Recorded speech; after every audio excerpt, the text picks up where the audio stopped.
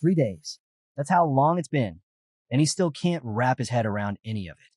Rayson stared at the bed he had just woken up from, muttering to himself in disbelief. No way, this can't be real. I'm screwed. His eyes wandered across the massive cottage around him, far bigger and fancier than anything he'd ever lived in. That's when the sinking realization hit him again. He wasn't dreaming. He wasn't hallucinating. He was inside a novel. The kind of phenomenon people on those web novel sites used to call obsession. He remembered scrolling through those pages, checking top rankings by genre and age rating. But never, not once, did he imagine he would end up inside a world filled with mana. A blonde-haired, blue-eyed guy stared back in the mirror. That was him now, and he sat there in shock, trying to process the impossible. The morning sun poured through the window, lighting up the cottage. Rayson stepped onto the cold floorboards, raising his hands to his face. Blue eyes, Western features, and he grabbed his torso, frowning. Why is my stomach sticking out like this? Before he could complain more, a translucent blue system window suddenly popped up in front of him. He blinked, rubbed his eyes, rubbed them again. The text didn't disappear. His name, 0 abilities, 0 combat indicators. What? I'm actually going crazy. And then, as if the universe wanted to torture him further, a memory slammed into his mind. 9 years into this world's future. He saw crowds gathered outside houses, the sky burning red, and himself chained beneath a guillotine, killed by his own brother, labeled as an accident. His breath caught for a moment. Then, his first morning in this world officially began. Rayson jolted awake, nearly jumping out of bed. The housekeeper beside him flinched in shock. Why, young master, you overslept. You must get up immediately. He froze. Housekeeper? A red-haired young woman instantly dropped to her knees, trembling so hard her voice cracked. I have sinned. Please forgive me. Please punish me. Rayson blinked at her, confused. Who was she? He studied her properly this time. Freckles, violet eyes, and a distinctly Western appearance. Definitely not anyone from Korea. He scratched the back of his head, forcing an awkward smile. So, this is really happening. But before he could speak, she panicked even harder, slamming her forehead against the floor. I didn't know you had to wake up early today. I should have come sooner. I'm so stupid. Please forgive me. Rayson rushed forward in alarm. Hey, are you okay? She froze, eyes trembling as tears streamed down her cheeks. The huge cottage towered behind her as she screamed through her sobs. Please don't beat me. I'm sorry. I'm sorry. Her forehead was already bleeding. Rayson froze, staring at the housekeeper's trembling form. Her mouth hung open as she collapsed in front of him, losing consciousness right after screaming for forgiveness. He blinked in shock. What the hell? I didn't even do anything yet. He crouched beside her, completely thrown off. This was his first day in this world, and it was already a disaster. No chaos, no excitement, just disappointment. Later, Rayson sat back on his bed, the faint blue glow of the system window lighting up his face. Day 2 had begun. He examined the status window again. Name, Rayson, a name that didn't belong to him in his previous life. Before he could think deeper, the door creaked open. A small boy stepped inside, dark hair, dark clothes, clutching a notebook against his chest. His posture was stiff as he bowed. This is Hampton, someone had told him earlier. He records everything that happens. Every movement, every word. Rayson stared at him, confused. Everything. He walked closer. Can I see the recordings? He asked suddenly. Hampton panicked for a moment, but nodded quickly. Yes, young master. I'll bring them later. I'm very sorry. Then he hurried to the table, opened his notebook, and began writing with mechanical precision. Rayson watched over his shoulder. The handwriting, the format. It all felt strangely familiar. He stepped outside for fresh air, only to realize dozens of housekeepers were watching him. Every step he took, every time he breathed, someone wrote it down. They whispered among themselves. Mate and receiver. Record everything. And apparently, this strange daily routine would continue until the 14th day. Rayson sighed and turned around, only to find Hampton standing right behind him, trembling like a mouse caught in a trap. Hampton yelped as he dropped the ink bottle. Black ink splattered across the journal. I am sorry. I'll clean it up immediately. Rayson's leg twitched. What the? Why did my body just move? He felt an urge rise from deep inside. Violent, angry, irrational. Just looking at Hampton's terrified face made his muscles tense. His body wanted to strike him, and before he could fight it, crack, his foot swung out and smashed Hampton in the face. Hampton stumbled back, hands up defensively as he whimpered in fear. Rayson froze, horrified. What the hell is happening to me? It's like something is controlling me. He staggered back to the bed, grabbing his head, because by the end of day 2, fragments of the original Raison's memories started to surface, and they were horrifying. He remembered being 4 years old, swinging a toy bat at Hampton while the poor boy cried and tried to dodge. Rayson hit him until blood poured like a stream. He remembered being 5, learning the truth about himself. He looked at a woman with disgust, a woman who trembled as she faced him, and he remembered saying coldly, "So you're really my mother?" One of the estate's elders sat comfortably in a chair, sipping hot coffee, while a house worker quietly scrubbed the floor beside him. The worker muttered under his breath. Rayson, the son of a dean from California. Even as a child, he terrified everyone in this mansion. The maid, So-So, lifted her head, eyes trembling as she whispered that same truth. I was always scared of him. Suddenly, the old Raison's memory surfaced again. He remembered walking towards So-So, smirking as he ordered, "Hey, entertain me. I'm bored." The present day, Rayson grabbed his own hair in shame. Damn it, these memories are mine now. Back then he had walked away without guilt. But in reality, he was only 7, a spoiled brat, and absolutely not hero material. More memories resurfaced, horrible ones. He remembered beating the housekeepers, chasing one woman with a stick, kicking another servant until they couldn't stand. A 7-year nightmare. Then came age 8, his coming of age, and it only got worse. Rayson remembered holding a wooden club, standing over a pink-haired girl. He had hit her again and again, blood splattering across the floor. All because he thought she was a goblin. But she wasn't just anyone. She was the only daughter of a powerful martial clan, rayfully dressed in a green robe, and he assaulted her like a lunatic. The consequences hit immediately. The count punished him, and when he turned 9, he was exiled from the main estate to a remote building, Maple Annex, a lonely place far from the city. Even there, he hadn't changed. He remembered smashing a wooden table in half with a baton just because someone brought him the wrong chocolate. "Bring me chocolate from Verdun." That's what he had screamed. God, the original Rayson was a monster.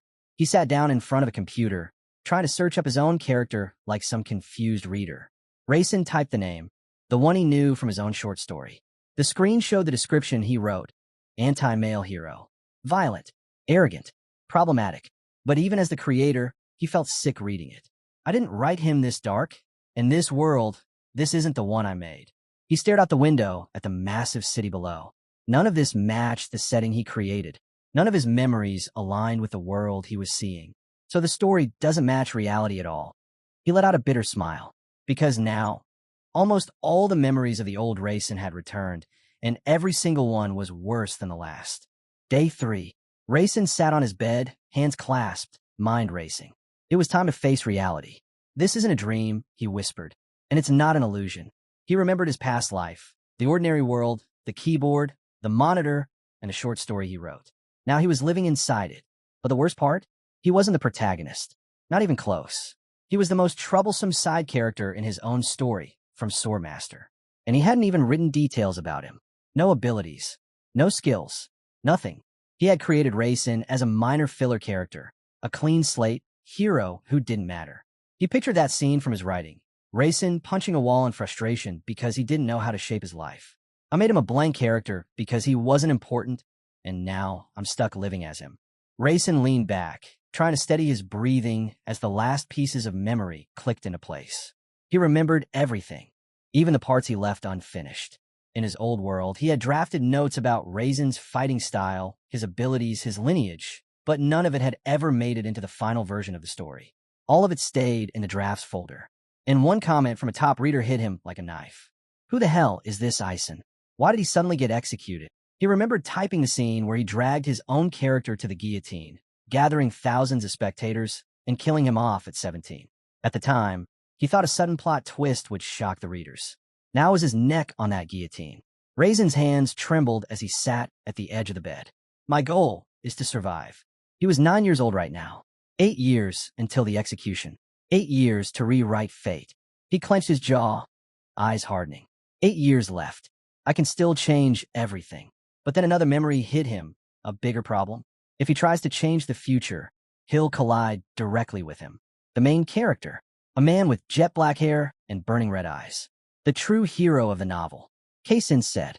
Rayson remembered the most iconic scene he wrote, the savage battle between the Decatra family and the noble line of Said.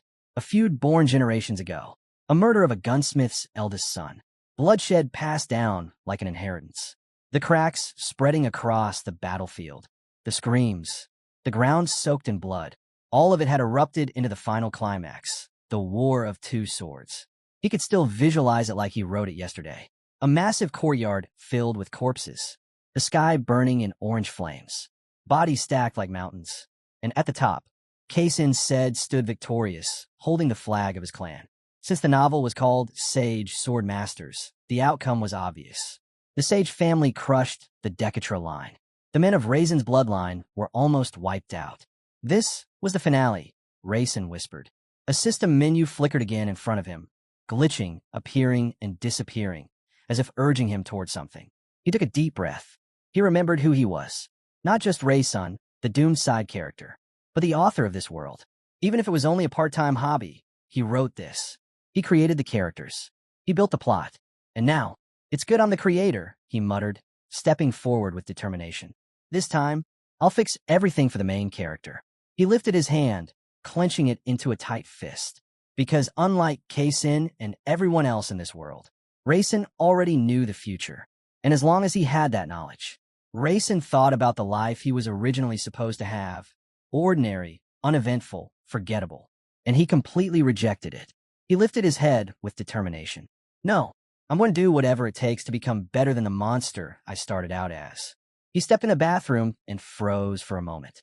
Back in Korea, the entire room he lived in was smaller than this bathroom alone. Life really was unpredictable. People lived, died, reincarnated. And now he was living in luxury as the youngest son of a massively influential family. He threw a light punch at the air. The old Raisin had combat skills he never described in the novel, which meant he was free to decide them himself. The original me never figured it out, he muttered.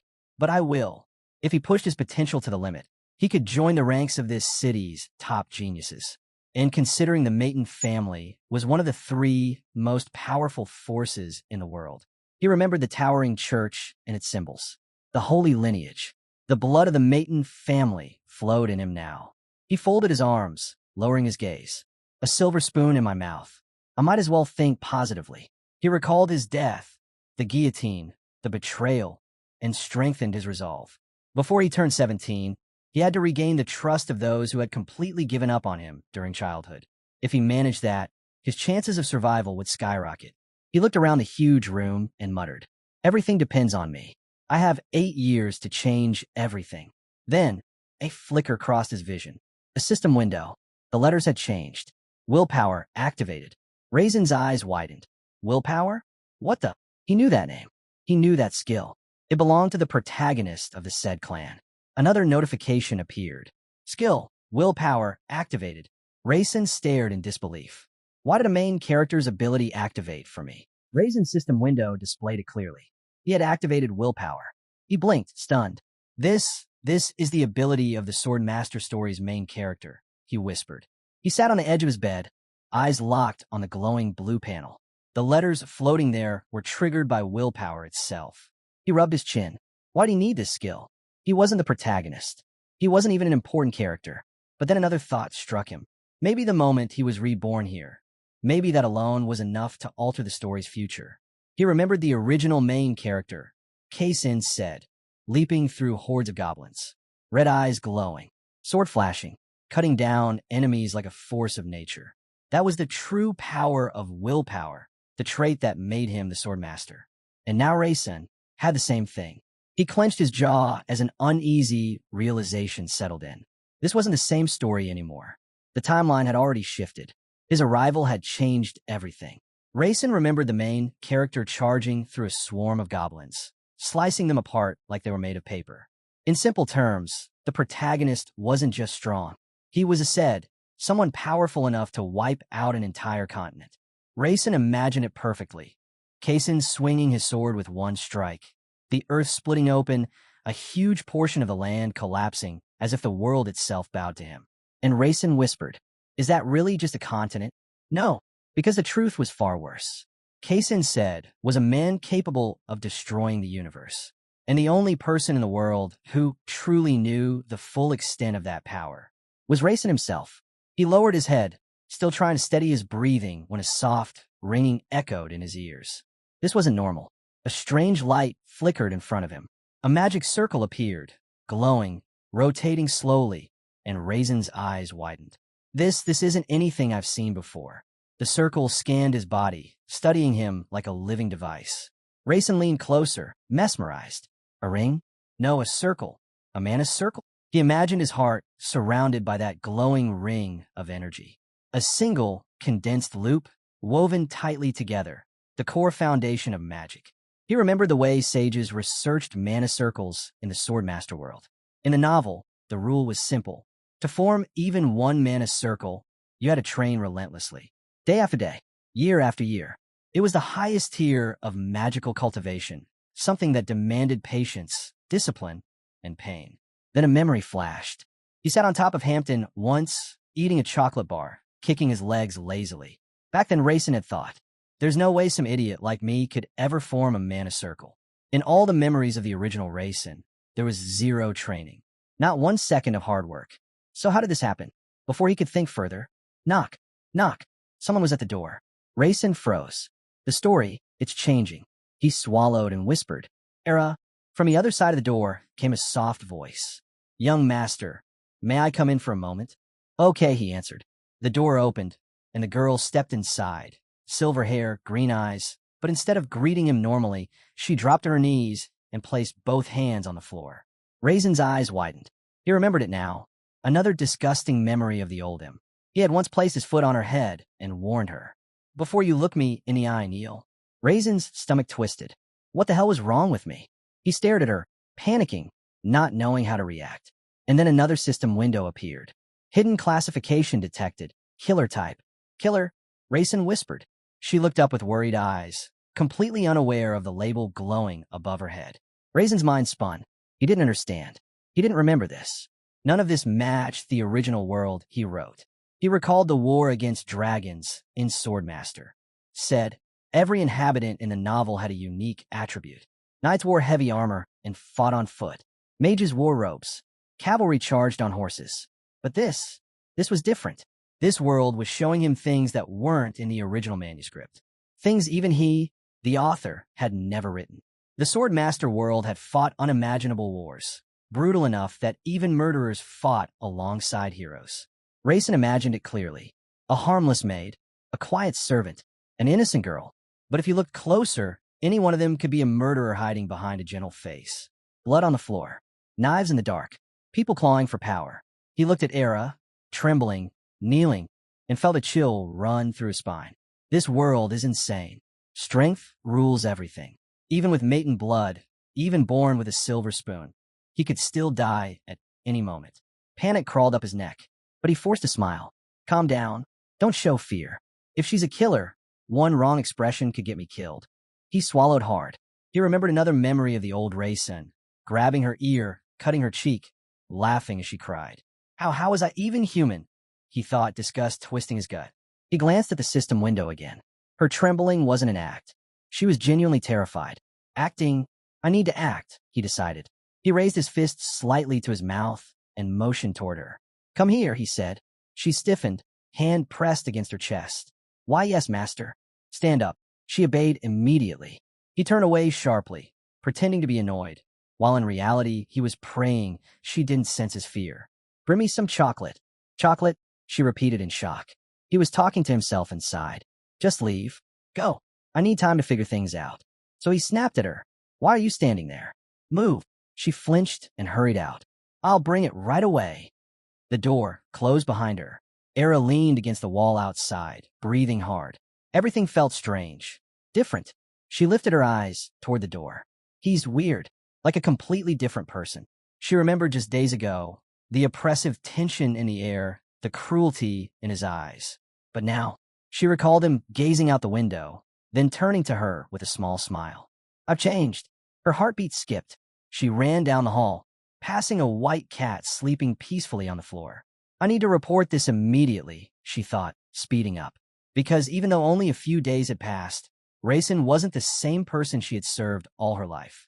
Meanwhile, Raisin sat at the table, staring at the system window with a firm expression. He had things to figure out. Important things. He took a deep breath and focused. Because first, he needed to understand the estate he was living in. Raisin leaned back, recalling the truth of his current situation. He had been exiled here to the Maple Annex, far from the main palace, hidden away from his father's eyes, practically sealed off behind massive walls. He remembered the Maton family crest, a symbol of power, lineage, and strict hierarchy. They always said the Maton heir would never become a magic master. But from Raisin's perspective, a Maton could become one, because the magic masters were practically villains in this world, enemies who clashed against the great sword masters. Raisin stared at the system window with a cold, serious expression. If he wanted to survive, he had to change. He remembered his real identity, the person he used to be, and the person he was now. Fortunately, he was the creator of this world. He possessed the main character's power. He knew the future and its hidden secrets.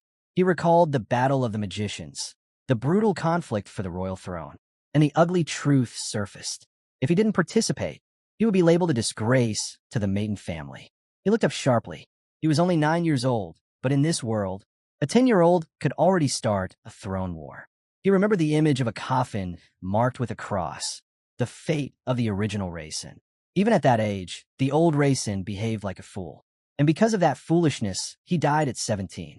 He remembered how the previous owner of this body ate whatever he wanted, burned money without thinking, traveled endlessly, lived a luxurious life normal people could only dream of. All Raisin needed to do was maintain that status until the end. But the original Raisin never managed it. He remembered his own past life too, serving in the army, doing everything he could for his country. He exhaled softly. All right, I know how I need to behave in this world. Then the system flashed. Willpower activation stopped. Insufficient energy. Raisin sighed and turned as the door creaked open. The maid stumbled inside, apologizing with her hand over her mouth. A master. Chocolate is extremely difficult to find. We can't bring it today. He blinked. Oh, it's fine, he replied casually. In truth, he didn't even like chocolate. He just needed time alone. She looked stunned. Oh, really? Is that true? Yes, he said with a dismissive wave. You can go. As she turned to leave, Raisin thought to himself. First step, clean up the reputation of the real Raisin. Fix the stupid mess he created. He watched her go and noticed something unsettling. Footsteps. I didn't hear any. Before he could think further, she popped her head back inside. Then, I'll bring chocolate later. He clenched his fists. I said you can leave. Okay, see you later. She chirped before the door slammed shut again. Raisin collapsed into his chair, exhausted. Even the servants were unpredictable in this world. Era lingered outside the door, pressing her back against the wall. She replayed the scene in her mind. Raisin, the guy obsessed with chocolate, the one who used to throw tantrums over sweets, suddenly saying, everything's fine. She narrowed her eyes at the door. What's happening to him? This isn't normal. She decided to wait a little longer, then send a full report. A week later, Hampton was called back to the estate. Raisin stepped outside and saw the small boy arriving. He pointed at him. Get ready. Hampton blinked, confused. Gee, get ready? For what? What do you mean for what? Raisin replied, annoyed. For training. Hampton froze. Training? Why you're going to train? His jaw dropped so fast, it almost hit the ground. Raisin's eyebrow twitched. Do I seriously need to repeat myself twice? Oh, okay. I'll prepare everything immediately. Hampton squeaked, sprinting away like his life depended on it. Raisin watched him run, then looked up at the massive tree nearby. He had spent the entire week thinking, and came to one clear conclusion. If he wanted to survive, he had to enter the inheritance war, not as a background character, but as someone who mattered. And for that, he needed strength, real strength. He faced the city beyond the walls of the Maple Annex. First, survive, he murmured. Second, become independent. His fist tightened. And for that, I have to start now. The ability he needed to master. Willpower. Raisin exhaled sharply. The time has finally come. Hampton came running back toward him. The boy arrived panting, sweat dripping down his chin. His eyes were wide, full of shock. The Duke. He changed. That's what he kept thinking. Last time, Rayson had hit him on the back with a bat so hard that Hampton couldn't move for a week. This Rayson? This one was preparing to train? He couldn't comprehend it. Rayson glanced at the system window hovering above Hampton's head. Attribute, poison trait, cowardly servant. Rayson stared. Poison? Why does he look like someone who might kill me in my sleep? He even imagined a poison icon floating over Hampton and silently prayed that he wasn't imagining a knife pressed to his throat one day. Hampton bowed deeply. So we're really doing special training? Rayson nodded with a firm face. In the inheritance war, every candidate must have a fully trained assistant. Someone who has been trained since childhood. Someone who dedicates their entire life to their master. He looked straight at Hampton. Rayson stared at Hampton, his seventh shadow. If Hampton was a shadow, then that meant he was Rayson's personal assistant. A servant trained since childhood under the Mayton family's strict discipline. The sun glared against the sign overhead as Hampton lifted his head and stared at Rayson's back. He's really going to train after all this time? There was bewilderment, but also a flicker of gratitude. Hampton had waited years for this moment, the moment the seventh son finally decided to grow up. But he couldn't help thinking, why now? What changed him? He looked at Rayson's back again. He was the seventh son, the only one who knew nothing about martial arts. Everyone in the estate whispered about him. Servants despised him. Maids gossiped about his tantrums and cruelty behind his back. Sometimes it hurt to watch. Hampton lifted his head with resolve. There was nothing else to do now. He would follow him. Both of them stood in front of a massive, skyscraper-like structure, towering high, unnatural for this fantasy world. Rayson narrowed his eyes. A modern building in a fantasy setting. This must be new. The system window confirmed it. Current location, training point number 1. Rayson smirked. Convenient. A door opened, and a man stepped out. Black robe, round glasses, sharp smile. The seventh heir has arrived, he announced. He bowed while walking past Rayson. My name is Noah. I'm the manager responsible for reporting to Kaysen. Rayson almost tripped. Reporting to the main character? Great. Noah straightened with a forced smile. It is an honor to work under him. But deep inside, Noah was fuming. This brat, the first person who ever poured water on me while I was bowing. Does he still remember what he did? Inside the building, Rayson studied Noah's face. Why was the system showing signs above him?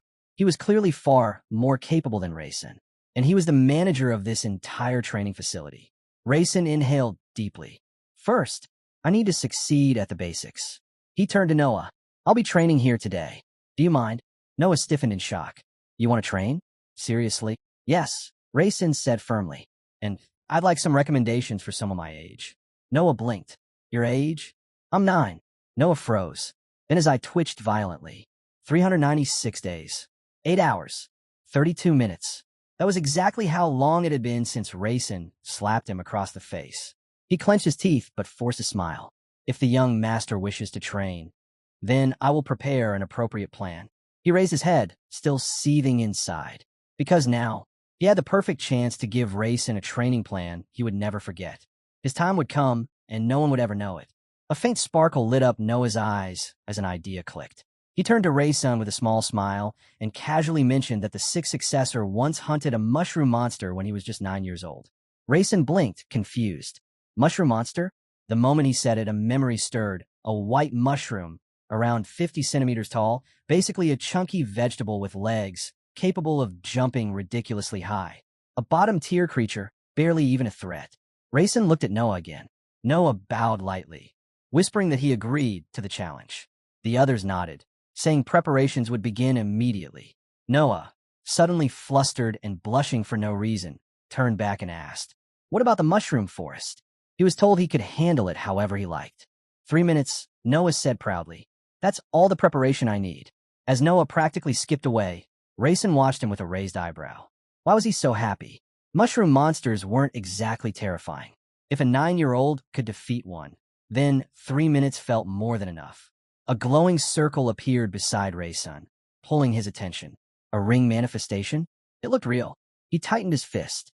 Even though martial arts were his specialty, he had learned magic on his own. After all, the blood of a magician flowed in him. Noah extended his hand toward the entrance with a bright smile. All right, you can go in now. Rayson stepped into the mushroom forest, and immediately, ding, the system notified him. Current location, magical manifestation, mushroom forest. a dark terrain illuminated by glowing mushrooms. The door shut behind him, and Noah's voice echoed faintly. Good luck. Rayson scanned his surroundings, then froze. A black mushroom peeked from behind a rock, almost trying to blend in.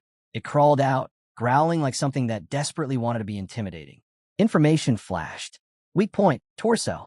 Elemental resistance, very low to fire. Rayson stared at it, unimpressed. This is the monster? Watching it wobble around was somehow more disgusting than threatening. He clenched his fist and focused, letting mana surge through. Blue light flared around his knuckles. A system window popped up. Skill, ring vortex, activated. A floating ring manifested before him, spinning gently. Rayson stared at it in disbelief, seeing the technique clearly with his own eyes for the first time. Outside, Noah watched through the magic crystal ball. He leaned closer, remembering the stories.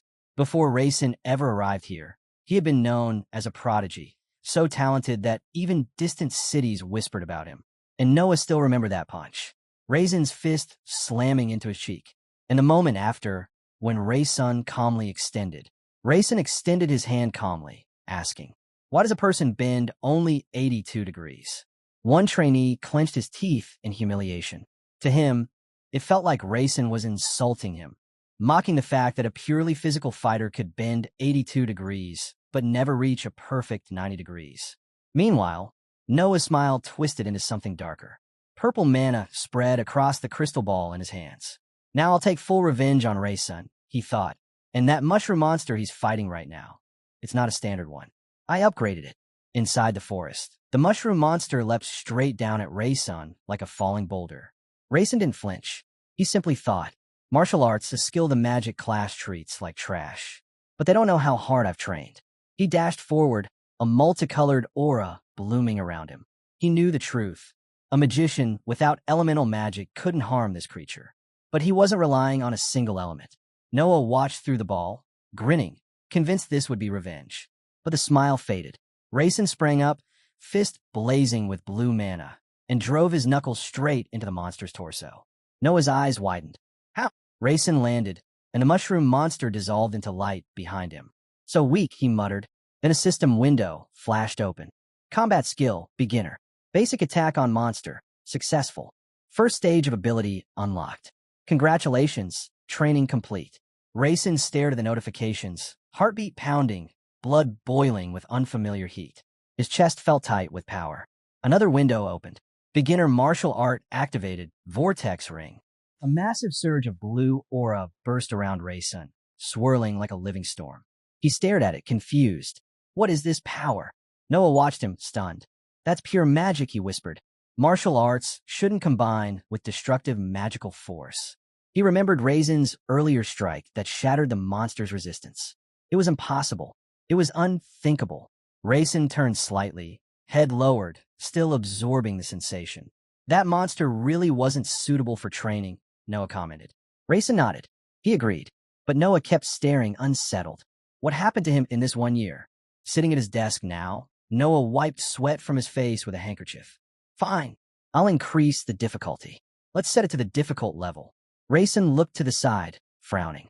How difficult? If it's too high, I'll have a problem. I'm almost out of mana. Noah simply smiled.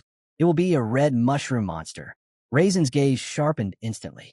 At the crystal ball, Noah's assistants murmured that the creature looked like a regular mushroom monster, but its movements were far faster, its strength multiplied, and worst of all, it reproduced rapidly.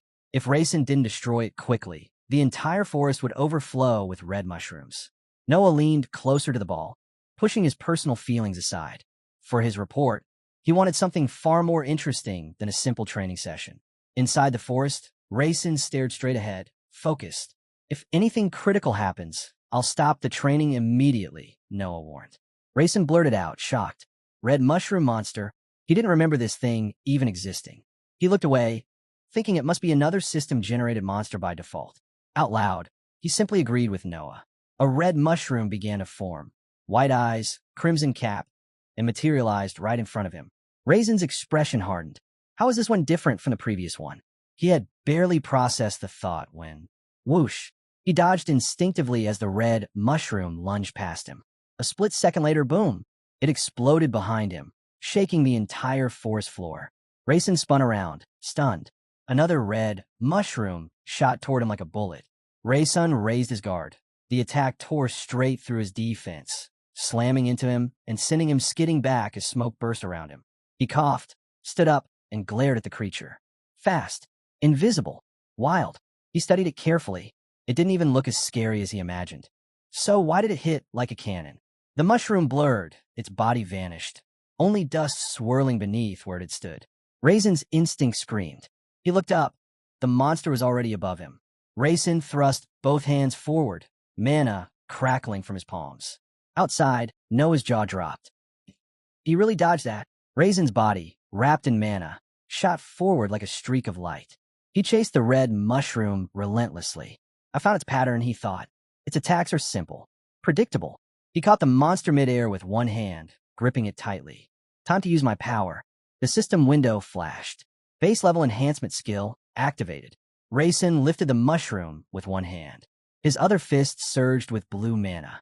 Then another notification snapped open. Not enough mana. Rayson stared at his fist. He was empty, completely drained. The mushroom slipped out of his grasp and escaped. Rayson froze, confused. What was that? For a split moment, time itself seemed to slow down around him. And because of that tiny shift, he had been able to keep up and almost win. A system window flashed once more. Mana depleted. All skills have ceased activation due to. Rayson's vision flickered as the system message hovered before him. Mana depleted. All skills have ceased activation due to lack of mana. He exhaled slowly. Once my mana recovers, I need to figure out what just happened. Steam rose from a nearby cup. Hampton had just delivered fresh coffee to Noah. But the moment he glanced at the crystal ball, his jaw dropped. He stared, stunned. The Duke had become this strong? Noah turned, equally startled. Hampton, did he complete his 10th year's ceremony? Hampton shook his head quickly. No, sir. That's next year. Noah froze. His eyes widened. His teeth clenched in disbelief. He hasn't even undergone the ceremony. Yet he already wields this much power? Moments later, Rayson walked forward, approaching the group. Everyone stood still, watching him carefully. Hampton felt his breath hitch. Master already regained his mana. Rayson scanned the surroundings, calm as ever. But Hampton's thoughts spiraled. He created a circle of energy, effortlessly, without mana. The realization hit him so hard his eyes filled with tears. I really missed something, Hampton whispered, trembling. I knew nothing, absolutely nothing. Overwhelmed, he threw his arms around Rayson and hugged him tightly. Master! Rayson blinked, confused. Did I really get injured? Why is he crying like this? Annoyed, he grabbed Hampton's cheeks with both hands and squeezed them. There's still so much I don't understand about this world. And it irritated him deeply that he had to keep figuring all of it out. Then, Rayson collapsed. Everyone gasped. Master! They shouted, rushing toward him. Noah immediately snapped. Hampton, bring a healer from the second floor. Hampton sprinted away. Upstairs, a man was sleeping in a reclining chair. Hampton burst into the room. Are you the healer? The man sat up slowly, confused. This is unexpected. What is it? What happened? The seventh master is seriously injured. The healer stared. The seventh? Not the sixth. No, he said seventh. Another healer raised an eyebrow. But aren't you the assistant of the sixth successor? Hampton shook his head firmly. I'm Hampton, assistant to the seventh successor. The healer's eyes sharpened. So the seventh successor is here? What happened to him? Hampton swallowed hard. He defeated the monster. He destroyed the red mushroom monster. The healer froze, mind blank. Hampton added, almost shouting. He overpowered it with magic. Downstairs, Rayson lay on the bed as healers gathered around him. One healer examined him closely. His body, it's damaged from the side effects of magical martial arts. For a beginner, this is almost impossible to resolve alone. Everyone stood around him, anxious and shocked. The healers hovered anxiously around Rayson, studying his expression. They exchanged uneasy glances. They might be able to try something, but if anything went wrong, only a senior magician healer could handle the consequences. This is serious, one muttered. We may need to send him to the main building. Someone stronger than us should take over. Still, the healer stepped forward, determination hardening his eyes. He summoned his magic. 2 radiant angels and a glowing praying statue materialized beside him. everyone watching in awe as shimmering feathers drifted down over Rayson. Mana Embrace, one of the highest grade healing arts. But the healer's face twisted. No reaction? Nothing? It didn't work? He stretched out both arms again, voice shaking. I need to finish this quickly, then get him to the main building. His hands trembled violently as he prepared another burst of healing magic. But before he could cast, Rayson opened his eyes. Everyone gasped. Rayson slowly sat up on the bed. The healer stumbled back in disbelief. And Master, his heart pounded as he stared. Had Rayson's magical abilities really improved? No, it definitely hadn't upgraded. So then, Rayson squinted at him with one eye. The healer's thoughts raced. Did this fool actually restore his body on his own? Rayson inhaled, then called everyone to him. They approached cautiously. What is it, Master? Rayson looked at each of them, then spoke quietly. Thank you. Silence. Shock rippled through the room. Everyone stared at him, wide-eyed, unable to believe they heard that from him. How? Why? Was this even possible? The scene shifted to the church. Era came running, breathless, holding 2 small chocolates. She bent forward, apologizing. I found Verd, and only 2 chocolates were left. I'm sorry. Master Rayson ordered 3. I'll bring more next time. Rayson lay on the bed, staring at her. After training, his entire body felt drained. It's fine, he said. I'm tired after training. Don't worry about me. You should rest. You look exhausted. He swallowed a bitter thought. How ironic. He was worrying about the person trying to kill him. He frowned at her, and Era quickly lowered her head. Yes, Master. I understand. Please rest. A moment later, a massive plate of soup thudded onto the table. The cook shouted proudly that Rayson had been training seriously. Hampton appeared carrying a huge vat, muttering that he'd been in the educational building. Era frowned. That makes no sense. Rayson ignored them and took a bite of the chocolate bar. He wasn't a big fan of chocolate, but this one was delicious. He closed his eyes and smiled faintly. It melted instantly on his tongue, warm sweetness spreading gently through his body. Then, his eyes snapped open. Wait, what if that wasn't just a feeling? He looked at his own arms, then his chest. The warmth wasn't fading. It was traveling through him. A system message materialized. You have consumed a small amount of mana. Rayson stared in shock. Rayson stared at the system message, confused. Could this madman really have that much mana? The original character was one of the wealthy ones, so the puzzle finally started making sense. He examined his body carefully. Chocolate turning into mana? That meant the guy he reincarnated into was a mana-rich freak without even knowing it. Rayson looked ahead, and an image popped into his mind. A guy climbing a cliff while piranhas leapt at him from below, desperate to absorb the mana-rich environment. It suddenly clicked. Wizards always sought out mana-filled places to absorb more power. And this body had a hidden trait even the original owner never discovered. No wonder he liked this chocolate so much. Rayson took another bite and kept eating, though he remembered that Frio warned him chocolate caused weight gain. He imagined himself slamming his fist into a giant mushroom with full strength, trying to understand that strange sensation he'd felt during training. A system message appeared. Slow current attribute unlocked. Rayson blinked. Slow current? What is that supposed to mean? Before he could think further, knock, knock. A voice sounded from behind the door. Master Rayson, a guest has come to see you. Rayson sighed. I'm not meeting anyone today. Send them away. But the door swung open anyway. A cold voice cut through the room. Is that how you speak to your older brother? A red-haired man stepped inside, wearing a white jacket and holding a cane. He smirked. Well, your brother arrives, and you don't even stand? Were you never taught manners? Do you want me to teach you again? Rayson's stomach tightened. Carlton, his older brother, the one the original Rayson feared the most. Rayson stood, forced a bow, and said, So it's you? Carlton. Carlton tapped his cane on the floor and sneered. You're still as slow-witted as ever. What were you even doing? Rayson remained silent, confused at his brother's sudden interrogation. Without warning, Carlton swung his cane.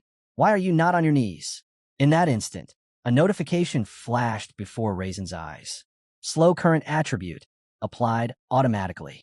Rayson's breath caught. The same feeling he had when he fought the red mushroom returned. What should I do? I don't want to get beaten now. Carlton lunged again, swinging his cane fast. Rayson stared back coldly, fist tightening. Then a thought surfaced. This is the perfect chance to evaluate my strength, to see how far I've come. Carlton's cane came down. Rayson struck first. His palm slammed into Carlton's cane with a sharp crack, and the cane flew out of Carlton's hand. Carlton stumbled back, eyes wide with terror. What did you just do? Rayson stepped forward, gaze dark and unyielding, and calmly replied, I exercise my right. Carlton's face twisted with rage. How dare you, you piece of garbage, he screamed. He stared at Rayson, veins bulging, and barked. Say it again. Rayson blinked. Say what again? Say it again. Carlton roared, shaking with fury. Rayson frowned, utterly confused. What do you want me to say? Carlton trembled, mouth wide open, howling. How dare you? He thrust his hands forward. Magic circles flared around him, glowing violently. I'll kill you, Rayson. Rayson inhaled slowly. He has a minor ring. So do I. He glanced at his own ring, wondering if he should use that power. Carlton charged, magic exploding from his fist as he shouted. Die! A system message flashed. Name, Carlton trait. Evil child attribute, water. Rayson's eyes narrowed. Water droplets formed at 3 points around Carlton, each one a sign of where he generated his magic. Both sides of the face and the stomach. If he completed the formation, it would get dangerous. Carlton lunged with a roaring strike. But Rayson wasn't there. What? Carlton gasped. At that moment, Rayson appeared behind him at the speed of light and hammered a fist into his back. The air cracked. A heartbeat later, Rayson vanished and reappeared in front, driving a punch straight into Carlton's stomach. Carlton's breath shattered. Blood sprayed from his mouth. He collapsed to his knees, coughing violently. Rayson stared, startled. I might have gone a bit too far. His expression shifted.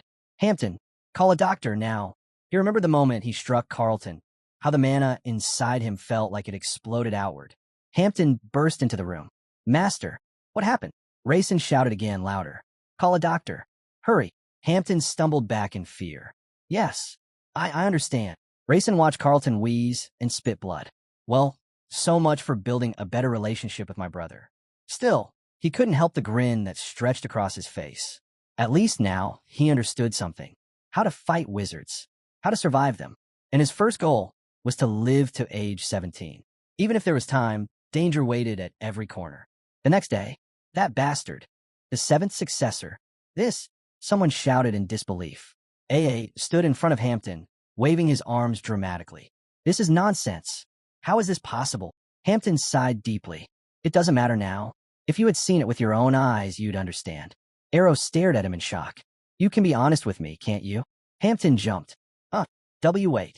Why would you? Arrow stepped forward, eyes narrowing. Hampton, what do you mean by saying he was a shadow? Hampton whispered. Arrow sat down elegantly in her chair, crossing her legs. Everyone knows Hampton is a shadow. Everyone except this scoundrel, she said, glaring at A.A. Hampton puffed his cheeks. And I don't think you are just an ordinary maid either.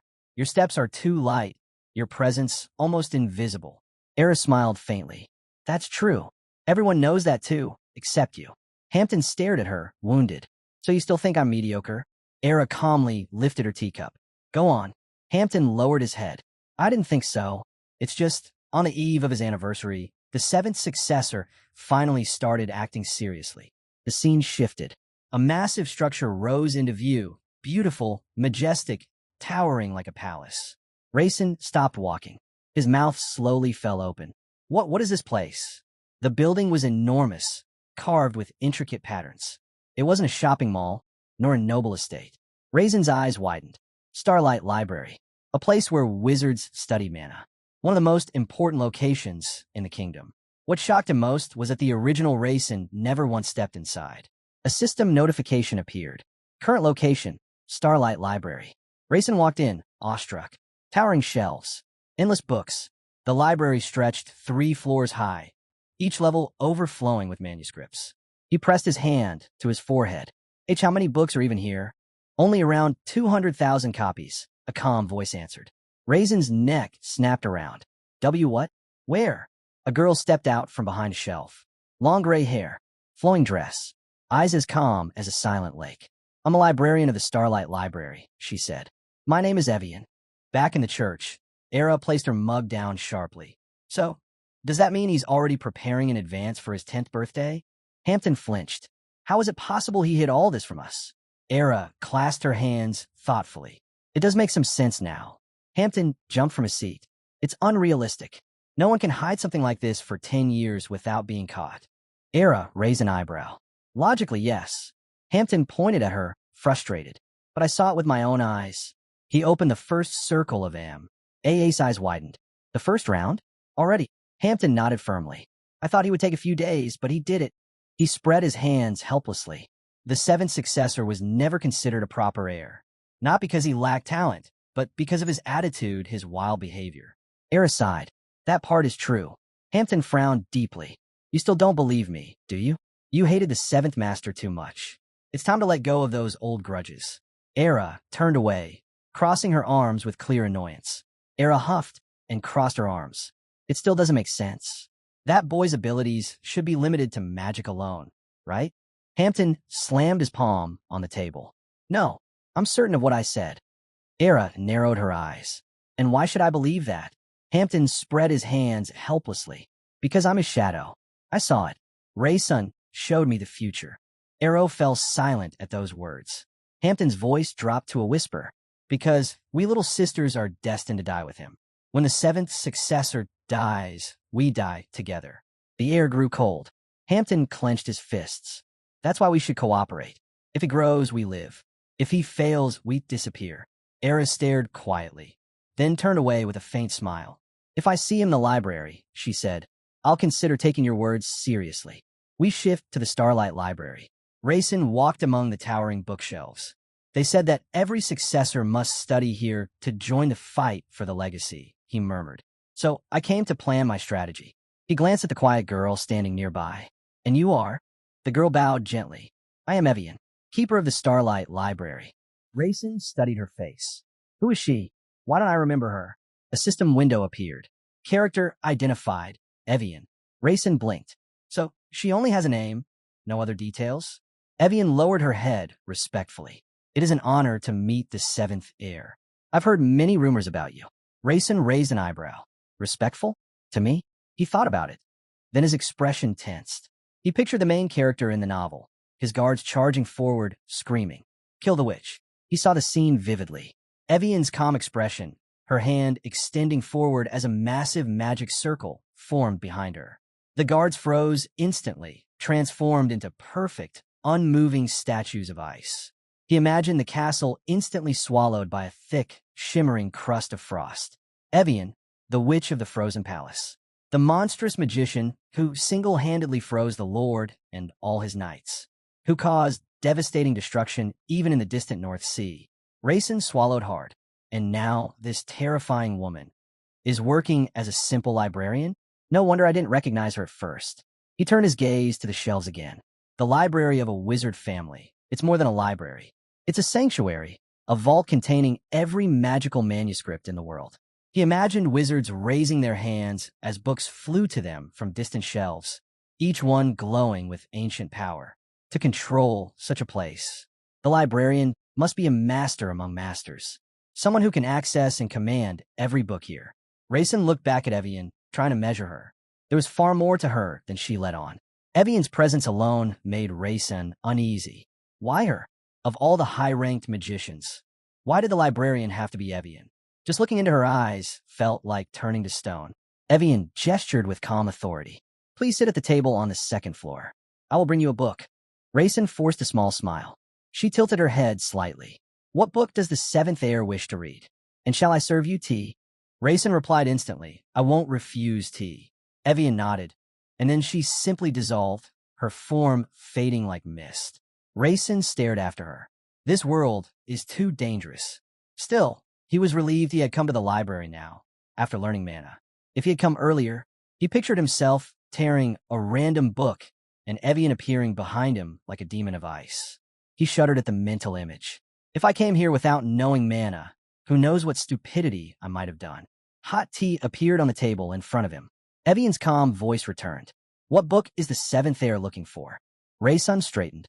A book on mana control methods. In-depth or basic? She asked. Basic, Raysun sighed. Just the basics. That's all I need for now. Evian blinked, almost confused. But you inherited the bloodline of the means, did you not? Do you really need the basic book? Raysun smiled awkwardly. Yes, that's exactly why I need it. Evian nodded softly. So, I was not mistaken. She raised her hand. A magic circle formed beneath her palm, glowing like a constellation map. Then allow me to use a bit of magic. A book shot out from one of the distant shelves, then another, and then, within a heartbeat, the chosen book appeared right in front of Rayson. It dropped to the floor with a dull thud. Rayson blinked. So, that's all it takes. Evian vanished again, her voice echoing faintly. Spend this time well, seventh heir. Rayson exhaled and opened the book. Mana is the connection of all energies found in nature. To become a wizard, one must gather mana in the heart and form an energy ring. He flipped the page. Understanding this requires the 8th theorem, Largo's equation, and Fadu's 7th mathematical mana formula. 1 second later, Rayson fell asleep face first on the book. He groaned. This is the basics?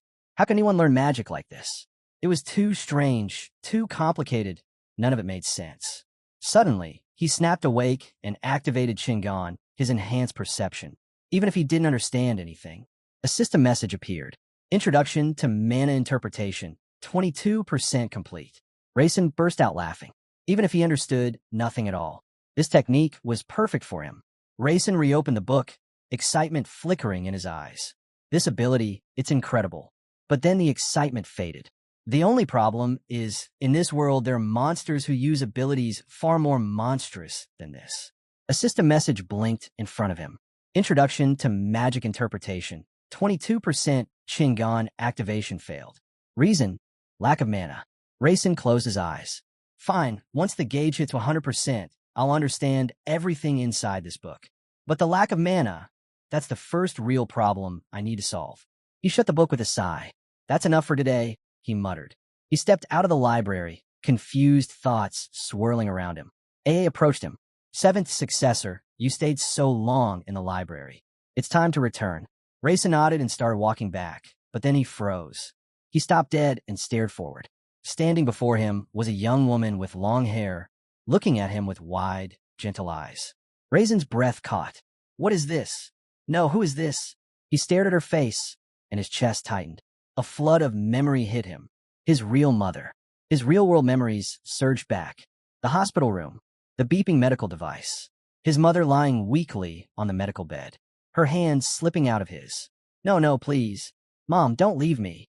His younger voice echoed in his mind. She lay silently.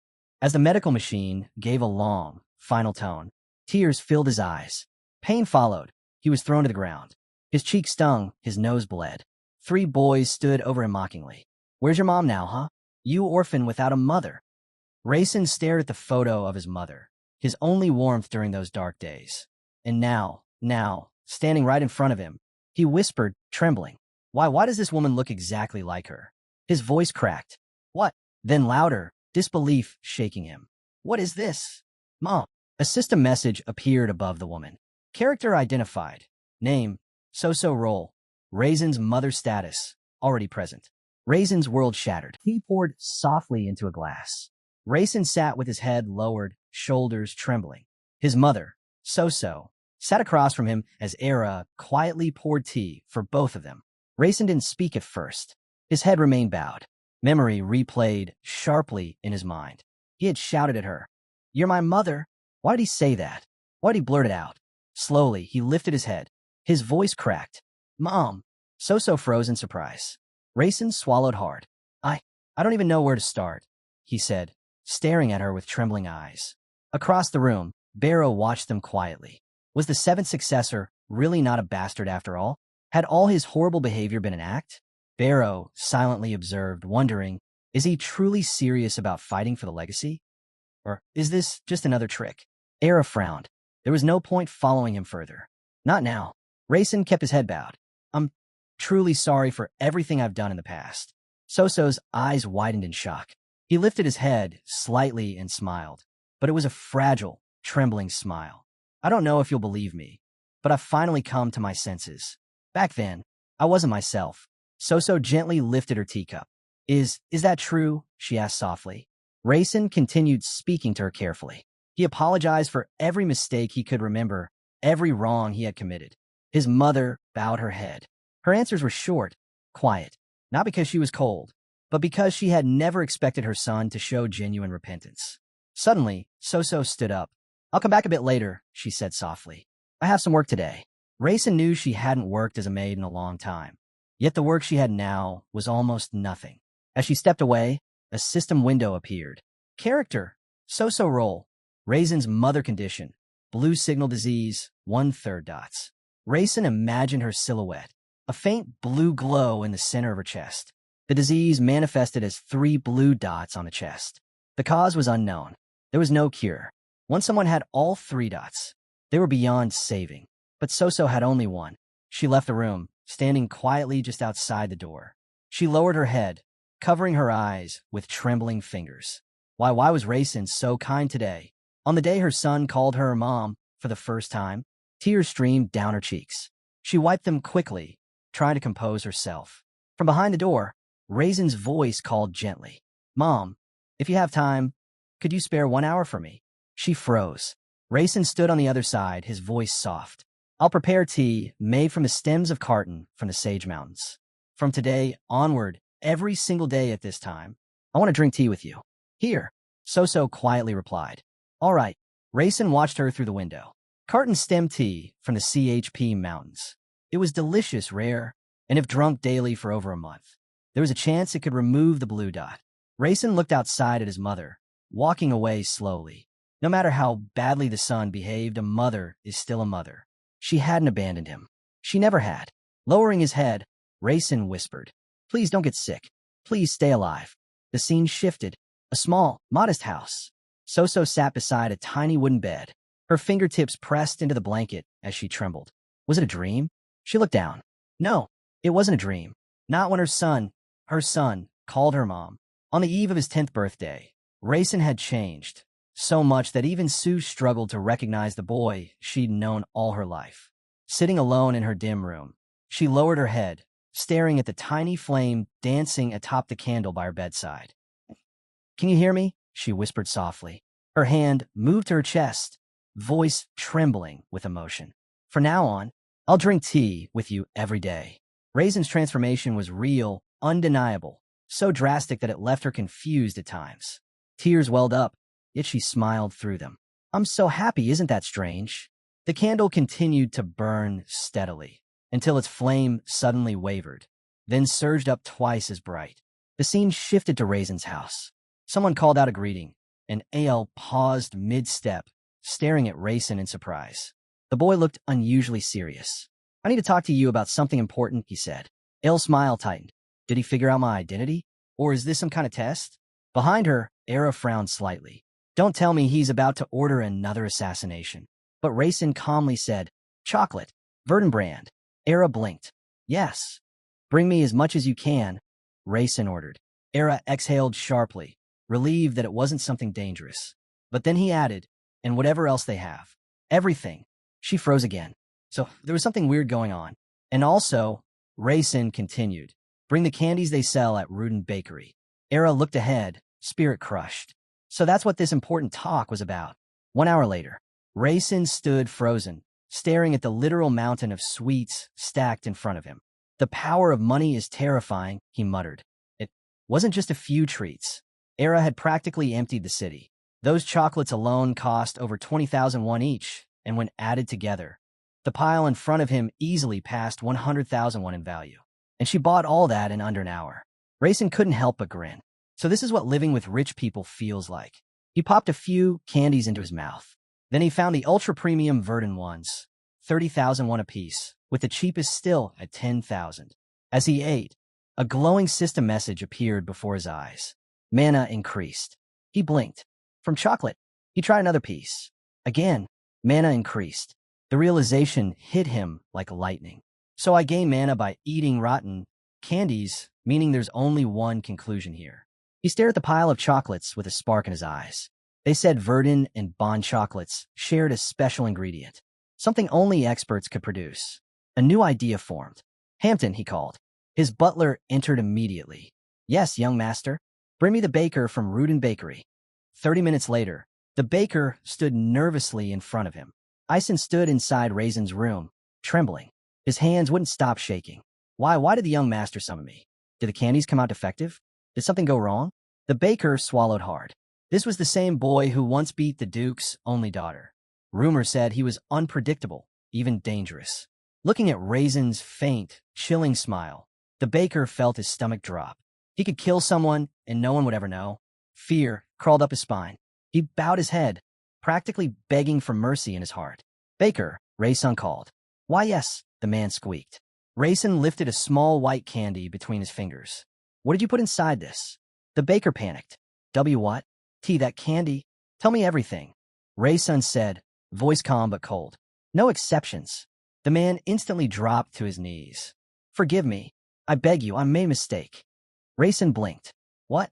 No, not that." The baker froze. "I just want the recipe," Raisin clarified. The man's jaw dropped. With trembling hands, he began counting ingredients on his fingers. Sugar first, then rice flour, a little pollen, 2 tablespoons of chino powder, and starch syrup. Raisin leaned forward. "All of that?" "Yes," the baker cried. Raisin's eyes widened. A mental image of Yo flashed in his mind. "So that's why? The ingredients are almost identical to Verdant chocolates." A slow grin spread across his face. "If this plant is the core ingredient, then I can restore my mana just by eating these." Far away, inside a large academic building, a boy in glasses and a dark cape slumped in a chair. Something had been bothering him, an itch he couldn't shake. Everywhere he went, people only whispered about one thing: the 7th receiver. There were only 2 explanations, and both sounded absurd. He pictured the so-called 7th receiver in his mind. Did he really defeat that mushroom monster using magic? He imagined priests surrounding the boy, raising their hands dramatically. A side effect of magic? From him? Completely ridiculous. Suddenly, H-E-Y, I heard the news. His chubby friend rushed in, red-faced and breathless. The 7th receiver defeated the 6th receiver. The hallway outside erupted. Students shouted, argued, panicked, chaos everywhere. The boy shot to his feet. "What?" His teeth clenched. The name hit him like a slap. Raisin. That guy. He's seriously insane. He glared at the floor, fists tightening. When did that underdeveloped brat get so strong? How did it happen so fast? It makes no sense.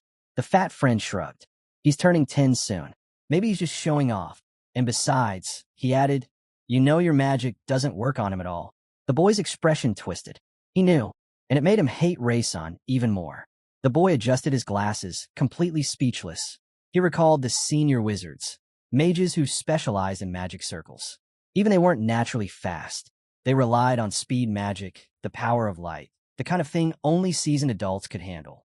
A 9-year-old? Using that? Impossible. His friend beside him crossed his arms. I had no idea the 7th receiver had this kind of talent. The boy exhaled sharply.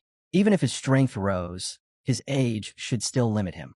He pushed his glasses up again, but he stopped the 6th receiver. He didn't just block him. He prevented him from using his own attribute. That's completely beyond reason. His comrades stared at him, confused. So why is he like this? Who knows? The boy muttered. Maybe the kid's blood is just boiling. It could be, he admitted, but I can't stop thinking about it. His friend nudged him with a laugh. You're overthinking. Just wait for his 10th birthday. That one's going to be worth watching. Scene shifts. Raisin's room. Raisin sat cross-legged on the floor, happily devouring a full bag of yogurass. Another system message blinked into existence. Mana increased. He smirked. Perfect. Mana recovery and fewer calories. His hand instinctively touched his stomach. So that verdant chocolate I've been stuffing myself with for 10 years. Maybe that's why my belly started sticking out. He shoved another handful of yo-grass into his mouth. From now on, I burn fat, restore mana, and rebuild this body properly. He kept chewing, eyes gleaming. More mana means longer spell usage, and the longer I can maintain that, the more secrets I can uncover. 3 days later, Raisin's house. A voice echoed through the hallway. He did it. Raisin rushed into the library, opening a thick spell book. A new system window appeared. Basic mana use data fully downloaded. Ching Nan has successfully interpreted the Book of Magic. Another notification followed. A secret page has been unlocked. The wisdom of Great Wizard Alberto. Raisin blinked. Great Wizard? Alberto? Who's that supposed to be? The book suddenly flipped through its pages at terrifying speed, stopping with a forceful thud. A single line glowed bright blue. The 77th book of Great Wizard Alberto. Essentials of Magic. Easy and practical methods for mana handling. Rayson stared. Great wizard Alberto. Evian might know something about him. But then a cold shiver ran down his spine. The library. And in the library, the ice witch. Rayson's expression tightened. No, not getting involved with her. Not if I can help it. He sank into his chair, brows furrowed in deep focus. Above him, perched on the ceiling like a silent guardian, A.L. watched every move he made. A.L. stared down from the ceiling, eyes narrowed, watching him carefully. Scene shift, library. Rayson walked through the cold, silent hallway, clutching the book. Why is it always freezing in here? Where's Evian? Suddenly, a whisper of movement behind him. He froze. A presence loomed right behind his back. He spun around, terrified. Evian stood there, expression unreadable. Rayson, did you read the entire book? He nearly jumped. Yeah, why yes, it's you. Evian's gaze sharpened. You finished it quite quickly. It's just the basics of the basics, Rayson replied with a nervous smile. Evian lifted her hand lazily. The book in his grip ripped itself free, shot past him like a projectile, and slammed into a distant shelf with a thunderous crack. Rayson blinked. Her magic. How does she cast without saying a single word? Amazing. Still smiling, he tried to regain composure. Evian asked, Is there another book you're looking for? I need the 77th book of Great Wizard Albert. The basics of magic. Easy mana handling methods. Evian blinked in surprise. Yes, we have that. Great, Rayson said. Then please give it to me. But Evian shook her head. That book is Category B. You can't just open it. Its knowledge isn't meant for everyone. Rayson scratched the back of his head. It's fine. I'll only look at it once. Evian suddenly closed her eyes and began sniffing. Then, without warning, she stepped right up to him, face close, sniffing him like an animal. Rayson froze in horror. What the hell is this? He imagined a massive tiger sniffing a tiny, helpless hare. This is terrifying, like a predator examining its prey. Evian finally stopped. 7th successor. Yes. Rayson whispered. You smell delicious. Rayson stiffened. Slowly, he dug into his pocket. Smell? What smell? He pulled out a chocolate bar. Is it because of this? Evian grabbed the chocolate instantly. Are you hungry? He asked. No, she said calmly. She examined it, rolled it between her fingers, and added, But if you insist, I'll gladly accept it. Rayson stared at her. She was never like this in the original story. Why does she feel different? What changed? Evian casually hid the chocolate behind her back. Rayson took the book she offered and turned to leave the library. I'll go now, he said. Maybe it'll be easier to escape this time. Before walking out, he added, In the annex, we have tons of sweets. If you want to eat, come by. I'll tell Era to give you everything. Evian's eyes widened slightly at his words. Rayson stepped into the hallway. Rayson waved casually at Evian as he left the library. Inside, she stood frozen for a moment, staring after him.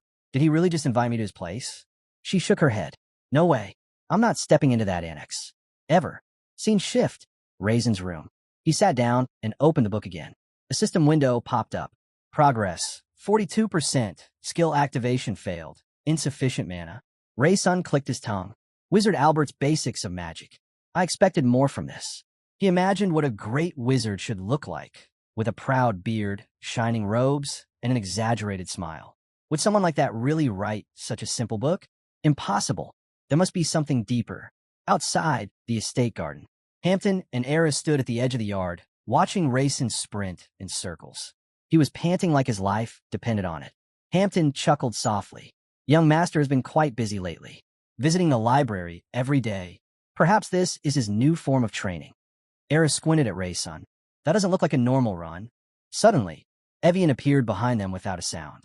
They're practicing mana depletion through physical movement, she said calmly. Era jumped. Evian, I didn't even sense you. Hampton smiled politely. Did you come here for official business, Lady Evian? Yes. He glanced at her cloak, at her expressionless eyes. Why would a top-level mage come all the way to the annex? Has she truly taken interest in the 7th successor? Is she here to test him or compete for inheritance? The thought sent a chill down his spine. All three looked toward Rayson, who was sprinting full speed across the lawn. Evian quietly spoke. He is nothing like the rumors say. Era suddenly bent down, reaching into her pocket. Oh, right. Young Master left something for you. She pulled out a chocolate bar. If Lady Evian ever came by, he ordered me to give you this. Evian stared silently at the chocolate. Era rambled nervously. Oh, of course, I don't think a librarian of your level would eat something so cheap, but the young master said. He said that when giving gifts, you should consider rank. She trailed off under Evian's sharp gaze. Did I just insult her? Oh no. But Evian slowly extended her hand and took the chocolate. I cannot ignore a successor's gift, she said coolly. Era blinked. Huh, why is she accepting it so naturally? What is their relationship? Even Hampton raised an eyebrow. Scene shift. 3 days later, Raisin's house. A notification blinked in front of Raisin. Basics of Grand Wizard Alberto. Fully interpreted. The moment the final line of Grand Wizard Albert's teachings activated, Raisin felt the world shift. Basic mana usage activated. A rare smile tugged at his lips. Finally, I did it a simple, perfect method to handle mana. But the smile vanished in an instant. A shock tore through his nerves. Tiny bolts of lightning crawled under his skin. Raisin's eyes widened. His knees buckled, his throat tightened. Mana surged through him like a raging current. It's overflowing. If this keeps up, my body won't survive. Crackles of lightning sparked across his arms. All because of this damn book. His body arched as the energy whipped through him, threatening to rip him apart. Then, everything snapped. He collapsed forward, gasping for breath. I have to deactivate Qingnan. In this world, one mistake in mana control was enough to simply die. When his vision cleared, he found himself back inside his house.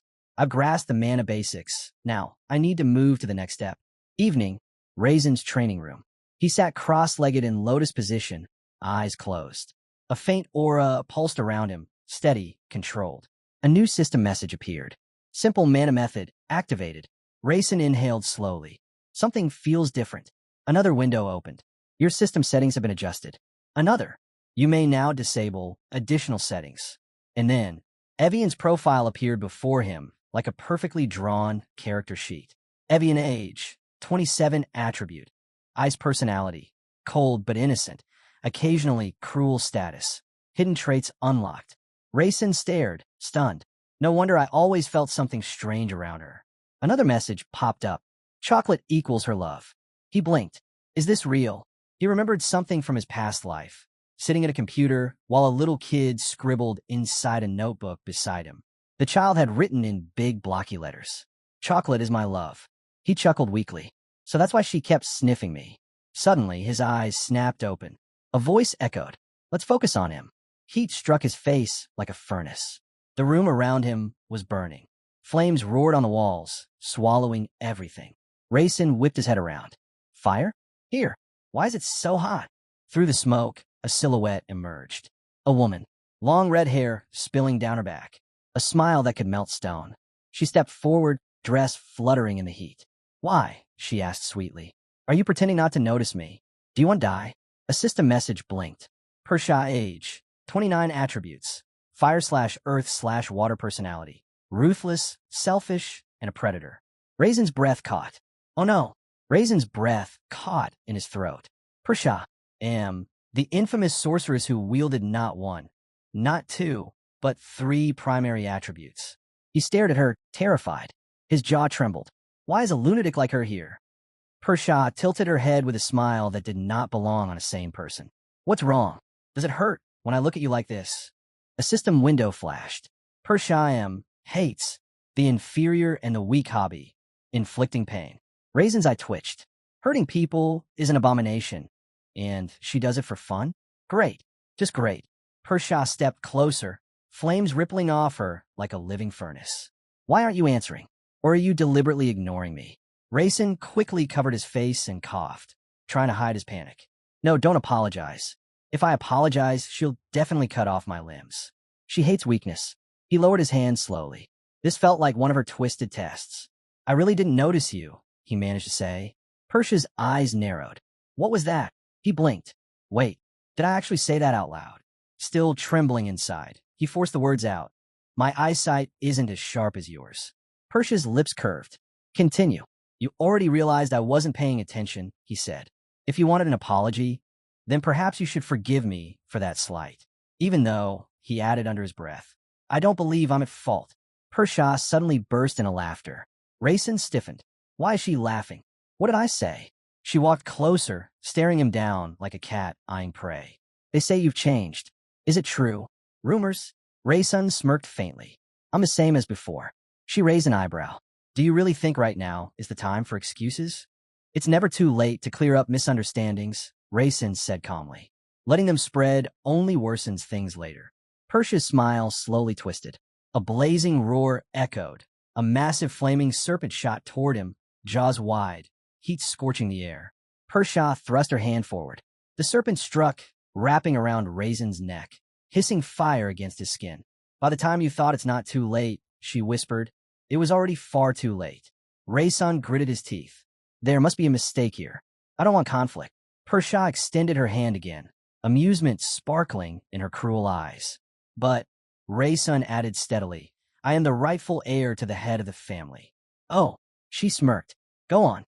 That means, Rei-sun continued, if you kill me, you'll be the one in trouble. Persia scoffed. Trash like you? Becoming the head. Raisin's expression hardened. It doesn't matter what you think. Everything will be decided when we reveal our abilities. One variable, he said, voice low, can change the future of the entire world. Persia lifted her hand again. Persia's eyes narrowed as she leaned in. And what exactly, she asked, is this change you're talking about? Raisin's mind churned. His life, his siblings, his uncertain future. He furrowed his brows. I don't even know much about my brothers and sisters, he admitted, so I don't even know if I can claim the throne. A figure flashed in his mind, a girl in a flowing white dress. In any case, I need to mention high magic. The magic in Nelia. She's terrified of her sister. Raisin lifted his gaze to Persia. I know you're afraid of your older sister. The fiery serpent reacted instantly, its jaw split wide, launching straight at him. The heat hit him like a blazing wall. Too hot. I'll burn alive. Raisin clenched his teeth and shut his eyes, bracing himself. Persia's voice cut through the flames. I listen to you quietly because you're sweet and flexible. The serpent's fire intensified. Raisin winced as the heat licked at his skin. And he forced out through the pain, I know you hate being lied to. The snake coiled tighter, its flames burning brighter. You hate submitting to anyone, he said, coughing, even more than you hate mistaking truth for lies. That's why I don't want to become the brother who bows his head. He dug his nails into the ground to steady himself. If I give up my self-respect, then I'll never stand against power. The serpent suddenly exploded into smoke, gone in an instant. Raisin collapsed to his knees, coughing violently. He clutched his throat, gasping. And honestly, he wheezed, I still hope you'll forgive me. Persia smirked.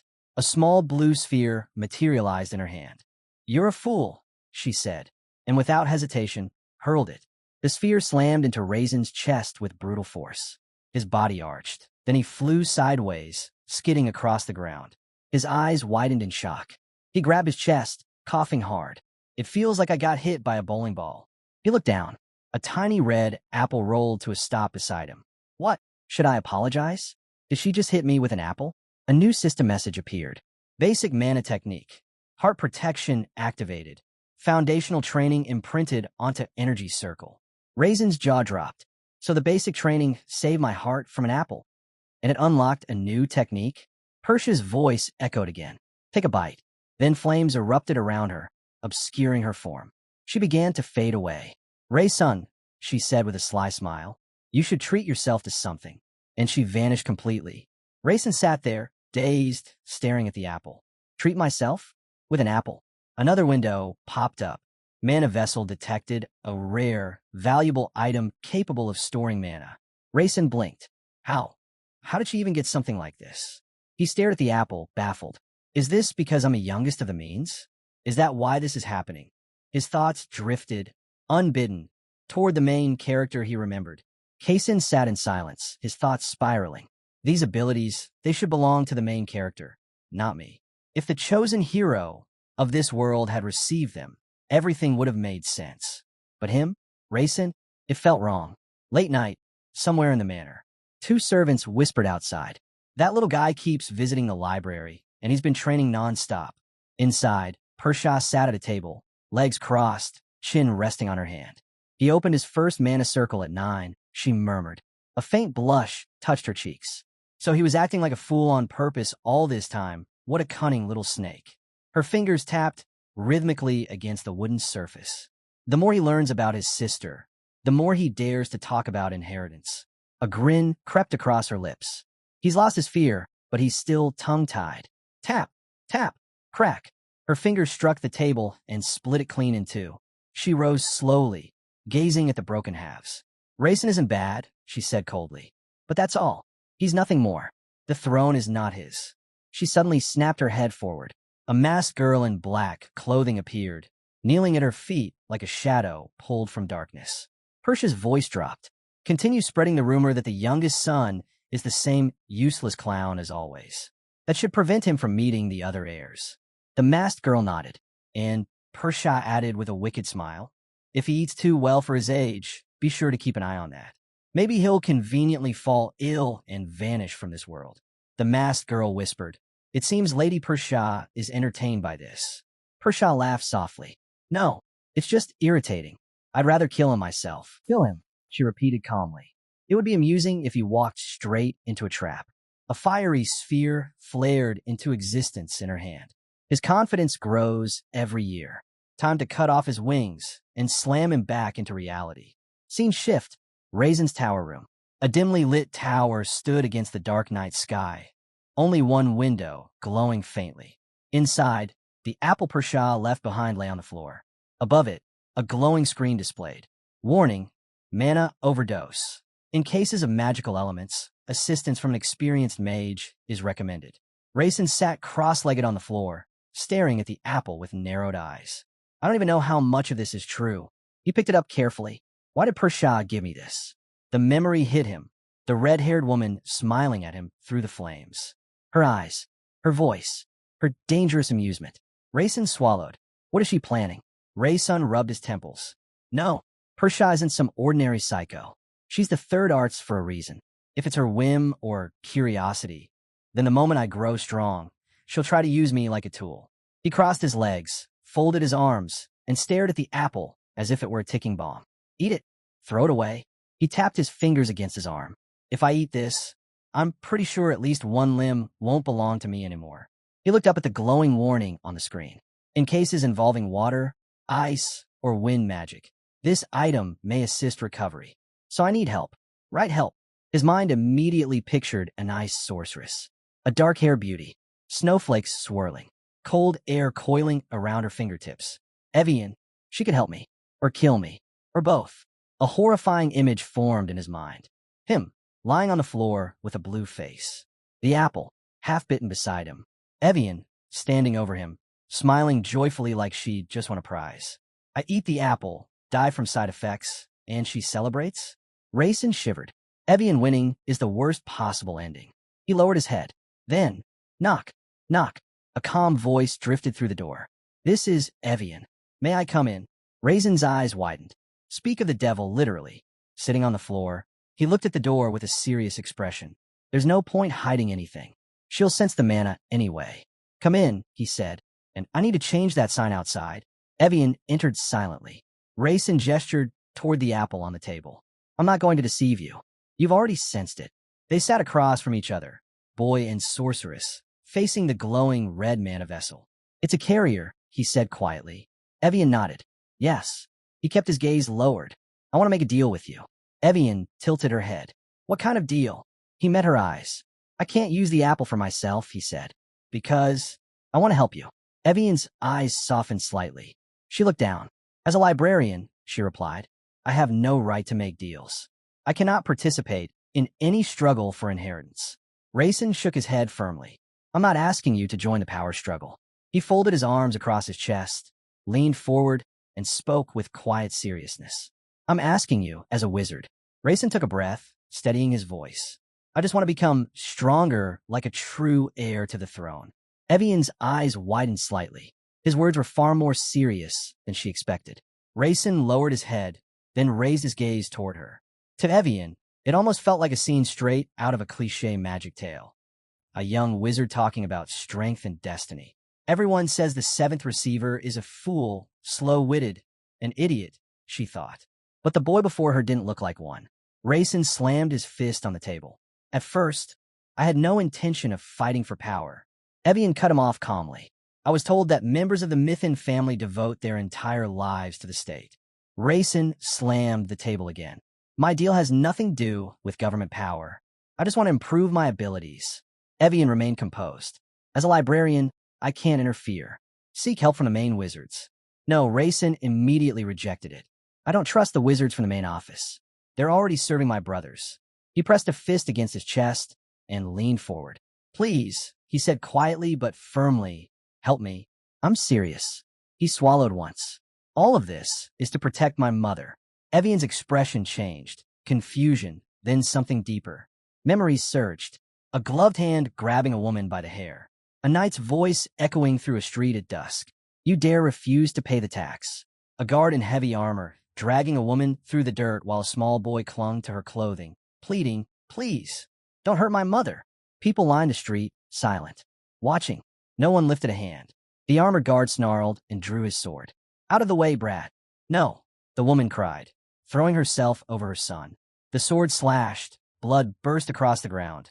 She collapsed, gasping, eyes dimming. Rayson fell beside her, screaming, tears mixing with dirt as he begged. Mom, Mom, please open your eyes. Behind him, the guard muttered, panicked. Damn it, I missed the boy. The crowd whispered cruelly. She must have done something wrong. Look at her, she deserved it. Evian had been among them. Frozen, horrified. This was the first time she had witnessed such senseless cruelty. Her teeth clenched. Her hands trembled. She remembered the burning anger that drove her to stand before the king, surrounded by armored knights, swords aimed at her throat. He ordered, attack, but Evian raised her hand. An ice shield erupted, blocking every blade. She remembered the image of the mother and son, and she remembered the little boy with the tear-stained face, the 9-year-old 7th receiver. She had seen it before. She had seen everything. All her life, Evian had carried the memory of the maid Sue, a woman abandoned by her own family, forced to hide the child she bore from a powerful wizard, a woman who accepted a life of silence and suffering to protect her son. Evian remembered the young boy standing before her now, the way he spoke, the sincerity in his voice when he said he wanted to protect his mother. So sincere, and yet so impossible. In her mind, she compared Rayson and Persia to the rising stars of the wizard world, promising talents who were admired and respected. And then there was Rayson. To them, he is nothing, a child of low origin, a thorn they wish would disappear. She imagined him as he once was, a small boy standing alone in the darkness, dreaming of something far beyond his reach. A foolish dream, but not a wrong one. Evian straightened her back, resting her hands neatly on her knees. She closed her eyes. Sometimes dreams can come true. They just need someone to give them a chance. She lowered her head slightly. Fine. Raisin's eyes widened. Evian looked away and added softly, but I won't refuse chocolate. Raisin broke into a bright, relieved smile.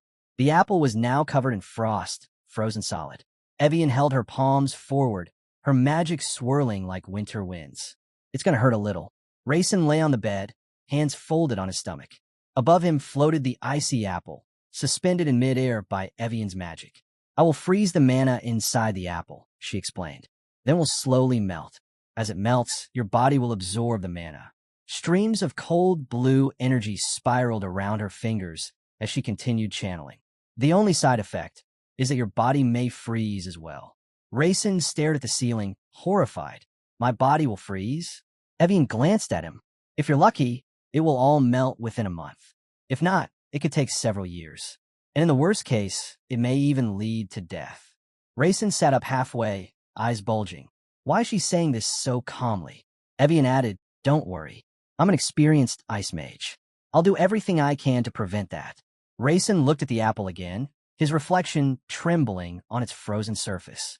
Am I doing the right thing? I'm risking my life for this. But he had no other choice. This was the best path available to him. He exhaled slowly. Evian, characters like her, they care about others more than they admit. And she said the risk is high, but the chance of success is higher. Think positive. There are no gains without risks. Rayson tightened his fists, took a steady breath, and looked straight ahead. I'm ready. Let's start. Evian stood beside the bed, arms extended, her aura swirling like a winter storm. As a supreme wizard, she said calmly, no matter how much mana I use, everything has a price. Rayson blinked. A price? Yes, she replied. But that's not important right now. She lowered her gaze. Since this is just a formality, 24 pieces of chocolate will be enough. Scene shift, somewhere deep in the manor. Persia stood with blood splattered across her cheek, a smile cutting across her face. So, he ate the cruelty? The masked agent bowed her head. Yes, but the librarian, Evian, helped him. Persia flicked her wrist. A broken, bloody body floated in the air, held up by her magic. In her other hand, a whip dripped with crimson. Her eyes narrowed. Evian, that ice woman? Yes, the cloaked girl replied softly. It seems he touched her in some way, and she decided to help him. Persia's eyebrow twitched. Ow! The masked girl lowered her head to the floor. I'm sorry. I couldn't approach the ice sorceress. I don't know what happened afterward. Persia tilted her head, smiling darkly. So the youngest managed to affect her, the icy one. How amusing. Her gaze sharpened. The cruelty I gave him is a special item. If a lower-ranked wizard like Evian tried to consume it, she'd die instantly. She smirked. I wonder how that boy knew cruelty would be ideal for an ice mage. The cloaked girl murmured. It seems he was aware. Persia cracked her whip lightly, the body in the air twitching. So he ate it? Yes, the masked girl replied. He ate it, but there's something strange. Persia raised an eyebrow. What is it? The girl knelt lower, almost trembling. The body of the seventh receiver seems incredibly strong. Persia's eyes glinted. How strong? Even Evian was surprised. The masked girl explained. His mana absorption speed is unbelievable. His pulse and body temperature hardly changed. Persia turned disappointed. That means the true pain hasn't begun yet. She tapped the ground with her heel. According to your calculations, how long will it take him to absorb all the mana? Normally, 3 years, the masked girl answered. But in this case, 1 year should be enough. Persia crossed her arms. And with his absorption speed? The girl hesitated, then whispered. 3 weeks. Persia stared at her, expression flat and annoyed. Is that true? A large mansion loomed beneath the dark night sky. Every window dark and silent, as if the entire house was holding its breath.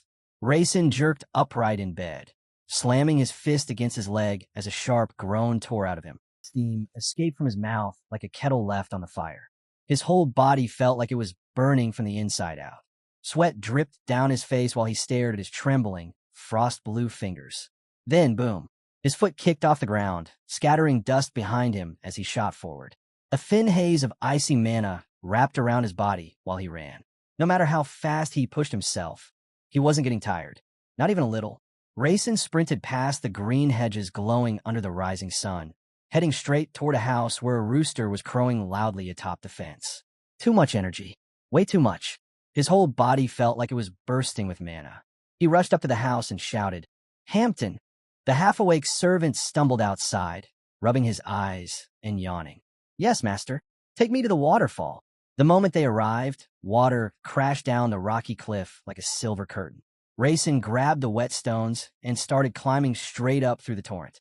His fingers dug into every ledge, water splashing across his face as he thought, yes, this is better. I need to push my body harder. He twisted back toward Hampton. Bring weights, 10 kilos each. A moment later, the blonde servant was scrambling up behind him, teeth clenched, heavy weights strapped to his wrists. Rayson checked the system window floating beside him. Power of martial arts. Body protection active. Training mode without Shingon. Martial arts raised to level 2. Spirit strength enhances physical defense. Body weight training. Professional level. Rayson climbed effortlessly, a grin stretching across his face. His body felt light, almost too light. Increase it to 20, he shouted. Hampton froze, staring up at him with round eyes, weights dangling helplessly in his hands. Fine, then make it 30. A week later, the poor servant was carrying even more weights, nearly collapsing, while Rayson was shouting from the cliffside. Raise it to 50. Hampton squeezed his eyes shut, exhausted. Master, it's wonderful you're motivated, but if you push too far, your body might not survive this. But Rayson just laughed, scaling the rock like it was nothing. Even without sleep, he overflowed with energy. Meanwhile, far away, inside a castle wrapped in cold stone walls, a quiet voice echoed. It seems all of Carter's mana has been absorbed. A cloaked girl knelt respectfully on the floor, while the red-haired sorceress sat at her table, turning the pages of her book as if the chaos around them meant nothing. Persia didn't even look up from her book when she spoke. It wasn't a person. It was a monster. Her tone was calm, but the seriousness behind it made the masked girl straighten. Persia flipped a page with a faint smile as she continued listening to the report. He climbs the waterfall slope every single day, using nothing but his hands. Persia's head lifted slightly. Without magic, the masked girl hesitated. Maybe he used some magic. Persia tapped the book cover thoughtfully. Martial arts is limits, and he's following the manual in that book. Nothing more. But the girl in the cloak shook her head. On top of that, he strapped 50 kilograms to his body and still climbed. Persia blinked, then frowned. Wait, did you mean 5 kilos? No, the girl answered firmly. He scaled a 30-meter waterfall in 5 minutes. Persia leaned back, a soft laugh escaping her. This boy, he's overflowing with energy. How many days does he have left at that pace? The masked girl's expression turned uneasy. If nothing changes, 3 months. His mana output is too high. Without special protection, his body will explode from overload. He's only holding together because of Lady Heavy's residual power. Persia narrowed her eyes, irritation flickering through them. Annoying girl. She's already done her part. My turn to see exactly how strong he is. Her smile sharpened, cold and satisfied. And if he dies, the blame naturally falls on the one who tried to save him, Evian. Scene shifts. A cool evening breeze brushes across Rayson as he smooths his hair back. His fists clench with energy. His body feels harder, sharper, stronger than ever since taking in that mana. On the terrace of the castle, a small table is set with steaming tea. Rayson sits beside his mother while the maid, Era, stands quietly by. Rayson, his mother asked gently, have you lost too much weight? He laughed lightly. No, Mom. I've just been training hard.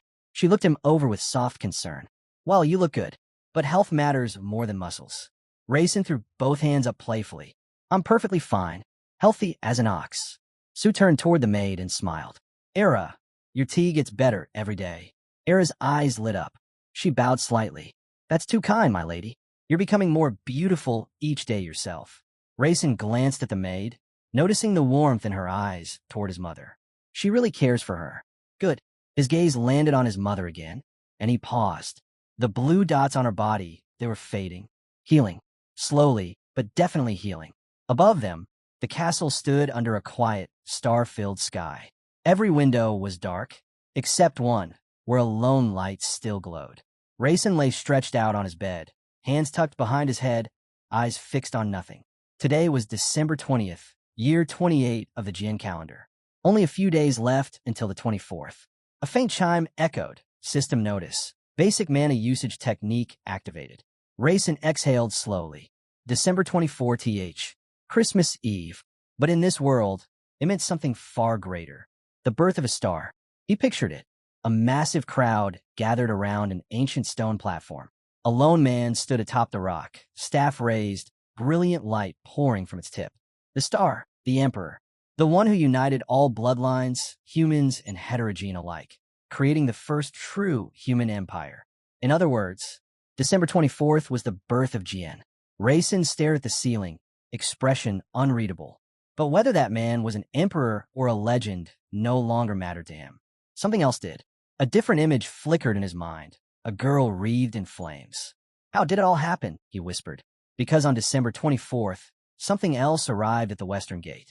Rydia, a girl of fire. Nemesis' bloodline. The Red Killer. The one-armed magician. He saw her in his mind, kneeling on one knee before the gate, head bowed, flames crackling faintly around her body. Lurvian stood above her, red hair glowing against the inferno. Back in 208.18, Lurvian had been expelled, punished, broken, and after enduring torment, she dragged herself to the western gate of the Maiden family. Persia looked at the kneeling girl with a smile, her thoughts cold and precise. A decent sacrifice. She didn't bother asking what happened. Lurvian explained to herself she'd been kidnapped on the 3rd day. Only now did Rayson truly understand why the fiery girl ended up like that. Why her heart had turned to ash. Lurvian hated the family, hated everything tied to them, and she wanted revenge. The attack came suddenly, Lurvian and the swordsman beside her charging toward the castle. She leapt high, fire bursting from her remaining hand. Flames roared across the courtyard, smoke thick enough to choke the sky. Lurvian wasn't just any enemy. She was a bearer of special abilities, a contractor of the Fire Clan, carrying their eternal flame inside her. And she had wandered the world with them, until the day she returned to burn everything. Rayson lay on his back, eyes drifting over the ceiling as old memories surfaced. After her clan was destroyed in the wars, Lurvian had inherited the holy grail of fire, the core of their lineage, a burden and a curse. A soft sound snapped him out of his thoughts. His eyes widened. Someone else was in the room. A figure dressed entirely in black stood silently against the far wall, so still he almost blended into the darkness. The system quietly displayed his details. Shadow of the Third. Rayson kept his breathing steady, mind racing. Since when was he standing there? Did he slip in while I was distracted? Either way, pretending he hadn't noticed seemed like the safest option. He tried to deactivate Qingnan, but system notice, basic mana method active. Cannot be turned off manually. Will deactivate when mana is depleted. Rayson's brow twitched in irritation. Fine. If he couldn't stop the mana flow, he'd fake being asleep. He closed his eyes and let out the most exaggerated snore imaginable. From the corner of the room, the masked shadow peeked out, baffled. What the hell? He's using mana, even while sleeping? She stared at the boy curled under the blanket, mana swirling around him like a faint mist. This technique is dangerous. You can die from mild shock or your mind can collapse, and he just sleeps through it? The shadow pressed a hand to the wall, thinking hard. Reckless. Completely reckless. What am I supposed to do with this? Her thoughts drifted back through the day, watching him earlier at the table with that book, convinced he could become one of the strongest by learning basic techniques from library manuals. Ridiculous. And yet, in his sleep, his mental stability didn't waver. She remembered flipping through those same books. None of them mentioned proper methods for handling raw mana this way. None. Then she remembered the morning, how the boy looked at his reflection, marveling at the changes in his body, how Evian had helped him absorb the carrier, how his body burned with condensed mana now. Too much mana, she thought. And yet, he's perfectly fine. That's the real threat. The masked shadow narrowed her eyes, watching the gentle stream of mana flowing around him. No, the mana is stabilizing on its own, slowly but steadily. He hasn't formed a second circle yet. It's almost like a new type of body-strengthening technique is forming. Everything about this was wrong. This is getting strange. I'll prepare a full report tomorrow. And with that, she vanished into the darkness. Rayson cracked one eye open. Finally, she's gone. He exhaled quietly, staring up at the ceiling again. Scene shifts. Outside, under the wide starry night sky, a massive Christmas tree stood tall in the castle courtyard. Its branches glittered with glowing garlands, bright ornaments, and at the very top, a golden star shining like a beacon. People began gathering beneath the tree, their voices rising with excitement as the night of celebration approached. Era and Hampton stood near the glowing Christmas tree when Rayson walked up to them. He greeted them casually, then motioned with his hand. Come with me. Era bowed politely, returning the greeting, and the two followed behind him. As they walked, Hampton leaned closer. Master, where are we going? To the western gate. Rayson answered without looking back. Hampton blinked. Has a letter arrived? They stepped through the cold night air. Above the distant gate, the family's coat of arms gleamed faintly. Two stone lions with wings guarded each side, statues that had watched over the clan for generations. Of the four gates, the western one was the farthest and the quietest. The moment they reached it, Rayson stopped. He stared forward, eyes narrowing. Today of all days, memories surged, Lurvian attacking their castle. The flames, the screams, the red killer.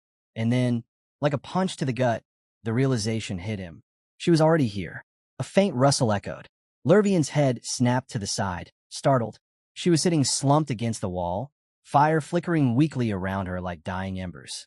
One of the guards turned and shouted, Killer! The killer is here. Lurvian shot up instantly.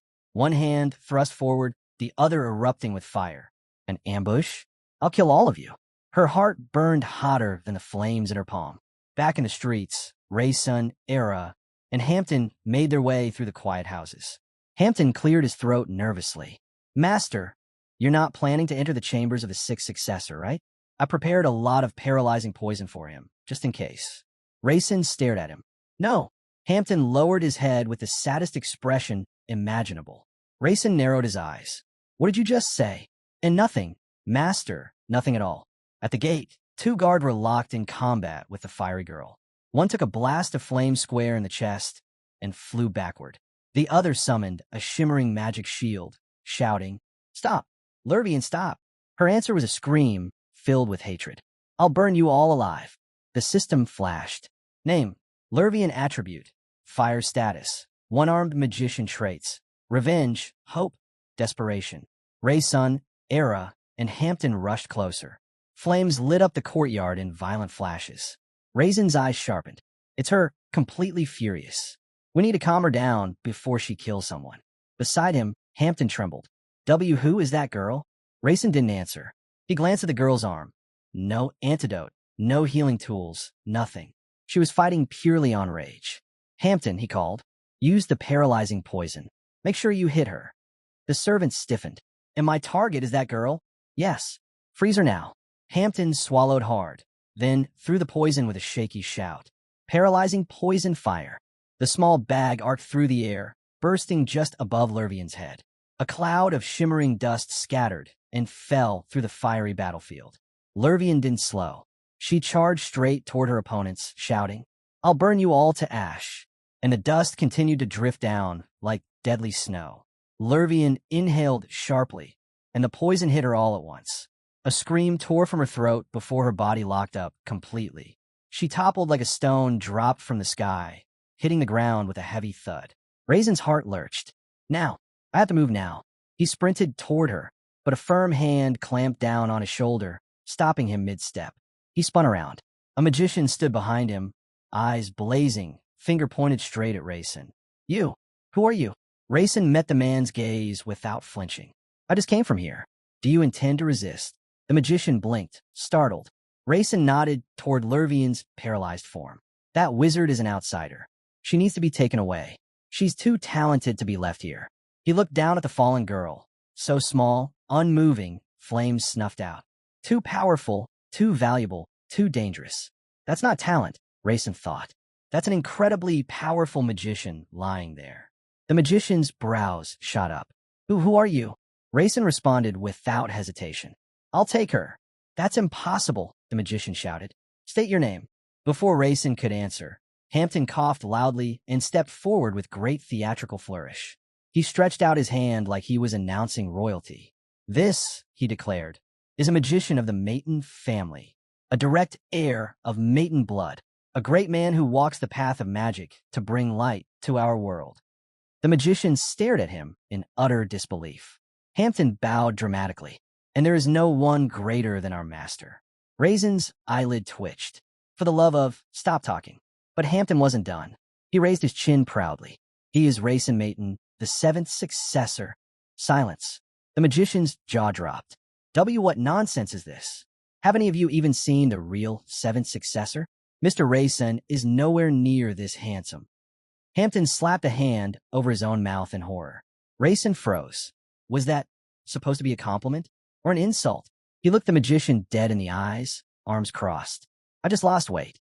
His expression sharpened. "Tell me your name. And answer this. Do you think some random stranger could stroll out of the courtyard and pretend to be the seventh successor?" The magician hesitated. "Well, that is true." Raisin cut him off immediately. "Everyone thinks the seventh successor is an idiot and fat like a pig." He jabbed a finger at his own chest, anger rising. "So tell me, have you ever actually seen him yourself?" He stepped forward, aura tightening. "If you don't want to die here, you'd better apologize." Now, behind him, Hampton stood proudly, eyes shining with admiration. "My master is so cool. There's nothing more to add." Raisin stepped closer, his shadow falling over the trembling magician.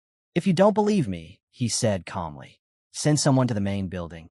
They'll confirm my identity." The magician stiffened, caught between fear, doubt, and the unmistakable authority in Raisin's voice. Raisin's eyes narrowed, expression cold enough to freeze flames. "And when they do confirm it," he continued, "every single person who ignored my words tonight, every person who acted arrogantly toward me," his voice dropped, dangerously quiet, "will be punished properly." The threat hit harder than any spell. The magician collapsed to his knees, forehead smashing against the ground. "Forgive me. I didn't know. I sincerely apologize." Raisin didn't respond. He just waited, arms crossed, watching the man grovel. Finally, the magician lifted his head slightly. And may I ask, why do you need this girl? Rayson looked at Lurvian lying on the ground, still unconscious, bound at the wrists and ankles, a strip of tape sealing her lips. He realized he didn't even have a reason prepared. He blinked once, thought for half a second, then smiled, bright, cheerful, and completely unserious. She's pretty. The magician lowered his head again immediately. Understand.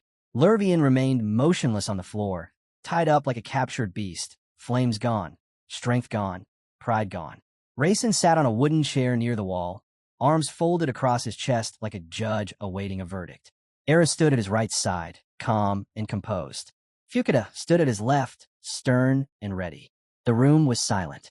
Only the crackling torchlight moved, flickering across the face of the unconscious fireborn girl who had once sworn to burn the world. Rayson and the others stared at the girl lying motionless on the floor when a new system note suddenly flashed in front of him.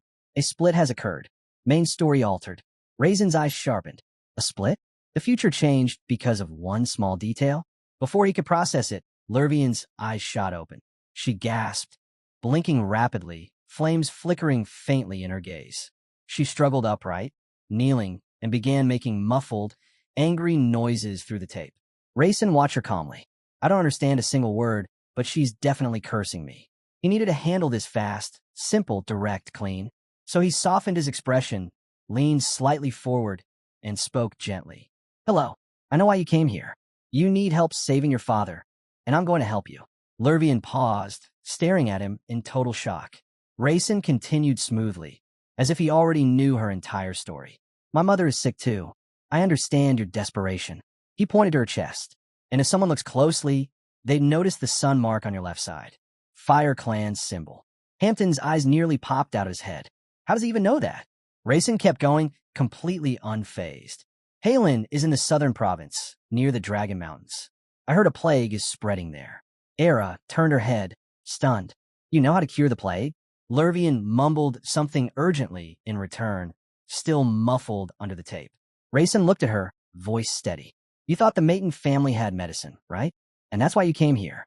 She froze, as if someone had snatched the secret straight out of her heart.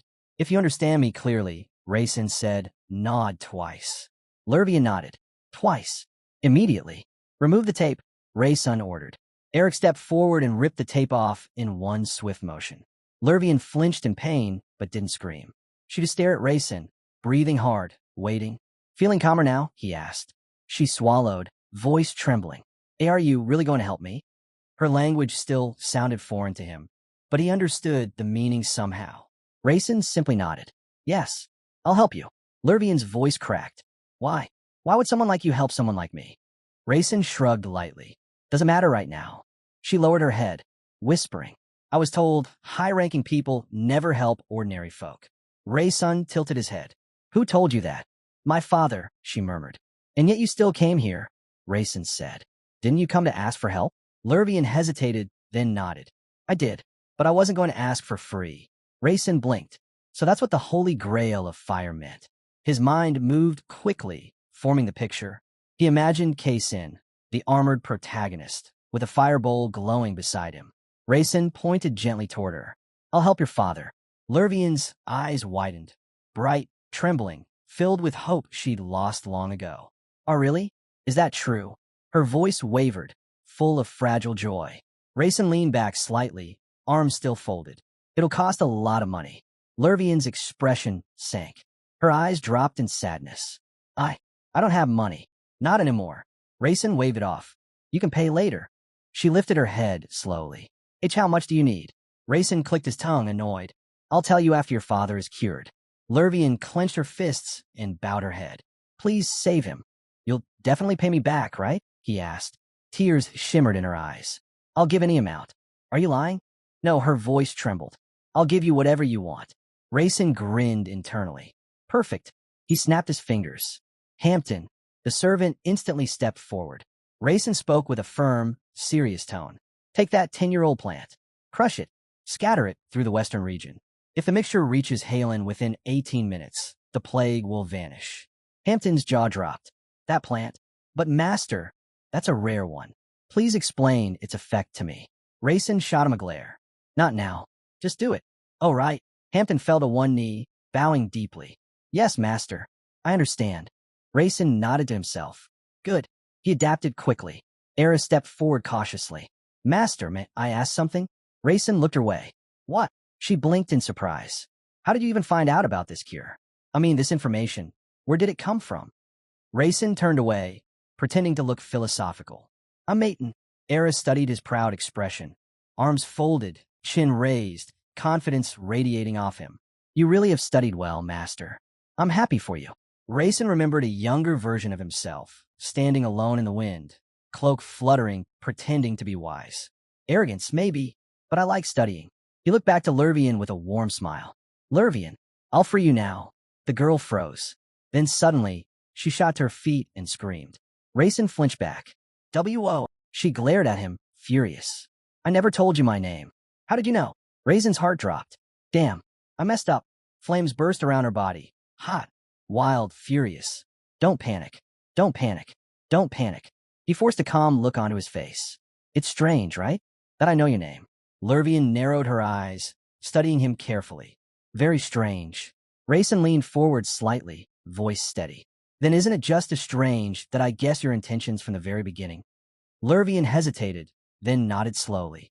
Yes, it is strange. Rayson didn't stop.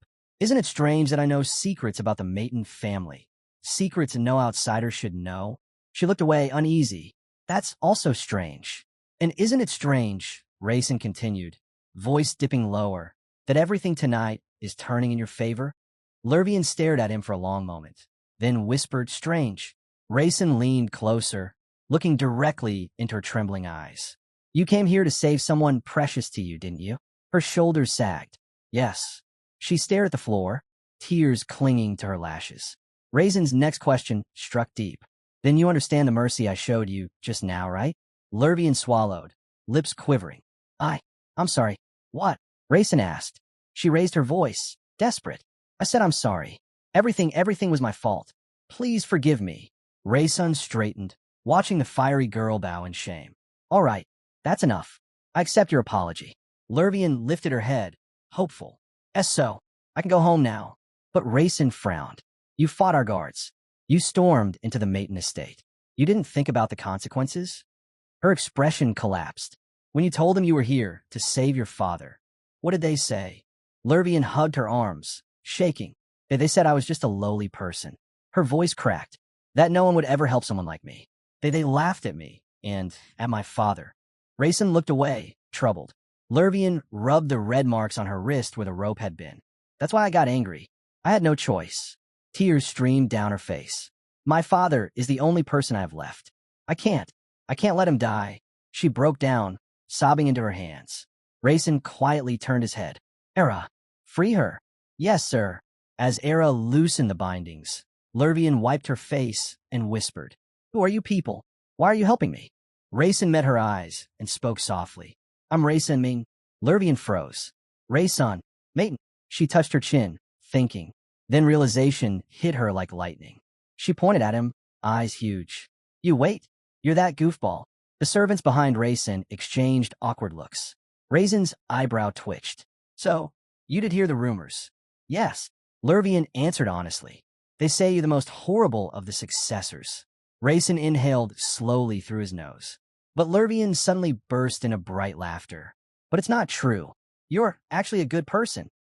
As her laughter continued, a glowing system screen flickered above her head. Your actions have changed the flow of the original story. Rayson watched the glowing message fade from the air, his expression tightening. So the timeline really shifted. My actions changed the entire flow of events. He lifted his eyes toward the girl in front of him. The Red Killer, the one-armed magician, the destined enemy. Is this really okay?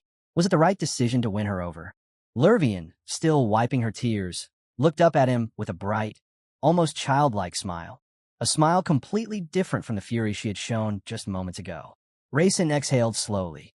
Fine, I'll leave it like this for now. Maybe it was risky. Maybe it would cause more changes. But at this moment, this version of her was better than the blood-soaked monster from the original story. Scene shifts. Under the vast starry night sky, the Maiden Castle with its iconic blue rooftops stood silent and tall. Wind brushed through the courtyard. and somewhere inside the halls, footsteps echoed, slow, deliberate, approaching the next turning point in the altered story. Inside the quiet building, Hampton stepped in with a backpack slung over his shoulder, announcing that he'd gathered enough 10-year-old plants and was heading to Halen immediately. Rayson, still standing there in pajamas, asked how long the trip would take. Hampton replied, 3 days, roughly. Then the servant dropped to one knee, asking for permission to speak. He hesitated, then questioned why his master was helping that girl. Rayson lowered his gaze. His answer was simple. It was a disease that could be cured. Leaving her like that felt wrong. He lifted his eyes slightly and added another truth.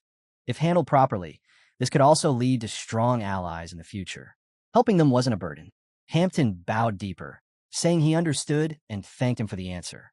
Rayson told him to stop talking, but the man closed his eyes, thinking, if Master Rayson chose not to stay indifferent, if he stepped forward to protect the weak, then that was the true path of a wizard. Hampton suddenly realized he had really met his guiding light. He lifted his head, looked at Rayson with renewed respect, and departed.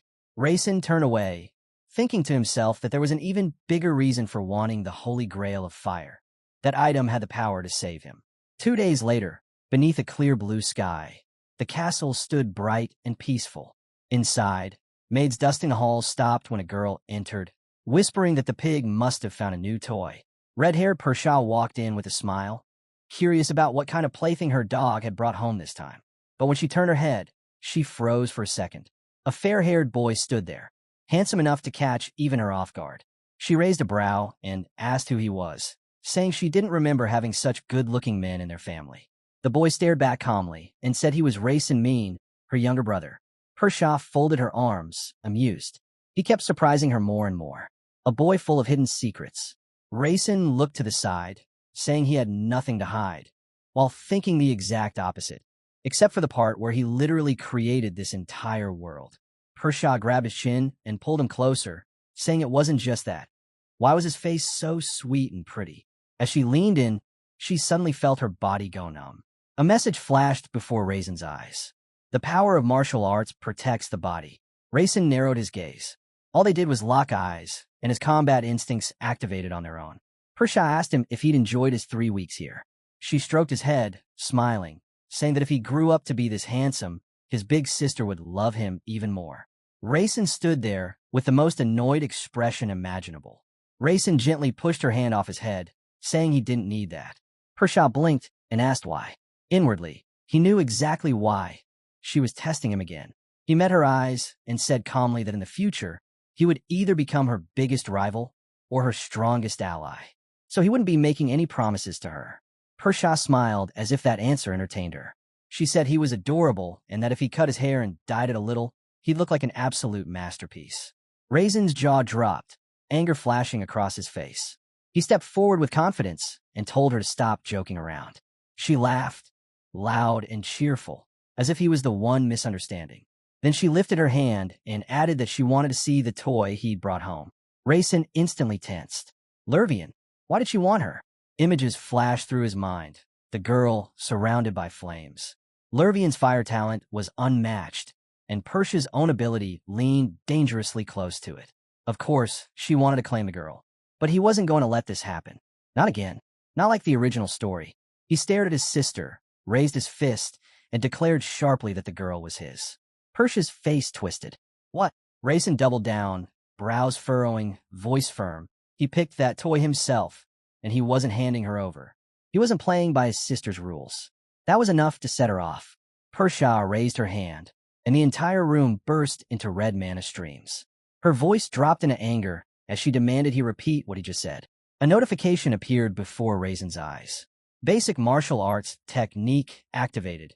External energy resistance. Persia lowered her head a little, staring at him with disbelief. He dared to resist her? Even he wasn't skilled enough to block her mana. She was certain of it. Another message flashed. Mana detected. Automatically activating Ching Nan. Rayson crossed his arms, letting his own mana flare around him. And he felt it. Her mana was terrifyingly strong. But he didn't back down. Persia finally calmed herself, sighing as if dealing with a stubborn child. She said she'd give him one last chance. Rayson lifted his head slightly. Last chance. She asked if he'd even learned martial arts. He answered that yes, he'd master the basics. Persia raised one finger, and a tiny white flame appeared at the tip. She told him she'd fight using only that one finger, just simple magic. Raysun tilted his head. You studied martial arts too? Persia shrugged, admitting she didn't bother with it much. She skimmed the book for about 5 minutes before getting bored. Raysun couldn't help but smile under his breath. He slid into a fighting stance, fists raised, eyes locked onto hers, and said he'd do everything he could to defeat her.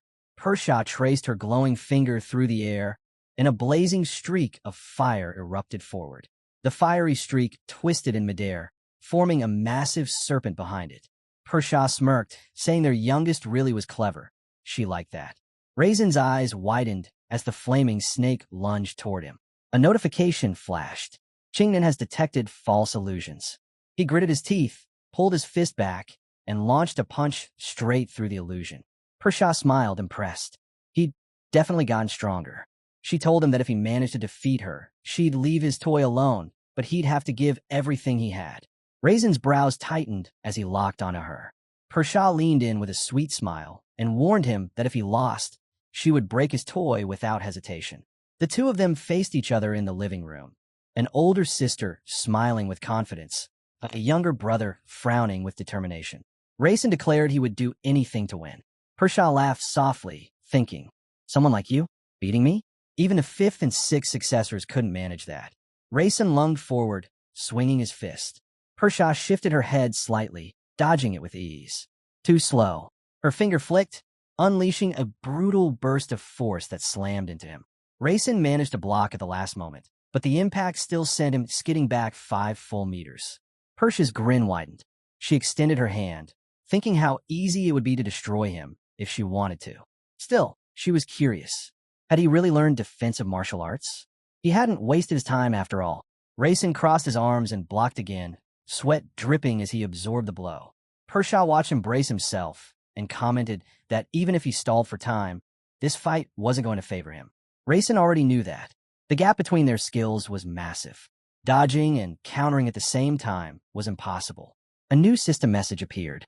Mana usage detected. Strong will strengthens the body. Raisin clenched his teeth. She hit him with one finger, and it felt like his entire body was about to come apart. Then another notification popped up. Minor refining technique. Energy circle activated, starting body restoration. Raisin inhaled sharply. No more waiting. This was his one chance. He sprinted toward her, face twisted with resolve. Another message appeared.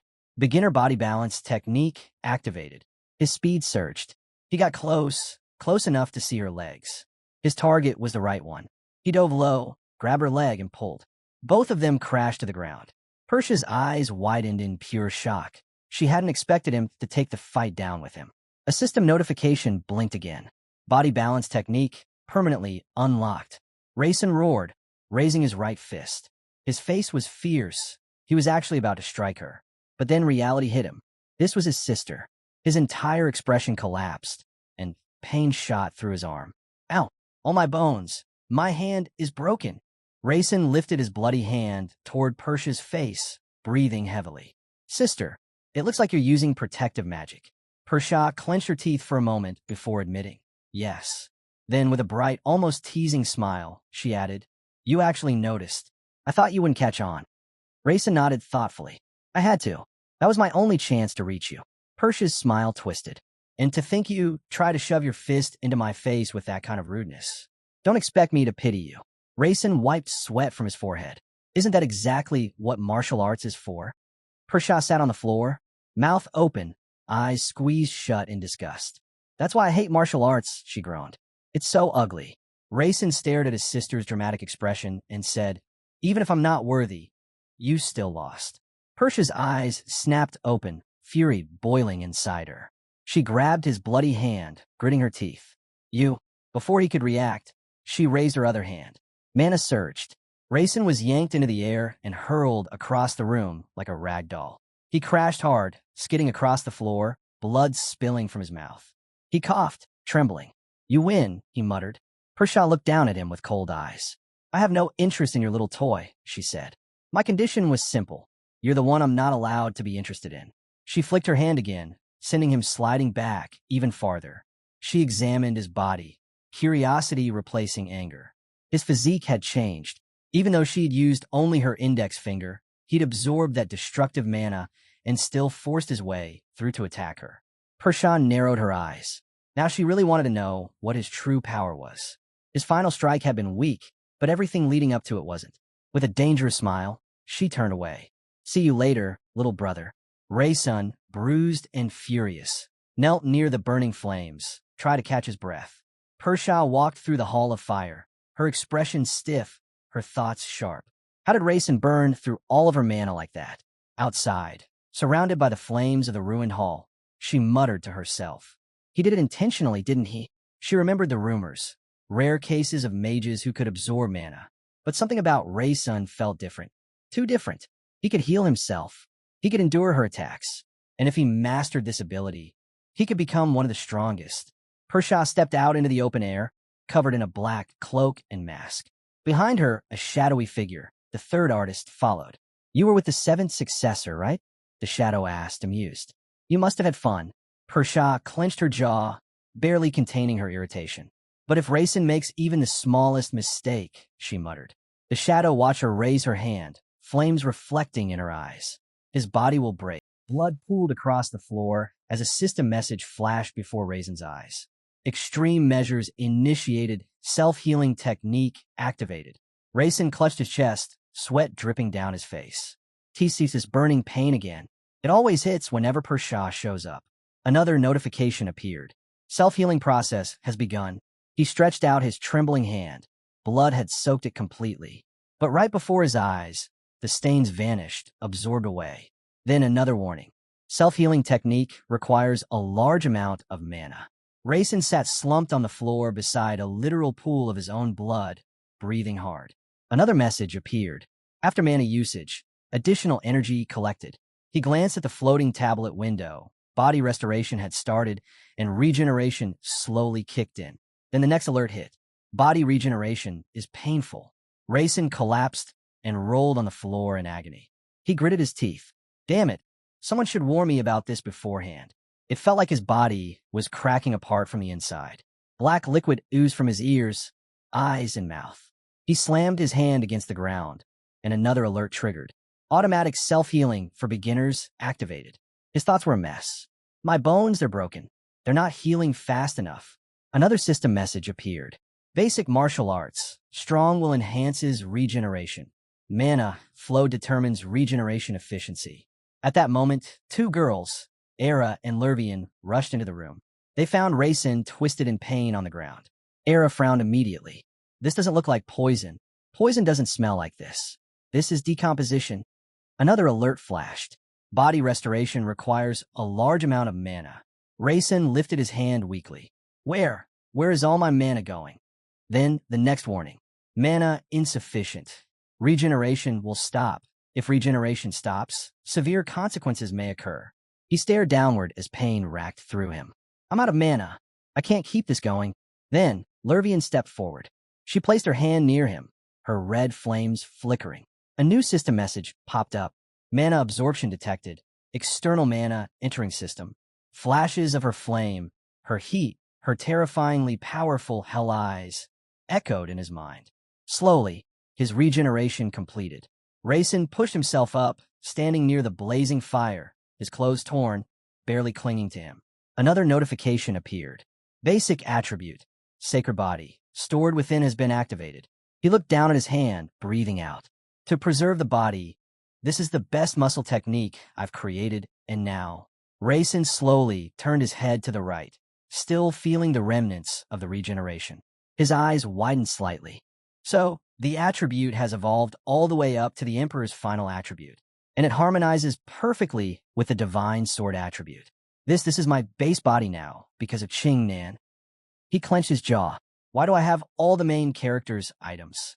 Before that thought could go any further, he looked at Era and Librarian. Bring my clothes. Era snapped upright, hands clasped nervously. Oh, okay. Raysun exhaled. Something felt off. Something in this world wasn't lining up. Librarian tilted her head, genuinely confused. Everything's fine. Even my father is okay. Era nodded quickly, still amazed. Yes, I received his letter. Lurvian held the letter close, eyes sparkling. It's really my dad's handwriting.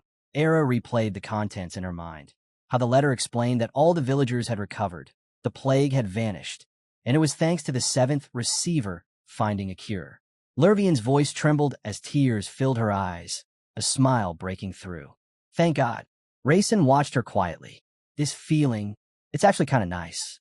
Lurvian looked up suddenly, cheeks pink, and bowed her head deeply. I owe you. You helped me. You saved my people. Rayson blinked. Help? Me? She nodded vigorously despite him, standing right there. Yes. You protected my entire village. Rayson rubbed the back of his neck. It's nothing. But Lurvian stepped forward, fists clenched shyly, raising them near her face. I want to be your assistant. I have a fire attribute. I can help you. As she gazed at him, even her thoughts raced. So this is it. The announcement of a fire contract. Rayson stiffened. A fire contract with her? A system message appeared. Fire Clan contract. A life-binding oath. The one who accepts the fire contract lights another's flame within their soul. The Fire Clan treats this as a vow for life. Rayson stood there, stunned inside the temple. If I accept this, my entire storyline could change. He swallowed hard. Lurvian, the Red Flame magician who would one day become Kaysen's strongest ally. If he brought her to his side now, Kaysen Saad would definitely see him as a threat. If that happens, I won't live past 17. Either I die early, or Kaysen kills me himself. Lurvian waited, eyes shining, hands extended. If you really want this, Rayson said slowly.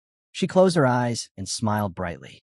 Then she opened them wide and declared, This Fire Clan swears to give our life for you. May our flames burn inside you forever. Rayson's eyes bulged, his face twisting. Wait, this is a fire contract. A system notification slammed into his vision. System override. Main plot alteration detected. New information began to load on the floating tablet. The main plot of the story. The moment Rayson opened his eyes, the system flashed a new warning right in front of him. Main plot line is changing. New control fire technique unlocked. Before he could process anything, Lurvian pushed off the stones, stretching out her hand. Flames gathered instantly in her palm as she murmured. When you wrote the novel, Lurvian was merciless. My anger, it was uncontrollable. Another system message appeared. Technique. Unrestrained control. An explosive surge of fire user mana. Grants the wielder complete fire control. Requirement. The fire bearer must die.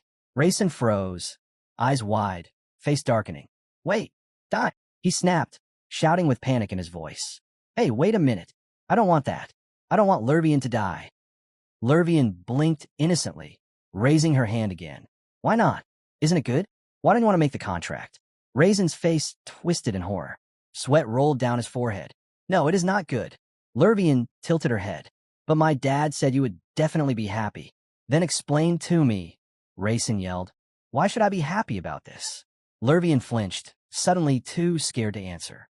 Rayson leaned closer, voice cracking with fear. Listen to me. If you become my fire assistant, you'll have to sacrifice your life for me. Lurvian blinked once. Then she smiled. To sacrifice my life? That sounds great. Rayson's jaw dropped. What? How? Why is that good? Lurvian answered cheerfully. Because it's wonderful. Rayson stared at her, horrified. If she changes her mind later, I won't be able to undo any of this. Lurvian calmly explained. Do you know what that means? It means you'll never be able to stop me. Another system message struck him.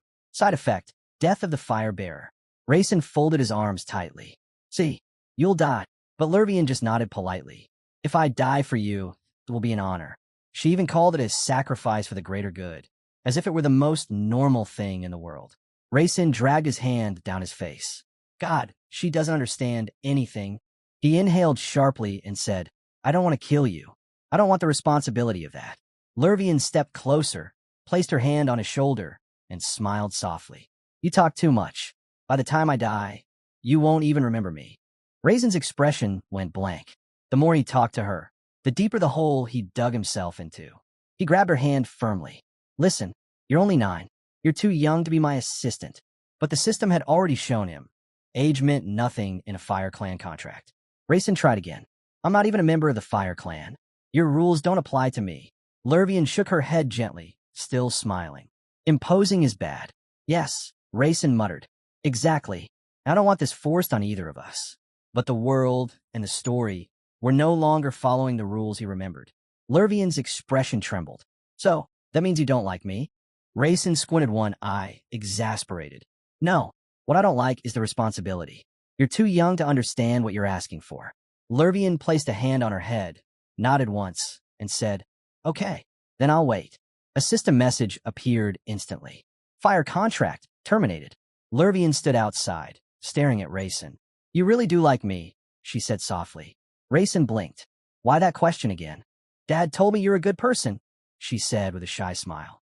In her thoughts, Lurvian reminded herself. The fire contract is sacred, but its bearers must be careful, very careful. Then her mood flipped, eyes bright, hands pressed to her cheeks. Sign the contract. I accept all conditions. My entire life, everything. She added proudly, Dad said you're reliable. A person like you is trustworthy. She raised her voice suddenly, frustrated. I already promised myself. I will become your assistant. Her anger lasted 2 seconds. Then she looked up, broke a chocolate bar in half, and gasped. It's so delicious. Later, sitting on the bed, she hugged her knees and looked at Rayson. Dad gives me chocolate sometimes. Why are you so kind to me? Rayson shrugged. You help me too, Lurvian. Really? She blinked. Oh, I forgot. Rayson looked at the table, thoughts forming. The Holy Grail of Fire, a sacred attribute of the Fire Clan. It should be hidden in the Dragon Mountains, a small stone tomb near a cross marker. Only a Fire Clan member can open it. Lurvian's voice cut through his thoughts. The village has many interesting things.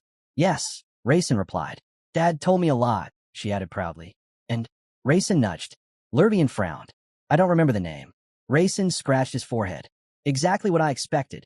But Lurvian perked up again. It's a very beautiful bowl. Rayson internally sighed. If she can't even remember that, how can she help me retrieve it? He closed his eyes, frowning. He needed more information, proper information. A system message appeared. Holy Grail of Fire. Can produce water for 100 years. Its water purifies, cleanses, and burns away all poisons affecting body and mind. Rayson's eyes lit up. So in summary, I won't kill anyone. And the system's explanation still echoed in Rayson's mind. With this ability, even spoiled food won't cause stomach pain. For a mage, this power is perfect. Rayson turned around sharply. Let's go. Lurvian blinked. Sir, should I call the keepers of the hobos? Rayson froze, sweat beading on his forehead. Right, members of my family must always bring a hobo guardian mage whenever they leave the mansion, no matter whose territory we enter. He dragged a hand down his face. Why did I say I was going to Lurvian's village? How will they react when they realize I'm going there to steal the Holy Grail, a priceless fire relic? He paced across the roof, frowning. The 7th Department's magician will monitor me non-stop the entire time I'm gone. And my brothers, they're another problem. Because of the inheritance war, it's natural they'll go against me and gather powerful allies. But Rayson clenched his fists. He wasn't giving up the Holy Grail of Fire. He looked at Era, stomped his left foot on the floor, and narrowed his eyes. I'm risking my life just stepping into the Holy Golem's region. What should I do? The Guardian appears. We cut to the Guardian mage assigned to him. A man named Jill, draped in a black cloak, aura heavy and unsettling. His relationship with Rayson was horrible. Jill glared to the side, brows tightly furrowed. So that useless brat chose me as his hobo guardian. A memory flashed, 6-year-old Rayson gripping the old man's cheeks, forcing him to kneel. You're just a guard dog. I am your master, young Rayson had shouted, yanking his head forward. Close your eyes if you understand me. The old man obeyed, trembling. Back then, Rayson didn't realize all hobos were archmages of the 7th circle or higher. Back to the present. Jill and the maids stood near the entrance. A maid nervously asked what Rayson needed. He demanded documents and chocolate. She noticed he didn't look panicked, just focused. She didn't understand why. A stamp slammed onto parchment. The documents were ready. Jill stands again. The same gray-haired man who once knelt before a child now stood tall in front of the palace gates. He walked forward with heavy fists, determination in every step. He was the hobo guardian of the Might and Cardia families. Rayson spotted him from the balcony. Jill, he called out. Jill froze. His expression twisted for a second. Rage, disgust, old resentment, but he forced it down. The mage gritted his teeth, then bowed stiffly. Rayson stepped out onto the balcony. You've changed a lot since the last time I saw you. Jill raised his head slowly. Perhaps, Rayson added with a faint smile. I really have changed a bit. Rayson narrowed his eyes, clearly dissatisfied. Cardia opened his mouth, trying to ask something, but Rayson cut him off first. You want to know why I chose you, right? Cardia stiffened. Rayson looked to the side, remembering the old insult. A simple watchdog. Of course. A seventh circle mage never forgets anything. Rayson stepped forward on the balcony, spreading his arms slightly. I set myself back then. I am a master, and I need protection. Those words stabbed Cardia so deeply he almost looked ready to rip Rayson apart. But Rayson stood there with complete confidence, even though inside, he felt a faint tremble. Seventh circle or not, he's still dangerous. But I can't show weakness. He kept his expression calm. And among all the dogs, Rayson added, You, Cardia, are the most reliable. Cardia blinked, startled. You trust me? I trust you very much, Rayson replied, then leaned in slightly, eyes cold. Relax. I'm joking. Cardia's jaw twitched. Rayson continued, voice steady. My hobo guardian is greedy. You stand between two people, one man, one woman, and you choose whoever benefits you most. You're a greedy mage, which means I could trust you more than anyone. Cardia's expression darkened, but his eyes sharpened. Their interests aligned for now. Rayson kept going. You were originally loyal to fourth successor Saron. Then you became the dog of the second successor as well. Cardia finally spoke. So you chose me because of my greed? Rayson smiled faintly. You guessed correctly on the first try. At some point, that greed of yours will be useful. Cardia's lips curled into a hidden, malicious grin. What a helpless boy, he thought. But his smirk faded instantly when Rayson looked him dead in the eyes. I also heard that you served two successors at the same time, my older brother and my little sister. Cardia lowered his head, fists shaking. Yes, I'm a deceiver. I won't deny it. And you didn't even try to hide it, Rayson added. Cardia's jaw clenched tighter, but Rayson stepped closer, voice sharp. You should be loyal to one master. Isn't that right? Cardia answered with difficulty. Yes, that is correct. Rayson lowered his head, eyes glowing with confidence. As a member of the Maiden family, I am your master. You will obey me. Cardia straightened immediately, standing at attention. Understood. But inside, his thoughts were spiraling. This boy, what happened to him? He stared deeper at Rayson, into the magic circle inside his body. Rumors said he defeated the sixth successor, but no one taught him magic. Then how does he have such a perfect magic circle? Cardia leaned in slightly, pupils trembling. This is no ordinary circle. It's a single ring, yet it holds even more mana than multiple rings stacked together. Cardia's eyes narrowed as he inspected Rayson's internal magic circle. This has more mana than even a double circle. Even the second successor of IIA can't hold this much mana in a single ring. His suspicion only deepened. The scene shifted back to the forest trail. The three of them walked together, Rayson, Lervian, and Cardia, making their way toward Lervian's hometown. Lervian cheerfully sang songs the entire way, shouting for her father to wait for her. Rayson trailed behind her, thinking, so this is Lervian's village. A massive firebird symbol appeared on the stone gate ahead, proof of the Fire Clan's heritage. The narration explained, the Fire Clan of Hern once ruled the continent with powerful flame abilities. But after the Phoenix god absorbed divine power, their people declined and the clan fell into obscurity. A random village dog passed by and immediately growled at Rayson. Great, this place really does feel like the outskirts of Korea, Rayson thought dryly. Suddenly, Lervian inhaled deeply. So deeply Rayson already knew something terrible was coming. Then she screamed at the top of her lungs. Daadity! Her shout shook the entire village.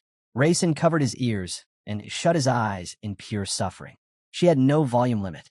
Just then, Hampton sprinted over, panting heavily as if he'd run for miles. Master, I didn't know you were coming. I couldn't prepare a welcome. But Lervian didn't even let him finish. She asked where her father was, and the moment he said, at home, she blasted off like a rocket. Confusion blinked, then ran after her, yelling, Hey, we should go together. Cardia watched the chaotic scene with pure disgust on his face.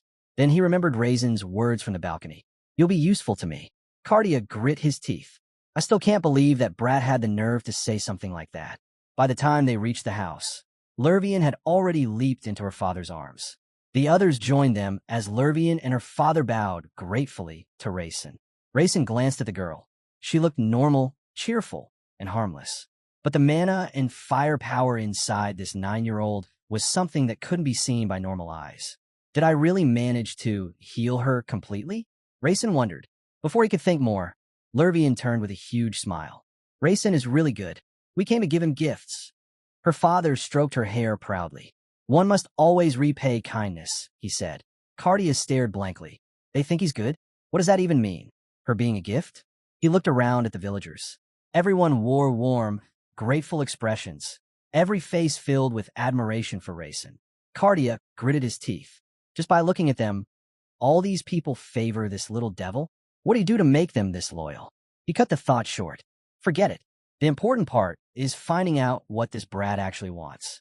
He narrowed his eyes at Rayson, finally realizing just how sly the guy actually was, because no one truly knows what Rayson pulled off back then, and the fact that it even happened in the first place was already suspicious.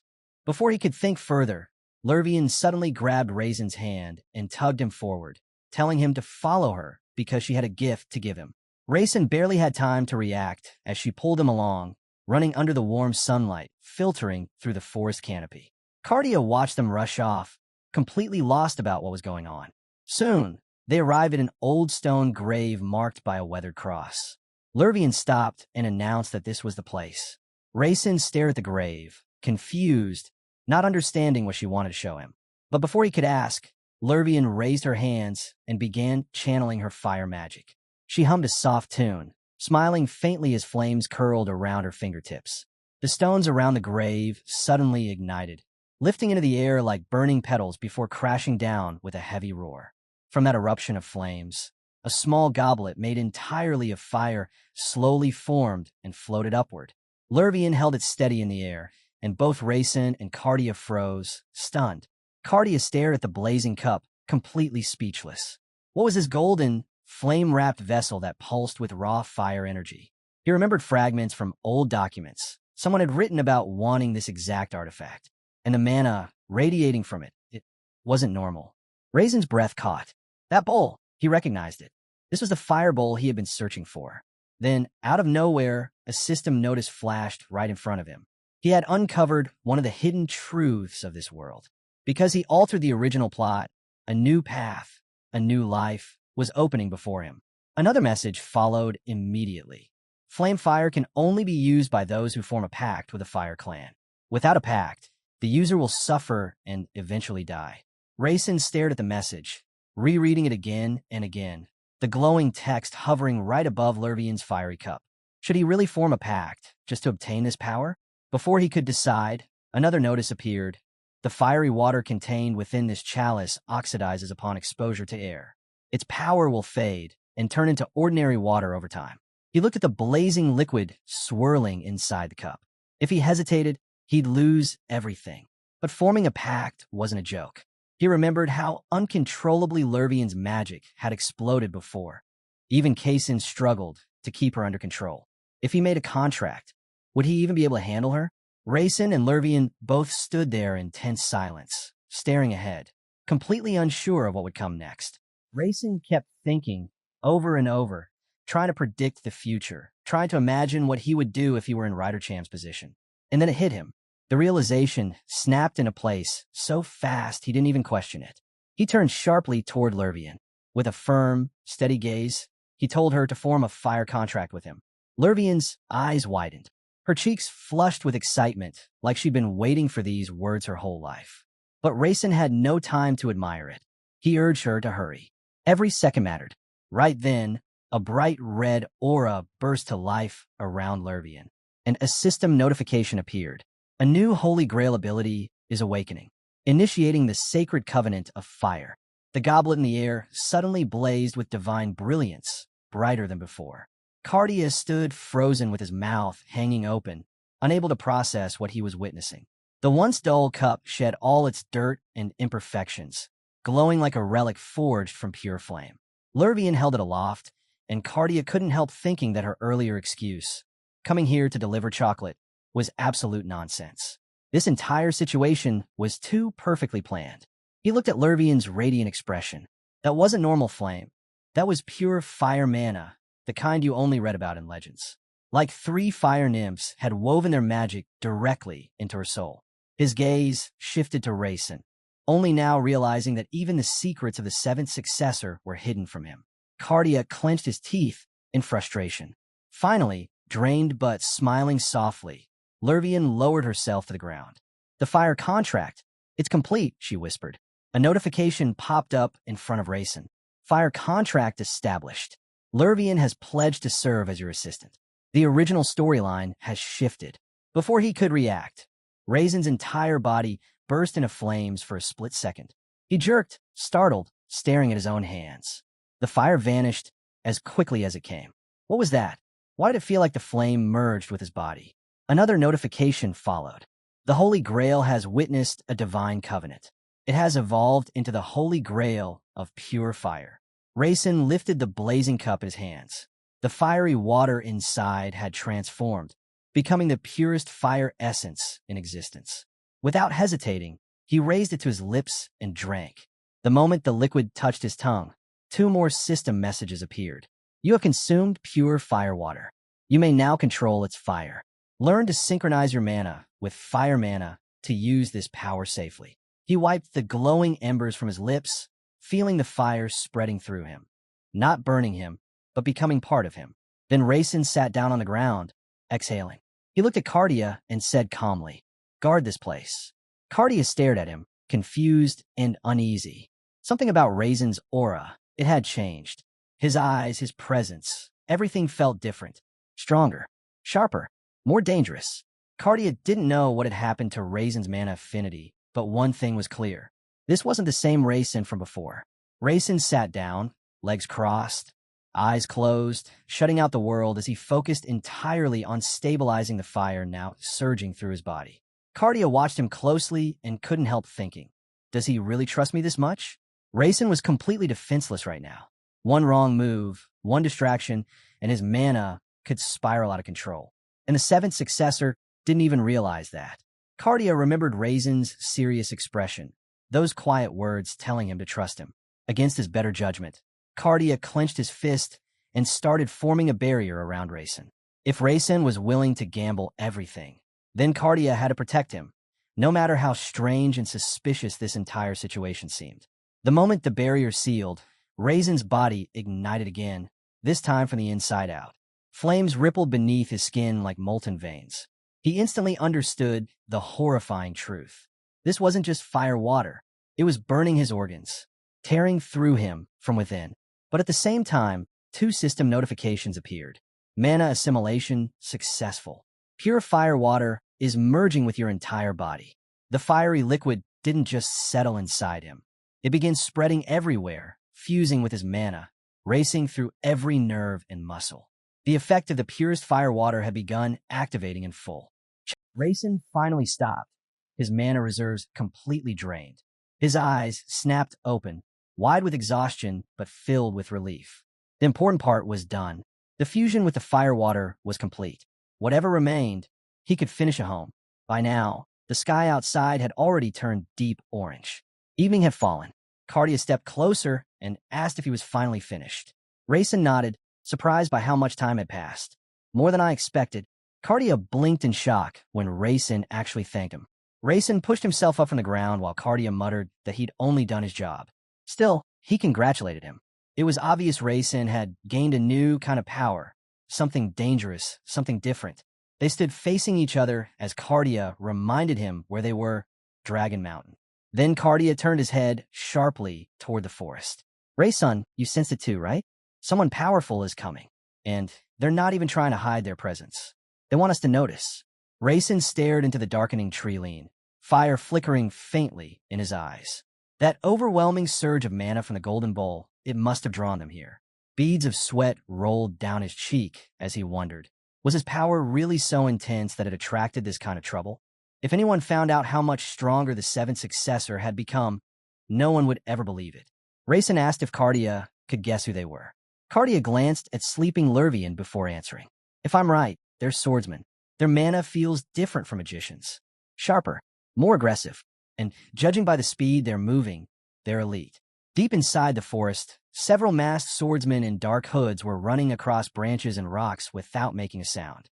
Apple added quietly that these weren't normal swordsmen. They were top tier. Rayson clenched his fist, feeling his new power hum beneath his skin. In this world, swordsmen and magicians were practically born to clash. They never got along. He and Cardia stood still, waiting, staring into the forest. Running was pointless. Even if he escaped now, they'd kill him before he could reach anywhere safe. And before his 10th birthday, he'd never survive. Not with a seventh circle magician standing beside him. No, running would only make things worse. So he waited. He stood his ground. Moments later, a group of swordsmen stepped out of the forest all at once. Raisin's eyes shone as a system notice appeared. Chingon activated. His expression twisted into annoyance as the message continued. Major changes detected. High probability of storyline alteration. And among the group, one boy stepped forward. A boy wearing a jacket marked with an eagle. The notice flickered again. This boy is the true protagonist of the world. A genius among. The narration continued, explaining that this boy, this confident swordsman staring straight into Raisin's eyes, was one of the many geniuses created in this world. A typical fantasy novel's true protagonist. A monster crafted by fate itself, or rather by a Chungman. Raisin stood frozen for a moment, not understanding why he had appeared here of all places.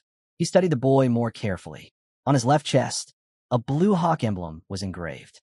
That confirmed it. He was the sword master of Seda, the second successor, and the same age as the seventh successor. And standing behind him were two figures in green suits. Assistants. Raisin immediately guessed they were his elite aides. A new system notice flashed. Major families of this world have finally encountered one another. Their innate mana recognizes each other like a beast senses another beast. As they stepped closer, Raisin realized instantly they had recognized him as a member of the Maton family. Kaysen approached slowly, with calm dignity. He bowed and said he had come here after sensing an enormous wave of energy. Raisin blinked, surprised. A 9-year-old who could already sense mana fluctuations? That was ridiculous. Raisin asked him what exactly he felt. Kaysen replied without lifting his head. According to the Forest Guardians, the fire mana in this area spiked. I felt it too. Raisin stared at him. So this kid really had grown stronger, already stronger than the original timeline suggested. But why were they here? He asked Kaysen directly why he had come all this way. Kaysen nodded firmly. Another notice appeared. Kaysen, even as a child, was extremely curious. Whenever something interested him, he pursued it with full force. This was the first step toward becoming one of the strongest. The two boys stood face to face, heirs of two great families. Raisin said quietly, "It seems you already know who I am." Kaysen shook his head. "No, I don't know. I can only assume you're from Maton, and probably older than me." His eyes sparkled with interest. "I heard you study the water attribute, but I can't smell any water mana on you." Raisin's heartbeat quickened. He really didn't want to get tangled up with this protagonist. Telling the truth was dangerous, but lying right now? Impossible. He thought, should I just say I'm the fifth successor? No. He dropped the idea immediately. But then Raisin casually mentioned that his fifth brother was an Earth attribute magician. And Kaysen's entire expression changed. His face lit up with excitement, and he suddenly shouted, "Wait, what? If your fifth brother studies Earth, then that means you're the seventh successor." The two assistants behind him froze as well, eyes wide with disbelief. The stories they'd heard about the seventh successor and the boy standing in front of them, they didn't match at all. Kaysen frowned slightly and said honestly that Raisin didn't look anything like the rumors. Not even close. Raisin scratched the back of his head, trying to ease the tension. How about we just talk calmly?" Kaysen replied confidently. "If you're really that guy, then there's nothing for you to worry about." The narration shifted, showing us Kaysen's past. A young boy practicing tirelessly with his sword. He came from wealth, surrounded by elite teachers. His parents adored him. Every resource was at his fingertips. But even with everything, he lacked one thing, friends his own age. And that loneliness bothered him more than anyone realized. Back in the present, Lervian quietly took Raisin's hand. Raisin was deep in thought. Maybe he and Kaysen could actually become friends? No one else ever would. Lervian suddenly asked him, "Is he your friend?" The moment she said that, Raisin's mind flashed through the original story. Lervian eventually becomes Kaysen's life partner. So yes, they had to get along. Smiling, Lervian stepped forward and said, I'm also 9 years old, and you're very handsome. Kaysen turned slightly away, face going red, and introduced himself with awkward politeness. Lervian beamed.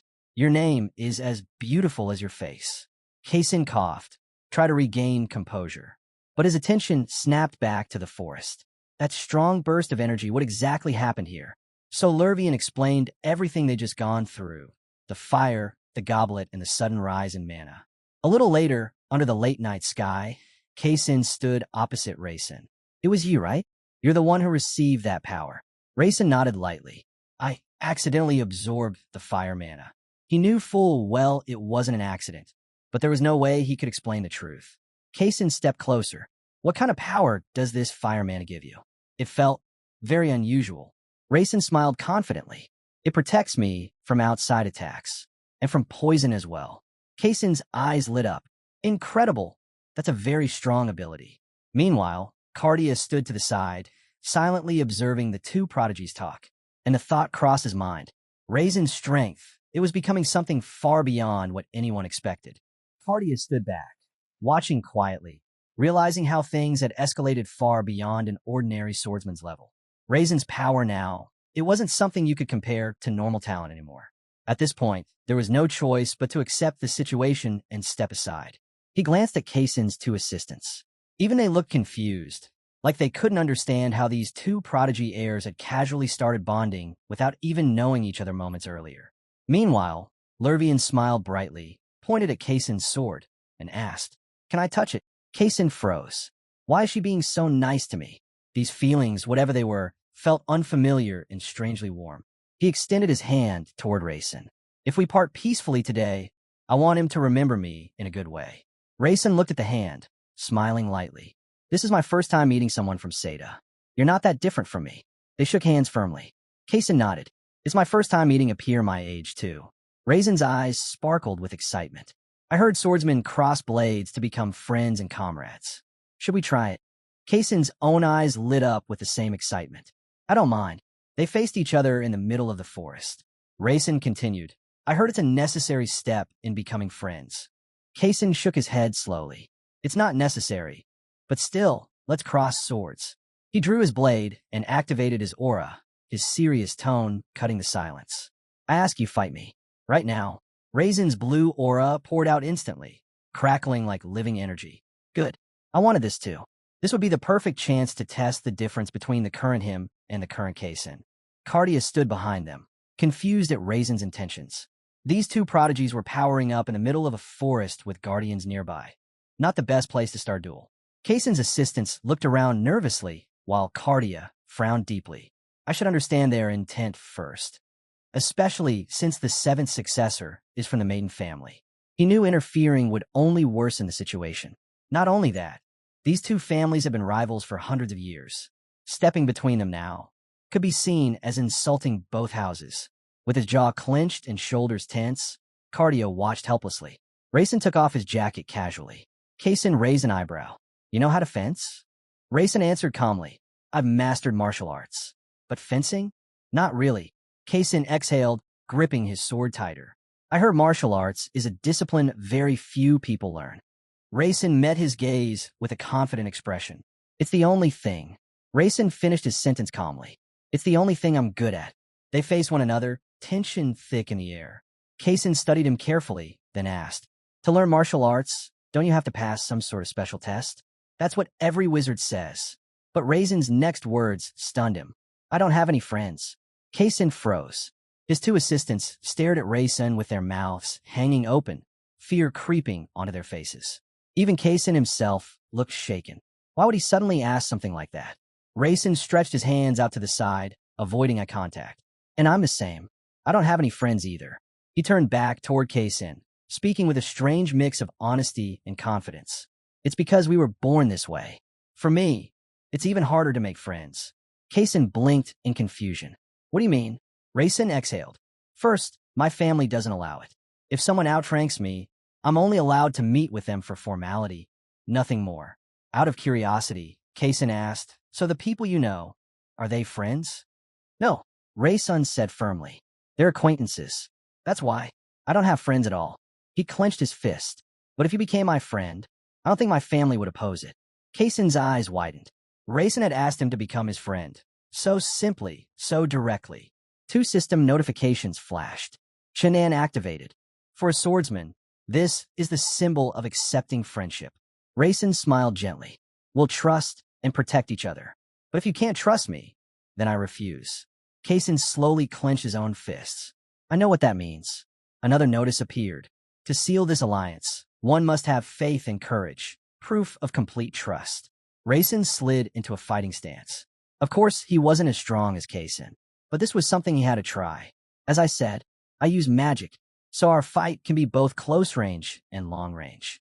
Keisen drew his sword, letting it slide smoothly from the sheath. I'll use only the most basic form of sage swordsmanship, and only my right hand. He pointed his blade at Ray-sun. If I use more than that, I might kill you by accident. A confident, almost playful smile crossed his face, and the duel truly began. A confident smile formed on Ray-sun's face. He asked Keisen who he thought would win, but before Keisen could answer, Ray-sun answered himself. You'll most likely win. Keisen's eyes widened, shimmering with excitement. Ray-sun then asked, then why do you still want to fight me? Keisen replied without hesitation, because I want to be your friend. Ray-sun nodded slowly, then asked his second question, then does winning or losing matter to you? Keisen shook his head. No, it doesn't matter to me. But Ray-sun straightened his back and said firmly, it matters to me, because I want to defeat you and become your friend. They stood facing one another, 2 child prodigies from rival families, and Ray-sun added, friends should be equal in strength and spirit, so treat me as an equal. Keisen paused, lowered his sword, and apologized. I didn't mean to look down on you. Ray-sun returned to his fighting stance, eyes burning with determination. I'll do everything I can to beat you. The atmosphere tightened instantly. Cardia watched anxiously. The 7th successor of the Maton family and the 2nd successor of Seda are really about to fight. Keisen moved first. A perfectly straight lunge aimed at Ray-sun's torso. Ray-sun barely dodged it. A system notice flashed. Slow time, automatically activated. Keisen attacked again. Ray-sun twisted away, thinking, the tip almost pierced me. Another system message appeared. Basic martial arts, body balance, activated. Using the force of the blow, Ray-sun jumped upward, landing on a tree branch. He prepared to counterattack, thinking, his center of gravity shifted. If I move now, I can win. He launched himself from the tree, dropping down toward Keisen with both fists clenched and a fierce expression. But Keisen slipped aside effortlessly. Ray-sun landed and turned sharply, but Keisen was already moving again. Fast. Too fast. Ray-sun dodged another sharp blow, barely understanding how Keisen moved so quickly. He couldn't keep up with his speed at all. Keisen, he's stronger than I thought. Again, Ray-sun leapt back from another strike. To use magic, I need to get close. But he won't let me near him at all. Keisen prepared another attack, blade humming with aura. Ray-sun gritted his teeth. If I get close, I'm defenseless. If I stay far, I can't do anything. This is the strength of the main character. His eyes burned brighter. But I'm not going to lose to him. He tried to read Keisen's movements, predict them, anticipate every shift of the blade. If I watch carefully, Ray-sun focused all his senses. If he could predict the trajectory of Keisen's blows, even roughly, he could force his way inside the sword's range. He charged forward, swinging his sword and unleashing a cross slash, positioning himself so he could make a clean, direct strike. But then, his eyes widened in fear. This isn't going according to plan. Keisen's stance had changed, sharper, heavier, unmistakably serious. Keisen swept his arm, his aura exploding outward. Ray-sun realized instantly, I can't dodge this. He had no choice but to take it head on. Keisen's sword came down in a fierce arc. A notification flashed. Beginner swordsmanship basic skill, strong will, activated. Ray-sun threw his arm up, blocking the attack with pure desperation. The impact crushed into him. Pain tore through his arm, teeth grinding, eyes stinging. Tears almost slipped out. He fell to the ground, clutching his arm. Could have hit my arm and not my ribs. If that landed on my side, it would have broken me. Before he could recover, Keisen's blade stopped right in front of his face. Ray-sun forced a smile. Yeah, I lost. Keisen sheathed his sword immediately. At least the duel ended without any fatal incident. Kaysen stepped forward and asked, "Is your hand okay?" Rayson flexed his fingers slightly. "My body tingles a bit after that hit, but I'm fine." Still gripping his arm, but smiling, he listened as Kaysen praised him. "That was an excellent defense." Tassin, one of the assistants, laughed with wide eyes. "It was great. I didn't expect to see fire sparks like that." Rayson blinked. "Fire, what spark?" He looked toward Lurvian instinctively. But no, everything happened too quickly. He hadn't noticed anything. Something, or someone, saved him in that instant. Kaysen then pointed at Raisin's sword. "That's a black sword." Raisin froze. Shock hit him hard. A system message echoed in his mind. Black sword. A blade capable of cutting anything. He stared at the weapon in disbelief. Kaysen continued. "I wasn't even using my full strength. But your defense, it really surprised me." Raisin chuckled weakly. "I knew I'd lose, but the skill gap is just too big." Kaysen extended his hand toward him. Raisin blinked, startled. Kaysen helped him stand up. "Most people can't even talk properly after fighting me. They're nowhere close to my level." Raisin smiled back, still holding his injured arm. "There's nothing wrong with a weaker person facing a stronger one. It just means—" He looked at Kaysen with a confident grin. "You can trust me completely." Those words genuinely made Kaysen laugh. He said it was the first time he'd ever met someone like him. Turning to Raisin and his subordinates, he added with a grin that he'd enjoyed this evening far more than he expected, so their paths would cross again soon. And just like that, in an instant, Kaysen vanished from the battlefield. A trap activation flashed into the air, and new notifications appeared. The main storyline had shifted. The plot had changed again. Raisin stared at the messages, stunned. Before he could gather his thoughts, Cardia walked up and said she only wanted to ask him one thing. Her tone alone made Raisin freeze. She asked how he managed to learn the fire attribute. His mind immediately jumped back to Kaysen's words, how he'd shouted with excitement about seeing a fiery spark. So that was it, that was the fire attribute. Raisin looked down at his hand. Two different auras flickered across his palm. That warmth he'd felt earlier inside his body, it finally made sense. The fire wasn't strong, but it was undeniably there, genuine fiery mana. A faint, fiery aura wrapped around him. He quietly acknowledged it. Weak or not, it existed, and he would test it properly once he returned to Chingon. But the world didn't give him time to think. A sudden blow came toward him. Raisin dodged, and a violent blast erupted behind him. Cassid, standing among the others, was taken aback. Another notification popped up. Pure fire energy and fire mana have successfully merged through simple mana control.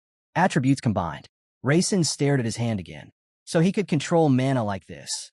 Not with ordinary fire water, but with pure fire water. A thought crept in. Could he apply this attribute to techniques? Persia smirked, amused. The main character recalled that high-level magicians, like the third successor, could do this, but they avoided it because the result was usually too inefficient. Cassid's brows furrowed. He asked Raisin how he'd pulled it off. Raisin simply answered, "I don't know." That stunned him even more. Cassid realized the issue wasn't lack of knowledge.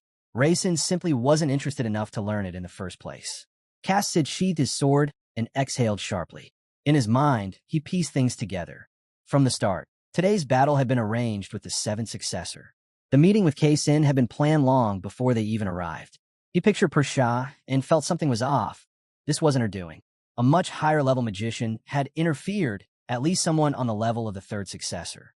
With a deep frown, he finally spoke aloud, asking Kaysen to grant him permission to escort the main character back to Mython. She lowered her head and reluctantly agreed with him. But before the moment could settle, Lurvian suddenly shouted for him to stop. Her eyes burned with rage as she screamed that if the main character didn't take back his words, she would burn everything around them. Raisin raised his hands defensively, remembering what he'd said, that he had no friends, that they were nothing alike. Fiery energy burst from Lurvian, surrounding her like a living flame. She glared at him and declared that she considered him her friend. That was the only reason she had even entered into a fire contract with him. Raisin was caught off guard. He muttered that maybe friendship really mattered a lot to a 9-year-old. Then he quietly admitted, "We're friends." Lurvian's expression softened, but her voice trembled. She asked why he had ever said he had no friends. Stunned, Raisin immediately took back his words, admitting he was wrong, completely wrong. Lurvian's eyes widened. She leaned in, smiling faintly, and asked again, "Is that really true?" Raisin nodded, saying yes, she was his friend. She gently took his hand and told him to remember one thing. She was his very best friend. He agreed, and the anger in her aura faded.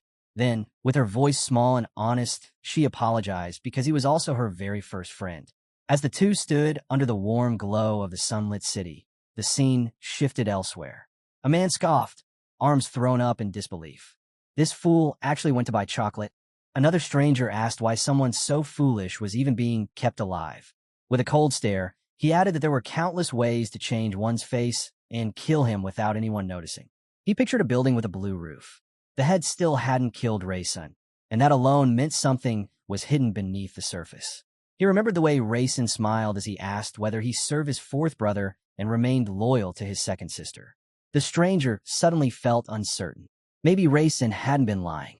Maybe he was genuinely going to be useful later. The plot jumps midnight, January 1st, year 219. A quiet, star-covered sky wrapped itself around the castle. Inside, a large feast covered the table. Raisin's mother thanked Era, saying everything looked delicious. Era modestly replied that she was overpraising her, smiling politely as she held a tray. A small system window appeared beside her, showing her general information. While cutting a piece of meat, Raisin asked his mother a question he had never dared ask before. "Who was my father?" An image flashed in his mind, a hazy figure, half remembered, half erased.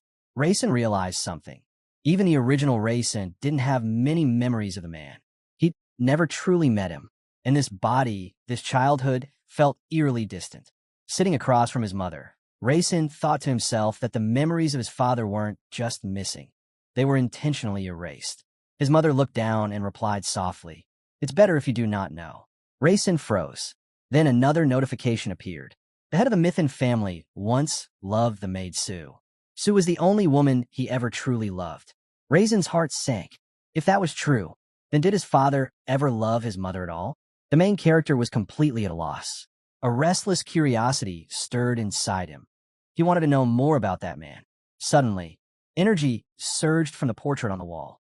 Yellow mana flickered through it like lightning trapped in paint. Then the air cracked open. A man stepped out of the portal, his eyes glowing a deep, terrifying yellow. Raisin felt his breath catch. It was him. Raisin and Sue immediately bowed, but the man calmly told them there was no need for such formality. Raisin stared at him, stunned. Even though he stood there alone, it felt as if the entire space was swallowed by his presence. The pressure was suffocating. Just looking at him made Raisin's entire body go numb. Not even fear, something deeper, something primal. Katra's usually calm face turned serious. Taking a seat at the table, the man asked casually, "Did you quarrel with your brother?" Raisin stiffened. "Well, if you mean the sixth successor, then yes. Why was he being reprimanded for something he didn't even cause?" Raisin frowned. "May I ask why you think we quarreled?" The man stood before him, waiting. Raisin explained, "The sixth brother tried to order me around. He even tried to hit me. I only defended myself." The man tilted his head slightly. "And did you strike back?" Raisin nodded. "I did. He insulted my honor as a magician." He touched his face, remembering the scene. Raisin admitted that he simply mirrored the sixth brother's insults and responded in kind. He did not consider himself guilty at all. The man's expression didn't change, but his presence intensified. Raisin added, "As a true magician, I simply wanted to end that meaningless fight as quickly as possible." Katra asked, "So you handled him swiftly?" Raisin replied, "I just needed him to stop resisting." He recalled the moment he struck Carlton. Raisin emphasized that he didn't inflict fatal damage, only enough to suppress the sixth successor using the martial arts he had learned. The man rested his hand against his cheek, still listening. Raisin finally asked the question burning in his mind. "Why must we fight each other to claim the throne? Isn't it foolish to wage a bloody war with my own brothers?" The man raised his hand. "No, your enemies are not your brothers." The words hit like a hammer. Raisin leaned forward. The man continued, "The martial clan of Grandly and Sod, the swordmaster. These two families must kneel before us." His tone sharpened with conviction. "We should unite, so that they lick the floor like dogs and crawl upon it like insects." A dark smile tugged at his lips. Raisin couldn't help but acknowledge those were powerful words. With a casual wave of his hand, the man added, "Your sixth brother should be grateful you let him live." In that moment, something clicked for Rayson. If they united instead of fighting each other, they could truly dominate this world. The man looked deeply into Rayson, studying him. In his thoughts, he admitted he hadn't expected this from him, neither the strength nor the conviction. And the scene closed on his silent realization.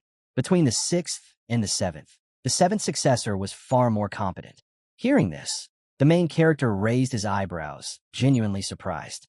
He told him that if he was still clinging to grudges from back then he was no longer the maiden he once respected. Rayson felt his heart jolt. Was that enough?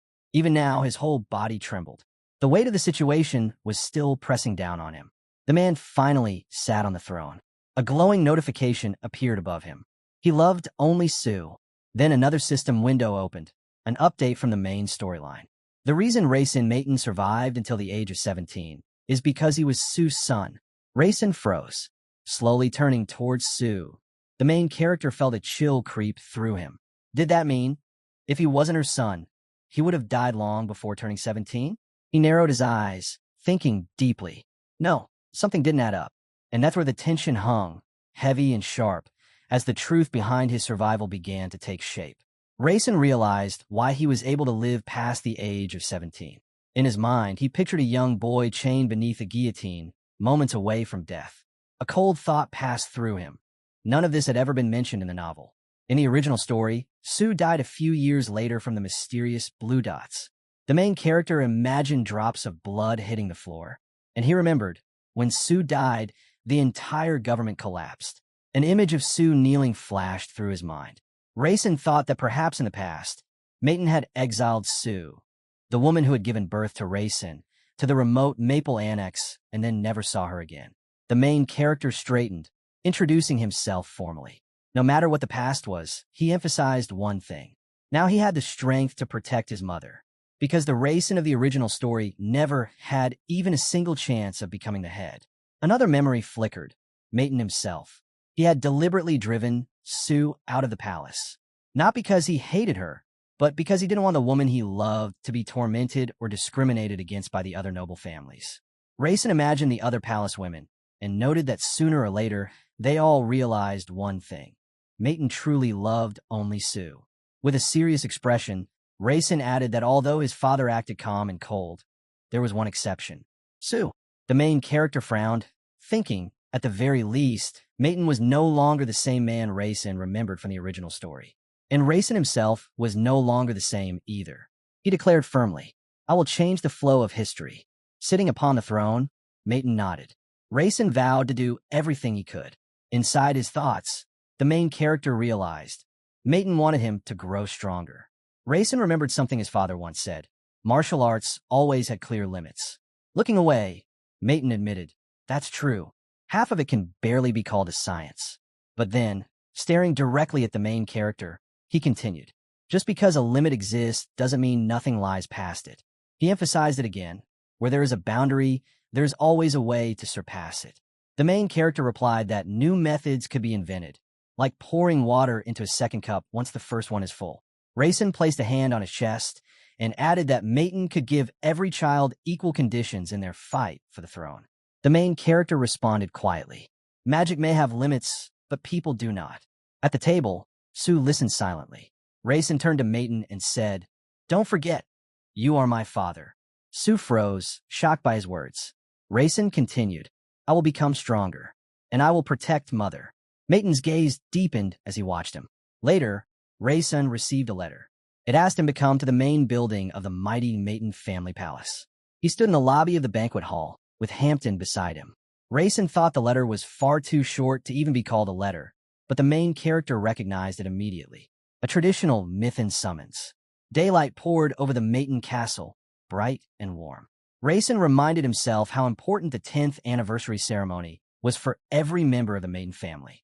When a child of the family turned 10, everyone gathered, celebrated, and drank together. But beyond the festivities, there was something far more important, the ritual of body strengthening. An empty scroll rested atop the glowing magic circle. Rayson envisioned all kinds of seals and runes, each one designed to reinforce a child's physical foundation. This technique didn't give power instantly, but made the body stronger, tougher, and more resilient for all future growth. Adjusting his jacket, the main character glanced at his reflection. His suit, his posture, even the aura he carried. Everything felt different for what he expected. He wasn't just changed in appearance. He had changed in soul. He opened the door. The plot shifted to the main building of the Maiden family, the grand banquet hall. Era stood beside him, brows slightly furrowed. Rayson noted that this hall was special, the place where every Maiden child underwent their decade ceremony. Rows of chairs lined a long table. A notification flashed. Raisin's mana has a permanent magic release effect. Turning toward Era, the main character asked where his seat was. She answered that his place was directly across from the head of the family. Raisin nodded, then asked, "Where's my mother?" With her arms folded, Era answered quietly. Miss Sue wasn't invited. Raisin's gaze sharpened. Just then, Carlton approached, gripping his staff. "Ray-san," he called. The main character greeted him politely and asked about his condition. Carlton frowned, confused by how dramatically Raisin had changed. He muttered that Raisin must have been training nonstop.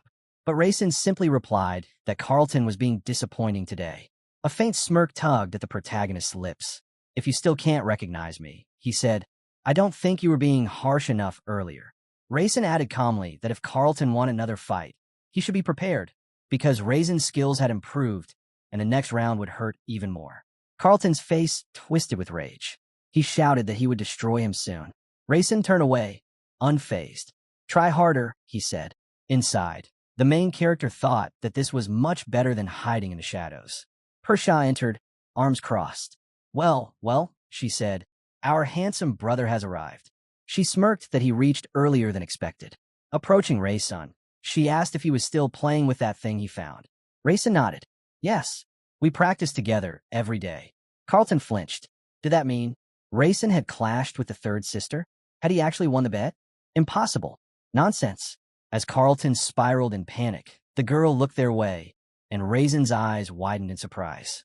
The plot revealed a new figure, the High Mage Mitten, IIA, the second successor. She stepped into the hall and cast a calm, piercing gaze at the main character. Raisin noted that she was the strongest magician in the family, almost equal to the head himself. She had a gentle personality, but she was also someone who would push herself beyond limits for the people she cared about. And now, her eyes were fixed on him. Like Persia, the third sister, IIA also possessed 7 circles. Her main attribute was light, and her secondary attribute, terrifyingly, was darkness. Raisin quietly noted that in the original story, she was a tragic character, one who would eventually be beheaded by Kaisin himself. The main character imagined Kaisin standing before her, sword resting coldly against her neck. The irony stung. She was Kaisin's first love. Tears slid down Kaisin's face in that imagined memory. Sitting beside Persia, IIA commented softly that their youngest sibling had changed a lot. Persia closed her eyes and agreed, in a good way. Raisin sat there stunned. Seeing Persia and IIA together only confirmed what he'd been sensing since he entered the hall. Their aura was overwhelming. The pressure they exuded filled the entire room. They truly were monsters of the Maiden family. And Raisin realized he might have been acting a bit too boldly around them. 2 more figures entered the hall. Raisin's gaze briefly drifted toward the girls, but Katra's stern expression pulled him back. Raisin took his seat across from him. Inside, he counted. Maiden had 3 wives, and if one excluded the missing child, 6 children were present.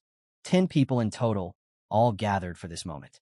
With a serious face, Maiden announced, "Our youngest has turned 10 today. Congratulations." The siblings echoed the sentiment, congratulating Raisin. He thanked them, still dumbfounded by all of this. Then IIA stood up. "In accordance with Father's orders," she said, "I have returned after slaying the Balrog evil spirit that emerged from the Fountain of Darkness." Raisin thought to himself that this hall was no place for peaceful tea. It was a battlefield of accomplishments, a place where the older siblings showcased the terrifying things they had done. The next to speak was the 6th brother. Smiling, he reported, "The corpse of Karen, the sorceress of the north, has been captured and sealed in the Devil's Tomb. More than 20 magicians who followed her were eliminated." Maiden asked whom he traveled with. The young man replied proudly, "I accomplished the extermination alone." Persia rose from her seat next, smirking. "I have brought the wings of Cilia. They belong to the temple of the Forsaken Warden." The hall froze. Even Maiden was momentarily shocked. Raisin's thoughts raced. Persia had stolen the wings of Sylvia, sacred treasures guarded by the goddess Sophia of the renounced temple. They were artifacts capable of massively boosting several attributes, especially wind. The main character pictured Persia standing among a mountain of corpses. 30 priests, 7 monks, and 17 elite swordsmen had defended those wings. All of them were killed. Maiton's expression darkened. "I hope this serves as a warning to the other temples," he said coldly. He asked if the Holy Empire had responded. Persia replied that they were silent, for now, but she expected a message soon. Death, another sibling, shook his head. "All we can do is apologize when they finally come for us." Persia calmly asked what she should do next. Katra didn't hesitate. His command was cold and simple. "Ignore it." Raisin's expression tightened. Inside, he thought this was unthinkable. Someone from the Sacred Empire had dealt a staggering blow to the Maiton family, and yet Katra wanted to simply ignore it. But then Raisin understood the logic. Maiton wasn't preparing for war. Even if the Empire made noise, nothing would escalate into a large-scale conflict. Not yet. Suddenly, a knock at the door. The scene introduced Deck's henchman, carrying a tray as he entered the hall. He sat beside Raisin. Raisin's eyes fell on the objects lying atop it. Scrolls. The servant politely asked him to choose one. Inside, the main character immediately recognized them. Scrolls for body enhancement, personally crafted by Dysarts himself. A notification flickered into view. Body enhancement scrolls activated. Raisin froze. Waves of mana from all 7 scrolls suddenly resonated, their wavelengths merging into one massive surge. One scroll even lifted into the air. Raisin calmly reached out. "I'll take this one." Persia blinked in shock. His brothers exchanged stunned looks. Even IIA's eyes widened. He chose that one. Holding the scroll, Raisin repeated firmly, "This is my choice." The hall fell completely silent. From the throne, Dysarts finally spoke. His expression was unreadable. "Did you explain this to him?" he asked IIA. She shook her head. "No, I did not." Persia looked away, adding, "I didn't say anything either." Everyone stared at the scroll in Raisin's hand. A scroll radiating an unusual pink mana wavelength. Dysarts narrowed his eyes. "So, are you telling me a 10-year-old child analyzed the mana waves by himself?" He turned toward IIA. "Why couldn't you do that at 10 years old?" IIA's gaze sharpened. "His ability is stronger than mine was at that age." Persia raised a hand to her face, stunned. She hadn't expected Raisin to be able to do something like this. IIA continued quietly. "His martial arts talent must be exceptionally high, and the growth rate of martial arts is fastest in the earliest stages." Dysarts leaned forward, tone serious. "Why can a child barely 10 years old do this?" The conclusion is simple. None of us practice martial arts at that age. Then he gave an order that shifted the entire atmosphere. "Bring the scroll of the transcendental attribute." Raisin began walking toward Dysarts. He recalled that during the decade ceremony, the Maiton family offered several enhancement scrolls. The child turning 10 would select one, gaining the magic and physical reinforcement sealed within. Dysarts presented a series of scrolls, explaining each attribute as Raisin visualized them one by one. A red scroll, fire. A blue scroll, water. A silver scroll, steel. A brown, cinnamon, scroll, earth. A yellow scroll, electricity. A black scroll, darkness. A white scroll, light. Each one pulsed with its own elemental mana. But the transcendent scroll had not yet been revealed. And Raisin stood there, knowing that his choice today would reshape the future. Raisin explained calmly that if the 7 attributes were combined in the correct order, they could materialize into a single, transcendent elemental attribute. He looked down at the scroll in his hands. Inside, he thought, this is just the fusion of all attributes, and having everything isn't always a good thing. Still, he handed the scroll over to Dysarts. Dysarts raised an eyebrow. "I didn't think you would pick this one." Raisin smirked. "Then I'll take it as a compliment." Carlton nearly choked. How could he speak to the head of the family, his father, like that? Had he completely lost fear? Carlton silently screamed that Raisin should shut up before he died. Dysarts ignored the commotion and declared, "IIA will conduct the ritual of magical body strengthening."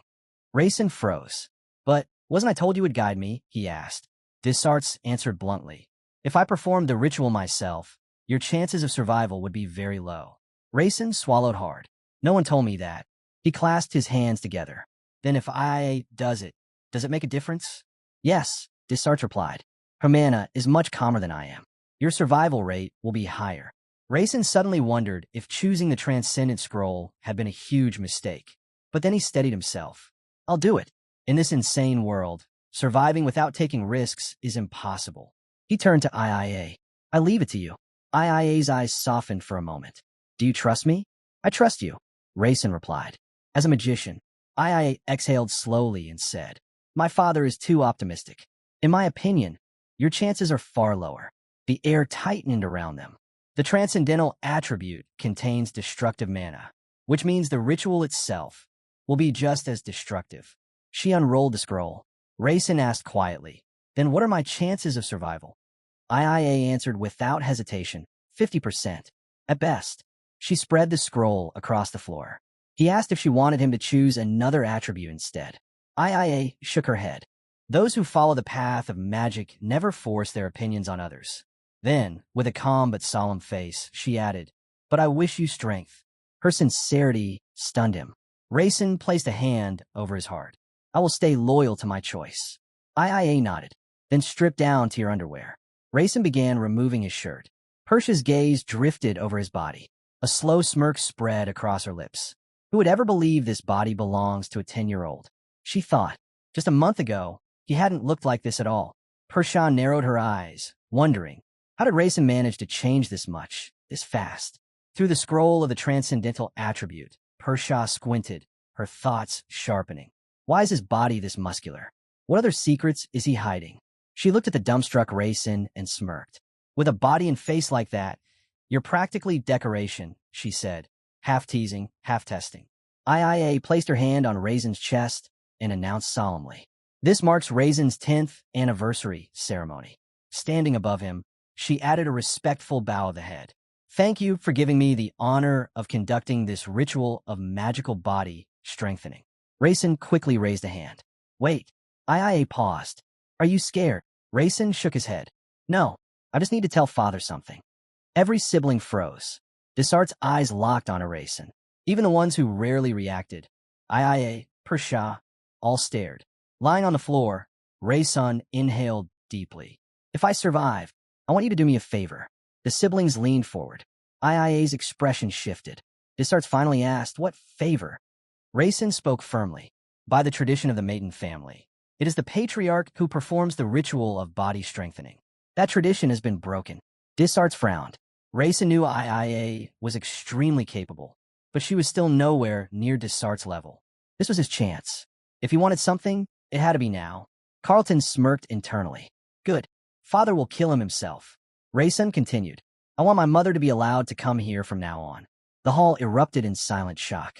Persia's eyes widened. Another sister muttered angrily. A servant cannot be allowed in this place. Raisin glared. And why not? Why are you doing this to my mother? The girl answered coldly. Her birthright and origin are different from ours. Lying on the floor, Raisin replied with a voice that cut deeper than steel. I'm my father's son. Half of my blood comes from my mother.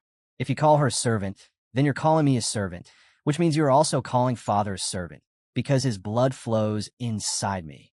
The entire hall went dead silent. Even the air felt heavy. Desarts leaned back on the throne. Why do you want this?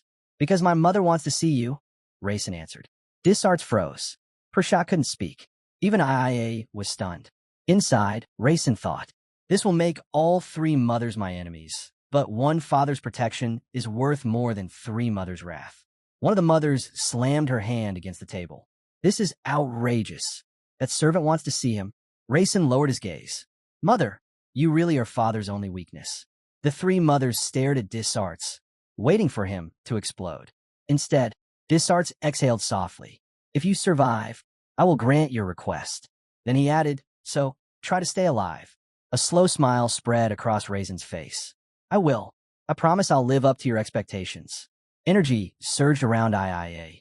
Yellow mana spiraled around her like a star being born. She lowered her hands and declared, I'm beginning the ritual. IIA's voice echoed through the hall, calm but carrying absolute authority. Those who walk the path of magic, those who obey its commandments, and those who stand before the ritual of the decade, to them, I issue my command. Raisin lay there, stunned. And those who follow the will beyond all realms, she continued, shall be embraced by the cruel and boundless arms of mana. Magic seals flared to life on Raisin's hands. Heat surged through him, sharp, scorching, unbearable. It felt like someone was branding his flesh with burning iron. His eyes flew open. He was no longer in the hall, no longer hearing IIA's voice. He stood in a pitch-black space, inside his own consciousness. He lifted his hand. All limbs were still attached, but he couldn't feel any of them.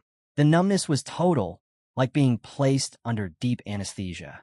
He remembered lying under bright lights, surrounded by doctors. And then, a flame appeared before him. A swirling mass of red energy rose up, greeting him like an old acquaintance. A cup materialized in front of the fire, overflowing with mana. Raisin blinked. Is this the holy grail of fire? A golden chalice glowing with scorching brilliance floated before him. He stared at it with wide eyes. Holy grail of fire, he whispered. The grail tilted as if looking directly at him. Do you remember who I am? It asked. Raisin nodded. The holy grail of fire. But the cup's expression turned unusually sad. That's not true, it said softly. Raisin froze. What? I am not the holy grail of fire. Raisin felt something drop in his stomach. Then what are you? The cup's voice deepened. I am the ultimate grail. Raisin's eyes widened. What? He tried to analyze it with his celestial eye, but nothing happened. No information. No readings. No results. If I can't analyze it, does that mean I'm not strong enough? The ultimate grail seemed to read his thoughts and sighed. There was a misunderstanding among the Fire Clan. It began. Curdle filled me with fire mana. Raisin narrowed his eyes. Curdle? The grail quickly added, you don't need to know who that is. He's just an old man. But Raisin recognized the name immediately. Curdle, the legendary alchemist. He pictured an elderly man with long hair and a pointed hat, a figure standing in the background of countless myths. If the great sage Alberto was a self-proclaimed fraud, Curdle was someone people truly believed existed. The Grail looked at him again. In any case, I want to help you. Hyan. Raisin stopped breathing for a second. Hyan? Why is this cup calling me Hyan? And why does a cup have a gender? Trying to stay composed, Raisin asked. How exactly are you going to help me? The Grail replied calmly. You possess a rather unusual body. Raisin blinked. Unusual? And the ritual's true danger began to unfold. Raisin's eyes flew wide open at the Grail's answer. In the era I was created, the Grail said, bodies like yours were called celestial bodies. A chill ran through him. Your body is incredibly strong, the Grail continued, bending down to inspect him closely. But even that isn't enough. You tried to absorb an enormous amount of mana right now, and your magic circle is already full. The Grail tilted her head. So tell me, what do you think will happen if a destructive force this massive enters a body that can't hold it? A bead of cold sweat slid down Raisin's cheek. I'll die. The Grail nodded. That's right. Then her tone softened. And I don't want you to die. Raisin blinked, confused. What? The Grail suddenly toppled over onto her side and closed her eyes dramatically. Because if you die, it'll be boring, she said, and I'll have to go back to sleep for at least 100 years. Raisin didn't know whether to laugh or panic. He steadied himself. So, how are you going to help me? The Grail turned her gaze away, looking at a swirling mass of purple destructive energy in the distance. Raisin followed her line of sight. She looked back at him with a mischievous glint. I'm going to absorb the mana for you. Raisin froze. You can do that. I can, the Grail replied proudly. And honestly, I really like the taste of this mana. Raisin clenched his fists. If he couldn't absorb the mana himself, his body would burst apart. He'd die instantly. He didn't have any other option. He would have to trust this eccentric, ancient, terrifying Grail.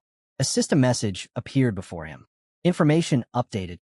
The Holy Grail of Fire trembled restlessly, as if desperately searching for the one it truly belonged to. Raisin watched it quietly, thinking back to the day it ended up encased inside his hands. Back then, it had never acted like this. A faint reflection of Raisin's face shimmered in the Grail's eye. The cup spoke softly, almost hesitant. It's hard to explain, but you have the skill to be my true owner. Raisin frowned. Why? The Grail turned toward him, staring straight into him. Because your soul is full of holes. And that's exactly what someone like me needs to settle inside. He froze. What are you talking about? You'll understand in time, she whispered, then suddenly perked up. Anyway, Let's get to the important part.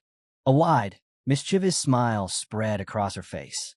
She closed her eyes, launched little bursts of fiery fireworks into the air, and declared, "Become my owner." A violet mass of energy swirled into her hands, pulsing like a living heart. "This," she said, "will dissolve inside your chest. It will devour every last drop of mana in you." Rayson tensed. "And after that, it will be reborn," she said proudly, as the holy transcendental grail. Above them, a vision of a high magician flickered like a ghostly mural. "There are plenty of weird spells out there," the grail huffed. "But that scary Nuna can take care of all that. Don't worry." Her tone softened as she drifted toward him. "I'll rest inside your heart, and when you need me, I'll come out again." Rayson blinked. "When necessary?" "In the near future," she answered. "You'll be using me a lot." A notification flashed before his eyes. The holy transcendental grail will dissolve into the heart of its true owner and act as an additional mana circle. Rayson stared ahead, stunned. Another mana circle added to mine, but before he could react, his body began to fade. He glanced down, horror striking him like lightning. His limbs were dissolving, his torso fading away. Only his neck and head remained. "If I disappear completely, I'm dead." His teeth clenched. His heartbeat roared in his ears. "No, I don't want to die." His mother's gentle face flashed before him. The warmth, the kindness, the dreams he still hadn't fulfilled. As even that memory began to blur, Rayson screamed from deep inside his soul. "Holy, transcendental grail, I accept." Golden mana erupted from the cup like a sunrise. "Wonderful." The grail laughed as fiery mana surged into the sky, weaving golden circles across the air. Rayson's eyes widened, awed, breathless. "So this is the power of the holy, transcendental grail." Light swallowed everything. When he opened his eyes again, he was lying down, still alive. Ia stood beside him, speaking softly to her father. "The ritual to strengthen his body is complete." Her father nodded. "Good work." Rayson's eyes snapped open, sharp, frantic, his entire body seizing as he sucked in a breath. Sweat streamed down his face. For a moment, he lay frozen. Then his gaze shot upward, wild and unfocused. "I'm alive," he thought, chest trembling. Was it a dream? No, definitely not. His heart felt different, unfamiliar, powerful. Across the room, Ia stood near the table, facing her father. "I didn't complete the ceremony," she said softly. "But I thought father meant to say it failed." Those words struck Rayson like a blade. Horror flickered in his eyes, sharp, cold. Ia lowered her gaze. "No, father is right. Because of my physical limits, I didn't notice when the mana and the enhancement magic faded on the scroll. I wasn't skilled enough." Her father turned away, walking out with a heavy finality. "That means this is his fate," he said. And with this, the ceremony for Rayson Mithin's 10th anniversary ends. Rayson remained lying on the cold floor, staring at the ceiling. No, she didn't fade away, he thought slowly. She was absorbed by the holy transcendental grail. Scarts was already climbing the stairs when Rayson called out, voice cracking slightly. "You promised to bring Mother here." Scarts paused. He didn't turn. "A promise," he said, "should be given only to those worthy of it. And the one who makes it must be the one to fulfill it." Then he walked away. Rayson pushed himself up, sitting quietly on the floor. He watched his father leave the hall, followed by Ia and the others. His eyes narrowed. "I'm improving, but do they really not know about the holy transcendental grail?" Even while performing these rituals, a maid stood beside him as he dressed, silently watching. Rayson adjusted his jacket, a calm determination forming on his face. Good, he thought. At least nothing manifested externally. And now, I have another powerful ally. The ritual wasn't a waste. He stepped toward the exit, then paused and glanced back. It's time to return. But the maid didn't move. Rayson frowned and turned fully toward her. She stood perfectly still, motionless. But there was something else, something sharp. Rayson felt it instantly. Energy leaked from her body, quiet, cold, deadly. He stared at her, stunned. This aura, it's like looking at a polished, perfectly sharpened blade. The maid, Arrow, was radiating a killing intent that wasn't human. Rayson slowly exhaled and called the maid by her name. She didn't lift her head. Instead, in a low, steady voice, she said, "I want to ask you something." A system prompt flickered in front of Rayson's eyes. Interlocutor cannot be analyzed. His pupils tightened. Then he saw it, her eyes beginning to glow an eerie emerald green. So, even the basics can't be read, Rayson thought. Is she revealing her true nature, even inside father's presence? Another prompt appeared. Current location, main banquet hall. Highest tier defensive magic active. Rayson's expression hardened. The only person in the entire main mansion who could activate the highest level of defensive magic was Scarts. Meaning Scarts already knew something was wrong. Rayson shifted his weight and slipped into a defensive stance, mana circulating through his limbs. The air around the maid distorted slightly, her aura sharpening like a hidden blade. Era, watching her carefully, asked, "So, you think you knew what you learned?" The girl finally lifted her eyes, the green glow cutting through the dim hall like twin lanterns. "You've changed your attitude toward me," she whispered. Rayson didn't flinch. "I've just put myself together recently." Her aura thickened, like fog swirling around a predator. "Then tell me," she said, voice sinking lower, "who do you think hired me?" Rayson did not drop his stance. His heartbeat stayed calm, his gaze unwavering. "I believe," he said quietly, "that—" "My father," Rayson answered. The maid narrowed her glowing green eyes. "And why do you think that?" Rayson inhaled slowly. "Because you're not hiding your aura. Not here, not inside the main building, while my father is present." A faint smirk tugged at her lips. "So you can feel my aura? That's amusing." Rayson lifted his hand and pushed his fist forward, letting it brush against her swirling aura. The pressure bit into his skin like icy needles. "You're sharp," he said. "Sharp and violent, almost terrifying." "That's only because you're still weak," she replied flatly. Rayson tightened his fist, jaw clenching. "I just turned 10. Of course I'm weak." She remained motionless, stone still. "That may be true," she said, "but is that enough reason to assume your father hired me?" Rayson swallowed. He could feel sweat gathering along his forehead. Arrow, if she wanted, could kill him before he even moved. She wasn't afraid he would run. Even if he tried, she would always be faster. "If my father hired you," he thought, "you wouldn't be allowed to eliminate me." Rayson looked up, meeting her emerald gaze. "You're releasing that much aura," he said quietly. Yet no one came. This was a mansion full of elite magicians. People who could sense even the slightest ripple of mana. But not a single person noticed her. He pointed around the hall. "That means something is blocking detection. A barrier. Protective magic." Arrow didn't respond. She simply watched him, silent, expressionless.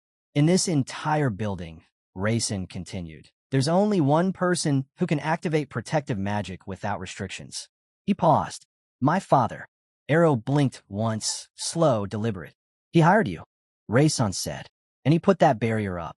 He ordered you to show me your true nature." The maid finally spoke. "You're right," she said. "Your father's orders were simple. If you lack the ability to analyze the situation, I was free to do whatever I wanted with you." Rayson slipped back into a defensive stance, sparks of tension snapping around him. "Whatever she wanted," he thought, throat tightening. Arrow continued calmly. "But he also said, since you're a member of the Maiden family, you should at least be capable of this much." Rayson exhaled through his nose. "Typical of him," he muttered. "You don't look upset," the maid observed. "Oh, I'm upset," Rayson answered. "Very upset. But there's something else I don't understand." He looked her straight in the eye. "Why now? Why reveal yourself? You've hidden your identity so perfectly until today." Arrow's face remained blank. No emotion, no reaction. Rayson continued piecing everything together aloud. "If I think about it, today is the ideal moment. I formally entered the main building. I met my father. My position changed." He raised his fist again. "And today, I put up a protective barrier too." Cold, icy mana flickered around his body, his aura sharpening like frost-covered steel. He lowered his stance slightly, eyes narrowing. "My father wants to test me." Era slowly reached behind her apron and drew a dagger from its sheath. The blade glinted coldly as she extended her hand, pointing the weapon straight at Rayson. "That's right," she said. Her aura flared, brilliant green, sharp enough to slice the air itself. "I didn't think you'd figure it out," she added. Rayson narrowed his eyes. "So what exactly were you hoping for?" Era tilted her head slightly, as if confused by the question. "I assumed," she said, "that the moment you saw my aura, you'd wet yourself." Rayson let out a small, defiant smirk. "So you're underestimating me that much?" The maid placed one hand neatly over her apron. "It's time," she said. To introduce myself properly. She placed her hand over her heart, bowed elegantly, and spoke. My name is Silent Silence, but continue calling me Kara. Raisin's blood ran cold. Silence, silence. He clenched his teeth as the name echoed in his mind. He remembered that terrifying childhood story, a mother whispering to her crying son, if you misbehave, Silent Silence will come and take you away. He saw it. Huge, dark birds crossing the night sky. A lifeless samurai lying on the ground, throat cleanly severed. Family members wailing. Elite guards standing helplessly around the corpse. Silent Silence. The assassin even the strongest of the world feared. Even a legendary sword clan once hunted her and still failed. And now, she was standing right in front of him. This young maid with emotionless green eyes. I've heard of you, Raisin said quietly. The sword family was hunting you back then. Kara nodded calmly. That was 15 years ago. I'm surprised you even know that. 15 years ago, Raisin whispered. His eyes widened. That means this appearance of yours, it's fake. Kara's expression didn't change. I'm not obligated to answer. Raisin raised his fist again, jaw clenched. I get it. So you're going to test me. She stared at him, her eyes glowing like a predator in the dark. You know what I specialize in, she said. If you can block even one of my attacks, you win. Before he could react, she vanished. Raisin blinked, stunned. One moment she was in front of him. The next, the floor where she stood was empty. A notification flashed. Celestial Eye activated. No presence detected. Raisin's brows drew together tightly.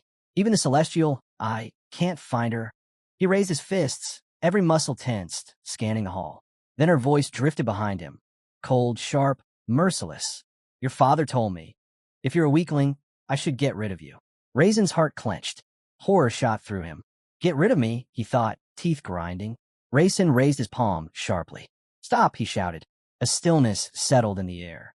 From somewhere unseen, her voice echoed. I'm listening. Speak. Raisin lowered his hand slightly, keeping his guard up. If I win, he said, what will you do for me?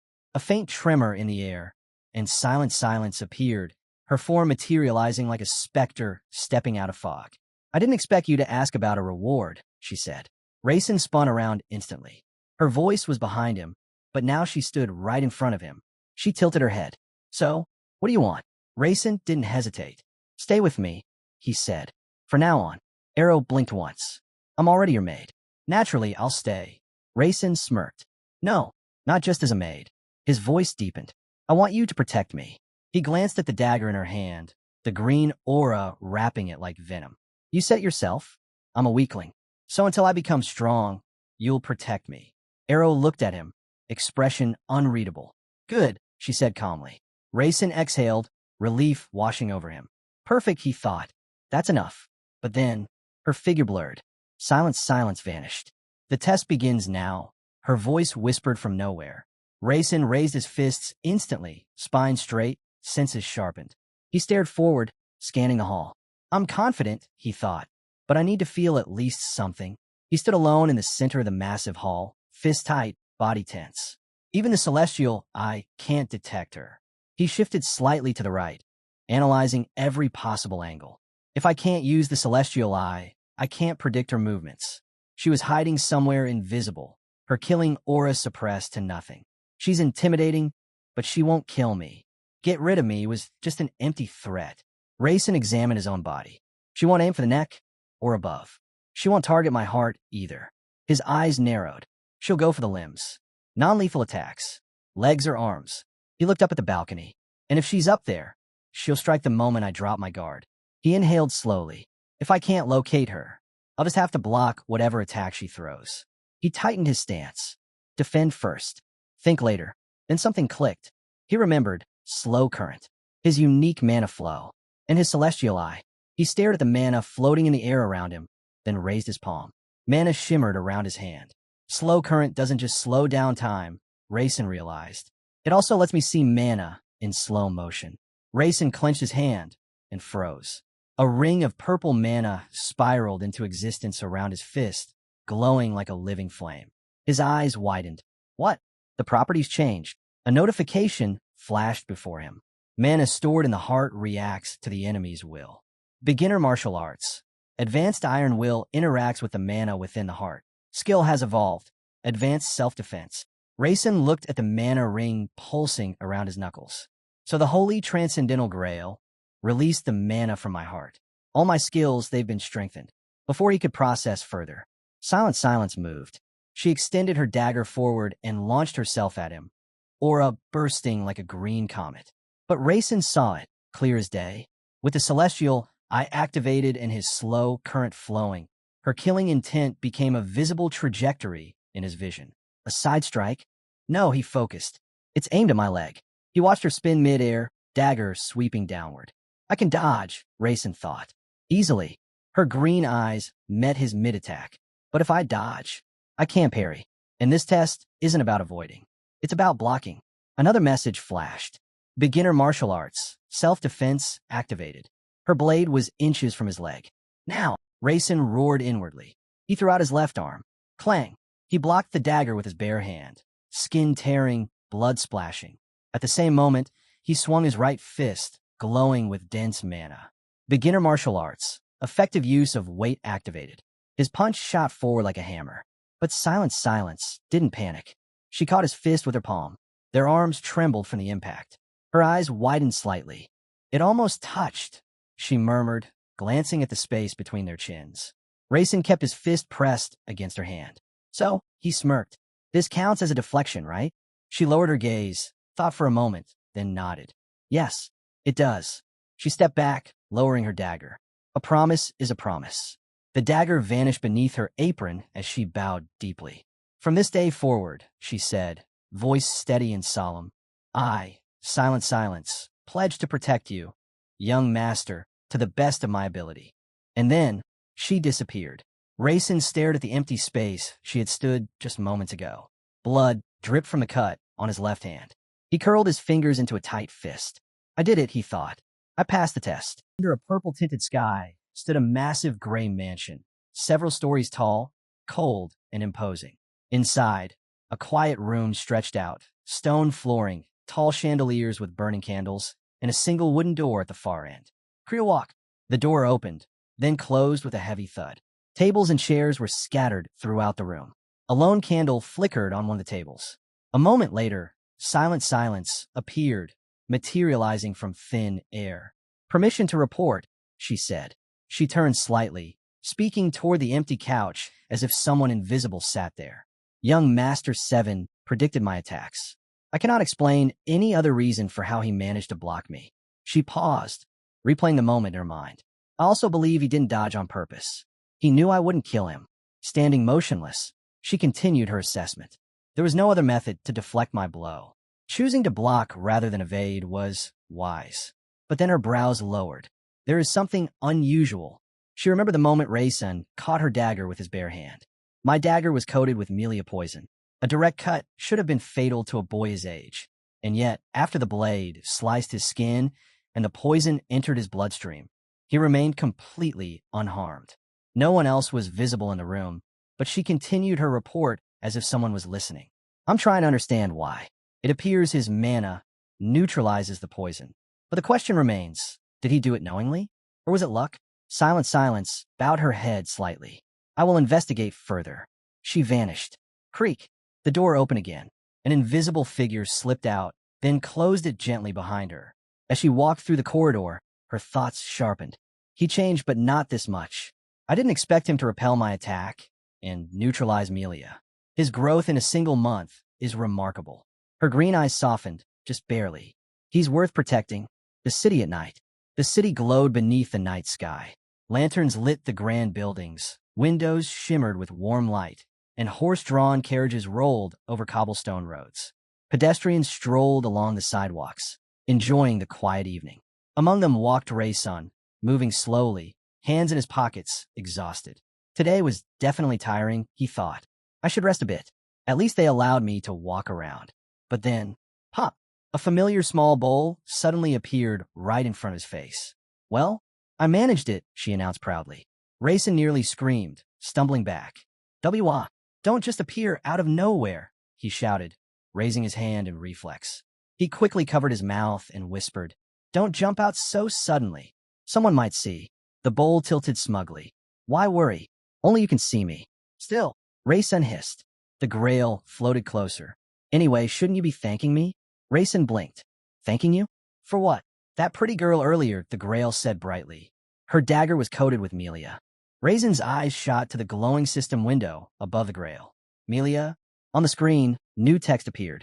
Melia, a deadly poison extracted from the horned venom starfish found in the Southern Sea. Most victims die within the first 5 minutes of exposure. The glowing text reflected across Raisin's face.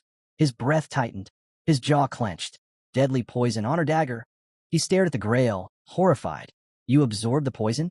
To get rid of it. The Bull closed her eyes, smiling proudly. Of course not. Why would I destroy poison? Poison is one of my attributes.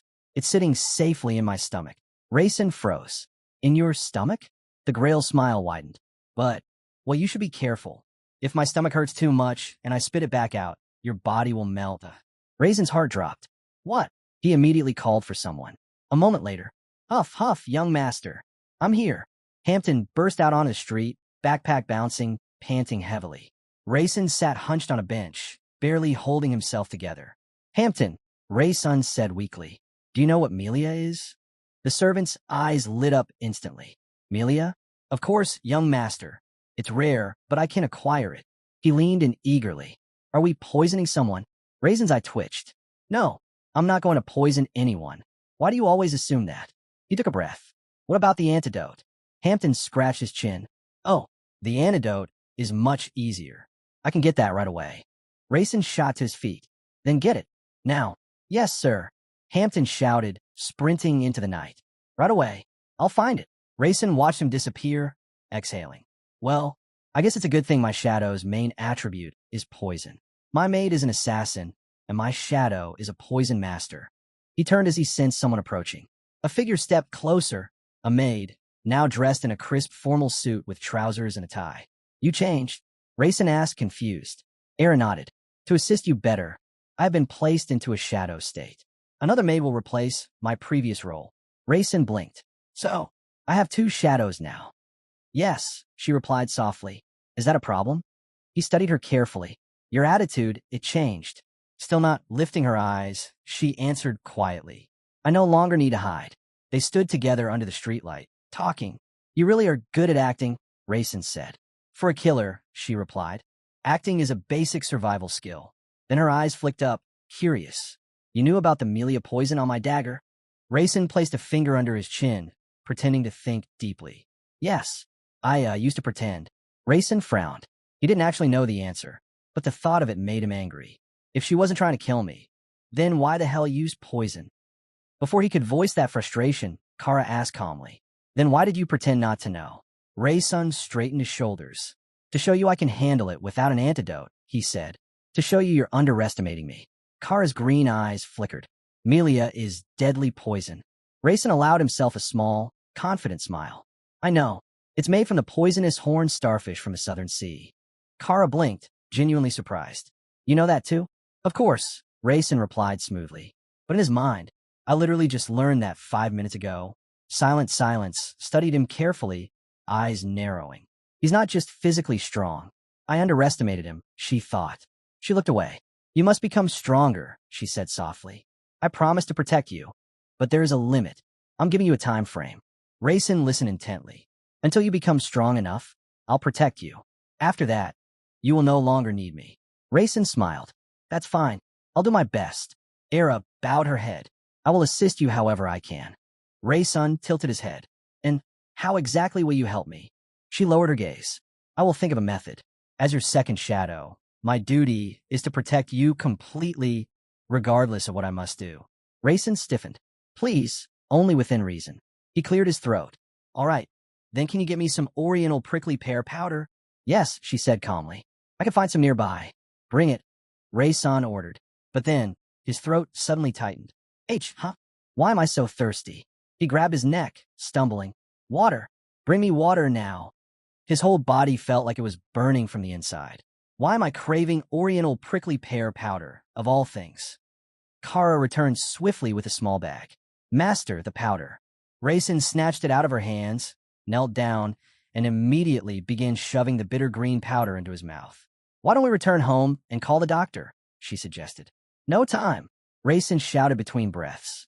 He scooped more powder with his bare hands. This isn't enough. More, much more. He grabbed the glass beside him and poured water down his throat greedily.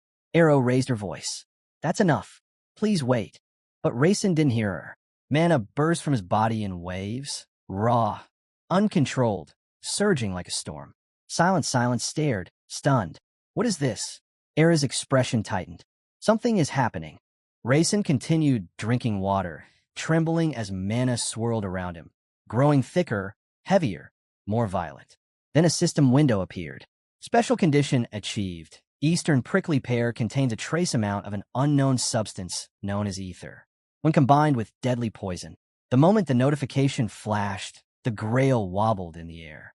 Ugh, I'm getting dizzy, she groaned. Her face twisted. I feel sick. I'm going to vomit. She spun away from Racin and, bleared. A stream of bright green poison poured out of her mouth. Racin dropped his glass in shock. It shattered on the ground. Mana swirled violently around his body. Purple, gold, red, crackling like unstable lightning. He clutched his chest. My heart. It's expanding. Arrow's eyes went wide, her jaw dropping. What the hell? She whispered. Racin clenched his teeth so hard his jaw trembled, pain ripping through him like a blade twisting inside. Arrow watched the mana rising around him, wild, explosive, and beyond human limits. His mana is increasing uncontrollably. She took a step forward, panic rising. I should take him to a healer. No. If I touch him now, I might kill him instantly. My job is to protect him, but I can't even get close. Racin collapsed to one knee, gripping his chest, gasping for breath. Arrow's heart pounded. I swore to protect him until he became strong, but I'm not a mage. I don't know how to stop this. Her hands shook. There's only one way. Her eyes turned cold and resolute. I have to channel my mana into his body, and if I have to, I'll die in his place. Her aura sharpened, deadly, determined, absolute. But a new notification appeared. Warning, the reaction between ether and melia accelerates drastically when combined. Only those with the transcendental attribute, also known as combined mana, can survive or control this phenomenon. Racin trembled, barely conscious, his heartbeat pounding like a war drum. He reached out with his mind, trying desperately to restrain the explosive force churning inside him. Racin froze for a moment, confused. Why did his mana feel like he was dying all over again? His fist tightened as a sharp realization hit him. His heart was expanding, and this time he could barely keep the transcendental mana under control. Another screen flickered before him. Mana cultivation activated, easy to learn. Easy to learn? He could barely breathe. Pain shot through his side, and Racin gritted his teeth, finally admitting to himself that, yeah, one of his ribs was probably broken. More text appeared, merciless as ever. Even those with transcendental mana cannot perfectly control the ether, melia reaction. This is only one condition. Then another line followed immediately after. Without the blessed body of a martial arts family, complete suppression of expansion is impossible. Racin's expression darkened. If he couldn't stop it completely, it meant death. But the screen wasn't done. Alternatively, those with certain special bodies may survive the expansion, such as a celestial body. Huh. Racin's eyes widened. A celestial body could endure this? That means maybe he had a chance. And then he heard it. A voice. Calm, gentle, and echoing from deep inside him. You're doing better. Just trust me. Racin's heartbeat steadied. That voice, it was the holy, transcendental grail. His eyes flashed with divine blue light as he brought his palms together. A glowing sphere of mana expanded between his hands. From inside him, the grail spoke again.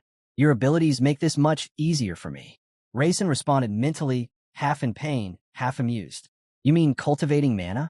Yeah, seems like your specialty. Arrow watched from the side, stunned. Her master was glowing. The light grew so bright she had to shield her face with her arm. As she peeked again, she noticed something impossible. His chest was returning to normal. Then she saw it. His eyes brilliant blue. His face calm. His mana stable. He stopped the expansion on his own. But before she could even exhale in relief, flames erupted across Racin's chest. Era gasped. The boy wasn't burning. He was transforming. And then she saw it. 2 rings. 2 intertwined circles of mana. Her jaw dropped. Where did the second circle come from? Racin stood calmly in the middle of the swirling mana, lifted a hand to his chest, and examined the glowing rings himself. Era stepped forward, still in disbelief. A second circle at the age of 10? That wasn't just rare, it was unheard of. Rayson glanced at her and sighed. Are you going to keep staring? She snapped out of it instantly. Sorry, master. And congratulations. Rayson narrowed his eyes slightly and asked, so you can see them clearly? Era looked away, cheeks warm with embarrassment. Yes, master. You now have a second circle. Rayson let out a slow breath, noting calmly, almost jokingly, that he had been one step from death. Al stared at him, eyes wide. Did you seriously nullify a mana explosion on your own? Rayson flashed a proud grin. Yeah, pretty cool, right? But Al shut that down instantly. No, not cool. You were born into the Maiden family. Blessed heart, blessed mana. This much is expected. Rayson's smile twitched. She can never just praise me normally, can she? He lifted his hand and examined the glowing circles on his chest. His thoughts raced. The deadly Melia poison, the Eastern prickly pear ether, transcendental attribute, celestial constitution, the easy-to-learn mana cultivation, and the holy transcendental grail. 6 impossible conditions, all fulfilled completely by accident. He lowered his hand and looked at the maid. She met his gaze silently, waiting for whatever came next. Rayson smirked slightly. So, you want to do it like last time? Al blinked. Do what? Training facility. The scene cut sharply. A towering multi-story glass building shimmered under the deep blue night sky. Inside, Noah lounged on a chair with his feet on the table, an open book resting over his face as he snored softly. The moment he heard someone call his name, Noah shot up, flailing, and yelled, Yes, yes. I was thinking. The man with glasses froze when he saw Rayson and Al standing there. Rayson nodded calmly. It's been a while, Noah. And what? Noah pushed his glasses up. Brings you here at this hour. He stopped, because he finally saw it. The glowing circles across Rayson's chest. A second circle. Noah's jaw dropped. A month ago, the kid barely had his first. Meanwhile, Mills stared at Elle, the girl in the neat suit, and thought, why does the maiden next to him look like an assassin now? His mind drifted to what Jill had said earlier, that something was being prepared, a plan, and that it involved the 7th young master. Now seeing Rayson with the second circle at age 10, Noah suddenly felt like every instinct in his body was telling him to stay out of this. Too dangerous. Too unpredictable. He cleared his throat and spoke carefully. How can I help you? Rayson pointed at El. I want to fight my shadow. Noah blinked, then stared at the girl. Shadow? Since when did his maid become a shadow? But Rayson didn't clarify, so Noah simply nodded. Right. Then I should create a wide, open space. Era and Rayson stepped into the training hall. Yes, she answered simply, already shifting into that silent, razor-edged presence. When she turned, Noah caught her glowing green eyes and froze. Pretend you didn't see anything, pretend you're stupid, he muttered internally, terrified. A new screen appeared. Location, training center, free zone created. Rayson slid into a fighting stance, eyes locked on Era. You saw my level last time. Era nodded. Yes. Rayson smiled, a dangerous glint forming. Then let's fight again, but based on my current skill level. She tilted her head, not accounting for the fact that you now have a second circle. I'm going to try something new, he replied. Era blinked. Then what do you want me to do? Rayson grinned. First, don't kill me. Second, attack a little slower. Her brows pulled together sharply. Real enemies won't be that considerate, young master. But you're not my enemy, he said quietly. Era's eyes softened for a heartbeat. Then she heard him say it. You're my shadow. Something flickered inside her. She drew her dagger and repeated softly, as if carving the words into her heart. His shadow. Rayson glanced at the circles glowing across his chest. Second circle. Connected links. A completely different mana capacity. His eyes burned blue. I get it now. I can direct mana however I want. He stared at the rings again and made his decision. Dissipate mana throughout the body. A screen lit up instantly. Beginner martial arts technique enhanced by advanced mana. Technique rank. Ordinary, advanced. Beginner martial arts is now. Advanced beginner martial arts. Rayson's lips curled upward. He raised his fists. All right, let's go. Era vanished the instant he shouted. Rayson's eyes snapped to the floor where she had stood. Gone. Same pattern as before. Except, I still can't see her. A surge of blue flashed through his pupils. Celestial, eye activated. Suddenly, Thin threads of light traced across the air, the faint afterimages of Era's movement. So this is the difference between the first and second circle. His slow flow attribute surged as well. Era darted toward him, dagger ready, silent as a shadow. Stubborn as always, Rayson muttered. Slow flow attribute activated. Era appeared behind him, aiming for the leg again, her favorite opening strike. This time, Rayson moved first. He stepped aside, twisting smoothly out of her path, then jumped back with perfect timing. Era halted mid-motion, eyes widening in shock. He dodged. Her heart skipped. Can he see my movements?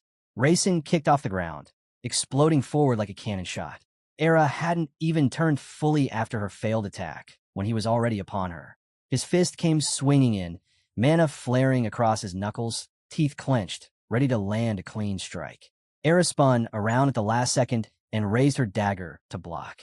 But Rayson's fist stopped right beside her chin. She froze. Her eyes widened at the glowing fist hanging inches from her face. Rayson stood there, arm extended, mana pulsing along his forearm like a streak of lightning. And then, a cold blade slid against his throat. Era's second dagger. She'd appeared behind him without a sound. Rayson didn't move. He just glanced sideways calmly. She's strong, even with celestial eye. I didn't catch her last movement. He inhaled slightly to admit defeat, but before he could speak, Era lowered her dagger. I lost.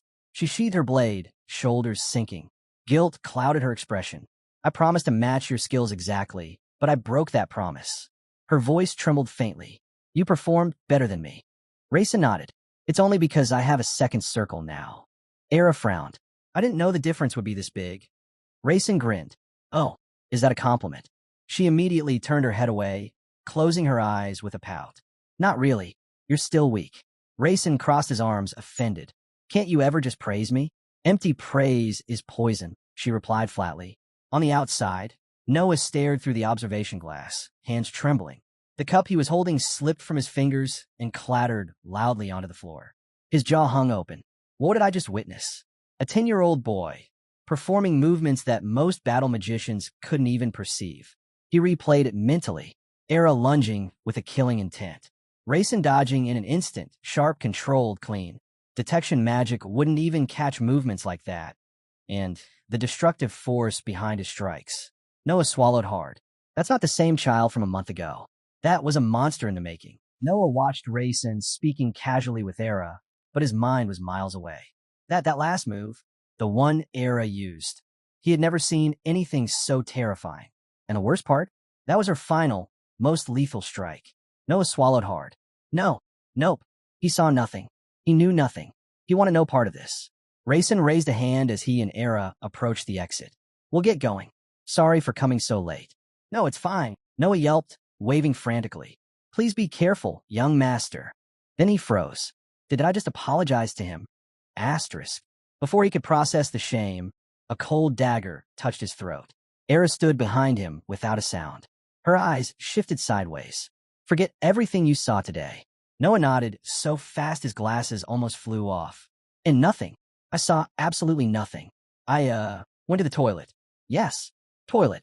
What happened while I was gone? Still looking away, Era replied calmly.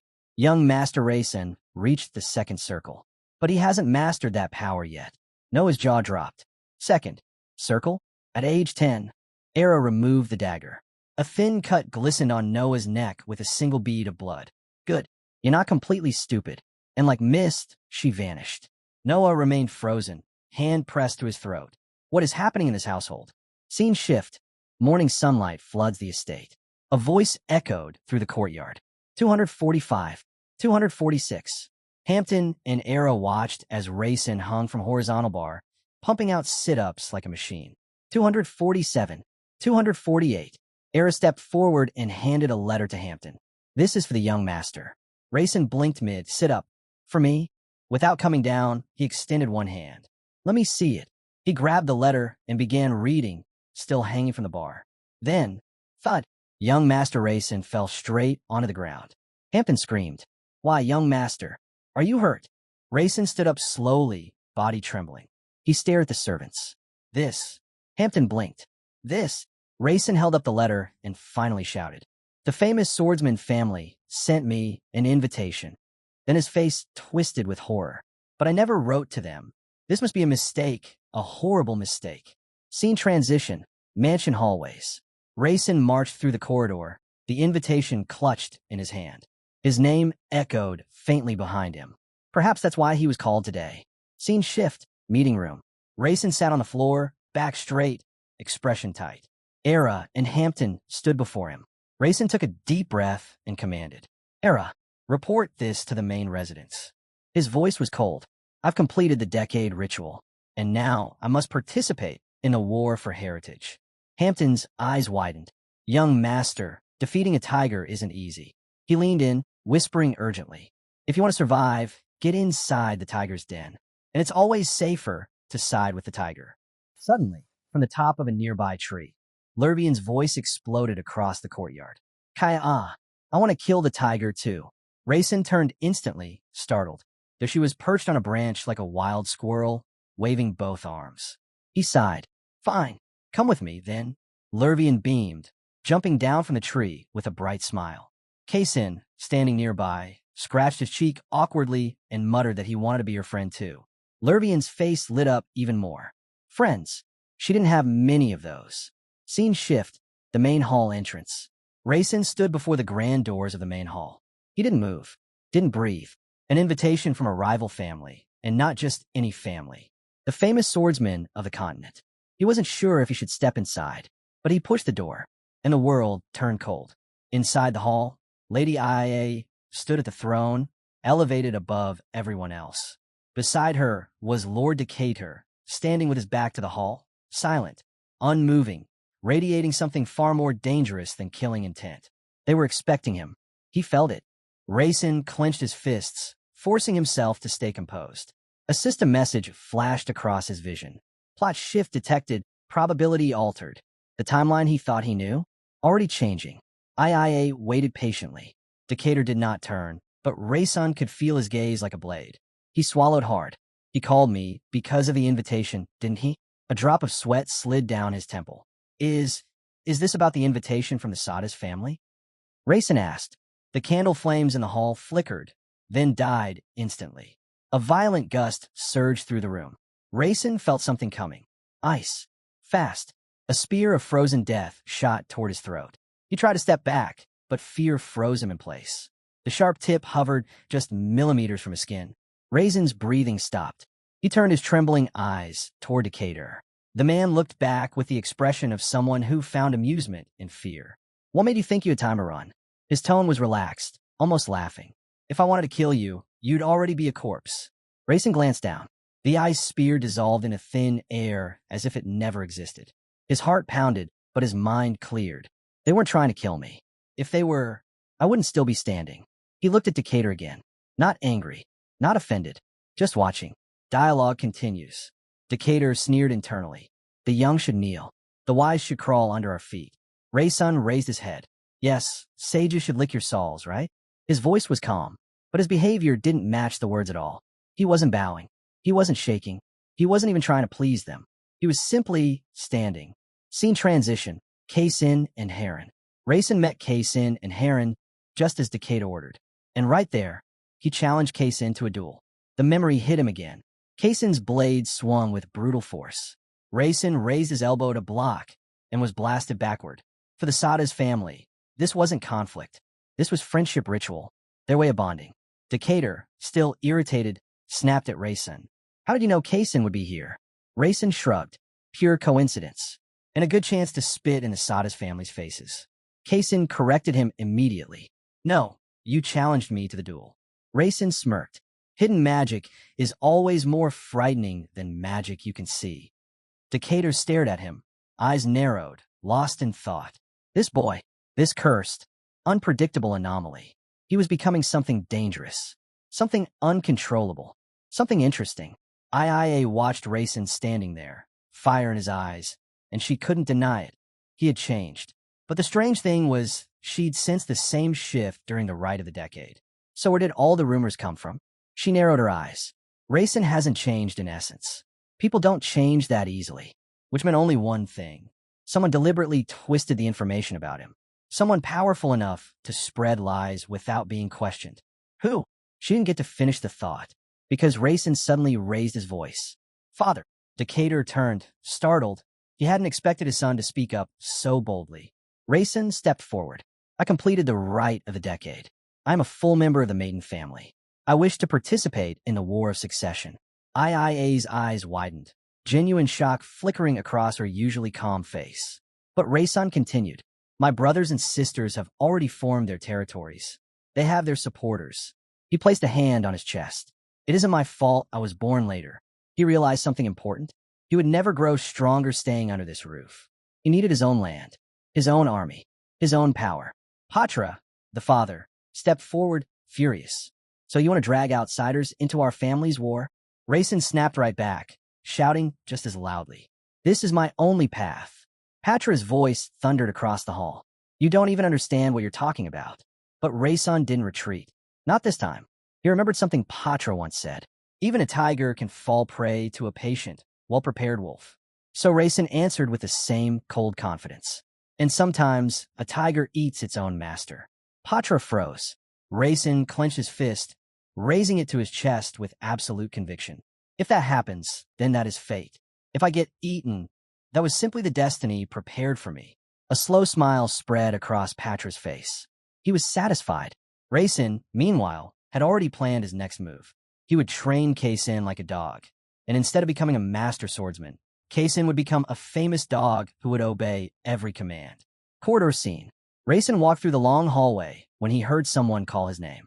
Rayson. It was IA. She walked beside him, matching his pace. Her expression was calm and unreadable. Is this, she asked softly, what you expected when you received the invitation? Rayson didn't hesitate. Yes, I expected something like this, but I didn't know who else would be invited with me. IA looked ahead, sinking into thought. Rayson couldn't go alone. Someone had to accompany him. Someone trustworthy, someone capable of protecting him. And suddenly she understood. That person is me. She looked at him again. Rayson spoke to her with the ease of someone who had practiced this conversation dozens of times in his mind. He scratched the back of his head, embarrassed. Honestly, my brain wouldn't have managed anything intelligent if I hadn't rehearsed it beforehand. IIA's mind drifted to the past. A memory resurfaced. She was small, roughly Rayson's age, standing silently in front of someone she respected so deeply that she couldn't even speak. She remembered the helplessness, the fear, the admiration, and now here she was, walking beside the boy she once could not even approach. Rayson. Her voice cut through the hallway. Both of them stopped. Rayson stood a half step behind her, almost instinctively, when suddenly the world around them dimmed. The corridor, the walls, the lanterns, everything vanished into darkness. Only the two of them remained. IA slowly turned toward him. Her expression was calm, but her eyes carried the question she'd been holding back. Rayson froze. His breath hitched. He stared at her, wide-eyed, startled, almost fascinated. She stood in front of him, the void silent, and finally asked, Did you truly not fail the physical strengthening ritual? The shock left his face. He steadied his breathing, then answered softly but firmly, I didn't fail, not even a little. IIA's gaze sharpened. Then what happened to the transcendental mana sealed inside the scroll? Rayson's expression shifted instantly, calm to stone, casual to serious. I can't tell you. IA narrowed her eyes. Why? Father told me not to speak about it, he replied. His tone was flat, final. A short silence followed. Only the darkness surrounded them. IA lowered her lashes, lost in thought. So this is the change Father warned me about. He wasn't lying.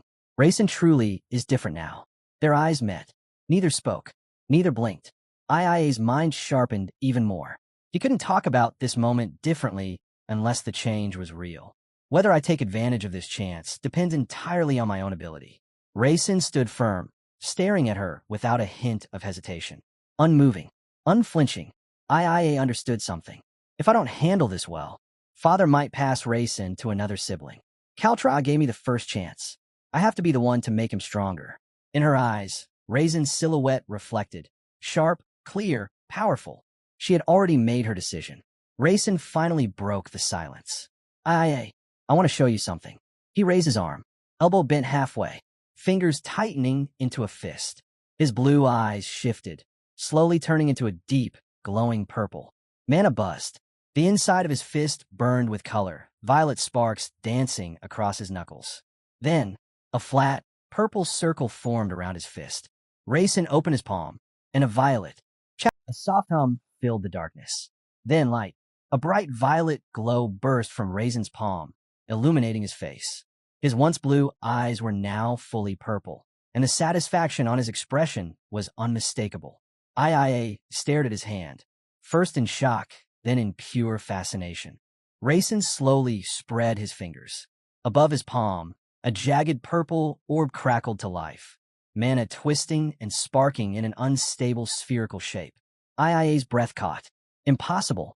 Did Rayson just manifest transcendental mana? Rayson glanced at her and lifted his hand slightly. You can see this, right? IIA nodded slowly, voice trembling with awe. That is transcendental mana, the mana of the transcendental attribute.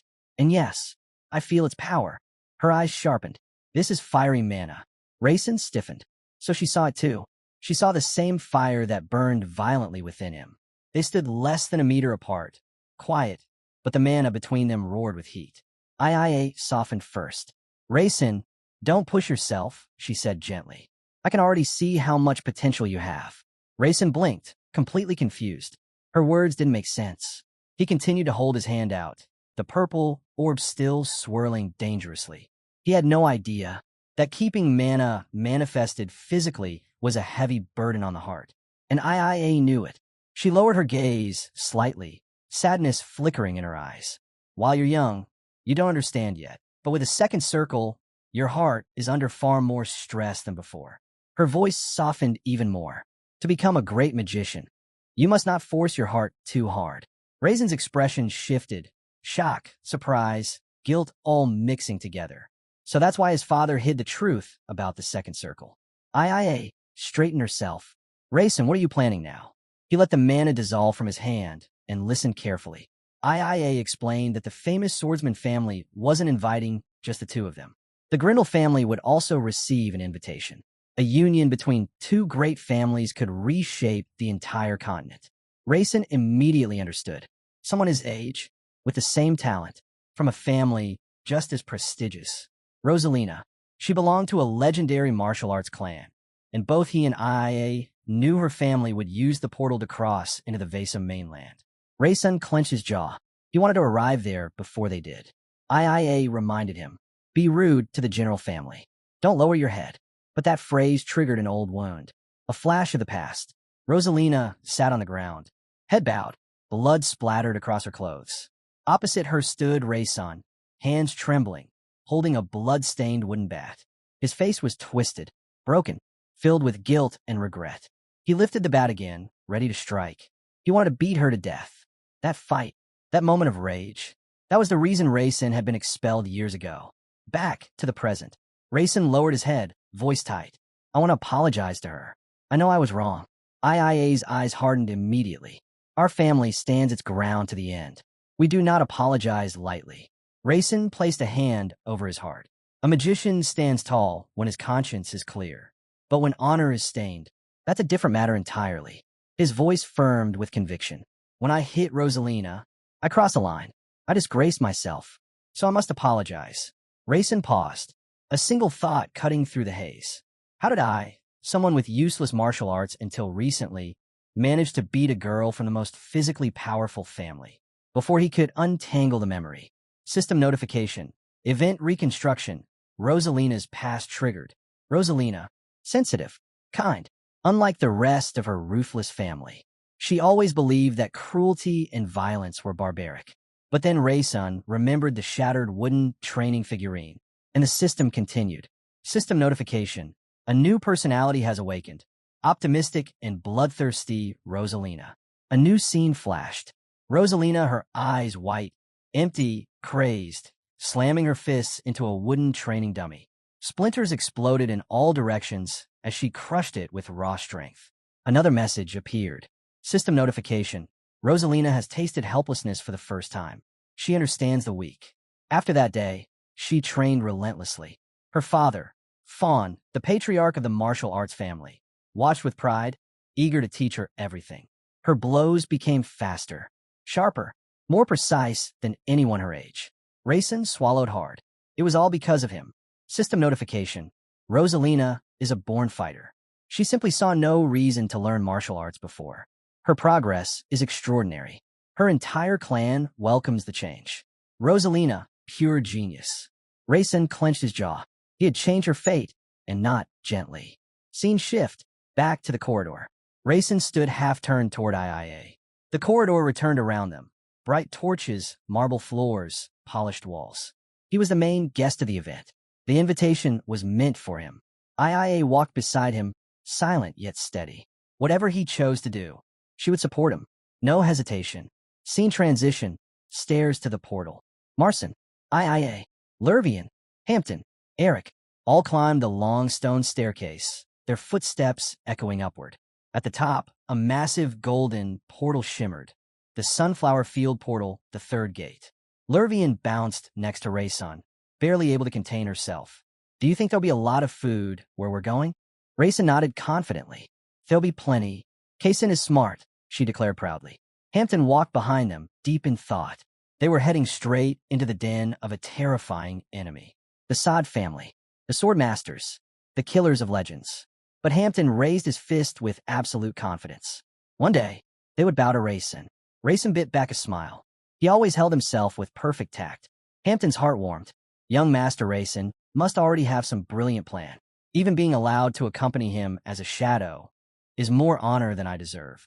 He walked with pride, until Era looked at him with total indifference, ruining his dramatic moment. He quickly placed his hands behind his head, playing it cool. Portal sequence. System notification. Current location, Sunflower Field, third portal. Golden flowers swayed around them as they approached the shimmering gate. One step, and they crossed. System notification. Current location, Tiny Midnight Forest, seventh portal. A forest soaked in blood-red moonlight. Trees twisted like claws. One more portal. They stepped through. System notification. Current location, Black Sea, first portal. A vast night sky glittered above. Moonlight, starlight, birds gliding across the horizon. Then the final gate. They entered together. System notification. Current location, Tomb of Swords, first portal. The air turned cold, silent, ancient. The battlefield of swordsmen. Their destination. Rayson walked to the front, calm and focused, while behind him Lervian and Era followed closely. Era, with zero emotion on her face, carried Hampton on her back like a sack of potatoes. They had passed 22 portals just to reach the central one. Hampton, nearly unconscious from motion sickness and exhaustion, whispered, I'm sorry, young master. I'm just so tired. Rayson stopped dead in his tracks. His eyebrow twitched. You're tired? He wasn't angry. He was offended. Going through 22 portals was his personal nightmare. And yet this guy was the one complaining? The Tomb of Swords, gate to the Sod territory. The group finally reached the end of the staircase. And then it opened up. A vast desert city sprawled before them. Not a dead wasteland like its name suggested, but a small, thriving town built just beyond the portal. Markets, merchants, a park full of travelers, children running with paper windmills. Lervian's eyes sparkled at the sight of food stalls. Rayson pretended not to notice. They descended the last set of steps, and Era immediately checked Rayson's condition. Quick, subtle, efficient. Are you all right, young master? Rayson nodded. According to IIA, the Grindel clan would arrive in about an hour. When everyone gathered safely at the bottom, Rayson made a decision. We split up. Era, take Lervian and Hampton to the shelter. He then looked at IIA. You and I will train the mana-breathing technique. IIA nodded silently. Training begins. Rayson sat down cross-legged on the sandy ground, eyes closed, posture perfect. Instantly, the air around him shifted. Mana responded as if recognizing its master. IIA watched him from the side, arms crossed lightly. Just how many more surprises does this boy have? A small pillar of blue light rose from Rayson's body, soft, steady, controlled. Kaltra sat at a long table, leaning forward, face tense. A shimmering blue projection of Rayson meditating appeared before him. The mana pillar visible even from across the realms. The elder next to him spoke. I met Rayson before, but the ritual of strengthening the body, it succeeded. Though I can't believe it. Kaltra's expression hardened. That ritual, The battle happened inside Raisin's heart. The elder stared at him in shock. You're saying his heart held a reaction? That's impossible. Kaltra shook his head. With a rare smile, he said, No. Raisin dissolved the mana directly into his heart. The elder's eyes widened. That shouldn't be possible without. Yes, Kaltra cut in. Without the holy transcendental grail. For a moment, Kaltra's vision shifted. He saw someone, possibly himself, locked in a fierce fight. Sparks flew around him, magic circles spinning like miniature suns. Kaltra clenched his jaw. The Holy Grail traveled with Curdle all over the world, he muttered. And before Curdle died, he didn't finish the sentence. But the implication was clear. The Grail found a new host, and that host was Raisin. He suddenly realized the thing everyone believed to be the Holy Grail wasn't the Holy Grail at all. Sitting at the table, he listened quietly as the story unfolded, hearing it for the very first time. But the other man wasn't surprised. Of course he wasn't. This tale was something their family only whispered about in their ancient records. Back then, their family progenitor and Curdle were closer than brothers. In the memory, Curdle knelt on one knee beneath a flower-covered gazebo, gently kissing the girl's hand. A picture-perfect moment, yet it was the moment everything changed. Most likely, the true Grail vanished the same day Curdle died, and the world simply forgot it ever existed. With a faint smirk, he revealed what he discovered. The child brought back by the youngest as a joke was actually from the Fire Clan, and he was convinced Raisin had absorbed something into his heart. He finally dropped his polite mask, letting a wide smile stretch across his face. Their progenitor, the so-called Holy Transcendental Grail, had once been called the Auxiliary Circle. The other man froze, stunned. He never expected news like this. Curdle had jokingly called the Grail a portable charger, but when he dug deeper, the truth became unavoidable. Raisin must have absorbed the Holy Transcendental Grail. There was simply no other explanation. But the person he was speaking to had no idea what situation he was referring to. So he explained. Raisin now possessed a second circle. And not only that, he could even manipulate a small amount of elemental attribute mana. The two stood back to back, and for a moment memories from childhood resurfaced. Back then, everyone called them prodigies, the other boy a master of mana control, and him born with overwhelming physical strength. But now, with a harsh stare, he asked the question that cut deep. Could you have mastered a second circle at the age of 10, like Raisin? The tension between them tightened. Maybe he could have tried, but he definitely wouldn't have survived it. Yet Raisin mastered the second circle like it was nothing. Meanwhile, Raisin himself sat in meditation, eyes closed, two glowing circles floating in front of him, interlocked, radiating a soft blue light. Someone else watched him with boiling anger. How had he never noticed Raisin's talent before? No, Raisin was hiding something. Something big. He issued a command. At once, the man beside him stood up, fist to chest, bowing deeply. His mission was simple. Watch Raisin. Protect him. Do not let him die. With pure joy on his face, he accepted the duty. Blue skies stretched overhead, clouds drifting peacefully. Raisin opened his eyes, a hint of nervousness visible, because a renowned martial arts family had just arrived in the city. He walked to the stone stairs leading to the portal. Two people stepped out with fierce expressions, a completely different presence compared to the Sword family. Raisin smirked, satisfied. He recognized them immediately, and then he shouted up the stairs, Rosalina. She emerged fully from the portal with the person standing behind her. Raisin stood at the bottom, smiling boldly. Rosalina narrowed her eyes in curiosity. Who are you? He didn't answer. He just smiled. And then, Rosalina's eyes widened. She remembered. Raisin swung his club wildly, shouting that her stance looked like a fish flapping on land. Rosalina froze, eyes widening in shock. Then, without a word, she pushed off the ground. In one explosive movement, she leapt straight off the steps, dropping from that ridiculous height like it was nothing, landing right beside him with a heavy thud. What are you doing here? She demanded. Raisin blinked. How did she jump from that high? He pushed the thought aside and smiled, saying he came to apologize. Apologize? Rosalina repeated. She stared at him, then laughed. The laugh faded instantly as she clenched her teeth, frowning sharply. Should I be the one apologizing instead? She hissed. Raisin stared at her, thinking she was much crazier than he originally believed. Just then, a man descended the stairs, laughing loudly. Arms crossed, Brows drawn tight, he spoke with authority. Shouldn't you greet the elder first? Rosalina turned. Uncle. Raisin bowed politely. Greetings. The man narrowed his eyes. Do you even know who I am? Of course, Raisin said confidently. You're the Grindel family's escort. He lifted an eyebrow. Raisin added, the martial arts lord. That is correct, the man replied. Raisin's mind briefly conjured the image of Magyar, a battlefield, countless men lying defeated at his feet. Magyar, Rosalina's uncle, younger brother of the patriarch, and easily stronger in pure martial arts talent than the family head himself. The aura surrounding the elder intensified, sharp, and overwhelming. I've been meaning to teach you a proper lesson, he growled. And now seems like the perfect time. Raisin met his glare calmly. A famous martial arts family wouldn't do something dishonorable. He flinched slightly. Raisin wasn't afraid. Interesting. Raisin turned back to Rosalina. I made a mistake, so I'm apologizing to your entire family. Rosalina raised her hands with a bright smile.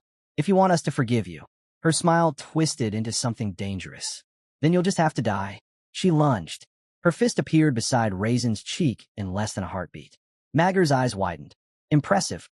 Rosalina stopped her fist right at his face. Yet Raisin didn't move a muscle. He didn't flinch, didn't blink. Rosalina smirked. I thought you'd at least scream. Her expression changed. She pulled back, mana exploding around her fist as she shouted. All right then. How did you do that? A system notification flashed before Raisin's eyes. Slow flow attribute activated automatic. Beginner martial arts technique. Self-defense triggered automatically. Rosalina's blow struck him like a cannon. Raisin shot upward from the force, teeth grit, vision shaking from the pain. Before he could recover, Rosalina spun and launched a sharp kick. Her heel crashed into his side. Raisin flew, skidding across the ground. Magyar watched silently, eyes narrowed. So this is martial arts magic? He remembered correctly. This is what the famous magician families called it. Magna glanced down at Raisin, who was lying on the ground, calmly holding the spot where he took the hit. For someone who got launched across the courtyard, Raisin's reaction was surprisingly good. He'd even managed to shield himself with man of the moment before impact. Rosalina towered over him with a terrifying glare. What were you doing? Why didn't you dodge? Flat on the floor, Raisin apologized without lifting his head. Then, in the most absurd way possible, he gave a small smile. 2 years ago, I acted badly, so I'm apologizing now. He thought to himself that maybe he was simply too used to modern society, where apologizing solved half of life's problems. Rosalina stared at him like he had lost his mind. What kind of nonsense are you saying? But then she went silent. Raisin gulped and added softly. It's just, you were really beautiful back then. Rosalina blinked. What? Raisin continued with an awkward sincerity. You know how boys are. I just wanted your attention. So I teased you. Rosalina let out a laugh, and 1 second later her foot hammered into his knee with full force.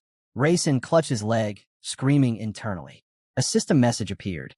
Beginner martial arts technique. Self-defense triggered automatically, a faint magical aura wrapped around his knee. Rosalina scowled. This is boring. Raisin blinked. Clenching her fists, she shouted. It's boring fighting someone who can't put up any resistance. If you want to apologize, then fight me. Raisin slowly pushed himself up from the ground, wincing. Fine, I will, but not here.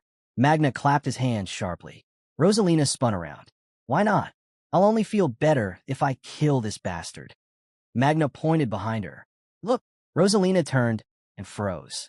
A crowd had formed, murmuring excitedly. Are they really going to fight? Who started it? Is that the Grindel girl? This is going to be good. Rosalina's eyebrow twitched dangerously. Who cares what they think? Raisin shook his head gently. This isn't a good place.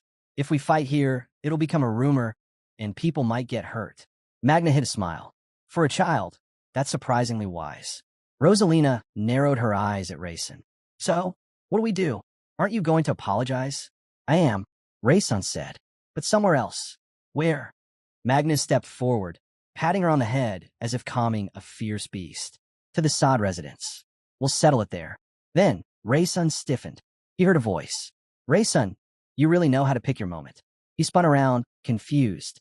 Whose voice was that? Magna smiled knowingly, and then the voice echoed again. So Raisin wants to act friendly now? Unless, of course. Raisin's expression hardened. What was that? Who was speaking to him? He realized instantly. That guy wanted rumors to spread. A fight between the Grindle family and Rayson? Perfect gossip fuel. Rayson stared at Lord He, confused. He hadn't even opened his mouth. So what was that voice Rayson heard? Before he could question it further, a glowing system window slid into view. Character Lord He has shown interest in Rayson. He will now analyze every action Rayson takes and assign meaning to it. A relationship-affecting turn has occurred. Rayson froze. He slowly activated his eye ability, and what he saw frightened him. Lord He was literally analyzing Rayson's movements. Every breath, every glance, every step. But then another notification burst into existence. Celestial Mage doubts the believability of the world. A plot-affecting plausibility break has occurred, ×3. World logic stability decreasing. Rayson's eyes widened. Celestial Mage? Lord He and the Celestial Mage both think something is wrong with the world. And then, the ground beneath Rayson dissolved. The city, the people, the sky. Everything crumbled away. He fell into a silent, colorless void. A new system message materialized in front of him. A new probability is being generated. Character Rayson has obtained creator-level privileges linked to probability worlds. Rayson spun around in panic. Creator privileges? Me? Before he could react, another window opened. Setting. Probability settings not yet filled. Activating. Absence of settings mode. Something flickered in front of him. A sheet of paper slowly floated down like a feather, then stopped in the air. Rayson grabbed it. It was a character sheet. Character age, 21 attribute. Ice personality, cold, innocent, occasionally cruel preference. Chocolate is the best. Rayson stared, speechless. Chocolate is the best. Did I write this? He flipped the page, and his blood ran cold. Everything on the sheet, the characters, the world events, the people he met, the plot twists, they were all things he remembered from before arriving here. Words he wrote, ideas he created, fragments of a story he never finished. His hands trembled. This is my script. But the paper wasn't filled. There were more blank spaces than actual settings. An incomplete world. An unfinished plot. A chilling realization washed over him. He was inside his own incomplete story, and the missing settings were causing the world to glitch. His silhouette flickered, appearing next to Rayson in that void for a heartbeat. His old self. His writer self. Why did he possess Rayson? Why did the story reshape itself? Why did creator-level abilities awaken? Before he could think further, a harsh beep snapped through the void. A final system message appeared. Time limit for setting access reached. Probability space collapsing. The paper dissolved. The void shattered. Reality snapped back like a whip. The street, the people, Rosalina, Lord He, everything returned as if nothing had happened. Rayson's chest rose and fell rapidly. He could still feel the phantom paper between his fingers. He had less than a minute inside that probability space. To see more, he would have to trigger another major plot break, or create the right conditions. But for now, he remained silent. Lordy clapped his hands once. All right, enough distractions. Let's move. Rosalina threw him a glare, but said nothing. Rayson followed quietly, still shaken. Lordy continued. First, we're going to the restaurant. And Rayson walked with them, still hearing the echo of that mysterious voice in the back of his mind. IIA was already waiting for them when they arrived. Rayson nodded. All right. Inside, he wondered what else the future planned to throw at him. They entered the restaurant, and immediately Lord He's booming voice echoed. Well, long time no see. IIA, sitting gracefully at the table, smiled lightly. It has been a long time. He folded his arms and laughed loudly. It looks like you've gotten even stronger since the last time. He took a seat, and IIA responded calmly. I still think I could give you a handicap for about 5 more years. He burst into laughter. I'll accept your challenge anytime. Elia shook her head with a soft smile. Back then I could challenge you whenever I wanted, but now I can't. Rayson thought to himself, of course. She's a magician now, a matriarch. She can't just throw fights around casually. He clicked his tongue playfully. Where did your childish attitude go, huh? He patted her head like she was still a little girl. You were always pestering me when you were younger. He laughed, remembering. You even used fire magic on me while I was sleeping once. IIA covered her mouth dramatically. I was trying to burn your brain, but I missed. Rayson frowned. It's exhausting trying to understand their conversations. Then Rosalina suddenly cleared her throat loudly. HLO. Her face reddened. I'm Rosalina of the Grindle family. We crossed paths 2 years ago. Raisin remembered instantly the time she nearly killed him in a single punch. She had been terrifying, and now she looked completely different. Rosalina clenched her fists with a determined smile. I want to become as strong as you, she said to Iia. In our martial arts family, women start at a disadvantage compared to men. Iia shook her head. You can't use your fighting spirit yet. Raisin imagined it in his mind. A martial artist pulling a massive stone forward, their body wrapped in blazing aura. Swordsmen channeling their spirit through their blades. Magicians igniting their magic. And martial artists relying purely on the human body, then pushing beyond those limits to unleash impossible strength. That was fighting spirit. Rosalina blushed and clenched her fists even tighter. Then I'll train my fighting spirit. I'll get strong enough to stand beside you. Iia smiled. I'll be waiting. Just then, a huge stack of dirty dishes dropped onto the table in front of them. Someone behind Raisin sighed and said, the portal will activate again at 1917. Iia looked around the table, her expression calm and resolved. I'll handle it myself. I doubt any of you want to come with me anyway. Lordy snorted. Of course. Raisin glanced at the mountain of empty plates on the table and wondered silently how they managed to eat all of that. Iia stood and said, we still have about an hour. I need to talk to you. Her gaze locked on Raisin. Let's step outside. Raisin blinked. What is really going on with me? He stood as well. In that case, we'll meet at the portal at 1917, Lord, he declared. Rosalina bowed politely. Iia simply nodded. We'll see each other again. A moment later, the scene shifted, a clear blue sea stretching endlessly before them, the wind brushing softly against the shore. Iia stopped walking. Dear brother, her voice tightened slightly. Explain. What was that back at the portal? Raisin walked a few steps behind her. You mean the fight? Iia turned around sharply, brows furrowed. Did you plan it like that? Yes. Raisin nodded without hesitation. You knew Rosalina would attack you? That's why I came. Iia studied his face carefully. So, you're trying to make peace that way? Raisin remained silent for a moment. Then she continued. You could have invited her to the special arena near the shades. You could have settled things properly there. No, Raisin said, shaking his head. You want to know why I used magical martial arts techniques? She folded her arms. Yes. Raisin frowned. Because Lord he was there. He remembered that terrifying look in his eyes. He's the second strongest in the Grindel family. Of course he'd noticed how well I used battle magic. He must have been confused. Iia stared at Raisin thoughtfully. Magical martial arts, and she imagined the scene from Lord He's perspective. A 10-year-old boy using battle magic at a level far above what should be possible. A massive quantity of mana. A strange, unpredictable combat instinct. He would have definitely started doubting Raisin. Raisin continued. He knows I have a bad reputation. With what he saw today, the most logical conclusion he'll reach is that I've changed. Or worse, that someone raised me to become a variable. Iia pictured Raisin in a battle stance, and her breath caught. He didn't know he that well, but he predicted everything. Perfectly. That's impressive, she whispered. Raisin shrugged lightly and smiled. So yes, he will definitely think I'm a variable developed by the means. Iia's eyes widened slightly. And Mag, he'll want to know everything about you. Her mind drifted back to a memory. Her father, standing with his back turned, telling her, make it obvious that Raisin is a variable. Now she finally understood why he said that. She looked closely at Raisin. Magical combat techniques have limits, but Raisin's ability to predict, plan, and adapt to every possibility. That's something far rarer. His talent wasn't just his power. It was his mind. Iia watched Raisin's gentle smile and felt a quiet shock run through her. The most unbelievable part wasn't his talent. It was the fact that he was only 10 years old.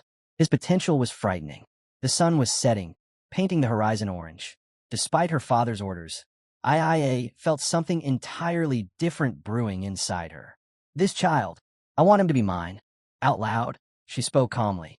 I met Lord He when I was 14. Back then, I was more of a pilgrim than a magician. Raisin nodded. He already knew. Every successor of the maidens undertook a pilgrimage for truth before they could even qualify as a candidate for patriarch. He gave a small smile. Yes, and you didn't even know who he was, right? Otherwise, you would have killed him on sight. Iia didn't deny it. Raisin wondered how someone with such a beautiful face could say such horrifying things so casually. Iia remembered clearly, blood running down her cheek. her breath ragged, her killing intent overflowing. She stood face to face with Lord He. He told me, she recalled, if you're upset, kill me. I'll give you 3 chances. Rayson blinked. Even he couldn't guess how many memories IIA shared with He, but they were clearly close. IIA smiled faintly, turning toward the sea. In any case, he's the kind of man who must uncover every suspicious or interesting thing he sees, even if it's a young magician trying to kill him. Rayson chuckled. Well, if he's so curious, let him come find out more about me. IIA nodded. Correct. I think I'll learn a lot from him. Waves crashed along the shore, the sound steady and calming. There's still half an hour left, IIA said softly. Why don't we have a brotherly date? There must be something interesting in this city. It's a trading hub, after all. Rayson smiled. You've been to market towns plenty of times. IIA looked back at the sea, her expression darkening. Yes, and most of them were destroyed. Because of me. Rayson stepped forward. Without hesitation, he reached out and took her hand.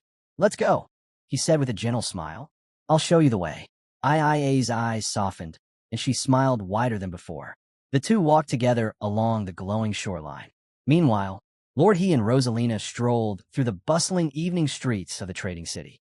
He imagined young Rayson in his mind and scoffed. 2 years ago, that brat had been an 8-year-old menace. He remembered the moment earlier, Rayson standing calmly, saying they shouldn't fight because people might get hurt. He's a completely different person. He frowned deeply and took a bite of a banana, chewing as he thought. People don't change this much. Not in 2 years. That's impossible. He must be pretending. Or someone changed him. Even his appearance is different now. He glanced at Rosalina. What was that boy trying to achieve? Why did he change so drastically? And what exactly was Rayson hiding? He pictured Rayson in his mind again, and the thought hit him like a knife. This is a plan. The Shades invited them. But what they truly wanted wasn't just cooperation. They wanted a relationship between the Sadas and the Maidens. He stepped slowed as he walked through the bustling night city. Something happened, something I don't know about. The Grindle family, among the great households, was the weakest. He crushed the banana in his hand without realizing. If unpredictable changes happen now, the Grindle family will be wiped out, devoured by the stronger clans. And if Rayson was the central piece, the core link of all these sudden shifts, then he couldn't help smiling wide. Fine, let's see what they're plotting, and how far this boy's influence stretches. Crowds had gathered in front of the massive golden portal. The air buzzed with excitement. Step forward, someone shouted. A man folded his hands behind his back, smiling proudly. He really opened a portal. This is such an honor. The girl next to him smiled sweetly. Be vigilant during teleportation. The man blinked. She added cheerfully. Just reminding you, you still have one more chance. He panicked. Oh my God, I'll be careful. One by one, they stepped into the glowing portal. A dazzling landscape unfolded before them. Bright sunlight washed over golden fields. We're in the right place, someone murmured, breathless. Meanwhile, Rosalina clutched her chest. I feel sick, like my soul left my body. Lurvian giggled beside her. You get used to it. He and IA exchanged amused glances. She didn't even try, he said dryly. IA nodded. She was being kind. We had a child with us. She meant Lurvian. A calm voice called out. Rayson, Lurvian, over here. A boy approached with slow, confident steps, hand raised in greeting. Black hair, red eyes that glowed like polished rubies. He and IA both studied him silently. Kaysen, the one everyone expected to become the next successor. The one Saad never personally met until now. Kaysen reached them, smiling warmly. Lurvian ran up first. Rayson followed, smiling softly. It's been a long time, Rayson said. You've grown a lot, Kaysen replied. Rayson shrugged. That's magic. Before either could continue, Lurvian shoved herself between them, waving her hands like a referee breaking up a fight. The two boys blinked at her. She stretched her arms wide, pushing them apart. I am Lurvian, his best friend. So step back. Kaysen chuckled, closing his eyes politely. I don't think friendship has priorities, he replied gently. Rayson and I get along because we share similar thoughts and intentions. That's how friendships are built. Lurvian clenched her fists in outrage and spun toward Rayson. Thoughts? Intentions? What is he even talking about? Kaysen smiled again, radiating a warm, almost holy glow. That's the important part, he said. Lurvian glared at him. The closest person to Rayson is me anyway. Kaysen answered calmly. Well, actually, Kaysen finished his sentence calmly. We were going to be friends too. Lurvian scoffed. Yes, yes, we are. Even though her face showed clear displeasure, she reluctantly extended her hand. Kaysen shook it gently. Thank you, he said with a polite smile. You're welcome, she replied through clenched teeth. Just then, Rosalina descended the stairs, announcing dramatically, Young Master Kaysen. Everyone's attention instantly shifted toward her. She paused mid-step, cleared her throat, and added loudly, Don't forget about me. I'm also invited, right? Kaysen immediately bowed his head. Forgive me. That was rude of me. I simply missed my friends. He straightened and greeted her properly. Rosalina's eyes softened, a smile tugging at her lips. Kaysen continued, voice warm. It is an honor to meet someone like you, someone who walks the path alone with such dignity. Rosalina waved her hands quickly. No need for formalities. Speak casually. None of us are that old. Kaysen chuckled. As you wish. Rosalina watched the three of them, Raysun, Lurvian, and Kaysen, laughing and chatting with ease. Their energy blended together so naturally that it annoyed her more than she wanted to admit. Why is he so friendly with them? And why doesn't he even look at me?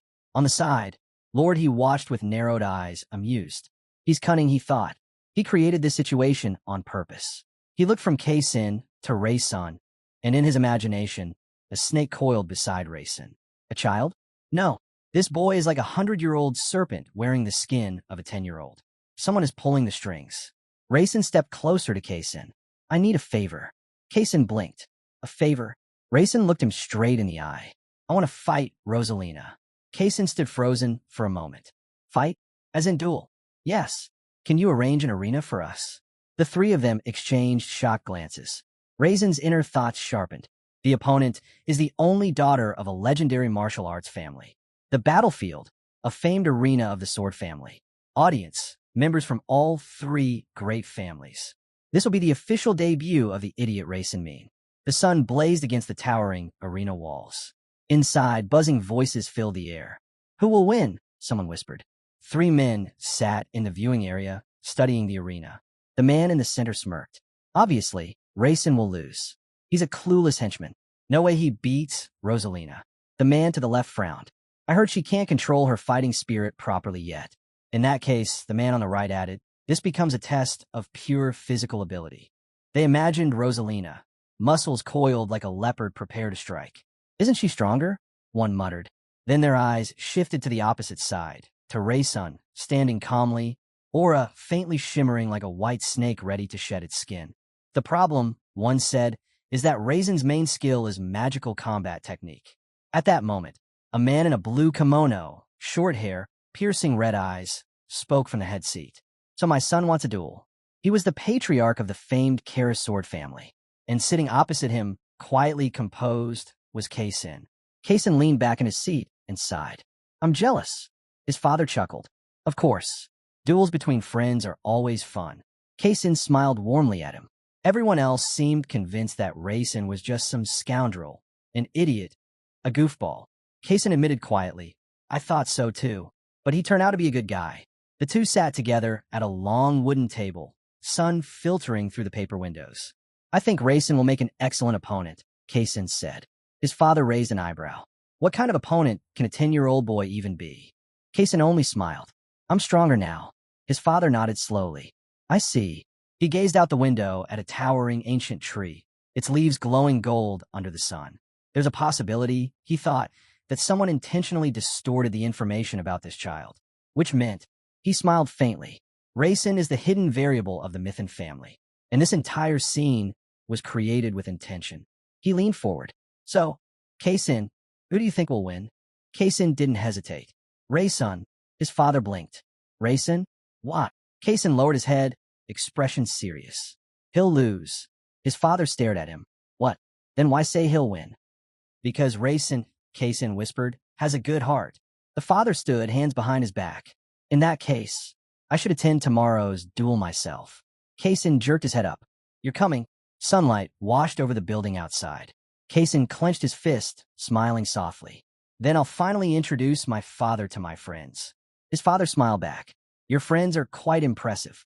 The arena was overflowing with spectators. The golden banners of the sword family rippled high above. Rosalina warmed up fist clenched, eyes sharp like a predator. I've waited for this day, she muttered. Across the arena, Rayson exhaled slowly, shifting his stance into a solid defensive posture. I'll need full control of the arena, he thought. Kaysen, his father, and hundreds of clan members watched from the viewing seats. Rayson straightened. No point pretending to be a normal kid anymore. Kaysen's father studied him carefully. So, this will be his debut. Rosalina's eyes flared with light. Behind her, a spectral leopard materialized, muscles coiled, aura trembling. There you are, she whispered. She launched forward with explosive force. Rayson raised his fists. His right eye lit up bright blue. Slow flow activated, automatic. In a pure, physical fight. I have the advantage, he thought. She still can't control her fighting spirit properly. But Rosalina moved sharper than expected. She dodged Rayson's punch, slipping behind him instantly. She leaped, and Rayson saw it all from the corner of his vision. She stepped on his shoulder, using him as a foothold. Rayson's instincts kicked in. Magical martial arts, self-defense activated. A glowing aura surged around his body as Rosalina prepared her next strike. And the real battle finally began. Rosalina's eyes widened in disbelief. She had launched a kick strong enough to break arms and ribs, but when she hit Rayson, it felt like she kicked a puddle of water instead of human body. He and IIA both froze, jaws dropping open at the same time. They had clearly seen the technique that neutralized her attack. Yet even they couldn't comprehend how a 10-year-old boy just did it. Rayson stayed in a calm defensive stance. Rosalina roared and launched another attack from above, her heel descending like an axe. Don't get arrogant. Her kick met Rayson's crossed arms, blocked by sheer accident. She slid back, gritting her teeth. I can do much more than that. Her fist ignited with burning heat, flames crackling around her knuckles as she charged again. Rayson met her fist head-on. Boom! The impact blasted him backward like a cannon shot. But instead of freezing, he counterattacked instantly, swinging at her midair. She twisted aside, dodging with feline agility. Rosalina leapt back, chest heaving, face red from exertion. Her torso bent forward as she tried to regain her breath. Rayson slid into his defensive stance again, steady as stone. Kaysen and his father watched with wide eyes. He and IIA stood frozen in shock, mouths open like statues. He lowered his gaze, mind racing. He's predicting Rosalina's movements. One step, no, 2 steps ahead. Rayson smiled faintly, the blue aura wrapping around him like a protective tide. His expression tightened. This boy really is an apple that fell from a very unusual tree. Every rumor about him was absolute nonsense. He studied the shimmering aura. This is training from the maiden family. No doubt. Rosalina leaned forward, panting, her eyes locked on Rayson. Rayson answered with another calm smile, raising his guard as the blue magic cloaked him more tightly. Rosalina clenched her teeth. All he does is defend, create distance. Why? What is he planning? He watched from above. Rayson saw it. Rosalina is attacking full force, with no restraint. Wide movements, huge openings. She's leaving her whole body exposed. He winced. Why is she doing this? Is she that frustrated? He replayed the earlier scene in his mind. The descending kick she threw from above. Rayson must see her weak points. He remembered the moment Rayson blocked that kick. His strikes, they're deliberately harmless. Soft. Controlled. You can only do this if you're more experienced than your opponent. A thrill ran through his chest. He's not attacking to win. He's defending to teach. Mag's excitement overflowed. He grinned wildly. He's still just defending and showing off those skills. Yes, this is the maiden family's child. Rosalina lunged again. Rayson blocked with one hand, firm and steady. His eyes narrowed further. That fighting style, one of the primitive, foundational forms of magic combat. The oldest kind. The kind used before warriors learned to enhance it with mana. Primitive but perfect.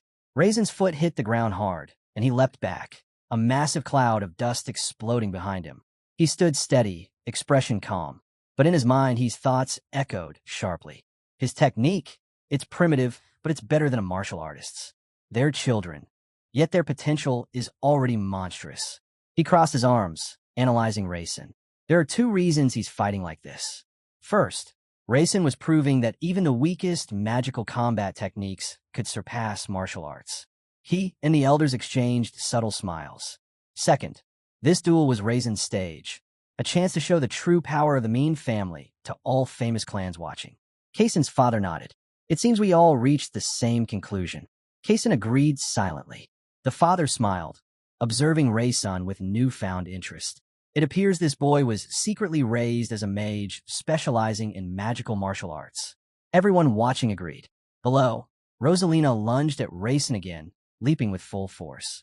Then why show these abilities now? Someone whispered. Raysun blocked her punch cleanly. The crowd murmured. Maybe he trained in secret, and now he wants to test it in a real battle. To sharpen those techniques? He couldn't help but grin. Oh, he's going to be noticed, he said confidently. Kaysen's father nodded. This is a challenge and a declaration. IA watched from the side, smiling faintly. Just as he planned, everything is unfolding exactly how he intended. Kaysen's eyes sparkled. He was mesmerized. Raysun stood there, clothes torn, bruises blooming across his body, but still in that same solid defensive stance. Rosalina, panting heavily, glared at him. How long are you going to just defend? Raysun didn't flinch. Until you stop going crazy. Her eyes widened in fury. She clenched her fist. A red aura flared around it, pulsing violently.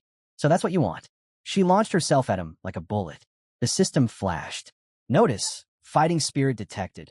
Rosalina has activated her fighting spirit. Raysun barely had a second to react. Her fist slammed into his stomach. Boom! His body shot backward like a rag doll. He hit the ground hard. Blood burst from his mouth. Rosalina lowered her head slightly, chest rising and falling.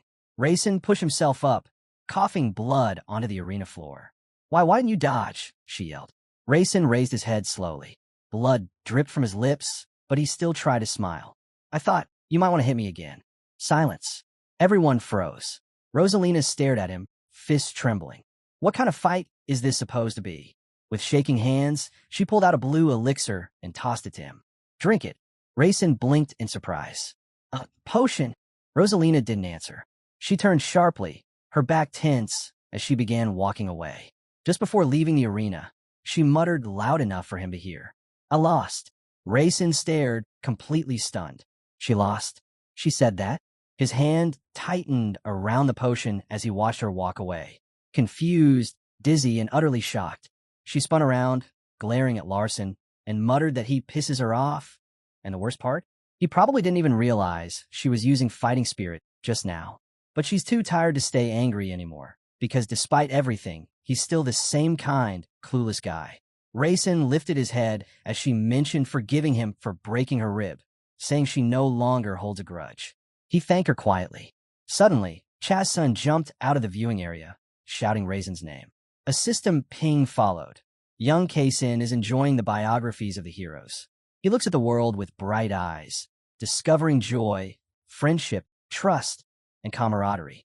And just like that, Kaysen sprinted straight toward Raysun with a huge smile.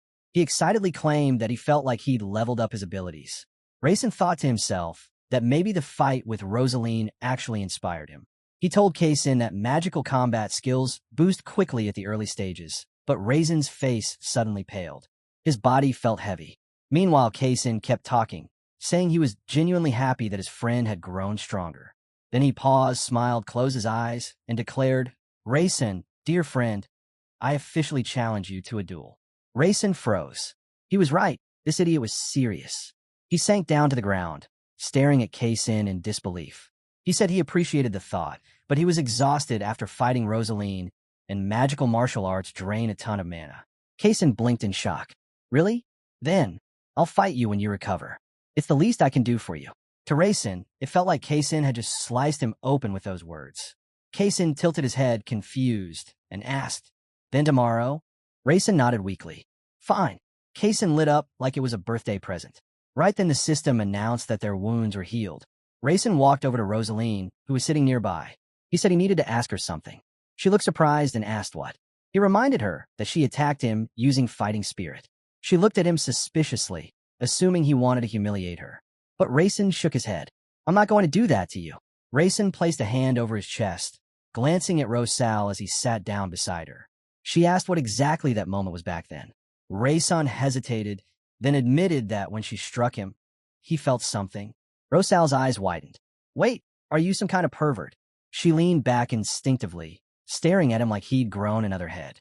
Raysun shook his head, just as confused. I don't know, but I felt a kind of excitement. I almost understood what it was, but not fully. She blinked in disbelief. What are you even talking about? Rayson met her eyes and said, honestly, I'm asking for your help. He thought to himself that her martial arts technique might be exactly what he needed to grow stronger. He lowered his hand and looked at her seriously. Rosal frowned and asked why she should help him. Rayson replied calmly, take it as a debt. I'll repay it later. A shadow crossed her expression. Every night she had promised herself she would take revenge, but now that anger was fading. Everything she thought she would hold on to was slipping away. Just then, Era approached them. Both Rayson and Rosal looked up, startled. Era smirked lightly and said, go on, try it. She glanced between them. Do him this favor. For the son of a famous family of magicians, it won't kill you. Rosal stood up, brushing the dust off her clothes. She glanced back at Rayson and said she'd help him, but only once, and he'd better be ready to return the favor. Rayson nodded immediately and thanked her. Era and the others looked at them in surprise as Rayson added, of course, I'll do everything. I swear on the honor of the future magician. Rosal froze for a second at that wording. Honor of the future magician? IIA's eyes widened, and a small smile tugged at her lips. He actually said that, because saying those words openly meant something huge. It meant Rayson was asserting himself as a rightful contender in the Maton family succession war. And he had said it right here, in front of the patriarchs of the famous families. No wonder everyone around them was staring. Rosal's aura suddenly erupted around her, a fierce red glow. Rayson answered with his own deep blue aura. She cracked her knuckles and said she needed to hit him again. Rayson stepped forward. Yes, I'm ready. The system immediately triggered an alert. Magical martial arts technique. Self-defense activated. Rosal's excitement shone through her eyes. Even she didn't fully consider this strange technique of hers a real martial art, but she didn't hesitate. She drove her fist straight into Raisin's stomach. Raisin's face twisted in pain, but he forced out, it's not your fault if I get hurt. He felt it again, the same reaction. The mana in his heart was interacting with Rosal's unshaped fighting spirit. Rosal stared, stunned. That's all. Rayson shook his head. No, hit me again. She didn't hesitate. Gladly, she landed another blow. Era stood to the side with her arms crossed. Watching like this was some bizarre performance. What in the world is he trying to accomplish? Rayson shouted for another strike, voice cracking from the pain. Everyone else was completely lost, staring at the scene with wide eyes. Someone asked IIA what the young master was doing. IIA answered calmly. It seems the mana in Raisin's heart is reacting to Rosal's fighting spirit. What kind of reaction? They asked. IIA sighed. No idea. And I'm not guessing. Rosal punched him again, her fist sinking into his stomach with full force. Rayson doubled over, groaning. Rosal leaned down, worried. Are you okay? Rayson ignored the pain and stared at his chest in shock. His extreme mana was reacting to fighting spirit, but according to the canon, mana and fighting spirit should never interact. He lowered his gaze even more. If that rule is breaking, then the probability is collapsing. The system suddenly blasted another notification. A missing probability has been discovered. You are permitted to fill part of the missing probability. Rayson stared at the window in disbelief. What is he supposed to do in a world where probabilities don't even exist anymore? Because this wasn't just about surviving. It was something far bigger. A faint hum echoed in the air as a blue book materialized in Raisin's hands. His eyes widened. This is the settings book I saw earlier. Before he could fully react, glowing numbers began appearing around Rosaline. Her body slowly turned gray, like the color was being drained out of her. The entire world shifted into black and white. Frozen, motionless, silent. Numbers filled the air. Rayson looked around in disbelief. Time had completely stopped. He realized it. Time halts whenever he opens or creates a new setting. He flipped the book open in a rush, the pages glowing as he skimmed. System notifications slid across the air. Fighting spirit of a famous martial arts family and the mana of a famous magician family are absolute opposites. They cannot mix. They cannot interact. Rayson muttered the words under his breath. He remembered clearly. The system had always stated the same thing. Martial spirit and mana belong to different worlds. Their natures reject each other. They cannot fuse. They cannot resonate. But the book continued.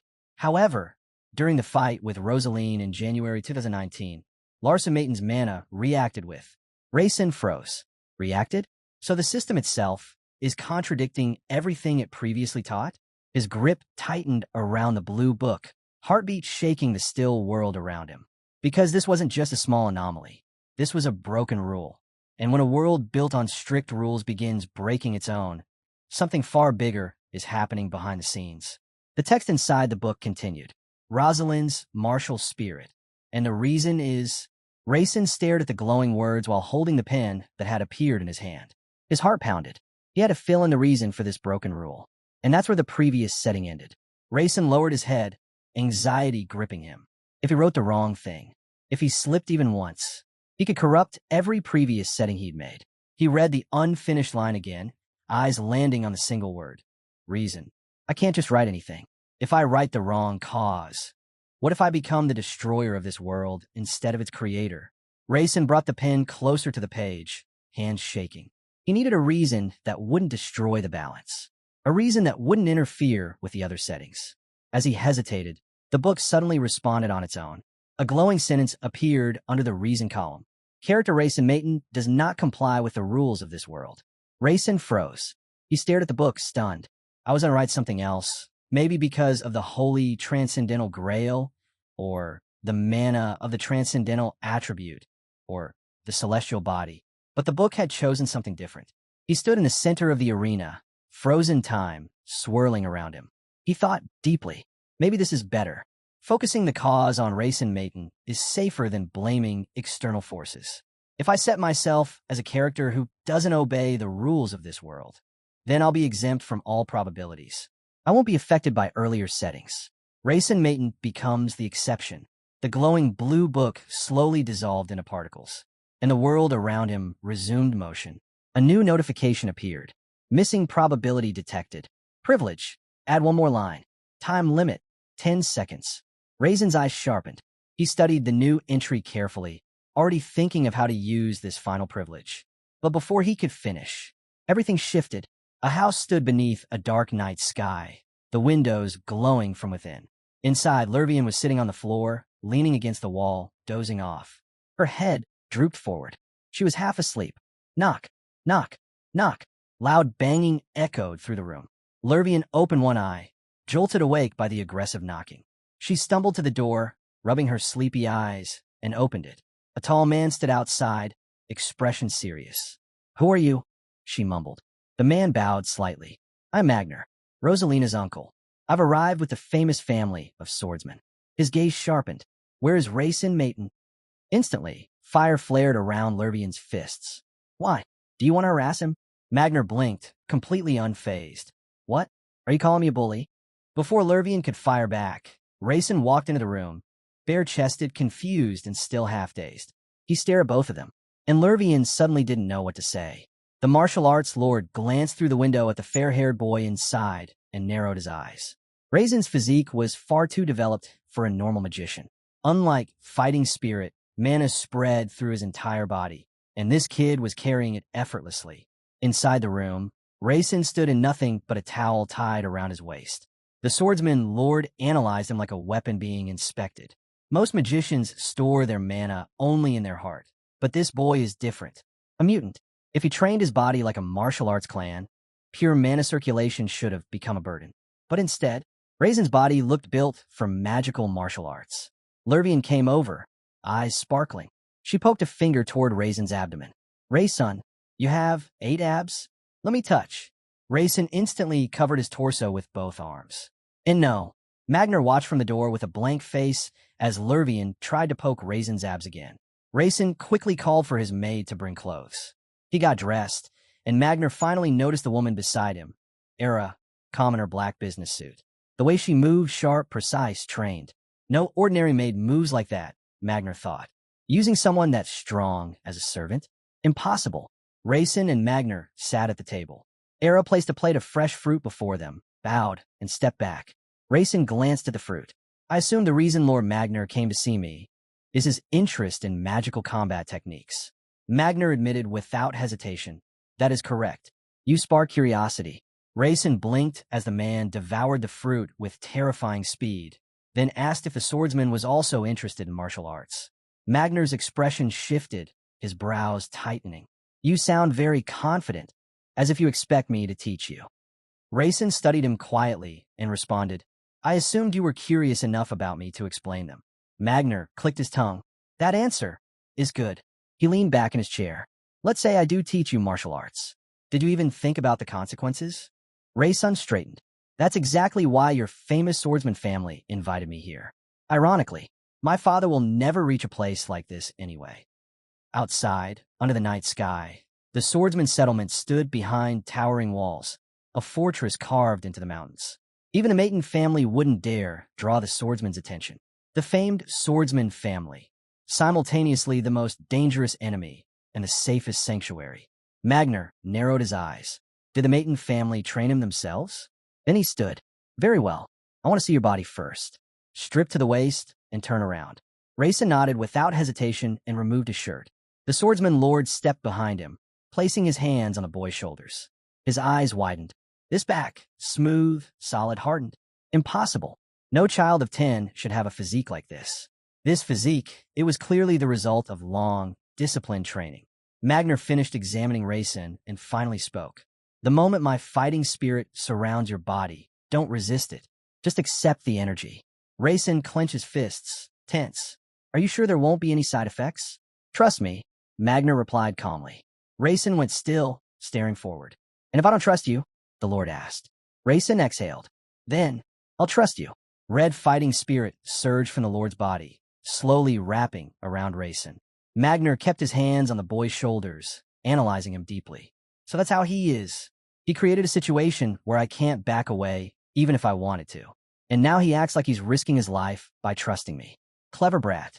Rayson's eyes began to glow blue as the energy seeped into him. His mind wandered back to the settings book, the privilege to add one more line for 10 seconds, right after his duel with Rosalina. If I'm the author, what would I give my main character? The pen had moved on its own. It had written, the fighting spirit of a famous martial arts family interacts with Rayson Maton's mana and helps him grow, with no side effects. Red energy exploded around Rayson. Behind him, the furious visage of a roaring tiger manifested for a moment. Rayson realized instantly. The fighting spirit had successfully entered his body. Magner froze, eyes widening. He took a portion of my fighting spirit. Is this what the Matons are trying to show us? His expression darkened. A mage who can absorb fighting spirit. That alone is enough for the martial families to declare war on the Matons. He tightened his grip on Rayson's shoulders. Who, he asked slowly, is teaching you magical combat techniques? Rayson turned around with the most innocent smile imaginable. I'm teaching myself. Magner raised both hands in disbelief. I've analyzed your body. This is the first time I've ever seen a magician capable of accepting fighting spirit. Rayson nodded thoughtfully. I didn't know magicians could do it either. Magner stared at him, voice low. Do you understand what this means? A member of the Maton family growing with martial arts and fighting spirit. Rayson looked straight at him and smiled. Yes, and I need to see what I can learn. Images flashed through his mind. Humans training with swords, fists, footwork, battle stances. Let's see what this world can teach me. To the Matons, swordsmen were primitive. To them, martial artists were failures. They looked down on everyone except pure mages. Magner remembered a girl from the Matons who burned her opponents with magic alone. A flaming human skull flashed in his thoughts, the arrogance of magic-born elites. But Rayson, this boy was doing something no Maton should ever do. He was taking steps toward martial arts to grow stronger. Magner leaned closer, staring directly into Rayson's eyes. Magner leaned in, staring straight into Rayson's eyes. Are you sure you're a pure blood Maton? Rayson blinked, confused. If you're asking about who my father is, then yes. I'm Decatur Maton's son. Magner straightened abruptly, slapped his own forehead, and groaned. I've never seen anyone like you. He lowered his hand and fixed Rayson with a sharp look. So, what do you want from me? Rayson asked cautiously. Can I tell you? Magner narrowed his eyes. You were going to say it anyway, weren't you? Don't waste my time. Just spit it out. Rayson's eyes lit up with determination. He looked straight into the swordsman lord's gaze and said, I want you to become my mentor. Magner folded his arms across his chest, studying Rayson carefully.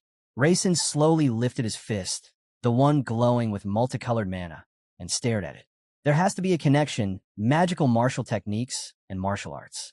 Magical combat techniques grow stronger through martial spirit and martial arts themselves. And with that realization, it clicked for him. That's why magical combat techniques were always so rare. Before Magner could even speak, Rayson stepped forward and shouted, "Mentor!" Magner's eyes widened. "What did you just say?" "Mentor?" Rayson stared boldly. "Yes, I said mentor." Magner barked back, furious. "And you think the Maitons will allow this?" "I'll handle it," Rayson replied calmly. "Who even are you?" Magner snapped. "I'm the seventh son of a famous family," Rayson said. "That's not what I asked," Magner growled. Rayson corrected himself. "I'm a magician who wants to learn martial arts." Magner's face twisted in disbelief. "This is the craziest idea I've heard in my entire life." He crossed his arms again. "Do you even understand what you're saying?" Rayson ran a hand through his hair and closed his eyes. "Yes, because I'm a potential successor. And you might think the Maitons are bowing to the swordsman clans because of me." He opened his eyes with a confident smile. "But Master, if you truly wanted to reject me, you wouldn't have hesitated this long." Magner paused. He remembered examining Rayson's body, how Rayson deliberately created a situation where he couldn't refuse. He aroused my curiosity. He even let me inspect his body. What a cunning brat. The Lord knitted his brows. By failing to reject the offer immediately, he had already lost. Rayson stood surrounded by swirling mana, watching him. "I didn't force you. Or are you really not interested in magical combat techniques?" Magner finally sat down in his chair. "I'm interested," he admitted, "but only in the magical combat techniques you use." Rayson lifted his glowing fist and smiled. "Magical martial techniques are strongest when combined with martial spirit and martial arts. That will become my own new martial arts." Magner leaned closer, inspecting him. "A magician shouldn't talk like this. No mage should think like this. And for this," Magner said, "you showed them your strength the moment you met Rosalind again." Rayson leaned forward as well. "Yes, I noticed you were paying special attention to me." Magner nodded slowly. "So even the duel, that was part of your intention?" Rayson straightened up and answered honestly. "Yes, but I also wanted Rosalina to stop being angry at me." Rayson turned toward Magner and addressed him clearly. "Master." He stepped closer, eyes steady. "Would you like to witness the creation of a new martial art?" He added, "And I hope the famous swordsman family will help me build it." Magner's eyebrows twitched. "What are you saying? The others will think you're a hostage." Rayson placed a hand on his chest, gaze drifting to the side. "That's because I'm the hated child. It doesn't matter whether I'm part of that family or not. I'm sure if I stay with the Sadas, my father will get whatever benefits he wants." Magner stared, stunned by how casually the boy said that. Rayson lowered his eyes and rested one hand on the table. "So yes, I'm asking you to help me. This is the safest place." Magner let out a long breath. "This is insane. Honestly, I can't tell if this is because you were raised by the Maitons or if you're some kind of mutated freak." Rayson lowered his head, closed his eyes, and replied quietly, "I'll take that as a compliment." Magner studied him intensely. "This bastard, he's unbelievably calm. He planned all of this long ago. None of this is spontaneous. He created the situation, guided it, cornered me. And now he wants an answer." Finally, Magner straightened. "I'll figure it out myself," he said. Rayson blinked in surprise. "What do you mean?" Magner tightened his brows, then allowed a small grin to form. "I mean, yes. Step by step, you can become my disciple." He stood, his voice firm. "And in return, I will study your magical combat abilities and watch your growth with my own eyes." Magner crossed his arms again, eyes sharp like a hawk examining Rayson's body in mana flow. "I'll study everything the Maitons prepared in you," he said, "and you will take everything you can from me." Rayson's face lit up with pure excitement. "That's exactly what I wanted." On the training ground, Hampton sat quietly, staring at the sky. The young master. He's becoming something so grand, I might never fully understand him. He remembered overhearing the conversation between Rayson and Lord Magner, and how Rayson allowed it. He trusted me completely, even then. Hampton looked out the window again, eyes widening at what he saw. The world young master dreams of, a world where all three families are united, where everyone can live happily. The thought filled his eyes with tears. A handkerchief suddenly appeared in front of him. "Thank you, sister. HH. He jumped, nearly falling over. Era stood there with her usual cold, unreadable expression. "Don't cry," she said calmly. Hampton looked at her, still struggling with the fact that she was another shadow. At this rate, I'll die from a heart attack, he whispered. She replied flatly. If you're going to die that easily, you're not fit to serve the young master. Hampton winced. You're so insensitive. AA approached and asked, have you heard the young master's decision? Hampton nodded. Yes. He said he's staying here. His eyes shot wide open when she added, after the birthday feast, he'll return to the main house to get permission. Era finished. We may have to risk our lives. Hampton gripped the handkerchief tightly, his whole body trembling. Well, yes, he said quietly. That's the duty of the shadow. He looked down sadly. No matter what the patriarch does to me, I will always protect young Master Rayson, because he is my light. AA disappeared into the shadows. Hampton spun around in panic, trying to find her again. Under the dark sky, the tulips glowed faintly blue. A soft voice asked, do you want to see each other? Rayson and Nelia stood on a quiet path overlooking the city lights.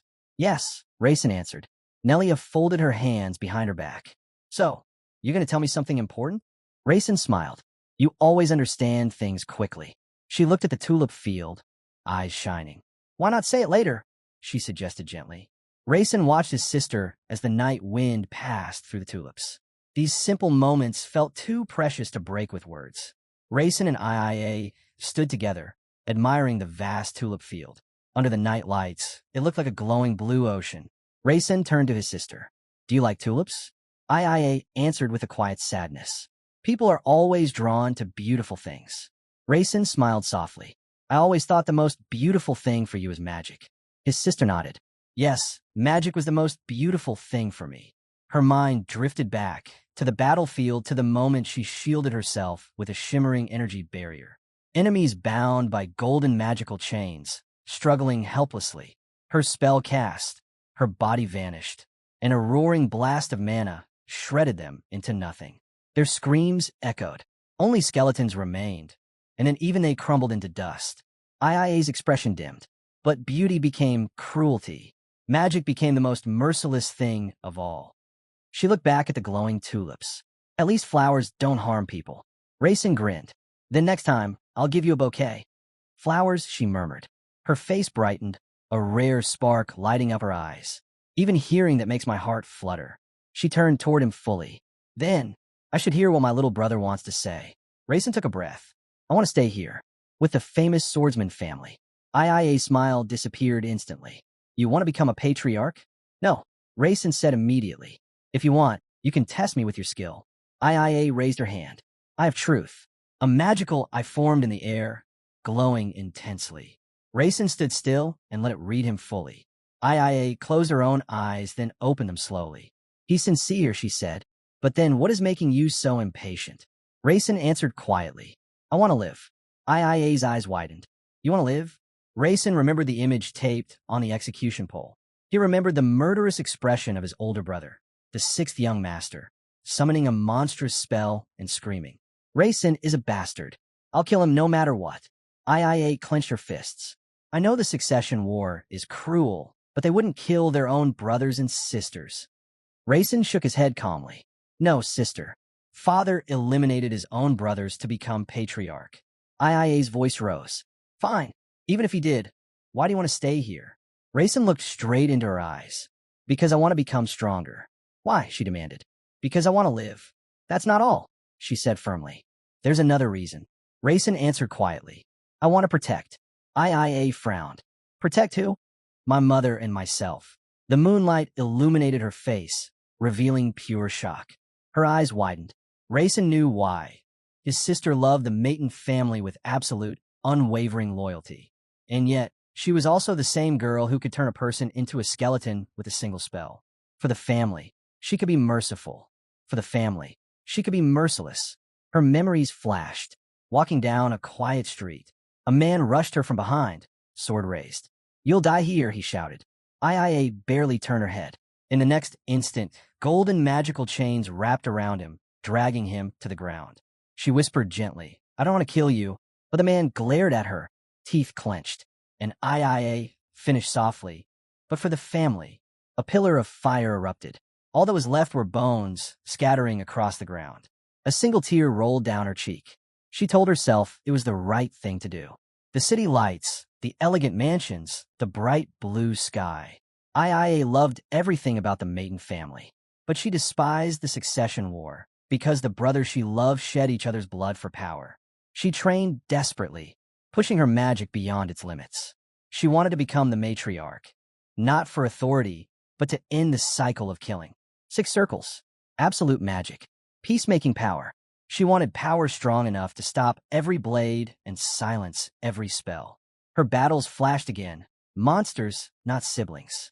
She hunted terrifying Balogs in the Decade Forest, one even slashing her across the face. Her trials were harsher than her siblings, but she refused to hunt humans. Meanwhile, Rayson thought back to the world he wrote, casual descriptions of fights and deaths. Words on a page. But for her, those stories were her life. Her pain. He imagined her killing a man with magic, then imagined her standing alone, crying silently. He looked at her now, lost in thought, staring over the field like she carried the whole world on her back. Rayson swallowed. Sister. She turned. What if I said, I want to become stronger so I can protect even you? Ia froze. Protect me? Rayson nodded. Would you consider that something to be proud of? There was a moment of silence. Then, Ia burst out laughing, loudly, freely. Rayson stared. He realized this was the most sincere laugh he had ever heard from her.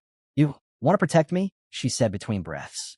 That's the first time anyone has ever said something like that to me. Rayson scratched the back of his head, suddenly embarrassed. Why are you laughing? He asked. The girl wiped away her tears of laughter, but the warmth stayed in her smile. Ia wiped away a tear, half from laughing, half from emotion, and smiled warmly.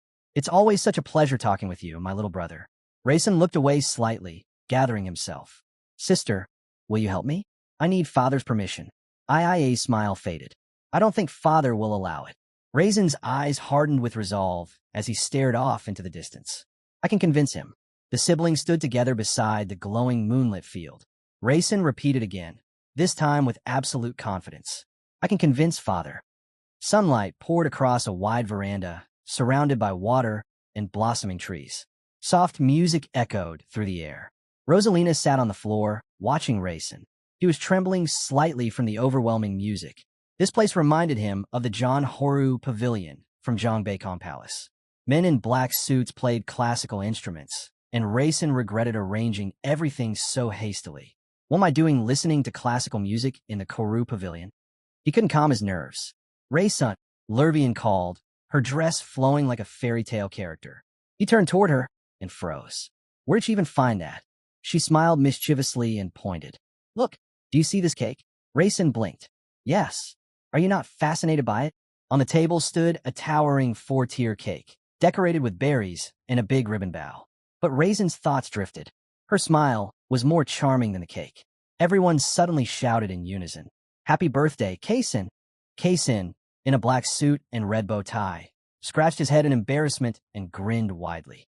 Thank you, everyone. Lervian stepped forward joyfully, holding a small black stone. This is my gift. Father gave it to me. And the celebration continued.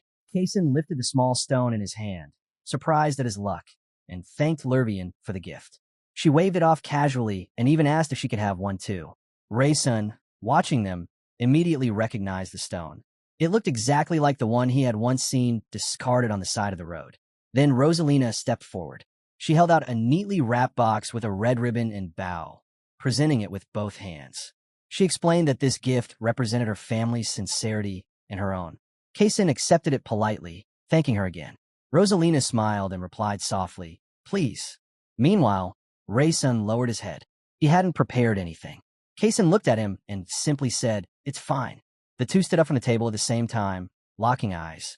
Lervian stood with them, holding a giant piece of cake on her fork, staring at both of them in confusion. Rayson broke the silence first. He said that, instead of a gift, he wanted permission to stay here and continue fighting.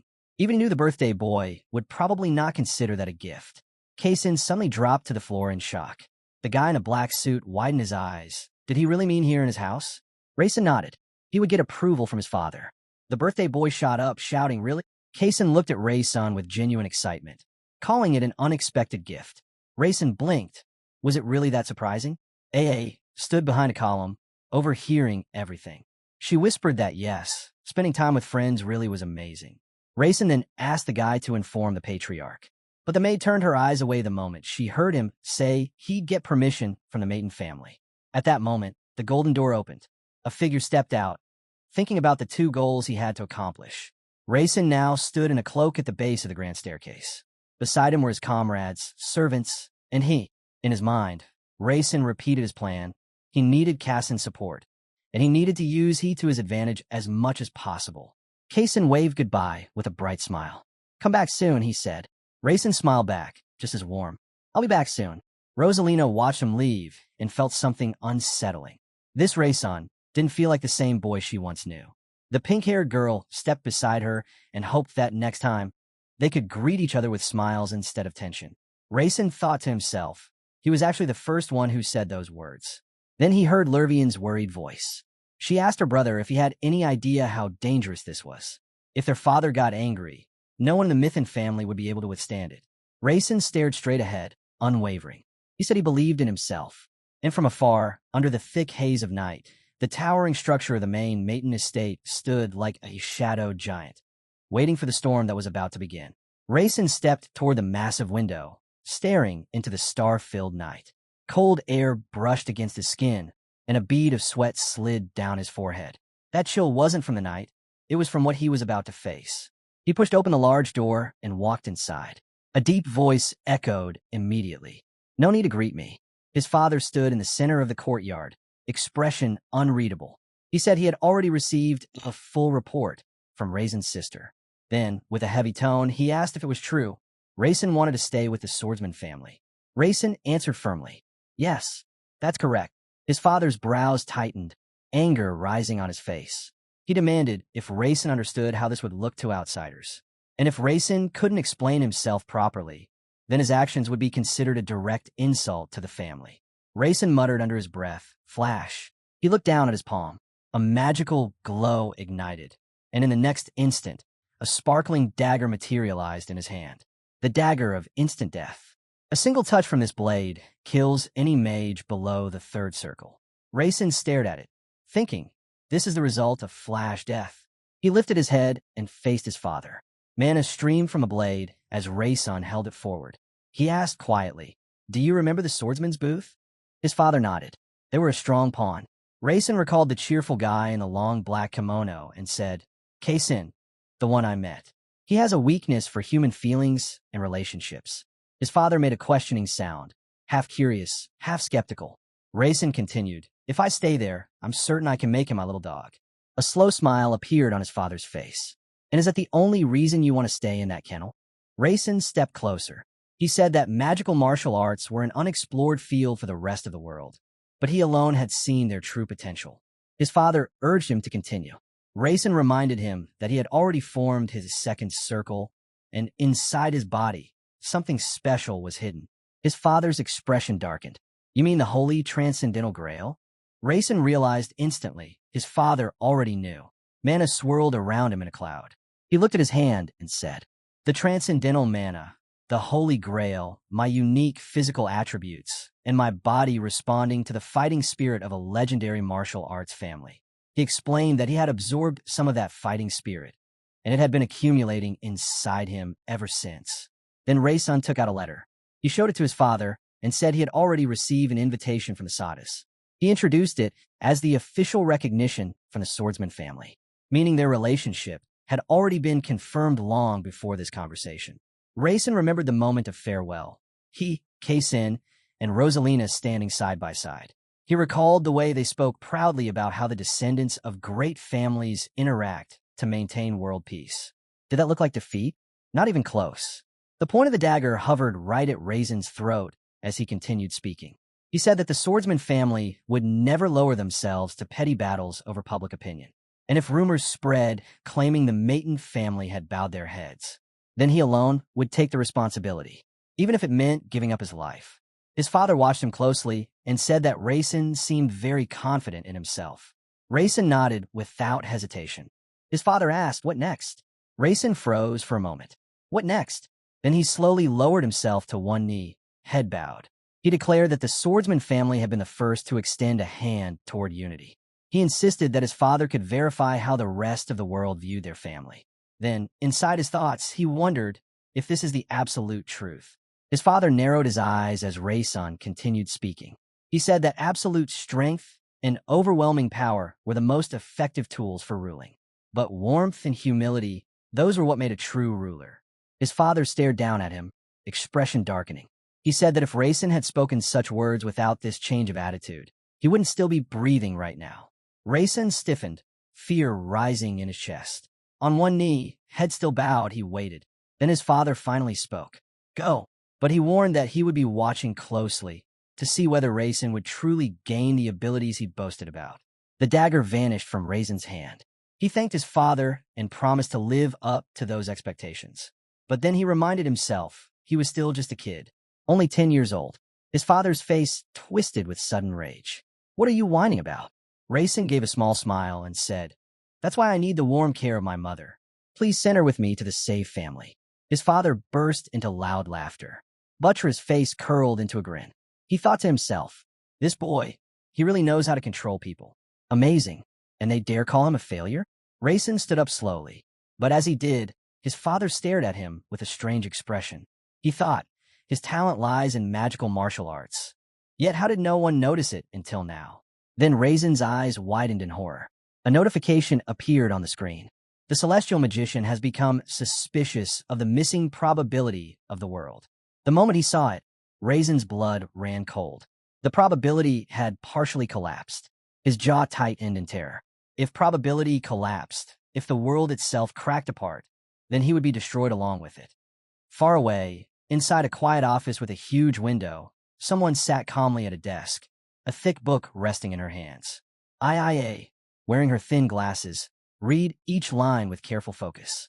A sudden knock echoed against the door. She lifted her head. Of all people, she had come to her room? How unexpected, IA muttered. Persia stepped into the doorway with a bright, casual smile. The red-haired girl looked around and then asked what kind of book IA was reading and why she was going through a basic magical text. IA replied softly, just because, but Persia leaned in and looked at the cover. Alberto's 77th text, How to Easily Master Mana. Rei-san reads that too. This book is popular right now. IA slid off her glasses and placed them on the table. I actually have something to tell you, she began. But before she could finish, Persia cut her off. Persia raised her chin and said she also had something to tell her sister. IA stood up from the table first, refusing to drag things out. Her eyes sharpened, and with a chilling tone, she declared, I'm going to take care of our little brother. Persia burst into a laugh. How funny, she said with a smile. Because I came here to say the exact same thing. IIA's expression turned dangerous as she stared back at her sister. Persia just kept smiling.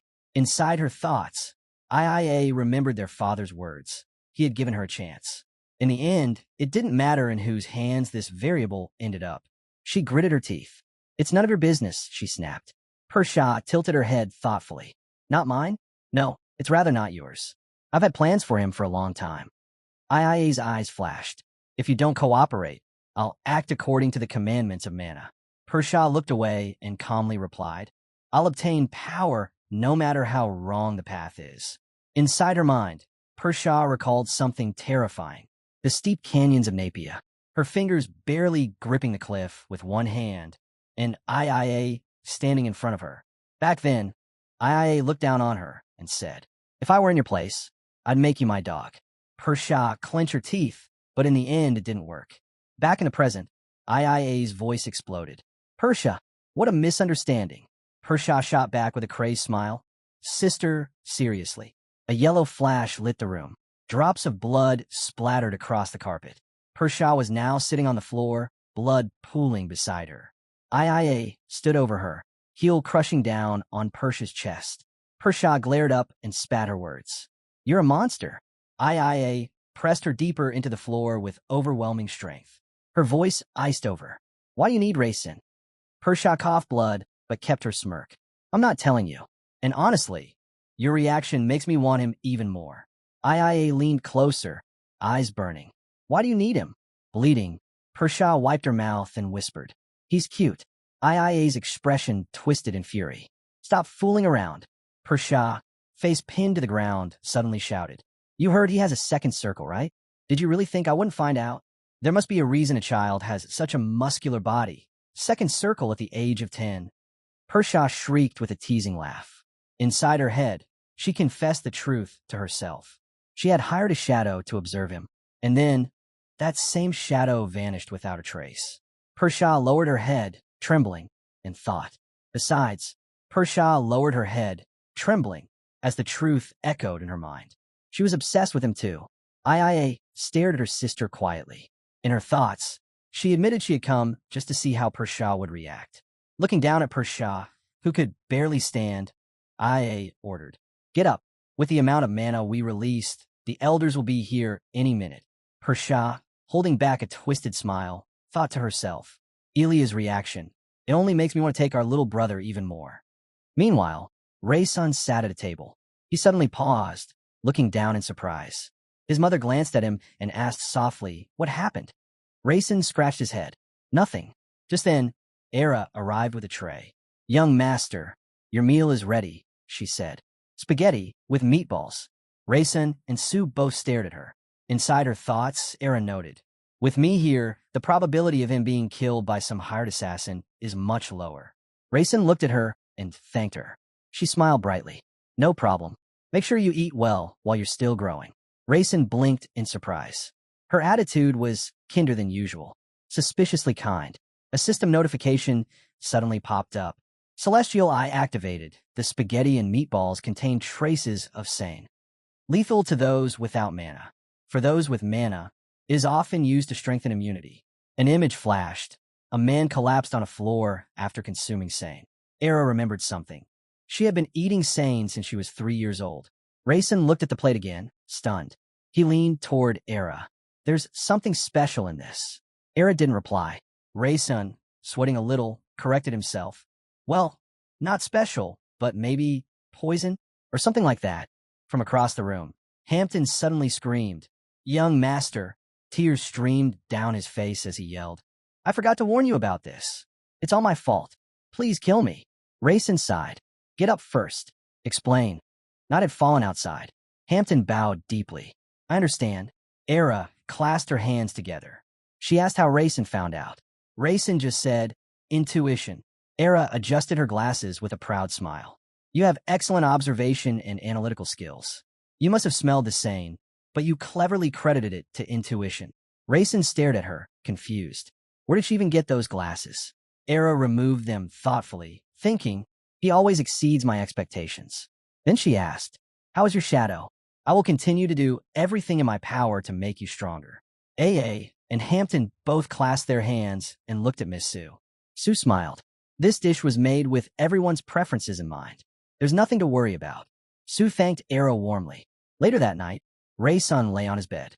A soft glow filled the room, and the Holy Grail appeared in front of him. With a calm yet mischievous tone, it said, "Well, I'm here." Raysun sighed and replied, "Still, it's poison." The Holy Grail barked back loudly. "Poison? This? Don't make me laugh. This tiny thing is nothing." Raysun stared at it. The Grail looked oddly tipsy. It swayed, pointed at him, and shouted, "Listen here, short version. Once upon a time." But Raysun was already lying back, exhausted. As his eyes drifted, he suddenly saw Lurvian beside him. She asked softly, "What time are we leaving?" Raysun mumbled, half asleep, "Ada." Lurvian frowned. "What do you mean? We can't leave now. I want cake again." Still sunk in his bed, Raysun said, "If we leave now, we can't get through the portal." Lurvian stepped fully into the room. "That's true," she admitted. Then, without hesitation, she flopped down next to him on his bed. "Then I'm going to sleep right now. If I sleep, tomorrow will come faster." Raysun blinked, staring at her, speechless. He slowly leaned on his elbows and called out, "Era, do you hear me?" AA was standing right beside his bed. He jumped. "How long have you been standing there?" "Yes, young master," she answered calmly. Raysun sighed. "Please take Lurvian back to her room. And please don't wake her." Era, eyes gently closing, said, "Understood." Lurvian suddenly rose into the air, floating above the bed. Raysun's eyes widened. Sweat trickled down his face. "This arrow-like efficiency really impresses me." By morning, sunlight flooded the courtyard. A carriage waited in the center of the house. Raysun's family gathered to see him off. Hampton glanced nervously at So-So. "We have to take the carriage. Miss Sue smiled. It's fine. Raisin thought back to his old world. Carriages powered by manna had once been exclusive to nobles. His mother stroked the horse lovingly. She's so smart and so beautiful. Raisin winced internally. She's going to make other mothers jealous. I really don't need that kind of attention right now. He walked toward the carriage, thinking, this is my first step toward independence. I'm heading to the famous swordsman family, the ones who will help me carry out my plans. The journey through the forest took time, but they eventually reached the city. Sue said, we're here to visit the Sadas. Raisin turned when he heard someone call out to him. There, standing on the steps, was Kei-sin, as if he had been waiting from the very moment Raisin left. Raisin smiled. I'm here. Kei-sin nodded, satisfied. You kept your promise. He stepped aside and said, we'll start the battle. Raisin looked up. There were countless steps ahead of him, the path he needed to climb. He gripped his robe, lost in thought. Everything is exactly as I expected. Then he let go of the robe, threw it aside, and said, this time, this won't be easy, Kei-sin. Raisin thought as he stepped forward. But aloud, he said, I'll show you everything I've got. He stood across from Kei-sin and realized just how much had changed since their first meeting. He now had a second circle, far better magical combat control, the holy transcendental grail, the magic of physical strength, and transcendental mana flowing through him. Across from him, Kei-sin Saad gripped his sword with perfect form, eyes locked on Raisin. Raisin clenched both fists, thinking, with an opponent like him, I need to see how far I can go. But at the same time, he admitted to himself, no matter what happens, I cannot defeat Kei-sin. Kei-sin shifted slightly, looking to the right with his brows drawn together. Raisin recognized that expression. That was the personality Kei-sin had carved for himself. In Raisin's mind, an image formed, a line of swordsmen laying down their blades in respect. No one our age can beat him. He's a genius among geniuses, so talented that even other prodigies look average next to him. He remembered the way Kei-sin held his sword before the other swordsmen, how even with all that talent, he trained harder than anyone. Raisin glanced at the smiling Kei-sin in front of him and thought, Kei-sin Saad, youngest son of the S family, the boy who combined talent and effort to rise above everyone. They were the same age, which meant Raisin had no excuse. He had to have improved too. A bright flash exploded between them. Kei-sin dashed forward with a powerful strike, so fast that Raisin's soul almost left his body. As expected, his speed and destructive force are way higher than before. A system notification popped up. Talent, slow flow, automatically activated. Raisin gripped his casting blade and counterattacked. His heels rising. He's about to chain another hit, Raisin analyzed. A solid blow was just the opening. The real attack always followed right after. Raisin dodged, but if he dodged, Kei-sin would instantly close the distance. And he did. Kei-sin shifted into his stance and unleashed his sweeping kick ability. He's too fast. Even slow flow can barely keep up. Raisin studied the sword swing coming at him. The angle, the timing. That's a smart sword, maybe unintentional. But for me, that's even better. Kei-sin, sweating, didn't understand why Raisin was smiling. Raisin thought, he must realize it too. Using a smart blade in a fight is basically cheating. On one knee now, Raisin smirked. Kei-sin let his guard down. Perfect. He charged at him. Kei-sin tried to block with his leg, but Raisin gathered lightning in his hand. He's dodging. I just need to break through. Kei-sin grit his teeth, eyes narrowing. Raisin, don't rush me like this, he thought. You'll break your balance, and if you do, the destructive blow you'll receive will be catastrophic. Raisin stepped closer. Kei-sin was ready to strike back.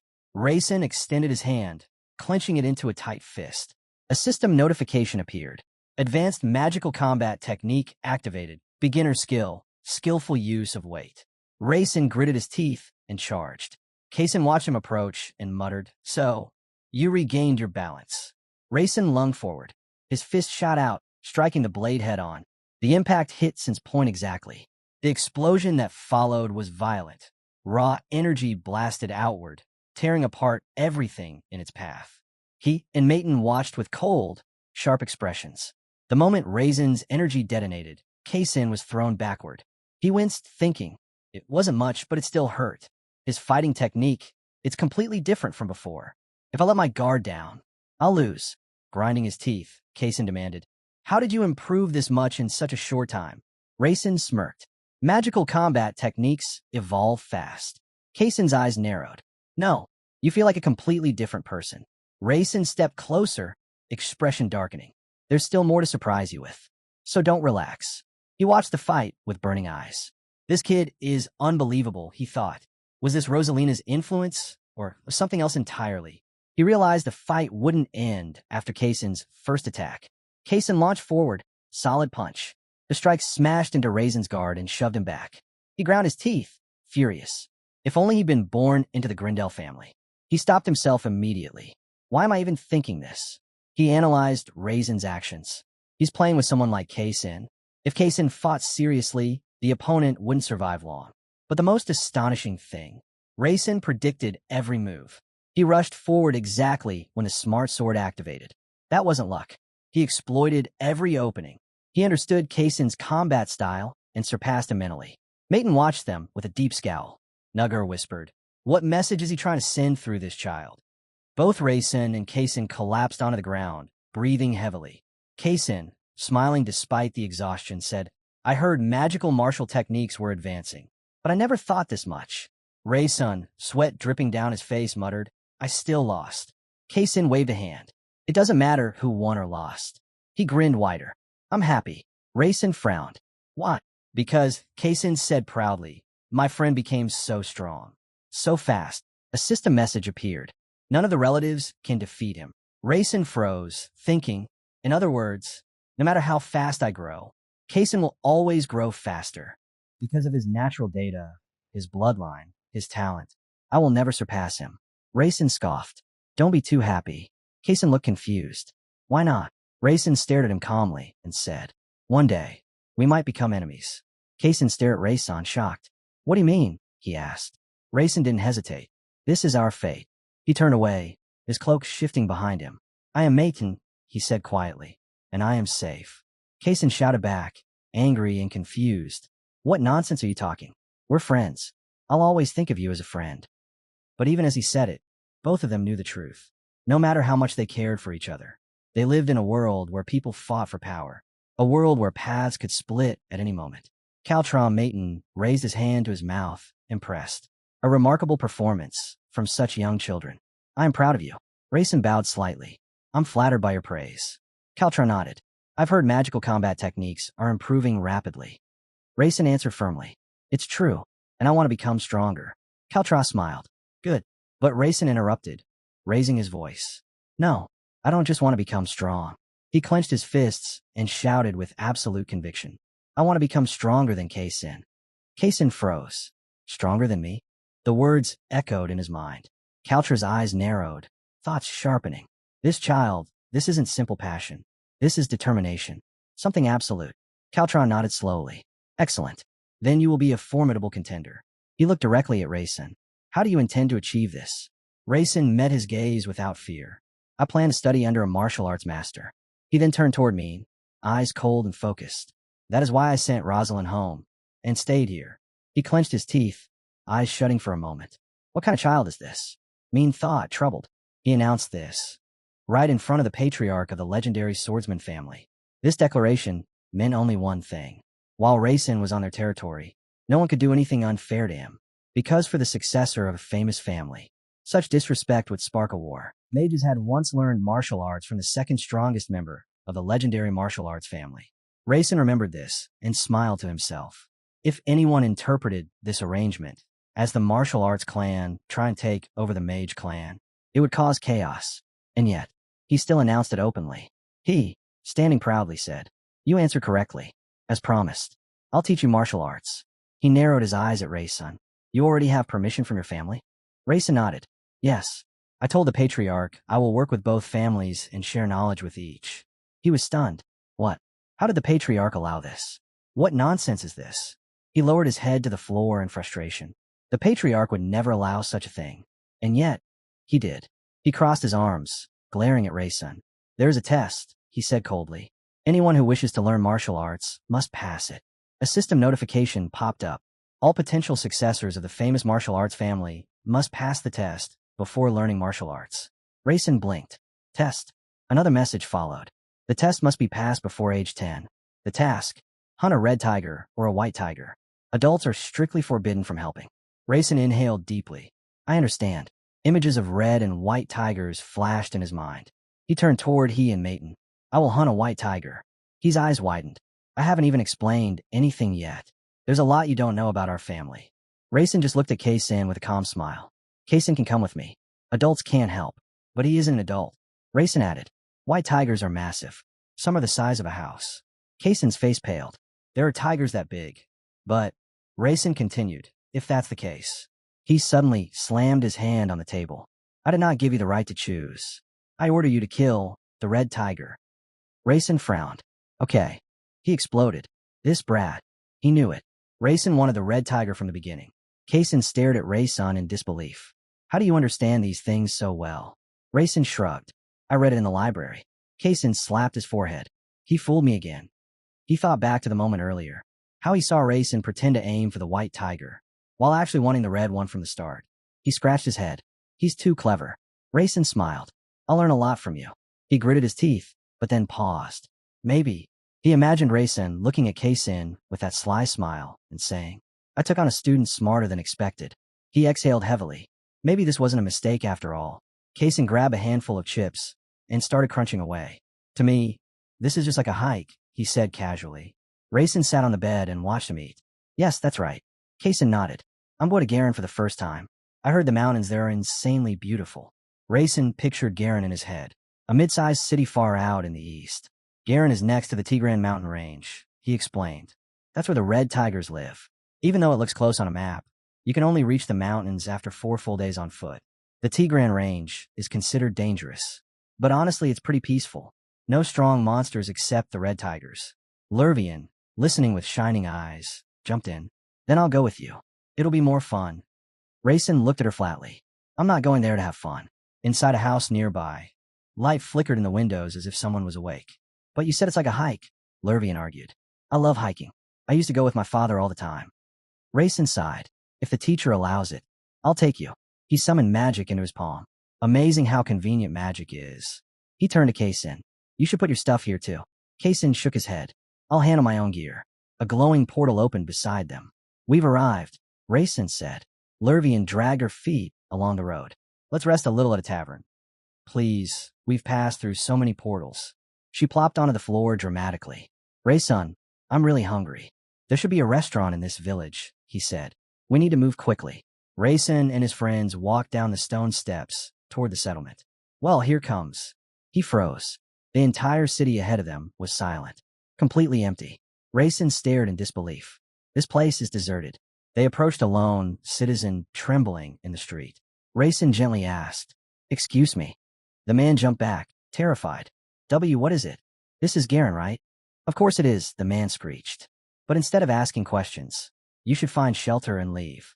Hurry. Rayson and Kaysen exchanged stunned looks. Leave, they asked. But the frightened man was already sprinting away, screaming. Before the robbers come. Rayson narrowed his eyes. Robbers? Librarian, panicking, clutched Rayson's robe. My stomach still hurts. I'm too hungry to deal with this. Rayson clenched his jaw. Just hold on a little longer. He walked up to a nearby door and knocked firmly. Is anyone there? Silence. Not a single answer. Rayson and his friend stood in front of the silent door. Wrong timing. Rayson thought. Completely the wrong time to arrive. He scanned the empty houses, his expression sharpening. Hard to believe something like this could happen in the Tigran region. It was supposed to be a small, calm place. So who are these robbers that terrify the locals this much? He stared ahead, his eyes narrowing. Then, Rayson and Kaysen saw it. A red tiger stepped out from between the buildings. Its glowing eyes locked onto them. Rayson's heart dropped. No, something's wrong. That's not just a wild red tiger. Someone was sitting on it. A system message flashed. Heavenly Eye activated. Information appeared. Rider identified. Caden. Taming ability. High. Traits. Hunting instinct. Rayson pictured Caden in his mind. Not one of the 3 great clans. But I remember him clearly. He belonged to a different circle. A massive bandit organization outside the 3 families. The Coniferous Train. A group so large it shook entire regions. Caden held a massive spike club, sitting confidently atop the red tiger. He was born to lead the Coniferous Train, Rayson thought. And because of this one guy, the entire city freezes in fear. Caden looked down at them from the tiger's back. Who are you kids? Just children. Nothing interesting. Kaysen gritted his teeth. This is the robber who terrified the whole city. Caden raised a brow, then laughed mockingly. A robber? Me? He burst into hysterical laughter. Kaysen's face hardened. What's so funny? Caden stopped laughing and leaned forward, eyes sharp and twisted. I'm not a robber. I just enjoy hunting people. Raisin's blood went cold, even with Kaysen's abilities. If we fight Caden now, we'll die. Raisin clenched his jaw, sweat forming.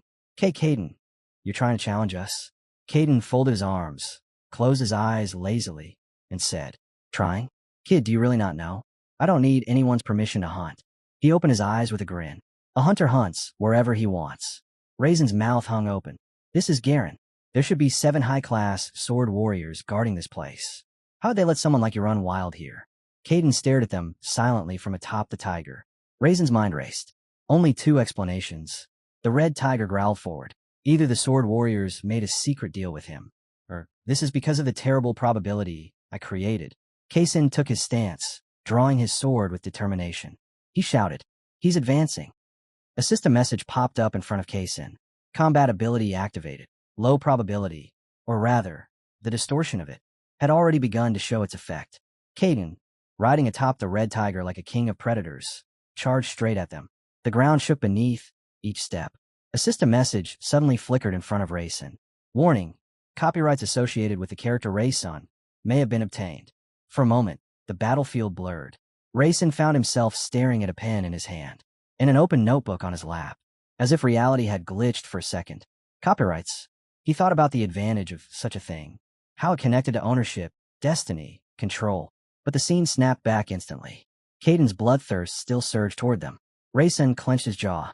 Even after Caden announced the hunt, the knights guarding Garen didn't move. Not a single defender lifted a finger. The silence of the city, the terror of the locals, and now the knights' refusal to act. It all pointed to one horrifying conclusion. Something was deeply, fundamentally wrong here. The entire town had been acting strangely, whispering behind closed doors and eyeing the mountains with suspicion. Everyone believed Caden hunted freely in Garen because of brute strength, but Raisin knew there was more to it. Holding his pen, he muttered to himself, This time, I'll do it perfectly. The red tiger burst into Raisin's blue circle. Its jaws spread wide in a guttural growl. Then it lunged, blasting them backward with sheer force. Raisin steadied himself, shocked at its speed. Faster than expected. His eyes flicked toward Lervian, who was clutching her shoulder, and Kaysen beside her. Good, neither of them were hurt. He exhaled slowly. This creature, as you guessed, it's a red tiger. If any of us take it head-on, we're dead. Then he added, but it has one weakness. It charges in a straight line before stretching mid-air. Before he could finish, Lervian clenched her teeth. I'm starving. I'm actually dying. She raised both hands and began casting a fireball. Lervian, wait. Raisin shouted, but she was already screaming. If I kill this beast, I can eat. She hurled a fireball straight at the red tiger. Caden, sitting lazily atop the beast, smirked. Kids these days. The tiger swallowed the fireball whole. Lervian froze. It ate it. Caden burst into laughter. A young magician using that little trick. Hilarious. You 3 should join the coniferous trail. I might spare you. Kaysen bristled. What is a coniferous trail supposed to be? Caden's eyes thinned with amusement. It simply means we own this mountain range. Robbers is such a rude word. Kaysen stepped forward, sword raised. I have no intention of joining criminals. By my blade, I'll cut down every bastard who dares terrorize the people. Caden tilted his head, smiling like a predator. Oh, then I assume the 3 of you are prepared to die. Right now. Raisin exploded. Stop. This is so stupid. Even Caden blinked in confusion. Why didn't I ask who they were first? Why are 3 kids fighting a red tiger? Raisin's expression brightened suddenly, as if checking something off a list. Good. The condition is fulfilled. He had already written the advantages of English rights in his notebook earlier. Because the truth was simple. Caden wasn't hunting in Garen because he wanted to. He was following an order, performing a test. Since ancient times, these tests were arranged long in advance. The successors, no matter how dramatic the battle looked, were never in real danger. Just like Rosalina when she hunted the white tiger. Raisin's expression darkened, his eyes narrowing with a sharp, dangerous glint. So, you already knew who we were. And even after figuring that out, you kept spouting nonsense. That means you're trusting someone, aren't you? Caden, still seated atop the red tiger, clenched his fists. Behind him, a yellow portal rippled open, bright, swirling, and unmistakably magical. From that portal, a girl stepped out with her head lowered. Rayson stared at her. So, this must be the older sister. Kaysen turned toward her in disbelief. "Lady," he shouted, his face going red. Lurvian blinked in confusion. Meanwhile, Rayson glanced at IIA and sighed internally. I knew it. Something felt off. Things are going too smoothly. He pictured how people would enter that portal. Anyone managing such a gate had to be at least a third circle mage.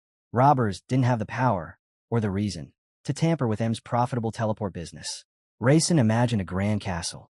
Then imagine a man sprinting away, locking doors in panic, just because a hunting alert had been issued. Strange. Way too strange. Then Caden's smiling face flashed across his mind. He wasn't even a confirmed villain yet. He might not have hunted a single person. Rayson's attention shifted to the enormous tiger. A city like this, you can't just manipulate it under the excuse of a test. So there's only one answer. He stared at the surroundings again. The air, the ground, the light. This isn't Heron. This entire place, it's artificially created. Only one person had that kind of power. IIA stepped forward, looking at Rayson with sharp, almost predatory eyes. Amazing, she said. Rayson caught the tone and smiled lightly. That's when everyone started hiding, right? IIA landed on the ground beside him. So the whole fight with the red tiger, it was all an act. Rayson nodded. Yeah, I figure I might as well show a bit of interest in the test. She closed her eyes and exhaled. So then, a figure appeared behind her, silently, almost like a shadow. You've passed the test, he said with a frown. Caden quickly jumped off the red tiger, as expected from the Maiden and Sod successors. To stay so calm in front of a red tiger, impressive. Then he dropped to one knee and bowed deeply. Young masters, I apologize for my rudeness. Rayson waved it off. It's fine. None of this was your fault. The whole space was created by your sister and her martial artists. Caden raised his head, relieved. I appreciate your understanding. And if I may say so, his gaze shifted toward Rayson. You seem to be the leader of your group. He studied Rayson and Kaysen carefully, curiosity flickering in his eyes. I assumed Kaysen would be the leader. He's the strongest among them. But this guy, he lowered his gaze, folding his hands behind his back, almost amused. Interesting. Training him might actually be fun. He finally spoke. The Grindle family never tells their potential successors to defeat the red or white tiger outright. Kaysen turned toward him. So, the real purpose of this test was to see whether we'd break mentally before the enemy. Magner nodded. Yes. Kaysen crossed his arms, thinking aloud. Then the guardian spirits supporting us must also be hiding somewhere nearby. Rayson blinked. Guardian spirits. Suddenly, a system window flashed before his eyes. Celestial Eye activated. He looked toward the treeline, and there, faintly glowing, he saw them. Multiple blue silhouettes concealed between the branches. Rayson quietly admitted to himself that Kaysen was right. He's only 10 years old. If I wasn't the creator, I never would have figured any of this out. Lurvian wandered over to the red tiger and gently stroked its fur. Rayson stiffened just watching it. If that thing had faced me seriously, I'd probably have fainted on the spot. He looked at the group. So, Kaysen, you attacked the red tiger because you trusted the guardian spirits, right? Kaysen nodded confidently. Yes. Magner frowned. That's not exactly a satisfying answer. Kaysen lifted his chin, meeting his gaze without hesitation. I don't believe a wise man stand alone. Magner blinked, unsure how to respond. So who are you then? Kaysen tightened his fist. The one who stands alone can achieve true victory.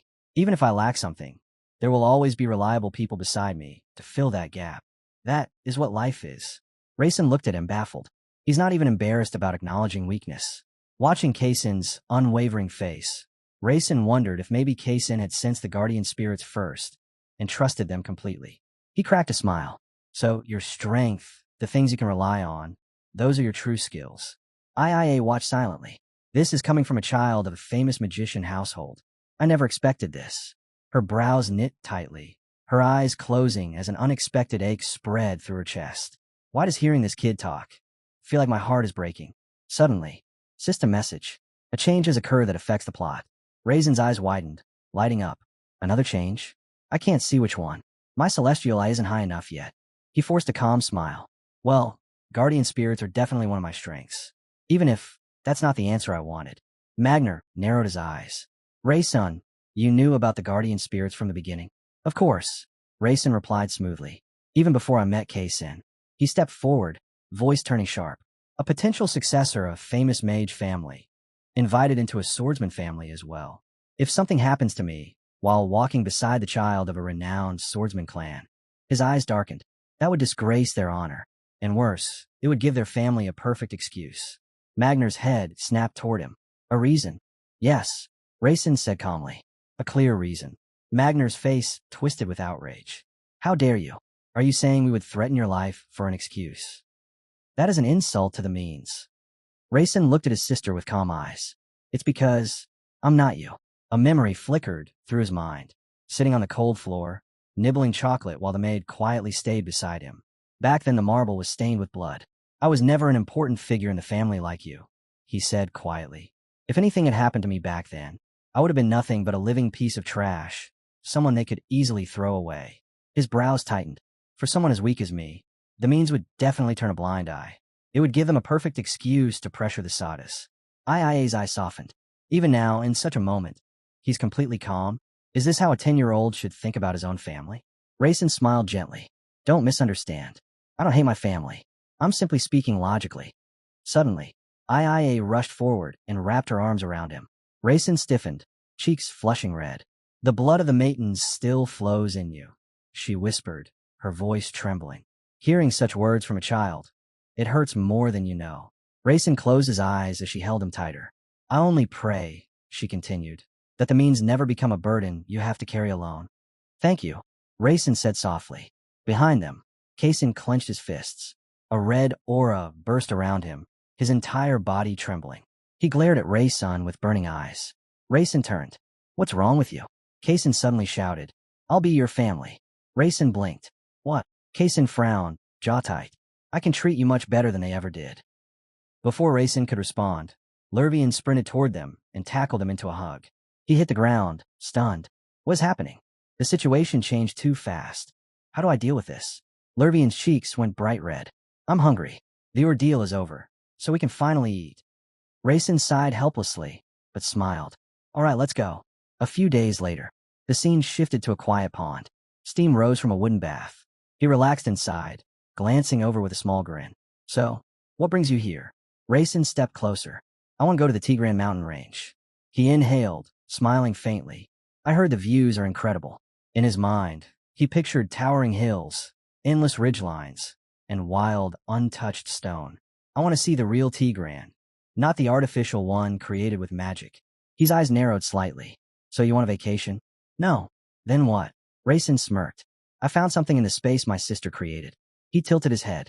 And what exactly did she prepare for you? Rayson answered calmly. She left something for me to use. Of course. He was lying through his teeth.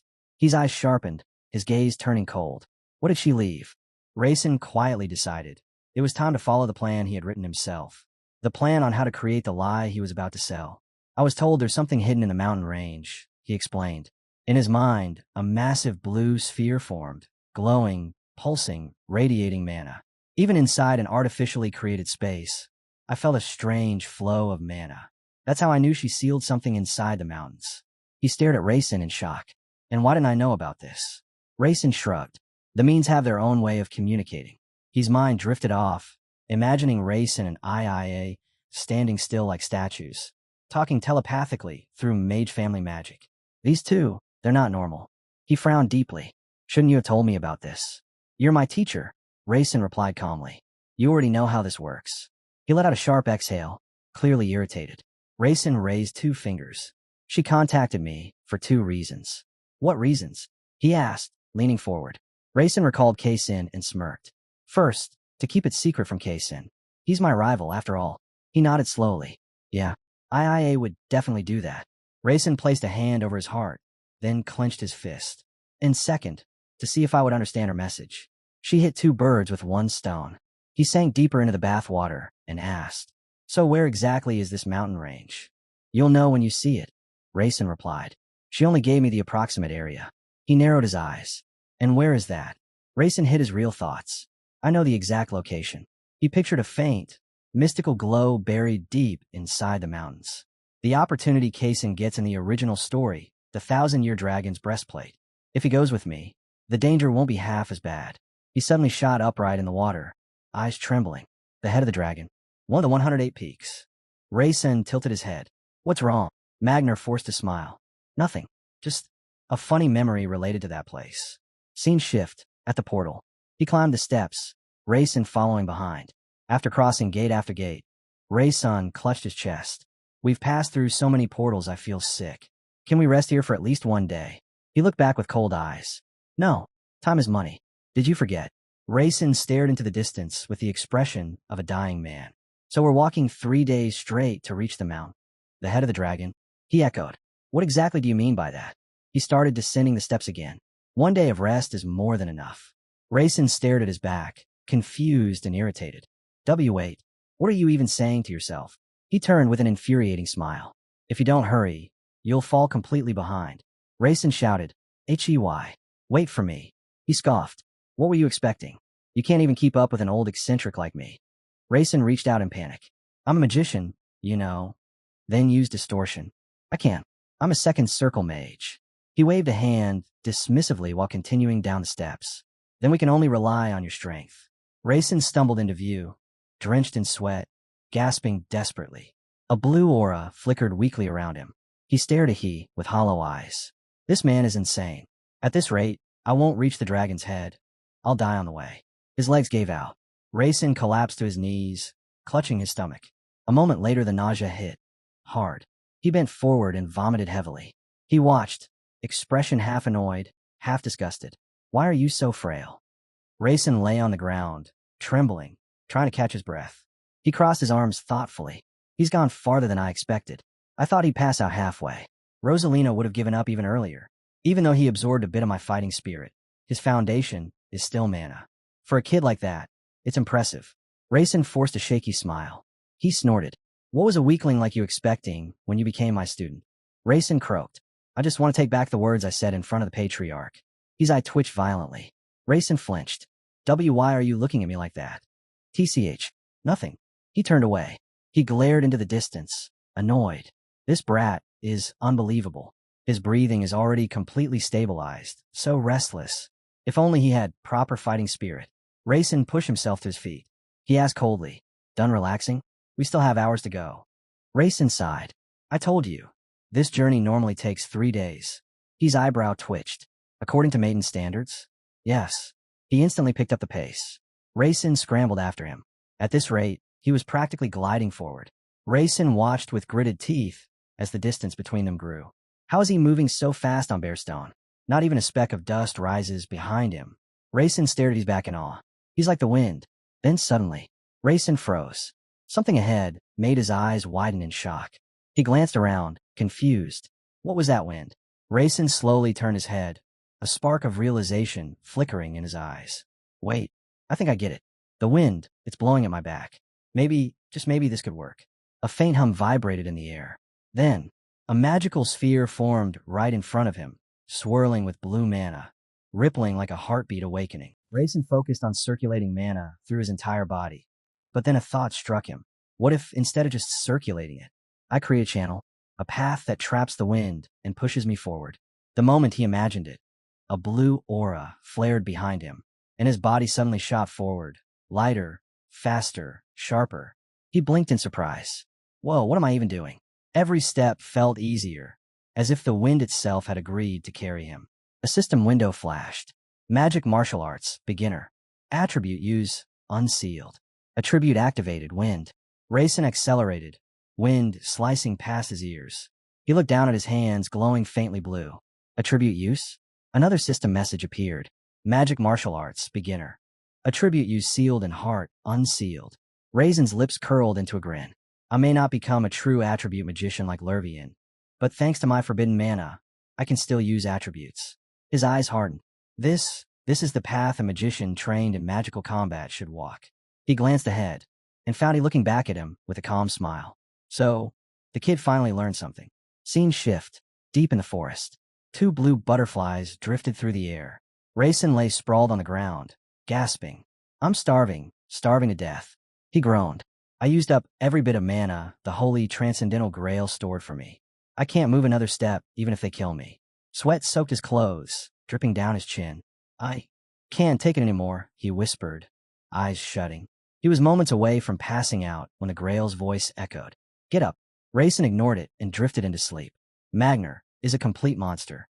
Who the hell covers 100 kilometers in 50 minutes? He, standing nearby, watched with a bored expression. So he fell asleep. Once we reach the end of this path, we'll see it. He stared down at Rayson. If you can't handle this, you only have yourself to blame. That's what my brother and I were taught. Magner lifted his gaze to the trees overhead. When I was 10, 100 kilometers in 50 minutes. He chuckled, closing his eyes. Even I couldn't do that. And neither could my brother, the patriarch. He looked back at the sleeping Rayson. Well, the more he trains, the lighter his body will become. Suddenly, Rayson's eyes snapped open. He screamed as he saw he dragging him across the ground by the leg. What are you doing? He flicked Rayson's hand away. Dragging you to the dragon's head with my old, fragile arms. Sleep well. Oh, what? Rayson stared ahead in terror. Magner sighed. I'm tired. From here on, everything depends on you. Rayson grit his teeth and raised a hand to block the harsh sunlight. He crossed his arms. I'm only here to keep you company. Rayson nodded gratefully. Thank you. As he looked ahead, the outline of a small, quiet village appeared, and behind it rose enormous mountains twisting upward like scales. So this is the dragon's head. Rayson frowned and glanced sideways. I should pretend I'm surveying the area and try to spot the well. This place looks abandoned, Rayson muttered. He smiled faintly. It was probably an agricultural village. Rayson turned sharply toward him. Didn't you say you had memories connected to this place? He stiffened. You weren't supposed to know that. Rayson stepped a little closer to the silent village. It doesn't look like anyone's lived here for a long time. I want to take a look around. He shrugged. Do whatever you want. A system message flashed before Rayson's eyes. Current location, Old Robber City. Another message followed. A small settlement where bandits lived 30 years ago. He cleared this city after stumbling upon it. Rayson immediately pictured it. He tearing through waves of bandits, bodies falling like leaves around him. Another message appeared. He killed over a dozen robbers with his bare hands.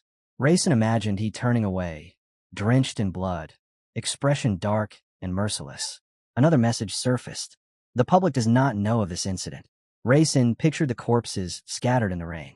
Of course, he wouldn't keep something like this in the open. Then a girl appeared in front of Rayson, a memory projection. He met Maya here. He appeared next, running desperately through the rain, carrying a young woman on his back. Maya was a kidnapped villager. He fell in love with her at first sight and destroyed all the bandits to save her. Another image appeared. Maya coughing blood, trembling. Maya was already poisoned. Rayson watched the memory. He lifting Maya into his arms, rain pouring over both of them, his voice breaking as he screamed to the heavens. Maya died in Magner's arms before he could escape the mountains. The rain poured. He stood motionless, screaming into the thunder, unable to save the one person he loved. Rayson swallowed. So that's it. That's why he never married. Why he lives alone. He can't forget her, his first love. Rayson looked around the ruins. There's something unusual about this place. He nodded. Find it. Rayson turned, annoyed. Is it really that hard for you to help me even a little? He glanced away. In any case, it's none of my business. Rayson followed the narrow path between the ruined houses. I'll check the area for more clues, he said. He waved lazily from behind. Good. I need to rest anyway. I'm old and fragile, remember. Rayson rolled his eyes and kept walking. If the well is still here. He soon stopped in front of a large, weathered stone well. Arms folded, he stared down into the darkness. Honestly, who even cares about this abandoned city anymore? He stared deeper.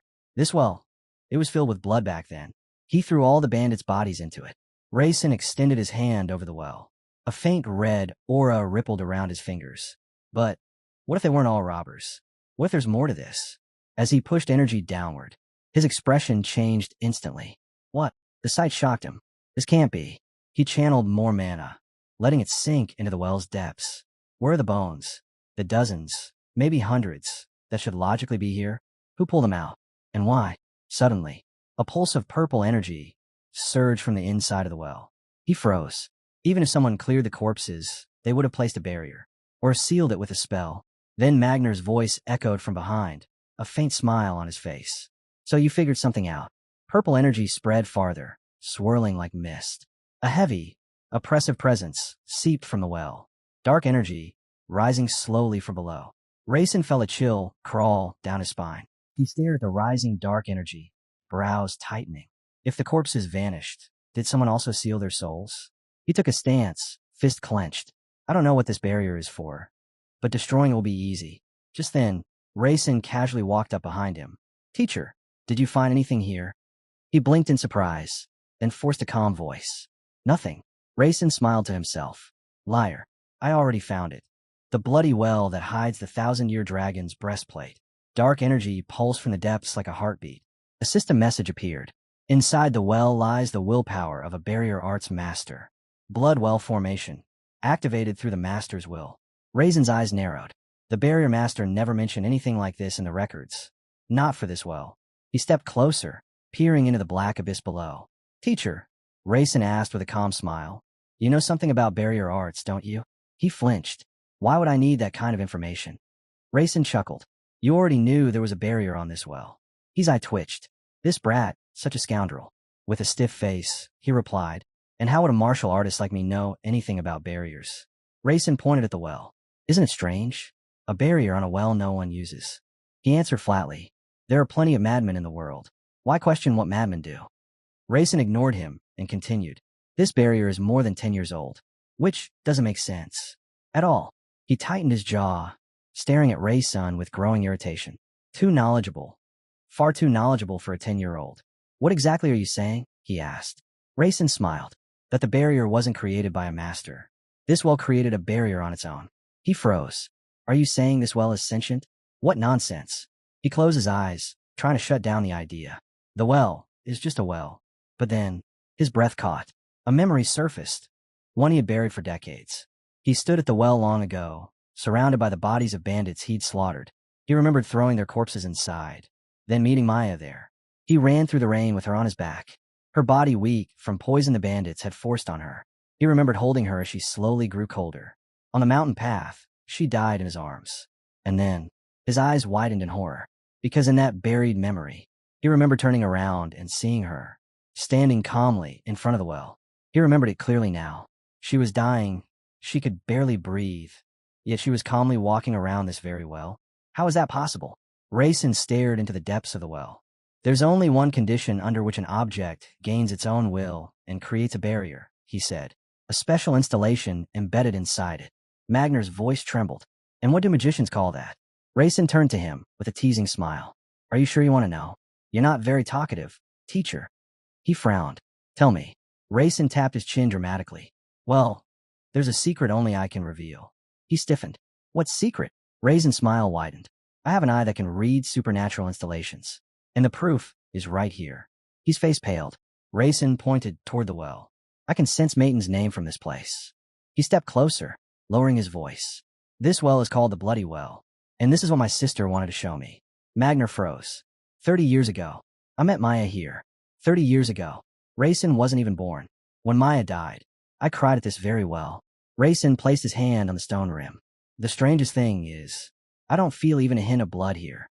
He stared deeply into the darkness. What exactly was your special someone? Teacher. His expression hardened. How much more do you know? Rayson shrugged. You tell me. What do you think this means? He raised both hands. This is all I can see. The rest, you'll have to handle. Suddenly, a burst of purple smoke erupted from the well. The force blasted Rayson backward, slamming him onto the ground. Rayson gasped and shouted.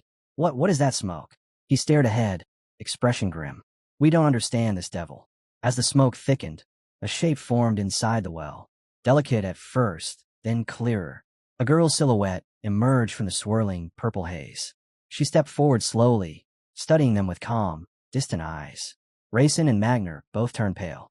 His heart stopped, because the girl's face, the hair, the eyes, everything was the same as the woman he had lost.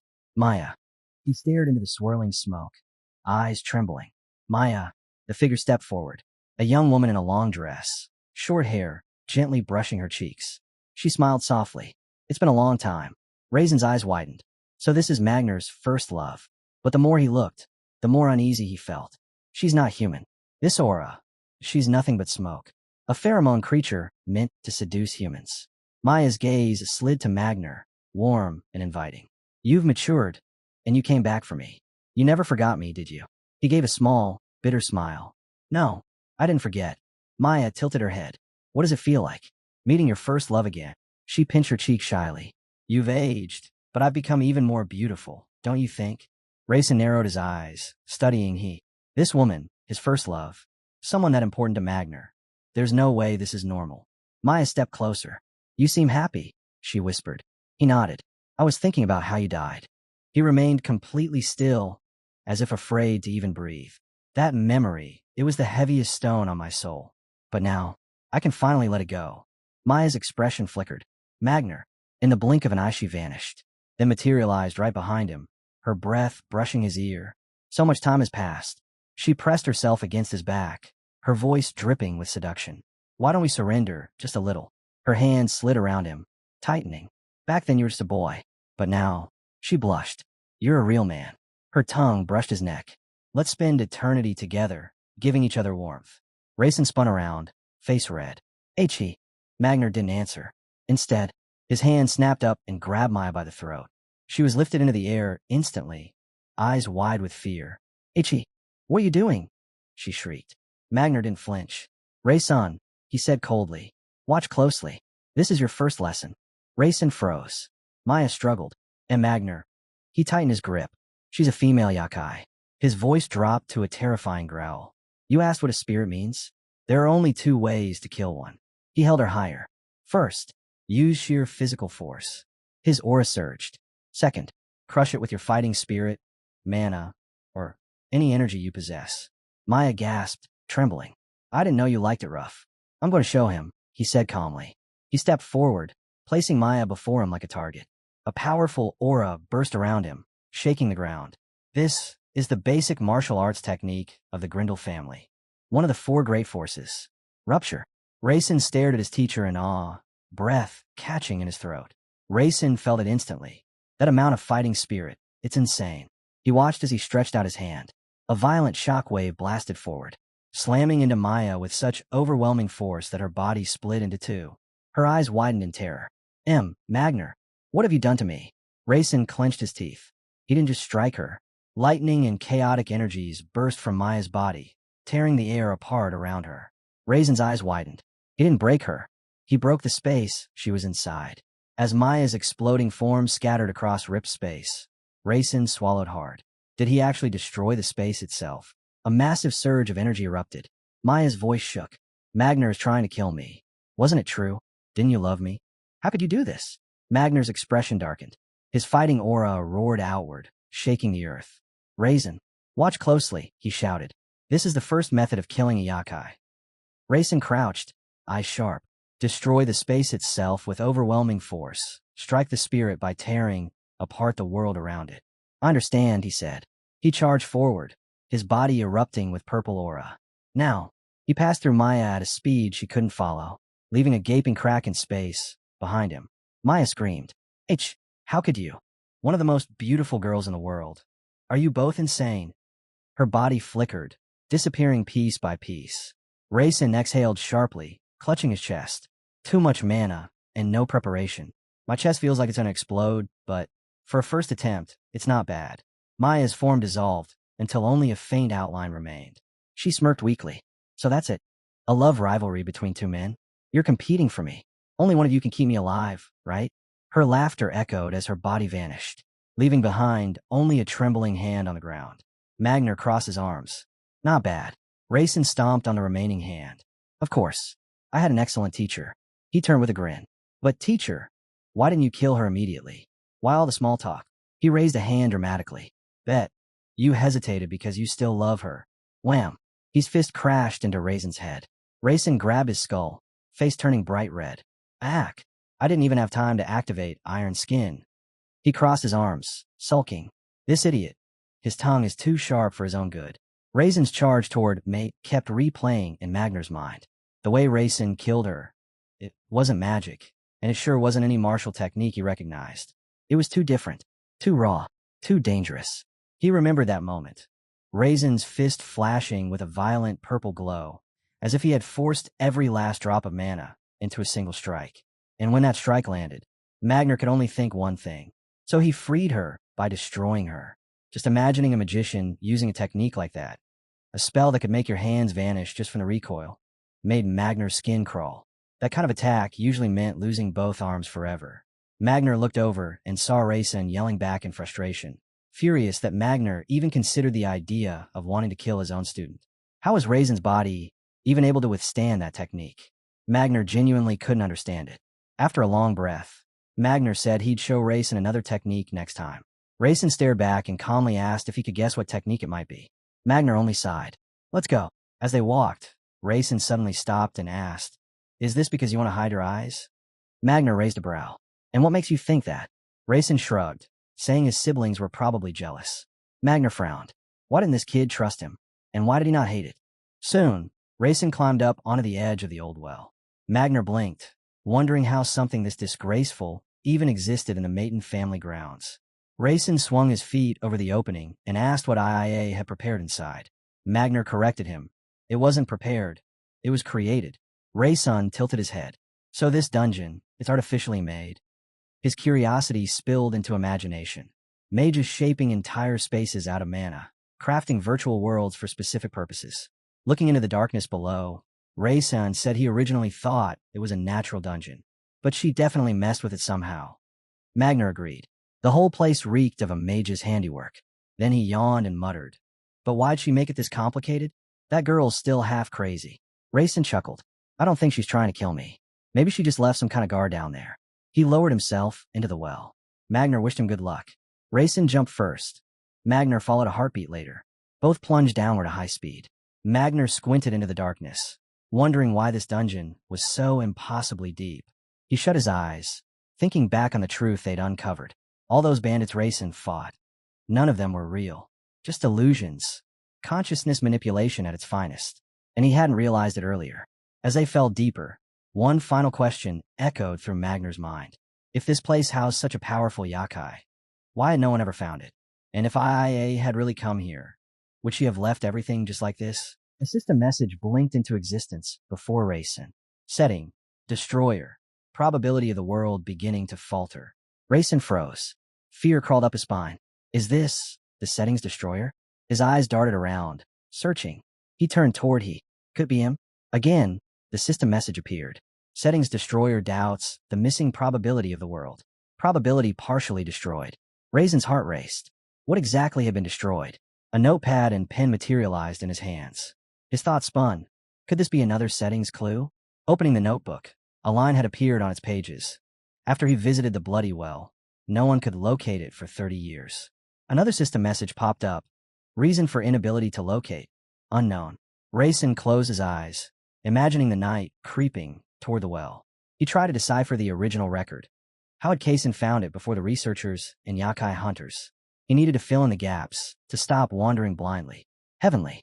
He wrote the word into his notebook. The answer revealed itself. Only those who possessed the heavenly eye could see the true essence of the well. A system message appeared again. Missing probability partially filled. Rayson smiled, feeling the puzzle pieces click into place. Another line of truth had been unlocked. He looked down into the abyss below. Everything seemed still. Isn't this the perfect answer? But the weight of possibility pressed down on him. If this happened repeatedly, the world itself could collapse. He had to remain vigilant. Suddenly, his fingers touched the floor. He rose, and a system message announced. Current location. 1,000-year-old abandoned dragon nest. Rayson's eyes widened. A nest that had not felt life for a millennium. And here he was. Magner's voice echoed through the cave. Why aren't you using magic? Rayson whipped around in surprise. Magic? Yes, he said. You can't use reconnaissance, study techniques, or anything else. Rayson's gaze dropped. I'm still only on the second circle. He adjusted his belt, calm as ever. Which circle do you need to reach to use them? The third, Rayson replied. Blue mana swirled around him, faint but solid. He observed it quietly, and his eyes narrowed. He has enough mana for the third circle. Yet he's still alive? What a strange kid. Peering deeper into the nest, he added, Before we move forward, we should check for traps. Rayson shook his head. I don't think she'd test me beyond my limits. He smiled. Still, you could at least light the path. Rayson raised a finger, calmly pointing downward. This is just a dungeon. There's no need to waste mana on the first lap. And with that, he moved forward, the faint blue aura shimmering as he descended deeper into the 1,000-year-old nest, ready to face whatever awaited. He looked at him, shaking his head slightly. What a strange kid he is. Rayson and he stepped into the dark dungeon together. The air was thick and humid, clinging to their skin. Raisin's gaze swept forward. It has to be here somewhere. Then, a blue lake appeared before them, shimmering faintly in the darkness. Raisin paused. What exactly is this? Suddenly, darkness swallowed everything around them. In the distance, a voice cut through the void. Go away. His eyes narrowed as he looked into the void. Why place it here? He asked. Raisin, eyes fixed ahead, shrugged. I heard she picked up a strange toy, something that emits light. At the center of the lake sat a massive figure, a giant clad in dark armor, its presence radiating authority and danger. Raisin's lips formed a single word, bronze giant. He glanced at Raisin, frowning. Is that really a giant? It seems too small. Raisin's expression remained calm. Of course it's not real. It's just a creation, modeled after a sample. The bronze giant's gaze locked on Raisin. Leave. I am the keeper of the treasure, it declared, voice echoing across the lake. Raisin settled himself at the water's edge, pondering. This opponent is not simple. He glanced at Raisin. You would lose against him, he said matter-of-factly. Raisin shrugged, peeling off his outer layer of clothing. Sure, but giving up isn't an option. The bronze giant's helmet glowed ominously. Twice, its voice rang out. Leave. Raisin's body tensed as he warmed up, eyes locked on the towering figure. Everything ends with just one mistake. That's why I brought you here. The giant slowly began to rise. Raisin swallowed hard. I only have one chance. He imagined the original story, how Kaisin had barely survived a single blow from this same bronze giant. Its strikes were lethal. In the original, the energy wave from its sword almost killed Kaisin. The bronze giant struck first. A massive surge of energy swept toward Raisin. He dodged just in time. A violent explosion erupted where he had been standing. Raisin smiled faintly, determination blazing. I won't let history repeat itself. The giant rose fully, gripping its sword tightly. Raisin waded into the water, rolling up his sleeves. Okay, let's fight. One strike, that's all I need. The iron golem swung its massive blade, energy crackling along its edge. Flames ignited across the sword, scorching the water beneath. Raisin leaped to the side, narrowly avoiding the strike as it smashed into the lake, sending a shockwave rippling outward. Pain shot across his back. A severe burn, but he grit his teeth. Compared to Kaisin, I'm just a grain of sand. He imagined Kaisin in the original story, holding out his hand, barely enduring the overwhelming force, and Raisin clenched his fists tighter, ready to rewrite this battle entirely. Raisin's eyes locked onto the golem's massive sword, rushing toward him with terrifying speed. His mind flickered to Kaisin in the original story, swinging his blade, even after sustaining grievous wounds. If he could do that, maybe I can too.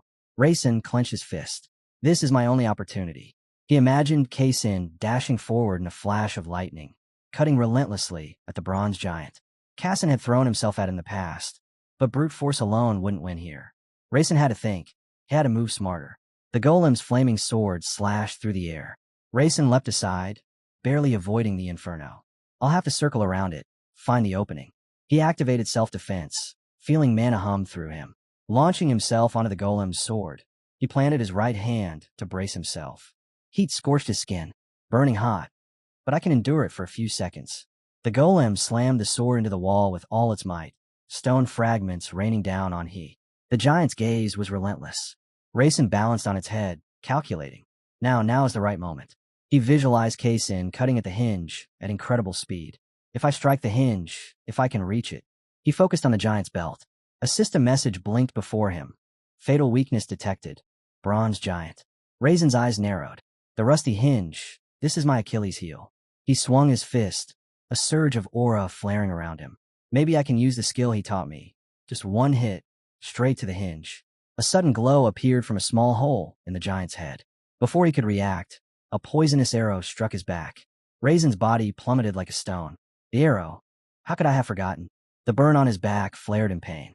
He had intended to prepare for this in the settings, but had never applied it in the novel. The golem's sword swung at lightning speed, missing Raisin by mere inches. Was I too focused on the guardian? Energy surged ahead, throwing Raisin violently to the ground. His head struck the floor with a sickening thud. Every muscle in his body trembled. Teeth clenched. He whispered, "Nothing is ever simple." He watched in horror as the bronze golem's massive hand, sword still gripped, slammed into the water. A violent explosion erupted near its forearm. The golem's hand collapsed on the ground, heavy and motionless. He exhaled, grim determination settling in. This battle is far from over. Magner stood on the shore, staring at the bronze golem. His eyes widened. Raysun, he tore the keeper's hand off. Raisin's mind replayed the moment, dodging that crushing surge of energy. In that split second, he had poured every ounce of fighting spirit and mana into his fist, pulled it back, and then launched himself downward at terrifying speed. Somehow, he had evaded the Guardian's lethal blow. Magner's gaze fell on Raysun, lying on the ground. What kind of force could have propelled him so far? Raysun screamed, "Maybe he can help me." His thoughts raced. It's worth trying a new skill, even if I already missed my chance. The giant barely stayed on its feet. He looked at Raysun with a faint smirk. He's giving his all against such a trivial opponent. Raysun gritted his teeth. I had all my mana is gone now, thanks to the unexpected turn of events. He shook his head. You're weak. Raisin's eyes narrowed, watching him carefully. A powerful red aura suddenly flared around He smiled faintly. I want to show you something. Shock coursed through Raisin. He remembered how he had attacked the Yakai before. But now, Magner's fighting spirit, which he had only glimpsed once before, was far stronger. A colossal force radiated from him. The bronze golem took a step forward, swinging its massive hand toward but he stood calmly, frowning. Scatter. In an instant, the golem's helmet blazed with light, shattered, and exploded into fragments. A colossal cloud of fire and smoke erupted, engulfing the area. Raisin's eyes widened in horror. This is the highest level of verbal commands. So this is what the settings meant, the authority of the Supreme Being. He lowered his head, clutching it tightly. Could I even survive in a world like this? His voice cut through his thoughts. Hurry up. We're being transported to the full moon. Somewhere in the forest, someone moved at inhuman speed. Hampton and Era raced forward, adrenaline surging. Hampton glanced ahead nervously. Can't we rest a little? Era spun to glare at him. Rest? You call yourself the shadow of the young master, yet you're whining like this. Hampton frowned, lowering his gaze. I'm not weak. AA is just impossibly strong. Era smirked. Maybe you're not tired at all, since you won't stop talking. Suddenly, Era froze, her gaze locking on the well. Stop, Hampton, she shouted. Memories of the night before yesterday flashed in her mind. Raisin had been lying there, exhausted, and she had to act quickly. 2 days after that night, the destination was clear, Dragon Head Mountain. Raisin's gaze fixed on the well ahead. This will be the entrance to the dungeon. Let her find it. Era studied the well carefully, scanning for any signs of previous battles. There must be traces, some indication that the dungeon begins here. Raisin lowered his head, feeling the lingering burn from the earlier attack. I'm immune to poisons, thanks to the holy transcendental grail, and sane, but the abrasion still burns. He muttered under his breath. He should have helped me earlier. His mother's voice echoed faintly in his mind. He turned slightly. I'm old and weak, he replied calmly. It was too easy for me. You understand this. Raisin tilted his head, puzzled. Old and weak. Era's gaze sharpened. Then what now? What should we do? Raisin's eyes flicked to the side, thoughtful. If there's a guardian here, then it must have something worth protecting. The weight of the dungeon ahead pressed down on them, the quiet before the storm stretching taut, as Raisin prepared for whatever awaited beyond the well. Protect. His voice carried disbelief. He doesn't even know how to react when Raisin says such obvious things so seriously. Raisin smiled faintly and took a step forward. Then it means, I must find the treasure. Let he follow. Suddenly, Raisin's gaze snapped toward he. By the way, isn't this strange? His smile widened. Raisin's eyes narrowed, scanning his surroundings. The body of the bronze giant. It was coated with some special oil. He nodded slightly. I noticed that too. Let on. It doesn't even have a smell. Magner's memory flickered back to that moment when Raisin had been standing on the giant's head. He must have noticed it then. A system message appeared before Raisin. Ledhan is a special type of oil, most often used in the southern regions. Another message followed, most often applied to protect metal from moisture.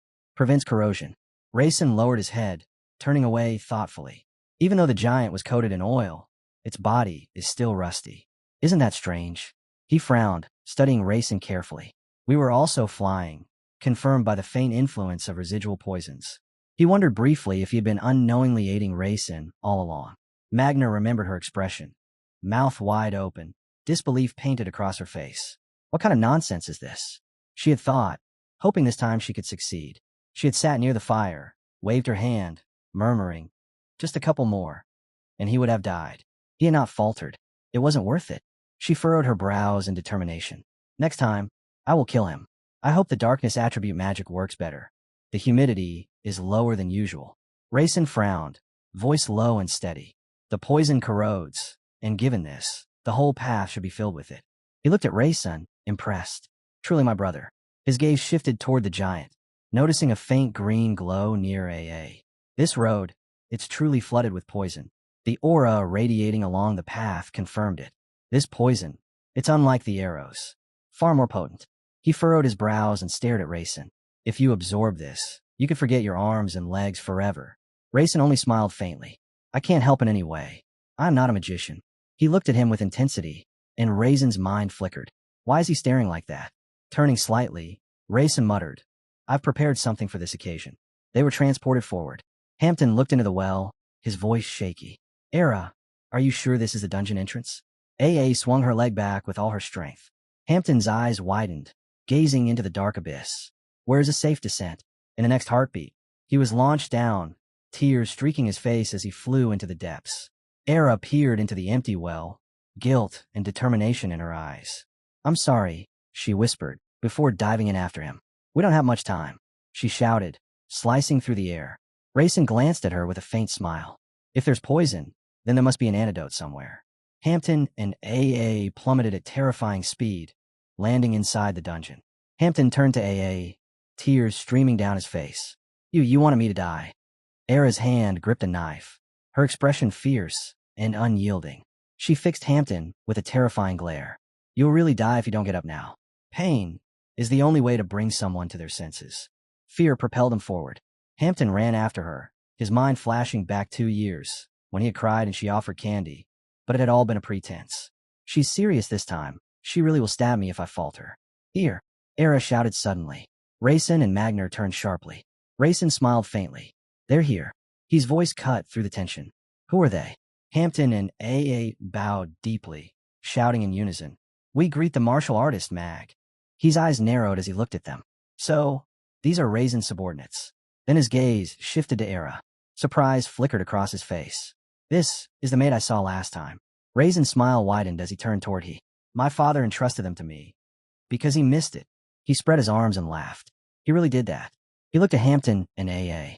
A normal person carries an aura that betrays their strength. But those without any aura, that is rare. Only those with the highest skill can hide it. He approached Era with a calm smile. You are the best killer I've ever seen. Era's lips curled faintly. I assumed the killers you've met before are no longer around. So yes, I truly am the best. He chuckled.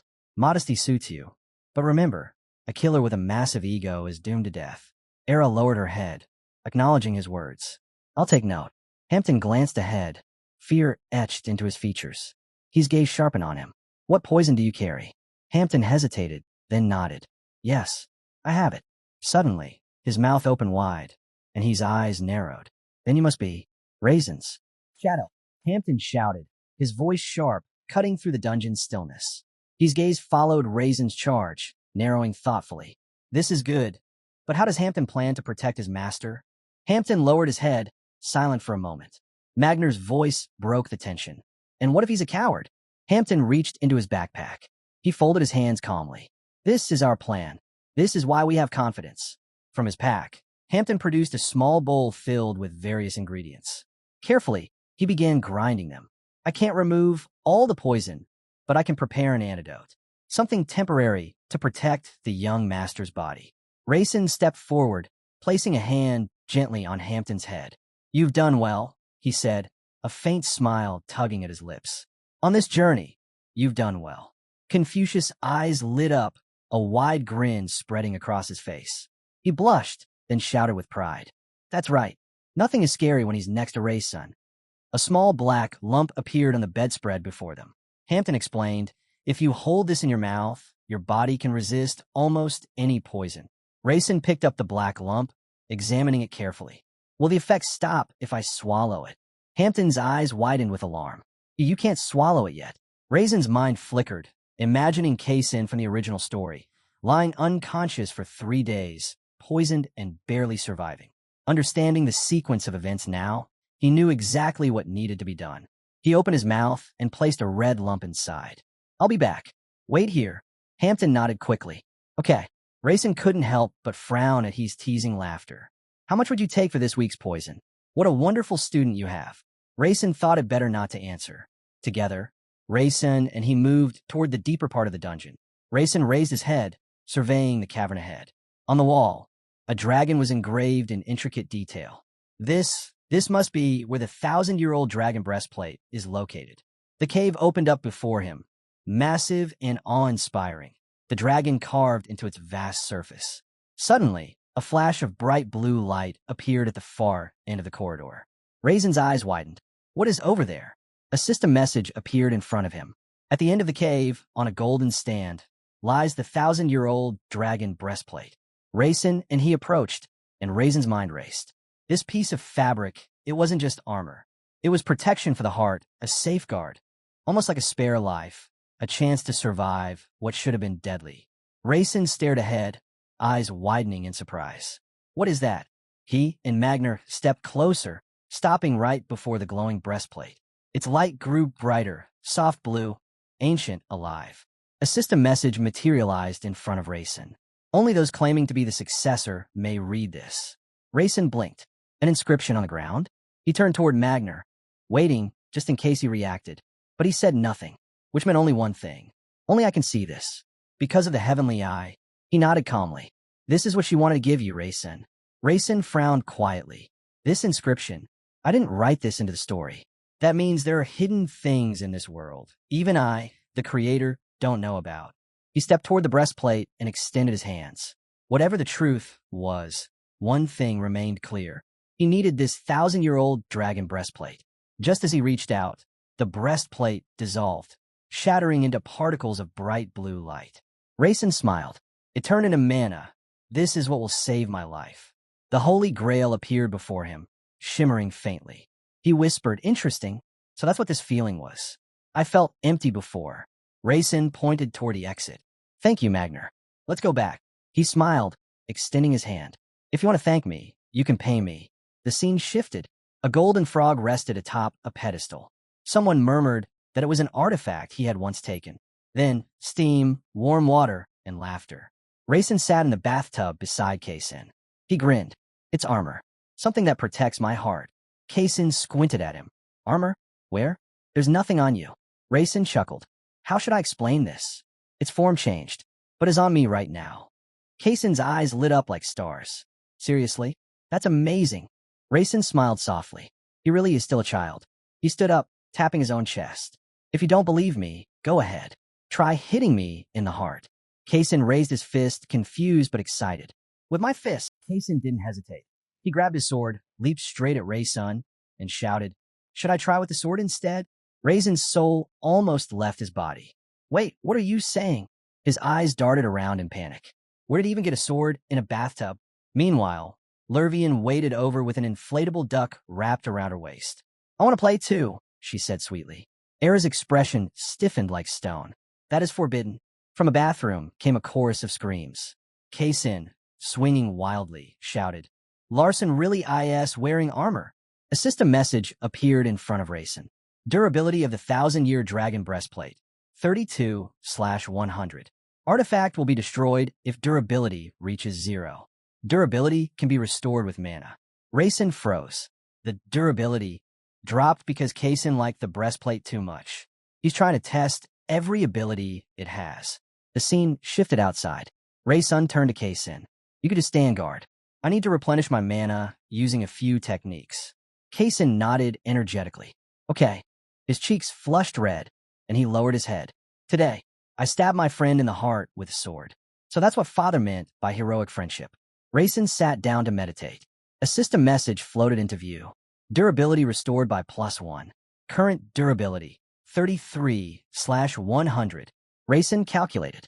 1 durability point restored every minute. This'll take an hour. The moon rose silently over the town. Another system message appeared. Durability of the dragon breastplate, 100/100. Rayson stood up and approached Kaysen. Thanks for guarding. Kaysen waved a hand. It was nothing. He smiled brightly.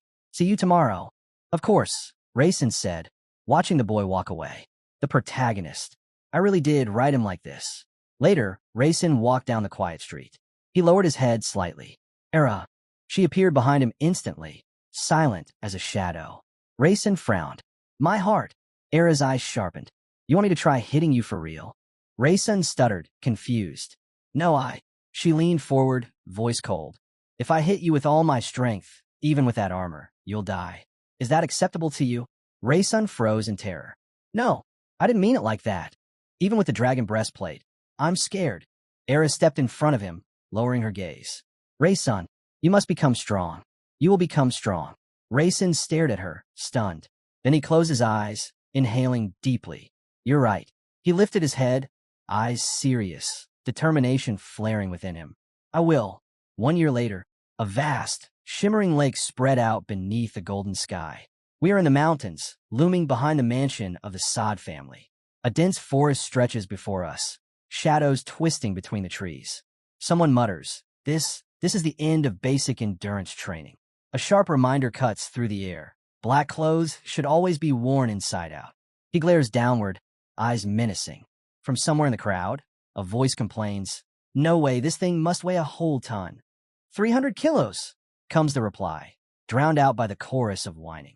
This is only for training. Every day. Then, Rayson appears before them. 11 years old, but his arms and legs are visibly stronger, sharper, each movement control precise. He glances to the side in surprise. Is his sister? Magner storms forward, anger in every step. Do not try to deceive me.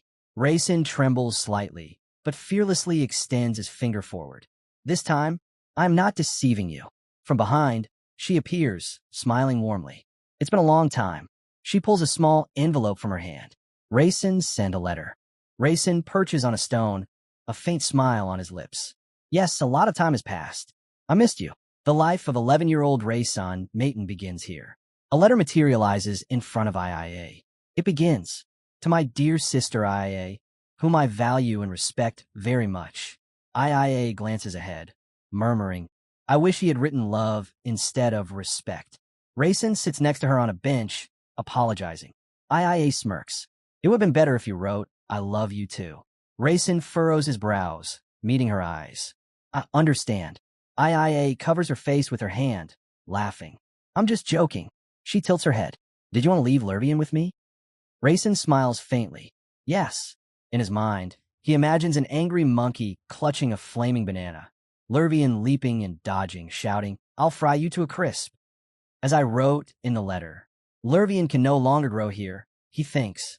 IIA glances at him. So this. Rayson wants her to raise a girl without might or blood. Rayson shakes his head. No, she's bound to me by a special contract. She serves me. He smiles faintly. Might as well obey her. IIA blushes, eyes flicking to him. You mean, I'll work under her? Rayson nods. If only you'll take me. IIA looks forward thoughtfully. Then you must answer me something first. Rayson freezes. What is it? She meets his eyes, sharp and piercing. What were you doing all last year? Rayson furrows his brows, a cold realization hitting him. It's true. I hadn't developed everything. Not yet. Not as a magician. Rayson rose from the bench, a faint purple aura flickering around him, weaving through the air like smoke. The quality and quantity of my mana, he thought. It hasn't changed a bit since last year. He clenched his fists, and the aura flared violently. I've been focusing. IIA's eyes narrowed, curious. Focusing on what? Rayson's gaze sharpened, glinting with determination. On creating a vessel, a strong vessel within myself. One that can accept pure mana. IIA tilted her head. A vessel for what? Rayson's voice grew stern, resonating with power. Magical fighting techniques, superior quality mana. They put tremendous pressure on the body. I am forging myself into a vessel that can withstand that pressure. If only you would trust me and wait. Suddenly, IIA stood from the bench, calling his name sharply. Rayson jumped slightly. What? Who do you think I am? She demanded. Rayson lowered his head respectfully. You are the pure blood of the Mayton family, the best candidate for the post of head of the family. The only one who truly walks the path of magic. IIA's eyes glinted with disappointment. I am your sister. Don't tell me your mana hasn't increased over the past year. Her gaze pierced him. I only asked what your strength was a year ago. Rayson's mind raced. I underestimated her, like K-Sin. She's hungry for affection, for love. I should be the first of the family to write her a letter. A faint smile tugged at his lips. She didn't want dinner with me today, as it should be in the family. IIA's smile widened, warm and bright. What a sweet word, so warm. Raisin's eyes softened as he looked at his sister. Later, I'll bring her flowers from the garden again. Only the ones blooming this spring are truly beautiful. The moon rose outside, silver light spilling into the room. Raisin lay on his bed, thinking. She remembers exactly what I was like a year ago. I have to prove to her that I've changed. Suddenly, he shot upright. Prove it? How exactly should I prove it? A year had passed, and Raisin felt the subtle weight of time in his bones. He turned to the side and called out to Era, his voice calm, but edged with curiosity. Era, you heard our conversation, didn't you? Yes, she replied, eyes fixed on him. She didn't hesitate. I'll wake you at dawn tomorrow. You'll leave by 6. Her tone carried both certainty and caution, for she hadn't yet determined how long this journey might take. She had already prepared enough food and water for whatever lay ahead. Raisin swung his legs off the bed, settling into a thoughtful posture. And what do you think? He asked, the faintest curve of a smile tugging at his lips. What kind of test have you prepared for me? Era's gaze softened, tinged with a rare amusement. Something you've never faced before, she said, eyes locking with his. Raisin's grin widened. Ah, so you think I won't be recognized by my younger brother? Then we'll see just how much I've changed. Moments later, he appeared before them fully dressed in a simple shirt and long pants, stretching lazily along the path, a yawn escaping him. Did you sleep well? He asked casually. I think so, she replied, though her eyes were sharper than her words. Raisin could feel her scrutiny, but it only fueled his confidence. He already knew what he had to prove. Yes, he said softly, almost to himself. It's all part of her check. IIA studied him carefully. Raisin, you must have spent the night thinking. He nodded. I did. I need to show that I've grown stronger, even if my mana hasn't increased a single bit. He frowned, mind racing, and then a sudden clarity struck him. The test. It had to be something that could be completed in just a few days without disturbing the sod leaves. Only one challenge fit that description. IIA tilted her head, smiling knowingly. And what do you think it is? Raisin's eyes darkened with focus as he envisioned towering mountains. Then an angry horde of goblins, their clubs raised, faces twisted in malice. I have to drive out the poisonous goblins of Mount Byronstone, he said firmly. That's my guess. A satisfied smile spread across IIA's face as she extended her hand toward him. You're right, she said. Shall we go there now? Raisin took her hand without hesitation. Yes, let's move. Everything around them shimmered, the world bending as they prepared to step into the unknown. Raisin glanced at Hampton, whose small form trembled on the ground. Can he come with us? IIA asked. Raisin nodded and extended a reassuring hand. Together with Era and Hampton, they were transported to a strange space where red trees dominated the landscape. Hampton shivered, his body quivering as though seized by an invisible force. Raisin knelt beside him, murmuring an apology for the sudden jolt. The air shimmered again, and a system message appeared before Raisin's eyes. Current location, Mount Byronstone, Class Red Pine Grove. Raisin's gaze swept across the endless red pines. Could this really be Mount Byronstone? Danger pulsed from the forest itself. Another system message appeared. This is one of the most dangerous places in the world, home to countless monsters. Raisin's eyes narrowed. Red pines, a symbol of peril, of challenge. He took a few deliberate steps forward, glancing at IIA. Will you just watch? He asked. Yes, she replied quietly. Until it's time. And so, at the edge of danger, with a red forest stretching endlessly before them, Raisin's true trial was about to begin. Raisin's vision flickered at the edge of darkness. Death had brushed past him, and he realized something chilling. He didn't expect anyone to bat an eyelid if his life were threatened. Even if his limbs were torn apart, he thought no one would flinch. Hampton, trembling but alert, extended a hand forward and pointed toward a sign looming ahead. There's a sign, he panted. Raisin stepped closer, his gaze steady. A system message flashed before him. Warning, habitat of poison goblins. Extremely dangerous. Do not approach. Raisin's mind flickered with questions. What did it mean for them to venture here? Yet, without hesitation, he pressed forward, Hampton following closely behind. Hampton's breaths came in ragged bursts. How much farther? He asked, wiping sweat from his brow. Almost there, Rayson replied calmly. Almost there, Hampton echoed, exasperation breaking through. You said that an hour ago. Rayson paused, turning to him, eyes narrowing in thought. It's here somewhere. Let's lay everything out, he said, glancing back to where IA waited. IIA's eyes tracked Rayson carefully. She wondered if he had brought Hampton along not out of companionship, but because of fear of the poisonous goblins lurking ahead. Rayson extended a hand toward Hampton. Spread out more, he instructed. IIA's gaze swept across the small bags scattered on the ground. She realized that this wasn't a solo challenge. Rayson alone could not possibly handle the goblins, for they moved in packs. Her mind calculated rapidly. She would need to neutralize the others once Rayson had weakened the first few. She glanced at Rayson and noticed the faint, confident smile curling his lips. He's prepared something far more interesting than I expected, she thought. Rayson scanned the area, then nodded. That should do it. Hampton sat down on the ground, exhaustion written across his face. Okay, he murmured. Rayson looked at him, raising an eyebrow. Can you climb trees? Hampton hesitated, maybe with difficulty. Rayson's eyes glinted with determination. In a sudden blur, he pushed off the nearest tree trunk and shot upward, reaching the very top in seconds. It's fine, he said, offering a hand to Hampton. Climb onto my back. IIA's eyes widened as she watched him ascend. Then, almost imperceptibly, her body shimmered and began to vanish. Stealth skill activated. She had underestimated him. Rayson's movements were far swifter than they had been a year ago. Suddenly, a long-nosed goblin emerged, followed by an entire pack, charging over the hill with feral screams. Rayson's lips curved into a faint, knowing smile.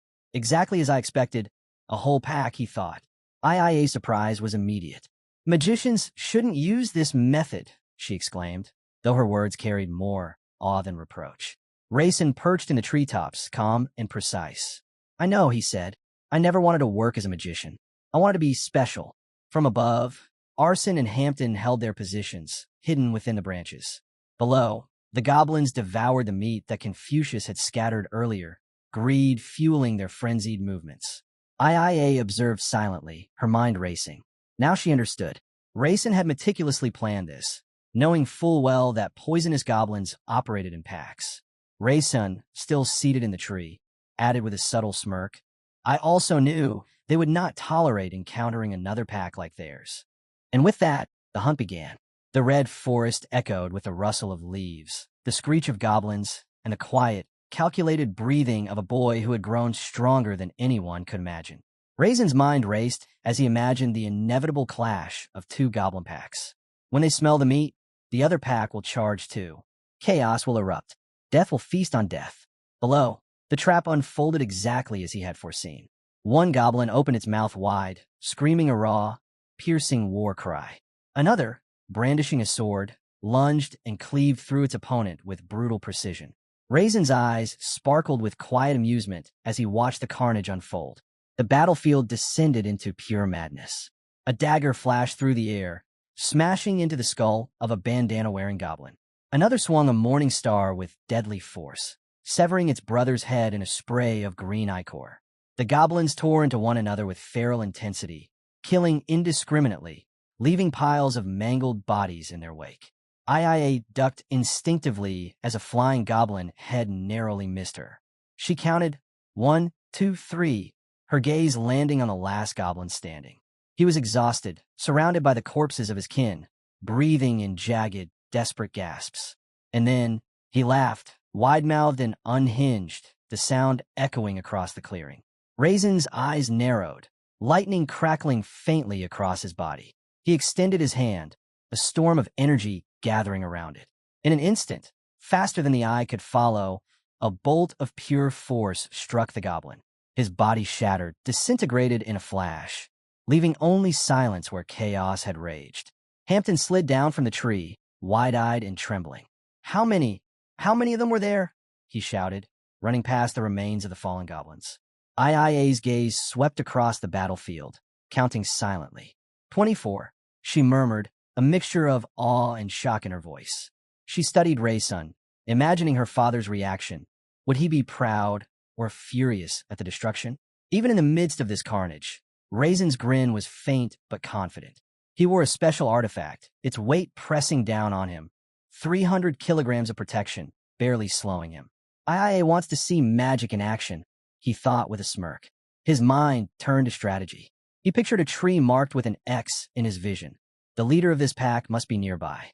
Rayson traced the paths in his memory, marking caves with mental crosses, ensuring he knew every hiding spot along the way. He lifted a red-tinted lipstick to his lips, a silent symbol of his next move.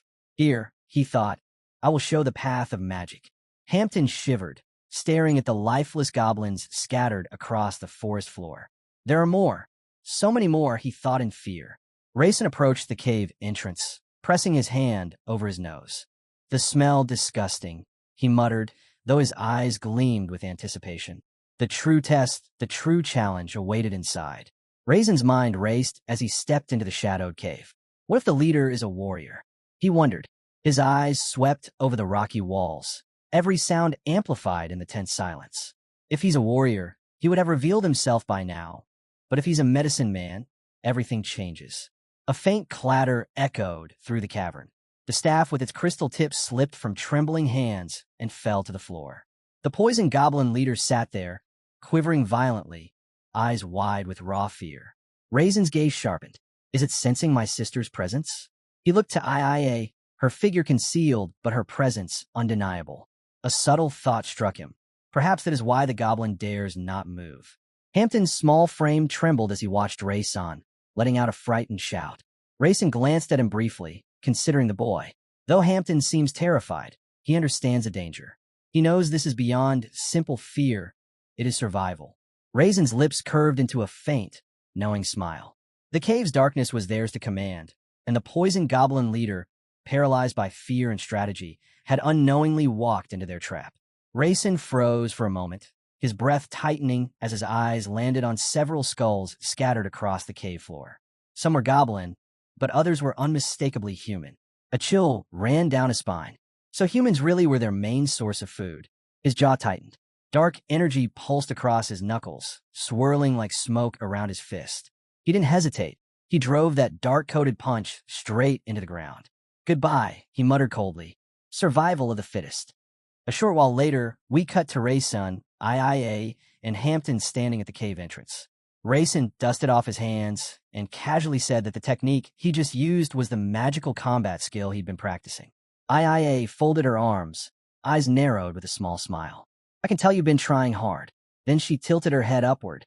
You were able to charge straight at that goblin medicine man only because I was nearby, weren't you? Rayson couldn't help the small grin. Well, yeah, with you there, I felt safe. Her eyes widened for a second, then she looked away quickly. That level of confidence and will doesn't suit you very much. Rayson blinked. Really? Her cheeks turned pink as she forced a smile. It suits me, actually. Rayson stared at her, stunned. But before he could say anything, she vanished into the yellow portal. This time I was testing you, her voice echoed. Next time, I'll bring you gifts. She disappeared completely. Rayson exhaled with a faint laugh. She's in a good mood today. Rayson, Hampton called. Rayson turned. What is it? Hampton scratched his head. Is it time for us to go home? Rayson looked straight ahead for a moment, stunned by the question, then smirked as he turned back. No, we're staying in the mountains for a couple more days. What? What? Hampton panicked. Rayson raised a brow. Hope you pack lunch.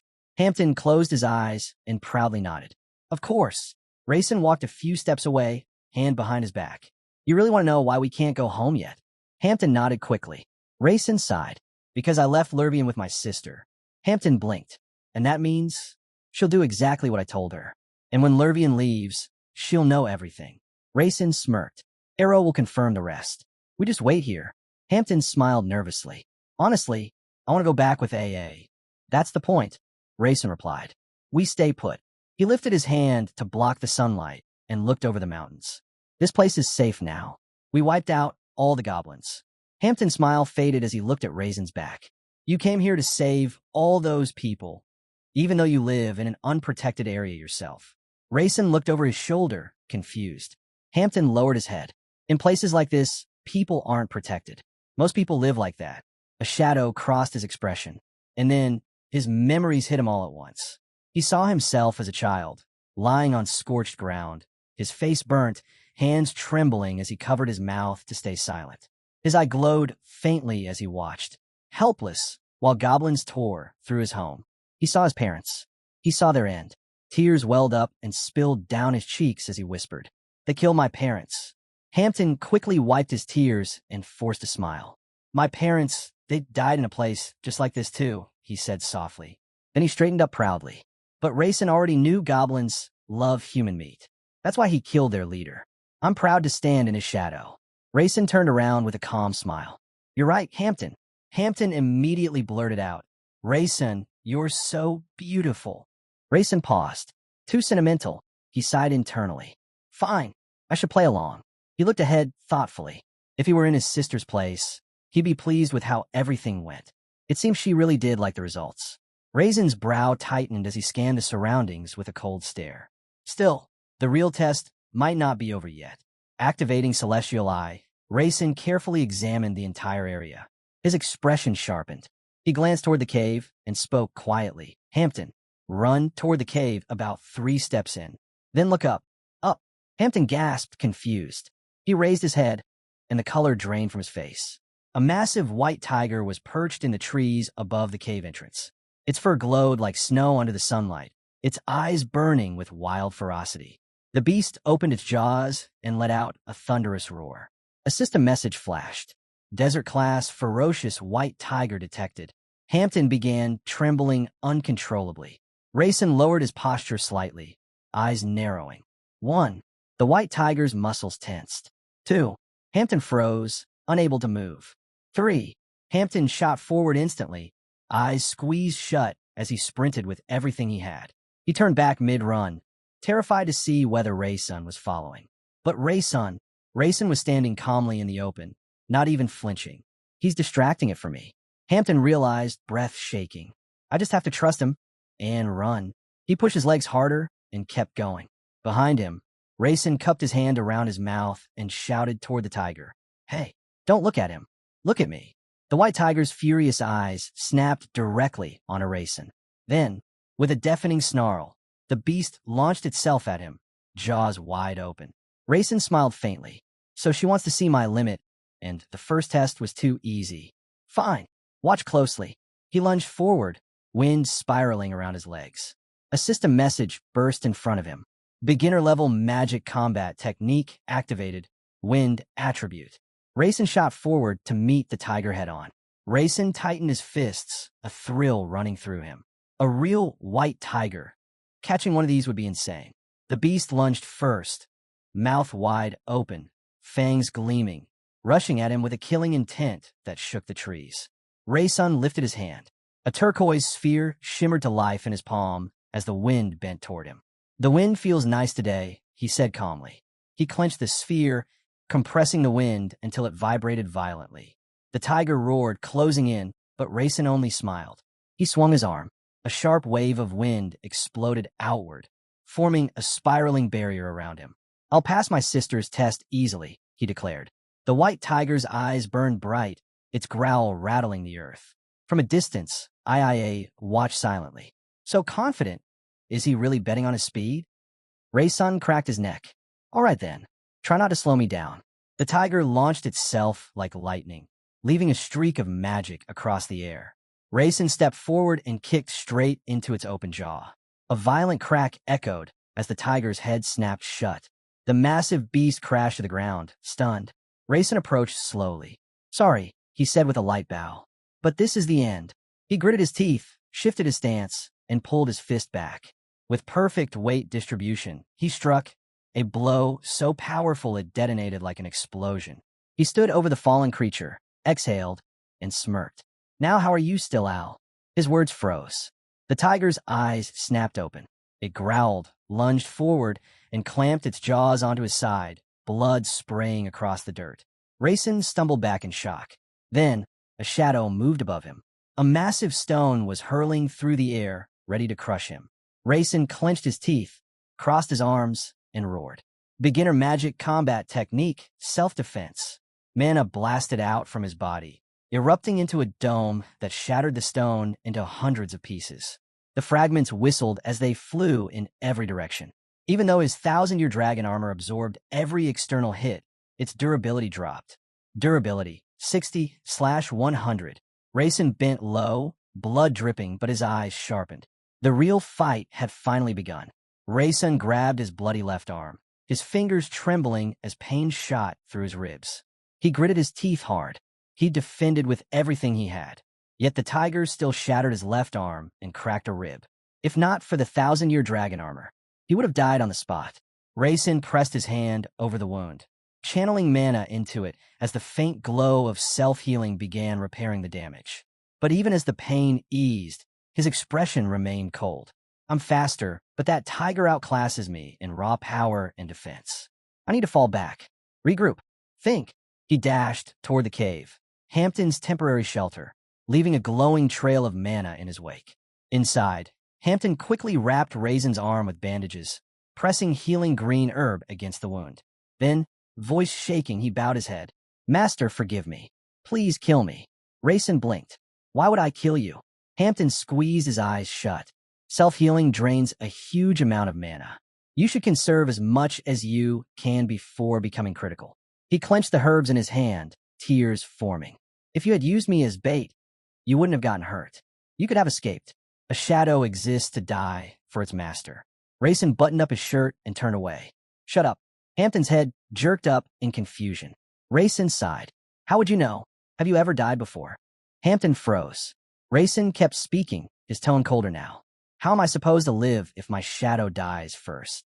He glanced through the crack in the rock, where a red streak of sky glowed ominously. I'll never let you die like that. Hampton's breath shook. He stared at Rayson's back, at the boy who, despite acting tough, had done far more for him than he ever realized. And then, a thunderous roar shook the cave walls. The tiger.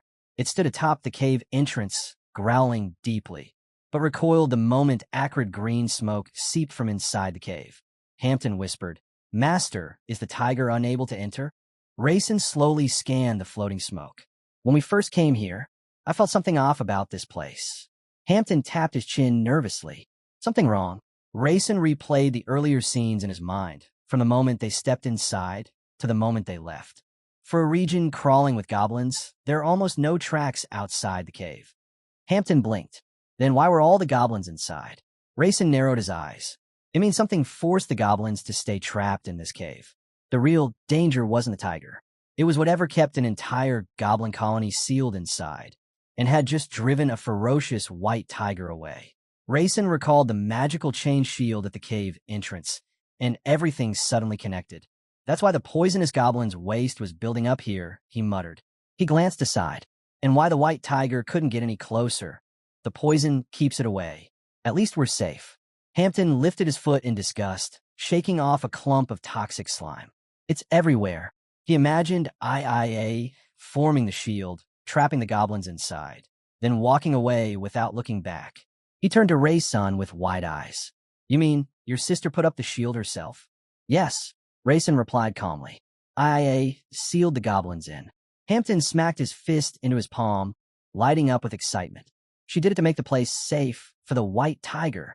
Exactly, the servant then suggested. Then we just wait here for Era to arrive, right? Rayson answered instantly. No. Hampton blinked in shock. Why not? Rayson folded his arms, lowering his head. Because that's the safe option, but not the best. By the time Era gets here, the white tiger will already be dead. Hampton's eyes filled with horror. A white tiger dead? Rayson looked at him seriously. Can you make a paralyzing potion? The servant panicked. Why, yes, but how much do we need to paralyze a tiger that big? Rayson shook his head. We don't need to paralyze him completely. Hampton exhaled in relief. Then how much do we need? Just enough to calm him down, Rayson said. But privately, he smirked. If I pass this test, IIA will reward me properly. Hampton poured the poison into a cup until it overflowed with glowing green liquid. It's done. Rayson glanced at a goblin corpse on the ground and spoke casually. Smear the poison on that goblin's body. Hampton stared at the corpse, horrified. The goblin's corpse? And cut it into pieces, Rayson added. See cut, IT? Hampton shrieked. Rayson ignored the screaming. With a flick of his hand, he used mana to lift the severed, poison-soaked pieces and tie them together with rope. He swung his arm. and hurled the bait far out of the cave and into the trees. Rayson and Hampton listened closely. A distant roar echoed back. Outside, the first rays of sunlight climbed over the mountain peaks. The two sat in silence near the cave mouth. Hampton sat frozen, staring straight ahead, sweat running down his face. Rayson leaned on his hand, tapping his finger against his knee as he counted. 58. 59. After a while, he stood up, stretching his arms and twisting his torso, loosening his muscles. 30 minutes should have passed by now, he muttered. The test was about to enter its final phase. Rayson squinted at the blazing sun overhead. The hottest hour of the day had arrived. Far outside the cave, the white tiger lay collapsed on the ground. Its tongue dragged across the dry earth, desperate for moisture. Its eyes were half closed, paws stretched out in front of it. The beast was completely drained. Rayson quietly wrapped fresh cloth around his wounded hand. An 11-year-old magician catching a real white tiger. Impossible. In this world I've created, no kid could do that. None. Not even in this absurd world. Not magicians. Not warriors. He looked at his bandaged fist and exhaled. IA understands all of this better than anyone. That's exactly why she gave me an impossible test. She wants to see how far I've come. Rayson straightened his posture, eyes filled with determination. Two glowing mana circles emerged across his chest, overlapping. A magical shield formed around him with a low hum. He lowered his gaze, remembering everything he had learned in the past year. Then his mind drifted further back to the very first day he woke up in this body. 2 years. 2 years since he took over the life of this blonde protagonist. And now he only had 7 years left to live. Rayson stepped out of the cave, sunlight burning against his skin. My death is predetermined, he thought, but I won't accept it. The white tiger lifted its head, eyes locking onto him. If this world is doomed to follow its original path, then I'll rewrite it. No matter what powers my sister or father have, no matter what martial arts the protagonist boasts, I'll surpass IIA. I'll surpass Kaysen. I'll surpass everyone. The tiger slowly rose, trembling, then began walking toward him. Its growl deepened, and suddenly it lunged straight at him. Rayson didn't flinch. He tightened his fist, mana and lightning bursting from his knuckles. All right, he whispered. Round 2. He smiled. And this time, I'm coming back alive. A system message flashed brightly. Rayson, Mythin character tier, strong resolve detected counterattack tactics unlocked. Rayson's eyes widened. Counterattack tactics? The moment he activated it, something inside his body shifted. He extended his palm.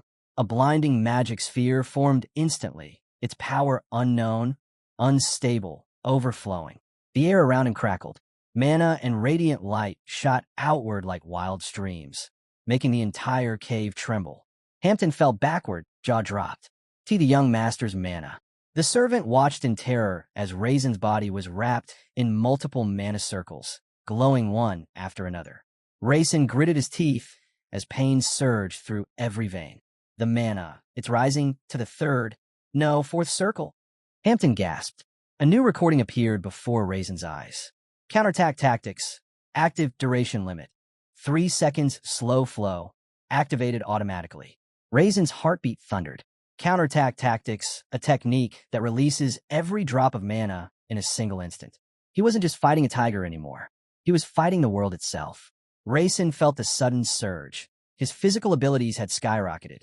He slipped under the white tiger's massive paws with impossible smoothness. 2 seconds left on counterattack tactics. No hesitation. He burst forward, wind mana swirling violently around him as he activated the wind attribute to push his speed even further.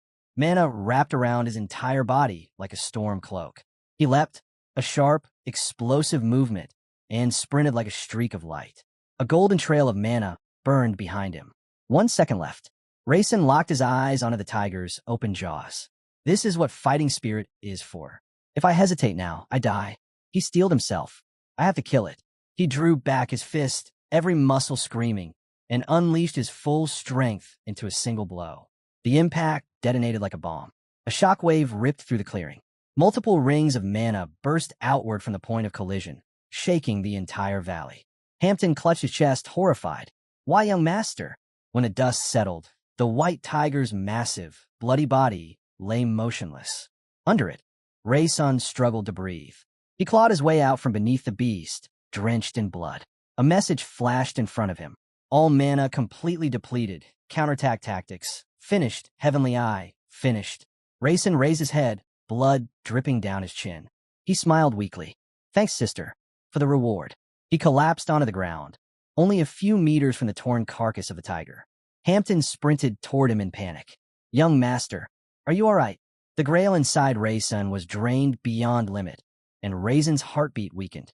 His vision blurred. He felt his chest tighten. Everything was fading. My body, he whispered. It feels strange. He shut his eyes as exhaustion swallowed him whole. He was completely spent, completely empty. Rayson felt a little better than before, but when he tried lifting his head, reality hit him hard. He couldn't move. Not even an inch. He barely had enough strength to breathe, let alone speak. The consequences of that skill were terrifying. It would take a long time before his body could handle that level of power again. Hampton suddenly lifted his head, eyes widening. A low growl echoed from beyond the forest. Hey, another white tiger, he screamed. Rayson forced his head up just a little. Another one? Of course, just as I thought. With the last fragments of strength, he looked forward and saw her. A girl with snow-white hair stood beside the dazed tiger. Era, she's here. Era calmly examined the wounded beast's face. I gave you enough rest, she said softly. 2 daggers glowed in her hands. The white tiger lay motionless, too exhausted to flee. Era raised her blades, leaving shimmering mana trails behind them. The tiger released one final roar, and then silence. The twinned daggers slashed through its body, ending the struggle in an instant. Era walked forward slowly, her clothes and hair splattered with blood. She approached Rayson and Hampton. I'm glad you two are safe, she said. Hampton stared at her like he had seen the devil. You're scarier than the white tiger. Rayson opened one eye, processing the scene. Wait, she saw all of that. Oh no, my consciousness. His head dropped. He passed out on the spot. The last thing he heard was Hampton shouting his name, and Era ordering him to carry the young master on his back. Rayson slept for several days. In his dreams, he watched a completely different version of himself. A man standing in a crowd, staring at his phone. A worker in a cramped office, phone pressed to his ear, papers scattered everywhere. A person drowning in debt, trying to survive through menial work during the day, and typing a rank B novel at night, struggling to finish chapters. He saw himself from years ago, a childhood photo with his mother. And then it hit him, somewhere along the way. I forgot that I took over the body of this blonde protagonist. I forgot who I was before this world. He opened his mouth and coughed violently. Rayson shot up in bed, clutching his chest as the coughing fit passed. A maid's voice came from the side. Young master, you've awakened. Rayson looked at the girl. How long was I asleep? Eric answered calmly. About 3 days. 3 days? Rayson muttered. That's quite a while. His eyes drifted to a glass jar sitting on the bed beside him. Something was inside. He looked closer, then screamed. What is that? He had never been more horrified in his life. Eric replied with a straight face. It's a piece of the white tiger's heart you caught. She paused. The tiger you captured was torn apart. I finished it off. Rayson just stared. This was not the reward he imagined. Rayson exhaled slowly and nodded. I get that much, but why is this thing here? Eric kept her usual calm expression. The heart of a white tiger is excellent for restoring mana, she explained. I thought it would help you recover. Rayson lifted the jar, staring at the pulsating chunk of heart floating inside. He forced a smile and thanked her. Of course, this feels like something my sister planned from the start. He set the jar aside and lowered his head. That's why she prepared 2 white tigers. She must have known exactly how everything would play out, but something didn't sit right with him. Arrow, watching him curiously, tilted her head. What's bothering you? Rayson tapped his fingers together. When you're in the mountains, you heard something, didn't you? Something off to the side. Era paused, recalling a memory. Rayson continued. With your skills, you must have known there were 2 tigers up there the moment you climbed the mountain. He leaned back, thinking it through. Yet despite knowing that, you walked slowly, even while carrying a white tiger corpse. I don't believe for a second it was because the tiger was heavy. Era blinked slowly, remembering how she dragged the tiger's body, and how she had left deep red scratches on the trees along the path. She closed her eyes. It didn't matter whether I carried a tiger or not, she said quietly. It wouldn't change my speed in the slightest. Rayson stared forward. No doubt about it. She truly is the best killer I ever designed. Eric stood silently, watching him. Rayson continued, I'm certain my sister asked you to do something. He turned slowly toward Era. But knowing your personality, you probably refused. Era's expression twitched, but she said nothing. My sister wanted to test me, Rayson said. But your top priority is protecting me. He could see the truth in her eyes. So she would have used restrictive magic on you. Something to slow you down. Something that prevented you from rushing to my side. Era lowered her head, eyes closing. You're 100% right, she admitted. Lurvian sat at her desk, pen in hand, scribbling something in her notebook. She looked up with a bright smile and asked. Lurvian sat at her desk with a bright, excited smile. Raysun is finally coming back. She had recently entered a fire contract with the seventh successor, a path that would one day turn her into a mage killer. She was proudly writing in her notebook when, bonk, a magical hammer slammed onto her head. AH, she screamed. IIA stood beside her, expression blank. I asked you to speak politely, she reminded her. Lurvian jumped up, waving her arms angrily. I can't anymore. Rayson will be back soon. IIA stepped toward the massive stack of books covering the table. He will only greet the patriarch and leave, she said calmly. You won't even see him. Lurvian's smile instantly disappeared. That can't be true. Why not? IIA asked, tilting her head. Lurvian blushes, placing her hand on her cheek and closing her eyes dreamily. Because Rayson told me himself. He said, we're friends. IIA smiled gently. There's nothing more important than family. Lurvian puffed out her cheeks. But we signed a fire contract. That means nothing, IIA replied. I'm the eldest daughter of the Maiden family, candidate for the next head. Lurvian's eyes lit up with joy. That means if I marry Rayson, I'll become his family too. What? IIA blinked, completely thrown off. But before Lurvian could continue fantasizing. Bonk! She was hit again. What is with you? She cried. I told you to speak politely, IIA repeated. Far away, inside a beautiful castle surrounded by lush green trees. Another girl raised her voice. Persia, the third daughter of the Maiden family, crossed her arms. Her red hair fluttered as flames danced from her left hand. Shadow, report. The younger one, he's on that pilgrimage now, right? Her shadow, a swordsman kneeling beside her, answered, yes. Persia's eyes sharpened. When I heard he wasn't far behind my sister, I wanted to cut off all his fingers. Flames roared around her as she clenched her fist. But he's lucky. Before she could continue, a crowd of tattooed men stormed toward them. One man shouted, You burned our belongings. You took Celia's wings and our ancient stone. Behind them stood a massive, muscular man with gray hair and an eye patch. He raised a giant sword, emitting streams of mana shaped like skulls. In the name of Hanker, I'll kill you. One of the warriors stepped forward. Where did you hide the stone? But the shadow immediately slit forward, placing his sword against the man's throat.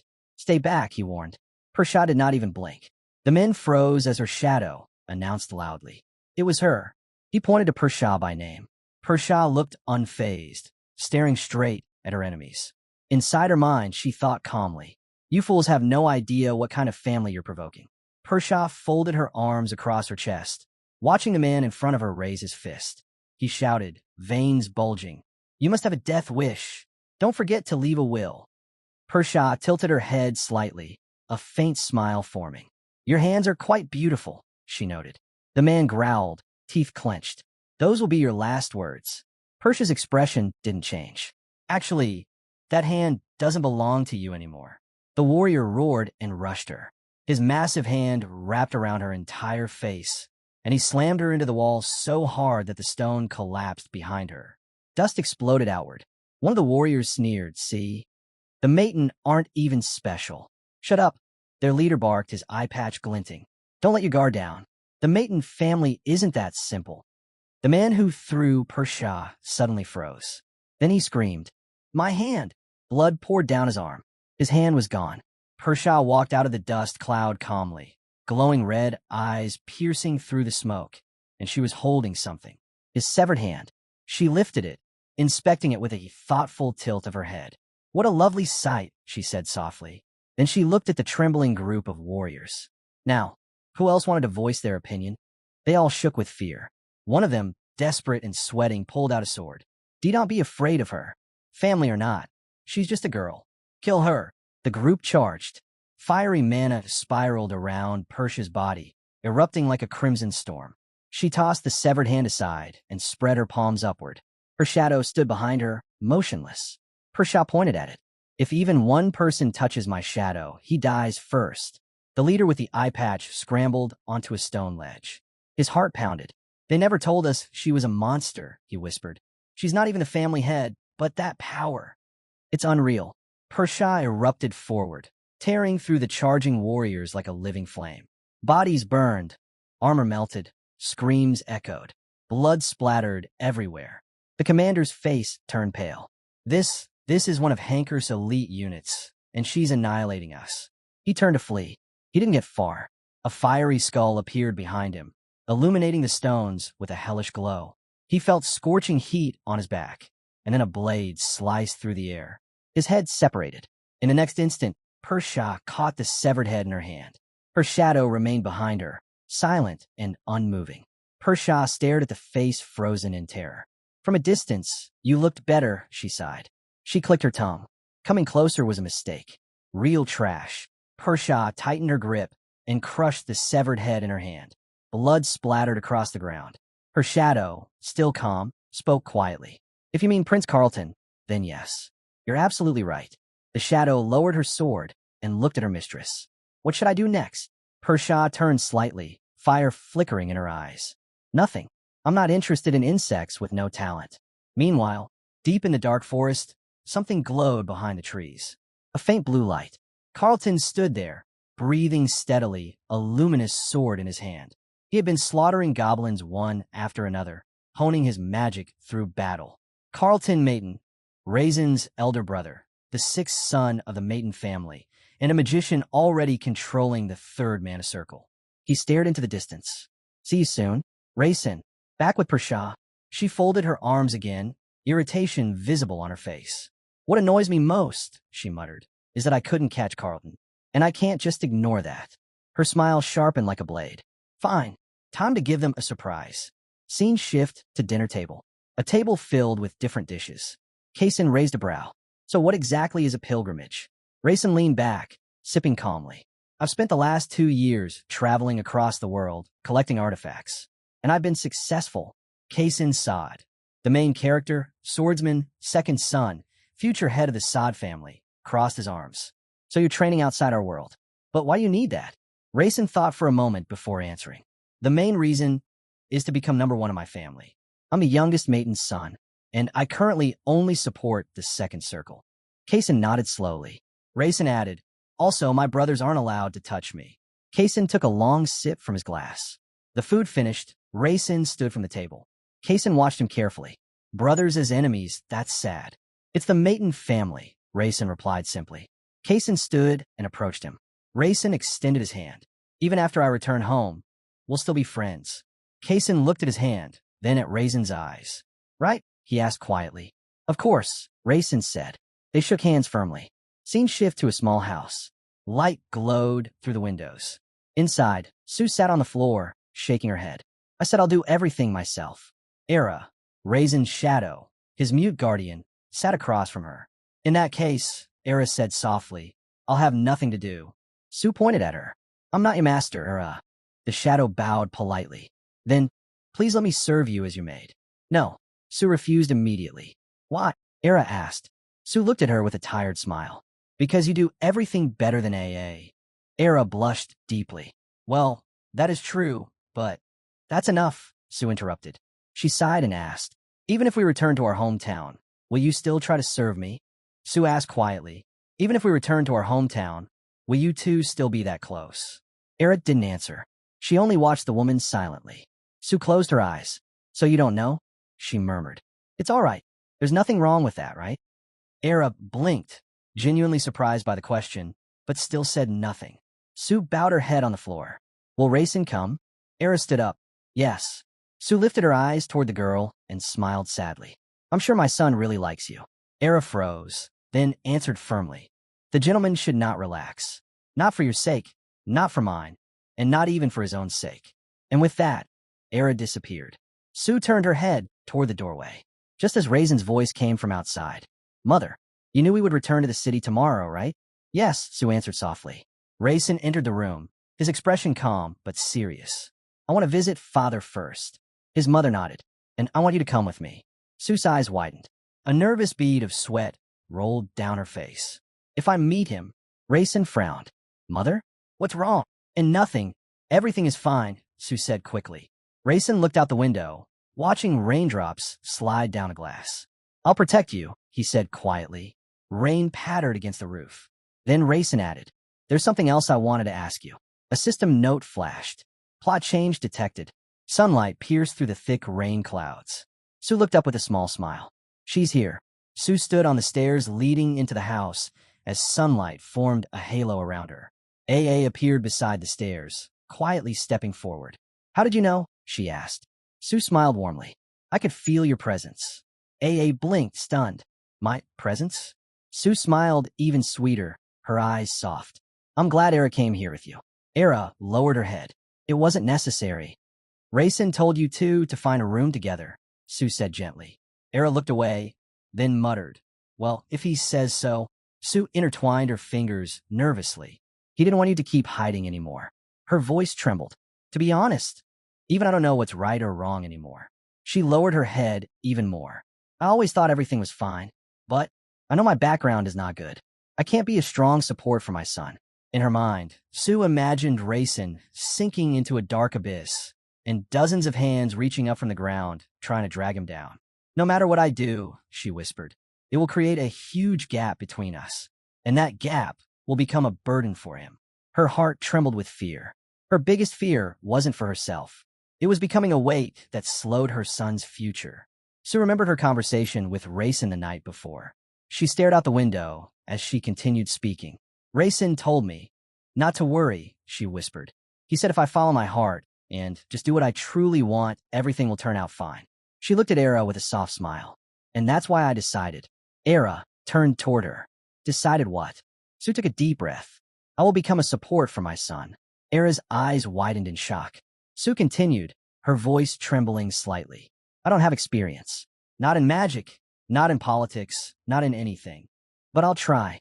She remembered the night she stood between Rayson and his sisters, shielding him with her own body. She remembered hiding him behind her, terrified they would hurt him. I've lived in hiding for so long, she said, always thinking Rayson might get hurt because of me, because they were chasing him. She stood on the stairs, sunlight hitting her face. But now, I realize he's old enough to walk his own path. There's no point in hiding anymore. Era stared at her, stunned. A woman with no magic, no killing abilities, no noble blood. How does someone like her have this kind of willpower? Era watched a small sprout breaking through the soil near the steps.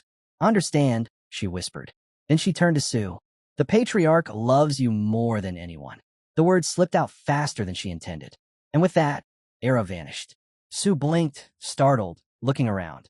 What was that? Era covered her own mouth in a distant corner. Why did I say that? Her knees hit the ground. If someone hears that, I might die. I can't believe I said something so dangerous. She lowered her head, burning with embarrassment. Why'd I blurt that out? The next day, the sky was clear. Era stood by the carriage, receiving a final warning. Be careful, the girl's voice told her. Hampton stood beside her, a backpack slung over his shoulders. He knew everything about poisons now. After all, he was Raisin's first shadow. Beside him stood he, Raisin's teacher, a martial arts master with a terrifying aura. He crossed his arms and shouted with an angry face. Don't you dare send me letters. We already have enough problems. I remember, Raisin replied calmly. The teacher leaned forward, still yelling. And don't you ever mention that I'm your teacher. If someone hears it, I'll deal with you myself. Yes, sir, Raisin nodded. Raisin and AA walked toward the carriage. Raisin turned one last time toward his master. I'll definitely write when I arrive. Magna threw his hands into the air. He's not listening to me at all. The command sounded. The horses moved forward, the wheels clattering against the road. Raisin stared out the window, eyes dim. He was returning once again to the city of the Maton family. Behind him, the master crossed his arms and sighed. I'll bet anything he won't send that letter. Raisin sat quietly inside the carriage, the wheels rumbling beneath him. His thoughts drifted ahead. There should be a resident magician waiting at the teleport. But who exactly did they send? Ahead of the carriage, Era, Hampton, and Sue stood a short distance away from him, waiting silently. Rayson stepped down and turned toward Era. He stared at the glowing teleport circle, its runes humming with power. Era, he said, since we're crossing the Black Sea, there should be a resident magician from the Imperial Bureau here. But who is it? Before she could answer, the teleport lit up. A shadow appeared. A figure slowly took shape inside the portal. Rayson's eyes widened. No way. He stepped closer, squinting. Evian, the man emerged from the teleport with perfect posture, adjusting his glasses. The librarian of the Star Library, Evian, greets you, he announced calmly.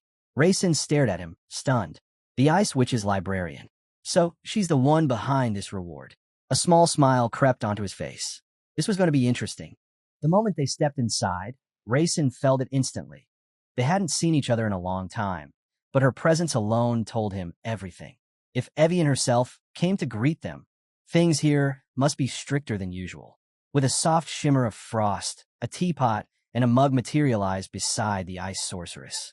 Evian's emotionless voice echoed gently. It's been a long time. Would the gentleman like a cup of black tea? Rayson kept a polite smile, though inside he muttered, black tea, really? He replied calmly, all right. Beside him, Era stared at her master in disbelief. But he doesn't even like black tea. Then why? Rayson lifted the cup, snowflakes drifting off the rim. He smiled lightly. Your tea cooled a bit. Evian nodded. As it should be. Her expression never changed. She looked at him with that same icy calm. I'm glad you're back. Please visit the Star Library more often. Rayson returned her cold politeness with a warm smile. Sure, I promise. And just like that, the tea party ended. Evian lowered her eyes. You may enter now. Rayson blinked. That's it? She's actually letting us through this easily? Still, he nodded. Then let's go. They stepped toward the teleporter. Inside the teleport. The moment they crossed the threshold, sharp-toothed monsters appeared all around them, snarling as if ready to tear them apart. The heroes tensed. Rayson stared straight ahead while Evian spoke calmly. We're almost there. The light grew blindingly bright. Then, flash. They arrived. Rayson exhaled softly. Home sweet home. Hampton staggered over, holding his head. Master, I've vomited several times, but I'm fine probably. Rayson sighed and looked away. We arrived too quickly. Evian stood near the horses, bowed slightly, and said, The carriage is ready. You may leave. Rayson thanked her and turned toward his mother. Facing the maiden mansion. Are you ready? He asked gently. Soso lowered her head, closed her eyes, then opened them again, sadness flickering inside. Yes. The Maiden family's towers pierced the clouds themselves. A woman's voice echoed through the castle halls. Miss Soso has arrived. 3 maids whispered among themselves, wondering how she would survive the fury of the other wives. One murmured quietly, She looks different. Something's wrong. Rayson and his mother entered the main room, and the silence shattered. A furious voice roared. What is happening here? The pressure in the air thickened. Rayson clenched his fists. This aura, it's suffocating. This is how he always treats her. He stepped forward, jaw tight. I have to keep my mother safe. Don't you want her to be safe? His father stared at him coldly. And where did you get that idea? Rayson hesitated for a moment, then spoke firmly. Spouses should love each other. Don't you love my mother? His father didn't answer. He simply watched. Soso lowered her head, sadness pulling her gaze to the floor. His father took a step closer, voice harsh. If it was to protect her, why did you bring her here? Rayson's eyes hardened. Because she won't run anymore. He stood tall, unwavering. My mother will not hide from you ever again. Rayson stared straight into his father's eyes, voice steady but burning underneath. I remember everything. How you did whatever you could to keep my mother trapped, like she was something you owned. His fists tightened. But we're changing that future now. I finally understand your world. In your eyes, if you use power to cage someone, that's normal. His father listened quietly, then nodded. You're right. Humility is for the weak. For a moment, the man's cold gaze drifted forward, as if remembering the past. So protective of Soso, and yet, look what I became. Rayson didn't back down. I'm not a helpless child anymore. You don't get to choose for us now. You can only accept it. This time, the father lowered his eyes. Softly, almost too softly, he replied, You're right. Rayson blinked. A small smile flickered across his face. He admitted it that easily. Before he could speak, his mother straightened up, wiping her tears. I want power, she whispered. Rayson turned in shock. Soso's voice cracked. tears clinging to her lashes. I never had enough strength to protect my son. The only strength I had was my art. Raisin's jaw tightened. Isn't that enough? Under the bright full moon, a calm voice echoed above them. The strongest man in the world, and what does he think? A blast of magical energy erupted from the top of the tower. A man stepped out of the light, descending with the confidence of someone who carried entire eras on his shoulders. I didn't expect the head of the family to be this worried, he said. The head of the family turned slightly. And what would you advise me as a friend? His assistant, Sankan, bowed deeply. You once told me not to stare at the future. Look at the present instead. The head blinked. I said that. He scratched his forehead, baffled. Sankan continued, voice steady. You've always lived in the present. That's why you stand here now. He bowed again, hand pressed to his chest. I have trusted you since youth. You feared nothing. Every one of your decisions, I respected. Ayatra, leaning casually against a column, arms crossed, looked out over the moonlit courtyard with a soft smile. I'm glad you think of me that way.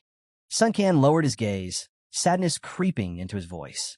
My world used to be full of ambition and goals until I met Lila. His voice trembled. As the head knows, a year ago, she passed from an unknown illness. She was my wife, my world. His words froze the night. The memory hit him like a blade. Lila lying peacefully among the flowers, eyes closed forever. The head of the family lowered his eyes. She replaced everything for you, he whispered. And now she's gone. Rain-soaked memories flashed. Suncan kneeling at her grave, drenched in the storm, whispering apologies he knew she would never hear. Every day since then has been torment, Suncan said, voice breaking. Because in the end, I couldn't save her. Senkin's voice trembled as another memory surfaced. How he once sat on the bed, head resting against his hand, staring blankly at the table before him. 2 empty cups, a half-finished glass of wine. A picture of the life he once had. He swallowed hard. Now maybe I regret it a little less. Slowly, he straightened himself and faced the head of the family. His eyes were firm this time. Master, I want the world of Decatur to be kinder than the one we lived in. The night around them deepened, swallowing their words into the dark. Far away, beneath the autumn-colored night sky, the mansion with the blue roof stood silent. Era lay sleeping in her room until a faint sound. Her eyes snapped open instantly. In the next room, Era sat up as well, turning her head sharply. She listened. Another noise, soft, controlled, unnatural. Era, already alert, appeared silently in Raisin's room. The young master slept peacefully, unaware of the world. Era tilted her head, listening closely. Her expression sharpened. Without hesitation, she threw her dagger. The blade tore through the darkness and embedded itself into an invisible body right beside Raisin's face. Blood splattered across the floor as the attacker's concealment broke. A man appeared, clutching his wrist, the dagger buried deep. He chuckled despite the pain. Your skills haven't changed. I gave it everything I had to sneak in unnoticed. Era glared at him. Explain. What's going on? The man looked at the dagger stuck in his hand and smiled casually. I've come to take the young master. Her eyes narrowed. On whose orders? Sunken turned toward her, unbothered. The head of the family. Era's disbelief cracked through the room. The head? At this hour? Sunken lifted a brow. Do you think I'm joking? Era looked away, exasperated. Do you even know what time it is? He shrugged. Orders are orders. Time doesn't matter. The girl clenched her jaw, then nodded. Fine. I'll accompany you. Sunken sighed lightly, amused. Do as you please. Time passes, and yet you never change. Her eyes dropped to the floor, silent. He raised his uninjured hand. You can lower the knife. I'm not here to fight. He stretched both hands out in front of him, making his intentions clear. A glowing magic seal formed above Raisin's bed, spreading across the room like cold fire. Sunken turned toward Era with a calm, almost mocking tone. Still willing to die for him, Era didn't flinch. There were no orders but yes. Before the head of the family, Raisin's sleeping body floated over a transparent glass floor. Era knelt instantly. I greet the head of the family. Sunken also went down on one knee. I've delivered the young master. The head of the family examined Raisin and nodded. Excellent work. But then his eyes shifted. Why is Arrow here? Sunken answered without hesitation. To ensure the young master's safety. The head of the family turned to Era. Am I not someone you should trust? Era kept her head lowered. Of course I trust you. But trust should never affect how I do my job. A faint smile crossed his face. True. He looked at Rayson again. Calm yourself. I'm only performing a ritual. Era exhaled in relief. Thank you, sir. May I rise now? Rayson suddenly stood up, confused, blinking to sleep away. Was I hit with a sleep spell? He looked around, then faced his father. What's going on? He stepped onto the platform, sitting opposite him. His father raised a hand, flames flickering around it. The Mythen family possesses countless magical techniques. Rayson watched the flames dance. Among them is the technique for strengthening the body. From this moment, I'll engrave a tattoo on your hand and begin the procedure. Rayson's breath hitched. Procedure? A technique he named after himself. It has to be something extraordinary, but what is it? He bowed slightly. Father, I need to know exactly what this technique does. His father looked surprised. Usually, others accept whatever I decide without question. But Rayson stood firm. The Tiamarang, this place, it's suspicious. I must ask. A cold notification materialized. This space cannot be analyzed by the celestial eye. Rayson squinted at the message. Why would father do something so secretive? And at this hour, Butcher scratched his chin casually. It's just convenient. Besides, his tone darkened. This technique might turn out to be poisonous for you. Rayson's eyes widened. Then why do it? Before he could finish, runes burst into existence around him. Ancient, glowing, swirling. His father's voice thundered. Because I see potential in you. The circles lit up in blinding light. Rayson screamed, clutching his hand as blood poured out. The pain ripped through him like knives. It feels like my skin is being sliced into thousands of pieces. He extended his shaking hand, staring at it in horror as the runes carved deeper. Rayson stared at his hand as the agony pulsed through him. Runes, hundreds of them, had carved themselves across his fingers and the back of his hand, shining with a faint, eerie light. His father's calm voice echoed through the pain. Someday, this will be useful to you. Rayson winced, one eye squeezed shut. Useful? How exactly? But before he could finish, his vision blurred. The world twisted. He felt himself collapsing forward. The last thing he saw was his father's silhouette, blurry and distant. You'll understand the benefits of this tattoo. Soon enough, his body hit the floor. They wrapped him in a blanket, and his father let out a small breath of disbelief. He didn't even scream, and the pain should have been unbearable. He looked at his unconscious son. He's weak now, but one day he'll be much stronger. The next morning, sunlight poured into the room. A gentle breeze brushed across Rayson's face. Someone was calling him. Something warm? Something heavy? He opened his eyes and froze. Librarian was right on top of him, smiling brightly. You're finally awake. She practically threw herself onto him, and Rayson's expression twisted into pure shock. Why are you on top of me? Librarian puffed up her cheeks. I'm hungry. She pointed accusingly at Ivelia. And she brought me here. Ivelia crossed her arms coldly. She's wanted to see you since early morning. Then her expression shifted, sharp, menacing. And she still hasn't learned how to choose her words. Should I punish her right now? Librarian's entire face turned red. Tears began forming in her eyes. But she woke me up so early, and you didn't even hear me. And Rayson couldn't help thinking she sounded exactly like a child tattling to her parents. He lifted his hand to check. The tattoo was gone. Was it all a dream? Suddenly, Ivelia extended her hand. Chains of magic shot forward. Stop bothering Rayson. Come here. Librarian clung desperately to Rayson's blanket as the chains dragged her away. Rayson sighed. Looks like you're taking good care of her. Librarian screamed as she slid backward. That's not true. She bullies me every day. Tears streamed down her face as she was yanked away like a sack of potatoes. Rayson watched the scene unfold with a tired smile. Ivelia tightened the chains and asked with a calm expression, Rayson, when will you begin your pilgrimage? He answered quietly, in 3 days. I plan to rest a bit, then I'll leave. Rayson froze. Of all the things Librarian could have said, this he didn't expect. Still wrapped in chains, she sniffled and shouted, then my mother will be very worried. Rayson blinked at her, stunned. Your mother? His expression twisted into pure confusion. What mother are you talking about? Librarian's eyes went wide. She suddenly realized what she'd just implied. No. I misunderstood. Panic exploded on her face. And the moment reality hit her, Librarian, still bound in chains, began thrashing around wildly. She kicked, she flailed her arms, she waved her little fists like a furious squirrel caught in a net. Meanwhile, Ivelia watched her with a calm, ice-cold stare. I didn't say anything like that. But Lurvian kept raging anyway, her movements chaotic and dramatic enough to rattle the chains themselves. Ivelia didn't know exactly what the problem between the two girls was, but she silently hoped it would settle Sosan. Before she could even finish the thought, a massive fiery serpent burst into existence above Lurvian's head.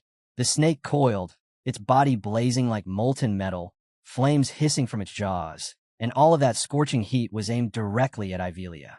Lurvian threw her small punch downward, commanding the serpent forward. It roared, hurling a wave of fire at Ivelia. But Ivelia raised a barrier with a single flick of her hand. The attack shattered harmlessly. She looked up at the raging Lurvian, then turned to Ray-sun with a warm, almost teasing smile. You passed your test perfectly, so now, I'll give you your reward. Raisin's eyes widened with excitement. The trials, the white tiger test, she means that, right? He quickly climbed out of bed as she gestured for him to stand. A gigantic magic circle snapped into existence above him, glowing, rotating, humming with an ancient, almost divine power. Light poured down in a pillar. In the next instant, a robe materialized around Ray-sun, wrapping him from shoulders to boots. He stiffened. His breath caught. What is this? Then, a notification slid into view, floating before his eyes like a decree carved into the air. White dragon scale robe, a masterpiece crafted by the legendary dwarven smith, head of all dwarves. A robe infused with rare, magical properties. Ray-sun stared in awe. Ivelia watched him, nostalgia softening her expression. If this was made from white dragon scales, then that means... Yes, she said, smiling. You noticed correctly. I wore that robe during my pilgrimage. Raisin's heartbeat quickened. His eyes glowed bright blue. This saved my sister's life many times. This is an incredible gift, he whispered. Ivelia nodded. It used to be stronger. Over the years, it weakened, so I fixed it. Raisin snapped his head up, shocked. Fixed? Weakened? What does that even mean? Ivelia answered without hesitation. Once this robe allowed me to kill a magician below the sixth circle. Raisin's pupils shrank violently. His entire body stiffened. She continued calmly, as if discussing whether. You could do it too, but only once. His mind raced. A magician of the sixth circle, even the weakest one, is almost impossible to kill. And yet, someday he would need this. A day where survival came down to one impossible attack. He held the robe tightly and bowed his head. Thank you for such a magnificent gift. Ivelia placed a hand on his shoulder. As your sister, I want you to return safely. Raisin smiled from the heart. She turned, her voice steady. And as the eldest daughter of the Maton family, I expect you to return stronger than before. Lurvian, still wrapped tightly in chains, was dragged along behind Ivelia. As they left, Lurvian twisted around to wave at him. Ivelia raised her hand in farewell. Her yellow eyes shone brightly. Her smile was sincere. In her heart, only one thought echoed.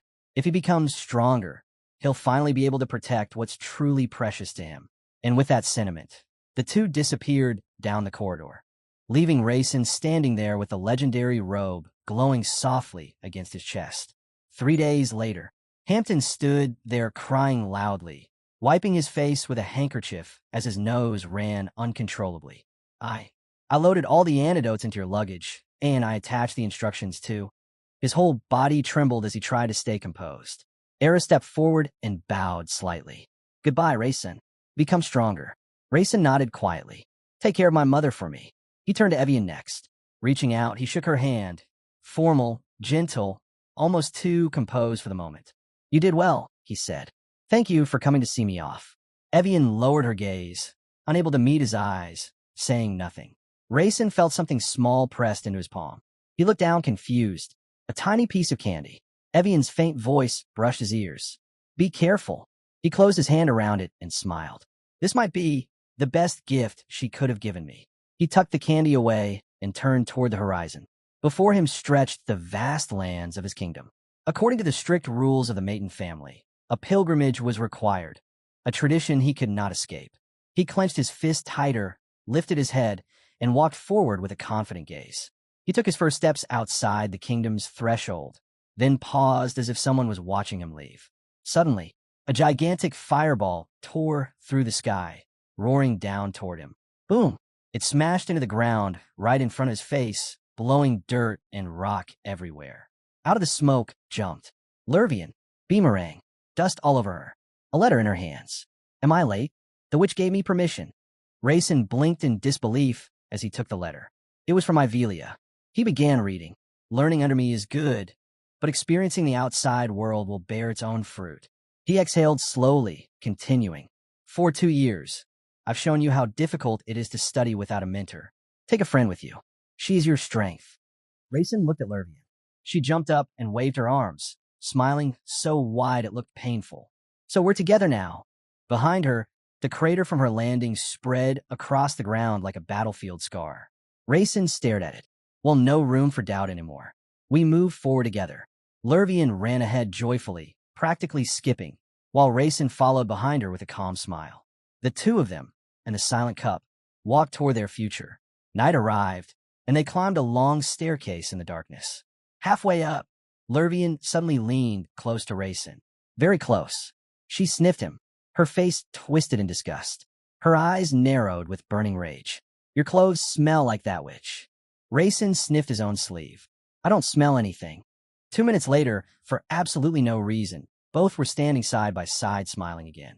We finally made it, Lurvian shouted proudly. Before them, on a huge rocky cliff, stood a large building. The signboard read, Fat Cat Hotel. Rayson looked at it and wondered. If I remember correctly, there are around 3 hotels in Savior. Savior Street had 3 inns, and the very first one was the same Fat Cat Hotel. A cute wooden sign hung above the door, decorated with a chubby cat stretching lazily. Rayson stared at it, thinking, so this place really belongs to Sound of the Night. If that was true, then his father had deeper ties here than he imagined. He and Lurvian stepped into the lobby. Rayson spoke first. Since this is a pilgrimage, let's stay here for the night. His eyes drifted to the cats lounging everywhere, purring on pillows, shelves, and even behind the counter. If Sound of the Night owns this place, then the Maton family must have some connection with them. The bartender wiped a plate with lazy movements. The moment he saw Rayson, he spoke bluntly. 30,000 grain for the night. 35 if you want food. Scrub, scrub. Another plate wiped. Checkout is at 12 o'clock. But if you're late, doesn't matter. We don't get many customers anyway. Rayson quickly waved his hands. See, can you show us the room? Please? He thought to himself, this guy, he's definitely Sound of the Night. The informant. Brick. While he struggled, Lurvian was already on the floor, hugging 2 kittens, smiling like a child in a candy shop. Brick pointed lazily at the stairs. Go up. Turn right. 3rd biggest room. Rayson's smile died instantly. He's not even going to show us the way. He tried again, staring at the bartender. It's been really hot these days. Brick blinked in confusion. Hot. I couldn't sleep last night. It was freezing. Their eyes froze on each other. Rayson leaned in. Then, what can we order on a hot day? He flailed his arms dramatically. I want a beer. And 2 slices of pizza. Brick laughed. Breakfast. I'll make it for breakfast. Rayson stared at him deadpan. Brick squinted. Aren't you too young for beer? Rayson half closed his eyes, defeated. Maybe I should just go play with the cats. Both of them turned toward Lurvian. She was hugging 2 kittens like they were her own babies, cheeks puffed with happiness. Rayson imagined a secret code in his head. A sunny island, palm trees swaying. Because Sound of the Night passwords work like opposites. On a hot day, you must say it's cold. Images of snowmen flashed through his mind. And on a cold day, you say it's hot. He finally understood the informant's code. Rayson closed his eyes and imagined 2 people standing in front of him. One holding beer, the other holding sweets. If I'm a child, I should ask for beer. If I'm an adult, I should ask for sweets. Ridiculous logic. He imagined a spear slam meringue into a shield, sparks flying everywhere. And suddenly he understood. This absurdity is the password of Sound of the Night. A soft overhead view of the Fat Cat Hotel appeared in his mind's eye as the narration spoke. In exchange for permission to operate inside the Maton family territory, Sound of the Night grants special privileges to Maton disciples who embark on pilgrimage. Down below, Brick the bartender burst into laughter. You brought 2 cats? Rayson's eyes narrowed. So the man already knew the truth, that he was the 7th son of the Maton family. Brick pointed toward the kittens Lurvian was cuddling. The red one is Hobbs. The plump one is Valve.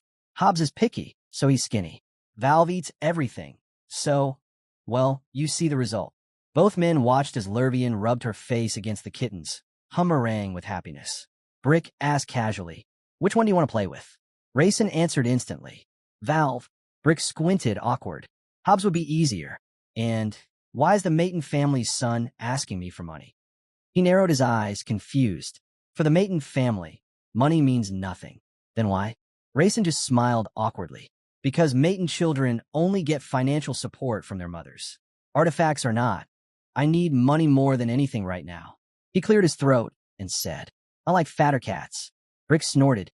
Rayson began walking up the stairs, glancing back at the bartender. He understood now. Helping Rayson meant Sound of the Night's contract with the Maton family would end. Brick stacked more plates, face calm, until he looked up. His eyes burned with anger for a brief moment. Rayson understood. Once he receives help, this hotel will close. Meanwhile, in Mython, Buttra folded his arms and questioned one of his men. How did Rayson even learn about this? The subordinate hesitated. He might have found information in the library. Buttra's eyes narrowed, filled with fire and amusement. You mean he found the correct book? The man looked away nervously. Maybe Evian helped him. The scene shifted to Evian, sitting silently, eating something, while dozens of books floated around her in a perfect circle. Buttra clicked his tongue. Librarians are supposed to remain neutral, aren't they? Evian quietly ate her chocolate, staring blankly ahead as books floated around her under her magic. Buttra continued speaking, voice low but edged with amusement. She's quite attached to the youngest, isn't she? No other Maton child would stay in some old inn or waste nights reading dusty books. Across from him, Sun stood silently, his posture firm. Buttra turned toward him. Tell me, Senator, did you really plan all of this? Sun didn't blink. Every child had equal chances. Buttra smiled, genuine, warm, maybe even proud. You look like you're enjoying this. Sun shrugged lightly. Rayson is the only one who's following the path I intended. Which means, he looked outside the window. Today is the final day of the Fat Cat Inn. The scene shifted to the hotel under moonlight. Quiet, peaceful, unaware of what dawn would bring. Sunlight poured through the windows. Rayson stretched lazily, eyes still closed. I slept well. Around him lay dozens of bags. Piled, stacked, overflowing. He blinked, then opened his eyes fully, and froze. What is this? He opened the first bag. It overflowed with coins. Then another, and another. He shot straight up, voice shaking with disbelief. No way. How'd they put all this here overnight without waking me up? The coins glittered so brightly they nearly blinded him. He estimated it quickly. 3 million grain? No, 3 billion? This is enough for 2 years of luxurious living.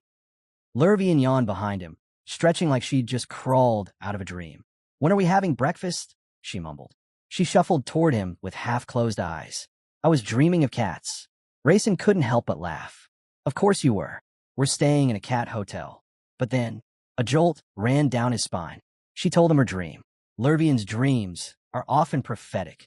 He remembered the time she dreamed of an attack before it happened, and how Cassin stood drenched in blood, baring his teeth as he fought for survival. A cold notification flashed in front of Rayson. Danger detected.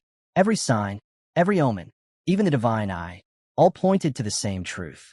Something terrible was Komarang. He snapped his head toward Lurvian. As she finished changing clothes, Rayson met her gaze with complete seriousness. Lurvian, burn this hotel down. No holding back. Her eyes widened, but she nodded. A few minutes later, a massive fire raged through the forest.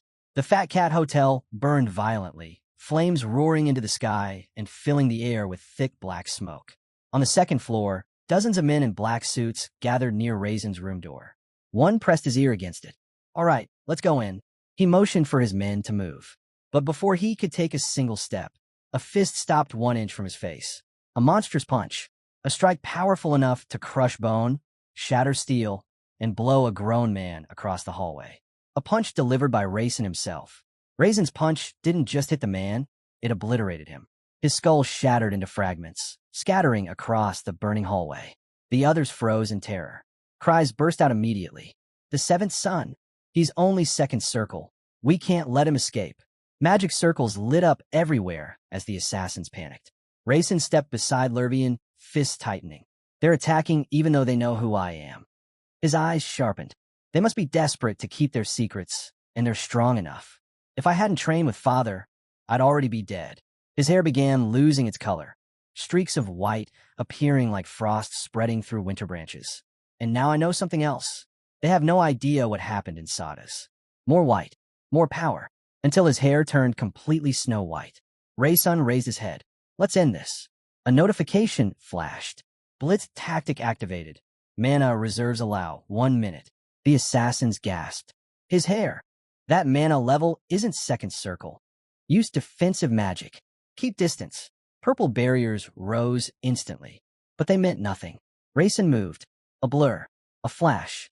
Lightning disguised as a human.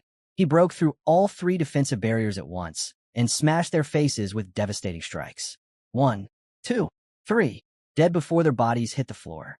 He ripped masks from their corpses, holding them loosely in his hand. More mages gathered, fire blazing in their palms. He's Komarang. Use everything. 3 fire circles ignited at once. Even a maiden won't survive this.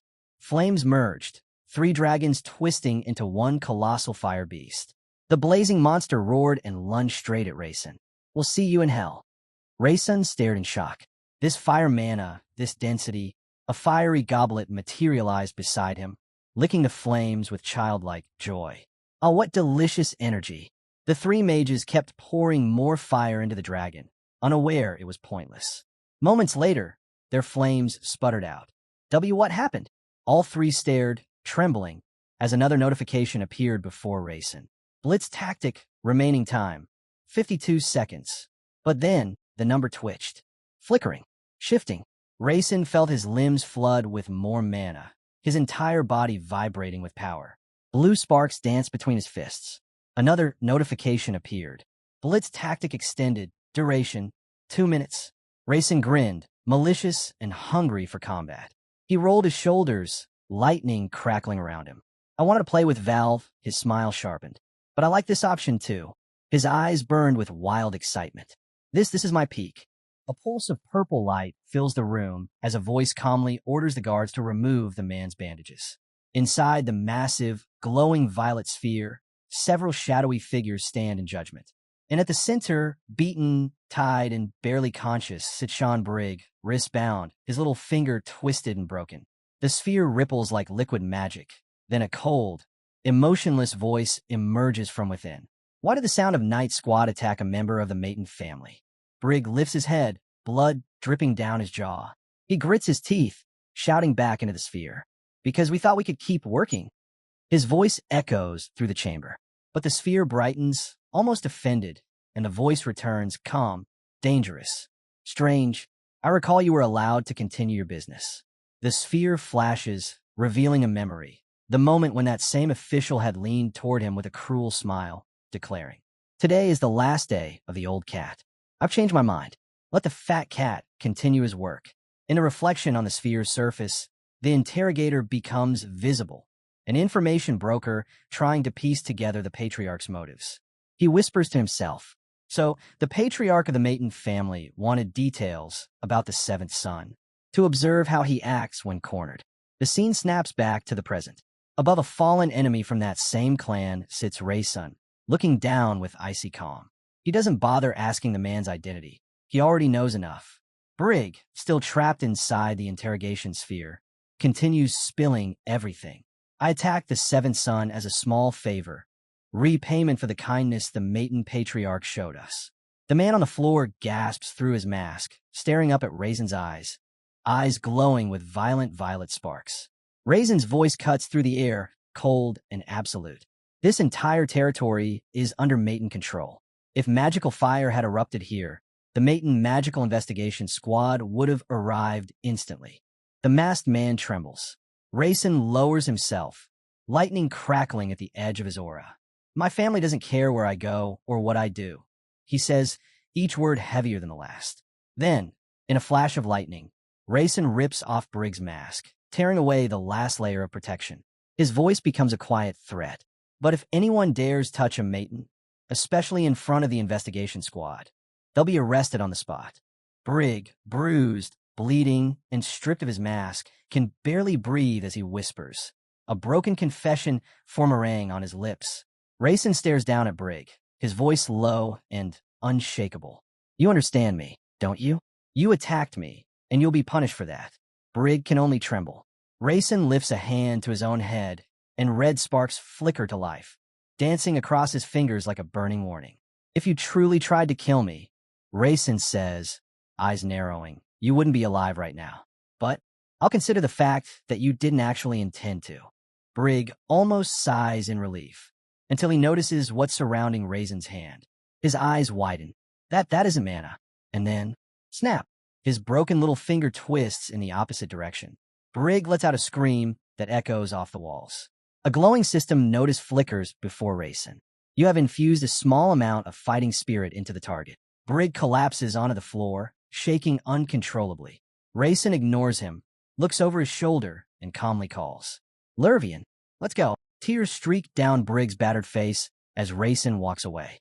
His mana refuses to restore, leaving him half dead, half conscious, and completely terrified. Time passes. Brig sits once again before the giant purple interrogation sphere, trying to hold himself together. The sphere pulses approvingly. Your service was satisfactory. Brig forces a smile, bows deeply, sweat dripping from his chin. I will continue to work hard. But then comes the question. Did you start the fire in this building? His stomach drops. He quickly shakes his head. And no, it wasn't me. He remembers Librarian earlier, darting around in panic, trying to figure out where the seals had gone, and blurts. The fire started because of the young lady's fire magic. The one traveling with the seventh master. Outside the illusion, the magic investigation squad was already inspecting the scene. Brig now realizes Rayson didn't just defeat them. He baited the attackers, and then summoned the investigation squad intentionally. He knew their plan. He understood their motives, and he countered everything flawlessly. The sphere brightens, impressed beyond measure. Even Ivelia and Persia had never shown such natural confidence. For the first time, the father inside the sphere silently acknowledges it. The seventh son is truly worthy of the maiden name. The chains around Brig disappear with a soft clink. You may leave, the sphere says. Your work will continue, and your competence will be rewarded. Brig exhales in shaky relief, rubbing his wrists. But then the sphere asks, almost casually, your finger must be hurting quite a lot, isn't that right? He freezes. Sweat runs down his temple, and he forces a smile, so fake it looks painful. And not at all. It doesn't hurt. The room goes silent. Then, swish chop. His finger is instantly severed. Brig screamed tears through the hall as snot runs down his face. He stares at the stump in shock. He hadn't even felt pain before the cut landed. And then he imagines, what if it had been his neck? His hand instinctively covers his throat, now drenched in cold sweat. He needs to leave. Now, Brig stumbles out through the gates, terrified, shaking, barely able to stand as the guards watch him with blank expressions. And he finally understands. He survived today, only because the seventh son allowed it. Behind Brig, several members of his clan were waiting. They had finally recovered the two cats they'd lost earlier, and they waved energetically when they spotted him. Even through their blood-stained clothes, their smiles were warm, almost cheerful. Brig lifted his hand to wave back, only to remember a little too late. He no longer had all his fingers. Still, he forced a smile. Compared to what could have happened, he'd gotten off shockingly lightly. A few days later, the scene shifts to a peaceful forest clearing. Rayson and Librarian sit beside a campfire, frying fresh fish over the flames. Librarian bites into her fish and suddenly blurts, We've been walking for 6 days. So where exactly are we going? Rayson raises a brow, amused. You decided to ask now? She laughs awkwardly, still chewing. I forgot to ask earlier. I was too busy admiring the scenery. Rayson takes a calm bite of his food. We're going to Holland, the Sacred Empire. Librarian's eyes light up. She proudly replies that she's read about it in the book the old granny gave her, and even passed the test with a high score. They soon reach a weathered wooden signpost. 3 arrows. 3 destinations. Librarian tilts her head. Why are we going there? Is something interesting happening? Rayson smirks. There's a lot of interesting stuff there. In his mind, he imagines piles of precious jewels, treasures he himself had created in the past. It wouldn't hurt to grab a few pieces before Casson gets his hands on them. As Lervian puts out the fire, Raysun stands before the sign and activates his skill. A notice flashes. Divine Eye activated. With half-closed eyes, he examines the signpost again. 3 arrows. Sacred Hall, Holland Empire. Grand Ill Estate, Scarlet Forest. But beneath them, runic letters begin to glow. Raysun points at the tablet. Lervian, do you see these words? She answers instantly. Of course I do. You don't need the Divine Eye to read that. Hand on her chest, chin up proudly, she reads aloud. Holland Holy Empire. Raysun sighs. Not that part. She leans closer, squinting. I can see it clearly, but I don't understand it. Raysun scratches his chin, thinking deeply. A memory surfaces, standing beside Master he, searching for the chest plate of the 1,000-year dragon. The scene back then looked almost identical. A mysterious artifact, runic words floating above it, just like the writing on this sign. The runes shimmer, and suddenly a system notification appears. Automatic translation. Things for my descendant. At that exact moment, a burning heat rises from the runic inscription. The runes on the sign flared. Then a familiar goblet materialized beside Raysun, glowing faintly. The cup let out an annoyed huff. This inscription, it absorbed all your mana. It tried to act calm, but its voice trembled with irritation. Raysun simply crossed his arms. Well, now we can't do anything about it. The goblet twitched. That was my mana, you know, but I suppose I can stay quiet, if you praise me a little. Raysun ignored the whining and brushed his fingers over the glowing runes. You endured it well. Not bad. The goblet instantly straightened up, pretending it wasn't pleased. Suddenly, the entire inscription shook, and the glowing runes rose above the signpost, rearranging themselves into a new message.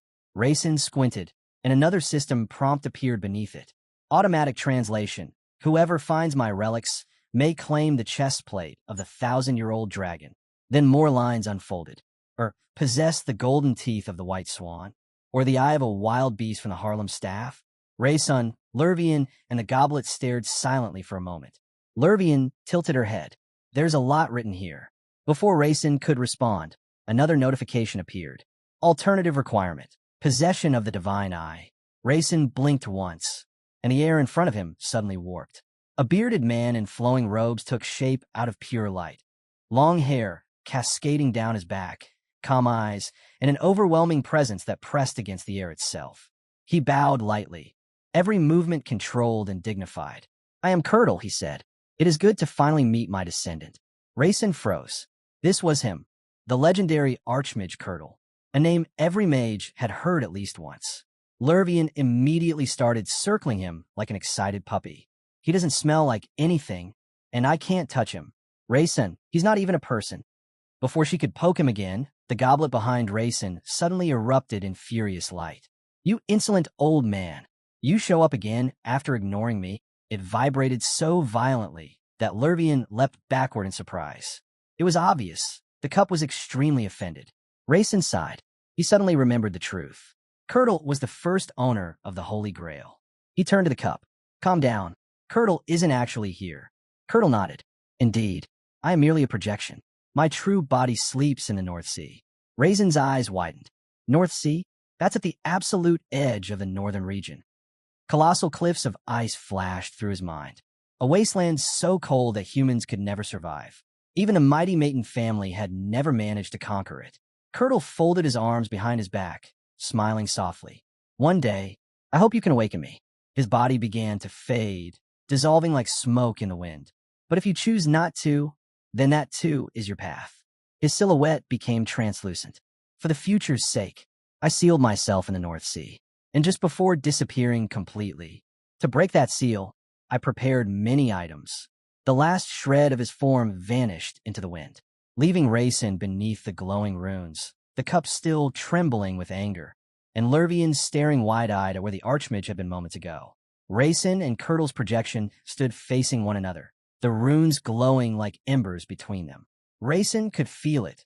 These were the relics the legendary Archmage had left behind. Curdle's voice deepened.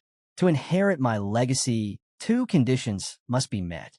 Raysun leaned forward, eyes sharp with curiosity as the ancient secret unfolded. First, you must possess the Divine Eye. Second, you must accept revenge through the Holy Grail.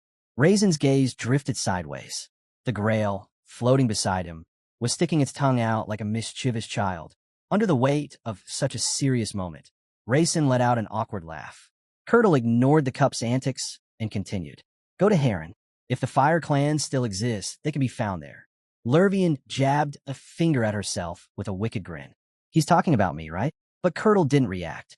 His tone became more solemn. Winning the hearts of the Fire Clan is essential. Without their recognition, you cannot form the Fire Contract. And without that, the true Holy Grail will never be yours. With those final words, the projection dissolved into drifting sparks. Raisin placed his hand on the rune-covered tablet and channeled his mana into it. Light surged, and suddenly, the ancient mage reappeared. Curdle blinked, stunned. You actually found the Holy Grail. Raisin gave a sly smile, the kind he only wore when he had done something impossible. Lurvian groaned loudly, turning away. Ugh, he showed up again. But Curdle wasn't finished. A flash of light, and Raisin and Lurvian were now soaring high above the world, riding on the back of a white eagle. The eagle let out a sharp cry and banked to the side. Lurvian gripped its feathers tightly. Raisin, I think we're near some kind of cliff. Raisin wasn't looking at the sky. He was focused on a small fong resting in his palm. All right, I get it, he murmured quietly, remembering Curdle's words. Finding the Holy Grail means you're already walking the path of a great magician. He pictured the hologram of Curdle, calm, wise, and towering. You passed the first test, the projection had said. You have earned the right. I will leave several commands for the next generation. Raisin had studied Curdle's face carefully. The Archmage had promised, if you follow my orders, you will uncover the entire truth. Raisin looked again at the small fawn. Was this really what he thought it was? A system message appeared. Item acquired. Fong of loyalty. This Fong contains the loyalty of the Golden Tiger tribe. Raisin nearly groaned. Seriously? I had to find a Golden Tiger tribe first. Even for him, this was starting to feel like an impossible quest. Lurvian slid off the giant white eagle, patting its feathers and thanking it warmly. Raisin landed beside her, and the two of them jumped down with relaxed smiles. Lurvian's cheeks turned pink. That was so much fun, but before they touched the ground, a surge of elemental aura wrapped around them. A system prompt flashed before Raisin. Wind attribute activated. Suspended in midair, Raisin smirked. Now that I've gotten used to using attributes, this is nothing. He lowered himself gently, landing with quiet grace. Lurvian followed Sosan after, spinning joyfully. Let's do it again. That was amazing. Raisin dusted off his cape. We don't have time for that. Her smile faded instantly. She stepped closer, brows furrowed. Then why did we even come here? Raisin answered calmly. We need to find the Raven clan. Lurvian crossed her arms, annoyed. Ugh, they're cowards. My dad said the Crow clan is so cowardly you can't even do business with them. Raisin lifted his hand, mana gathering around his palm. Lurvian watched, curious. What are you doing? A small bag appeared in his grasp. Raisin smirked. Using my own method. A single gold coin fell from his hand, landing on the ground with a soft clink. The two of them began walking, following the coin's path. Raisin glanced into the empty bag before tossing out another. Behind her hand, Lurvian gasped. Raisin, this is way too wasteful. He shrugged casually. It's just 1 grain. I still have 300 million. Coins vanished into the distance one after another. Raisin smirked. They're picking them up perfectly, but still cautiously. Images flashed in his mind. Black, blood-stained wings displayed at the auction. The Crow clan's hostility toward people. A hooded flock of ravens watching from the shadows. He wondered what kind of twisted instinct their bloodline carried. Fear? Suspicion? Survival? The next day, Raisin and Lurvian sat together on a hill. Lurvian stared into the distance with an exaggerated pout. I'm bored. You're wasting time. Raisin chuckled. You don't like doing nothing? She giggled while chasing butterflies. No, I love being lazy. I want to stay here forever. But they weren't alone. 2 ravens perched quietly on the far ridge, watching them. Raisin looked toward them and smiled. We need to wait a little longer. Let the people rest. He raised the gold bag teasingly. Lurvian's eyes widened. You were right. A moment later, a small group of ravens appeared, kneeling, trembling, eyes full of fear. One of them stuttered. Please, may we have more gold coins?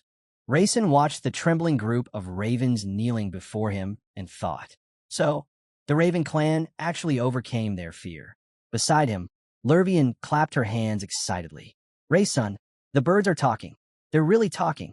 Rayson couldn't help smiling. He slipped his hand into the gold bag. I have plenty of gold. He tossed a coin lightly into the air. The moment it glinted under the sun, the ravens shrieked and lunged at it in a frenzy, shouting over one another. It's mine. No for me. One raven, more desperate than the rest, scurried forward and bowed deeply. Our family is struggling. See, could you give us a little more? Rayson grinned. Of course. A gold coin dropped right in front of the begging raven. Every crow froze instantly. The world went silent. The raven grabbed the coin tightly, eyes shining. I'm rich now. Then he turned to Rayson, overwhelmed.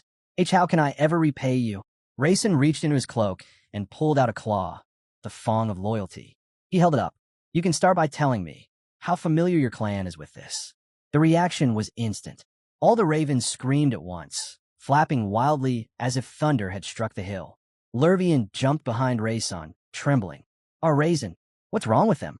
Rayson stayed perfectly calm. They recognize it. They know exactly who this fawn belongs to. A glowing prompt appeared in his vision. An old article he had once skimmed on the Raven clan, back when he barely paid attention to such things. I remember seeing something about this clan, but I didn't bother reading it. Now he was beginning to regret that, because the moment the fawn appeared, every raven in front of him started trembling. Not with fear of the fawn, but fear of its owner. Rayson sat at a computer in his mindscape, brows drawn tight, fingers typing rapidly across an imaginary keyboard. He muttered to himself, when I created the extras, I wrote their behaviors into the setting. I remember describing them first. The screen before him flickered with an old line of text. This is the Swordmaster's note, Raven Clan. They must repay debts. They hate leaving anything unpaid.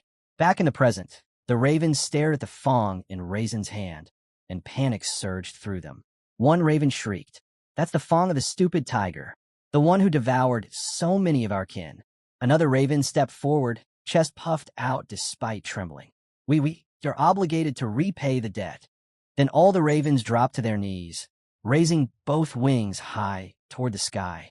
In perfect unison, they screamed, We will repay the debt. Lurvian gasped and covered her mouth, eyes sparkling. They're thanking you, Rayson. They're so cute. Raisin's smile stiffened. I created a terrifying world. A raven wearing a brown vest waddled forward. He bowed deeply. My name is Tuma. Rayson nodded.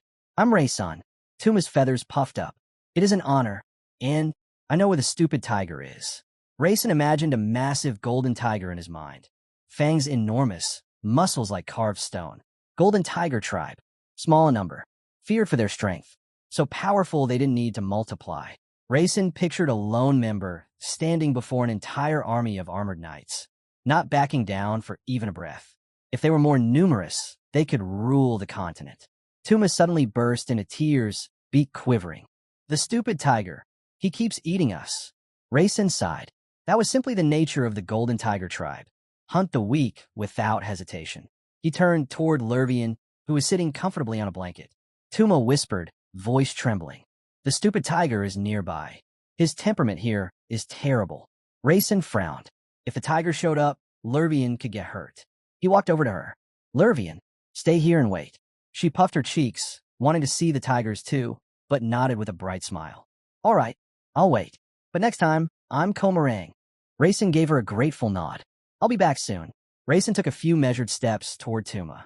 Show me the way. Tuma trembled, but lifted his beak. I am scared, but I'll endure. Rayson flicked a gold coin toward him. It landed neatly in Tuma's wings. His eyes widened. F for me. Rayson smirked. Consider it your payment. Tuma straightened up instantly. He raised his wings triumphantly. I'll live a good life now. He marched forward proudly, tears replaced by joy. The other ravens watched him go, filled with deep envy. Lucky, I want to be Tuma in the next life. We shift scenes to the training grounds of the Grandel family, a clan known across the continent for its terrifying martial prowess. A frustrated voice erupts. Brother, can you stop lecturing me with your moral teachings? A young man, face twisted in irritation, throws out his hand. What do you want from me? You all die from one tap. It's impossible to teach use this fragile. His annoyance fills the courtyard. Velatutor Grandel, the head of the Grandel family and Rosalind's father, stands before him, authority radiating from every movement. Rosalind adjusts her belt with a scowl. The Velatutor growls through gritted teeth. Those bastards, they said they wanted to take Rosalind as a concubine, clamoring they'd help her give birth to a healthy child. The very idea makes him tremble with rage. Maynard, sitting nearby, responds bluntly. No, I didn't touch them twice. They collapsed right after. The head of the family roars. You should have beaten them to death. If it were me, I'd have cut off everything that dared move. He slumps onto a bench, fanning himself angrily. Shouldn't enemies die without unnecessary suffering? He mutters. The Velatutor waves his fan lazily. Yes, people say these things. Maynard flashes a mischievous grin. If anyone heard you right now, Father, they'd think, yes, the righteous, respectable, kind-hearted, holy leader of Grandel. Lydia glares at him. Brother, the King of Mercy, Lydia, does not say such things. Lydia folds his arms proudly, ignoring every protest. Doesn't matter. Let's go back to what we were discussing. Maynard groans. I only changed the topic because you started yelling. Lydia leans in. So, how much have you taught Rayson? Maynard stretches his back. The 4 main wills and the 3 core martial arts of Grandel. But anyone can find those in a bookstore. He sits down, lowering his tone. Rayson learned something more important. Lydia raises a brow. More important? What could he possibly have learned? Maynard clenches his teeth. According to my dear brother, I'm apparently only good at making mistakes. Lydia waits patiently. Maynard exhales. That bastard absorbed my fighting spirit. The room freezes. Even the air feels heavier. The Velatutor whips around, shocked. Impossible. A human's fighting spirit and a mage's mana are fundamentally different. Maynard remembers Raisin's transformation, the fierce aura radiating off him, the explosive strength, the way his body withstood martial force. No human mage should survive. He's copying me, but with a body tough enough to endure it. Lydia's eyes narrow dangerously. If anything happens because of this, anything that threatens the Grandel family. Maynard places his hands together, closing his eyes as if accepting judgment. I know. His voice is steady. I'll take full responsibility. Grandel lowered his head, voice calm but carved from cold steel. If that day ever comes, if he becomes a danger, then, as his teacher, I will kill that idiot with my own hands. The scene shifts. Rayson walks through the forest with Tuma nervously waddling beside him. The crow wipes his tears and mutters. You're very brave, Master Rayson. Rayson smiles gently. Meanwhile, Lervian. She sits alone beside the tent, her small figure hunched forward, completely bored and fighting the heavy silence. Her eyes drift downward, then her mind drifts back. A memory strikes her. Raisin's brother gripping the chain around her neck, pulling so hard it choked her breath. His voice was venomous. You're going with Raisin? You'll only get in his way. Blood trickled down her cheek that day as she lay beaten at his feet. You are weak. A low creature like you will never be allowed to harm a member of the means. The memory burns. Back in the present, Lervian bites her lip. I am weak. I know that. Then she remembers Raisin's gentle voice from earlier. Wait for me here. She lowers her head.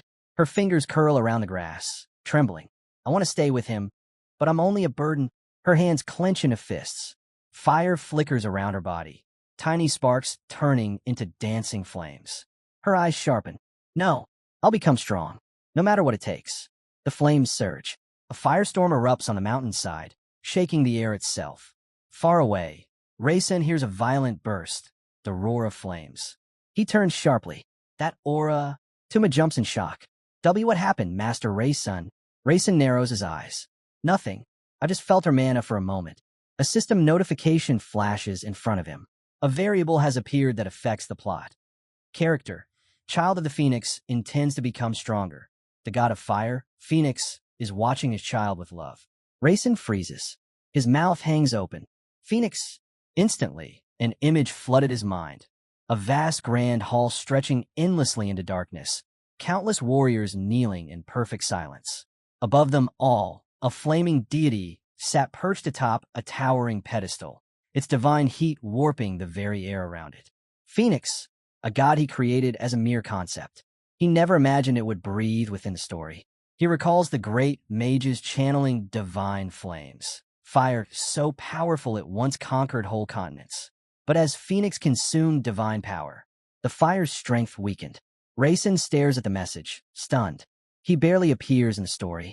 I didn't even write detailed actions for him. If Phoenix is acting on its own, then only one explanation remains. Rayson's eyes narrow. My divine eye and Sin's divine eye. They're fundamentally different. Suddenly Tuma's beak drops open and gold coins spill out from pure shock. He shrieks. That smell. It's him. Without warning, the raven sprints back toward the hills as fast as his tiny legs can carry him. I've repaid the debt. I've repaid it. Rayson smirks. Thanks, Tuma. He folds his arms thoughtfully. For a member of the most cowardly raven clan to guide me this far, that's already impressive. The forest grows silent. A dead deer carcass lies sprawled in the grass. And beside it, a girl with a tail, sitting quietly, waiting, watching. Rayson froze the moment he saw her. A girl with sharp eyes, blood on her lips, and a long feline tail. A member of the Golden Tiger tribe. He studied her carefully. Even from a distance, her strength was overwhelming, undeniable, impossible to misread. The girl stared back at him, puzzled, as if trying to figure out why he was looking at her that way. A human child? She wiped the blood from her mouth and stood up to leave. Rayson called out quickly. I came to meet the Golden Tiger tribe. The girl didn't even slow her steps. I don't deal with children. Her voice was cold, dismissive. I'll spare you this time. Next time, bring an adult. Rayson was stunned. He shouted after her. Wait, I just have one question. His hand hovered near the thong of loyalty. Should he show it? Would she recognize it? He hesitated. No. The Golden Tiger tribe only spoke with those they deemed worthy. Showing the thong now would mean nothing. Just then, the girl stopped mid-step. She turned slowly, eyes glowing with murderous intent. Her voice dropped to a frightening growl. I just gave you a chance to save your life, but I've changed my mind. Before Rayson could react, she thrust her tiger-clawed hand forward with terrifying speed. He clenched his teeth, shocked, not by the attack, but by what came next. Her body expanded, bones cracking and reshaping. She transformed into a full-grown tiger. Massive, powerful, radiating killing intent. I'll eat you alive. Her voice rumbled like thunder. Rayson examined the monstrous aura rising from her back. A skull-shaped presence, dense and suffocating. He exhaled slowly. He'd expected this. A grin tugged at his lips as he cracked his knuckles. Looks like I'll have to work hard. The tigress dropped on all fours and launched forward with explosive force. Rayson activated slow stream, time bending around him. He saw her paw slicing through the air and dodged at the last second. Her blows were powerful, but nothing compared to his teacher's. She spun around, furious. Not bad, but how long can you keep that up? Rayson admitted silently. She's right. I'll lose at this pace. He tightened his fist. A red aura, dense, violent, erupted around him. A system notice flashed. Fighting spirit activated. Rayson's thoughts sharpened. Language is strength. Strength feeds the body and the soul. He roared, punching with everything he had. The earth trembled beneath the force. A shock wave blasted out, but the tigress leapt back, avoiding the hit by a hair. Rayson clicked his tongue. The Golden Tiger tribe is far stronger than he expected. The tigress suddenly halted, eyes narrowed. Her voice was low, almost impressed. You have a strange technique. Rayson pressed a hand against the ground, steadying himself. Komarang from a pure martial artist lineage, he knew power when he felt it. And Evenson wouldn't be able to stay upright if he unleashed fighting spirit at this level. But none of that mattered now, because he had already found her weakness. A system prompt flickered before his eyes. Wind attribute activated. A sharp grin curved across Rayson's face as wild streams of wind burst around him. This fight is already mine. Before the tigress could even blink, Rayson vanished, slipping into the air like living wind itself. He shot toward her fast enough to tear the dirt beneath him. Startled, the tigress swung a heavy attack forward, roaring that Rayson was in danger. Her claws sliced clean through the afterimage, and then she froze. Something felt wrong, terribly wrong. She whipped around with wide eyes and found Rayson smiling behind her, one hand casually gripping the end of her tiger tail. Her entire body jolted. Let go. Let go right now. Rayson only tightened his grip, eyes glinting with pure mischief. Nope, not scared at all. He leaned in just a little, voice dropping to a teasing whisper. And you know why, don't you? A grin tugged at the corner of his mouth. The Golden Tiger tribe has only one real weakness. He reminded her of the ancient tradition. Baby tigers had their tails removed at age 1. But adults? If an adult tiger's tail was cut off, it could kill them instantly. Raisin squeezed just a little more. So tell me, Mirong, what do you think will happen if I do this? The tigress's pupils shrank. Her mouth fell open, and in an instant her form rippled back into human shape. Okay, enough. I give up. Just let go. Raisin released her tail, and Mirong immediately leapt back, scowling at her own humiliation. I can't believe I lost to a brat like you, she hissed, baring her teeth before finally slumping to the ground. Fine. What do you want to talk about? Raisin exhaled, relaxing now that the fight was over. Let's start with that, then. Mirong licked her lips, eyes sharp. You know, killing you right here wouldn't cost me anything. So why should I bother talking? Raisin calmly reached into his jacket pocket. Because a true member of the Golden Tiger tribe doesn't behave without honor. She studied him carefully. This strange child. How did he know so much about her people? What kind of martial artist family raised a monster like this? With a displeased grunt, she finally introduced herself. My name is Mirong. Now hurry up, what do you want? Raisin pulled out the fong of loyalty, letting its sharp gleam catch the light. Do you know anything about this? Meringue's eyes blew wide open. That's the tank's second fong. The fong of loyalty. The relic shimmered in Raisin's palm as she stared, stunned. That's one of the sacred relics of our hero, a treasure the Golden Tiger tribe has been searching for across the world. She swallowed hard. I heard rumors, but I didn't know it truly existed. Mirong sank further onto the ground, staring at the fong as if afraid it might vanish. But as for where it's from, or who carried it, she shook her head slowly. I don't know. Raisin extended his hand forward, staring at the fong as a quiet thought slipped through his mind. Was this really the legendary relic they whispered about, or just another myth that survived through fear? Meringue's eyes widened. She glanced aside in disbelief before blurting out, Wait, how did you even know it was the fong of loyalty? I've never seen the real one. She quickly stood up, tail twitching in agitation. Raisin tilted his head, studying her. And what would you have done if I showed it to you from the very beginning? Mirong slapped her palm against her thigh and snapped. What do you think? I'd have eaten you alive and taken a fong for myself. Raisin closed his eyes with a bitter smile, pressing a hand to his chest. Just as I thought. He tightened his grip around the fong and asked calmly, Why do you want it so badly? Meringue's cheeks flushed red. She crossed her arms, looked away, and yelled, Because, with that fong, I can enter the village of the Golden Tiger tribe. Raisin blinked. Village? But the Golden Tigers always lived solitary lives? What is she talking about? He narrowed his eyes. Why did your tribe suddenly decide to gather in one place?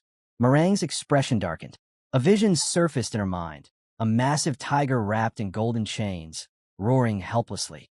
It started because of her, Mirong muttered. Raisin leaned forward. Her. Mirong nodded, voice trembling. A hunter. A woman who hunted every golden tiger she came across. Alone, she slaughtered entire families. Images flashed, tiger eyes widened in terror. Claws scraping the ground, a shadowy woman approaching with cold, merciless steps. And then Raisin felt a chill. He remembered an image. A girl standing calmly inside a glowing magic circle. Silver chains snapping forward like fangs, and a tiger being ripped apart in an instant. His sister. Mirong continued, voice strained. If the tribe hadn't unified, they would have gone extinct. Raisin's heart tightened. Sweat rolled down his cheek as he imagined chain after chain constricting tiger bodies, slicing through fur and bone. Mirong folded her hands tightly. In general, that girl wasn't just crazy. The elders said, we provoked her first, but the woman who appeared after that. Raisin narrowed his eyes, doubt growing. Is she seriously saying my sister is insane? Mirong clenched her teeth, glaring at Raisin as if he personally offended her. Persia, she's insane. A horrific memory flickered in Meringue's mind. A cheerful girl smiling sweetly, while holding a freshly severed tiger head in each hand. She said if her sister killed 30 of us and got praised as a hero, then she should kill 100. Raisin's face drained of color. He swallowed the lump in his throat. Mirong went on, voice shaking as she remembered the past. Our village was once peaceful, thriving. Then Persia came. Fire roared around a lone figure. Persia walking through the flames with 2 tiger heads, stepping over burning bodies as cubs screamed for help. To fight her, the elders united several villages, Mirong whispered. But her voice cracked as a final memory rose. The blazing inferno, the falling screams, and Persia emerging from the smoke like a demon. All the villages, Mirong said softly, staring at the ground, except one, were wiped out. Persia slowly approached the trembling tiger cub, her shadow stretching across the ruined village. She crouched down, meeting his terrified eyes with a cold, emotionless stare. "There's no need to hate me," she whispered. "Do you even realize that you're about to die?" Tears welled up in the cub's eyes. Persia smiled gently, far too gently for someone like her. "This happened because you were weak," she said. "If you want revenge, come find me when you're strong enough." She extended her hand toward him, voice soft and mocking. "Though honestly, even then, you'll still be weaker than me." Her arm swung. Blood splattered across the burning ground. Screams tore through the sky. When everything finally fell silent, the cub stood alone in the middle of what used to be his village. Every adult, every protector gone. Meringue's voice trembled as she spoke. "All the adults died that day. Maybe that's why no one ever cut off my tail." Her expression darkened, stare drifting to the ground. "But I wasn't furious about it. They were weak. That's why they died." Rayson frowned. "Then why can't you enter the village without a Fong?" Mirong exhaled, shoulders sinking. "Because I'm weak. I was born weaker than normal golden tigers. Our tribe doesn't accept weaklings." Rayson stared at her in disbelief. He stepped closer, raising a hand. "Wait, when my sister, Ivelia, hunted the golden tigers, how long ago was that?" 6 years, Mirong answered. "And how old were you?" Mirong lifted her hand casually. 5. Rayson froze. His entire body trembled. "You called me small." Mirong shrugged. "So what?" Rayson rubbed his temple. "I know their growth rate is different, but still, this is weird." He lifted the Fong of loyalty. "So with this, I can enter the village?" Mirong shook her head. "Not my village. The main Golden Tiger village. I don't live there." As Rayson studied the Fong, its name suddenly shifted in the system window. Fong of Tutank, updated. A message appeared before him. Mirong Curdlebutts will appear once the Fong is placed on the Golden Tiger tribe's altar. Rayson blinked. So the altar must be in their main village. Mirong stretched her arms casually, as if preparing to leave. Rayson asked cautiously, "Can I come with you?" "Sure," she said, "but I can't promise anything." "What's that supposed to mean?" he asked. Mirong tilted her head. "They'll probably beat me and throw me out. And you? They'll eat you." Rayson flinched, clutching the Fong tighter. "Even with this, they just take it from you." Meringue's tone was matter-of-fact, but then she suddenly smiled wide, cheeks turning pink. "If you really want to go, I'll take you." Rayson blinked. She actually looks excited. His mind drifted back to his fight with Meringue, the creature who effortlessly deflected his fighting spirit. If one monster could do that, what kind of power did an entire hidden village of them possess? Rayson stared at the distant mountains, recalling the monster he once called weak. Meringue, the creature that shrugged off his fighting spirit like it was nothing. If someone that strong was considered weak by the Golden Tiger tribe, then what kind of monsters lived in their village? He clenched his fists. "If I can't overcome this, I'll never stand beside my sisters. I have to grow stronger." Rayson inhaled sharply, then stepped forward with confidence. "All right, let's move. Where's your village?" Mirong lifted her chin toward the sky. "In the Dragon Mountains." Rayson froze. Dragon Mountains? Suddenly, the scene shifted. Lurvian blushed, her whole face glowing as she jumped in excitement. "We're going home. I'll get to see father again."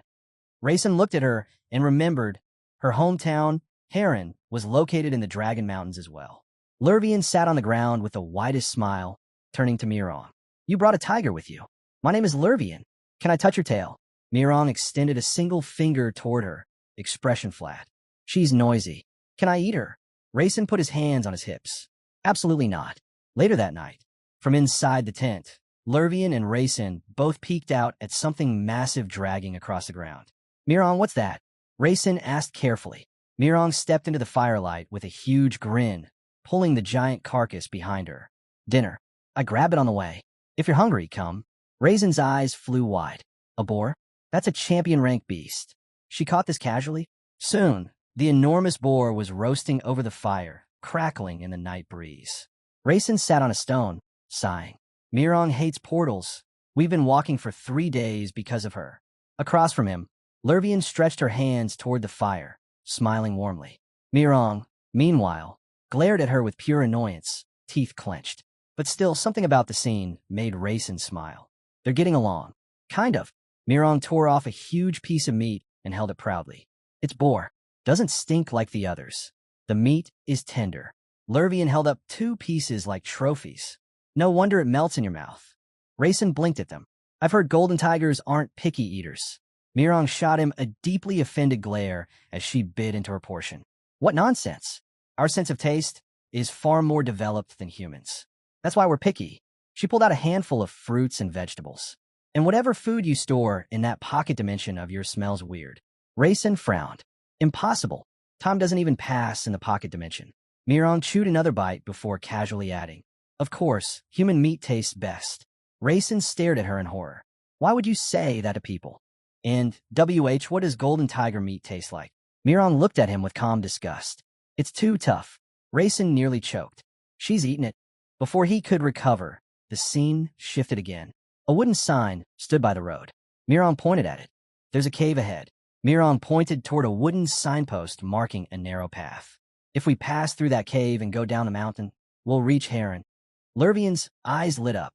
She turned to Rayson with hopeful excitement. Then can I come with you after I see father? Rayson shook his head gently. Lurvian, wait for me in Heron. Her smile froze. Wait for you. I'm going to meet the Golden Tiger tribe. Lurvian fell silent. The excitement drained from her face, her shoulders drooping as she stared at the ground. Rayson blinked, surprised by her reaction. Lurvian, what's wrong? She hesitated, then whispered, is it because I'm weak? Rayson frowned. She's insanely talented for her age. But even so, golden tigers are on an entirely different level. Lurvian slowly turned away. Okay, I'll go to father then. She paused, then forced a bright smile, lifting a shaky thumbs up. If I want to get stronger, I'll just tell him. I'll become really strong and protect you. I'm your contracted firebender, after all. Rayson couldn't help but smile. Good, and I'll try not to be late. She nodded, then sprinted off down the path, running as fast as her little legs could carry her, chasing the warmth of home and the strength she longed for. As they continued deeper into the mountains, Rayson's thoughts wandered. This is for her own good. Lurvian needs to grow, and I need to become stronger too. I'll complete the KD task and climb higher. Suddenly, Mirong froze. Her nostrils flared as she sniffed the air intensely. Right then, the Holy Grail manifested beside Rayson with a miserable groan. Ugh, I hate this place. Mirong dropped to all fours, ears perked. We're close. The Grail began trembling violently. No. This place is terrible. If I'm remembering correctly, I slept here for 1,000 years.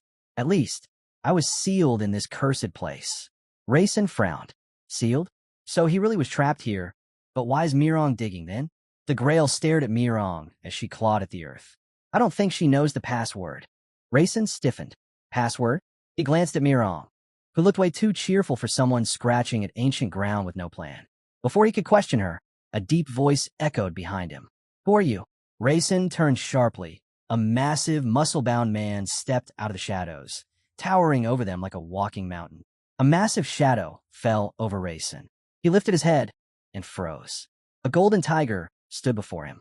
Not just tall, gigantic. Even Mirong, who already towered over most people, looked small beside him. Mirong stopped dead in her tracks. Her entire body trembled. Rayson's eyes narrowed. So this man really is a golden tiger. And she's terrified of him. A sudden system prompt flickered in Rayson's vision. Mirong was born weak. Because of this, she endured countless attacks from her own tribe. Rayson clenched his jaw. So that's why she shakes like this but still wants to return.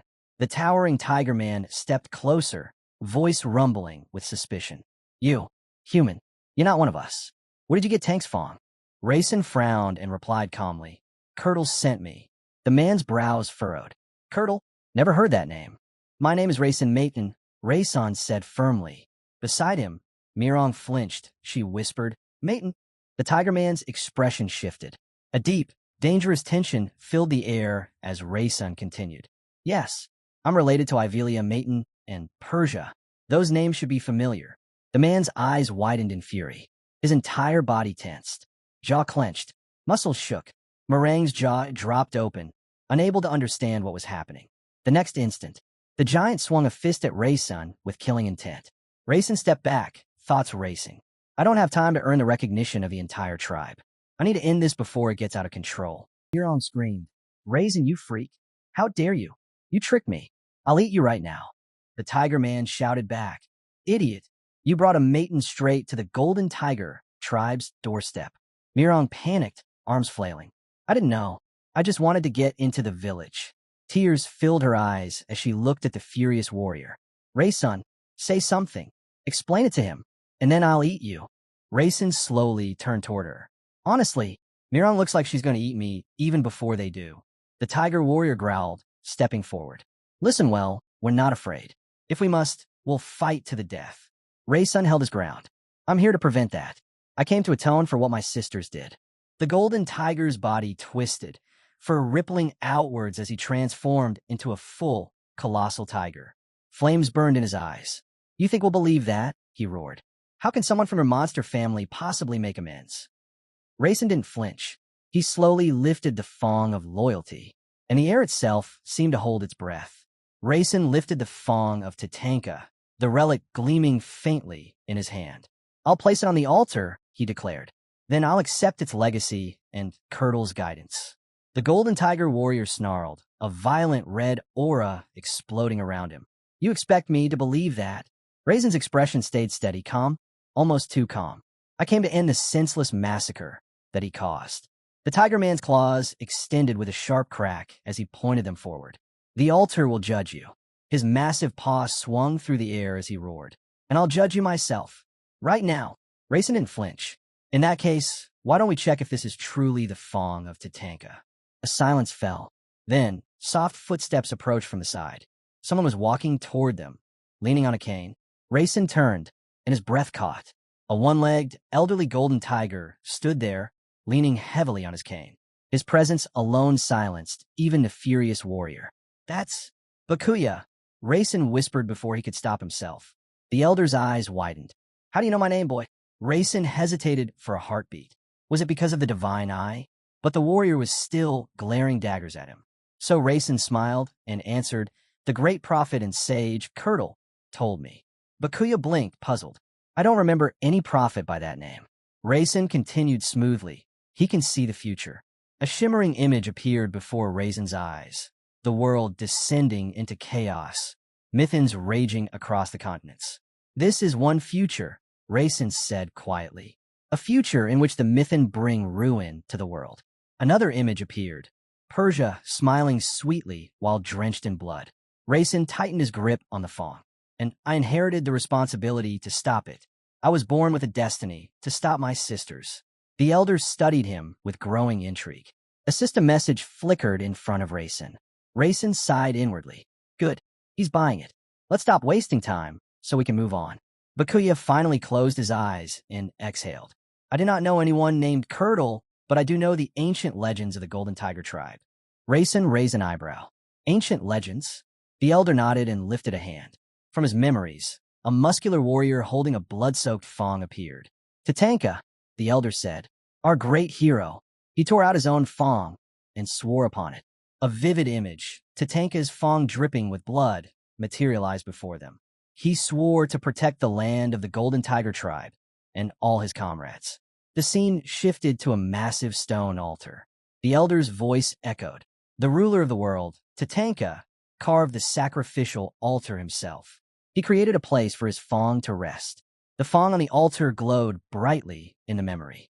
And in the distant future, the elder continued, when Tatanka's thong and the altar are united again, a brilliant golden silhouette of Tatanka appeared, towering, glorious, unstoppable.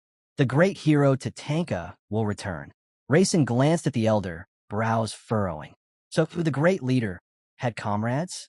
I thought the Golden Tiger tribe were loners by nature. Isn't that right? Mirong blinked, pointed at herself, and muttered, I guess. Raysun stared at her, then at the giant warrior beside her. This isn't even the strangest part. His eyes narrowed as he looked at the thong. The reaction between the thong and the altar could only mean one thing. Magic. Raysun's gaze swept between the elder and the giant tiger man. But the golden tigers don't use magic. Then how did their leader cast a spell on the altar? And why? Why does no one here find anything strange about that? He stepped toward the elder. I've been here before, Raisin said calmly. A long time ago, with a great sage, Curdle. The elder lowered his head, eyes widening. You're not lying. The scent of this place still clings to you. Raisin approached him slowly. There's something I want to ask. Speak, the elder replied. Raisin stared directly into his eyes. Why couldn't Persia find you? She should have sensed this barrier immediately. The elder slammed his cane into the ground, the sound echoing sharply. His eyes shook. You're right. How had I never noticed something so strange before? His hand trembled. Raisin allowed himself a small smile. Because the person behind this unusual phenomenon is none other than the great sage, Curdle. Both the elder and the tiger warrior recoiled in shock. The elder whispered, What connection does Curdle have with our tribe? Raisin thought quickly. Tatanka wasn't a superhuman ruler of the world. Replace Tatanka with Curdle, and suddenly it all fits. But if I tell them I am Curdle, will they buy it? He lowered his head and chose his next words carefully. Curdle, Raisin began. The elder's breath caught, his face locking in a stunned trance. Raisin finished the sentence. Is the great sage who hypnotized your entire tribe. The tiger warrior roared in fury, teeth bared. You dare! Raisin didn't flinch. And he's the one who left behind Tatanka's fawn. Mirong stared blankly, completely lost. Hypnotized? All of us. Raisin turned to her with a calm smile. It was the will of your proud tribe's great leader. Suddenly, the elder extended his hand toward Raisin. For the first time, he smiled. You are clever, the elder said. Far more than your bloodthirsty sisters. He tapped the ground once with his cane and straightened. Come, I will personally take you to the village. Raisin smiled to himself. First level, cleared. He shook the elder's hand firmly. Great, let's go. Mirong stood off to the side, stunned, watching Raisin walk away surrounded by Golden Tiger tribe members. He suddenly twisted back and shouted, Mirong, keep up. She jolted and sprinted after them. They stopped before a small waterfall, quiet, gentle, unthreatening. Raisin blinked. This is just a pond? The elder closed his eyes and began speaking in a strange, ancient language. His voice echoed unnaturally, as though the world itself was responding. Raisin frowned, watching the air ripple around them. Reality twisted. Colors bent. Space shrank and stretched at the same time. Time and space are warping. His vision blurred. His stomach lurched even worse than when traveling through portals. Don't show weakness. If I collapse, they'll eat me alive. In an instant, the scenery changed. Red clouds drifted overhead. The earth was scorched into cracked sand. The air tasted metallic and dry. Raisin stared, breath catching in his throat. This is the Golden Tiger Village? Golden Tiger villagers glared at him with hostility. One step forward, voice rough. Elder, who is this human? The elder walked forward with dignity. Yes, he is the one who brings Tatanka's fawn. Tears streamed down the elder's cheeks. At last, the great leader Tatanka will save us. He looked to the sky with trembling hope. Great leader, what fate awaits our tribe? Meringue's eyes sparkled as she spun around, taking in the village. She froze, mouth dropping open, then blushed and smiled widely, unable to hide her excitement. Elder Bakuya and Raisin continued across the barren land, accompanied by several towering warriors. One of them sniffed the air sharply. He reeks of Tatanka. Another nodded. That's definitely his scent. Raisin looked to the side, jaw tight. Everyone recognizes the smell of King Tut, even though none of them ever met him. Curdle really hypnotized the entire tribe. The elder stopped and lifted his cane. It's here. Raisin followed his gaze. Ahead stood a stone staircase leading to a massive altar, a beam of light shooting straight upward to the blood-red sky. Raisin's eyes narrowed. The altar of the Golden Tiger tribe. They approached the stone platform. At the top, the elder said, there is a hole. Tatanka's fong must be placed inside. He paused, then added, and according to legend, if someone unworthy inserts the fong, lightning will strike them dead instantly. Raisin froze mid-step. His head turned slowly toward the elder, eyes wide. Lightning? This is the first time I'm hearing this. A system notification flashed. Curdle was cautious. He accounted for the possibility that the fong might be taken by someone who had never met him. Condition added. Must meet Curdle at least once. Raisin swallowed hard. Rayson stared at the system screen as a recording unfolded before his eyes. If someone who has never met Curdle attempts to offer the Fong, Curdle's supreme technique will be activated. Target: human enemies. Name: lightning strike of the heavenly Sela against human enemies. Rayson clenched his teeth. Why does the name have to be so long? Who names a technique like this? The massive golden tiger warrior stepped closer, studying Rayson carefully. Are you afraid? Rayson shook his head. No. The warrior smiled approvingly. You feel it too, don't you? The spirit of Tatanka and of Curdle. Good. Let's begin. Rayson lifted the Fong and stepped forward, boots echoing as he ascended the long stone staircase. The closer he drew, the heavier the air became, humming with ancient magic, pulsing like a heartbeat beneath the altar itself. So this is at the altar. I can feel the spell work woven into it. But it's fine. Curdle personally gave this Fong to me. A beam of light poured from the altar. Rayson raised the Fong toward it. The Fong ignited with a brilliant magical glow. The warriors below shouted excitedly. Tutka! Tatanka! It's reacting. Rayson squinted at the blazing altar. A figure appeared, tall, long-haired, wearing a heavy cloak. A young man. Rayson's eyes widened. That's Curdle. Younger, but unmistakably the same person. The projection turned to him. You've brought me the Holy Grail. Rayson blinked. Same hologram as last time. The Holy Grail suddenly materialized behind him with a miserable groan. Curdle's projection extended his hand. Mana twisted in his palm, coiling into a tight spiral, until it finally condensed into a glowing red crystal. Rayson's eyes widened. Is that a gem? The crystal shot forward, wham, flying right past Rayson's face and smashing directly into the forehead of the Grail. Jura! The Grail screamed, clutching his head as a gemstone stuck to it like a painful sticker. Tears streamed down its face. Curdle is an idiot. Look at my beautiful face. It's ruined. The hologram tilted his head, unimpressed. As expected, the baby is whining again. Rayson glanced between them, stunned. Baby? The Grail's eyes flared in fury. Shut up. I'm not a baby. I am the great holy Grail of excellence. Curdle's projection nodded calmly. Yes, yes. Cry all you want. The Grail slammed his eyes shut, tears dripping onto the sand. This is infuriating. I hate this. Ignoring the tantrum, the hologram focused back on Rayson. If I'm correct, he said, tone shifting into something heavy, then you are walking not only the same path, the path of the magician. Rayson looked down at his own fist, clenching it slowly. Not just the path, he murmured aloud. And in his mind he added, he's talking about magical combat techniques, the hybrid path I've been trying to master. Before Rayson could think further, a calm, authoritative voice echoed across the altar. No matter how talented a human may be, Curdle's projection said, the body has limits. No one can possess infinite strength. The Grail and Rayson both turned toward the voice. That is why, Curdle continued, I created the Holy Grail. A vessel to store attributes outside of the body. That is its true role. The Grail narrowed his eyes and stuck out his tongue in childish defiance. Rayson crossed his arms thoughtfully. Casson received the Grail in the original novel, but it never worked as an attribute container for him. Maybe, this time, it will be more useful to me. Curdle gestured toward the Grail. Now then, your attribute. Fire. The Grail puffed out his cheeks and shut his eyes dramatically. Wrong, he said proudly.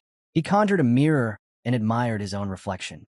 I am far too magnificent for a single attribute. I contain all attributes. I hate it. It makes me look hideous. Rayson stared. He's calling that hideous. The Grail tapped the gemstone now embedded in his forehead. With this attribute stone, however, you may synchronize any of my attributes with the boy. Curdle nodded firmly from the altar. Good. Then the first attribute shall be fire. His voice grew deeper. I'm certain he can use it to learn elemental attribute magic.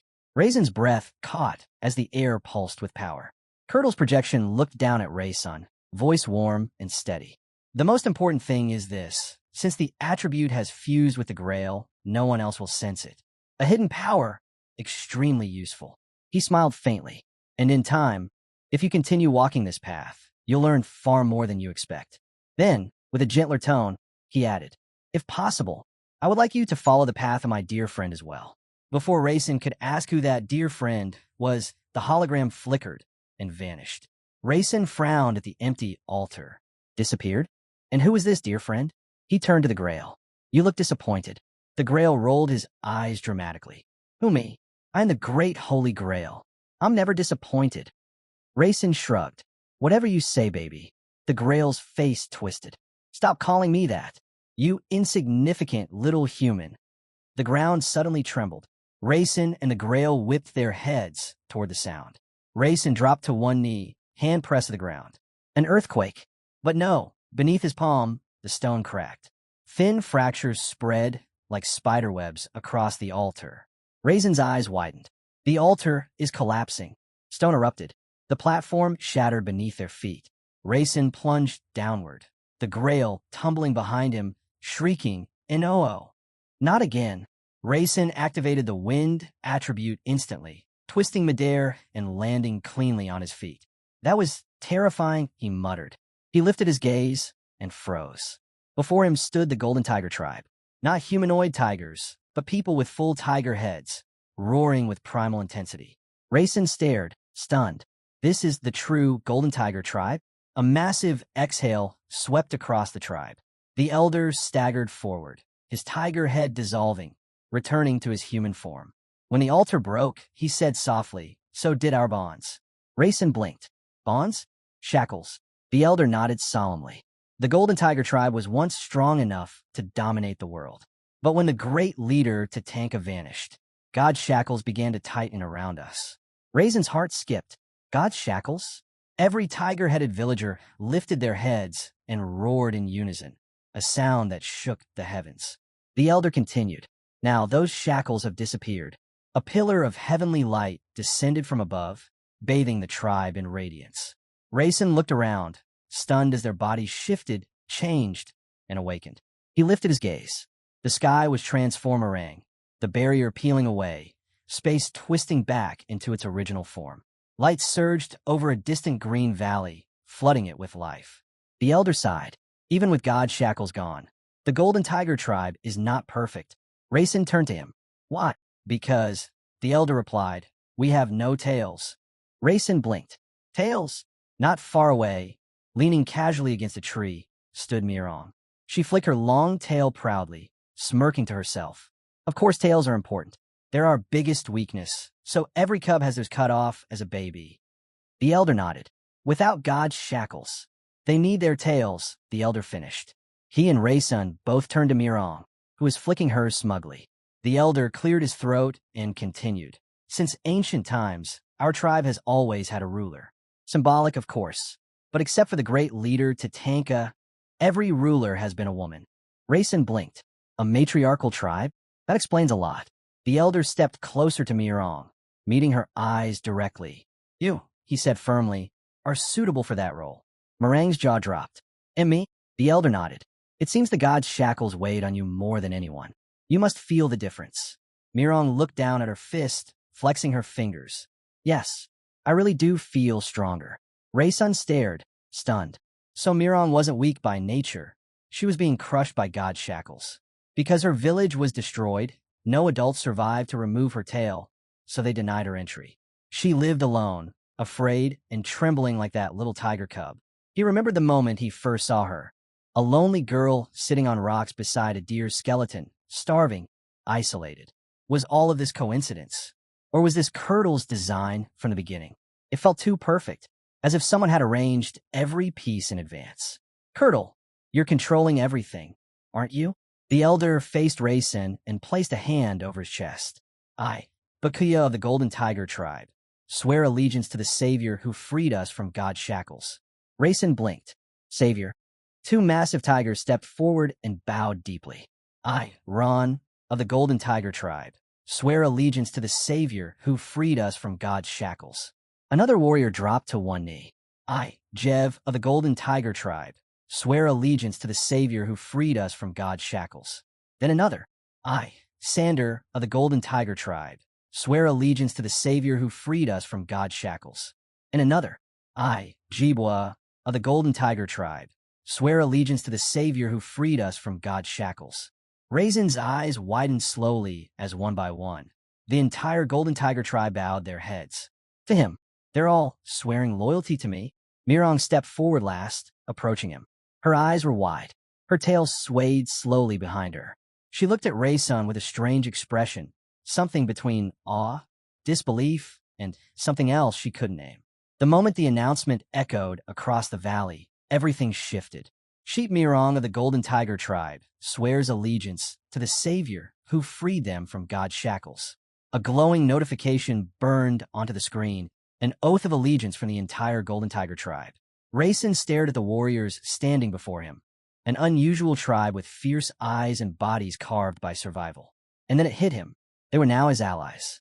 A faint smile tugged at his lips. So this is what Curdle wanted to give me. Without the divine chains suppressing their power, their true strength was overwhelming. The warriors raised their arms, flexing their explosive muscles with pride, the ground trembling beneath their roar-like cheers. Later, they all gathered around a massive feast, meat sizzling, drums beating, cups clashing. After hours of celebration, the Golden Tiger tribe dispersed in different directions. Their lives no longer chained together. Raysun lifted his gaze to the bright blue sky as flocks of birds cut through the air.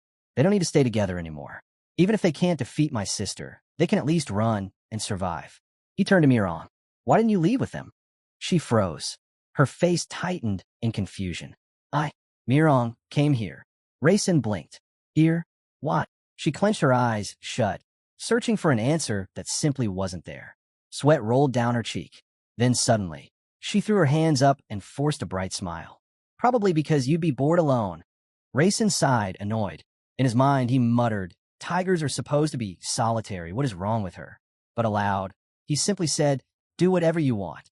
Before he could finish another thought, both of them stopped, frozen, staring. Far beyond the forest, flames were rising. A massive fire raged across the horizon, black smoke spiraling into the sky. Raysun's eyes narrowed. Karen Village? A fire? But then something terrifying struck his mind like lightning. A memory. Blood. Heat. His sister standing before burning ruins, a severed tiger head dangling from her hand, and a smile on her lips. Raysun stumbled back. Persia. This fire, it was hers. Horror crept up his spine, and then his heart stopped. Lurvian. She was in Karen. If those two met. Raysun grit his teeth so hard they almost cracked. He lowered his body, wind swirling violently around his legs. He didn't think. He ran. He blasted forward like a storm unleashed, wind attribute roaring behind him, the trees blurring as he tore across the terrain. Please let me make it in time. Behind him, Mirong stood speechless. Her pupils shrank as she stared at the fire consuming the sky. That scent, that aura, it was one she would never forget, and it terrified her to the core. She remained frozen, staring at the rising smoke, black, thick, suffocating, as the wind carried the echoes of destruction straight toward them. Raysun tore across the burning forest, wind screaming behind him. But the moment he reached the village, he froze. Everything was already on fire. The homes of Kin's people were nothing but collapsing, flaring skeletons. Screams swallowed by the heat. Smoke turning day into night. Then, young gentleman. A frantic voice cut through the crackling flames. Raysun snapped around. A girl, one of the villagers, stumbled toward him, terror twisting her face. Help, please. Persia Maiden, she's... But before she could finish, Foom! Fire wrapped around her like a beast flaring its prey. In one instant she was there. The next, only charred bone falling to the ground. Raysun's eyes widened in horror. He stared at the skeletal remains trembling on the burning soil. His throat tightened. Kin. He whispered her name again, and again, voice cracking as he clenched his fists. Then his heart dropped. Lurvian. She was lying unconscious a short distance away. Lurvian. He sprinted to her, voice breaking. Standing casually beside her, like she owned the flames, was Persia. A swirling wall of sand wrapped around Lurvian's body, shielding her from the fire. Persia pressed her blood-stained finger against her lips, eyes glinting with amusement. She stretched out her hand at Raysun with a mocking smile. There you are, brother. Raysun's jaw tightened. Persia. She crossed her arms, head tilted, and glanced at the unconscious girl at her feet. I found a cute little doll, she said lightly. So I decided to have a little fun. Then her gaze slid sideways, lips curling. And apparently, this doll is also yours. Raisin's expression darkened as black smoke swirled behind him. The stench of burned flesh choked the air. He remembered Lurvian's smiling face, the way she told him all excited about the Dragon Mountains, about seeing her father again. His hands trembled. His teeth ground together. Why did she do this? He stared into his sister's eyes. If you were waiting for me, then you must need something. Persia giggled softly. Oh, can't I greet my brother without a motive? She tilted her head. You're so cold. Raisin didn't move. Didn't blink. She sighed dramatically. Fine. I wanted to see you, but I don't need anything from you. Her eyes sharpened. I'm here because of her. Raisin turned slightly. Mirong had caught up and stood behind him, stunned. Persia's gaze flicked toward Mirong.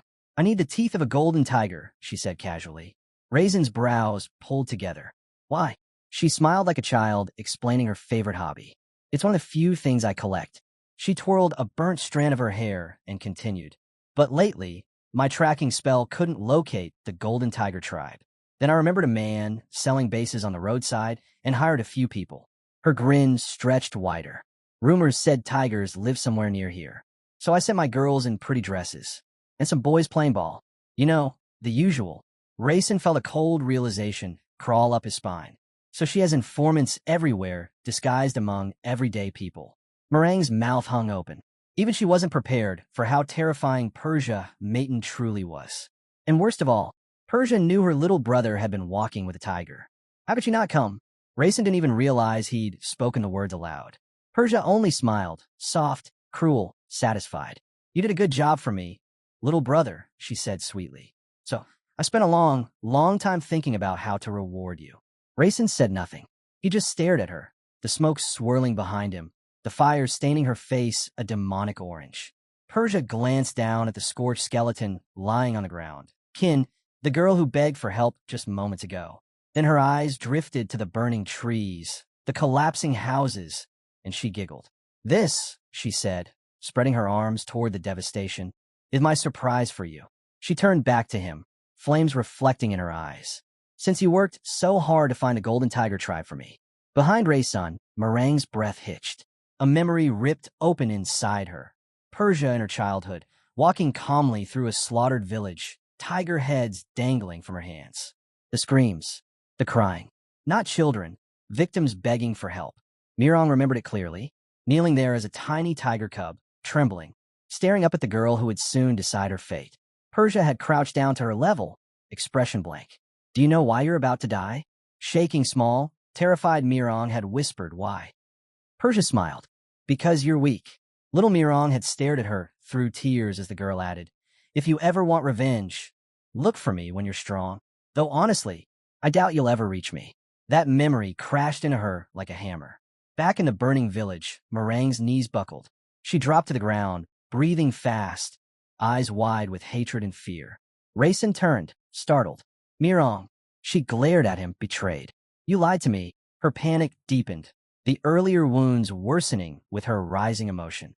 Raisin clenched his jaw and looked at Persia. Karen's people were innocent. Persia shrugged, smiling like she was commenting on the weather. Innocent? Guilty? People die either way in this world. Raisin's voice hardened. The Golden Tiger tribe is innocent too. Persia's eyes sparkled. Of course, but I need them. Raisin stepped forward. Mirong is a person, not something for you to take. The girl with tiger ears, Mirong, looked up in shock. Raisin continued, unwavering. She's my friend. She'll travel with me, and I won't hand my friends over to you. Meringue's mouth fell open. She hadn't expected him to declare it so boldly. Persia said nothing for a moment.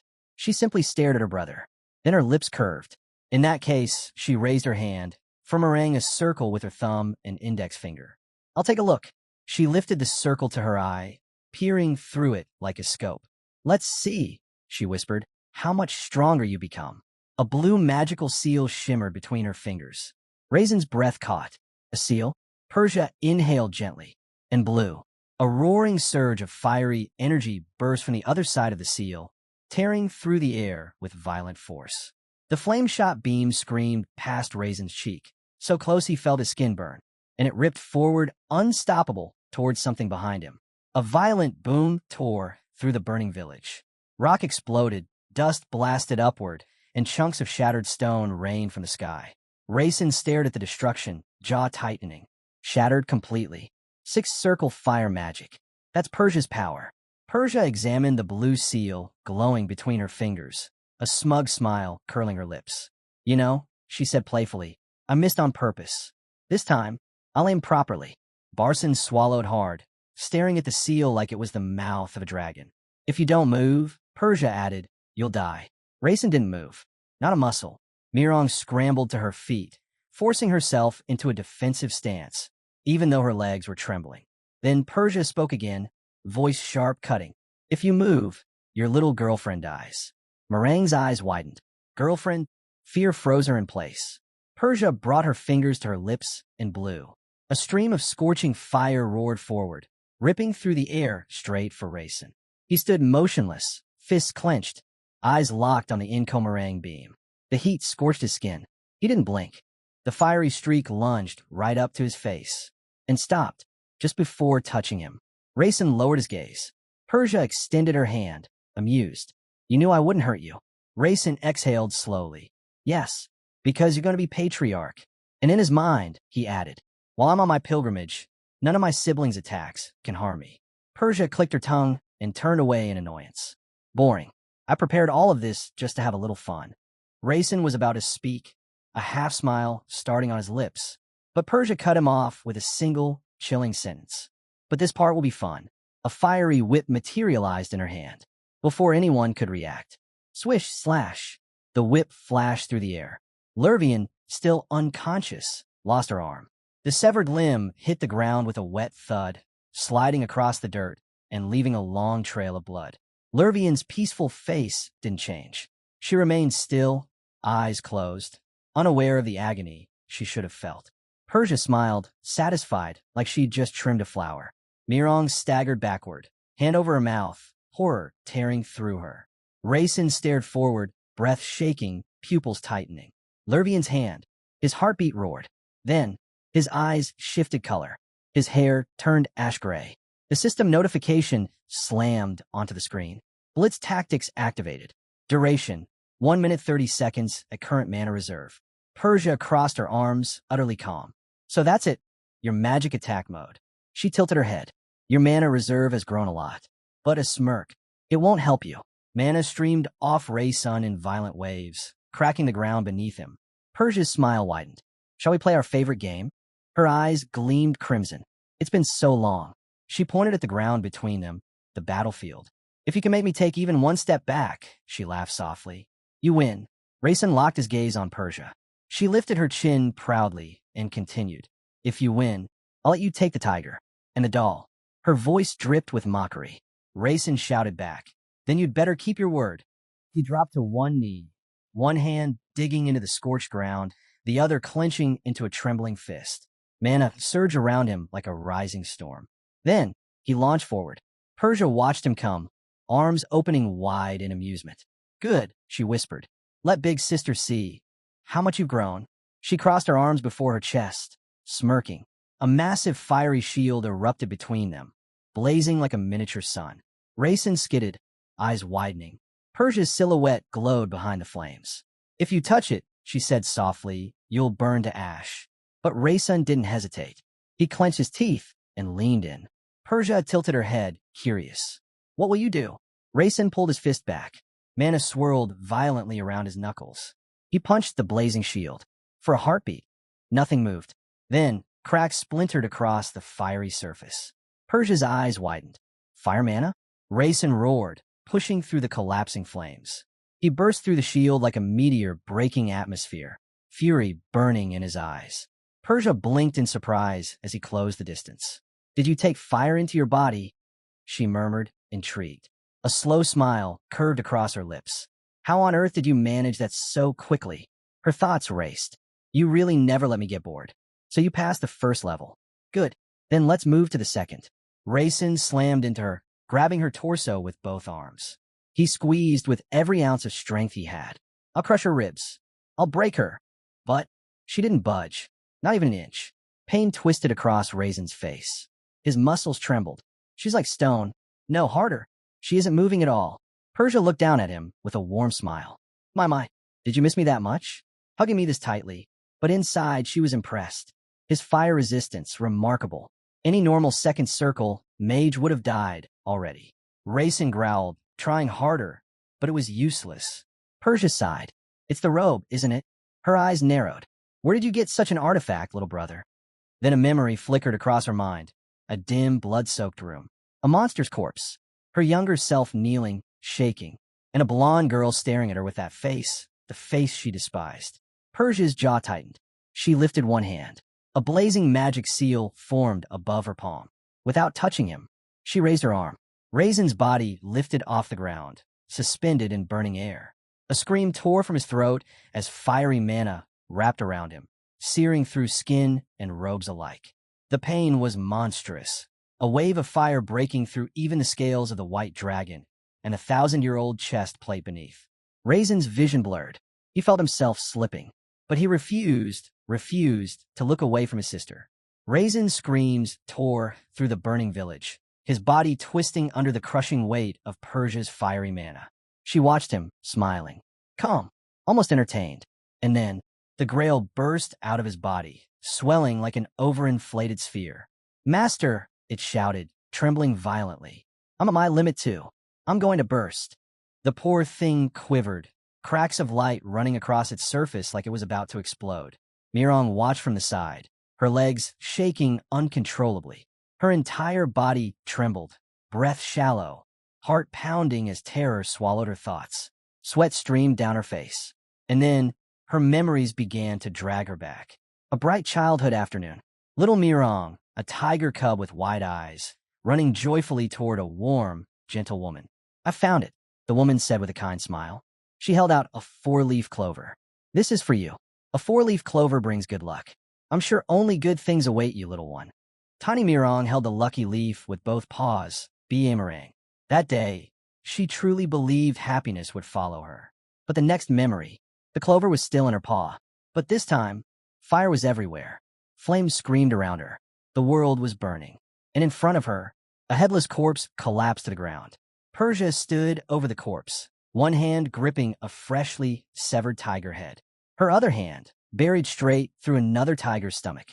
Blood ran down her arm in hot streams as the dying beast choked out its final words. Run, run. Mirong could still hear it. The wet rip of flesh tearing apart, the scythe-like swing of fiery death cutting through the air, the body collapsing in a heap beside her tiny paws, the head rolling across the ground. She remembered herself, a tiny, trembling cub, still clutching the clover, staring up at Persia Maiden, the monster surrounded by severed heads and flames. Tears streamed down her furry cheeks. And Persia looked at the clover in her paw. With one flick of her finger, she incinerated it. No need to hate me, the sorceress said casually. Then she leaned down, smiling brightly. Do you know why you're going to die? Little Mirong shook, unable to speak. Persia's voice grew softer, almost comforting.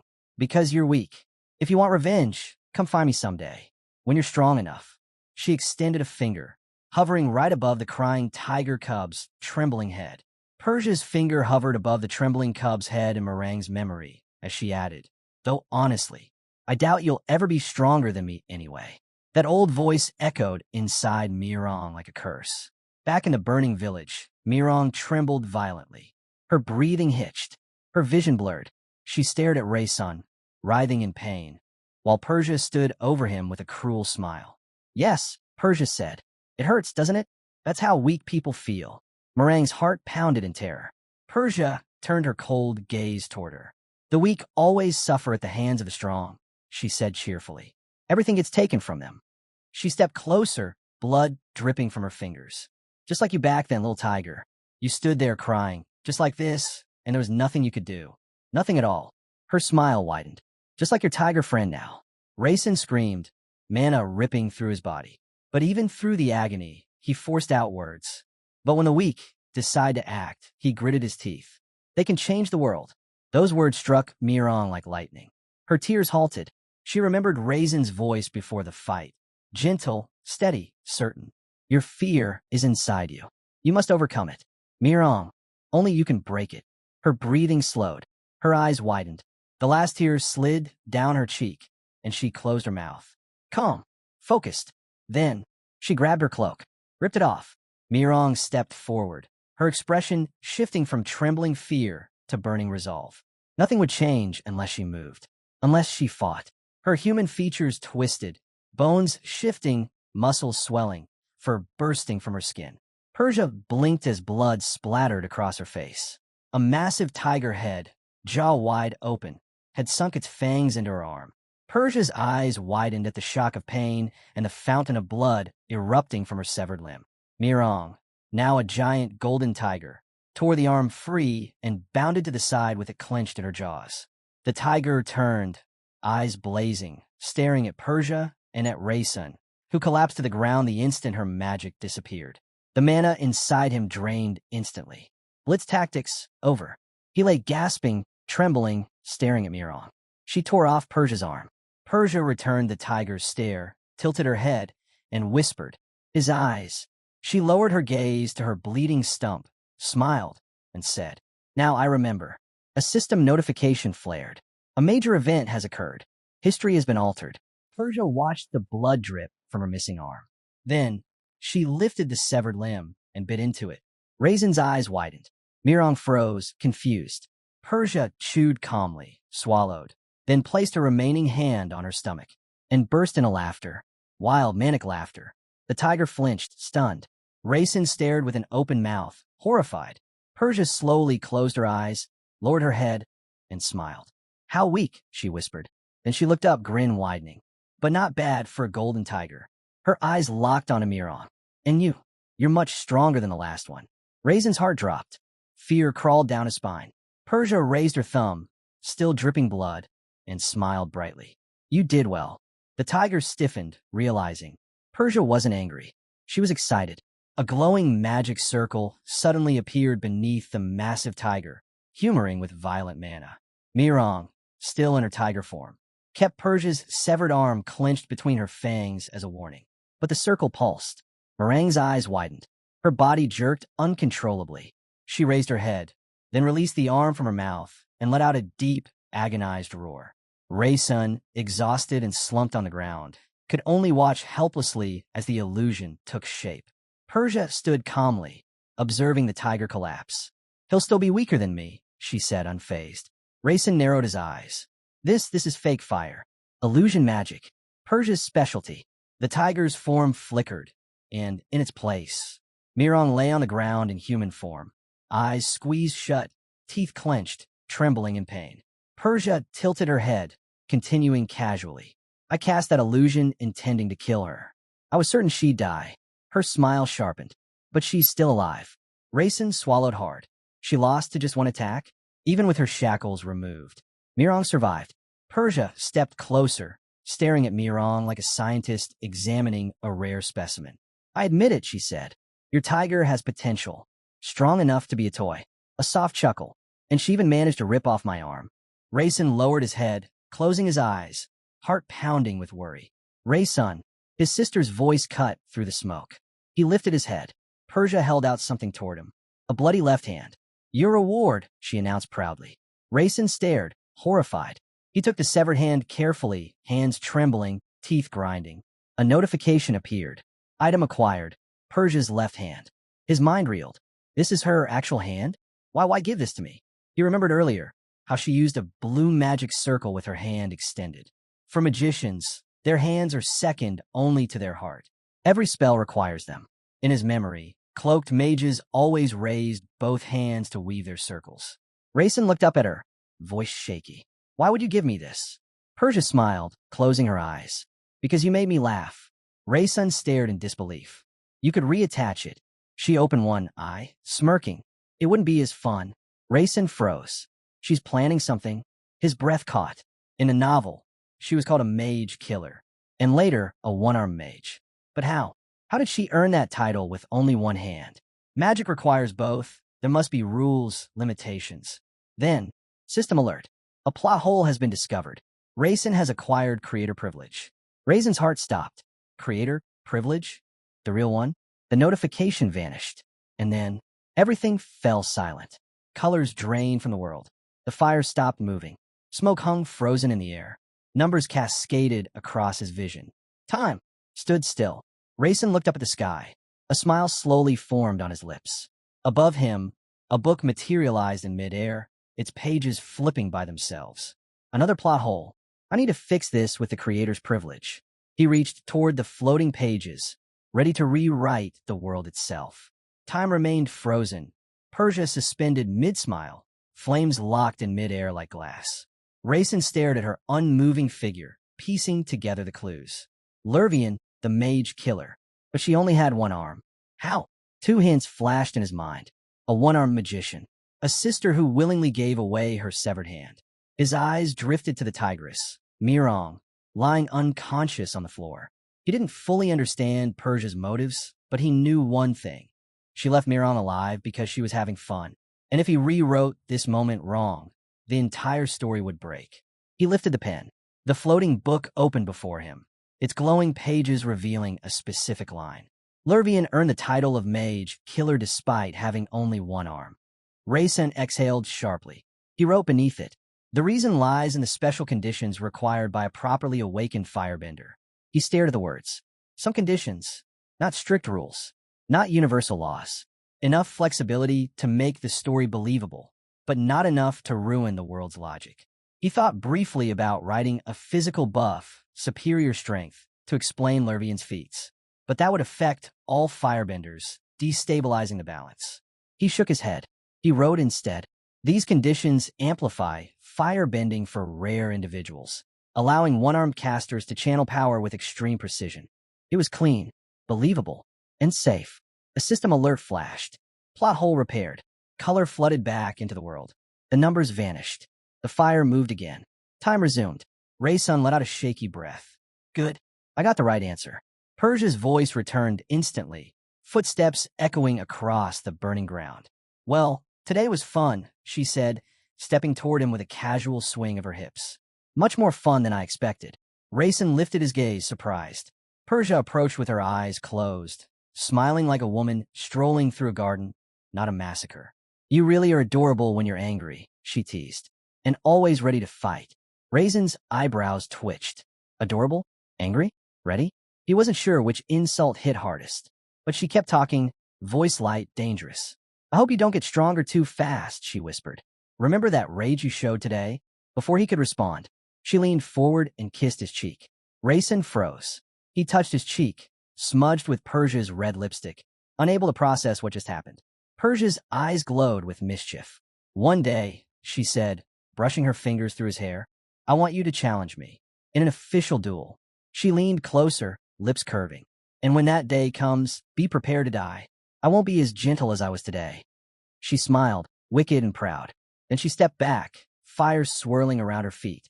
"You are my beloved little brother," she said softly. "And we'll see each other again, So-san." Her body dissolved into dancing flames, and she vanished. Rayson sat there, exhausted, staring at the ground as silence reclaimed the village. Bodies lay scattered, blood soaked the soil, and the scent of smoke clung to the air like a curse. Persia had disappeared, somewhere far away, in a cold stone chamber illuminated by blue torches. Persia fell backward in her throne, one arm missing, fire swirling around her like a living cloak. Her servant kneeled immediately. "Miss Persia, you have finally returned." A silhouette, the third shadow, stepped forward from the darkness, staring at the empty space where her hand should be. "Your hand." "Quiet," Persia interrupted with a grin, eyes sparkling like wildfire. "Your hand," the third shadow, tried to speak, but Persia cut him off with a bright, almost playful voice. "Yes," she said with a grin. "I gave it to my brother." The shadow froze. "Good." Then the citizens of Kin Village were safely relocated to Van. Persia tilted her head, eyebrow raised. "That's good," she replied. He hesitated, then asked carefully, "Forgive me if this is rude, Miss Persia, but why did you create illusions of the townspeople talking?" Persia closed her eyes, smiling like she was recalling a pleasant memory. "Because it was fun." She turned her face away, lips curling wider. "And it would have been even funnier if I had killed them for real." The servant stiffened. The third shadow swallowed. Persia twirled her hair, still smiling. "But my brother might actually start hating me if I did that." Her voice dropped, tone sharp. "And I don't like that thought." The flames finally faded. The world turned gray. Smoke drifted through the ruined village like ghosts clinging to the earth. The sun sank behind the horizon, painting everything in blood orange. Raisin stood quietly beside Lervian's collapsed form. The tigress, Mirong, walked away slowly, eyes closed, arms crossed, processing her own trauma. Lervian blinked, groggy, memories flooding back. She stared at the charred remains of a wooden pole, the same one her father once used to measure her height. "My dad," she murmured. "He loved flowers, pears." She knelt, touching the burnt pole softly. Her clothes were filthy, her face streaked with sachet and tears. "My father always said he wanted to see me again." Her voice cracked. She pulled out a pear seed, placed it into a small dimple in the ground, and whispered, "This is from him." Lervian buried the seed gently, then slammed her palm down over the soil. "I hate you a little," she said to Raisin without looking at him. Raisin's heart tightened. "My sister killed my father," Lervian continued, voice shaking. "And I know you aren't to blame, but it was my fault that I couldn't protect him." She rose to her feet, standing before Raisin with trembling fists. "I couldn't protect my own father, and I lost an arm." Raisin looked at her in shock, because suddenly a red aura began to surge from her body. Her hair lifted slightly as fiery energy crackled through the air. "I will become stronger," she vowed, eyes blazing. "I will kill Persia." Her voice darkened. "No, I will kill my father first, and make her feel the same pain I feel now." Raisin staggered back, horrified. This aura, this ominous energy. Behind Lervian, something massive appeared. A huge floating sphere, swirling inside smoke and crimson aura. The air trembled. Meringue's eyes widened, jaw dropping. What is that?" The smoky sphere twisted, and then an enormous, red, smoke-shrouded eye opened. A system alert flashed. "The eye's healing power has been activated in Lervian's character arc. Character progression triggered." Raisin stared in disbelief. This was Lervian's awakening. The enormous, smoke-shrouded eye hovered behind Lervian. The demon slaying I had awakened. Raisin stared at it, heart pounding. The healing power, the eye, the hunger of demons. He remembered the Nala storyline from the novel. Lervian met Persia before meeting him. She lost her arm there, and that tragedy triggered the opening of this very eye. It also marked her as the nemesis of all magicians. Raisin narrowed his eyes. "I worked so hard to change history. I tried everything to stop this future." But staring at Lervian, surrounded by red aura, the monstrous eye behind her, he realized it was all in vain. This power, this awakening, if this continues, she might die. Raisin sat on a tree stump, flipping through a thick book, trying to understand everything again from the beginning. The tigress padded toward him, carrying an absurdly huge basket of food in her mouth. Raisin blinked. "You're bringing me that?" Mirong dropped the basket proudly. He asked gently, "Are you okay?" She nodded. "She's fine, just sleeping." Raisin glanced at the tent where Lervian rested. "Where did you even get all this food?" The tigress pointed with her paw. "There." Raisin stared. "There, meaning she just took it? From someone? Or somewhere?" Mirong puffed up her chest. "Good food makes you feel good, right?" Raisin sighed, but couldn't help smiling. She really did understand Lervian. She even gave her cloak earlier. He looked toward the tent, and the memory stabbed him. That massive red, eye towering behind Lervian, as she vowed. "I'll kill Persia's father, so she feels the same pain I feel now." The demon slayer's eye. Raisin whispered, "But Persia's father is your father too." Inside the tent, Lervian smiled faintly through tears. "You think you'll be able to hold yourself together," she whispered, "if you saw your father like I did?" She looked at Raisin, crying and smiling at the same time. "I'll kill him. And after I do, kill me too. It's the right thing." Raisin felt his chest tighten painfully. He stood up, rolling the map and placing it in his inventory. The tigress tilted her head. "Where are we going?" Raisin replied calmly. "To the grave of the hunters." Mirong froze. "The grave? What is that? And why are we going into that stinking pit?" Raisin looked at her seriously. "I need a potion. A very rare one. A potion of capacity." She blinked. "What kind of potion is that? And why?" Raisin raised his fist, mana swirling around it. "It increases the maximum mana a mage can hold in their circle." Meringue's eyes widened. "Such a thing really exists." She stared at him, stunned. "I know a little about magic," she said, "but I've never heard of something like that." Raisin looked at her knowingly. "There's a lot you haven't seen." She frowned. "What are you talking about?" He didn't answer, But the road ahead had already begun. Raisin's thoughts drifted back to Persia, her smile glowing like it belonged to an angel, while everything around her burned like hell. That battle taught him something terrifying. Right now, I can't even scratch her, not even a little. But something else had happened during that fight, the moment the red spiral manifested. So, this world really does have a power of restoration. Something ancient, something strong enough to fix what should never be fixed. And then, his own privilege. The privilege to alter probability, to twist reality itself. He remembered the blue spiral, Formerang, when he used the creator's authority. And suddenly everything clicked. This world has two powers. The blue spiral, his privilege. The red spiral, the eye's healing force, keeping the world stable. These two forces were clashing, silently, constantly, fighting behind his back without him ever realizing. Raisin inhaled sharply. If he wanted to survive, if he wanted to fix everything without collapsing the world's logic, he needed to reshape reality in a way that would defeat the eye's healing force without destroying probability itself. He placed his hand over his chest, eyes firm. No more hesitation. If he truly wanted change, he had to move now. He turned toward the tigress. I'm going to find the capacity potion, he said, and become much stronger, because he needed overwhelming power, enough to withstand the demon-slaying eye, the very force destined to kill him the moment he turned 17. Scene shift to the hunter's grave. A lone raven perched on an old gate, watching silently. The tigress wrinkled her nose. Ugh, why do we even come to this place? No one is even guarding it. Librarian covered her face with her hand. I feel like the corpses here are decomposing. You can smell that? She asked. Mirong nodded seriously. Raisin gave a helpless smile. Well, tigresses do have better senses than we do. They passed through a broken wooden archway into a huge, silent cemetery, the hunter's grave. Raisin eyed the rotten gravestones and crumbling mausoleums. This is the hunter's grave from the novel. It's even more horrifying in person. He tried to lighten the mood. Looks like a ghost could jump out any moment. Librarian narrowed her eyes. If it does, I'll scare it more than it scares me. Raisin almost tripped. Yeah, that's what I was afraid of. System activation. A sharp notification flashed. Divine Eye activated. Raisin stepped forward. The others followed carefully behind. Another notification. Firestone fragment detected. Raisin paused as he entered the center of the graveyard. An abandoned church stood ahead, half collapsed, swallowed by vines.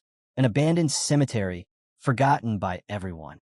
But everything here, the stones, they're fiery. He knelt, touching a charred red stone. Memories surged. Ancient tribes striking flint together to spark fire. Primitive humans crushing stones to summon heat. Ancient minerals once worshipped by fire mages.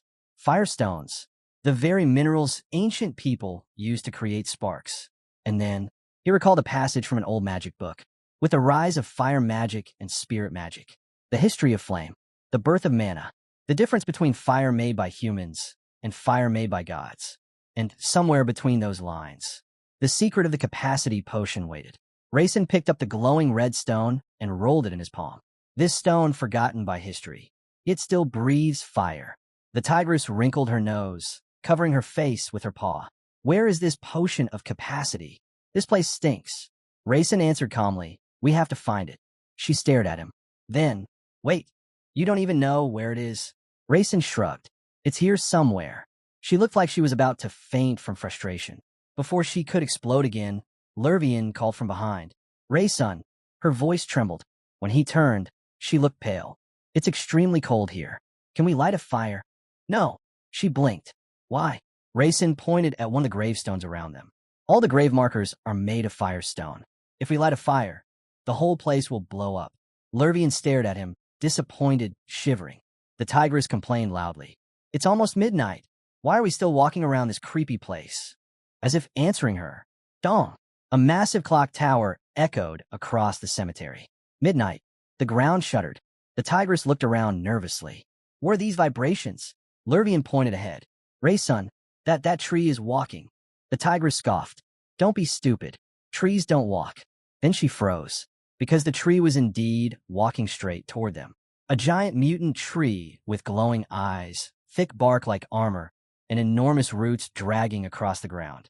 The two girls whispered at the same time. What is that? Raisin's mind raced. Skin tougher than humans. strength far beyond them. A creature made of bark and mana. It's a treant, he said. The walking tree tilted its head. Oh, so you figured it out. It continued in a deep, slow voice. We only need water and sunlight. Makes us very resilient. We always appear at the hunter's grave at midnight. It leaned closer to them, glowing eyes narrowing. So, humans, why aren't you lighting a fire? It's a cold night. Rayson sighed, closed his eyes, and folded his arms. I hate fire. The treant blinked. Why? Rayson looked away. I was burned when I was a child. Lurvian gasped softly. You really hate fire? The treant brightened like someone had complimented him. Oh, then you understand. Fire is terrifying. Terrible stuff. The tigress covered her nose, disgusted by the smell of rotting bark. Lurvian leaned toward Rayson, whispering, He's actually afraid of fire. Rayson shouted, Shut up. Don't say it out loud. Stupid, he added for good measure. The treant chuckled, roots digging into the soil. Oh, you two remind me of young saplings arguing. Don't worry, I'm not so bad. Rayson frowned. Roots in the ground, absorbing something, drawing power. The treant was preparing for something. Something big. Something dangerous. And the potion they needed was somewhere inside this haunted graveyard, guarded by creatures like him. Rayson and the others exchanged a look as the treant began speaking again, its deep wooden voice echoing through the graveyard. I have guarded this place for a very, very long time, it said proudly, as did my mother and her mother for around 3,000 human years. A system notification blinked. This creature was born with the duty to guard the hunter's grave. Rayson narrowed his eyes. A guardian's obligation?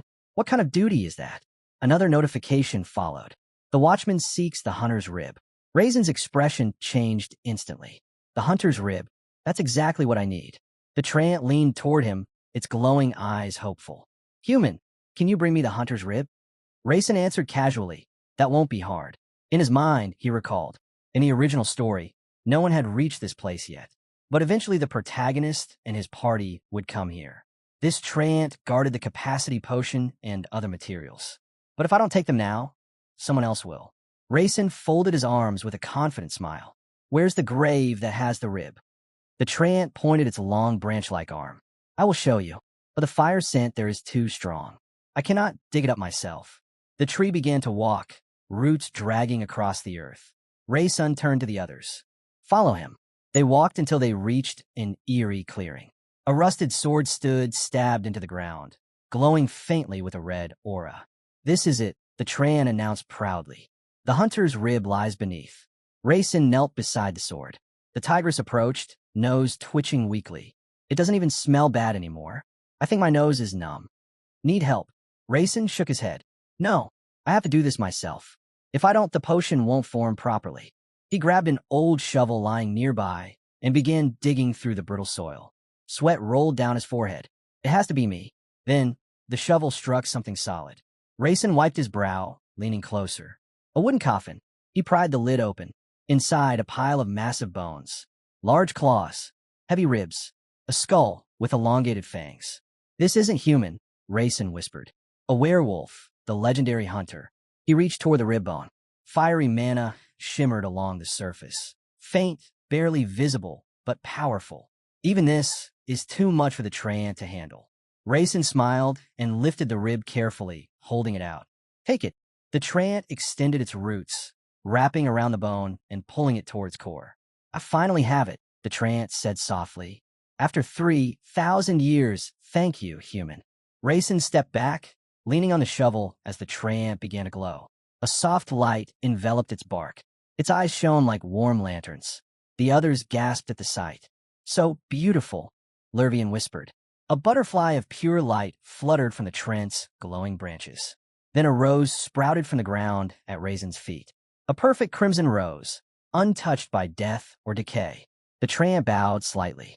This is my gift to you, human. Rayson stared at the flower, mouth slightly open. This flower grew straight from the earth. Just from the magic, he knelt to inspect it. What is this thing? The mystery had only begun. The crimson rose at Rayson's feet began to tremble, petals unfolding, glowing brighter and brighter. Something shimmered at its center. It's bloomerang already? Rayson grit his teeth, annoyance flickering in his eyes. Don't tell me. This is actually the capacity potion? Just like that? The light intensified, and as the flower opened fully, a small glass vial rested inside, radiating mana. Rayson stared. It increases the maximum mana a circle can hold. He peered closer. But something's wrong. This wasn't how rare potions were supposed to appear. This wasn't how the novel described it. The rose slowly floated toward him, as if presenting the treasure directly into his hands. Raisin's frown deepened. No way. It can't be this easy. Nothing in this world ends this easily. He reached out and took the potion from the center of the flower. The vial was warm, too convenient. He glanced at the flower. Is this really how the original setting was designed? He slipped the potion into his inner pocket discreetly. Because somewhere far away, in the story's future, Cassin's group was meant to come here. They would have to fight, struggle, risk their lives, the main character taking the initiative in a desperate battle. Rayson pictured a wealthy merchant selling these potions, people lining up to buy them. If it's this easy to obtain, then every mage in the world could increase their power. The balance of magic would collapse overnight. Then, ding, a system alert flashed. Probability imbalance detected. Raisin's eyes widened. There it is, the problem. Reality was starting to warp. He turned to the treant. Cedra, why did you give me this potion? Rayson asked sharply. Cedra blinked. You gave me the hunter's rib, he answered simply. The treant lifted a vine, showing the glowing rib still wrapped within it. This rib belonged to the hunter. Rayson frowned. That's not what I asked. What's the meaning of the rib? Why is it important? Cedra stared at him blankly. My mother and grandmother searched for it for thousands of years, he said, to return it to our roots. Lervian and Mirong watched the exchange carefully. Lervian leaned toward Mirong. You okay? Mirong shook her head slowly. I don't know. Better not ask. Rayson stood with a confident glint in his eyes and a small smile. There's a reason this rib exists, and I think I understand it now. The flower that once held the potion fluttered in the breeze. Rayson narrowed his eyes. There's a mission here, one that Cedra never mentioned. These potion containers, they will keep spawning. But something is off. An image formed in Raisin's mind, a tree handing out potions endlessly, with people lining up to exploit it. That's impossible. These potions are fake, or incomplete. The system remained silent, but Raisin's instincts were screaming. Something deeper was hidden beneath the surface, and the real capacity potion was not this easy to claim. A sudden blue shimmer surrounded the potion container. Raisin's expression darkened. So the potion might not work the way I described it earlier. Then what I asked this thing? Before he could finish the thought, ding, a system alert cut through the night. A fragment of missing probability has been found. Raisin's heart sank. At that same moment, in the future timeline, Cassin's group suddenly appeared before Treant, receiving a capacity potion. They drank it, believed it, trusted it, expected power. Raisin's jaw tightened. I never wrote anything about a potion that increases the maximum mana capacity. Not a single line in the original story. Which meant there must be a hidden clue here. Raisin snapped his head around, gazed sharp, and then he saw it. A wooden coffin behind him, covered in strange, ancient symbols. His eyes widened. That's it. That's where the hint is. A system prompt appeared. Set the coffin on fire as an offering. Raisin examined the carvings. An offering to the fire, meaning it must be burned. He immediately pictured it. Dozens, no, hundreds of enraged Treants surrounding him, screaming and attacking the moment he used fire magic. If he burned it with fire mana, every ant in the hunter's grave would hunt him until he died. He touched his chin, thinking quickly. How do I combine the probabilities? In the story, a mage lights the coffin with fire magic. The Treant, who hates fire, kills the mage instantly. This was the test. Why the Treant was chosen as the guardian. If someone used magic, they died. But if someone used fire not created by magic, the offering would be accepted. A system window flashed. Missing probability fragment recovered. Understanding of the location has increased. Raisin exhaled. Another hint appeared. Use fire obtained without magic. More symbols glowed on the coffin. Another prompt. After fulfilling the requirements, the door will open. Raisin crossed his arms, thinking. Curl's group. I saw their path using the divine eye. Were they involved? Did they trigger this before? He looked up at Cedra, the Treant. What exactly is the meaning of a burned offering? Raisin asked. Cedra looked down, his wooden face stiff. Fire is hot, he muttered nervously. His expression suddenly shifted, memories awakening. Sidra began recounting the ancient tradition passed down through his family. For generations in my lineage, it was said we must bring 77 offerings to the coffin that holds the hunter's rib. Raisin's eyes widened. 77 offerings? He sank into deep thought. The Ents were supposed to do this themselves, but they fear even the smallest spark of fire mana. Then how? The number 77 spun through his mind. At first he thought it was a coincidence, but then more and more numbers appeared in his memory. Literature, mythology, old magic theory. In stories, numbers always have meaning. 77 is not random. Something clicked. The puzzle was beginning to form, but the answer was still hidden in the flames. Raisin's mind drifted back to Evian, to that moment when the librarian casually pulled out Alberto's 77th book. At the time, it seemed like nothing special, but now, Raisin finally understood. This was the reference to divine I had shown him. A crisp image flashed before Larcini. The basics of magic, easy to learn mana cultivation. A book everyone dismissed as useless, yet Raisin had devoured it. He remembered sitting at that old wooden table, head bent over the pages, when a system prompt shimmered above him, granting him a full translation. The whole world called that textbook nonsense, trash even. But for Raisin, it was the foundation of everything. His first step into magical combat arts. The beginning of who he had become. But before he could sink deeper into that memory, Sudra cut through it, his voice trembling as he spoke about their ancestors, how they had spent generations burning offerings, failing again and again. They had completed 76 offerings, and now Sudra was supposed to finish the final, legendary 77th sacrifice. The boy broke down, shaking. He'd been told the fire would be hot, but somehow not burning. Yet the idea alone terrified him so much that he'd forgotten everything he was supposed to do. Raisin crouched down and picked up a firestone near his foot.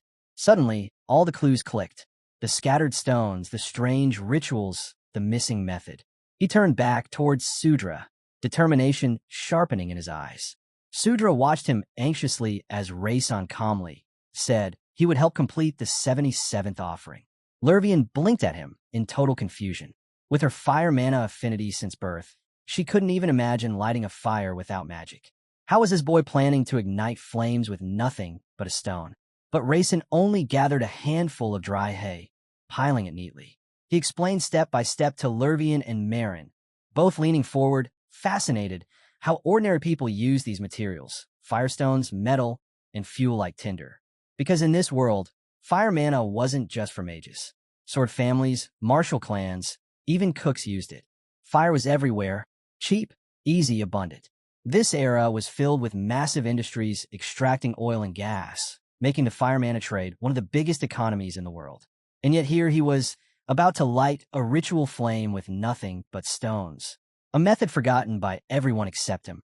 Among the countless projects under the Maton family name, Raisin found himself doing something far more primitive, striking a stone against metal, trying to force out a spark.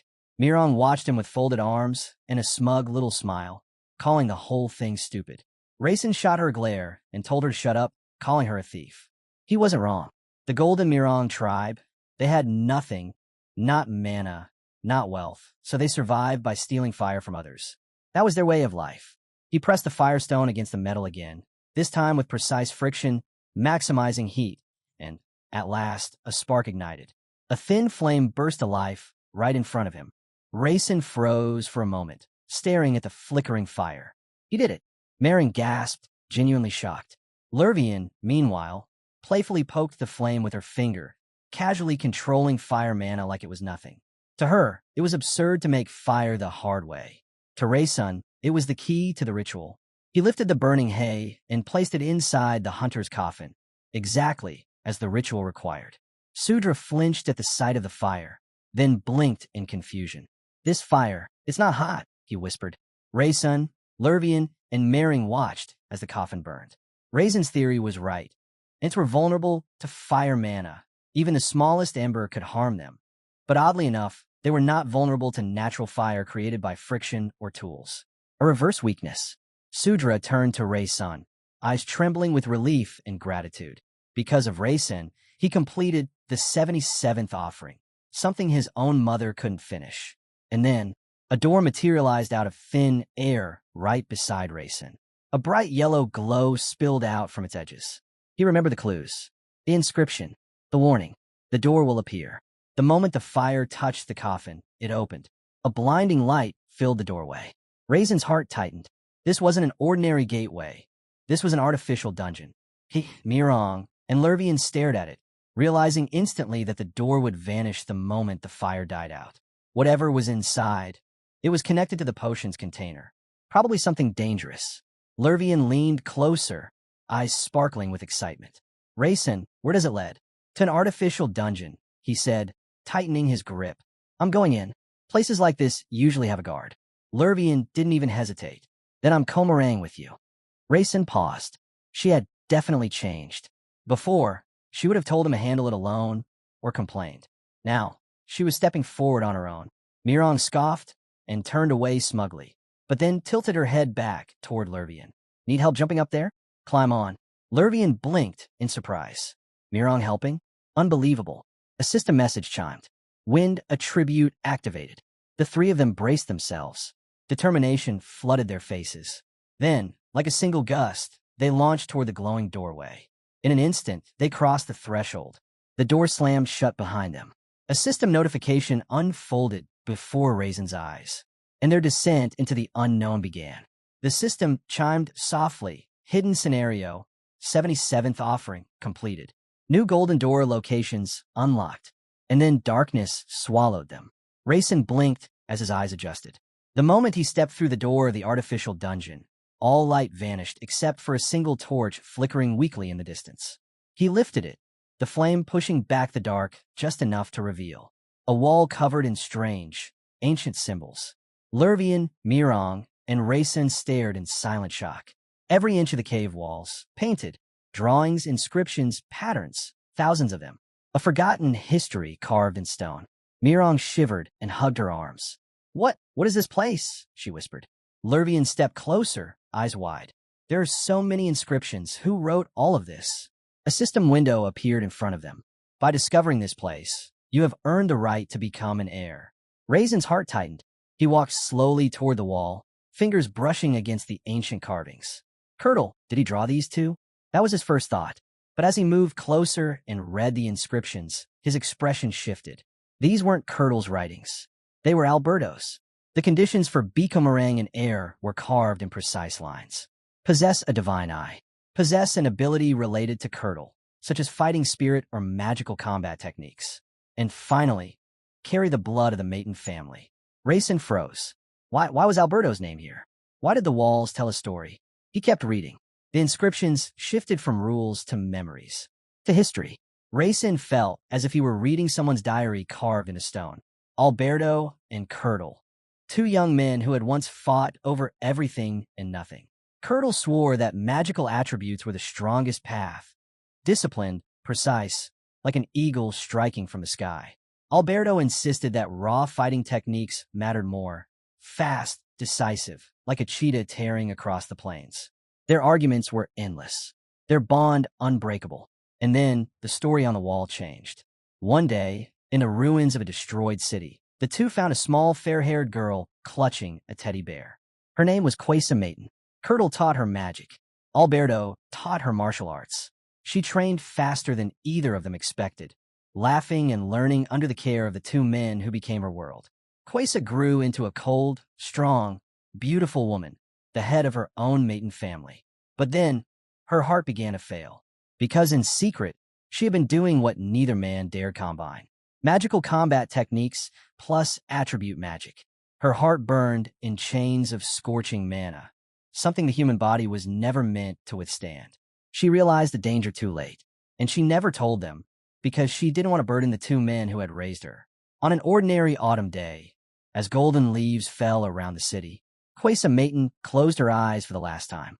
Her funeral was filled with people dressed in black, but none were more broken than Curdle and Alberto. They had lost the girl they raised together, the one they called family. Raisin stood in front of the wall, silent. This wasn't just a test. It wasn't just a dungeon or a scenario. This was a story left behind by legends, and a warning carved in stone. They couldn't grieve forever. Even after Quesa's death, the children of the Maton house remained, fragile, talented, and carrying the bloodline she left behind. So Curdle and Alberto made a decision. They would repay their debt to the girl they raised together. The two men took responsibility for the maiden heirs. Curdle taught them attribute magic, shaping their mana into elegant, powerful forms. Alberto taught them magical combat techniques, forging their bodies and spirit through battle. For a while, they raised the children side by side. But in the end, Alberto had to leave. Curdle stayed behind with Quace's children, watching over them with the same quiet devotion he once had for her. Alberto walked away from the Maiden estate, disappearing into the world with a heart full of regret and unspoken sorrow. He traveled endlessly through mountains, forests, storms, and ruins. And somewhere deep in nature, far away from humans, Alberto clenched his fist and felt something awakening inside him. A force he had never touched before. A force that did not mix with mana at all. Years passed. Battle after battle hardened him into a legendary fighter. And then, surrounded by pure, untouched nature, he discovered a new power. Fighting spirit, raw will, conviction made manifest. A strength that ignored mana entirely. Alberto gave it a name, and the techniques born from this power became the origin of martial arts. The magical combat forms that relied on morale, not mana. And now, generations later, Reconnecting had awakened that very same power. Reconnecting had awakened a power that should never exist. A realm where mana and morale were never meant to interact, just as Alberto warned in his 77th book. But he never expected the consequences to be this overwhelming. And in that sharp, terrifying moment of clarity, Reconnecting finally understood why attribute magic grew so advanced, why the Maiden family abandoned magical combat techniques, and why their hearts could no longer handle both paths. Behind him, Mirong frowned in confusion. What does it say? Can you read it, Lervian? Lervian leaned closer to the carved symbols, trying to decipher them with all the patience she had. The ancient script felt alive, like history whispering through stone. As she struggled, the story continued across the wall. Alberto had founded Grandel, the clan where he taught the art born from fighting spirit. But even then, he still loved the Maidens. He wanted a Maiden, above all others, to become his heir. Surrounded by a deep red aura, Alberto carved his final legacy. He created something miraculous, the Holy Grail of Excellence, an artifact capable of holding attribute abilities, freeing the human heart so it could withstand magical combat techniques again.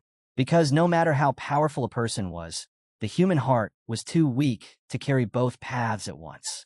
But Curdle was furious. To him, the Grail was a threat that could destroy more Maiden children the way Quesa had been destroyed. And so, the two former friends clashed. A phoenix and a turtle, attribute magic against martial arts, fighting for 7 days and 7 nights without rest. Their love was deep, but their anger was just as strong. Rain poured down when they finally collapsed, broken and exhausted. They could no longer walk the same path. Alberto still loved his friend, but he never knew whether Curdle still hated him or quietly mourned the bond they lost. Reconnecting stared at the wall in silence, thinking of Curdle, Alberto, and the founder of the modern Maiden line, Cason Maiden. Then the realization struck him like lightning. Something didn't add up. If Alberto and Curdle had parted ways in anger, if their philosophies rejected each other, if their descendants followed different paths, then why? Why was Alberto's leadership tied to the Maiden bloodline? Reconnecting's eyes widened. He remembered something. Alberto's 77th book, the book now stored in his own library. A system alert suddenly flashed. Plot hole detected. Reconnecting froze. Time itself stopped. The inscriptions on the wall dissolved like dust. New, empty lines appeared where the symbols had been. A pen materialized in Reconnecting's right hand. The system wanted him to rewrite the missing truth. Reconnecting inhaled slowly. He remembered the smiles carved into the wall. The days when Curdle, Alberto, and Quesa stood together like a family. He imagined the life they should have had. And then he wrote, Alberto and Curdle remained friends. Both loved Quesa Maiden dearly. The moment the sentence was completed, the system chimed again. A new notification window snapped into existence. A new possibility has been added to the creator's plot. Leadership of the great sage Alberto, created. The dungeon trembled. Reconnecting had rewritten destiny. Reconnecting barely had time to process the new leadership of the great sage Alberto when a sudden clank echoed through the cave. He turned sharply. A chest had appeared. A surge of certainty passed through him. This is what I need. He opened it. Inside lay a book wrapped in a faint blue glow. Magic, easy to learn mana cultivation. The title hit him like a memory from childhood. He knew this book. He had read a version of it once, the most basic introduction to mana. But this one felt different, deeper. It pulsed with knowledge he never had access to before. The glow from the chest intensified. Then something else lit up. Rayson felt warmth from his inner pocket. He reached in and pulled out the container potion, the one tied to the entire 77th offering. A system alert burst into the air. Potion effect increased. 20%, 100%. Container capacity expanded. Rayson's eyes widened. This is perfect. He needed this capacity to learn the new mana cultivation technique left behind by Alberto. But suddenly, the cave began to collapse. Dust rained from the ceiling. The walls trembled. Rayson clenched his teeth, shielding his eyes from the blinding light. Then, everything vanished. In the next instant, Rayson, Lervian, and Mirong found themselves standing in a clearing. The dungeon was gone. The book lay in the grass beside them. A potion rested in Rayson's hand. Rayson stood up immediately. They were back, right at the hunter's grave. But something was wrong. Lervian yawned and rubbed her eyes. I had a dream? Rayson froze. A dream? No, this wasn't a dream. Mirong looked around, confused. Lervian excitedly described how she'd been spinning and flying somewhere. Mirong tried to remember, but her face slowly twisted into confusion. They couldn't remember the dungeon. The system had erased their memories. Rayson exhaled sharply and turned to the side. Intuition whispered a warning. All three of them looked at a massive tree covered in soft pink blossoms. It stood alone, ancient and beautiful, glowing gently in the quiet clearing. Lervian gasped. This tree, why is it here?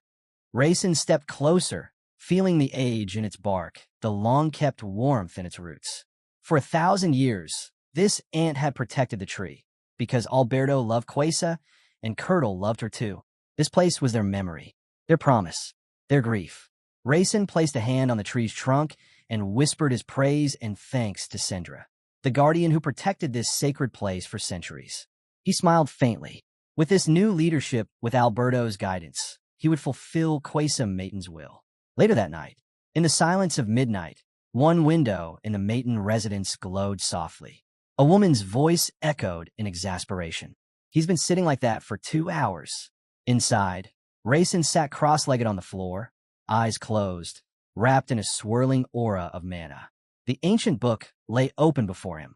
Magic Easy to Learn Mana Cultivation by Great Sage Alberto. Progress, 99%. Lervian and Mirong peeked through the doorway, unsure whether to interrupt him or just watch the transformation begin. Era sat on the floor nearby, with Lervian, both of them playing cards while Rayson meditated. Era glanced at the guy sitting like a statue and asked, "What is he even doing?" Lervian shrugged, still concentrating on her cards. "No idea." A second later, Era yelped, "I lost again." Lervian threw her hand in the air, cheering with a victorious grin like some natural-born card genius. But then, Rayson finally moved. He rose slowly from the floor. Mana rippled around him. Era stood up too, startled, clenching his fist as he watched Rayson's transformation. Rayson had fully mastered the magic easy-to-learn mana cultivation of Great Sage Alberto. His understanding of fighting spirit and mana had evolved to an entirely new level. A realization struck him. Fighting spirit comes from mana. So the belief that they couldn't mix, it wasn't completely true. He looked to the side thoughtfully. In my current state, I can use them together. Mana spiraled around his arms. Invisible waves pulsed outward, shaking the room. Lervian jumped to her feet. Rayson, are you okay?" She reached out and touched his back, and instantly jerked her hand away with a scream. "It's hot. Your body is burning." Era watched her blowing on her palm in shock. "What's wrong with him now?" Rayson exhaled and closed his eyes. He had to focus on the changes inside his body. Imagine you're observing the universe. He visualized space, dark, vast, sprinkled with stars. Mana wrapped around him like a cosmic river. He imagined the mana as the Holy Grail itself, pouring its power through his veins. Mana surged into his heart. A system alert flashed. Magic combat technique refined due to easy-to-learn mana cultivation. Mid-level magic combat technique. Imprinted in heart. A burst of pure energy erupted across the room, bright enough to blind. Racing gritted his teeth, fists clenched tight. Power exploded from him like a storm, mana crackling like lightning through the air. Another system alert. Mid-level magic combat technique enhancement. Activated. Mid-level magic combat technique. Body activated. Racing lifted his hand, palm up. Mana wrapped around it like a living flame. He stared at the message in disbelief. An average mid-level magical combat, strengthening, and body? Then memory struck him, sitting with a bucket on his head, trembling, while his mentor told him, "Your will becomes your power. Mana obeys will. It changes you." He remembered the pond, piranhas leaping around him, snapping at the air as he tried not to scream. And then it clicked. Strengthening, an improved version of self-defense. Body, an improved form of advanced weight training. Racing looked at his fist. His attack power, his defense, everything had risen to a new level. And then he imagined her, the long-haired woman on the throne. Distant, silent, unreachable. If I fulfill the conditions of Curdle and Alberto, his path had only just opened. If he could fulfill all the conditions left behind by Curdle and Alberto, Racing knew it. He could become as strong as Cassin, the first head of the Maiden family. A voice suddenly called out to him. Racing turned. Lurvian stood there, staring at him, as if he were a stranger. "What's wrong?" he asked. Lurvian pressed a trembling hand to her chest. I see you. It's you, but something's wrong." Racing looked away. "What do you mean?" She scratched the back of her head, unsure how to explain it. "I don't know, something about you changed." Racing sighed inwardly. So she can sense it too, in her own way. Maring and Lurvian exchanged uneasy looks as Racing addressed them by name. The full moon illuminated the house, and Raisin's voice floated out from its window. He had something important to tell them. He walked along the moonlit path beneath the trees, white light tracing the edges of his steps. Ahead of him, Maynard walked quietly, deep in thought. She remembered earlier, Racing standing on the carpet, telling her he needed to go home. "To your house?" she asked. Arms crossed, she exhaled sharply. "So that's what you wanted to say." Maynard spread her hands. "And? What does that have to do with me?" Racing answered calmly. "Life in the Maiden house will be hard for you." She snorted. "Of course it will. I hate being locked up." Racing watched her turn away. "In 2 years," he said, "I will enter the fight for inheritance." Without looking back, Maynard waved lazily. "Talking for so long is useless. But someday," Racing added, "I might need your help." Maynard paused behind the half-open door. Her voice floated back. "I don't care. I'm tired of following you around." She slammed the door shut. Racing and Lurvian stared at it, the echo still ringing. "If she needs me," Racing said quietly, "tell her to come to the western gate of the Maiden mansion." From behind the closed door came her indifferent tone. She left. Lurvian sighed. She's probably mad because, well, she won all the time. A white rabbit hopped across the grass while Era walked beside her, head hanging in irritation. "Great," Era muttered. She was already bored anyway. Suddenly, boom, an explosion of energy erupted from where Maynard had stood, scattering leaves into the air. Era caught the trembling rabbit by the ears, smiling. Just in time, Maynard appeared, her eyes sharp, sweat running down the rabbit's face as she stared at it. Era frowned and looked away. Maynard lifted her hand, and the rabbit bolted off, sprinting happily into the night. Era watched it go. "It's for the best." She lifted her eyes to the sky. "Why are the stars so bright tonight?" Across the trees, bathed in pale moonlight, Maynard stood alone. She whispered, "And how long am I supposed to wait?" Lurvian sat on the bed, swinging her legs while watching Racing button up his shirt. "I thought you'd be on pilgrimage for 2 years," she muttered. Racing shook his head. "I don't need to leave the house to do that." Lurvian pouted. "Well, I don't like it." She lowered her gaze, shoulders drooping slightly. "If you come back now, they'll just laugh at you," she whispered. "I don't want them treating you like that." Racing looked out the window, hands resting on the frame. "That's possible," he admitted, "but I'll try not to become a laughingstock." Lurvian blinked. "Ow!" He fastened the last button and answered calmly. "My friend will be arriving Sosan with a good enough excuse for me to return." Meanwhile, hoofbeats echoed along a stone road. A rider in a dark cloak guided his horse down a narrow street, lined with houses. Dead knights lay scattered everywhere. Broken armor, crushed bodies, blood soaking into the dirt. Only 2 guards still breathed. From inside one of the houses came a shaken cry. "The Knights of the Holy War, they've all been destroyed." And then he appeared, a man shaped like a bull, horns curling from his skull, a thick tail swaying behind him. His fists were massive metal gauntlets covered in spikes. He stepped toward the surviving guards. "This is fun," he growled, cracking his knuckles. The knights trembled and shouted, "You monster! You're a murderer!" The bullman tilted his head. "Murder?" He repeated the word as though testing its sound. Then he grinned, wide, sharp, terrifying. Spikes glinted as he raised his fist. "I'm not a killer," he said. "You're just weaklings." He turned slightly, examining the mangled bodies around him. "Is it my fault," he mused, "that they fly apart and die from the shock?" The surviving knights recoiled. Just then, the cloaked rider arrived, stopping his horse a short distance from the carnage. The knights looked at him with desperate horror. "Run! Run away! That thing is a murderer who escaped from ALAT prison." The rider lowered his head, speaking calmly. "Move aside. Helmet." The bullman snorted and charged. "What move?" He slammed his spiked fist straight into the horse's face. Blood burst into the air.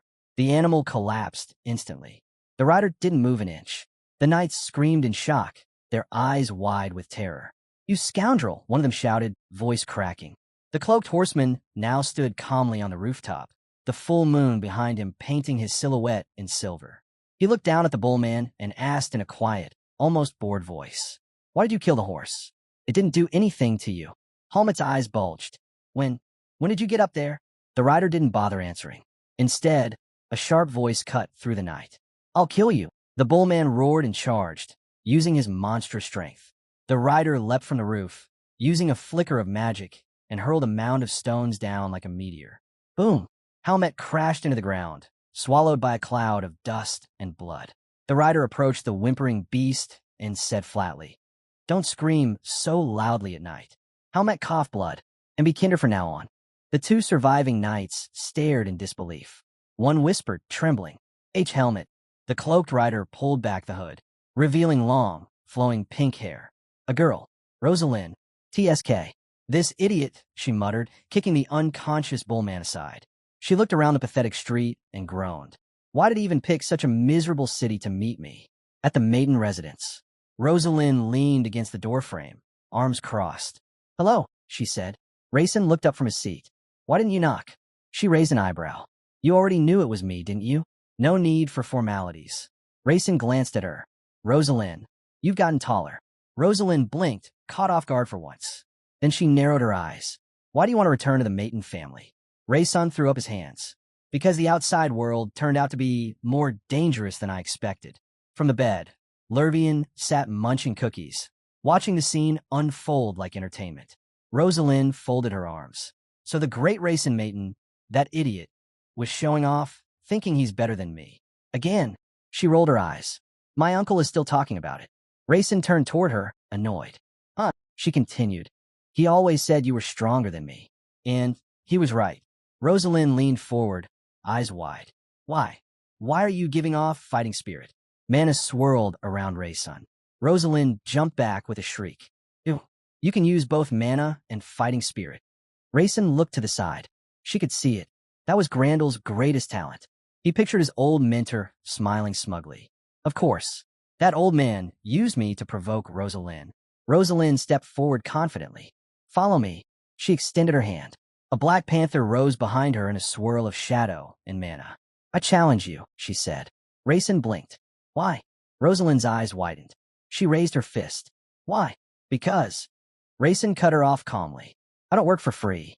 She froze. "What? What can you offer in return?" he asked. "And don't say you came without preparing anything." Rosalind blinked, stunned. She pressed her palm to her chest and shouted, "This is a perfect chance to test each other's level, isn't it?" Rayson sighed. "That sounds exactly like something Cassin would say." "I'm not interested." Her expression fell immediately. "So you won't fight me?" From the house, lit only by a single window, a voice drifted out. "Isn't that what you want?" Her irritated voice shot back instantly. "Of course it is." Rayson slipped on his jacket and turned toward her. "Fine, let's bet." Rosalind blinked. "Bet. If I win," Rayson said, "you take me to the Grandel library. The duel begins." Rayson and Rosalind stood facing each other in a clearing surrounded by tall bushes and whispering grass. Moonlight washed the field silver. Rosalind recalled his words. If he wins, she takes him to the Grandel library. If she wins, He fulfills one wish of her choice. One wish, she muttered. I need to think. A breeze swept across the clearing. Rosalind narrowed her eyes. This terrain is bad for a wizard. Too much wind. Too much open ground. A fire mage can attack from afar without risking anything. She raised her voice. You should know. I don't do anything half-heartedly. Then she smirked. And you wanted to practice the subtleties of martial arts, didn't you? Raysun clenched his fist. Yes. Rosalind tilted her head. Which technique? Crushing. She lifted both hands dramatically and warmed up her wrists. Crushing? Fine. Let's start then. She moved first. Rosalind shot forward, so fast Raysun barely had time to widen his eyes. She jumped that quickly. Her body glided in the air. Light as paper, fast as an arrow. Her heel whipped toward his head. Wham! Raysun lifted his arm and blocked the kick. The impact shook his bones. Heavy blows. She's trained a lot. Before he could counter, she spun. Crack! Her foot slammed into Raysun's legs. He fell backward, hitting the ground. Above him, Rosalind twisted her body, preparing another strike. Her next move already flowing like a combo technique. Raysun watched her foot descending toward his face. He exhaled. Should I try it? Mid-level magic combat technique. Enhancement. Activate. Boom. An explosion tore through the clearing. Stones blasted outward. Lightning burst from the center of the shockwave. Rosalind was thrown back, tumbling across the ground. She skidded, rolled, and landed on her knees, staring in disbelief. What was that? She had aimed for his right chin. She was certain the kick would land. But Raysun stood completely unharmed, gazing forward with calm eyes. Rosalind froze. A memory flashed. The dining table, her uncle leaning back with a smug smile. If you can land even one hit on him, he had said, then I'll acknowledge you. And now, Raysun was here, using fighting spirit and mana together, something even she had never imagined. Raysun promised that if she won, he'd grant any wish she named. Rosalind's eyes lit up instantly, her voice rising with excitement as she asked, anything? Really anything? Her uncle burst into laughter, waving it off. As if you could beat him, he teased. Rosalind shot him a deadly glare, fork frozen in midair, with a piece of pie hanging off it. Why not? I could totally beat Raysun now. Before anyone could stop her, she pushed herself off the ground and fixed her eyes on the guy. So, want to test my air attack now? Raysun calmly answered, yes. That only made her more annoyed. Then why didn't you do it earlier? He looked at her with that steady, unshaken gaze. Because the timing wasn't right. Rosalind clenched her teeth. He's trying to embarrass me. The thought hit her like fire. She shot into the air and unleashed a sharp kick. Fine, then let's fight for real. A massive wave of energy blasted out, slamming into Raysun and sending him skidding back. For a split second, he thought, it feels like I just got run over by a truck. Rosalind didn't give him a moment. She launched herself forward like a lightning strike, fists blazing with speed. Raysun watched her approach, noticing how her breathing didn't even shake. Her endurance, it's insane. Blow after blow hammered toward him, each one backed with raw fighting spirit. He blocked every strike with one hand, calm, focused, calculating. But Rosalind only grew fiercer. Teeth clenched, eyes burning. She unleashed a furious barrage that cracked the ground beneath them. Raysun finally countered. He swept her off her stance, pinned her arm, and brought her down on her back. If I were in her place, he thought, I'd be exhausted by now. He tightened his grip. He had to finish this before someone got hurt. Rosalind glared up at him, still refusing to yield. Raysun raised his fist, magical flames coiling around it, and declared, victory is mine. Suddenly, a slow clap echoed from the tall grass. Raysun stiffened. Who? Rosalind turned her head, eyes widening. Dad, why'd he follow me here? Raysun froze when he finally recognized the man. The kimono, the hat, the calm fan in hand. Wait, Dad? No, that's Lydia Grandel, head of the Grandel family, the Dark King of Mercy. Raysun straightened immediately and introduced himself with respect. I, son of the Maiden family, greet the Dark King of Mercy. Lydia waved him off gently. No need for formalities. Rosalind puffed her cheeks, annoyed. I could handle it myself. Raysun swallowed hard. If he had accidentally punched her for real, the situation would have turned deadly. Lydia studied the boy for a moment. So, why is the Maiden family's son interested in the Grandel library? Rosalind leaned closer, clearly curious about the answer. Raisin replied calmly. Because I still have much to learn about martial arts. Lydia's eyes narrowed thoughtfully. No nervousness. No hesitation. Just truth. All right, he finally said. Lydia closed his fan with a soft snap and said he would send an official invitation to the Maiden family. Raisin felt a smile tug at the edge of his lips. Perfect. This turned out even better than I planned. Rosalind, meanwhile, was stunned. Dad, the second-grade library, but I haven't even been there. Lydia just hid half his face behind his fan, eyes narrowing as he glanced at Raisin. It wouldn't be a bad idea, leaving this boy by Rosalind's side. Aloud, he simply announced, I'll be waiting at the estate. Raisin will be received as the guest of honor. The scene cut. A chicken was pecking at a worm, and a man walked past casually as life went on. Raisin made his way toward the Badger Outbuilding, a wooden house with a green roof. He stepped forward, and his eyes widened. Someone was already there. He turned and found himself face to face with a man who moved like a shadow. Father's right hand, his loyal phantom. The man's voice was calm and flat. After you visit your mother, go to the main house. The Lord is waiting. Raisin blinked. Father called me? Yes. The boy bowed respectfully. Understood. He glanced back toward the courtyard empty. A heartbeat later gone. He really moves like a ghost. Raisin exhaled quietly and stepped inside.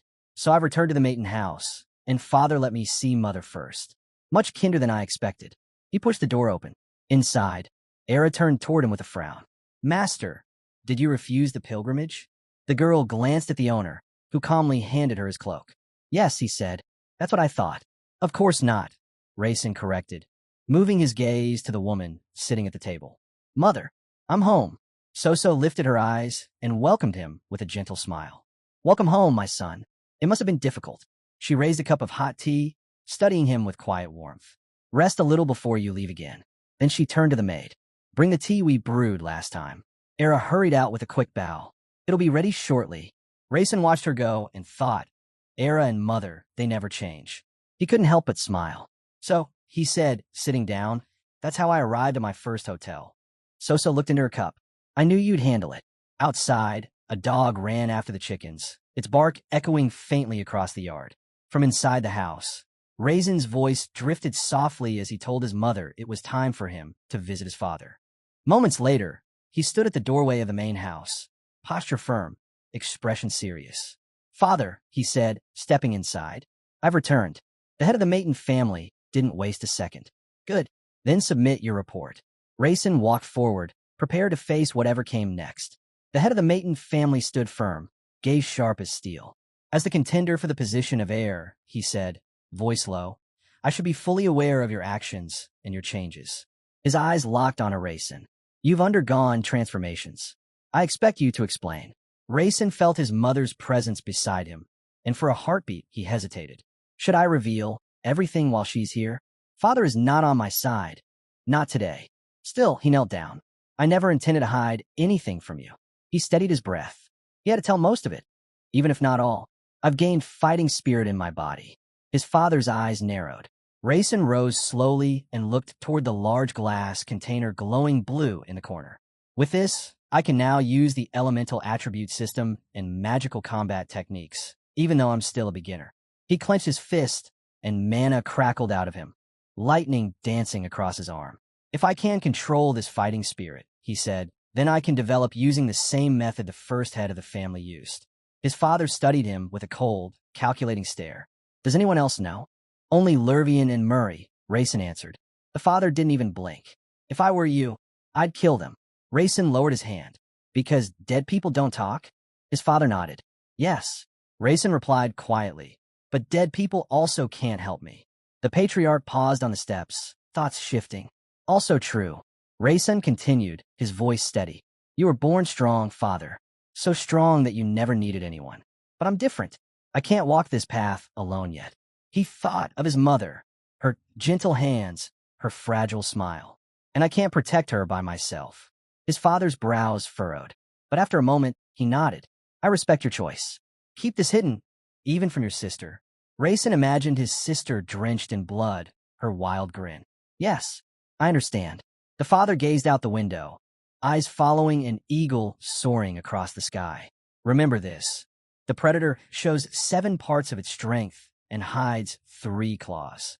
Rayson smiled faintly. I'll remember. And I promise. He rose to his feet, eyes burning with resolve. I'll reach a place where I won't need to hide 3 claws.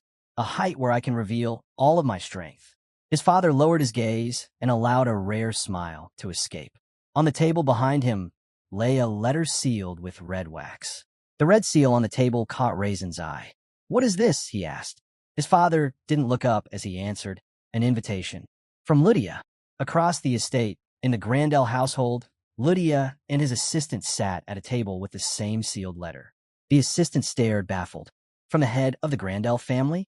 What does it say? Lydia answered calmly. I wish to extend an official invitation to Raisin Mayton. Why is that even necessary? The assistant muttered. Lydia finally looked up, a faint smile tugging at his lips. Because I appreciate his potential. The assistant froze, then exploded. What? That's practically a public statement that Raisin is stronger than Rosalind. Iatra, who had been quietly listening, let out a small, amused smile. So it's confirmed. Raisin has gotten himself mixed into a full-blown inheritance war.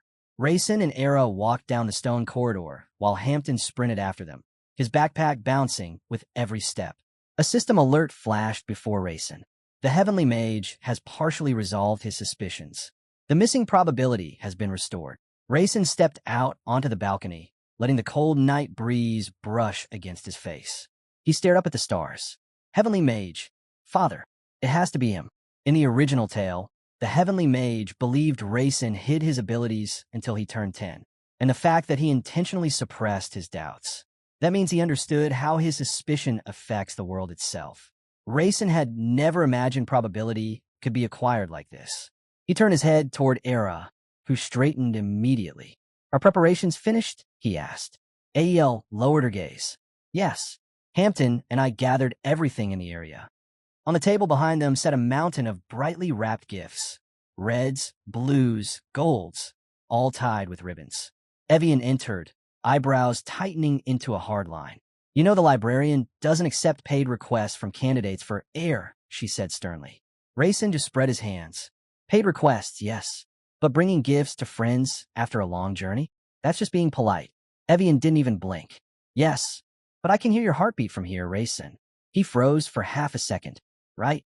She had always seen through him. Evian turned away, hiding her eyes with a sigh. That time, I helped you because I let emotions get the better of me. It won't happen again. Later, they stood between towering bookshelves in the silent library. Raisin smiled softly. I'm not here for that, he said.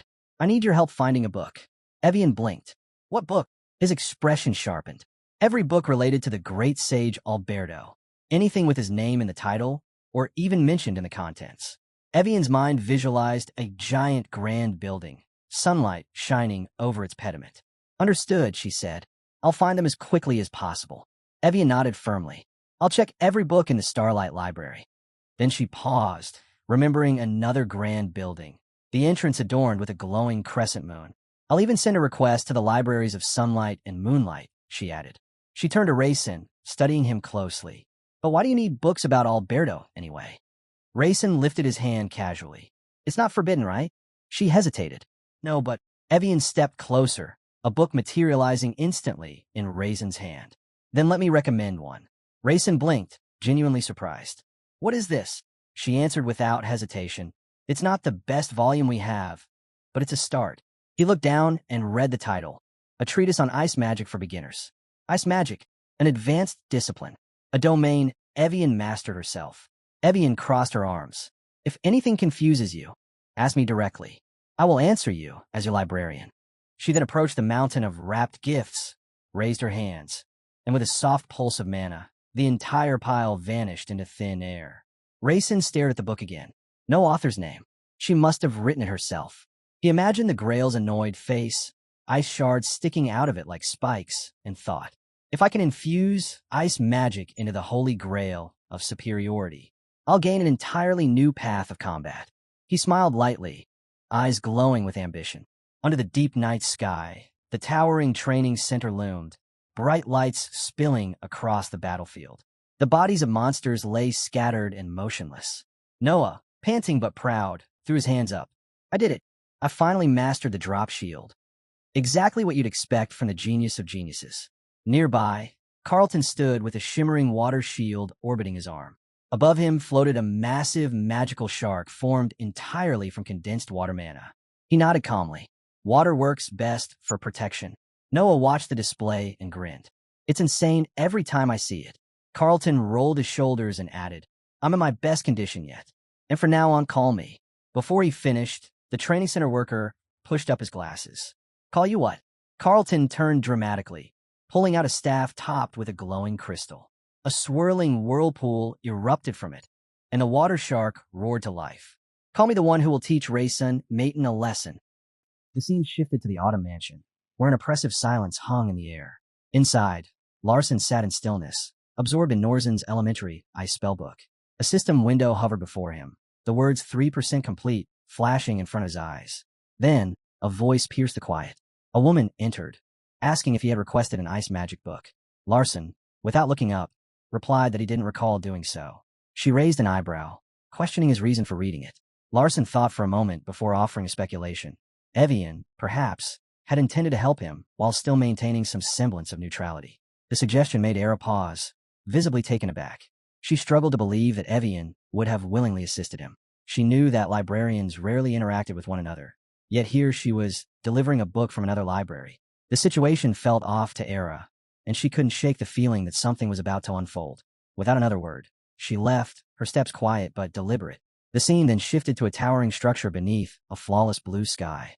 Evian stood at the door, knocking softly, before being greeted by Larson. He raised an eyebrow in mild surprise, explaining that he had been on his way to the library to see her. Evian, however, was quick to clarify. She had come to meet Era, not him, as they were acquainted. Larson, though forced to smile politely, noticed Evian's lack of eye contact. Her attention was fixated on the chocolates placed on the table. Era, still puzzled, watched the exchange unfold, unable to grasp the connection between the two women. Evian handed Larson a book, saying it was the one he had requested, a volume titled Great Sage Alberto's Great Magic Practical Basics. She explained she had found it in the Sunlight Library. Larson asked if she had managed to find only this one book. Evian confirmed, noting that she had been able to secure it only from the libraries in Maiden. He thanked her, and she waved off his gratitude, insisting she had simply done her job. Larson, in return, told her the chocolates were a gift. Later, Larson lay on the rooftop, his divine eye activated as he studied both books. His mind began to process the knowledge from both sources. But when he turned to Alberto's book, the task proved daunting. Even a single page demanded hours of intense focus. He estimated that it would take at least 6 hours to finish just half a page. In contrast, Norzen's ice magic book was far easier to grasp than Larson had expected, despite Norzen's reputation as one of the highest caliber ice magicians. As Larson pondered this, the image of Evian writing the book flashed in his mind. He realized that the clarity of the text was due to her deliberate focus on the essentials.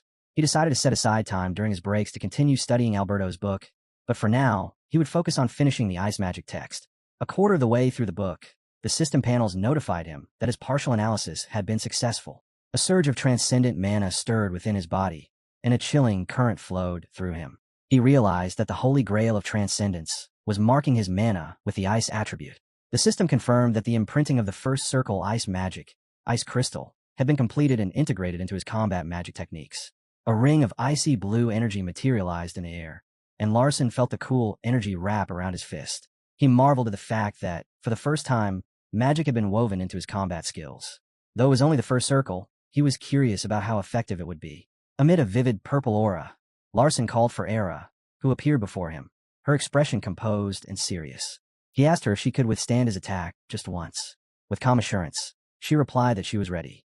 Larson, his thoughts turning to his strength and skill, one that heightened his physical abilities, decided to combine it with ice crystal. Though he didn't expect much from the first circle magic alone, he was eager to test its potential. He activated his intermediate combat magic technique enhancement. Purple and bluish energy enveloped his fist as snowflakes swirled around his hand. After giving Era a warning, he charged forward, releasing a forceful blast. The impact was loud and sharp, but Era remained unmoved, having blocked his punch with ease. She calmly asked if he had finished his testing. Larson, pleased with the results, smiled and confirmed that he had. When she inquired whether he was satisfied, he responded with a note of contentment. Era nodded, acknowledging his satisfaction, and then, in her usual manner, announced she would wait for further orders in her hidden state before vanishing from sight. Left alone, Larson reflected on the still modest power of his first circle magic. It was effective, but he knew it wasn't enough. His resolve firmed as he vowed to train harder, determined to push beyond the limits of his current abilities.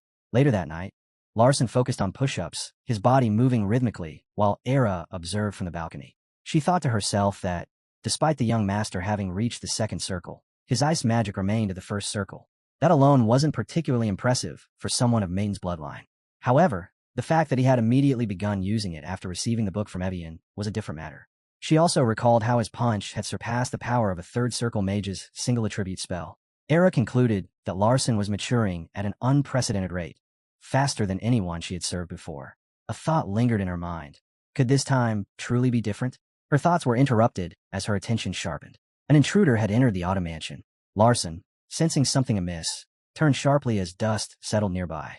A figure sprinted toward him with alarming speed. It was Noah, the manager of the training mansion, calling out to him frantically. The scene shifted to the training mansion. Now properly dressed, Larson greeted Noah with a faint smile, commenting that Carlton remained as arrogant as ever. Based on his summoning method, he deduced Carlton had reached the third circle. Carlton smirked, sneering at Larson and calling him an insect. A system panel revealed Carlton's attributes, showing his trait as the avatar of vengeance. Larson, unfazed, asked if Carlton had mastered the primary third circle defensive magic. Carlton, with sarcasm dripping from his voice, remarked that even someone like Larson seemed to have an impressive information network. Ignoring the remark, Larson replied that if it was a third circle defensive magic, it must be Droplet Shield. Carlton's teeth ground together in frustration, demanding to know how Larson knew. Calmly, Larson stated that Carlton had always been predictable. Noah, attempting to explain the situation, mentioned that Larson was currently on a pilgrimage. But Carlton cut him off, stating that he was well aware of that, and had only come to strengthen their brotherhood. Noah, growing increasingly nervous, asked permission to report to the main building. But Carlton's response was swift and forceful. A massive water shark materialized behind Noah as a clear threat. With chilling authority, Carlton demanded to know if Noah understood the power of a direct descendant of the Maiden family. Under the immense pressure, Noah broke into a cold sweat, unable to respond. Larson stepped in, his voice calm and steady, saying that Noah could submit his report afterward. He reflected that Carlton clearly intended to provoke a fight. Larson knew that whatever transpired here would not go unnoticed by their father, but he had no desire to engage in battle, especially with a scheduled visit to Grandel in 2 days. Moreover, Larson knew that if rumors spread that he had bullied his brother, it would lead to unnecessary complications. Carlton, unable to hold back his anger, questioned whether Larson truly believed he could harass him. Larson replied coolly, acknowledging that as a member of the Maiden bloodline, he couldn't refuse Carlton's challenge. Carlton's eyes widened in fury. "Are you calling this a challenge?" he demanded, his voice laced with disdain. Larson, unfazed, calmly asked if it wasn't simply the weak challenging the strong. Carlton let out a burst of mocking laughter. "You're trying too hard to be amusing, Larson. You've probably lost your mind out of fear." Noah, observing from the sidelines, remained silent. He saw clearly. The seventh young master was orchestrating everything. Despite being at a disadvantage, Larson had a knack for twisting circumstances to his advantage. As Larson clenched his wrist, a vivid purple aura enveloped him, his calm demeanor unshaken. "You should be grateful I'm on a pilgrimage," he stated, his voice steady and menacing. "If it weren't for that, I would have beaten you into a living corpse by now." Carlton's lips twisted into a chilling smile, his eyes narrowing with malicious intent. "Gruesome, little brother. Why not try to do that now?" he taunted. Enraged, Carlton summoned a massive water beast. Its jaws gleamed with sharp teeth, and its body writhed amid crashing waves. With a thunderous roar, it lunged toward Larson, unleashing a fierce attack. The water beast's assault was immediate, a torrent of rage barreling toward him. The massive water beast surged forward, crashing down with a force that shattered the ground beneath it. But just as it neared, Larson vanished, his figure flickering out of sight. In the next instant, he reappeared behind Carlton, his voice flat, almost bored as he repeated his earlier warning. "Keep your distance." Fury burned in Carlton's chest as he gritted his teeth, his eyes narrowing with rage. He shouted back, his voice sharp with anger, swinging his staff in a vicious arc. But Larson blocked the strike without effort, his movements precise cold. "Your circle may have advanced," Larson remarked with an air of detachment, "but your combat instincts are still the same." Noah, worried about the destruction unfolding around them, quickly raised his hand and activated a magic circle, his voice rising as he announced he would shift the arena.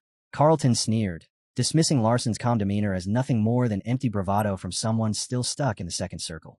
His grin twisted cruelly. "I'll make you suffer slowly. No need to worry about the surroundings."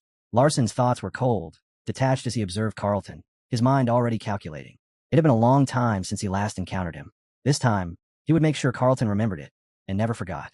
A system notification chimed, and the location around them shifted. The landscape, now a magical mushroom forest. Amidst the towering, vibrant fungi, Carlton stood, his water mana swirling around him. Opposite him, Larson stood still, his body surrounded by a steady purple aura. He spoke, his voice calm, deliberate. I'll teach you one thing, Carlton. Stronger magic crushes weaker magic. Carlton's lips twisted into a mocking smirk, but it was short-lived. Before he could react, Larson struck. With a sudden, fluid movement, he summoned a surge of purple magical force. Carlton, quick to respond, raised his third circle water magic, droplet shield. Larson recognized it immediately. Confident, Carlton boasted, his voice dripping with superiority. My water vortex will tear through anything in its path. The closer you get, the more you'll regret it. But as the words left his mouth, Larson's magic ripped straight through the droplet shield, a brutal force that struck Carlton square in the face. Blood splattered violently, and Carlton was flung backward, dazed and stunned. His face, soaked in blood, struggled to make sense of what had just happened. From a distance, Noah called out in alarm, his voice tense. But Era, calm and collected, watched intently, analyzing the attack. She recognized its potency. This was no ordinary second circle spell. From her experience, she knew the power behind it was something no third circle mage could withstand. It wasn't just a strong spell. It was the pinnacle of second circle magic. Larson stood tall, holding a blue ring of energy in his hand, his gaze steady as he looked around the forest. He remarked casually, almost in disdain, about the irritating humidity of the place. Carlton, on the other hand, trembled on the ground, his body racked with pain. He groaned, struggling to get a grip on the agony coursing through him. Larson moved closer, his voice cold as he asked if it hurt. He looked down at his fallen brother, his eyes hard. I could have struck you more times, he said, his tone indifferent. But I'll stop here. He paused, allowing the words to settle in the air before continuing with a chilling edge. If you didn't carry the maiden name, you'd be dead already. Be grateful to our father for that name. His eyes bore into Carlton with a piercing gaze. Act more humbly in the future. Without another word, Larson turned and walked away. The sound of his footsteps fading into the distance was almost a mockery. Carlton's teeth ground together as he lay there, humiliated and seething with rage. His eyes, burning with fury, followed Larson's retreating figure. A sudden memory flooded his mind, one from his childhood. He had been the sixth young master of the maiden family, trembling with fear under the cold gaze of his sister.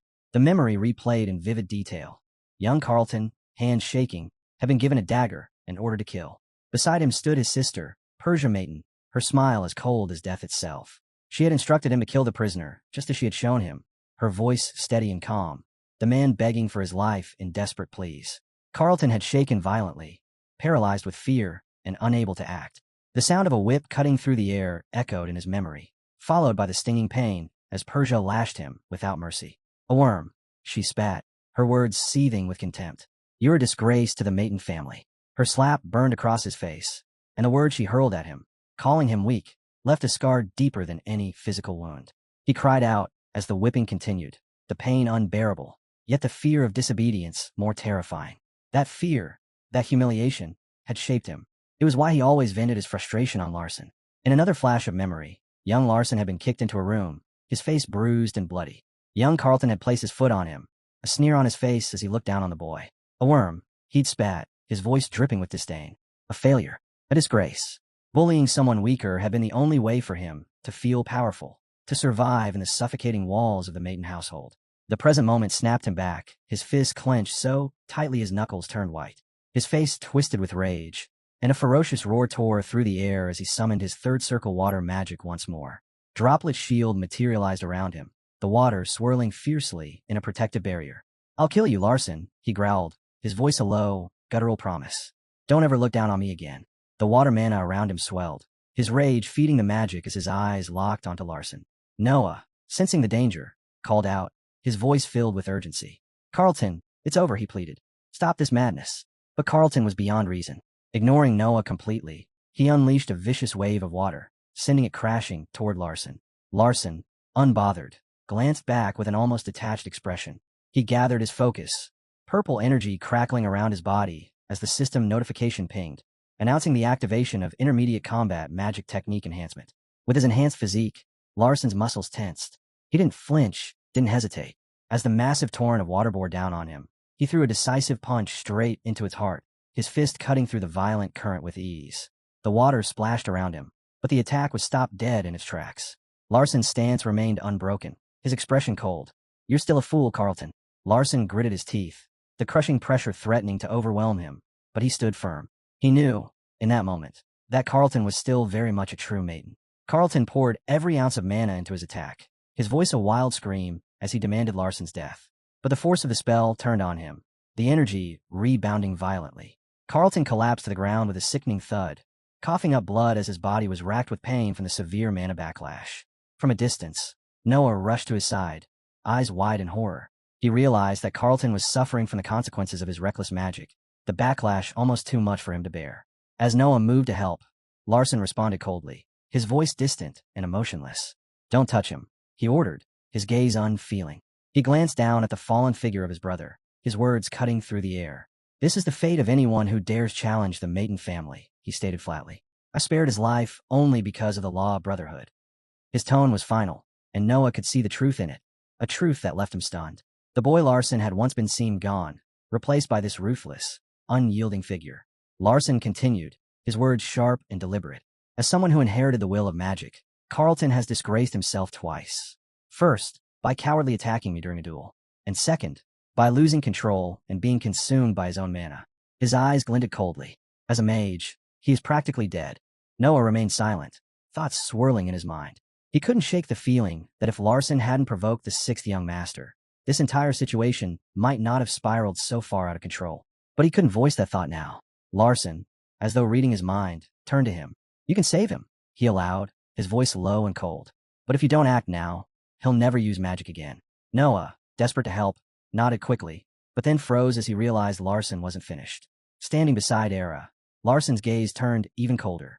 "From this moment on," he said, his voice colder than ice, "you are my enemy." The words rang in the air, a final, irreversible declaration. Noah's heart sank. He realized, with sickening clarity, that he was being forced to make an impossible choice between the fallen sixth young master and the seventh, his brother. As Noah looked down at Carlton, who lay motionless in a spreading pool of blood, the weight of the decision pressed down on him, suffocating him. He could barely breathe under the pressure. His mind raced, but he couldn't find the words. His voice was stuck, trapped in his throat, and his thoughts were a blur. Then, without warning, a violent surge of fiery mana exploded behind them. The intense heat scorched the air, forcing Larson and Era to turn, their expressions sharp with alertness. A voice, sharp and filled with disdain, echoed through the fiery haze. "I never expected the youngest to be this cruel," it said, filled with biting amusement. Noah's eyes widened in recognition, and the realization hit him like a slap. The voice belonged to the third young mistress, Persia maiden. The flames around them flared higher, condensing into a massive fireball. And from within the inferno stepped Persia, a faint but smug smile curling at the edges of her lips. She looked at the scene with a sense of satisfaction, her words laced with cold amusement. "This outcome was exactly what I expected from you, younger brother," she said, her voice almost a purr. "I must admit, I rather like it." She tilted her head slightly, eyes glinting. "But," she continued with a slight pause, "you've made a mistake." Her gaze hardened, and she met Larson's eyes with a chilling certainty. "You give your enemies too many chances." The flames around her crackled in agreement, her mana radiating with a power that could consume everything in its path. The tension in the air was palpable as Persia Maiden stood before them, an unpredictable force, a sharp contrast to Larson's cold, methodical nature. Larson's faint smile remained, his eyes cool as he replied, "I'm not yet capable of being as ruthless as you are." But inwardly, he couldn't help but question the timing of his sister's appearance. Why had she chosen this precise moment to show up? The situation felt too orchestrated, too calculated. The scene shifted, revealing the events that had unfolded several minutes earlier, outside the training mansion. As Carlton and Larson's duel raged on, someone had been watching them from distance. A hand, glowing with blue energy, appeared from the shadows. It was Suncan. He stepped forward, his gaze steady, as Sando, his companion, spoke up. "The third young mistress seems to have taken a deep interest in the seventh young master," Sando remarked, his tone laced with mockery. "Do you plan on kidnapping him again?" Senkin's reply was calm, almost indifferent. "No such order has been issued," he said, his eyes narrowing slightly. "Keep your presence confidential." Sando nodded, sensing the gravity in Senkin's words. As the conversation continued, Sando realized that Suncan had come under the command of the family head. The realization struck him quickly. Larson had drawn the patriarch's attention, and now all eyes, including Persia's, were fixed squarely on him. But then, Senkin's demeanor shifted. His face grew serious, and he abruptly ordered, "Summon the third young mistress at once." Sando, caught off guard, asked why. "The sixth young master's life is in danger," Sunken replied, his voice edged with urgency. Sando froze, stunned by the revelation. "Carlton lost a Larson," he muttered, struggling to process the information. Back in the present, Persia stepped closer to Carlton's collapsed form, her eyes cold with disdain as she observed him. "What a literal insect," she sneered, her voice dripping with contempt. Larson, watching quietly, wondered if she had come to rescue him. She looked down at her fallen brother, her expression one of pure disdain. "You don't deserve the maiden name," she declared, her voice sharp. "You're nothing but trash." Larson remained silent, observing her every move with a quiet, calculating gaze. Without any further words, Persia raised her hand. A radiant sphere of light materialized at her fingertip, glowing with intense magic. With a subtle wave, she lifted Carlton's unconscious body into the air, his limp form floating gently upward. Noah, standing off to the side, watched in astonishment, unable to comprehend the display of power. As Persia moved toward a blazing spatial gate, she paused and turned to face Larson. Her gaze locked with his, a challenge in her eyes. "If you don't like my decision," she said with a mocking smile, "you're welcome to follow me. Do so if you truly have confidence in yourself." With that, she stepped into the fiery portal, Carlton's body floating beside her. In an instant, they disappeared, leaving Larson, Noah, and Era standing in the now empty training ground. Larson remained calm, his thoughts steady as he reflected on the situation. If he had followed her, he likely would have lost a limb. The consequences weren't worth the risk. He turned to Era, his orders simple. "We're going home," he said, his voice devoid of emotion. Era nodded silently, falling in step behind him as they left the training mansion. But as they walked, Larson's thoughts lingered on Persia. She seemed to care for Carlton more than he had initially assumed. The realization struck him unexpectedly, and a system notification soon confirmed his thoughts. Persia had genuinely attempted to educate Carlton, showing a level of care that was completely unlike her usual cold, calculating nature. Larson's surprise was palpable. This behavior was something he hadn't anticipated from her. Carlton had never been able to fully embrace Persia's teachings, a fact that deepened the tension between them. The scene shifted to a brutal method of instruction that had marked a pivotal moment in their strained relationship. The flashback unfolded with Persia seated outdoors, calmly enjoying a meal as the sound of barking dogs filled the air. Carlton, bound tightly to a tree, trembled in terror as two savage dogs with bloodshot eyes charged at him. His frantic screams for mercy rang out, but Persia remained unmoved, continuing to eat her meal with the same detached expression. She knew her methods were extreme, perhaps even cruel, but she would never admit that they were unsuitable for most people. A faint, chilling smile appeared on her lips as she speared a piece of steak with her fork. Carlton sobbed in fear, pleading for his life as the dogs snapped at him, their jaws gnashing dangerously close. Blood splattered across the ground as the dogs tore into him, and his screams echoed into the night. In the end, Persia rose from her seat and walked away, leaving her brother unconscious, soaked in blood, and sprawled across the grass. Her cold command still echoed in the air as she ordered him to grow stronger. Persia's affection for Carlton was twisted. She pushed him to endure suffering, believing it would make him stronger. It was a cruel, warped form of love. And even now, despite everything, Persia still cherished him in her own, ruthless way. Back in the present, another system notification appeared before Larson. Its message as startling as it was cryptic. A variable had emerged, one that was affecting the course of the story. He stared at the notification, his mind racing. Why had this particular variable surfaced now?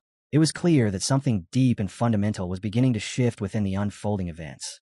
The currents of energy that radiated from his body formed cross-shaped patterns, signaling an internal transformation. A vision, symbolic and vivid, unfolded before him. A red-eyed skeleton manipulated a sphere of destiny, inside which a human figure struggled. As the vision shifted, Larson saw a close-up of Persia's face, and in that moment, he realized the variable was tied to the complex, unspoken bond between her and Carlton. The following day, Larson was summoned by his father. Standing near a window, he reflected on the summons, understanding that it was undoubtedly related to the events of the previous night. He had anticipated this development, and had already prepared himself for the encounter. With composed grace, he took a sip of tea, his thoughts clear. In moments like these, presentation was everything. He needed to embody the dignified poise of a true mage. Later, within the opulent halls of the Maton family's main building, the atmosphere grew suffocatingly tense as a commanding voice demanded an explanation for the previous night's events. Dekatra, the family patriarch, stood at the top of the stairs, his voice like thunder as it reverberated through the mansion. "You were supposed to be on a pilgrimage," he remarked, eyes narrowing with suspicion. His gaze fell on both of his sons as he descended. Why did you continue your battle until mana reflux occurred? Larson remained still, his expression a mask of calm, as the tension in the room thickened.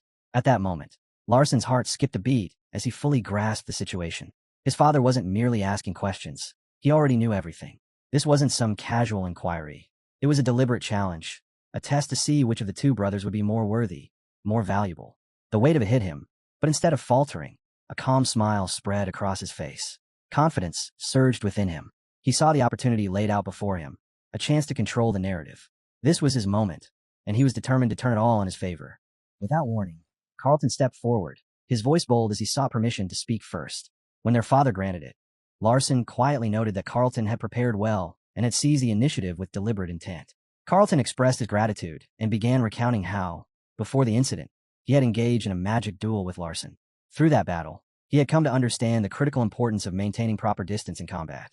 Realizing his own limitations, Carlton had learned the third circle water spell, droplet shield, and sought a rematch to test its effectiveness, eager to measure his own growth.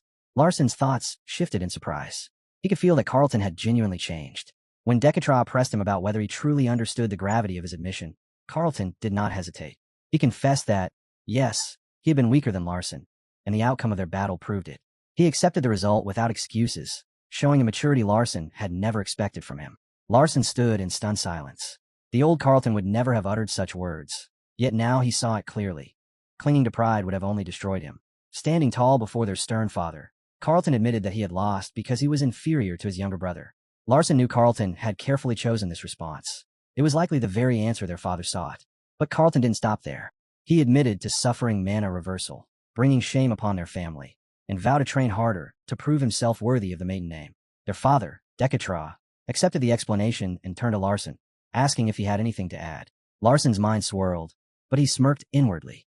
Carlton had gained the upper hand by showing humility. To shift the advantage, he would need to take a different approach. Looking directly at his father, Larson stated that he was certain Decatra already knew the entire truth. The real purpose of the question, he believed, was to test their motives.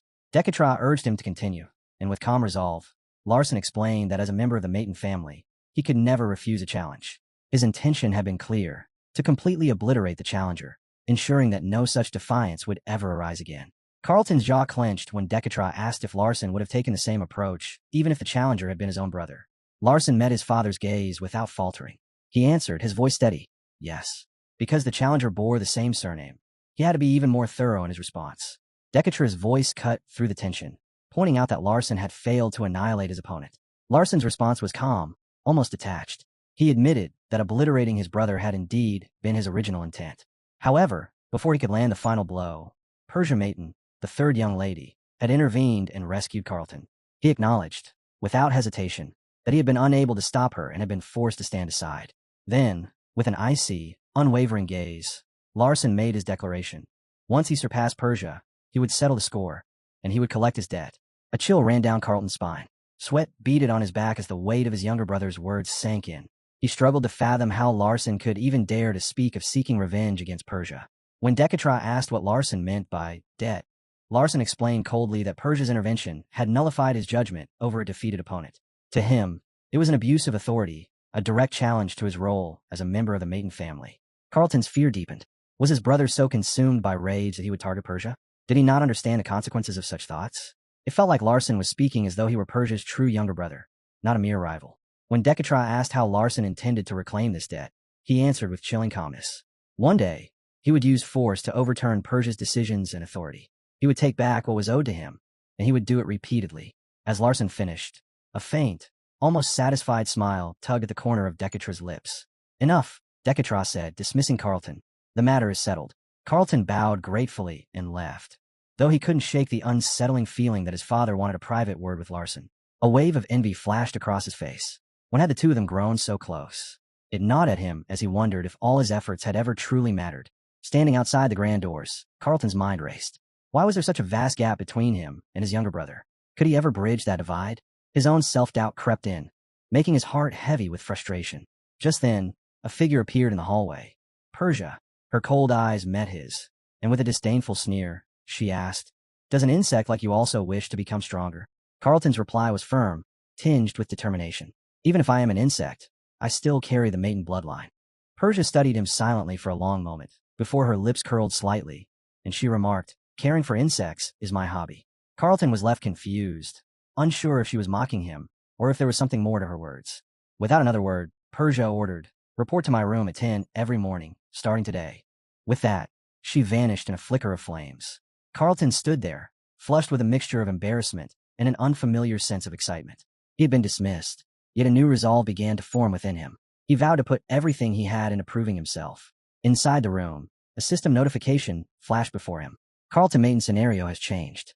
A story-altering variable has emerged. Carlton stared at the notification, the weight of its meaning settling in. His path had just taken a turn, and he knew it would change everything. Larson's mind raced in shock as he realized this was already the second shift involving Carlton. What variable had emerged this time? His thoughts were interrupted when Dekatra suddenly seized his wrist, his voice cold as he stated that he had learned ice magic. Larson didn't flinch. As he expected, his father already knew. Dekatra studied him closely, mentioning Norzen and the notorious difficulty of mastering ice magic. But once learned, he added, it was an exceptionally efficient magic. Larson nodded, confirming that Norzen's ice magic was precisely why it had integrated so well with his combat magic technique. Dekatra's gaze sharpened. "Are you claiming it's a fusion of combat magic and attribute magic?" he asked, his tone probing. Then, he asked if Larson remembered the magic engraved into his body during childhood. Larson immediately understood. His father was referring to the personalized magic bearing his name. He recalled the glowing characters carved into his palm years ago. With a respectful tone, he replied that he had been honored to receive such a gift, but had never truly been able to use it. Dekatra's voice was deliberate when he declared, "I will slightly alter that magic." Larson's eyes widened in astonishment. The magic that had once been etched into his skin began to resurface. The glowing symbols appeared once again, creeping across his body, merging and shifting in an intricate pattern. As the symbols shifted over his palm, he noted with a strange relief that there was no pain this time, unlike before. "The modified magic will conceal your study of elemental magic," Dekatra explained, so thoroughly that even someone as gifted as Ivelia will struggle to detect it. Larson was speechless. "Had you known I would pursue both combat magic and elemental magic?" he asked, still in shock. Dekatra paused, then answered coldly, "The task is complete." He turned toward him, his eyes piercing. "Now, what do you say upon receiving a gift?" Momentarily confused, Larson bowed deeply, expressing his gratitude as his father had silently commanded. Dekatra gave a brief nod, granting him permission to leave. As Larson turned to depart, he caught sight of a faint, satisfied smile lingering on his father's face. The scene shifted to the autumn manor. Larson lay in the bathtub, his mind drifting. In the original story he had written, Dekatra had never personally given gifts to his children. His wealth was vast, but he had never once used the word gift. Larson submerged himself beneath the water, the events replaying in his mind. The altered magic, this wasn't just for concealment, he realized. His father's subtle smile had been the clue. Dekatra never did anything without purpose. Rising from the bath, the realization struck him with clarity. The word gift itself had been a deliberate hint. This altered magic was a new assignment, one entrusted to him. With a resolve hardening within him, Larson knew what he had to do. He vowed to uncover the true power hidden within this magic during his upcoming journey, no matter the cost. The next day, the group was fully prepared to depart for Grandel. Era approached Larson, reporting that all the necessary preparations had been made. Hampton struggled to carry a massive bag, but with a proud grin, he declared that he was ready as well. Larson smiled warmly at his companions and called them to gather. Lydia, visibly excited, waved enthusiastically and called out to Larson, eager to begin the journey. Larson addressed the group, announcing that it was time to set out for the renowned Grandel martial arts family. A map appeared, showing that Grandel's territory was even farther from the Mayton family than the Sod family's land. To reach the Sod territory, one would need to cross the tumultuous Black Sea. But to reach Grandel, they would have to brave the Sea of Death, notorious for its ominous blood-red waves. The group began their journey by crossing the Alphesus Mountains, the largest mountain range in the world. From there, they rode across the Amazon River, the longest and largest river. After 7 days of travel, they stood on a cliff, gazing down at Aref, the land ruled by the Grandel family. Era, now carrying Hampton's bag, spoke up. "It'll take about 3 more days to reach our destination." Lydia, surprised, asked, "Why aren't there any portal gates around here?" Era responded, "The Grandel family doesn't support the use of portal gates." Lydia, still puzzled, pressed on, "But why?" Larson thought to himself, "It's because I set it up that way." But he kept the thought to himself and didn't offer an explanation. The next 3 days passed without incident. At night, they set up camp beside a softly flickering bonfire. The peaceful silence was broken by a sudden rustling in the bushes. Numerous pairs of glowing red eyes lit up the darkness. Before anyone could react, a massive venomous spider leaped from the shadows, shrieking as it charged toward the campsite. In an instant, Era moved with blinding speed, slashing through the creature's body with precise strikes. She landed lightly after delivering the final blow, effortlessly killing the spider. That was a 2,000-year-old black poison spider, Era explained, her voice calm. Hampton, collect its venom. Lydia, still wide-eyed, stared at Era in awe. She couldn't believe the overwhelming strength she had just witnessed. Larson, for his part, reflected on how smoothly their journey had gone thanks to Era's quick and efficient handling of every threat. They continued on, passing through Arefa's region without further danger. Finally, after days of travel, the group reached the Grandel territory. They stood before a colossal iron gate, the imposing entrance to the Grandel family's land. It was a sight to behold, and the group couldn't help but stare in awe at the grandeur before them. Larson's eyes scanned the surroundings. There were no guards in sight. His hand rested lightly on the gate, and in response, a panel flickered to life before him. It revealed an inscription, detailing a magic designed to amplify the fighting spirit. A surge of energy coursed through him as his fingers brushed the surface. A smirk tugged at his lips. The mechanism was as he had expected. Elsewhere, by the serene lake within the Grandel estate, the patriarch engaged in a quiet conversation with Magner about Rosalind. Magner speculated that Rosalind's steadfast path, shaped by the patriarch's guidance, might have been influenced by Larson's presence. The patriarch immediately dismissed the thought with a firm tone, asserting that Rosalind's strength had always been her own. Magner, though polite, nodded in agreement. At that moment, a subordinate approached quickly with news. Larson Mayton's group has arrived at the gate, he reported. The patriarch's eyes sharpened. How many? He asked. Larson, his two shadows, and a fire mage, the subordinate replied. The patriarch noted the simplicity of the group's formation and inquired further. Did Larson open the gate? The subordinate hesitated before answering. He only placed his hand on it, then stopped. A faint smile curled on the patriarch's lips. He turned to Magner. Has Larson figured out the secret? He asked. Magner acknowledged his sharpness, but the patriarch only nodded, his gaze thoughtful. Only those of Grandel's martial artists know the secret of that gate, he murmured. But I've been watching his eyes. We'll see. Magner pressed further, but the patriarch, hesitant for a moment, decided to wait, sensing something stirring within Larson. Back at the gate, the group exchanged puzzled looks. Larson, with casual ease, explained that the gate was simply a bit heavier than expected, masking the fact that he had already deciphered its magic. Era stepped forward to offer her help, but it was Hampton who eagerly volunteered, cracking his knuckles with confidence. I've been training hard, he declared, surprising Larson just slightly. Hampton pushed with all his might, but the gate refused to move an inch. He strained, sweat dripping down his face, muttering in disbelief at the weight of a mere door. After a few more fruitless attempts, he slumped, panting heavily. I'm just a bit tired from the journey, he gasped, offering an excuse. Lydia gave him a gentle pat on the back in comfort. Larson, standing off to the side, silently observed, his gaze unmoving. As the scene played out before him, Larson's mind drifted back to when he had first written the tale of the Sod family. A renowned lineage of swordsmanship, built carefully and meticulously. Every detail crafted with precision. Every piece of the story had purpose. Larson's mind wandered back to his previous writing. He had poured immense detail into the Sod family, the heart of his story. But Grandel, unlike Sod, had been a mere backdrop. Their influence on the world felt less significant, secondary, even to Mayton. It wasn't until now that he recognized the true nature of Grandel's gates. Designed with fighting spirit amplification magic, they were meant to resonate with the blood of the Grandel lineage, enhancing their strength with every use. The gate, a simple yet ingenious tool, was a training mechanism in itself. Just by repeatedly opening and closing it, members of the family could steadily grow stronger. Larson clenched his fist, feeling the faint surge of power. His fighting spirit subtly increased. He realized he could not push it further for now, but he saw an opportunity to test his limits. Stepping forward confidently, he approached the heavy iron gate, his expression one of quiet resolve. He pressed his hand against it, and with a slow, deliberate motion, he began to open it. The creaking sound of metal echoed through the air as the gate gave way, revealing a blinding light that poured from within. At the same moment, a messenger in the Grandel estate hurried to report to the patriarch. Larson Mayton has opened the gate, he announced. The patriarch's brow furrowed. Did he do anything before? He asked, his voice low with suspicion. He paused briefly before acting. The messenger replied. The patriarch sneered. And the gate. It was set to its heaviest level, came the reply. The patriarch scoffed. That's nothing.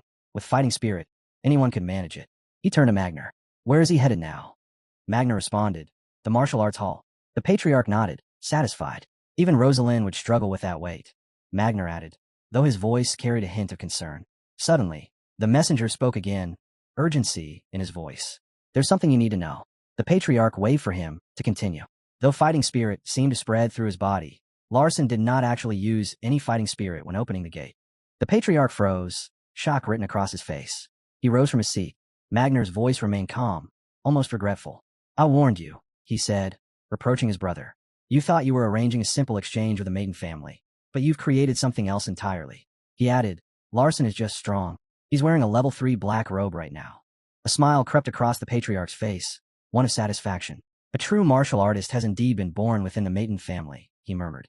I must see this for myself. Meanwhile, Larson and his group made their way to the martial arts hall. The hall, which also doubled as the Grandel family's library, had a large, open space filled with the echoes of training and research. A middle-aged man approached them with a bright, welcoming smile. I am Alto, the librarian of this hall, and your guide for the day. He introduced himself. Larson stood in the courtyard, staring at Alto, in surprise. He had recognized the man instantly. Alto, his own creation. A martial artist destined to become Kassen Sada's close friend, the heir to Master Magner's legacy, and ultimately the next combat king. It struck him as amusing that a future martial king was now standing before him, clad in a librarian's garb. The thought of it, a man with such a towering future now reduced to this, was almost absurd. Lydia, ever the blunt one, muttered that Alto seemed well-fed. Larson privately agreed. The man's physique hardly matched the image of a future martial king. Before Larson could linger on the irony, Alto's voice rang out. And who is the beautiful lady behind you? He asked loudly, his gaze shifting to Era. Larson turned his head, confused. He looked over the group. Hampton, Lydia, Era. Who could he be referring to? Era, standing with the others, appeared utterly taken aback by the question, her confusion quickly morphing into mild irritation. The sudden and unexpected query left her visibly flustered, her brow furrowing as she glanced at the others, unsure if Alto was being serious or just playing a game. A faint smile tugged at Larson's lips as he watched Era's reaction to Alto's remark. It was rare to see the usually composed woman look even the slightest bit flustered. Her discomfort, though brief, was quickly replaced by her cold, authoritative tone. Stepping forward, she sharply addressed Alto, ordering him to show the proper respect to the one she served, who stood before him. Alto, startled by the sudden rebuke, stammered an apology, his face flushing with embarrassment. My apologies. I was momentarily distracted by your beauty, he explained with a nervous laugh. He quickly turned to Larson, his words now apologetic. I didn't mean any disrespect. Larson simply nodded, maintaining a calm demeanor. It's fine, he replied, though internally, he couldn't help but smile. Alto had always been naturally flirtatious. He recalled a time in the original story when Alto had tried the same approach with Lydia, only to end up with his hair singed by her flames. Composed as ever, Larson politely gestured to Alto. Please, guide us to Lord Grandel, he requested. At that moment, before Alto could respond, the air around the group suddenly shifted. A swirl of sand and wind swept through the courtyard, and from it emerged Velitutor Grandel and Magner, much to the surprise of Larson and the others. Larson's eyes widened in astonishment. He had not expected their arrival to be so abrupt. Velitutor, his gaze sharp, spoke first. There's no need for that, he said, his voice cutting through the moment. Magner let out a hearty laugh, clearly enjoying Larson's bewilderment. I must say, I do enjoy your surprised look, Larson, he teased, his voice lighthearted. Seems like you haven't been training hard enough. He grinned, clearly amused. But tell me, how does it feel to be officially invited by my brother? I'm certain it's the first time in history a mage has undertaken a pilgrimage. Larson, still processing the unexpected turn of events, responded calmly. It is a great honor, indeed.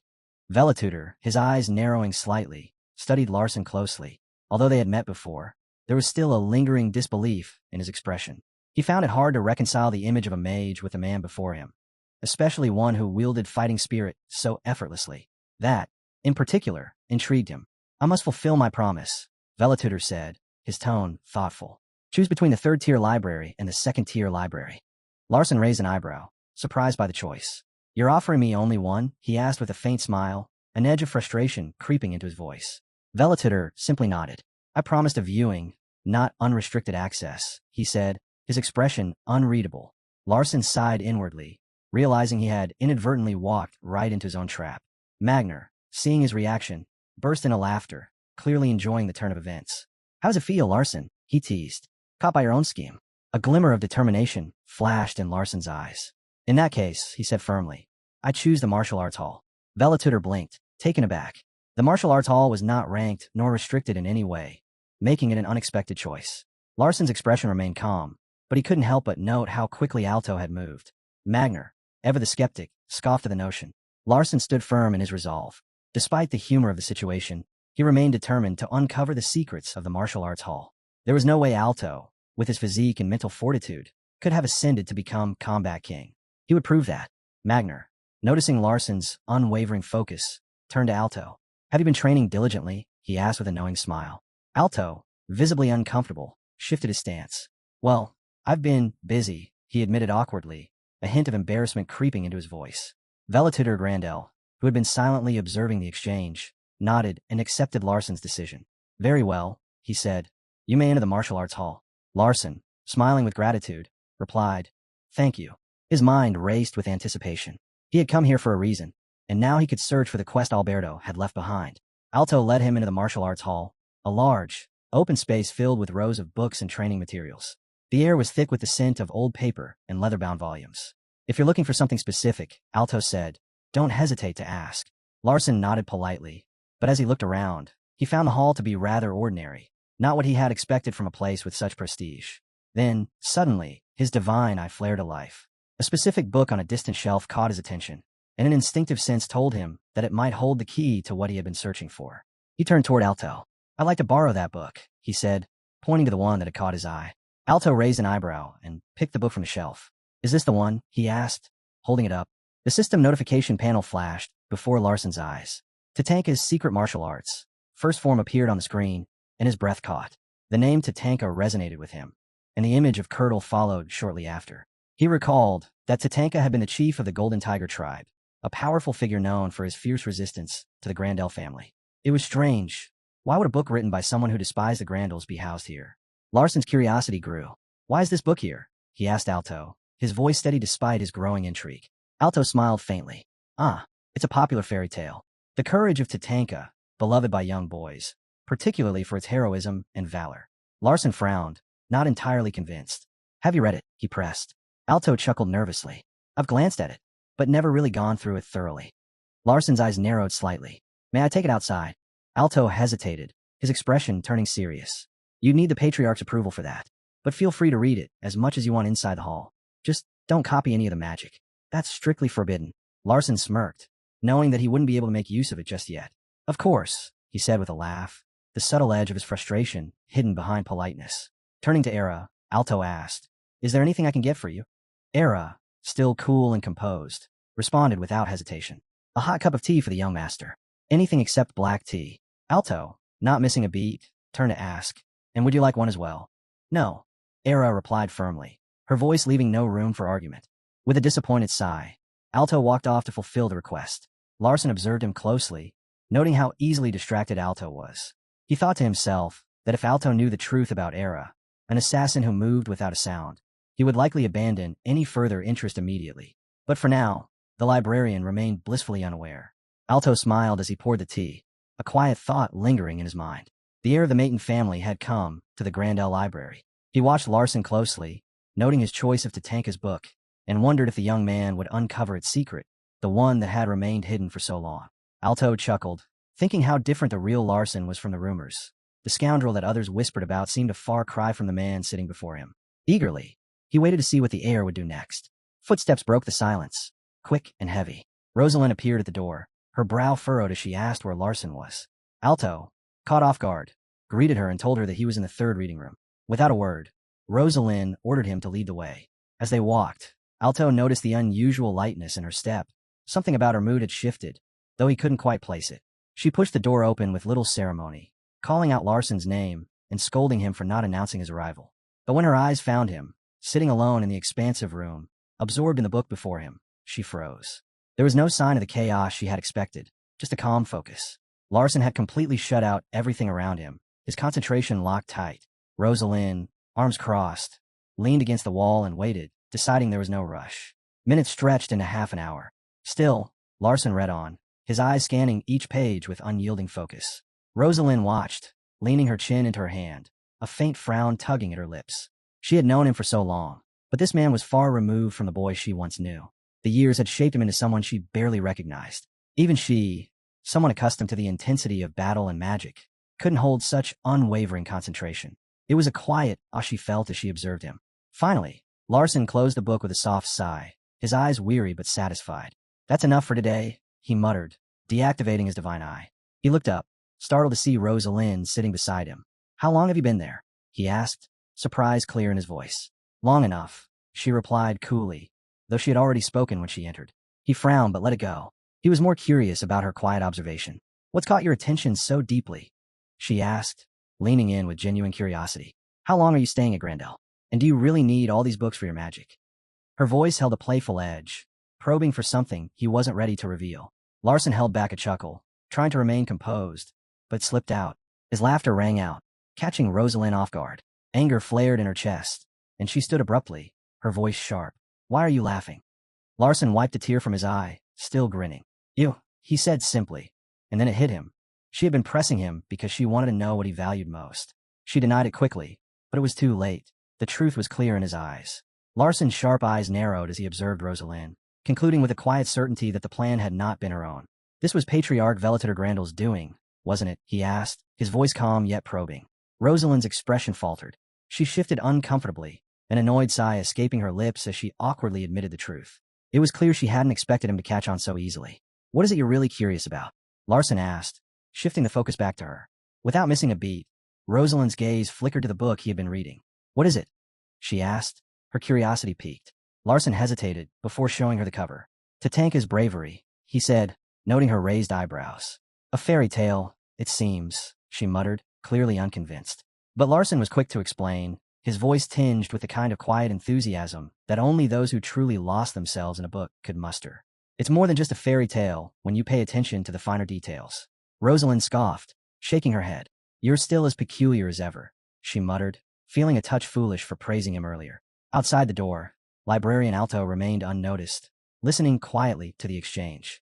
His sharp ears caught every word, and his eyes never left the two figures inside, observing them with careful attention. The following morning, Larson continued his immersion in the book, his eyes scanning the pages. A system notification suddenly flashed in his vision. Tatanka's Secret Martial Arts, First Form, 95% analysis complete. He paused, a quiet realization washing over him. He had nearly finished the analysis in a single day, far faster than he'd expected. Librarian Alto soon appeared, bringing tea as he always did. Did you enjoy the book? He asked politely, his tone warm, but carrying an underlying curiosity. Larson nodded, grateful for the tea, but his mind was already elsewhere. Alto's casual question hung in the air, but then, with a shift in the librarian's tone, something more subtle emerged. Have you finished reading Tatanka's Bravery? He asked, the inquiry laced with a subtle scrutiny, a hint of something more than mere politeness. Larson's gaze snapped to Alto, his eyes sharpening with suspicion. He set his tea down slowly, his voice steady but forceful as he confronted the librarian. Why are you keeping such close watch over me? Alto stood frozen, caught completely off guard by the bluntness of the accusation. The question hung in the air, and for a moment, the librarian had no words, just an uncomfortable silence that stretched between them. Alto quickly backpedaled, hastily denying any hidden agenda. I just came to replace the tea, he explained, his voice trembling slightly. There's no ulterior motive. But Larson wasn't convinced. Does serving tea really fall under a librarian's duties? He asked, his tone sharp and probing. A thin sheen of sweat appeared on Alto's forehead as he stammered, insisting that he was nothing more than an ordinary librarian. His calm demeanor did little to mask the nervousness beneath. Larson, ever perceptive, noticed the discrepancy and turned his heavenly eye on Alto, probing deeper than simple observation. In an instant, a character information panel materialized in Larson's mind. It displayed Alto's attributes in stark detail. The first thing that caught his attention was Alto's primary attribute, patience. Then came a revelation. Alto was a member of the Forest clan, specifically among the White Cedar Ants. His secondary characteristic read, guarding a covenant passed down through countless generations. Larson's thoughts raced. The mention of the White Cedar Ants took him by surprise. He had no recollection of having created such a backstory for this character. Alto, despite his affinity with the Forest clan, appeared far too human. Remarkably so for a typical ant. The incongruity was striking. With no hesitation, Larson spoke, his voice calm but firm. Is it true, Alto, that you're guarding a covenant inherited through generations as a member of the Grandel family? Alto's body stiffened, and he flinched just slightly before asking, how could you possibly know such a thing? Larson's eyes never left him as he replied, it's in the book. Alto's face contorted in surprise. No, he insisted, his words quick and defensive. There's nothing about that in the book. Larson's lips curled into a faint smirk as he tapped the book in his hand. You told me you hadn't read it thoroughly, didn't you? He leaned forward, exposing the flaw in Alto's story. But you just told me there's nothing about the covenant in the book. Caught. Alto adjusted his glasses awkwardly, his fingers trembling as he made no attempt to deny the truth any longer. Yes, he admitted reluctantly. The covenant does exist. He paused, his gaze dropping to the floor. The Grandel family has long preserved a secret, the eventual arrival of a great successor who would uncover Tatanka's legacy. He spoke the words softly, as though reluctant to reveal more. Larson's eyes narrowed as he pressed further. Does the patriarch of the Grandel family know about this secret? Alto hesitated before answering, his voice low. He probably does, but I don't think he takes it seriously. A cold realization settled over Larson. In his original novel, Alto was meant to become the next combat king, succeeding Magner, the combat king who could intimidate enemies with a mere glance. But the Alto before him was far from the imposing figure of that future. There was something wrong. The man who stood before him now seemed ill-suited for such a destiny. Larson's thoughts turned to the book, to the strange connection between this tale and Alto's path. Slowly, almost as if to test the waters, he revealed the truth. The true name of the book is Tatanka's Secret Martial Arts, First Form. At the sound of the title, Alto's entire demeanor shifted. His face went pale, his body visibly trembling as if he had heard a forbidden name, something he had hoped would never be uttered aloud. Larson stood, a quiet confidence in his step. I believe I'll fully comprehend the book within a day, he said, his voice calm but resolute. Once I've finished, I'd like to discuss it with you, Librarian Alto. Would that be acceptable? A brief silence followed, and after a moment of hesitation, Alto nodded, though there was a hint of wariness in his eyes. The moment the door closed behind Alto, a system notification appeared in Larson's mind, confirming that a new variable had emerged, one that would affect both the storyline and its probability. His gaze shifted, and a series of notifications followed. Tatanka's Martial Arts Manual, First Form, Analysis Complete. Divine Eye has absorbed the entire content. Skill, 10,000 bytes, engraved. A surge of power flooded Larson's body, the sensation both foreign and familiar. He clenched his fist, feeling the new energy coursing through him. 10,000 bytes. The ability he had originally designed, though never fully explored, was now his. He recalled the effects he had written. Any touched body part would feel as though it were being violently torn apart, like 10,000 savage beasts gnawing at the flesh simultaneously. In his original story, 10,000 bytes had been the signature move of Combat King Magner, a skill that would rip apart anyone weaker than the user with a single touch. It was likely the foundation of Alto's path to becoming Combat King. The first form, raw and primal, will be something Alto could never abandon. It had been a part of his journey from the beginning, and now it had woven itself into Larson's being. Moments later, a knock at the door broke his thoughts. May I enter? Alto's voice was cautious. Come in, Larson replied. Alto entered, his expression unreadable. You mentioned a debate earlier. What was it about? Larson's gaze met his, unflinching. It's about Tatanka's secret art, First Form, specifically, the technique 10,000 bytes. Alto frowned, confusion etching his features. A debate requires both parties to have knowledge of the subject. I know nothing of this art, so I can't meaningfully participate. Larson, however, wasn't swayed. Every martial arts family has a training ground, and the martial arts hall is no different. I will demonstrate 10,000 bytes there. His voice left no room for argument. Alto stood frozen, stunned by the audacity of Larson's words. Internally, he struggled to reconcile what he had just heard. How could someone who had only read the book for 2 days possibly wield such an ability? After a moment of disbelief, Alto regained his composure. The training ground is behind the building, he said, still processing the strange situation. It's one of the largest training grounds among all the libraries. Follow me. Without another word, he led Larson out, the weight of the impending demonstration hanging between them. The library, vast and storied, held secrets deeper than either of them had yet uncovered. The vast, open training ground stretched out before them, the space charged with an eerie stillness. Alto stood opposite Larson, waiting for instruction. What should I do? He asked, his voice betraying a hint of unease. Larson's eyes were sharp, his focus unwavering. I'll apply 10,000 bytes to a non-vital area, he said calmly. Extend your hand, just briefly. Alto hesitated, his eyes flickering with uncertainty, but he eventually complied, extending his hand, though he did so slowly, as if bracing for something. A system notification blinked into existence. Fighting spirit activated. Larson's fist began to glow with a vivid orange aura, a surge of energy radiating from his very being. Another notification appeared, this one declaring the activation of 10,000 bytes. The concentration of energy gathered at his fingertips was immediate and intense, a force like nothing Alto had ever seen. Alto's jaw dropped as he witnessed the raw power radiating from Larson's hand. Behind him, an illusion of a fierce, menacing wolf formed, its eyes glowing with the same fiery energy. Tatanka's secret art. First form, 10,000 bytes, Larson boldly declared. As the words left his mouth, the surrounding space began to warp. Floating numerical fragments appeared in the air, shimmering like ethereal data. A brilliant, luminous circle expanded outward, startling Alto. The very air seemed to hum with the intensity of the skill. Time and space themselves twisted, and then, in an instant, everything froze. Larson, his brow furrowed in irritation, scanned his surroundings. He muttered to himself, "Another disruption in probability? What does the world demand of me now?" He quickly connected the dots in his mind. The issue was clear. Curdle's mission was tied to the Grandel family. According to Alberto's records, Curdle held a deep hatred for them. Yet, Tatanka's secret martial arts was preserved within their library. A contradiction, a glaring one. Why had Curdle, not Alberto, the founder of Grandel, written this martial arts manual? Another unsettling thought crept into Larson's mind. Was the similarity between their names just a coincidence? As an author, Larson had often used the prefix Al in his character names. Alien, the Warlock. Alblica, the Black Rose. The pattern was unmistakable. He'd always associated Al with misfortune, typically reserving it for antagonists. The pieces of the puzzle clicked together in a disquieting way. At that moment, a book and a pen materialized before him, as if summoned by the world itself. The creator's setting had appeared. Larson's breath caught in his throat as he read the message that followed. Curdle had concealed Tatanka's secret martial arts within numerous relics, including those within the Grandel estate. The message also described Curdle's complicated emotions, hinting that he never expected to become so deeply involved in martial arts. A shiver ran down Larson's spine as his eyes fell to the notebook before him. The blank spaces within it had multiplied, far more than before. A new notification flashed across his vision, granting him one-time deletion authority through the creator's privilege. The weight of it hit him. The task ahead was perilous, a dangerous correction to the probability of an ancient setting.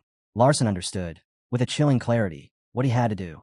The world had thrown him into a web of contradictions, and now it was his responsibility to untangle it.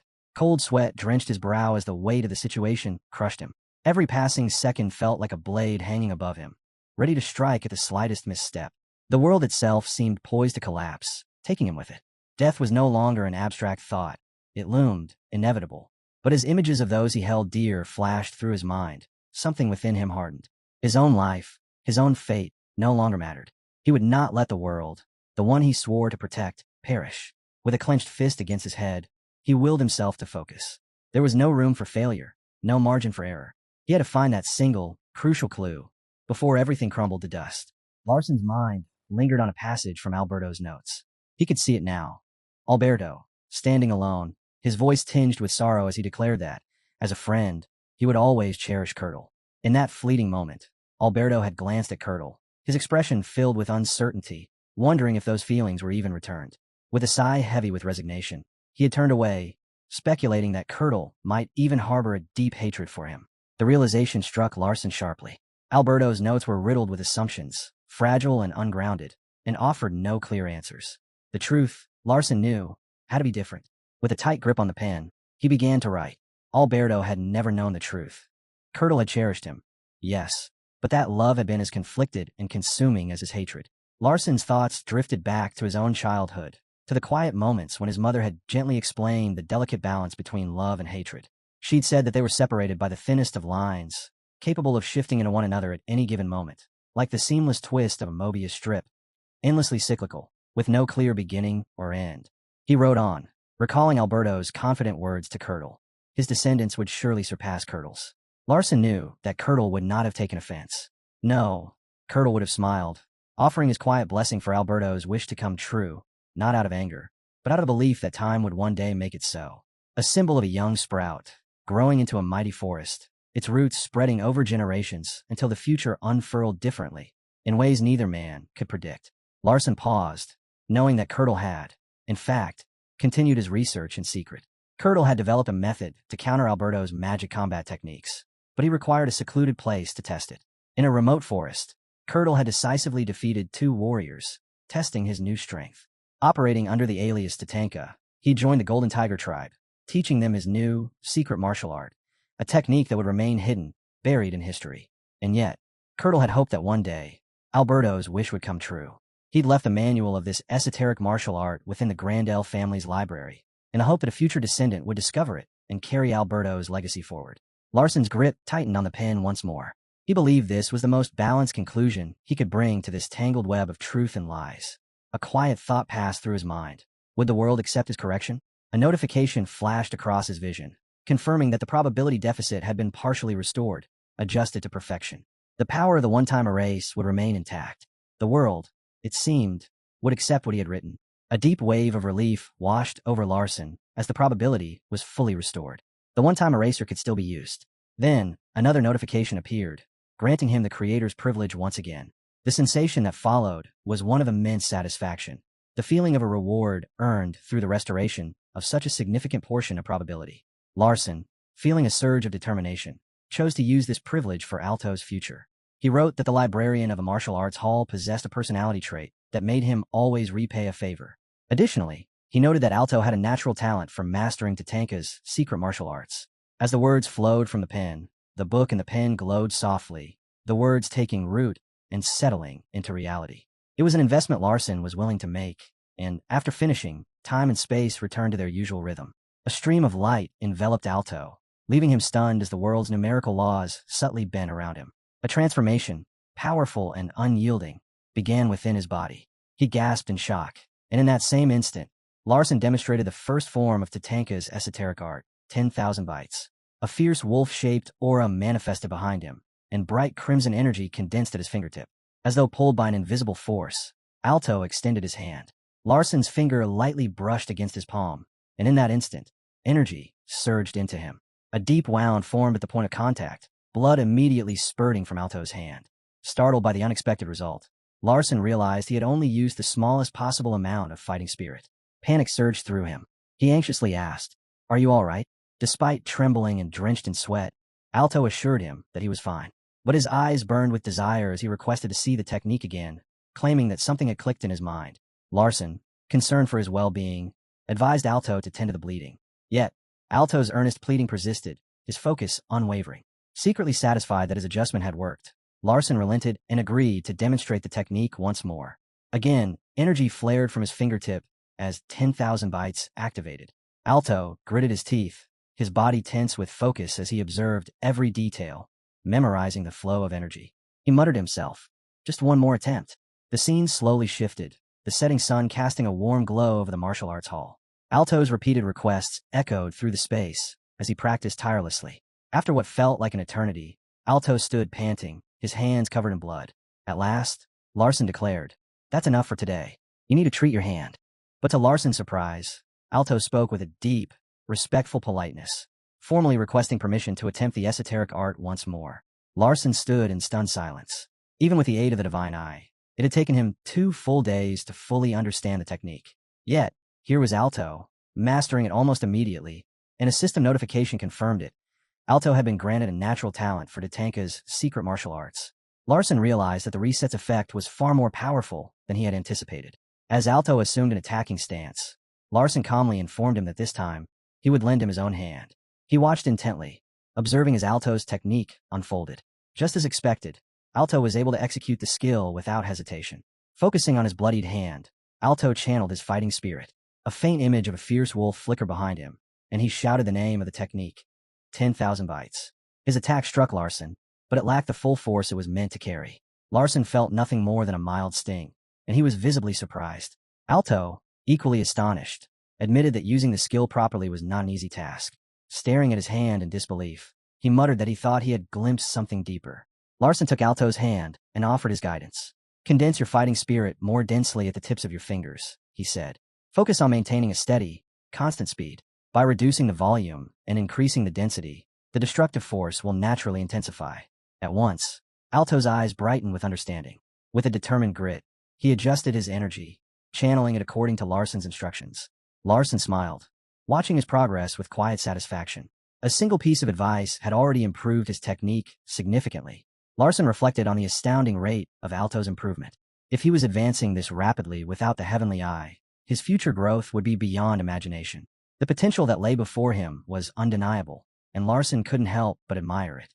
Suddenly, Alto spoke, his tone solemn. "You are my teacher," he declared. Larson froze, taken aback. What do you mean? He asked, his voice full of confusion. Alto's eyes were filled with awe as he explained, 10,000 bytes. It feels like it has always been a part of me, engraved within my body from the beginning. I never knew such power existed within my bloodline. A sheen of sweat appeared on Larson's forehead. He was slightly overwhelmed by the rapid pace of Alto's development. Without warning, Alto bowed deeply in gratitude. You are the one who awakened that power within me, he said, his voice sincere. Then, he looked up, his gaze steady. May I ask, will you accept me as your disciple? Flustered, Larson quickly realized that the 2 lines he had added to Alto's character setting had fully taken effect. A system notification confirmed it. The librarian of the martial arts hall was destined to repay favors. Though Larson remarked that this development was sudden, Alto was unfazed. Destiny unfolds naturally, he said with quiet certainty. When Larson mentioned the opposing positions of the Maton and Grandel families, Alto dismissed the concern casually. I'm merely a contract employee, he explained.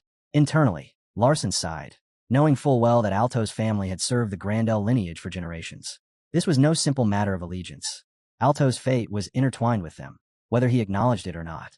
Larson turned his gaze aside, muttering, This is what the librarian desires. What do you think, master? At that moment, Magner appeared, stepping into view with his usual calm composure. Quite intriguing, he said, his voice even but laced with interest. Alto froze, shock overtaking him as he recognized the figure before him. A martial king, he stammered, taken aback. Magner's gaze shifted to Larson, sharp and calculating. How did you know I was nearby? He asked. Was it intuition, or did the heavenly eye reveal my presence? His eyes narrowed, waiting for an answer. Over dinner, Rosalind glanced at her father, her thoughts heavy. She asked, without preamble, if he wasn't concerned about keeping an eye on Larson. Velitutor raised an eyebrow, his expression calm, as he asked why she thought so. Rosalind responded quickly, her tone firm. Larson was unpredictable, and they couldn't be certain of his intentions. Velitutor didn't seem alarmed. Instead, he nodded thoughtfully.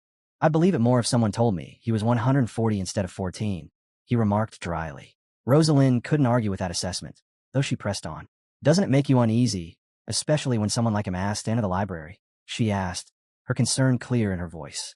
Velitutor remained composed, unfazed by her worries. We don't keep watch over our guests, he replied matter-of-factly. I allowed him access to the martial arts hall because he expressed a desire to learn. Real authority is in keeping one's word. His words hit Rosalind harder than expected. She froze mid-spoonful, taken aback by the underlying weight of his statement. She had no immediate response, only a pout that suggested she'd made an error in judgment. But that moment passed quickly, and Rosalind flinched again when her father added, There's someone else too. She blinked in surprise and asked who. Someone who can defy my authority, he answered, his gaze steady, but cryptic. Meanwhile, on the training grounds, Magner was deep in thought, his attention locked on Larson. How did you find me? He asked, his tone cold, though the question was quickly dismissed as irrelevant. He moved to the matter at hand. Does the Grandel librarian truly wish to serve Maton's heir as his master? He pressed, his voice carrying a mix of curiosity and suspicion. Alto, who had been standing quietly nearby, faltered, visibly uncomfortable under the scrutiny. He couldn't find the right words. Larson turned to Magner then, a sly smile curling his lips. Is Alto being unreasonable? He asked, his voice almost too calm. Magner nodded slowly, an understanding settling in. Alto is not bound to Grandel's bloodline. He is free to choose where he resides, he replied, his gaze steady. Larson smiled faintly, observing the shift in Magner's attitude. Grandel is quite different from Maton, he remarked, almost as if savoring the comparison. Magner didn't hesitate to agree. If Maton seems superior, then that's Grandel's fault, not Maton's. But the conversation shifted again. Magner, no longer acting as Grandel's second-in-command, pointed directly at Larson. When did you learn the secret martial arts? He demanded. Are you claiming you've mastered it in just 2 days? Larson met his gaze evenly. Would you believe me if I told you I had? He asked, his voice low and dangerous. Magner stood still, his mind racing. He had known Larson for 4 years, and every year had brought more surprises than the last. He thought he'd begun to understand the young man, only to realize how wrong he was. Larson wasn't just clever. He was a prodigy in ways Magner couldn't comprehend. Magner had underestimated him. That much was certain. He couldn't even begin to explain Larson's power or the nature of the secret training he had undergone at Grandel. At that moment, a system notification flickered into view, alerting that the setup destroyer had taken an interest in the mysterious arrangement. Larson quickly deduced that the setup destroyer referred to Combat King Magner, speculating that such a title likely hinted an ability to influence probability. Magner then called out to Alto, who immediately offered a respectful greeting. The Combat King gave his orders, telling Alto to leave, for he wished to speak privately with his disciple. Alto, recognizing Magner as his grandmaster, being his master's master, complied without hesitation. As he turned to depart, Alto surprised everyone by forming a heart with his hands and declaring his affection for Larson. Larson stood there, momentarily speechless, caught off guard. Internally, he reflected that he had never agreed to such a relationship with Alto. His mind wandered briefly, wondering if this was simply the Grandel way of saying farewell. Magner, visibly surprised by Alto's gesture, chuckled softly and remarked, "The word love is usually reserved for my brother and Rosalind." With Alto gone, Magner wasted no time and got straight to the point. Larson braced himself, trying to anticipate Magner's next move. The combat king, his presence sharp and commanding, asked why Larson had held back the first style of the secret martial arts earlier. Larson's eyes widened in shock as he felt the full weight of Magner's power, an aura so immense that it seemed to crush the very air around them. Magner then inquired whether the skill was called 10,000 bites. The pressure surrounding them intensified as Magner demanded Larson release his full strength. The ground trembled beneath the force of his presence. Then, in a sudden shift, Magner ordered Larson to remove his clothing, including the black suit beneath. Larson froze, flustered and unsure of what was happening. "Why?" he hesitantly asked, his voice betraying his confusion. Magner's response was simple: "Obey your master." Reluctantly, Larson complied, peeling off his shirt to reveal his sculpted physique. He wondered, with a mix of curiosity and dread, what Magner intended. Magner scrutinized him closely, nodding in approval after a long pause. "Your physical development is impressive," he said, "but you need to learn proper martial arts." Larson's mind raced, recalling the brutal training he had already endured under Magner's watch. Dragging heavy boulders, enduring grueling stances under the moonlight, and relentless physical conditioning. Trembling slightly, he asked, "You mean the training I've been doing for 4 years?" Magner's expression hardened, disappointment flickering across his face. "That wasn't martial arts," he stated plainly. "That was just body training." Larson's shock deepened. "What exactly have I been doing then?" he demanded, his voice strained. Magner's smile was faint, yet there was a glint of something sharp in his eyes. "It was nothing more than the basics. You haven't even taken the first true step yet." Larson's confusion mounted, and he asked directly, "What do you mean by martial arts?" Magner's smile deepened, and with a trace of amusement, he answered, "Where does true martial power come from?" Larson paused, the answer clear in his mind as he recalled all his previous lessons.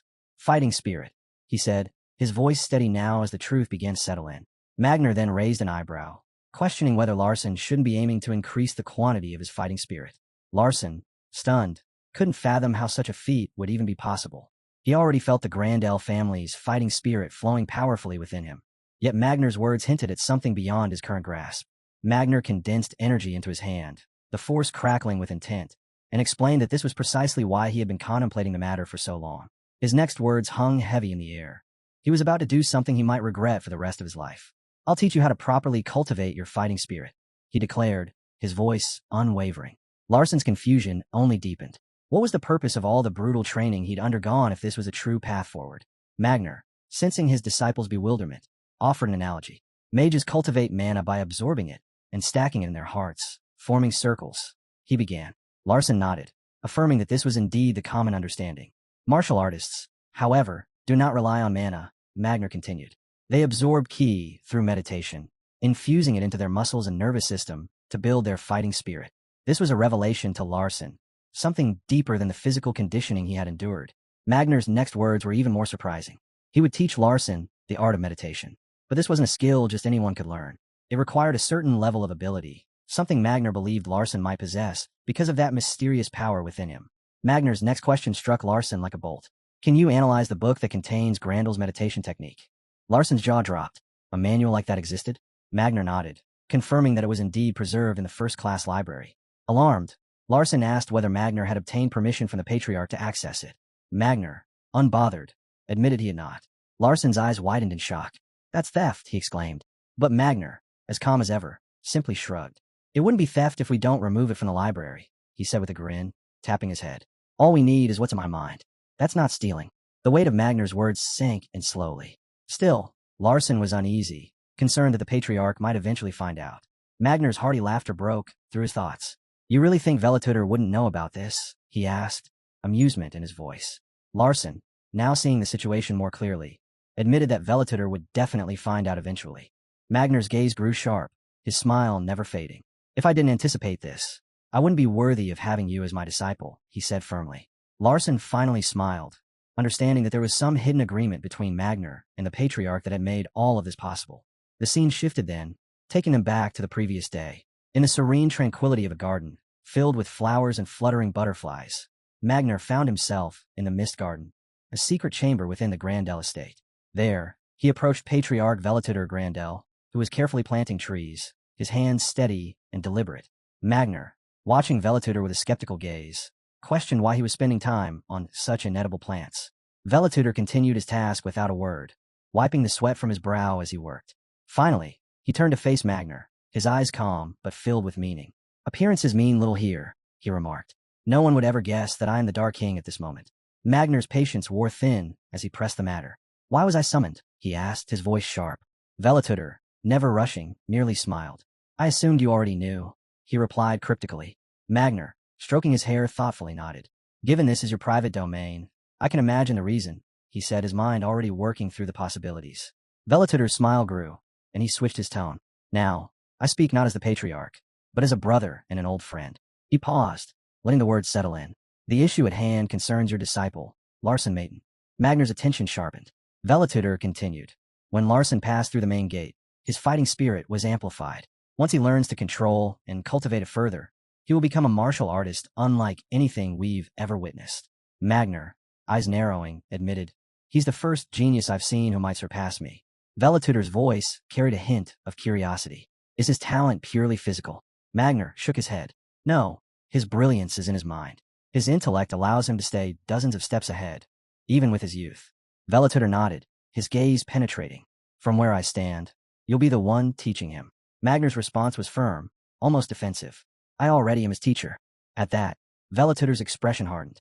His fighting spirit surged in an instant, radiating an overwhelming power that shattered the tranquility of the garden, the force sending a gust of wind through the air. His voice, when it came, was colder than before. "You're well aware of my ambition for martial arts talent, Magner. It's what earned me the title of Combat King." He paused, his eyes locking with Magner's, no trace of doubt in them. "But there's a rule within Grandel, one that applies to both you and me. You cannot take what you learn here beyond our borders." Magner met his gaze unflinchingly. "And if I break this rule?" he asked, his tone teasing. Velituder's expression did not change. "If you break it, you'll lose everything you've earned within Grandel. Your position, your power, everything." Magner, his usual cocky demeanor returning, smirked. "So, if I break the rule, you'll sever my tendons and cripple me by taking away all my fighting spirit?" he asked provocatively. Velituder's voice grew cold, his words carrying a sharp warning. He cautioned Magner against making a reckless decision, reminding him that if he trained the Maiden family's son out of mere curiosity, that same boy might one day return as an enemy. But Magner, unshaken, argued that this was precisely why he should teach him. He believed that the stronger the enemy became, the stronger the Grandel clan would grow in response. Velituder smirked faintly, skepticism in his eyes. "Do you truly think I would overlook it if Larson learned Grandel's martial arts through unofficial means?" he asked, his tone laced with doubt. Magner's voice rose as he defended his stance. "Larson is merely a victim in this. I'm the one forcing the situation, and the Grandel clan would never threaten an innocent party." His frustration boiled over, his fist clenching as he spat out. "If anything happens to Larson, I'll crush my brother's jaw first." The atmosphere shifted in an instant. Velituder's expression hardened, and a terrifying crimson, killing intent erupted from him. His gaze turned cold and domineering, the pressure so intense that it forced Magner into a cold sweat. But just as quickly, Velituder composed himself, his tone now quiet but laden with meaning. "I love you as well, Magner," he said, his words carrying a weight that couldn't be ignored. "You're my only living blood relative." With that, he gave sharp command. "Leave. Now."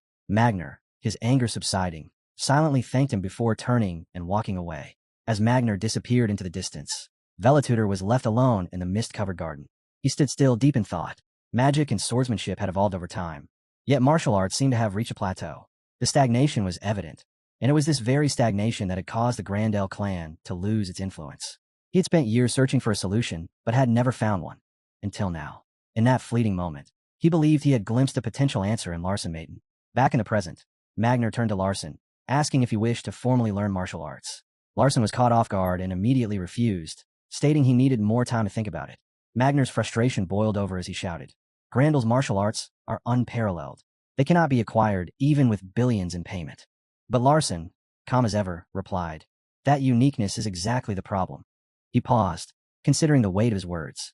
I can't afford to be relentlessly pursued. My true goal is peace. And if I accept something that places me in opposition to the Grandel clan, I'll become their lifelong enemy. As he put his shirt back on, Larson reflected on the choice before him. He didn't want to learn something only to hide like a rat afterward. He reminded himself that he only needed to endure 6 more years to gain his freedom. Why take such a perilous path now? He clarified his position. I'm not asking to learn everything. I just want an exchange between disciplines. Magner raised an eyebrow. His curiosity piqued. What do you mean by that? Larson's voice remained steady as he explained. A former Maton patriarch once allowed an arrangement like that. Magner's eyes narrowed in thought. Years ago, it did happen, he admitted, recalling the rare exchange from the past. Larson's voice cut through the air, each word filled with a rare conviction. He spoke of his time in Sod, for long years spent under the pretense of learning. Yet in truth, he had gained nothing. His tone carried a weight of frustration as he revealed that Magner's power was so far beyond his grasp. It was as though he could not even see it with his own eyes. Magner, struck by the revelation, blinked in disbelief. Explain yourself, he demanded, the air between them crackling with tension. With a confident smile, Larson declared that the key to his growth lay in sparring with Rosalind Grandel. Magner's disbelief deepened as he stared at the boy, unable to comprehend how such an audacious claim could hold any truth. You believe martial arts can be learned that way? He asked, his voice incredulous. Larson's grin only widened, the challenge in his eyes unmistakable. Do you believe it's impossible? He retorted, pushing the conversation into dangerous territory. Magner trembled slightly as purple energy surged around his hands. The idea was absurd, but a flicker of doubt crossed his mind. The possibility that Larson might succeed was enough to unsettle even him. Just then, a system notification appeared, shocking both of them. It was a message about the god of schemes, Ladion, focusing its attention on Larson Maton. Larson froze, staring at the notification, bewildered. A new god? He could scarcely believe it. There had been a Phoenix Fire god, but this was something else. He wondered where these gods were coming from. If they truly existed, then Kassan Sod should have been the one to receive such a revelation, not him.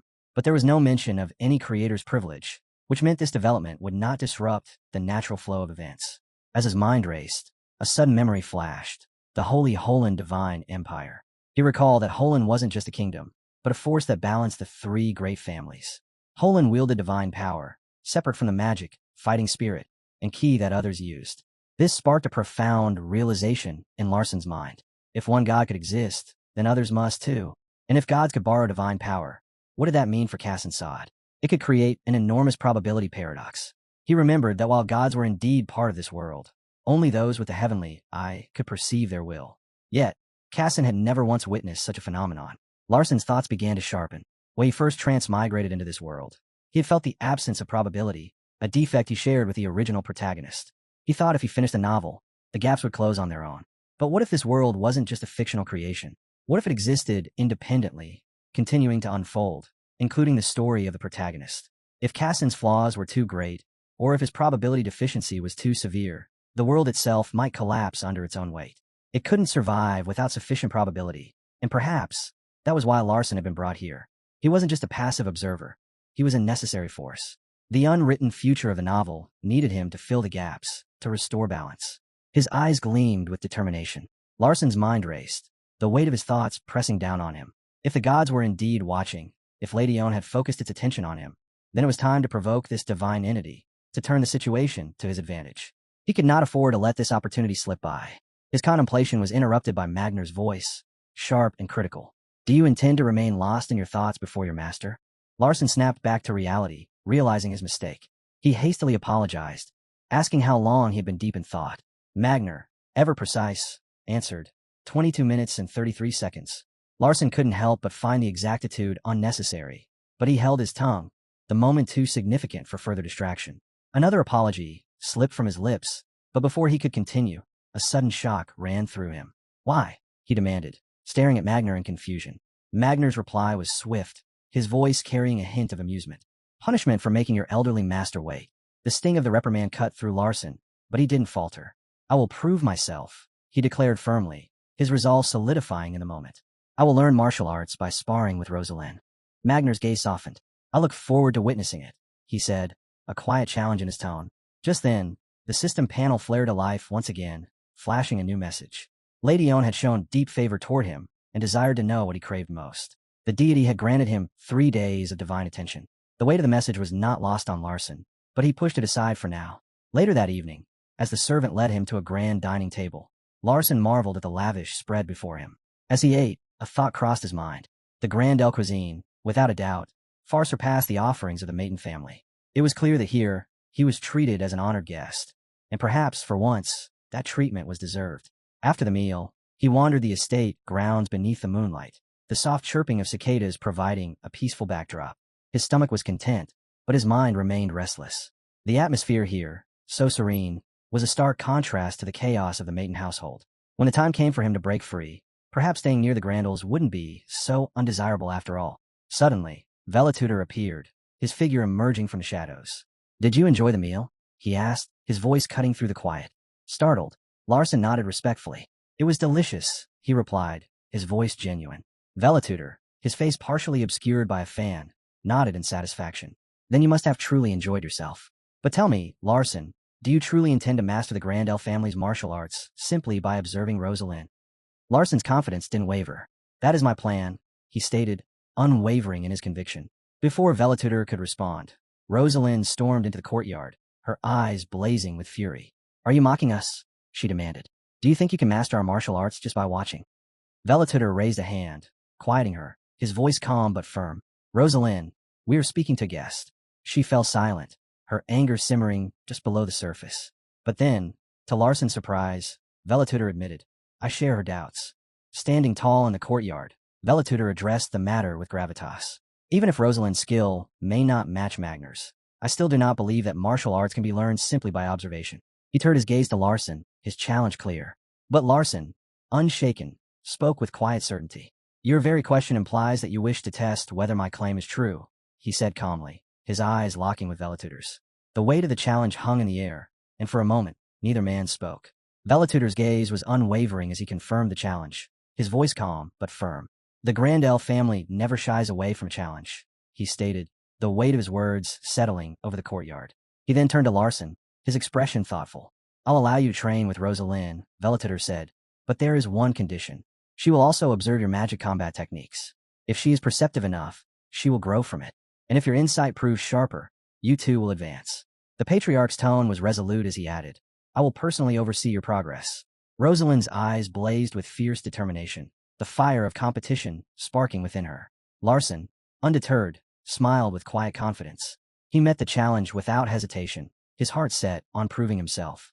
This was the moment he had been waiting for. At the Grandel family's second training ground, the air was thick with silence beneath the full moon. Larson Maiden and Rosalind Grandel sat side by side, their bodies poised in meditative stillness. Though they shared the same space, their minds were worlds apart. Rosalind, calm and focused, closed her eyes, her breath steady as she centered her energy. A faint halo of light shimmered between her palms as her focus deepened. Larson, on the other hand, was not at peace. His mind wandered to Lady One, the god of schemes, and the enigmatic message the deity had given him. What did Lady One truly desire? The god had instructed him to figure out what he needed most, but Larson questioned if that wish would really be granted if he identified it correctly. His thoughts swirled as he meditated, trying to connect the dots between his own desires and the god's strange guidance. Rosalind, her curiosity piqued by his restlessness, briefly peeked over at Larson, wondering what occupied his thoughts. She saw him still, but her attention soon returned to her own practice, unaware of the internal battle that raged within him. Time stretched as the estate remained quiet, the sounds of the night fading with the slow approach of dawn. Hours passed, and just as the first light of day touched the horizon, a system notification broke the stillness. The appointed time with Lady One had arrived, and the god had a question for Larson. Larson's eyes snapped open. The peaceful surroundings vanished as he was thrust into an unfamiliar space, dark, oppressive, and devoid of form. He was alone in a shadowed void, the weight of uncertainty pressing down on him. A deep, resonant voice echoed through the darkness, asking what he needed most. Before he could respond, an eerie glow illuminated the shadows behind him. He turned swiftly, his pulse quickening. There, in the void, the massive, glowing cat-like eyes of Lady One stared back at him. The god's form began to materialize from the darkness, the outline of a gargantuan black cat with radiant golden eyes emerging slowly. Larson's breath caught in his throat as the voice of Lady One rumbled in the space around him, its tone both commanding and oddly inviting. "If you speak the very thing I am thinking of," Lady One intoned, "your wish will be granted. But if you answer wrongly, your eyes will be taken as the price." Larson stood still, feeling the weight of the god's words pressing on him. His mind raced, but he knew better than a panic.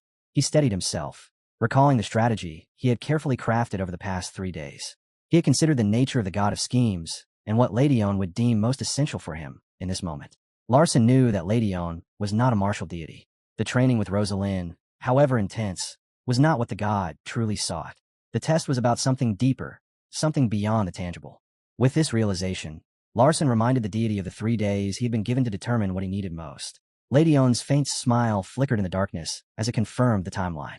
Larson, now resolute, spoke again, his voice steady in the eerie void. "Why did you choose this exact moment to test me?" he asked, probing for the answer he knew would be key. "The answer cannot be a tangible object," he continued, the pieces falling into place.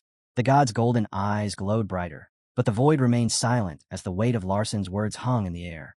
The moment of truth was upon him, and the answers were just within reach. Larson stood firm, the weight of Lady Owen's gaze pressing down on him. When the god of schemes asked for his final response, he spoke with certainty. "What I need most is your favor." Lady Owen's voice, rich and deep, filled the void as the deity's golden eyes glowed brighter. "A wise answer," the god praised. "Not poor at all." Larson's heart raced, the tension easing slightly. He had done it. He had avoided angering Lady Owen. But the god's voice took on a sharper edge. "Is that truly your final decision?" Lady Owen asked. Larson hesitated, realizing the full weight of the situation. The outcome now rested entirely in the hands of the god. He asked, his curiosity piqued. "What would have happened if I had chosen something else?" Lady Owen's voice was cold, matter of fact. "Regardless of your choice, your tongue would have been cut out." A chill ran down Larson's spine as a brief, horrifying illusion flashed before his eyes, his mouth filled with blood. He staggered back in shock, his mind racing. With a sharp grin, Lady Owen's voice softened, almost gleeful. "But you chose wisely. Now, something interesting will be bestowed upon you." Suddenly, dark energy surged around Larson, enveloping him in a swirling mass of shadows. A system notification appeared, announcing that the favor of the god of strategy had been granted. Another followed swiftly, revealing that Lady Owen had bestowed new eyes upon him. The energy dissipated just as quickly as it had come, and Larson found himself back at the Grandel Estate's training ground. The moon still hung high in the sky, casting its silvery light across the scene. Rosalind remained seated, absorbed in her meditation, as though nothing had changed. Larson's thoughts raced. He could feel the subtle shift, the power that now flowed within him. What did these new eyes truly mean? Later that night, Larson sat alone in his private room, testing the abilities that had been granted to him. He reached for 2 magic tomes and began to read. To his astonishment, he could analyze both texts simultaneously, his mind processing the information without any reduction in speed. Before, he had abandoned the idea of studying 2 subjects at once due to inefficiency, but now, his growth rate could accelerate in a way he had never imagined. A smirk tugged at the corners of his mouth as he realized the full extent of Lady Owen's gift. The god had enhanced his divine eye with a new function, a gift truly deserving of the title Divine Blessing. The implications were vast. His progress could now surge at an unimaginable rate. Outside the door, Hyra stood silently, her eyes narrowing as she watched Larson. She believed the young master was genuinely studying, but what she saw stunned her. Larson was reading 2 advanced magic texts at once. An extraordinary feat. Even the most gifted scholars would struggle with just one, let alone 2. Magic, after all, was reserved for the elite. She wondered if Larson could truly handle both subjects simultaneously. Her expression remained cold as she made a decision. This matter needed to be reported. A week later, Larson once again sat in meditation, reflecting on the divine gift he had received. His mind wandered to Rosalind, who was still practicing her breathing techniques, steadily accumulating fighting spirit into her muscles. As he observed her, he realized that the divine enhancement had not only improved his reading capacity, but had also sharpened his perception of the world. Everything seemed clearer, more vivid. The gift of Lady Owen had given him more than just enhanced abilities. It had refined his very perception, expanding his understanding of both magic and the world around him. Rosalind's eyes snapped open, irritation flashing across her face as she demanded to know how long he planned to stare at her. She bluntly told him that if it weren't for her father's orders, she'd never be caught dead in the same room as him. Larson, unfazed, offered a calm smile and simply said, "I think I finally understand the process." Taken aback, Rosalind's brow furrowed in confusion. "What do you mean?" she asked. Larson's expression remained serene as he explained that he had figured out how to accumulate fighting spirit through meditation. The words hung in the air as Rosalind stared, disbelieving. To her shock, he began gathering energy in his palm, forming a glowing sphere. He turned to her, asking if he was doing it right. He went on, saying that with Lady Owen's guidance, He had deciphered the Grandel family's meditation technique, concentrating fighting spirit around the heart to enhance it. Panic surged in Rosalind's chest, and she lunged forward, shouting for him to stop. The sudden motion threw him off balance, sending him crashing to the floor. As he lay there, stunned, he looked up at her, bewildered. "Why'd you do that?" he asked weakly. Rosalind stood over him, her face hardening with authority. "Meditation requires adult supervision. One small mistake, and you could damage your muscles, or worse, die." Her words struck him cold. Blood trickled from a cut on his forehead as he processed the gravity of her warning. He groaned, admitting, "I didn't know." Deep down, though, he thought to himself that he might never reach that level of power if he didn't survive this first lesson. With a teasing smirk, he asked, "Wouldn't it be better for you if something happened to me?" The words hung in the air, and for a brief moment, Rosalind froze. Her face turned crimson, and she clenched her fists, her embarrassment palpable. "I'll defeat you myself," she retorted, the words sharp and defiant. "But I won't let you harm yourself recklessly." Without another word, she turned and hurried out of the room, her steps swift and purposeful. As he watched her leave, Larson smiled faintly. Despite her harsh words, despite her refusal to acknowledge it, he knew the truth. She cared for him, even if she would never admit it. A short while later, Velatutor Grandel and Magner arrived at the training center. Velatutor, ever the skeptic, asked Larson directly whether he had truly learned the meditation technique just by observing it. Larson, caught off guard by their unexpected arrival, was surprised to see them together. Sitting cross-legged on the floor, he answered calmly, stating that indeed, he had learned it, adding that he had spent approximately 10 days observing the method before mastering it. Rosalind Grandel's irritation was palpable as she scowled openly, while Velatutor glanced at Magner. Magner, ever confident, proudly remarked that he had already predicted this outcome. The patriarch, still deeply astonished, looked on, unsure of what to believe. He privately admitted to himself that while he hadn't been entirely certain, he had suspected this might happen. Nevertheless, he could not bring himself to believe that Larson had truly mastered the technique so quickly. He pointed out that Rosalind had required 3 full years of uninterrupted practice to grasp the fundamentals. Rosalind bowed her head silently at her father's words as Velatutor continued, asserting that mastering in 10 days would have taken her 3 years was an impossible feat, unless he saw it with his own eyes. Behind his fan, Velatutor smiled faintly and, after a moment of silence, granted Larson permission to attempt it. Larson, ever cautious, noted that he had heard improper meditation could lead to fatal muscle spasms. The patriarch's expression turned serious as he gravely confirmed that the Grandel meditation method was both exceptionally effective and incredibly destructive, warning that its side effects could be severe. With unwavering resolve, Larson nodded and declared that he would proceed. He settled into the correct posture, clasped his hands together, and focused his mind. A system notification popped up. Larson Mayton has initiated the Grandel family's new meditation method. Energy began to rapidly gather between his palms, crackling violently as it grew. Velatutor, Magner, and Rosalind all watched in stunned silence as the energy intensified. Suddenly, a surge of orange-red energy exploded from his hands, engulfing him in a wave of unbearable agony. Blood spilled from his mouth as his body convulsed uncontrollably, the force spiraling beyond his control. Velatutor's eyes widened in horror, and he broke into a cold sweat, realizing the grave mistake he had made by allowing Larson to rely solely on observation. He moved to intervene, but Magner stopped him, urging him to wait. Velatutor, his voice tense, warned that if they did not stop him soon, the boy would die. But Magner remained unfazed, watching with unwavering faith. If anyone could survive this, he believed it would be Larson. Through the intense pain, Larson gritted his teeth, desperately struggling to stabilize the violent surge of fighting spirit. His blood vessels felt as though they were expanding painfully, but as the sensation intensified, he realized it was not just expansion. Ancient characters, like living inscriptions, began to spread across his arms. Shocked, he recognized them. Decatron Mayton's technique. The magic of Decatra, engraved within him, suddenly activated, pulsing through his body with a power he had never before experienced. Within his consciousness, the holy grail of transcendence urgently warned him to focus on his monocircle, its voice ringing with dread. If your mana leaks further, your body will explode. Despite the searing pain, Larson realized that, although he could not stop the violent surge, Decatra's technique was protecting his physical form, preventing it from breaking apart. The terror of the situation hit Rosalind. She cried out in fear, shouting that Larson was about to die and begging her father to intervene. Velatutor, his face pale with helplessness, turned away, acknowledging that there was nothing they could do. This was beyond the ordinary side effects of meditation, and he turned to Magner, asking if he sensed it too. Inwardly, Velatutor understood that Larson was attempting something far more dangerous than he'd imagined. Magner nodded, his expression grim, recalling a memory that chilled him to the bone. The aura emanating from Larson, struggling against the overwhelming energy, was unmistakably similar to that of the Maiden family head. The realization settled in. Larson was tapping into a power that no one should ever attempt. Time passed, though it felt like an eternity, and slowly, Larson's consciousness returned. His eyes fluttered open, blurry at first, then snapped into focus. He bolted upright in bed, his body wrapped tightly in bandages. A sense of confusion overwhelmed him. He was back in his own room.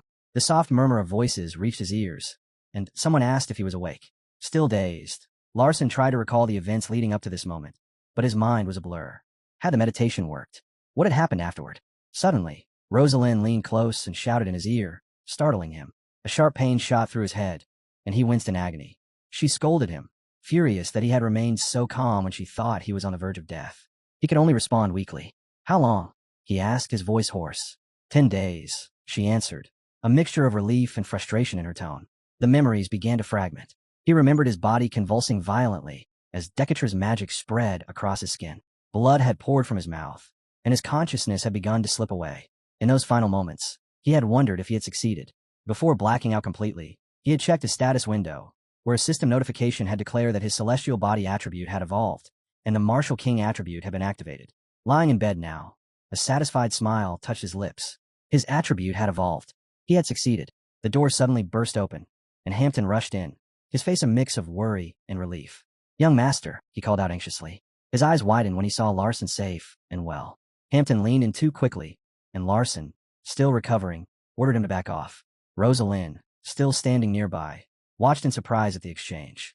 Before Hampton could protest, he was yanked backward by an unseen force, causing him to stumble. Hyra had appeared without a sound, her calm presence halting Hampton's advance.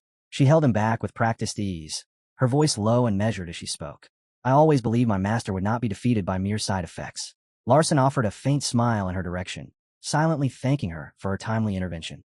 Rosalind, observing the interaction with a confused look, couldn't help but wonder if Hyra's calm demeanor was truly just concern, or something more.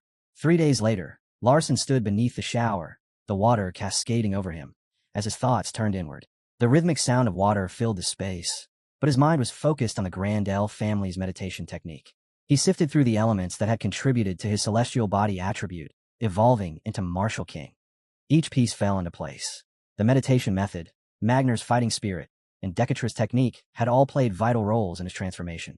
His mind drifted to Cassin Sod, the world's protagonist, who would one day awaken the Sword God attribute, and later the Heavenly Emperor. Could his Martial King attribute be something akin to the Sword King attribute? He wondered. It was a possibility that both intrigued and unsettled him. Larson's thoughts shifted, recalling how Decatur's technique had been the key to his survival, a power that had saved him when all seemed lost. He couldn't help but wonder if his father, Decatur, had known all along how things would unfold. Had everything been planned from the beginning? It was a question that gnawed at him. With a renewed sense of purpose, Larson's resolve solidified.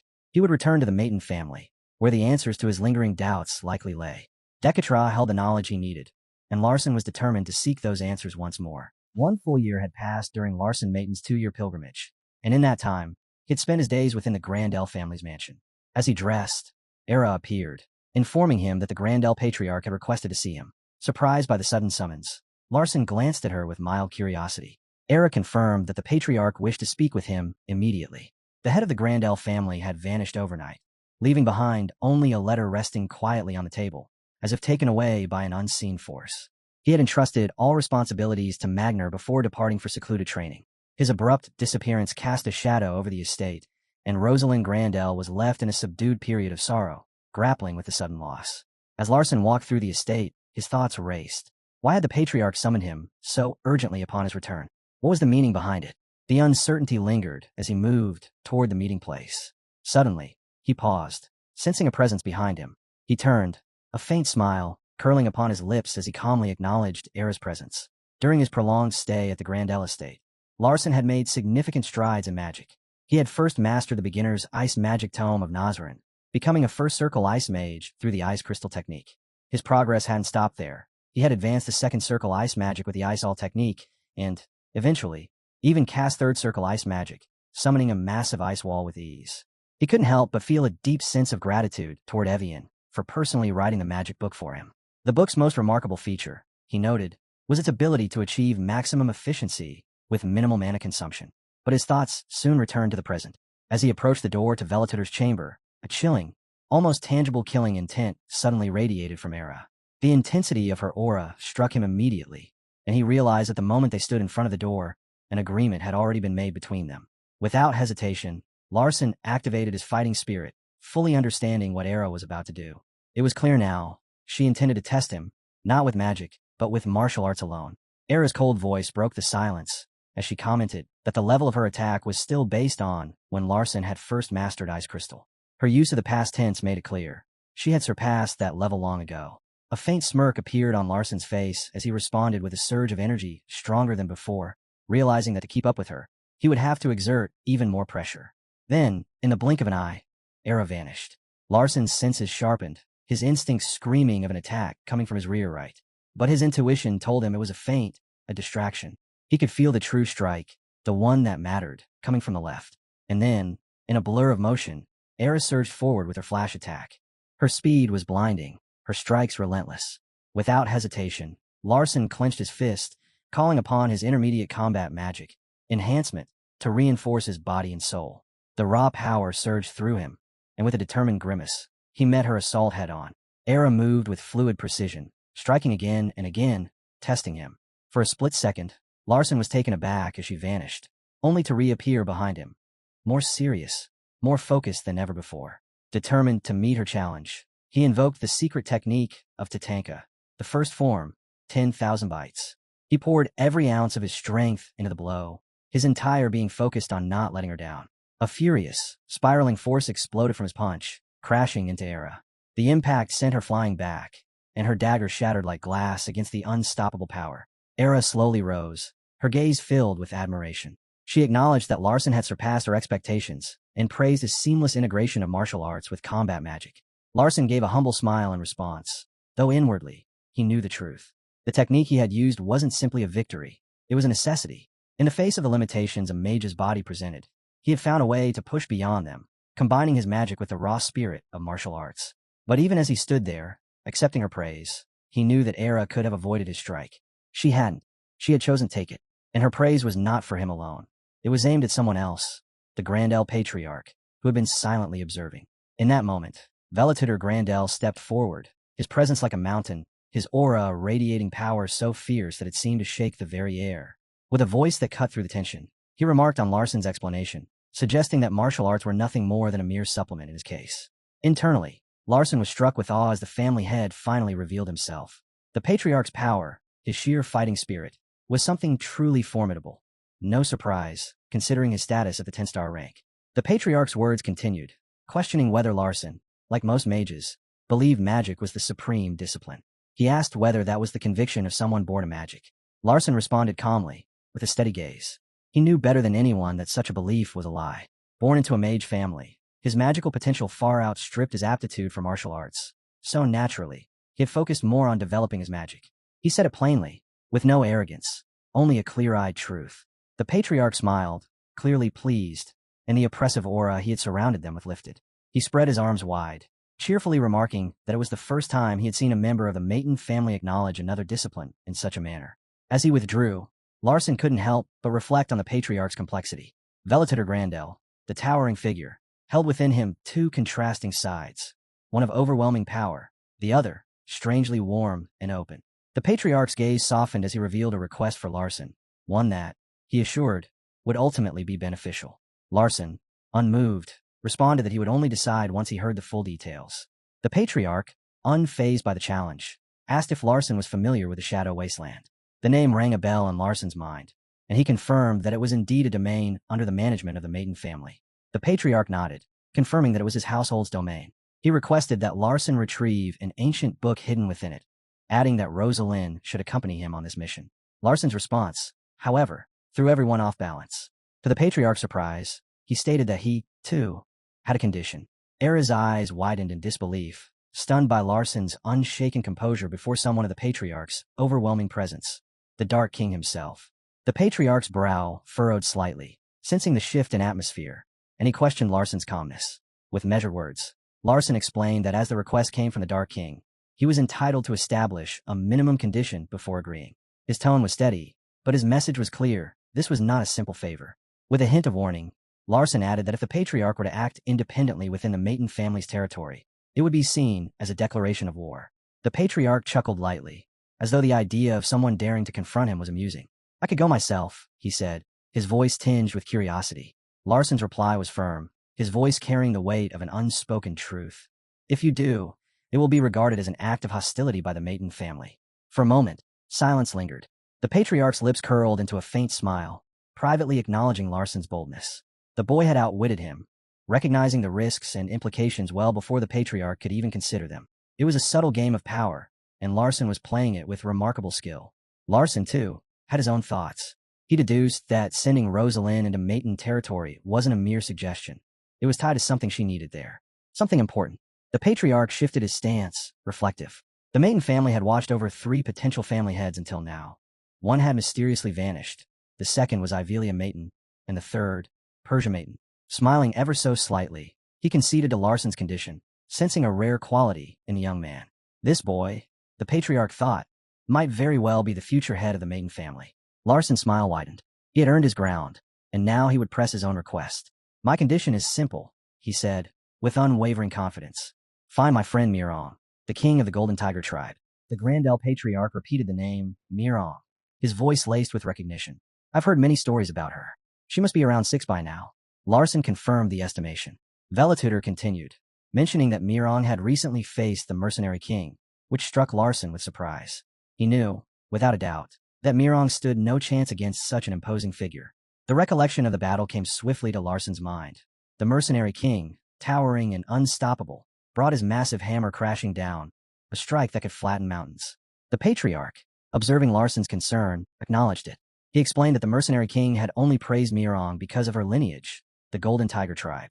Despite the overwhelming odds, she had managed to evade the devastating blow, a testament to her agility. However, the patriarch added, Mirong had failed to inflict any significant damage in return, though her skill had been undeniable in the clash. The patriarch's tone shifted as he shared the aftermath of the encounter. Despite the defeat, Mirong had been discovered by a cleric in Holland, gravely wounded and clinging to life. The cleric had treated her as best as possible, but she remained in critical condition. The patriarch's voice held genuine amazement. A girl who had once been too frightened to step into a village had grown strong enough to challenge the mercenary king. The atmosphere turned serious as the Grandel patriarch turned his attention to Larson. He confessed that he wasn't sure of the exact nature of his relationship with Mirong, but he emphasized the rarity of such confrontations. Only a few had ever faced the mercenary king directly and lived to tell the tale. The first was Larson's master, Magnar. The second was Ivelia Maton, his elder sister. The third was Karsia Saad, the patriarch of the Saad family. And, with a hint of pride, the patriarch included himself among the survivors. Lastly, though not publicly known, he mentioned Era, the silent stealth. Only the strongest of the strong could survive such an encounter, he declared. The recollection of the battle unfolded in Larson's mind. The mercenary king standing tall, looking down at a fallen Mirong. The patriarch pondered aloud why such a ruthless man had spared her life. Larson, however, calmly concluded that the mercenary king must have seen something in Mirong, a potential that he recognized, something that made her worth sparing. The patriarch's silence spoke volumes, his agreement clear. He believed that Mirong was destined to rise, perhaps even to one day succeed the mercenary king himself. Shifting gears, the patriarch turned to Larson, asking a question with sharp curiosity. Once you find Mirong, will you grant my request? Larson's expression remained steady as he answered. He intended to leave with Mirong, Era, and Lydia, explaining that he needed their help. He still felt weak, and their assistance would be essential for his journey. The patriarch stared at him in disbelief. Weak? He asked, his voice incredulous. How can you possibly call yourself weak? Larson smiled innocently, as if caught off guard by the question. I'm just a 15-year-old boy, he said, his tone light. I still need protection. The patriarch, momentarily flustered, quickly covered his face with his fan, retreating inwardly. He couldn't help but reflect on the boy's words. It wasn't just the humble self-assessment that threw him. It was the understanding behind it. Despite his overwhelming talent, Larson still saw himself as insufficient. Even Rosalind, with her own considerable strength, did not share that same humility. The patriarch found himself perplexed, unable to grasp the standard by which Larson measured his own strength. It was precisely this self-awareness, however, that made the boy so terrifying. Velatutor, regaining his composure, cleared his throat and announced that he would find Mirong within 2 days. He instructed Larson to make preparations with Rosalind Grandel in the meantime. And, just as the conversation drew to a close, Mirong appeared before them, standing at the end of a stone corridor. With arms crossed and a scowl on her face, she grumbled about being summoned, claiming that she had been busy. Larson's smile broke through as he spread his arms in greeting. "How have you been?" he called out casually, waving as if they had just met. It had been a while. Lydia greeted her warmly, flashing a bright smile, while Era and Rosalind observed silently, their expressions unreadable. Mirong, however, brushed past Larson without a word and walked directly toward Rosalind, her gaze curious. Leaning in close, she asked bluntly, "Who are you?" Larson, surprised by her directness, started to step forward to stop her, but paused when Rosalind answered calmly, introducing herself as the daughter of the Grandel family. The words hung in the air for a moment, and Meringue's eyes widened with realization. She looked at Rosalind more intently now, her tone shifting. "You're the sole heir, then?" she asked. Intrigued, Rosalind repeated her question. "Your name?" Mirong hesitated, clearly caught off guard. "Why you need to know?" she demanded. Larson, sensing the rising tension, tried to intervene, but Rosalind remained composed, patiently enduring Meringue's challenge. Then, as if out of nowhere, Mirong asked, "Are you and Larson really engaged?" Her question struck like lightning, jolting Rosalind. Mirong went on to reveal that rumors of their supposed marriage had already spread across the continent, making Rosalind question whether she was unaware of them. Larson's jaw clenched. He was certain that the Grandel patriarch had orchestrated the rumor to stir trouble. Rosalind's response was immediate, firm. "I don't even consider him a man," she said, her tone unwavering. "He's not my type." Larson felt a strange discomfort at her words, even though he shared the same sentiment. Lydia, ever playful, broke the tension with a teasing remark. "Are you going to marry him instead?" she asked, her grin mischievous. Larson raised an eyebrow. "Do you even know what marriage is?" he shot back. Lydia, unfazed, simply replied, "As your covenant partner, I'll be bound to you forever." Mirong, not to be outdone, smirked. "Well, Larson is my man now," she declared, almost smugly. "I'm going to bear his child." Larson could only feel a sense of deep distress at her possessiveness, silently cursing her behavior. He cut the conversation short, his tone firm. "We need to leave for the Shadow Wasteland immediately." Mirong, unfazed by his abruptness, smirked once again. "I know a shortcut," she said, her voice dripping with confidence. Without further delay, she led the group, guiding them across the barren, cactus-filled desert that stretched out beneath the ominously dark sky of the Shadow Wasteland. Rosalind scanned her surroundings, a thoughtful frown forming on her face. "I always thought this place was occasionally visited by nameless explorers," she said. "Why is there not a single portal gate here, despite it being Maiden territory?" Larson glanced at her, a small smile playing at his lips. "Do you have any idea how expensive it is to install even one portal gate?" he replied. Internally, he noted that while his family was wealthy, they weren't so excessively rich as to indulge in such luxuries across the wasteland. As they walked, Larson's eyes took in the unsettling atmosphere of the land. Despite it being midday, the sky remained unnaturally dim, casting an eerie shadow over everything. He decided to activate his heavenly eye, a technique he rarely needed but felt compelled to use now.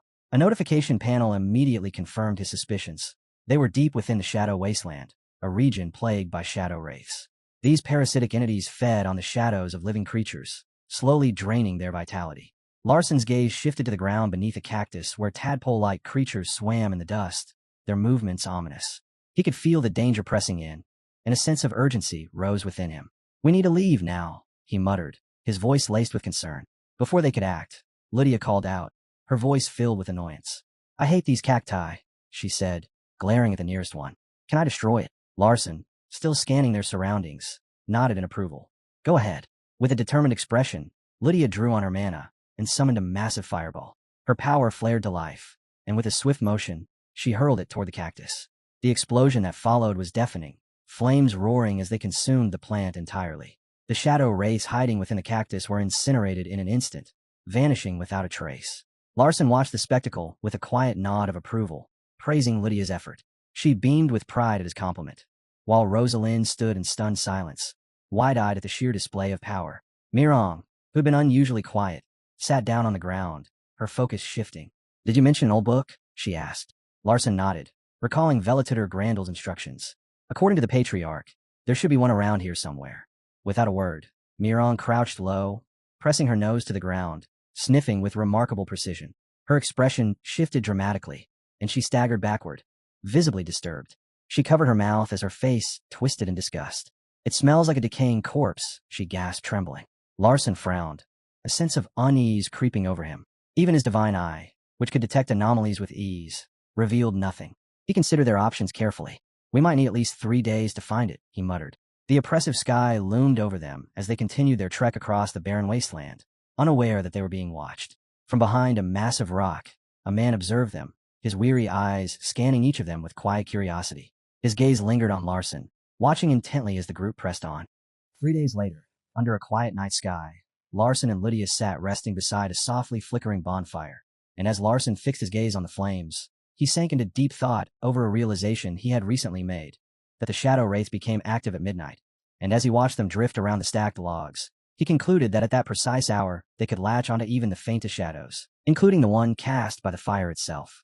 Seeing how intently Larson stared into the fire, Lydia called out and asked whether he was noticing something strange, to which Larson calmly replied that he could clearly see a vast number of shadow wraiths surrounding them, a statement that caught her off guard as she admitted she could not see anything at all.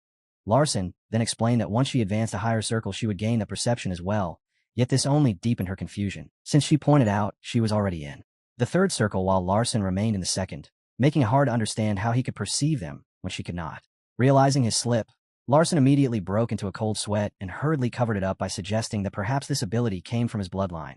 And although Lydia still looked slightly puzzled, she ultimately accepted his reasoning, while Larson quietly reminded himself to watch his words more carefully around her. With a soft smile, Lydia added that she hoped he would soon advance to the next circle.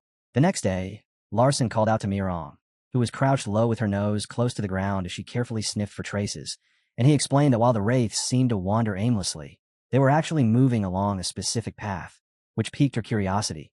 She lowered herself again to check with her sense of smell, but after a moment she shook her head and said she could find nothing, just as Larson's eyes briefly glinted when he activated his divine sight, having already located where they converged, and he pointed toward a cactus ahead, stating that the wraiths were gathering beneath it.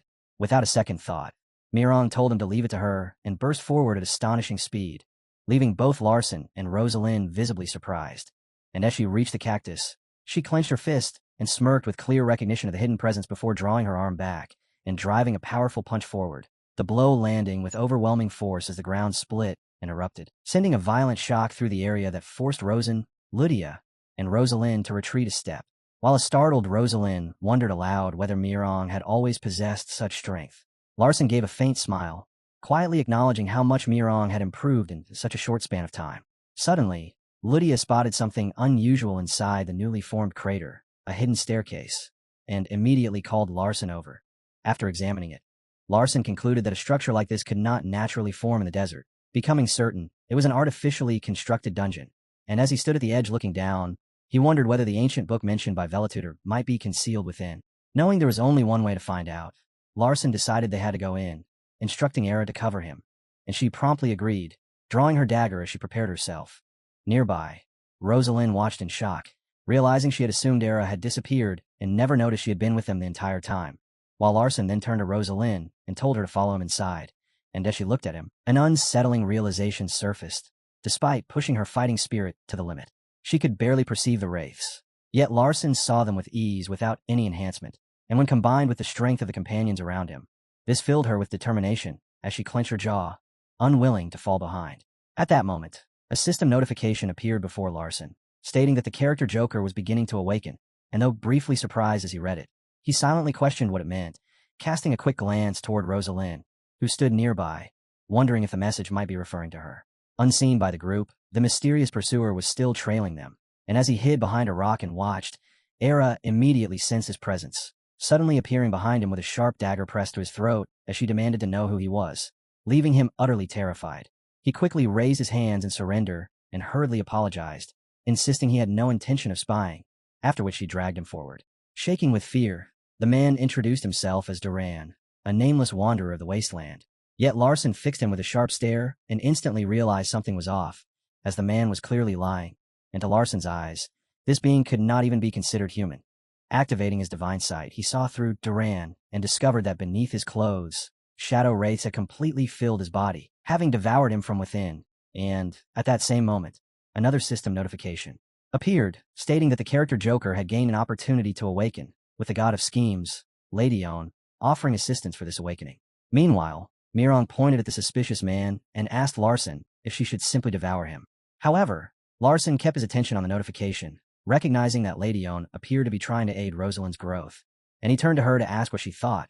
Caught off guard, she questioned whether he was seriously asking her, and Larson calmly confirmed that he would follow whatever decision she made, which irritated her as she wondered if this was some kind of test. Yet he simply repeated that he wanted her honest opinion, prompting her to glance at the man and remark that, considering how capable Era's shadow was, it was strange that this stalker had only just been discovered. After a brief moment of thought, Rosalind stated that the man was clearly not human, supporting her claim by pointing out that he had left no footprints and that his presence felt unnatural, and she firmly concluded that he was dangerous and far from being any ordinary explorer. The man immediately panicked and insisted he was just a kind-hearted wanderer, but Rosalind coldly demanded that he reveal his true purpose for approaching them, making it clear as her fighting spirit flared that his fate would depend entirely on his answer. Under that pressure, he hurriedly explained that he had been exploring the wasteland alone and had followed certain traces that eventually led him to their group, believing they might have useful information. And when she pressed him on what kind of information, he admitted he was searching for an ancient book containing secret arts, which made Rosalind smirk faintly as she said they had been looking for the same thing for quite some time, while the man let out an awkward laugh and called it coincidence. Without any warning, Rosalind suddenly dashed forward and unleashed a powerful kick that caught him completely off guard, her strike slamming directly into Duran's face and drawing a terrified scream, and as she followed through with a precise high kick while he scrambled to raise his arms and barely avoided taking further damage. She smirked with confidence and pointed out that no normal explorer could evade an attack infused with 3-star fighting spirit. Staggering back, the man tried to defend himself, claiming such reactions were simply instinct for explorers. However, Rosalind remained unconvinced, stating bluntly that she did not believe him and that, regardless of his excuses, eliminating a potential competitor was only natural. And as Duran frantically protested, insisting that killing was wrong and begging for mercy as a harmless adventurer, Rosalind coldly remarked that it was amusing, especially since he had been about to poison her, then stepped closer and demanded he reveal his true form. And at that moment, the man finally dropped his facade, a sinister smirk spreading across his face as he mocked her and exposed his true nature. Rosalind carefully observed that she could not sense even the slightest trace of vitality from Duran, and beyond that, his sudden appearance had aligned perfectly with the emergence of the artificial dungeon, leading her to firmly conclude that he was the guardian assigned to protect the ancient book. Duran smirked in response to her deduction, acknowledging her keen perception and confirming she was right, then revealed that his true name was Purple Wraith, though he added that such a name carried little meaning, because the moment they had set eyes on the ancient book, their fates had already been decided. As he spoke, his power began to surface, and without warning, he lunged forward to attack. Mirong immediately stepped up, declaring that she would take care of him, but Larson quickly stopped her and told her to wait, and when she questioned him, he calmly explained that he wanted to watch the situation a little longer. At that moment, Rosalind moved first, rushing forward to strike, while Purple Wraith showed clear interest in testing the martial artist's strength, and before her attack could connect, he swung his arm and unleashed a heavy punch that sent Rosalind flying backward, though she quickly steadied herself and regained her footing. He remarked that her fighting spirit was impressive for someone her age, yet coldly stated that he had no intention of holding back simply because she was young, ordering her to step aside and warning that she would truly die if she refused, while extending the same warning to those behind her, telling them to leave if they wished to live. Rosalind cast a brief glance at Larson and questioned why he was still standing there, urging him to enter the dungeon and search for the ancient book, and Larson calmly agreed, stating that he would leave everything here to her. As Purple Wraith charged forward, questioning whether they truly believed he would let them pass, Rosalind swiftly grabbed him by the shirt and forcefully threw him away before he could approach, creating an opening for Larson, who told her to stay safe before immediately entering the dungeon. Purple Wraith rose once more, his face filled with hostility as he asked whether she truly intended to stand in his way. But Rosalind ignored the threat and instead pointed out that his plan had been to approach them first and then betray them, which he admitted was not incorrect. Rosalind thought to herself that if she had figured out this much, then Larson must have understood it as well, yet she could not understand why he had chosen to leave this fight entirely in her hands. She then wondered if he would simply vanish once they obtained the ancient book, assuming he was nothing more than a guardian bound to it. Purple Wraith's expression darkened as he asked why she herself chose to live, and she answered plainly that she lived because she had been born, and that she would naturally do her best for as long as she could. He followed by asking what she believed his purpose was, and she replied without hesitation that he existed only to protect the ancient book. He then pressed further, asking what he was supposed to do once the ancient book was gone, to which she admitted she did not know before asking what he himself wanted to do, and this made him pause, realizing he had never once considered such a question, as he revealed that up until now, his sole purpose had been to guard the ancient book. After that, He stated that there was little time left and declared that he would show her his true power. And as he awakened his full fighting spirit, a violent aura burst outward, his body straining as he released everything at once, shaking the ground beneath them while shadow wraiths churned wildly around him. And with a terrifying look, he warned her again that he would no longer hold back and told her to step aside if she valued her life. Rosalind immediately felt the crushing pressure of his power, and as she assessed it, she realized his fighting spirit had reached at least 5 stars, placing him 2 full levels above her, a gap that, as a martial artist, she knew could not easily be overcome in a direct clash. Meanwhile, Purple Wraith, radiating that overwhelming energy, asked whether, if his mission was to protect the ancient book, her mission was to stop him, and as she raised her own fighting spirit, she firmly resolved that, for now, that was indeed her purpose. Hearing this, Purple Wraith smirked and commented that her fearless resolve in the face of death was something she must never lose. And then, without warning, he lowered his fighting spirit and revealed with a calm smile that his true mission was not to protect the ancient book, and the instant those words left his mouth, his body began to shine intensely, leaving Rosalind stunned as he suddenly vanished from sight. Startled, Rosalind questioned inwardly whether he had truly said that his mission was not to guard the book. But she quickly realized something was wrong, because he had not actually disappeared, and in the next moment, she clutched her head and screamed as an overwhelming surge of fighting spirit suddenly flooded into her body. A violent surge of energy ripped through her body as if it were tearing her apart from the inside, and clenching her teeth against the pain, she realized with absolute clarity that if she didn't start meditating at once, death would come for her without delay. And in that same instant, a grim suspicion surfaced in her mind that the dungeon had been nothing more than a carefully laid trap from the very beginning, while Purple Wraith's voice echoed all around her, calmly declaring that his task had been completed and that the time had come for them to pay the price. Without warning, Rosalind found herself standing within the pitch-dark dungeon, and the moment desperate screams rang out nearby, she flinched and spun around, only to freeze in horror at what she saw. Era lying collapsed in a spreading pool of blood, completely unconscious, while Mirong and Lydia were both sprawled motionless across the ground, prompting Rosalind to wonder if every one of them had already been defeated. But then her eyes shifted again and landed on Larson, who was kneeling there, with both arms severed, screaming in unbearable agony, a sight so horrifying that she cried out his name without thinking. And as a nightmare unfolded before her, she questioned once more whether the dungeon had truly been a trap, until the realization struck her that everything in front of her was nothing but an illusion. And the instant that understanding took hold, the scene shattered, and she was pulled back to the original battlefield where the fight had been taking place. Then Purple Wraith spoke again, explaining that if she chose to step into the dungeon now, her companions would live, but her own body would be destroyed in the process. And Rosalind clenched her teeth in visible frustration as the voice continued, laying out the alternative with cruel clarity, that if she refused, every one of them would die, leaving the choice starkly before her. She could walk away alone and claim immense fighting spirit, or she could give up her own life to save the others. And the final decision rested entirely in her hands. Inside the dungeon, Lydia called out to Larson, saying she couldn't move her body at all and, strangely, found the situation fascinating, as the scene itself felt highly unusual with all of them trapped inside what appeared to be a magical bubble, prompting Larson to explain that this wasn't a real dungeon, but a trap, though they would be released after some time, while Era asked if she should step and help Lady Rosalind, only for Larson to calmly respond that there was no need since it seemed Lady Owen intended to observe Rosalind, adding that he had already realized upon entering that there was no ancient book here. Mirong, surprised, commented that this was something entirely new, as she could clearly see Rosalind's actions as though they were being displayed on a screen in front of them, and Larson explained that what they were witnessing was vision magic, admitting that even he found it unexpected that a place like this could sustain both binding magic and vision magic at the same time, while inwardly noting that their presence here had been arranged at the request of the Grandel family head.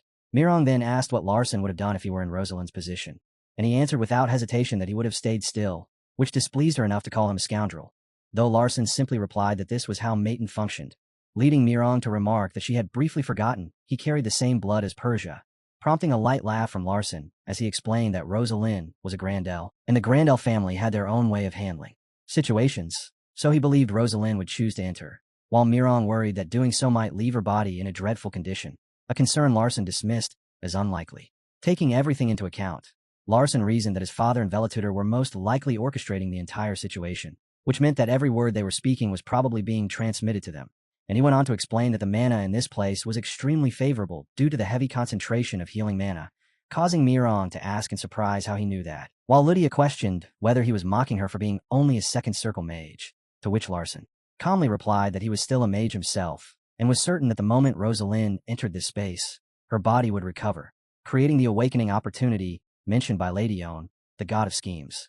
Era then asked if she should go outside and inform Rosalind in advance. But Larson pointed out that they had already been inside for quite a while, without Rosalind making any movement at all, leading Era to suddenly realize that time must be flowing differently between the inside and outside, and she wondered why she hadn't noticed something so obvious sooner.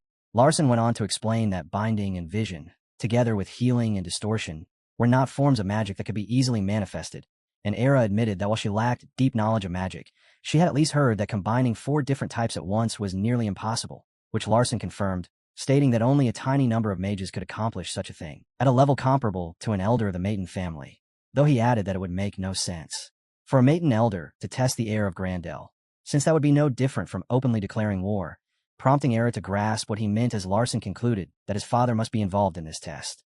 At that moment, Rosalind arrived, and the instant she appeared, the binding magic vanished, releasing all of them at once, after which Rosalind, clearly annoyed, told Larson that he would spend the rest of his life repaying her and should treat her as his benefactor, only for Lydia to mockingly mimic Rosalind's earlier reaction when she first arrived, prompting Rosalind to tell her to stop even as everyone burst into laughter. While Larson lightly scolded Lydia for being too harsh, and Rosalind, now embarrassed, covered her face and admitted she hadn't expected them to be completely unharmed, feeling overwhelmingly flustered, before Larson told her to start meditating immediately, which startled her as she realized that doing so in that place could put her in danger. Yet Larson gave a faint smile and reminded her that she had already chosen to risk her life, assuring her that he would protect her. Hearing that, Rosalind's face flushed slightly, and although she struggled to fully believe him, she eventually sat down, warning Larson that if he betrayed her, she would not let him off, while Larson instructed Era to stay vigilant until Rosalind finished meditating, and Era agreed without hesitation, just as a system notification appeared, informing Larson that Lady One, the god of schemes, had lost interest in Rosalind, and as Rosalind entered deep meditation, Larson realized that this outcome did not align with Lady One's original intent, leading him to reflect on the peculiar pairing of a martial artist and the god of schemes, and to suspect that Lady One had never intended to grant Rosalind any awakening opportunity at all, but had instead been testing him, not her, leaving him to question why Lady One had pretended to take interest in Rosalind in the first place, concluding that the god of schemes was simply taking amusement in the situation. As time passed, and the moon rose high in the sky, Rosalind remained in meditation throughout the entire day, only opening her eyes once night had fallen, while Larson, seated at a distance the whole time, observed quietly and noted that she had finally finished. At that moment, a system notification appeared, informing Larson that the one known as the Joker had awakened, and as he observed Rosalind's newly gained power, he remarked that her fighting spirit had increased to such an extent that he could hardly recognize her anymore, to which she acknowledged that, thanks to him, she had reached a 4-star level of fighting spirit, though Larson hesitated and pointed out that the magnitude felt far greater, suggesting she had actually attained at least 5 stars, and he became certain that Rosalind would now develop at an astonishing pace, realizing that this outcome was exactly what Velitutor had intended from the start.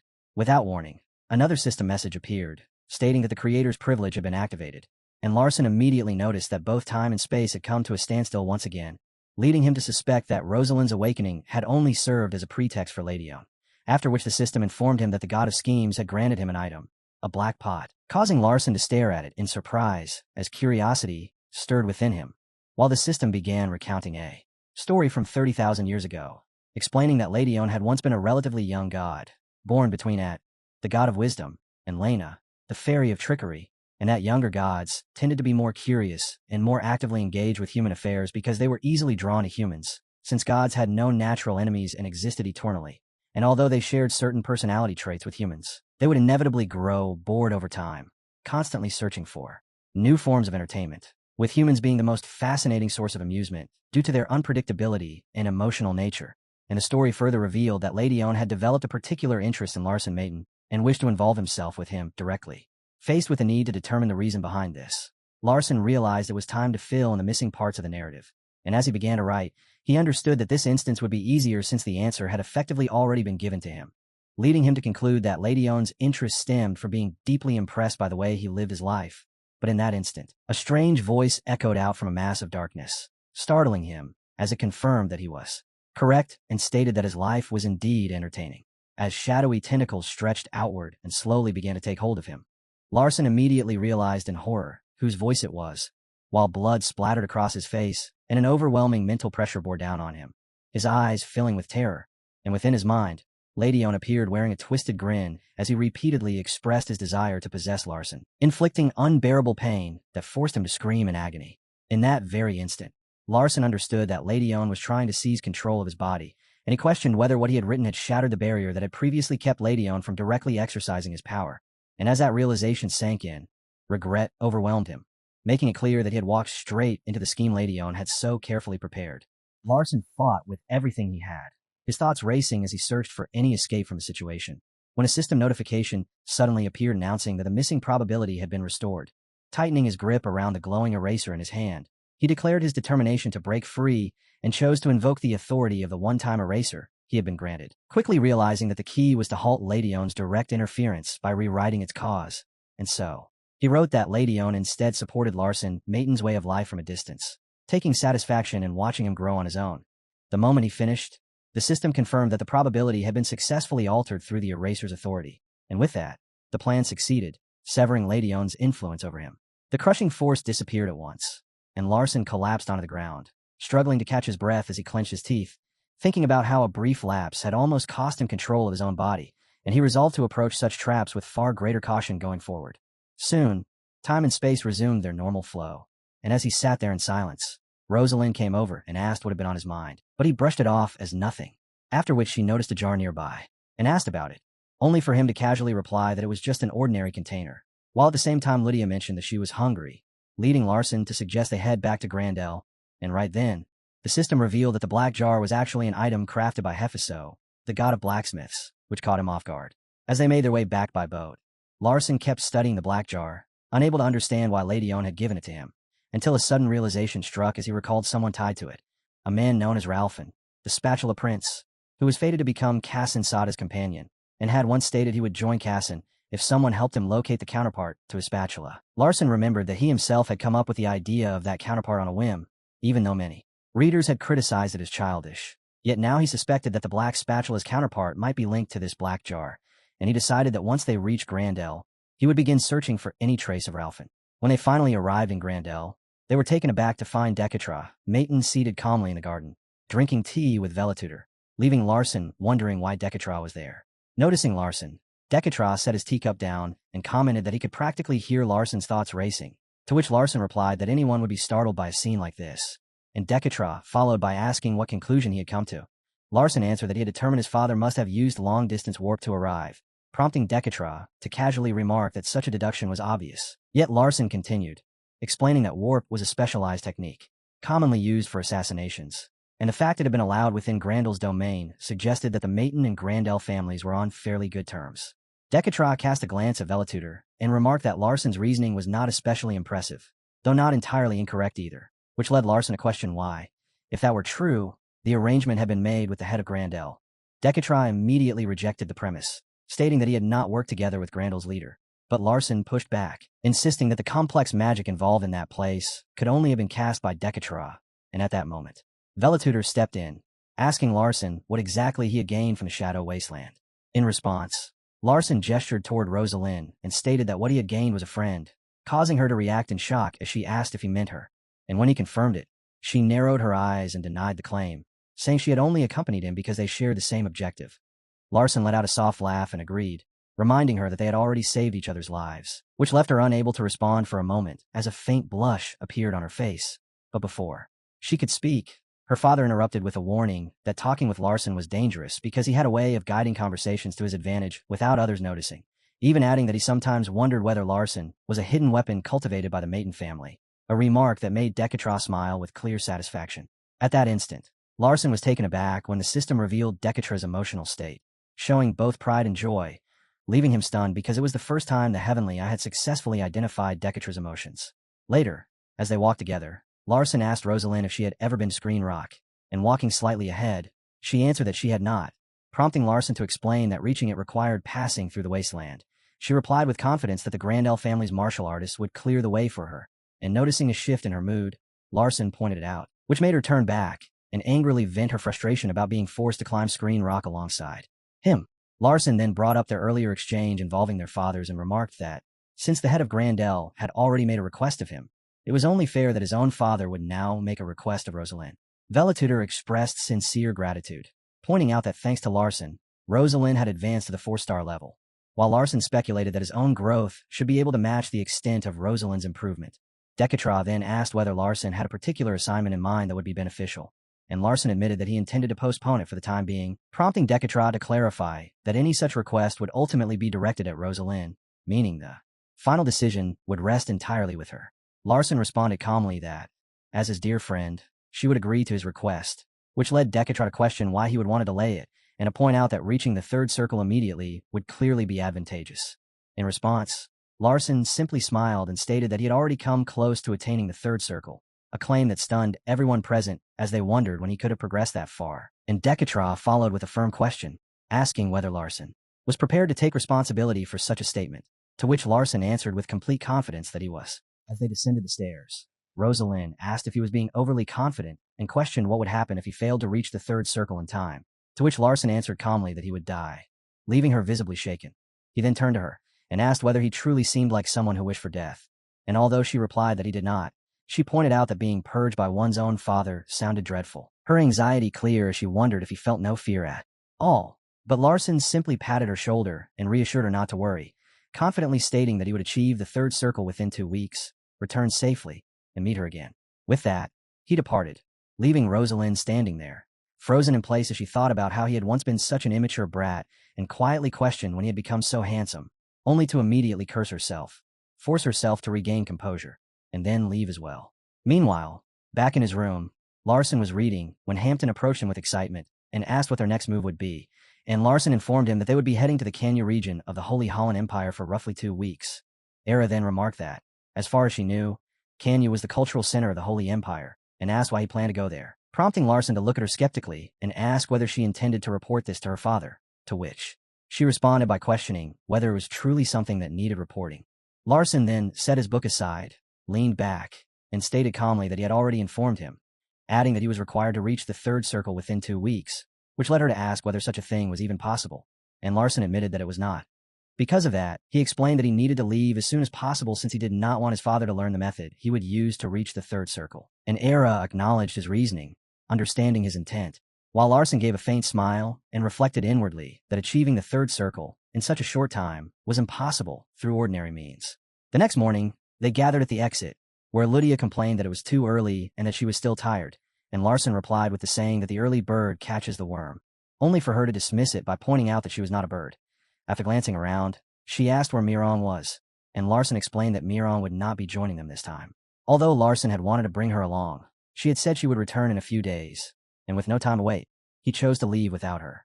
At the same time, from an upper floor, Dekatra and the head of the Grandel family watched the group depart, and Velatutor questioned whether Dekatra truly believed Larson could reach the 3rd circle within 2 weeks, to which Dekatra answered that, in his view, it was unlikely. Puzzled, Velatutor asked why he would still permit him to go, and Dekatra replied that Larson needed to prove his words were not empty, prompting Velatutor to ask if he would really kill his own son should he fail. And Dekatra responded coldly that such was the law of Maton, which made Velatutor smirk as he remarked that Dekatra clearly believed Larson would succeed. Changing the subject, Velatutor asked whether Dekatra still intended to conquer the world, pointing out that they had already gained too much to continue risking their lives in war, mentioning that he himself had gained Rosalind while Dekatra had 7 children. Dekatra dismissed that line of thought as weakness and insisted that they had been born for war, while Velatutor added that although he had no intention of attacking Maton first, if Maton were to make the first move, they would commit fully to wiping out the Maton family, a statement that drew a satisfied smirk from Dekatra, as he said it was exactly what he wanted. Velatutor then revealed that the Sod family's intelligence network had spread beneath Decatra's awareness, explaining that while they would maintain neutrality on the surface, the time would come when they would have to stand against him. Yet Decatra simply told him to do as he pleased.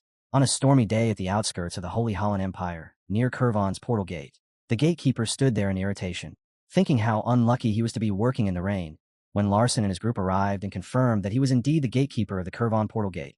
Larson then stated that they intended to use the gate, prompting the man to look them over with a critical eye as he remarked that they seemed quite young and questioned whether they could afford the cost, which he stated was 5 million grand per use, causing Hampton to protest angrily that the price was far too high, but the gatekeeper calmly corrected him, saying there had been a misunderstanding before adding with a smirk that it was 5 million per person, and with commission included, the total would come to 20 million, suggesting they should leave if they were unwilling to pay. Larson weighed the situation and concluded that although portal gate fees could change depending on distance, the price being demanded was blatantly unreasonable. Yet despite recognizing this, he still chose to proceed with using the gate. He then asked whether the gatekeeper planned to verify their identities, and the man casually replied that he had simply forgotten. As Hampton moved to introduce Larson, Larson instead drew attention to a mark on the gatekeeper's right hand, prompting the man to hurriedly hide it while asking if it was an issue.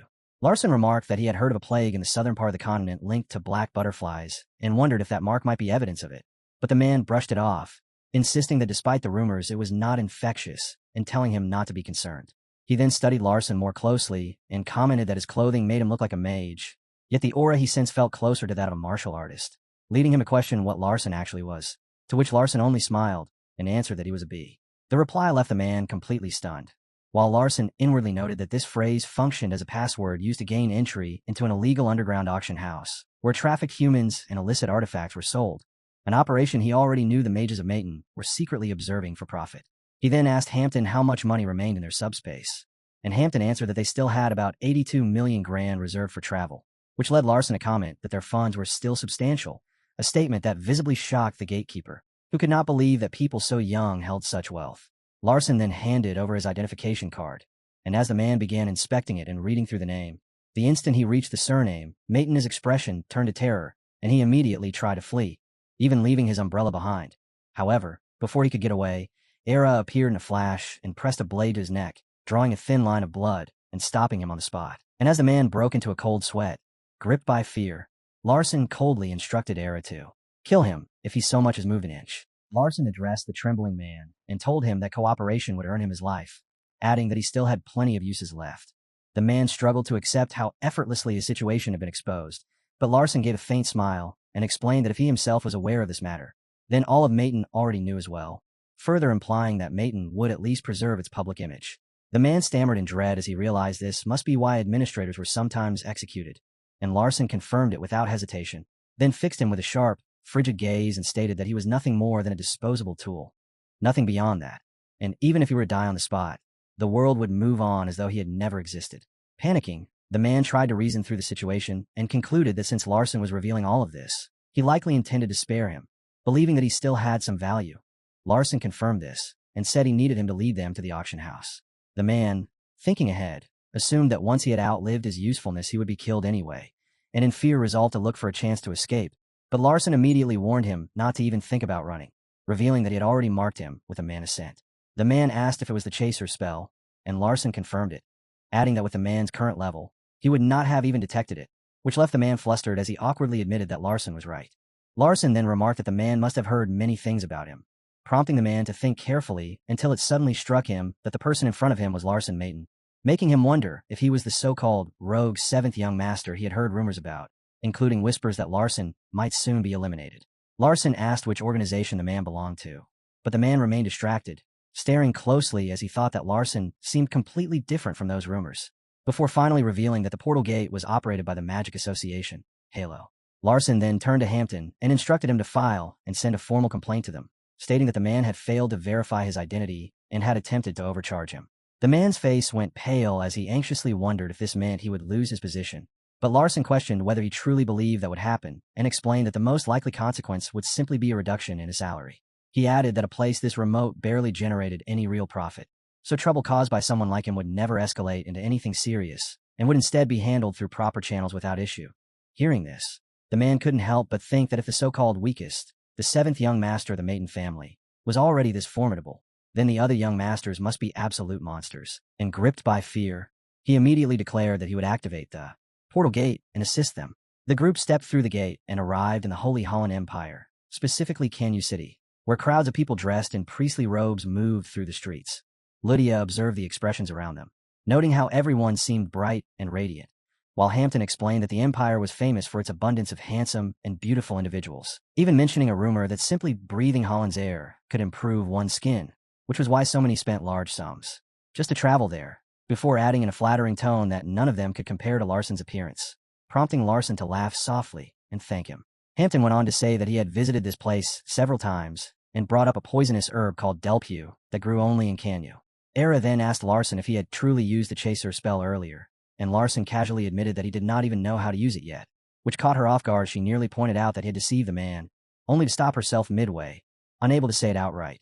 When Larson asked innocently what she meant, she quickly brushed it aside and avoided the topic altogether, while Larson simply smiled to himself, understanding that she could not bring herself to say it and choosing not to press further. She then asked where they should go next, reminding him that they had only a week left, and Larson confidently pointed toward a building, saying they would head there, to the central spire, where they would spend their remaining time.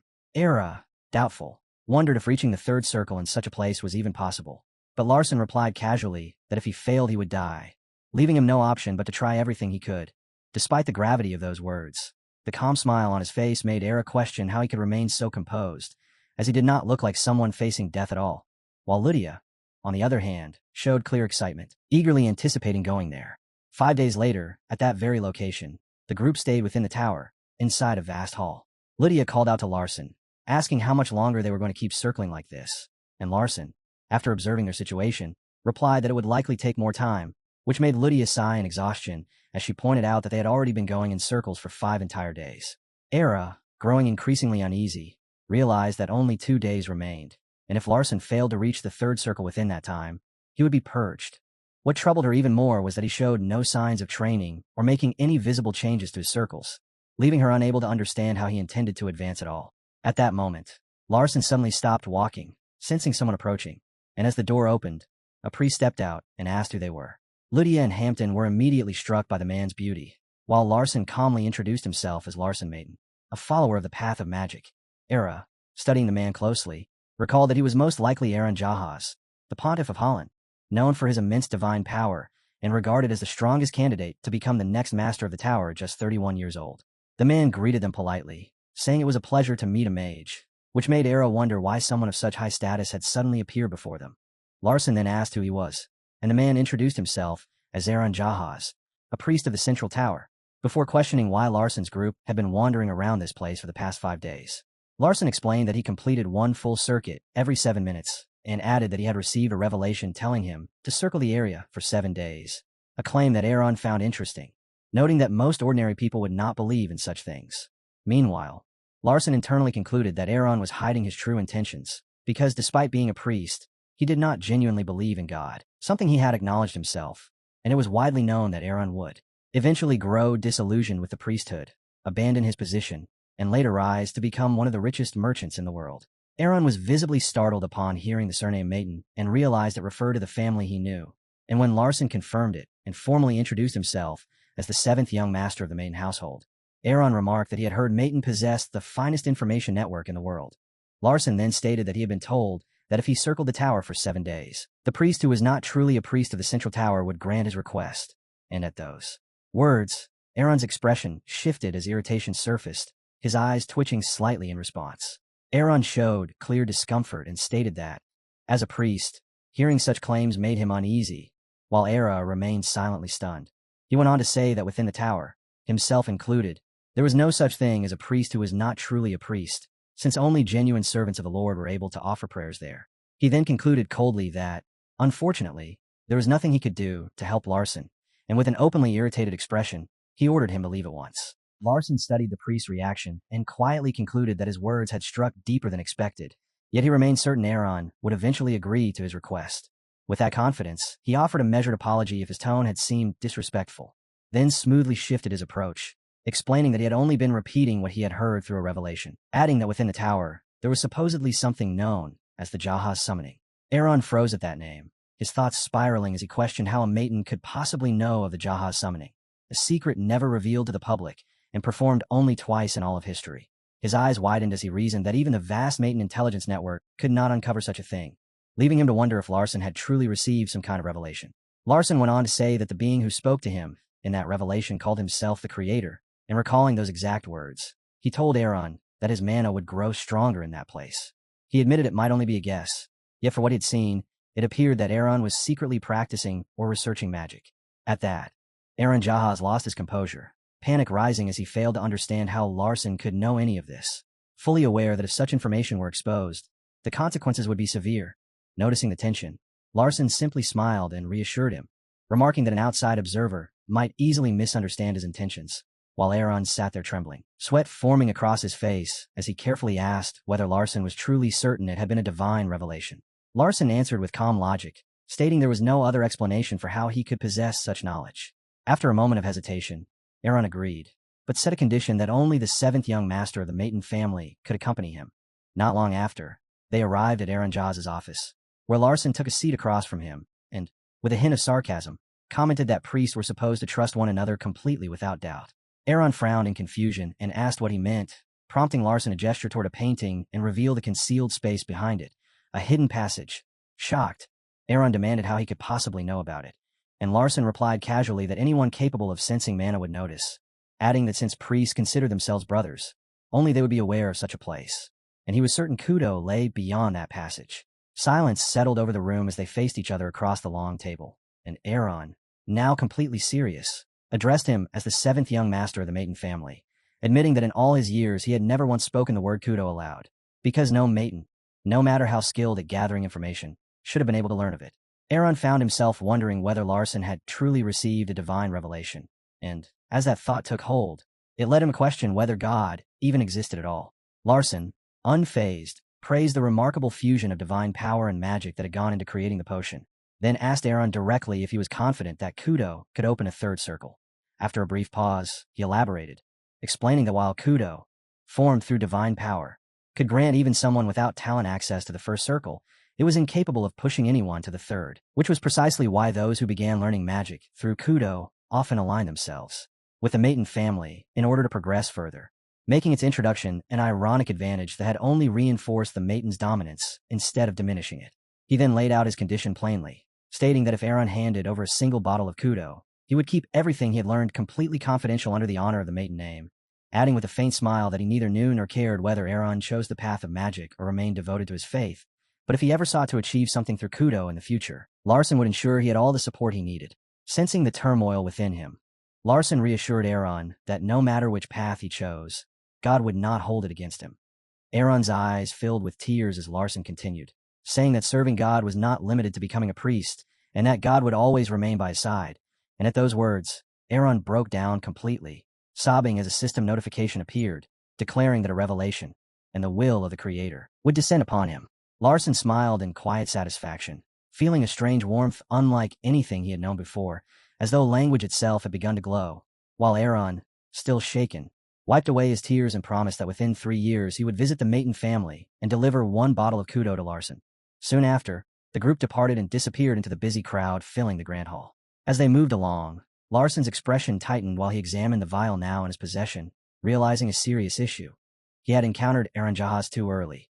The bottle of Kudo held a blue liquid, and a notification clarified that this was an unstable form, not the completed version. While Aaron had already explained that the current divine catalyst carried side effects, and that roughly 3 more years would be needed to perfect it, prompting Larson to ask about those risks, to which Aaron answered that this incomplete amplifier could shatter his mana circle, potentially dropping him back to the first circle and making it impossible for him to ever reach the third.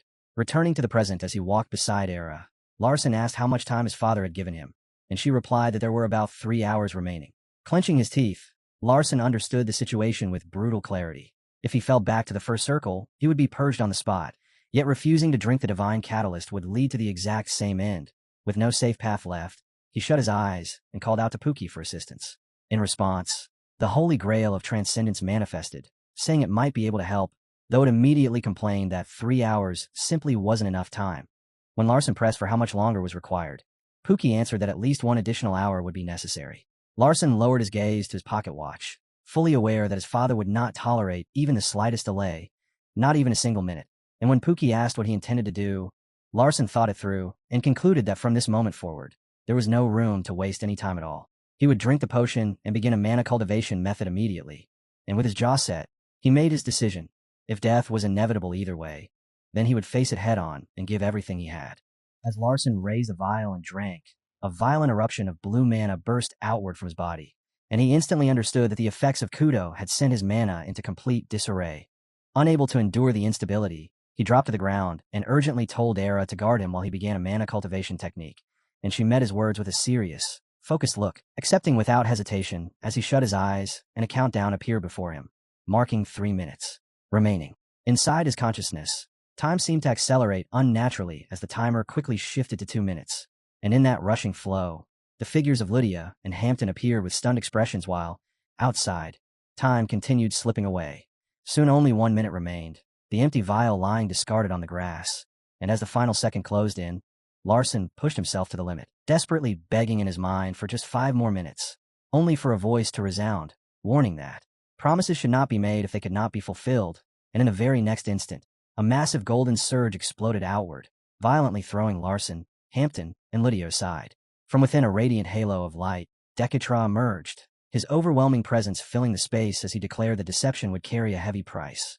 Then fixed Larson with a furious glare and stated that he would have no one to blame but himself. Hampton visibly panicked under the crushing pressure, struggling alongside Era to endure it, while she immediately recognized the patriarch. And at the same time, as Larson continued meditating, he quickly asked Pookie if the process was finished, only to hear that 5 more minutes were still required. Maintaining his composure, Larson apologized to his father for failing to greet him properly due to his concentration, then called out to Era and ordered her to hold them off for 5 minutes. And she locked her gaze forward with unwavering resolve, declaring that she would obey as dark energy began to gather and seep from her hands. Dekatra called her name coldly and demanded to know if she was daring to challenge him. And in response, Era drew her twin daggers and stood her ground beneath his overwhelming aura, stating that she was not opposing him, but merely carrying out his command. Dekatra's expression tightened as he questioned how this could be considered obedience when she was pointing her blades, Blue Dragon and White Tiger, the very artifacts he had personally granted her, directly at him. Era answered without wavering that he had ordered her to become the shadow of the 7th young master, and Dekatra acknowledged her reply, though he made it clear that raising those blades against him was an entirely different matter. Era spoke with calm certainty, explaining that a shadow could only exist where there was light, and since he had ordered her to protect that light, she was simply carrying out his will, while Dekatra noted that the Blue Dragon and White Tiger she held were artifacts forged by his own hands. Wrapped in radiant golden mana, Dekatra challenged her, asking if she truly believed those weapons could pierce his protective energy, and Era answered without hesitation that whether it was possible did not matter in this moment, because even at the cost of her life, fulfilling his command remained her duty. At her response, Dekatra let out an amused smirk, withdrew the pressure of his power, and descended calmly before asking what it was she wanted. Positioning herself firmly in front of the still meditating Larson, Era directly requested 5 minutes, and Dekatra smiled with clear satisfaction, praising her for never failing to meet his expectations. She thanked him, yet he remarked that the sharp edge she once possessed seemed to have dulled, prompting her to bow her head slightly and apologize, promising to hone herself further. Her gaze shifted briefly to Larson, who remained deep in meditation, and she reflected on how he maintained absolute composure, even in such a desperate situation, affirming to herself that it was precisely this unshaken calm that made her willing to risk her life for him. Dekatra then reminded her that regardless of acting under orders, the fact remained that she had raised her blades against the patriarch, and she accepted this without resistance, stating she was prepared to bear whatever punishment followed. However, Dekatra gave a faint smile and said she had already been punished, scoffing that someone as talented as her choosing to throw away her life to shield an incompetent son was punishment enough. Hampton collapsed onto the ground, overwhelmed by what he had just witnessed, as Dekatra declared that he would let the matter pass this time, since no outsiders had seen it. Trembling, Hampton realized that without Era, the young master would have already been finished, and he found himself wondering whether someone like him could ever become Shadow. At that moment, a powerful burst of blue energy erupted from Larson's chest as Pookie announced that the process was complete and urged him to hurry, and an immense wave of power exploded outward from where Larson stood, leaving Hampton staring in shock at the overwhelming force while Lydia's eyes widened in utter disbelief. Era turned sharply, recognizing at once that the young master had truly reached the 3rd circle. Dekatra fixed his son with a stern, unreadable gaze as brilliant blue mana rings spiraled around Larson, marking his newly attained strength, and a system notification appeared, declaring that the 3rd circle had been successfully completed. Amid the violently surging energy, Larson stood his ground without wavering and calmly apologized to his father for his lateness. Then, wearing a steady and self-assured smile, declared that this unworthy son had at last become someone capable of standing before him. Dekatra stated coldly that Larson had indeed reached the 3rd circle, yet he had gone beyond the time limit he himself had set. Larson answered with calm composure that his shadow had made up for that flaw, and since his father had already recognized her capability, it naturally counted as part of his own strength. While Era silently accepted this, as Larson went on to say he knew Dekatra had allowed him an additional 5 minutes, prompting Dekatra to mock his smooth way with words, though. Larson countered by asking why Dekatra showed no curiosity about how such a result had been achieved, To which Dekatra replied with indifference that there was no need to know, and Larson, with a faint smile, presented a method he had uncovered that could enable the Maton family to mass-produce low-tier mages and raise their collective power, causing Dekatra to show a trace of surprise as he questioned sharply why he should care, while Larson insisted that no particular reason was necessary, thinking to himself that this was exactly how a true ruler behaved, after which Dekatra dismissed him outright and instructed him to go to Rosalind, who was waiting, as Larson reflected that Dekatra was essentially declaring he had no need for such a method to rule the world. Larson watched his father's departing figure and realized he seemed pressed for time, and the scene shifted to the Maton family's grand mansion gleaming under bright sunlight, where inside Sunken greeted Dekatra and remarked that he appeared to be in good spirits, while Dekatra explained that Larson had been waiting for him in the wasteland, leading Sunken to analyze that Larson must have known Dekatra would come, and Dekatra added that Larson had also foreseen that he would run out of time, and had deliberately arranged matters so there would be no witnesses, prompting Sunken to conclude that if Dekatra spoke like this, then it seemed Era had gone against him. Yet Dekatra clarified that she had followed his orders exactly and smiled, admitting that Era had realized it was only an illusion, adding that he was very satisfied with both Larson and Era. Sunken noted that Dekatra seemed happier than he had been in a long while, and Dekatra responded that raising children was not so bad, then ordered Sunken to investigate how Larson had reached the third circle, to which Sunken remarked that directly asking Larson would be quicker, but Dekatra stood by the large window, looking out in thought, and said he did not have enough time. The scene shifted once more as Hampton, clearly flustered, called out to Larson after noticing him standing strangely still, but Era motioned for Hampton to stay silent, and explained that their young master had most likely reached a state of enlightenment, which made her understand why the patriarch had departed early. A system notification suddenly appeared, announcing that Larson's comprehension of Great Sage Alberto's advanced magic had greatly deepened, leaving him momentarily stunned as he realized that upon entering the third circle, his divine eye was now providing entirely new insights. Almost immediately, another system window followed, informing him that he had acquired the first circle transcendent magic interaction derived from that same advanced magic, making him aware that he had gained a spell he had never seen before, while the system panel clarified that this transcendent interaction could be connected to first circle elemental magic, leading Larson to instantly form the idea of merging it with the Norzenized crystal magic he was currently studying. With a focused expression, Larson stretched out his hand and began preparing to link the two forms of magic, at which point a system message appeared announcing the activation of twin eyes through the fusion of ice crystal magic and transcendent magic interaction. Hampton, visibly shaken, felt a sudden wave of freezing energy and reacted in shock to the sharp drop in temperature, while Era silently concluded that the source of this energy was the young master, as Larson gathered his power and released his skill, ice crystal, prompting Hampton to cry out in fear at the overwhelming surge of magic, while Larson himself was taken aback by the sheer magnitude of the force and began questioning whether this could truly be the output of a first circle attribute spell, realizing it was at least on par with fourth circle magic, just as a massive, jagged structure of ice resembling a frozen flower burst upward from the ground before them. Era, clearly stunned, asked in disbelief whether the spell Larson had just cast was truly first circle ice magic, and he calmly confirmed that it was, causing her to stammer that such power was impossible to believe, while Larson responded with a confident smile, explaining that his mana had gone out of control because it was his first time using the spell. Era's eyes widened in shock, yet after quickly regaining her composure, she instructed him to continue training and to maintain his current progress, even as she silently reflected on the many mages she had known throughout her life, recalling that even her former master, at Larson's age, had never possessed such strength, and realizing that despite the violent surge of his magic, his mana circle remained completely undamaged. She lowered her head and came to believe that she had finally found the ultimate master she had been searching for. Later that night, beneath the moonlight and within her room, Era began writing a report to the patriarch, recording that the young master Larson had unleashed power far beyond what he should have been capable of controlling, noting that his exceptional body had withstood it, and that even his heart, which should have been destroyed, remained completely intact.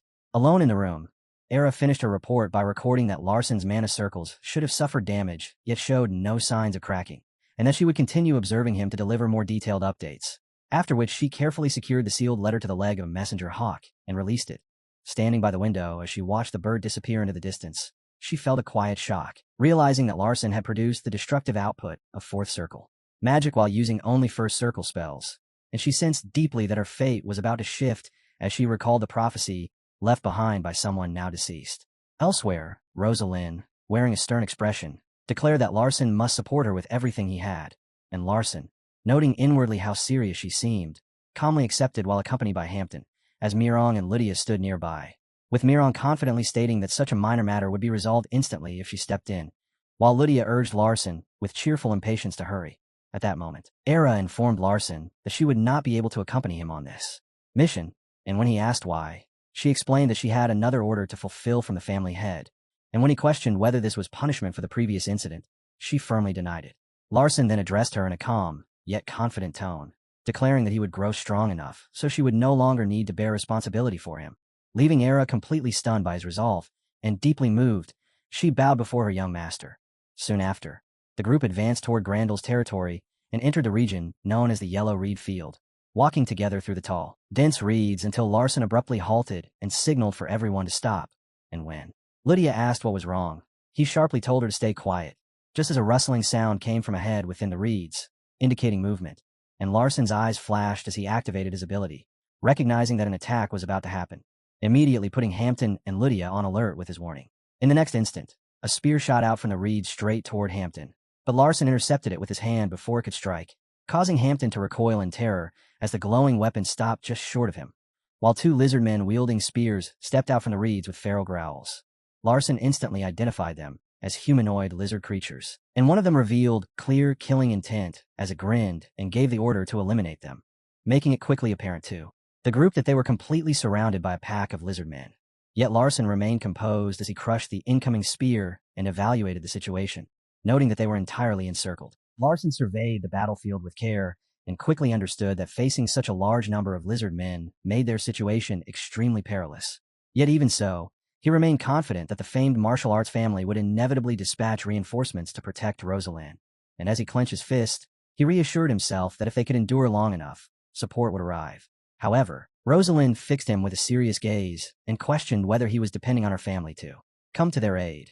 And although Larson answered that they obviously would, Rosalind firmly stated that she had no intention of relying on them, explaining that she had promised her father that even in the face of death, she would overcome it by her own strength, leaving Larson stunned as he struggled to accept that the head of the Grandel family, known for doting on his daughter, would demand such a vow.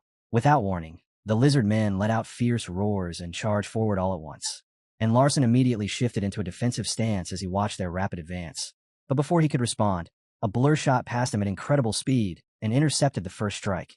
It was Mirong, who crashed into the fray with overwhelming force, driving a powerful kick straight into a lizard man's face, and with a fierce, determined expression, she channeled her strength into her fist and delivered a crushing blow that caused the creature's head to burst apart in a spray of green blood, prompting the remaining lizard men to cry out in shock at the sight of their fallen companion, while Mirong, standing boldly with her body splattered in monster blood, taunted them without hesitation and dared them to come at her.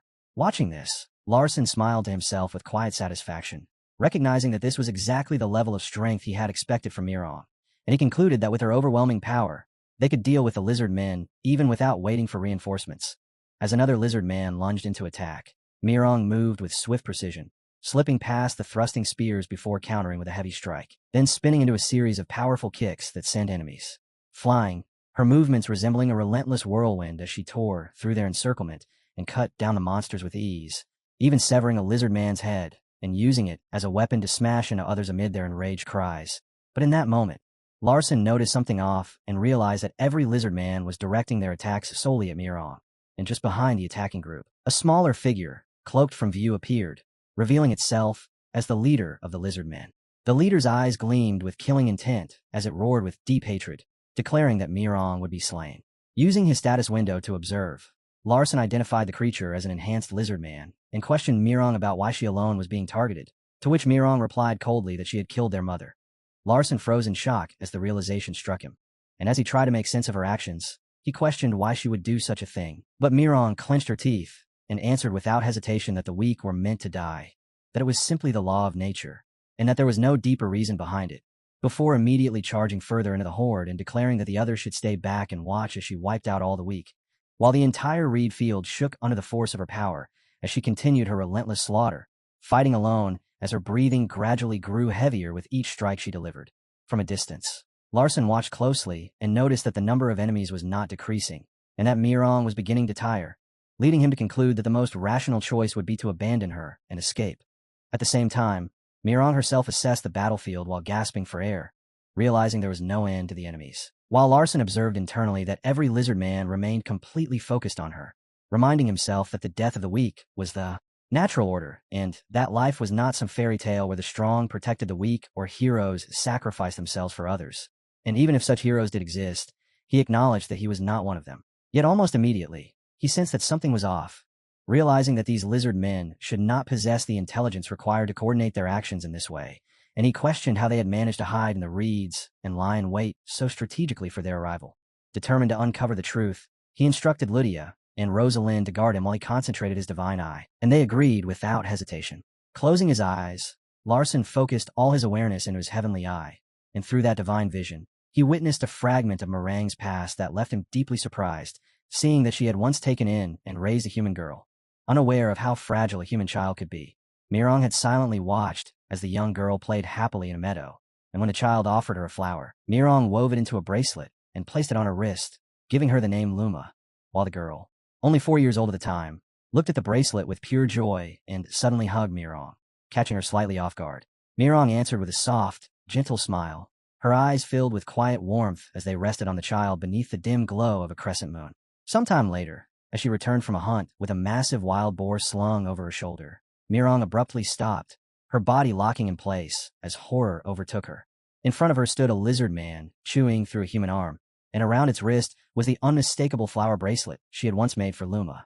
The gruesome scene burned into her widened eyes as a violent surge of fury rose uncontrollably from within, and without the slightest pause she lunged forward, exposing her sharp fangs before striking with crushing force, obliterating the creature in a single decisive blow.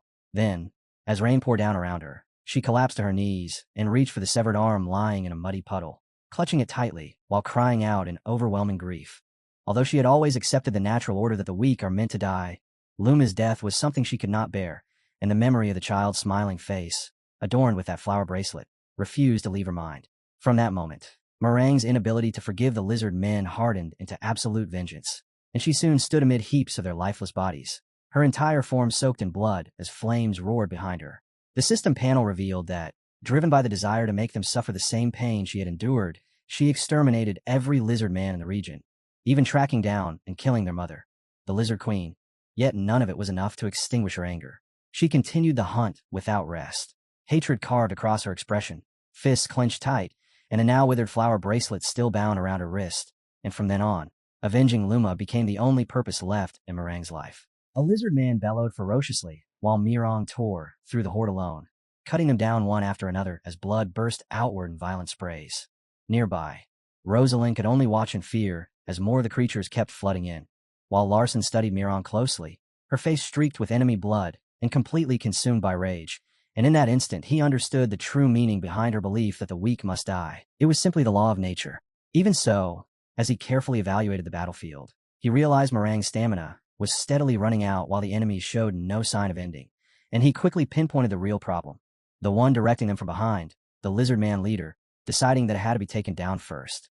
With every eye fixed on Meringue, Larson seized the opening, activating his wind attribute and surging forward with speed like a cutting gale, slipping past the lizard men as sharp currents formed around him and sliced through anything in his way. The lizard man leader, caught off guard and visibly shaken, immediately shouted orders for his subordinates to kill him. But Larson responded without hesitation by invoking his secret martial technique. The first form, 10,000 bites, as the phantom of a savage wolf rose behind him, and in the next instant his attack struck the leader directly, drawing out a scream of agony as blood erupted from its body. Meringue turned sharply, stunned by the sudden shift, while the remaining lizard men froze in confusion at the sight of their leader being cut down. From above, the battlefield revealed the leader's corpse lying at the center, as the rest stood motionless for a brief moment. And then, with their command gone, the entire horde fell into panic and scattered in retreat. Larson simply watched them flee, already redirecting his attention to the next goal, capturing the true mastermind behind everything. Hidden within the shadows, a man with glowing crimson eyes had been observing the entire scene in silence. But his expression suddenly broke into shock as sweat ran down his face, and without warning he lunged forward, delivering a swift sword strike aimed at Larson, which was easily avoided. Larson stated with calm confidence that he had already dodged Cassin's blade hundreds of times, making such an attack meaningless, and that he could evade it even with his eyes closed. Those words only fueled the man's anger as he moved to strike again, but Larson instantly retaliated, driving a crushing punch straight into his face, the impact sending blood spraying from his mouth as he collapsed to the ground, his belongings scattering across the area. Now gripped by fear, The man hurriedly begged to surrender, but Larson rejected him without emotion, asking if he truly thought surrender would spare his life. In the very next moment, Larson was already standing behind him, having identified from the emblem on his armor that he was a free mercenary, leaving the man startled and confused about when he had moved. Pressing a hand infused with energy against the man's neck, Larson warned that even the slightest movement would cost him his life, and the man began trembling uncontrollably as he questioned who Larson really was, realizing no one had warned him he would face someone this powerful. Larson then questioned him sharply, pointing out that although the lizard men clearly held a grudge against Mirong, they had not targeted the others, concluding that this elective behavior was caused by a specific spell, and he demanded to know whether the man had attacked them with full awareness of who they were. The mercenary faltered, nervously insisting he knew nothing and had only accepted the job for a large payment, and when pressed about who had hired him, he swore again that he had no information. At the same time, Rosalind and Lydia rushed through the reed field toward them, calling out urgently to Larson, and as soon as they arrived, Rosalind pointed at the captured man and demanded to know who he was. Larson calmly replied that he was nothing more than a hired mercenary, then handed her a glowing red mana stone. When she asked what it was, he explained that it was the source controlling the lizard men and told her to destroy it. Holding the mana stone tightly, Rosalind fell silent as she looked at Larson, inwardly impressed that he had not only identified the leader, but also exposed the hidden manipulator, something she herself had overlooked. Larson then faced the mercenary again and ordered him to deliver a message to his employer, stating clearly that if they wanted answers about him, they should come in person, while a terrifying aura radiated from his body as he warned that any further tricks would lead to their complete annihilation. The man, clearly shaken, immediately agreed.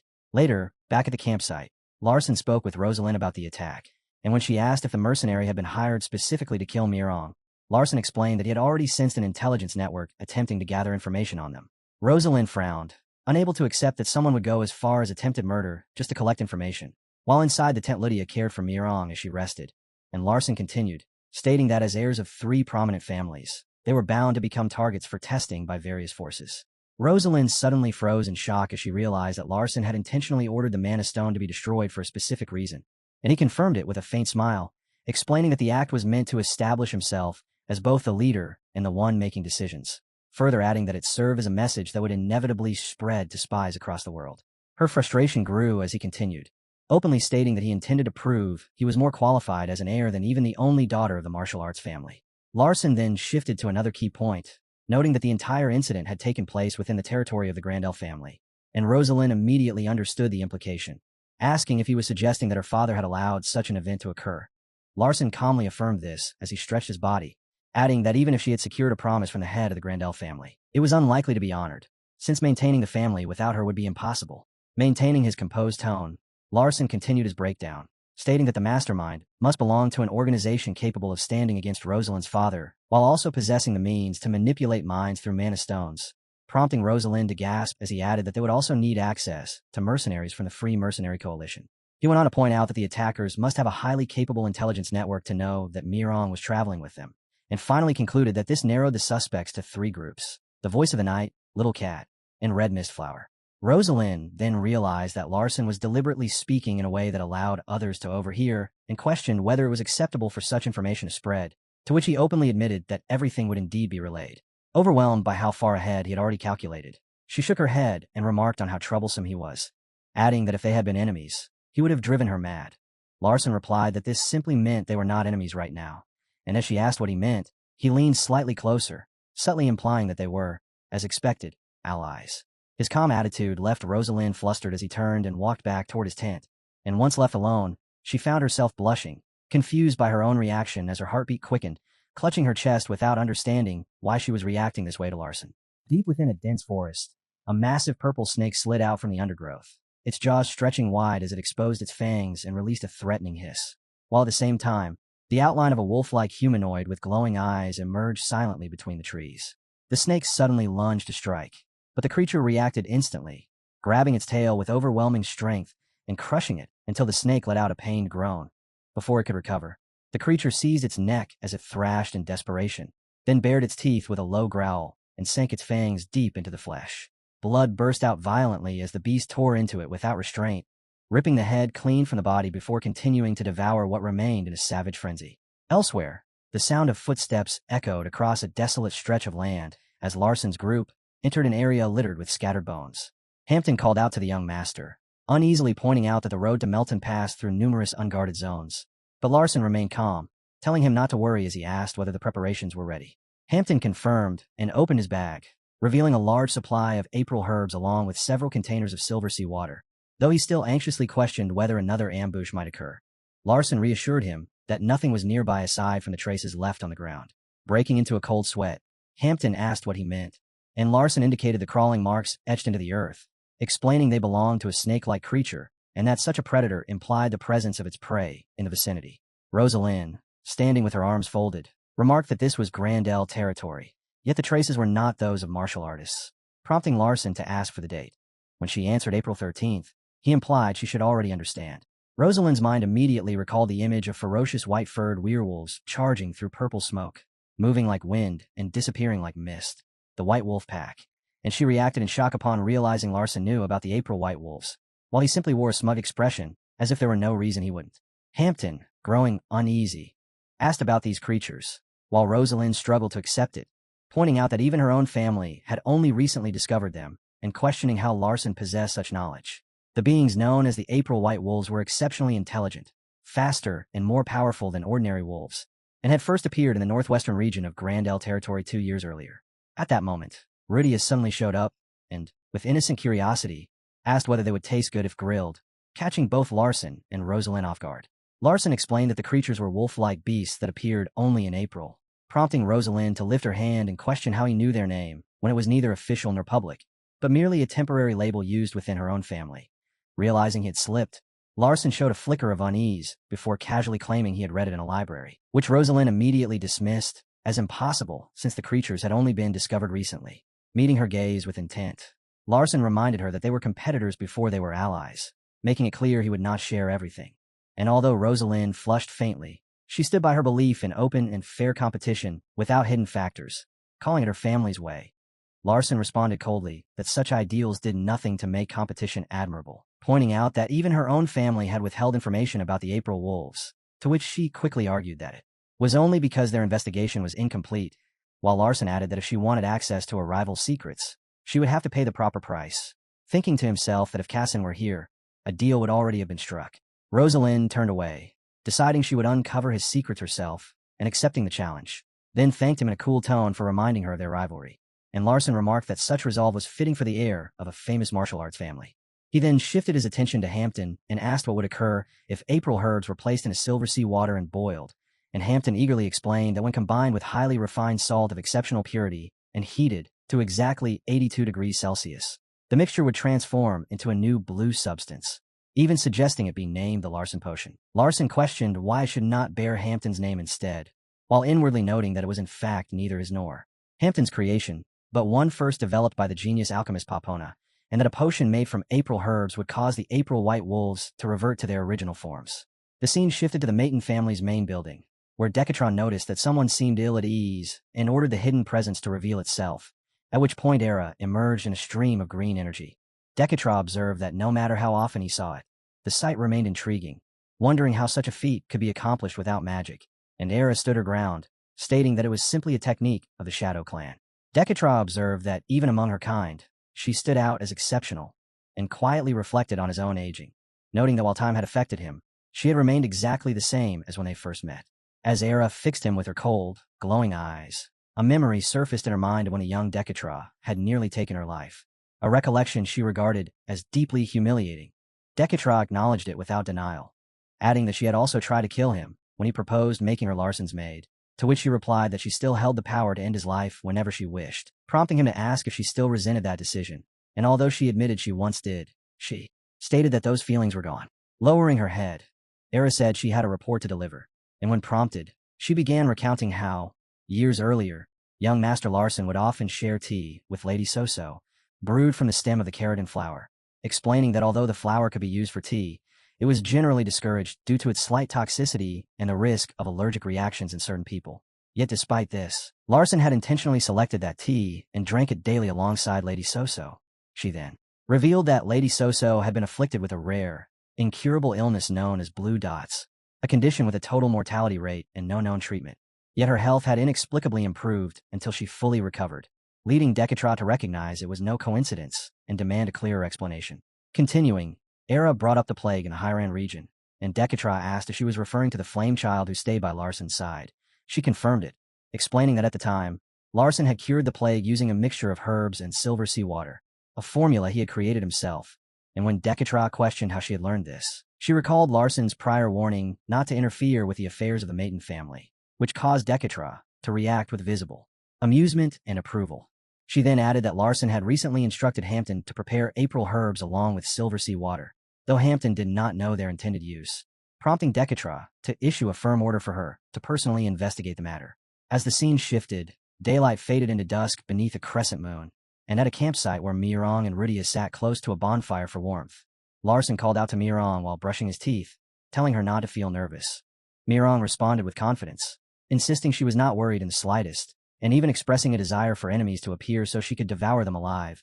But in that moment, Larson suddenly sensed something nearby, and Mirong's expression tightened as she too detected an approaching presence.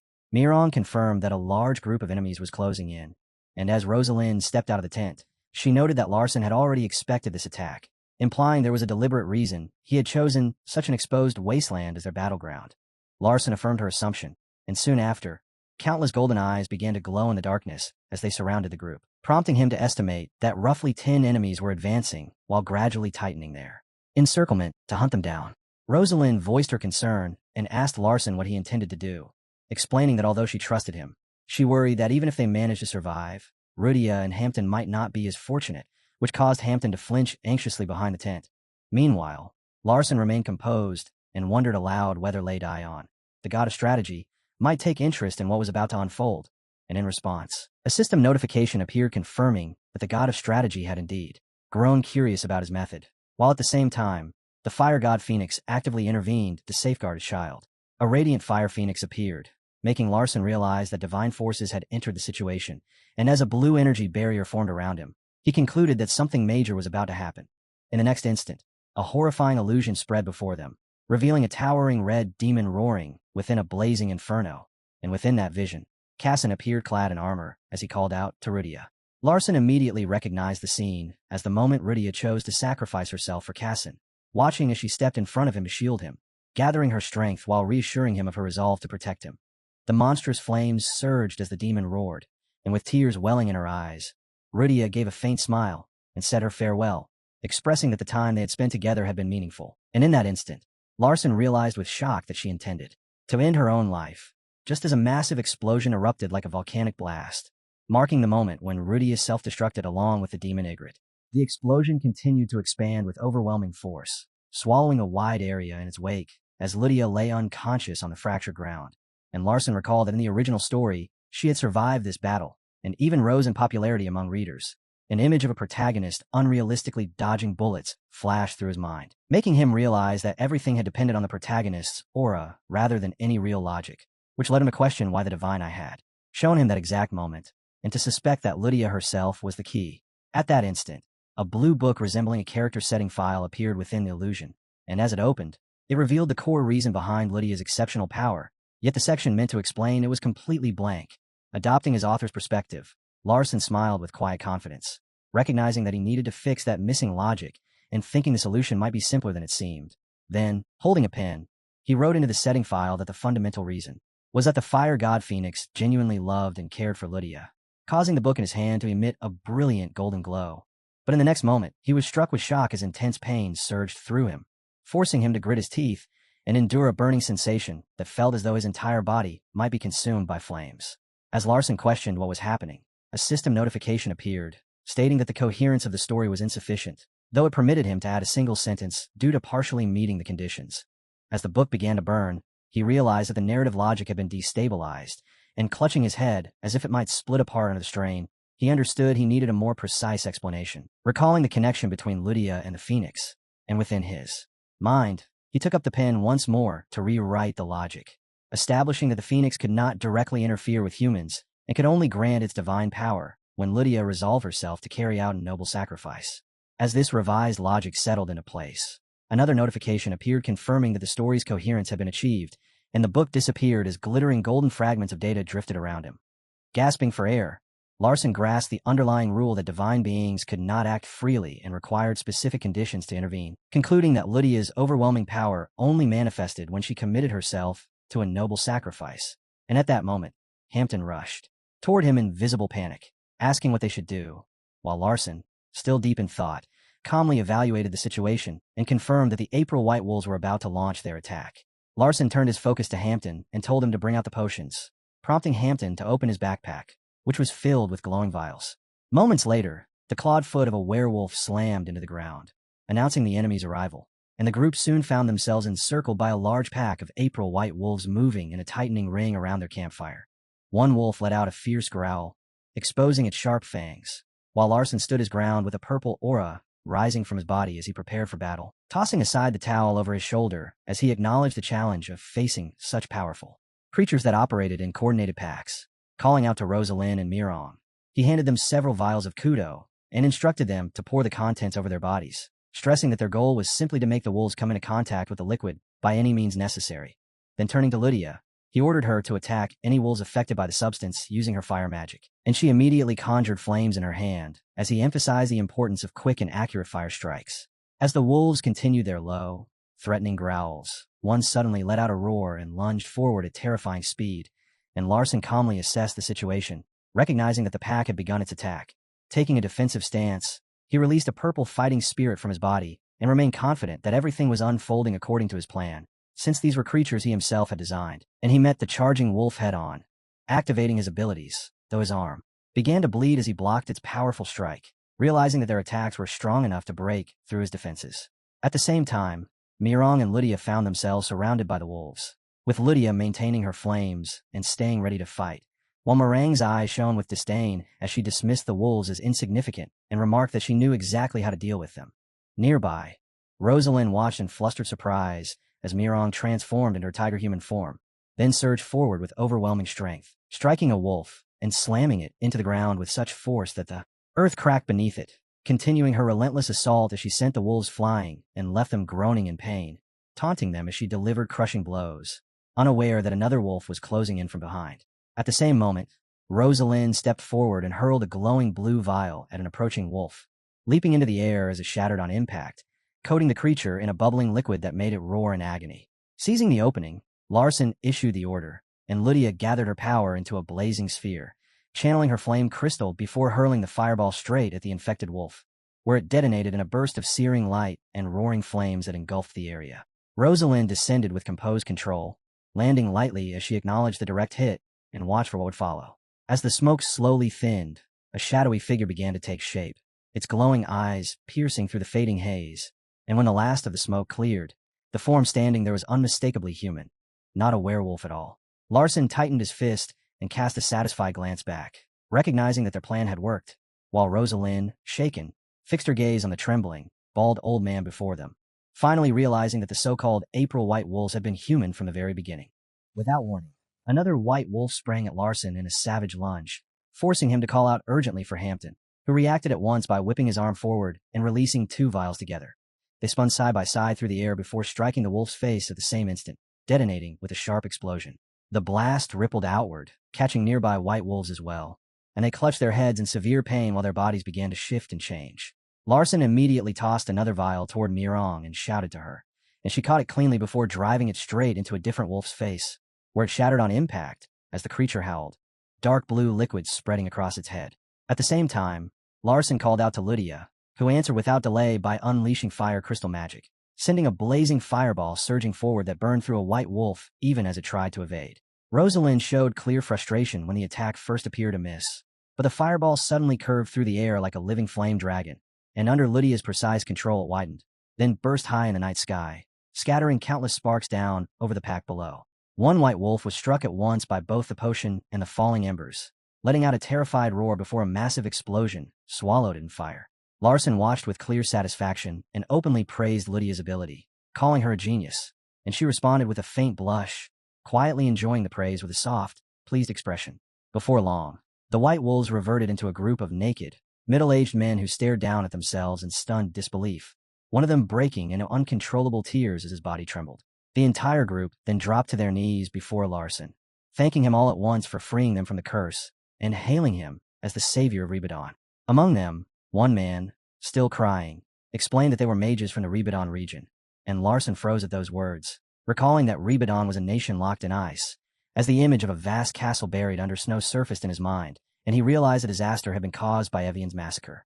Piecing it together, Larson remembered that this same person had hidden her true Larvian identity and taken refuge with the Maiden family. And at that moment, Rosalind stepped forward, solemnly declaring herself the final descendant of the Grandel family, causing the man to become visibly shaken the instant he heard the name. Although Rosalind accepted that they had been under a curse, she questioned why they had remained silent for the past 2 years, pointing out that speaking up sooner could have lessened the damage. At that moment, a system notification appeared, stating that the god of schemes, Ladion, was greatly entertained by the situation, and Larson reacted with clear irritation, clenching his teeth as he wondered what Ladion was plotting at a time like this. Meanwhile, one of the men, visibly shaking, admitted that fear had kept them quiet, explaining that they believed revealing the truth to the Grandel family would lead to their execution. Rosalind was taken aback by this and tried to refute it, but Larson stopped her with a hand on her shoulder. In a calm tone, he explained that the Grandel family prioritized power and control, and that the reality behind ruling families was far more severe than she had imagined. As Rosalind thought through how such cases were typically handled, she insisted the matter would be formally reported since it occurred within Grandel territory, with the Information Ministry compiling the facts and the Judgment Department issuing a ruling. Larson's eyes turned cold as he revealed that once the information was gathered, the ministry would simply verify it and eliminate everyone involved to conclude the matter. The restored men recoiled in horror as Larson went on, clarifying that the Grandel family's inaction toward the April White Wolves was not due to any lack of strength, and when Rosalind asked why, he answered bluntly that it was because dealing with them was troublesome, a response that left her deeply shaken. He continued, stating that this approach was not unique to the Grandel family, as other great families operated the same way, and a grim image surfaced of white wolf corpses lying in pools of blood, alongside the realization that they would be wiped out eventually regardless of their suffering. Rosalind struggled to accept this and questioned whether the Grandel family had intentionally ignored them, but Larson explained that there was no reward or recognition in handling the April White Wolves, and without gain, there was no reason to act. Rosalind argued that profit was not everything and that such actions represented justice, yet Larson dismissed that as merely her personal viewpoint. He then added that the White Wolf tribe was currently too weak to pose any real threat, but considered what might happen once they grew stronger and their existence became widely known. He went on to explain that honor and recognition only came from defeating widely known threats, which was why the White Wolves had been ignored until now, and his gaze sharpened as he made it clear that the moment they exposed themselves, their fate would be sealed. The restored mages trembled in fear as Larson stated that, since they had already taken lives, the most absolute solution in the eyes of powerful families would be their total eradication, which was exactly why they had never revealed who they were. When an elderly mage tried to speak, Larson cut him off at once, warning him not to mention his family name if he wished to keep them safe. The old man went still, tears welling in his eyes before he wiped them away, and introduced himself only as Grina. When asked if it was true that they had killed livestock and people every April, he confirmed it, admitting that even if it felt unjust, they still had to answer for their actions. His hands shook as he began recounting his past, dropping to his knees as he spoke of the first boy he encountered after the curse took hold. In that painful memory, he described losing control in his white wolf form and killing the boy with his own hands, along with the boy's mother who ran to him after seeing her child die, the brutal scene replaying vividly in his mind. Grina continued, recalling how at dawn, when his awareness returned, he was forced to face the truth, collapsing onto the grass as he believed he should take his own life, yet ultimately lacked the courage to do it. Clutching his head in anguish, he confessed that although he had taken a life, he could not bring himself to atone through death. Larson then calmly asked where the curse had come from, and Grina explained that it was tied to a sacred artifact that had been guarded in Reborn for generations, revealing that someone named Alblika, after failing to obtain it, had cast a curse on them in anger. The name made Larson visibly flinch, while Rosalind admitted she had never heard it before, and Larson recalled that Alblika, known as the Black Rose, was the only opponent capable of rivaling Cassin's power and one of the major villains he himself had created, a realization that sent a wave of panic through him as he understood that what began as a simple effort to help Rosalind had now escalated into a far more dangerous situation. The scene shifted as sunlight spread over the wasteland, leaving everything quiet and unmoving, while Larson lifted his arms in a long stretch and exhaled deeply, easing the tension in his body as he felt relieved that everything had been settled without major complications. At that moment, a system notification appeared, stating that the fire god Phoenix had sighed in relief and was greatly impressed by his intelligence, and Larson, surprised by the name, smiled to himself, thinking that Phoenix must hold deep concern for Lydia and considering himself lucky to have gained a god's favor. A rapid stream of praise notifications from the fire god Phoenix followed, overwhelming him and leaving him flustered until he hurriedly stopped them. Earlier, when Larson had asked about the sacred artifact of Reborn, one of the men had hesitated before explaining that he could not reveal everything, though since Larson had freed them from the curse, he could share a portion of the truth. Speaking with gravity, the man stated that the first requirement to obtain the artifact was for a person to possess two opposing powers within themselves. And as Larson and Rosalind listened in silence, he continued by adding that such a person must inherit two sides of a conflicting destiny and must not be born from a mother.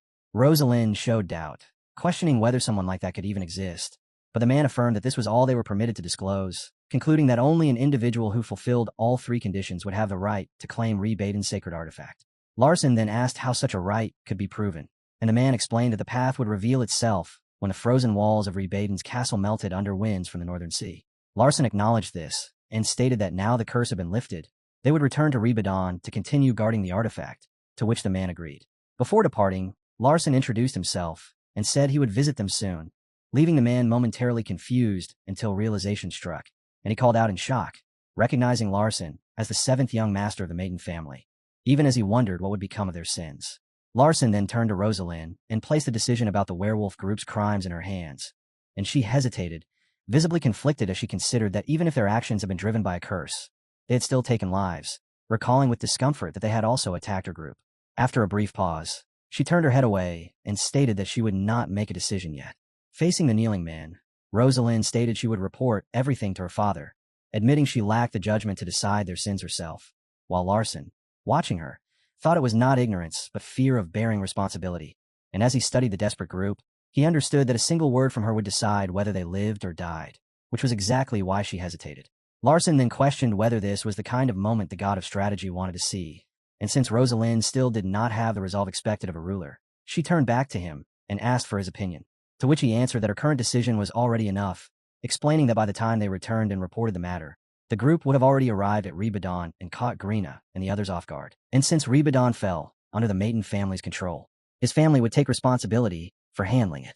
The scene shifted as a system notification appeared, announcing that the fire god Phoenix had granted Larson the Phoenix's breath, and at the same moment a burning feather formed in his hand, which he instantly recognized as a god-tier holy relic that Lydia had originally acquired midway through the story, recalling that it held overwhelming power capable of releasing flames on the level of six-circle magic, enough to incinerate enemies completely.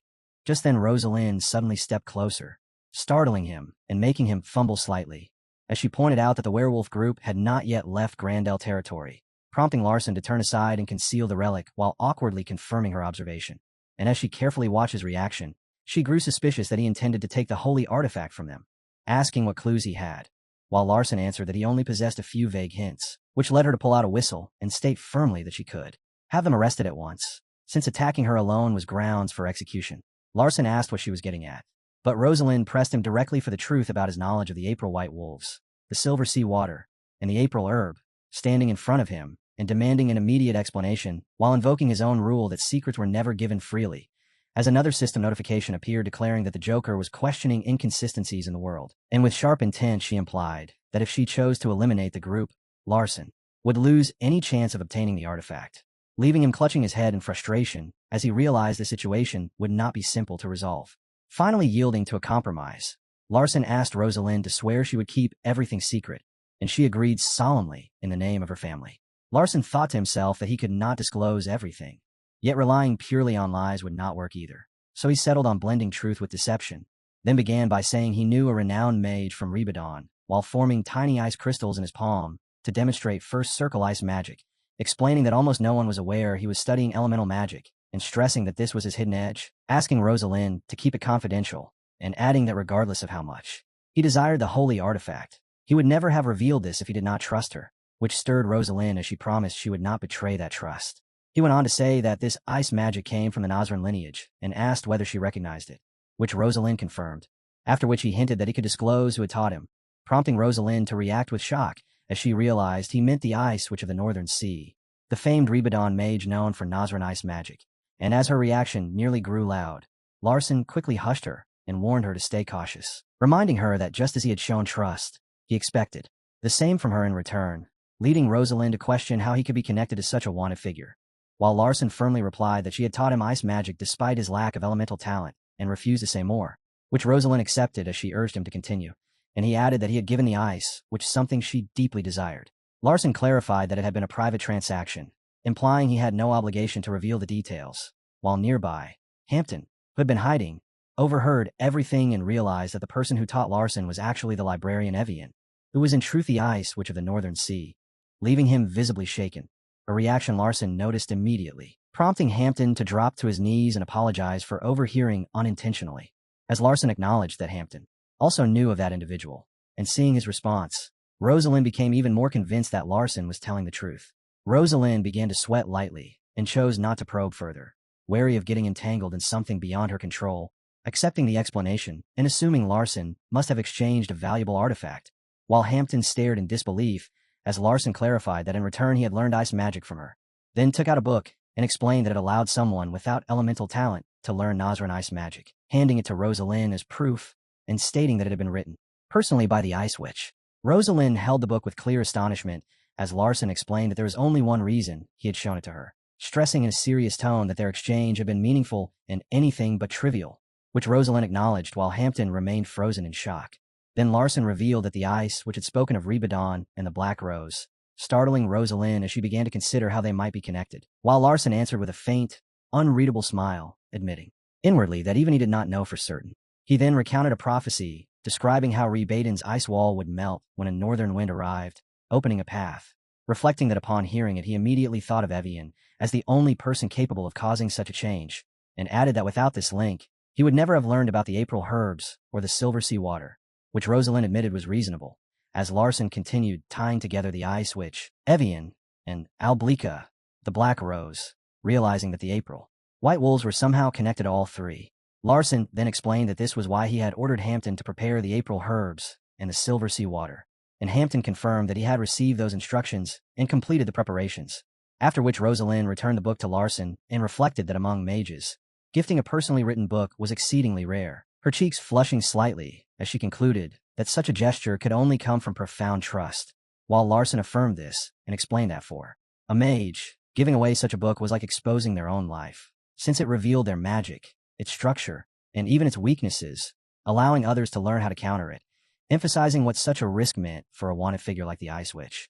Rosalind fell silent, her face still faintly red as she turned away and thanked him for his honesty, affirming that she trusted him, then admitted that in return she would also speak honestly, revealing that she could never forget what Larson had once done to her, as a memory surfaced of a younger Larson striking her and leaving a deep emotional scar, which stirred a quiet guilt in Larson despite him not being responsible. She then said she had decided to truly trust him, not merely in words, and wanted to ask one final question. And when the topic shifted to the relic, Larson answered with full seriousness that it was extremely important, thinking to himself that without completing Alberto and Curdle's arrangement, everything else would lose its meaning, which Rosalind acknowledged, while Larson added that he would never have revealed these secrets if it were not for her.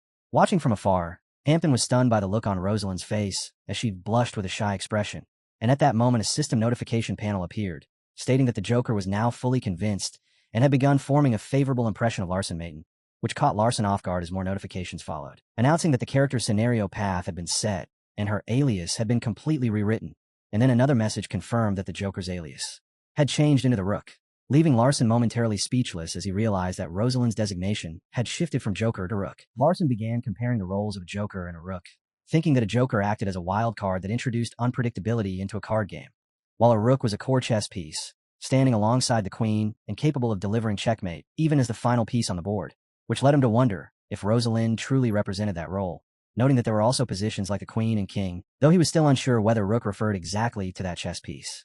Rosalind turned back toward him, her cheeks still tinged red, and promised she would keep his secret, deciding to open up further, as she admitted she still carried guilt tied to her childhood memories. And as those memories resurfaced, she recalled claiming she had forgiven him even though she had not truly done so. She stepped closer and told him she had now genuinely forgiven him and would never bring up that past incident again, clenching her fists as she declared her feelings would no longer waver, and admitting that for 7 years she had been unable to forgive him, her flushed face lingering as she confessed that she had deceived him by pretending to forgive him before, saying that now they were even. Larson thanked her, thinking to himself that the alias Rook suited her perfectly, and the two of them clasped hands in mutual understanding, shifting her focus to what lay ahead.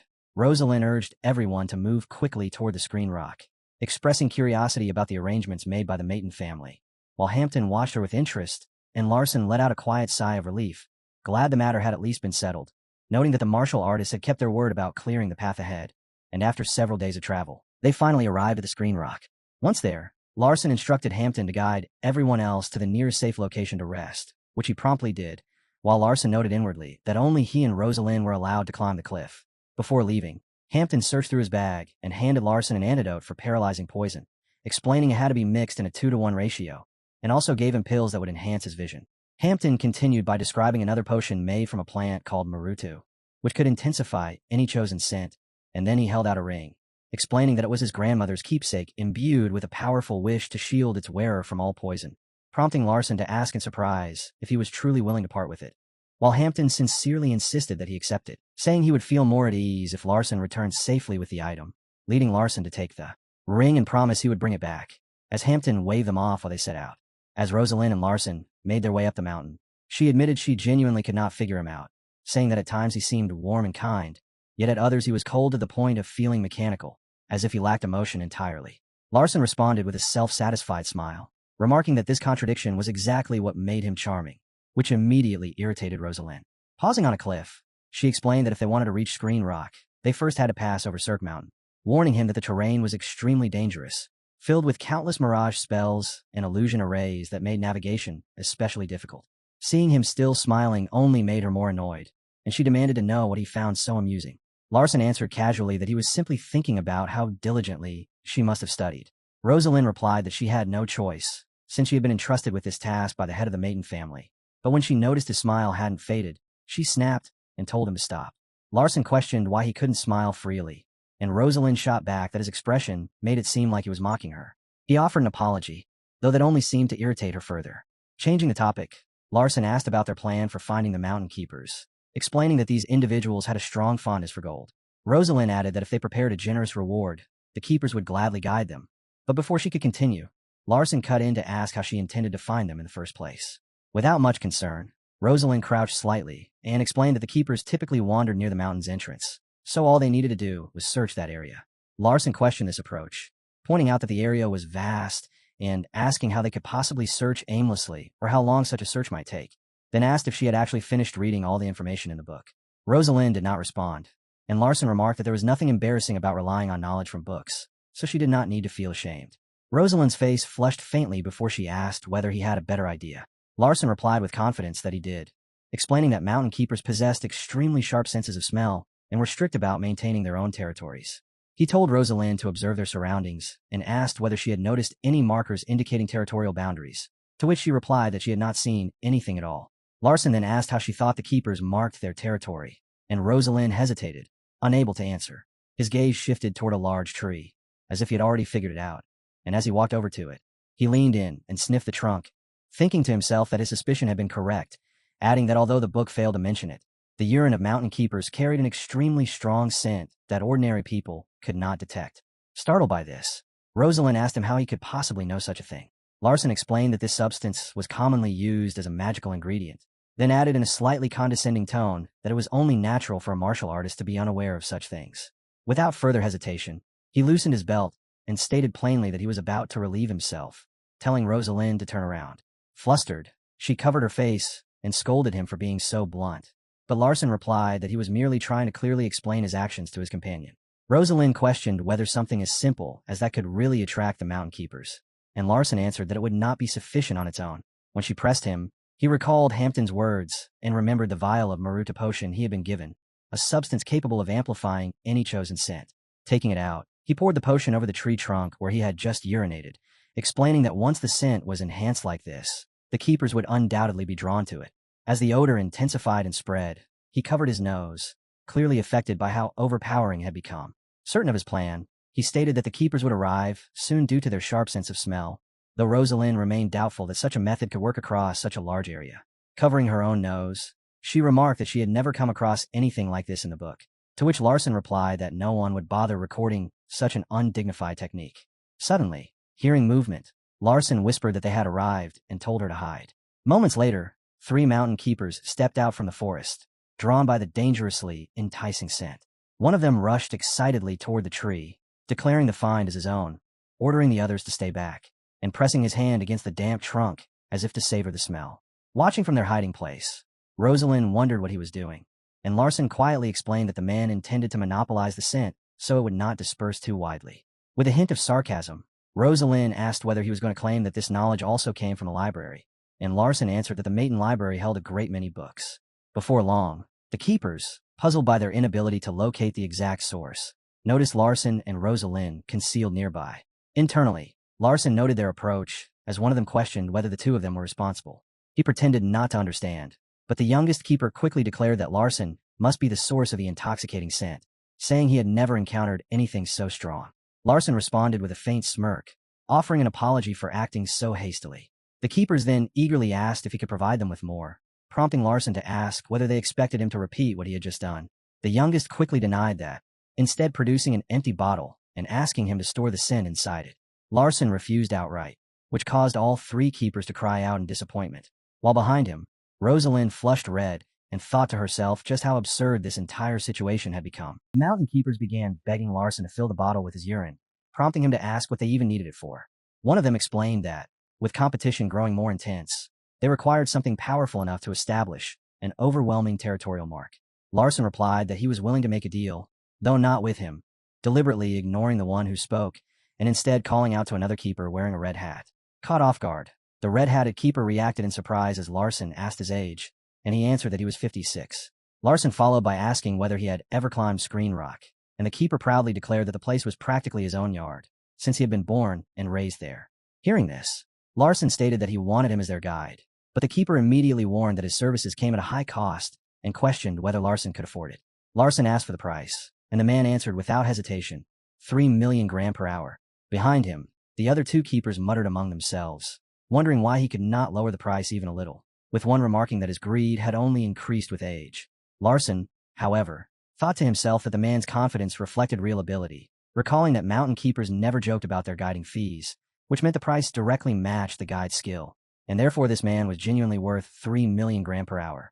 Rosalind, stunned, protested that the cost was outrageous, while Larson studied the guide and remarked that he must hold quite an important position.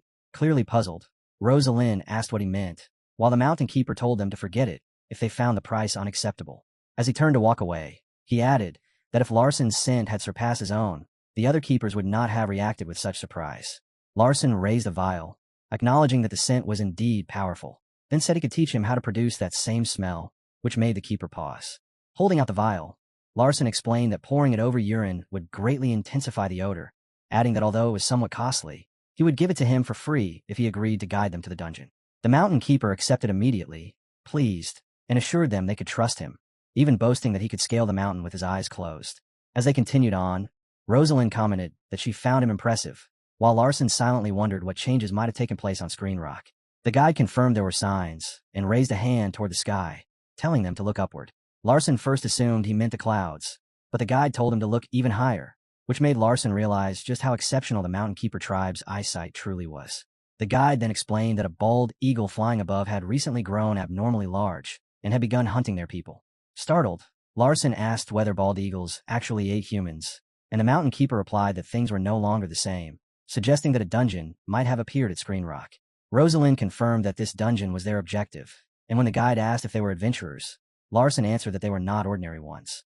He then requested that the Mountain Keeper lead them to the dungeon, and the guide agreed, though he warned that the eagle could strike at any moment during the journey. When Larson asked if it would attack while they were climbing Screen Rock, the guide confirmed it, and added that many members of his tribe had already died to its claws. At that point, Larson abruptly stated that they would stop for today, catching Rosalind off guard, and arranged to meet the Mountain Keeper again in a week. As they made their way down along a waterfall, Rosalind quickly questioned what he was thinking. When Larson asked what she meant, she clarified that she did not understand why they were choosing to wait a week instead of proceeding immediately. Larson explained that there was no strict time limit, since this task had been arranged by his father together with the head of the Grandel family, and unlike before, they had prior knowledge of it. He then asked her whether it was easier to discover an answer on one's own or to be told directly. Rosalind folded her arms and admitted that being told was obviously easier, though she questioned why he would even ask that. Larson responded that it should not be easier, because his father and the Grandel Patriarch must have deliberately increased the difficulty compared to what they faced in the Shadow Wasteland. He pointed to the existence of the bald eagle as evidence, concluding that they needed to hunt it first. Surprised, Rosalind asked if he already had a plan, and Larson replied that he did, at least for the moment. He explained that he intended to use Nazran's second circle ice magic, specifically the ice arrow, a technique that allowed him to strike from a distance, and added that perhaps his father also intended to test his ability in long-range combat. Rosalind, still doubtful, asked whether he truly believed he could take down such a creature using only second circle magic. Larson admitted he wasn't certain, yet wore a confident smile as he added that he did have a method in mind. A week later, deep within a harsh mountain range, the mountain keeper led the way while Rosalind winced at the overwhelming stench, and Larson noted to himself that it was even worse than before. As they moved, the guide explained that this area was frequently attacked, implying that danger could strike at any moment. Passing through a clearing littered with scattered bones, Rosalind quietly questioned what Larson intended to do, assuming he planned to test his second circle magic. The guide then told them they could act as they wished while he stayed hidden, since his role was only to lead them. Standing alone, Larson looked up at the sky, his divine eye picking up a surge of killing intent, and he realized the creature was close. In the next instant, something cut across the sky as a massive eagle dove straight toward him. Raising his hand, he focused his mana, and a notification appeared announcing the activation of second circle ice magic, Ice Arrow. He layered it with first circle transcendent magic interaction, causing the projectile to shine intensely, then launched the empowered arrow, which shot forward and pierced deep into the giant eagle's head. Larson remained steady as the target was eliminated, the ice arrow in his grasp gradually fading away. Rosalind cried out in astonishment, admitting it had been far easier than she expected. Standing before the eagle's body, sprawled in a pool of blood, Larson agreed, but stated that it was not finished yet. Confused, Rosalind sensed something wrong as the corpse began to decay at a shocking speed, until nothing remained but bare bones. At that moment, the guide reappeared, announcing that the bald eagle had finally been dealt with, and that it was now safe to enter the dungeon. Larson ignored him completely, channeling his fighting spirit into his fist as he prepared for the true enemy. Without warning, he swung his arm and crushed the guide's head, leaving Rosalind stunned. The guide's body dropped to the ground, blood covering him as it twitched briefly before going still. Panicked, Rosalind grabbed Larson's shoulder, trying to stop him as she demanded to know what he was doing. Larson looked at her coldly and asked if she truly could not see what was in front of them. Rosalind, confused, said she did not understand, pointing out that he had just attacked the mountain keeper. Her shock deepened as the guide's body began to smoke and dissolve, and she stared in disbelief, asking how such a thing could happen when he had been alive only moments earlier.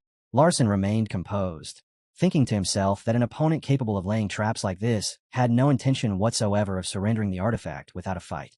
The mountain keeper's body had vanished completely, dispersing like smoke, and Rosalind could only stare in disbelief, insisting she had never once heard of anyone from the mountain keeper clan turning into vapor and disappearing because they were human, and something like that should have been impossible. When she asked what had just happened, Larson answered with calm certainty that the explanation was simple, because the man had never been a mountain keeper at all, then turned, started, walking ahead, and told her to follow. As he indicated the footprints stamped into the ground, Larson judged from their size and shape that they most likely belonged to a four-legged monster, then crouched to inspect them more carefully and wondered what kind of creature could appear on a mountain of that scale, concluding that whatever it was, it also had to be the sort of beast that hunted white bald eagles as prey. After thinking it through further, he decided it was probably a hyena-type monster that moved under a leader, and that there had to be no fewer than 10 of them. Larson remarked that dealing with a threat like that would be extremely difficult with only the 2 of them, and questioned why neither of them had sensed the movement of so many creatures, prompting Rosalind to ask, with obvious doubt, whether the monsters had been summoned through magic, and Larson confirmed that the man pretending to be a mountain keeper really had been capable of using magic. When she then asked when he had first begun to suspect him, Larson said it had been from the very first moment they met, because the false mountain keeper had a magic stone set into his staff, and to Larson's knowledge the real mountain keepers hated modern civilization. So from then on he understood that their guide had been hiding nearby and waiting for the right chance to strike.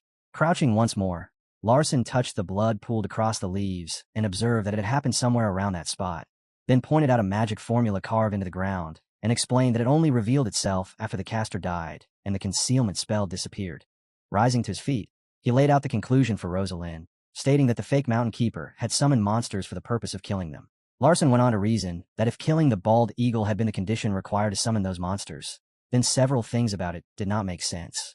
And as he recalled his confrontation with the fake mountain keeper, he concluded that if the man had truly been a mage able to use such high-level summoning magic, attacking directly would have made no sense at all. He continued his analysis, adding that if their guide had really meant to ambush them, he could have arranged something far more elaborate. and as Larson held the enemy's staff in his hand, his gaze sharpened while he fixed his attention on the single most important detail. What stood out most was that, despite all the inconsistencies he had noticed, the world itself showed no reaction whatsoever. And when Larson thought back to the eagle's skull, he became certain that the increase in their strength could not have come from his father. Rosalind, growing uneasy, asked what they should do next, and whether continuing without the mountain keepers was even an option. And Larson admitted he did not have a definite answer, though he doubted relying on the mountain keeper clan would help them reach their objective. He reasoned that if this had been a task arranged by Kirtle and Alberto, then it would have been concealed in a way the mountain keepers could never discover. And just as that thought formed, his eyes caught something unusual on a tree trunk marked with a strange pattern. Right on cue, a system notification appeared, displaying a message about opening the path to the screen rock, while the ancient script carved into the trunk began to glow, and the system rendered it as instructions left behind for those who would follow.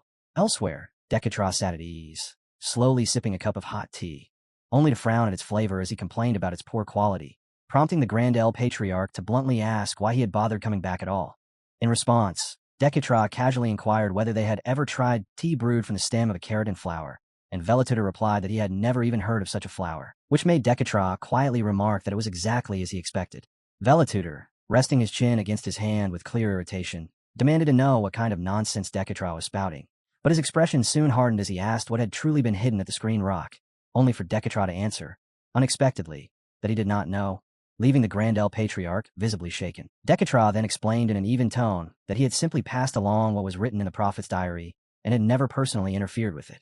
Without warning, Velitutor rose to his feet, releasing a surge of killing intent as he brought up his daughter, and Decatros reminded him of the promise he had made not to raise her like a sheltered flower, all while calmly sipping his tea and adding that if Velitutor truly believed that, then his daughter would have no choice but to remain under Larson's protection for the rest of her life.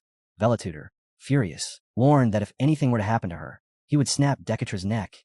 Yet, Decatros showed no concern and replied that he could do as he pleased, adding that if the prophet's words were true, then many things might soon change.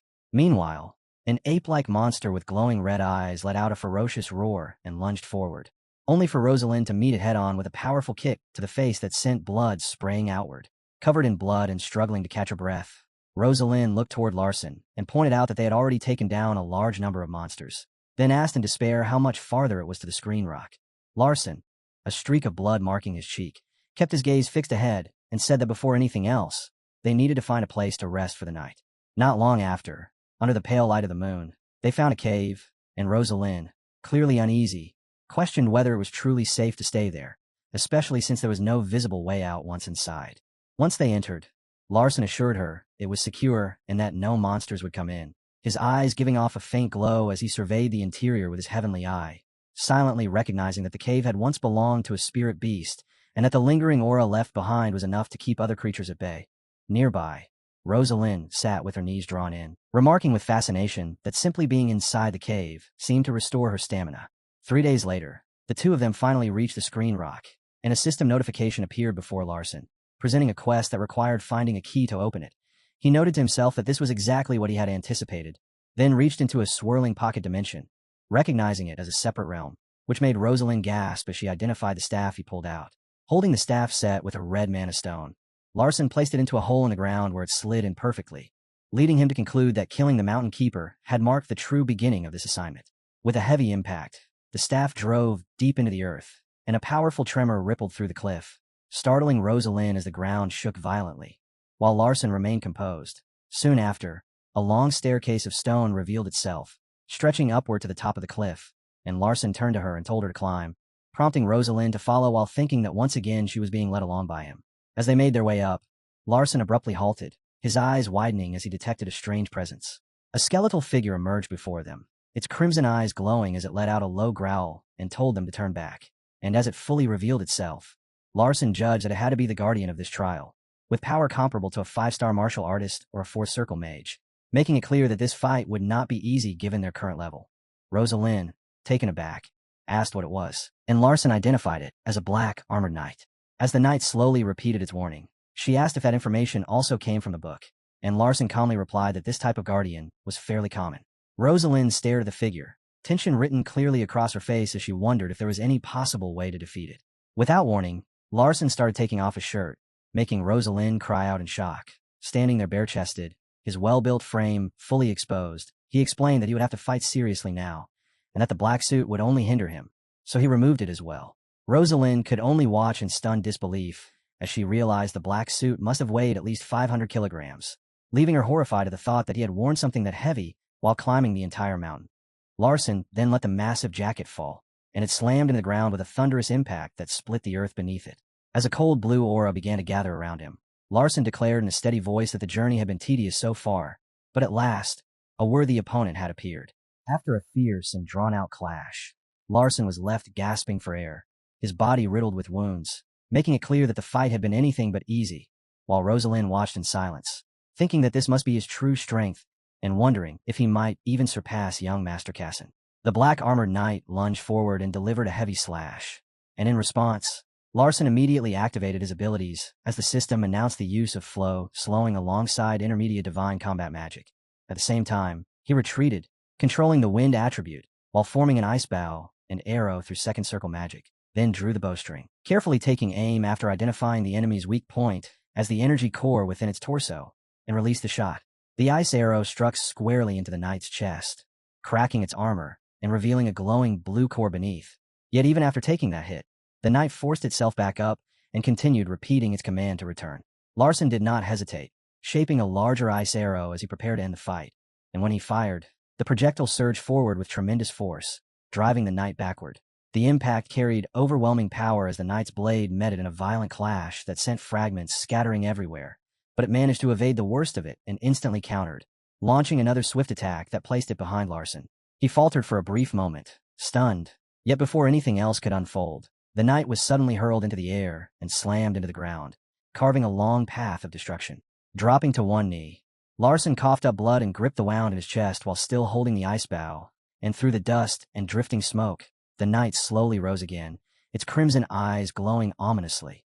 An ice arrow was still embedded in its torso as it scanned the area, and then, without warning, a red magic circle flared to life beneath its feet, making Rosalind gasp as she realized it was forming the circle, using blood spread across the ground. As the system announced the activation of first circle ice magic, ice crystal, the knight's body began to freeze, its hands tightening around its sword as it struggled against the encroaching frost, only to be completely sealed within a massive crystal of ice. Within the cold haze, Larson's silhouette could be seen faintly, and another system message appeared, declaring that second circle ice magic, ice arrow, was now being cast with transcendence magic interaction. Larson drew his bow once more, this time conjuring multiple ice arrows at once, each one aligned toward the target, leaving Rosalind utterly stunned as she watched, unable to comprehend what she was witnessing. After releasing the attack, Larson dropped to the ground, clutching his chest as intense pain tore through him, while a relentless volley of ice arrows slammed into the immobilized knight, piercing it again and again. Struggling to breathe, Larson felt his entire body burning under the strain and quickly realized that 4 of his ribs were broken. Rosalind froze in shock, concluding that this had to be a newly developed martial art secretly created by the Maiden family. And as she recalled a past incident, everything suddenly aligned in her mind, making her understand that the family had intentionally made him seem like a lunatic to hide his true strength.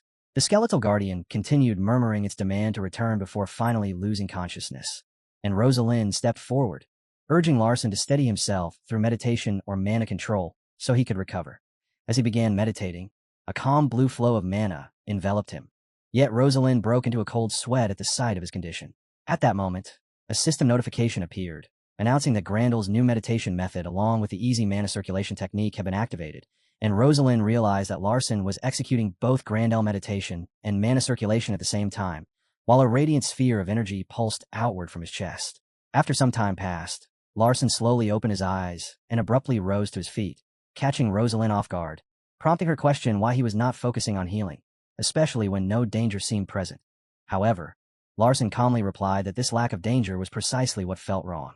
Turning to her, he explained that the absence of threats itself was unnatural and concluded that the trial was not finished, reasoning that everything likely began with the fake mountain keeper, then recalling how the white bald eagle had suddenly grown stronger without any clear cause. As he spoke, he began putting his black suit back on, explaining in a composed tone that controlling his fighting spirit was difficult without it. Larson then reflected that since this trial was far more twisted and complicated than Curdle's assignment, it was most likely arranged by Alberto, but suddenly a glowing sphere of energy appeared in the air, drawing both his and Rosalind's gaze upward in surprise. Rosalind noticed that the guardian had vanished, and Larson decided to move closer to inspect whatever it had been protecting.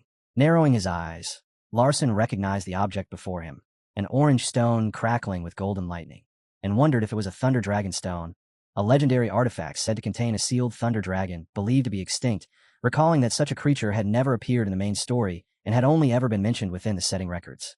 He began sorting through every clue he had gathered, lining them up in his mind. The split-screen rock, the forced confrontation with the Guardian, and the thunder dragon stone that had been acquired far too easily, until it became clear that something was off, because the reward was far too great for the level of risk involved. Rosalind remarked on the stone's strange energy, and Larson agreed, admitting that it was an abnormal object while quietly considering what Alberto's true intentions might be.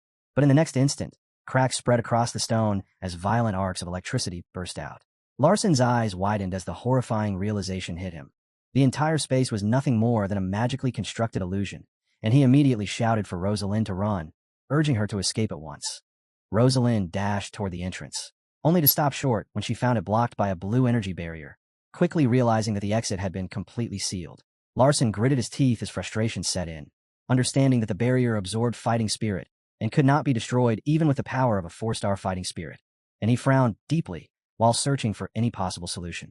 Then an idea came to him, and calling out to Rosalind as she turned back, Larson positioned himself beside the increasingly unstable Thunder Dragon stone and, with a serious expression, instructed that if the barrier were to break, she must leave immediately without looking back. Rosalind, clearly angered, demanded to know what he meant, while Larson remained calm, thinking that if this had truly been arranged by Alberto, then he must have already anticipated that Larson had been mapping out the entire structure of this place in his mind. From that, Larson concluded that the whole area had been covered by an illusion designed to make them believe they needed to escape immediately. A faint smirk formed on his lips as he realized the trick. Alberto had cleverly turned the Thunder Dragon stone into bait, disguising it as a trap to pressure him into abandoning it, and as Larson activated intermediate combat magic, he understood that this was the final test, meant to decide whether he would take the Thunder Dragon stone or walk away. At the same time, Pookie screamed in panic, warning that Larson's mana was spiraling out of control and that he was no longer fully conscious. With a firm, unwavering expression, Larson reached out toward the glowing golden sphere, and in that instant, a voice declared that anyone who could not seize a treasure placed right before them had no qualification to become a successor. Just as his hand was about to make contact, his vision began to fade, and then a sudden voice rang out, jolting him awake. Disoriented, he looked around in confusion, quickly realizing that he was no longer inside that chaotic space. Rosalind grabbed him tightly by the collar, urging him to come to his senses, while Larson hurriedly told her to stop. Sitting on the grass, still visibly shaken, he questioned where they were, and Rosalind explained that they were right in front of the screen rock. She then straightened up and admitted that she had struggled with whether to save him or escape alone, confessing that in the past she would not have hesitated to run, yet this time, with a faint blush on her face, she had chosen to trust what he said. Hearing this, Larson was caught off guard, and as he reflected on her words, he suddenly froze, recalling the moment when he had told her to leave without looking back if the barrier broke. Rosalind then explained that after she escaped the screen rock, she had been shocked to see his body floating in midair before being violently blasted away, leaving Larson stunned as he listened. In that remembered moment, she had rushed forward and caught him from behind, wrapping her arms around him just as the explosion sent him flying back. When Larson asked if she had really caught him, she confirmed that she had, adding that she ended up breaking a rib or two in the process. Larson immediately told her to begin meditating while he would support her, but Rosalind, clearly worried, questioned whether he should not be more concerned about his own condition instead. Larson soon sensed something was off. Despite the sheer force of the impact, his body felt completely unharmed, almost unnaturally so, and in the next moment, bright golden lightning wrapped around him, prompting him to ask Pookie in astonishment what had just happened.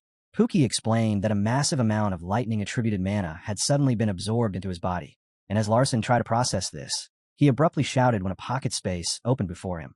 Sweat slowly ran down his temples as he cautiously examined it. Rosalind gasped when she saw him holding the Thunder Dragon stone, now radiating a dazzling golden energy, and when she asked if that was the reward prepared by his family head, Larson answered uncertainly, pointing out that regardless of anything else, the bald eagle's sudden increase in strength remained a fact, something that usually happened when a dungeon was activated nearby. He went on to explain that the space they had just experienced was only a false construct, then gestured into the distance, indicating that the true screen rock was actually located far away. Rosalind stared in amazement, wondering how many people in the world could possess a skill comparable to his father's, and Larson replied calmly that there were probably at least a few. However, as he continued thinking, he questioned whether his father knew about Alberto or Curdle and why he had been sent there in the first place.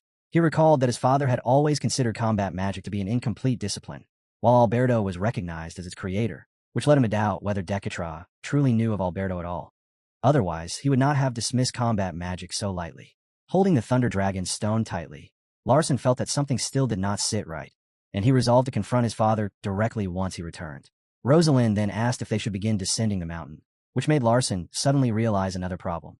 Without the mountain keepers, the descent would take far too long, especially in their weakened state.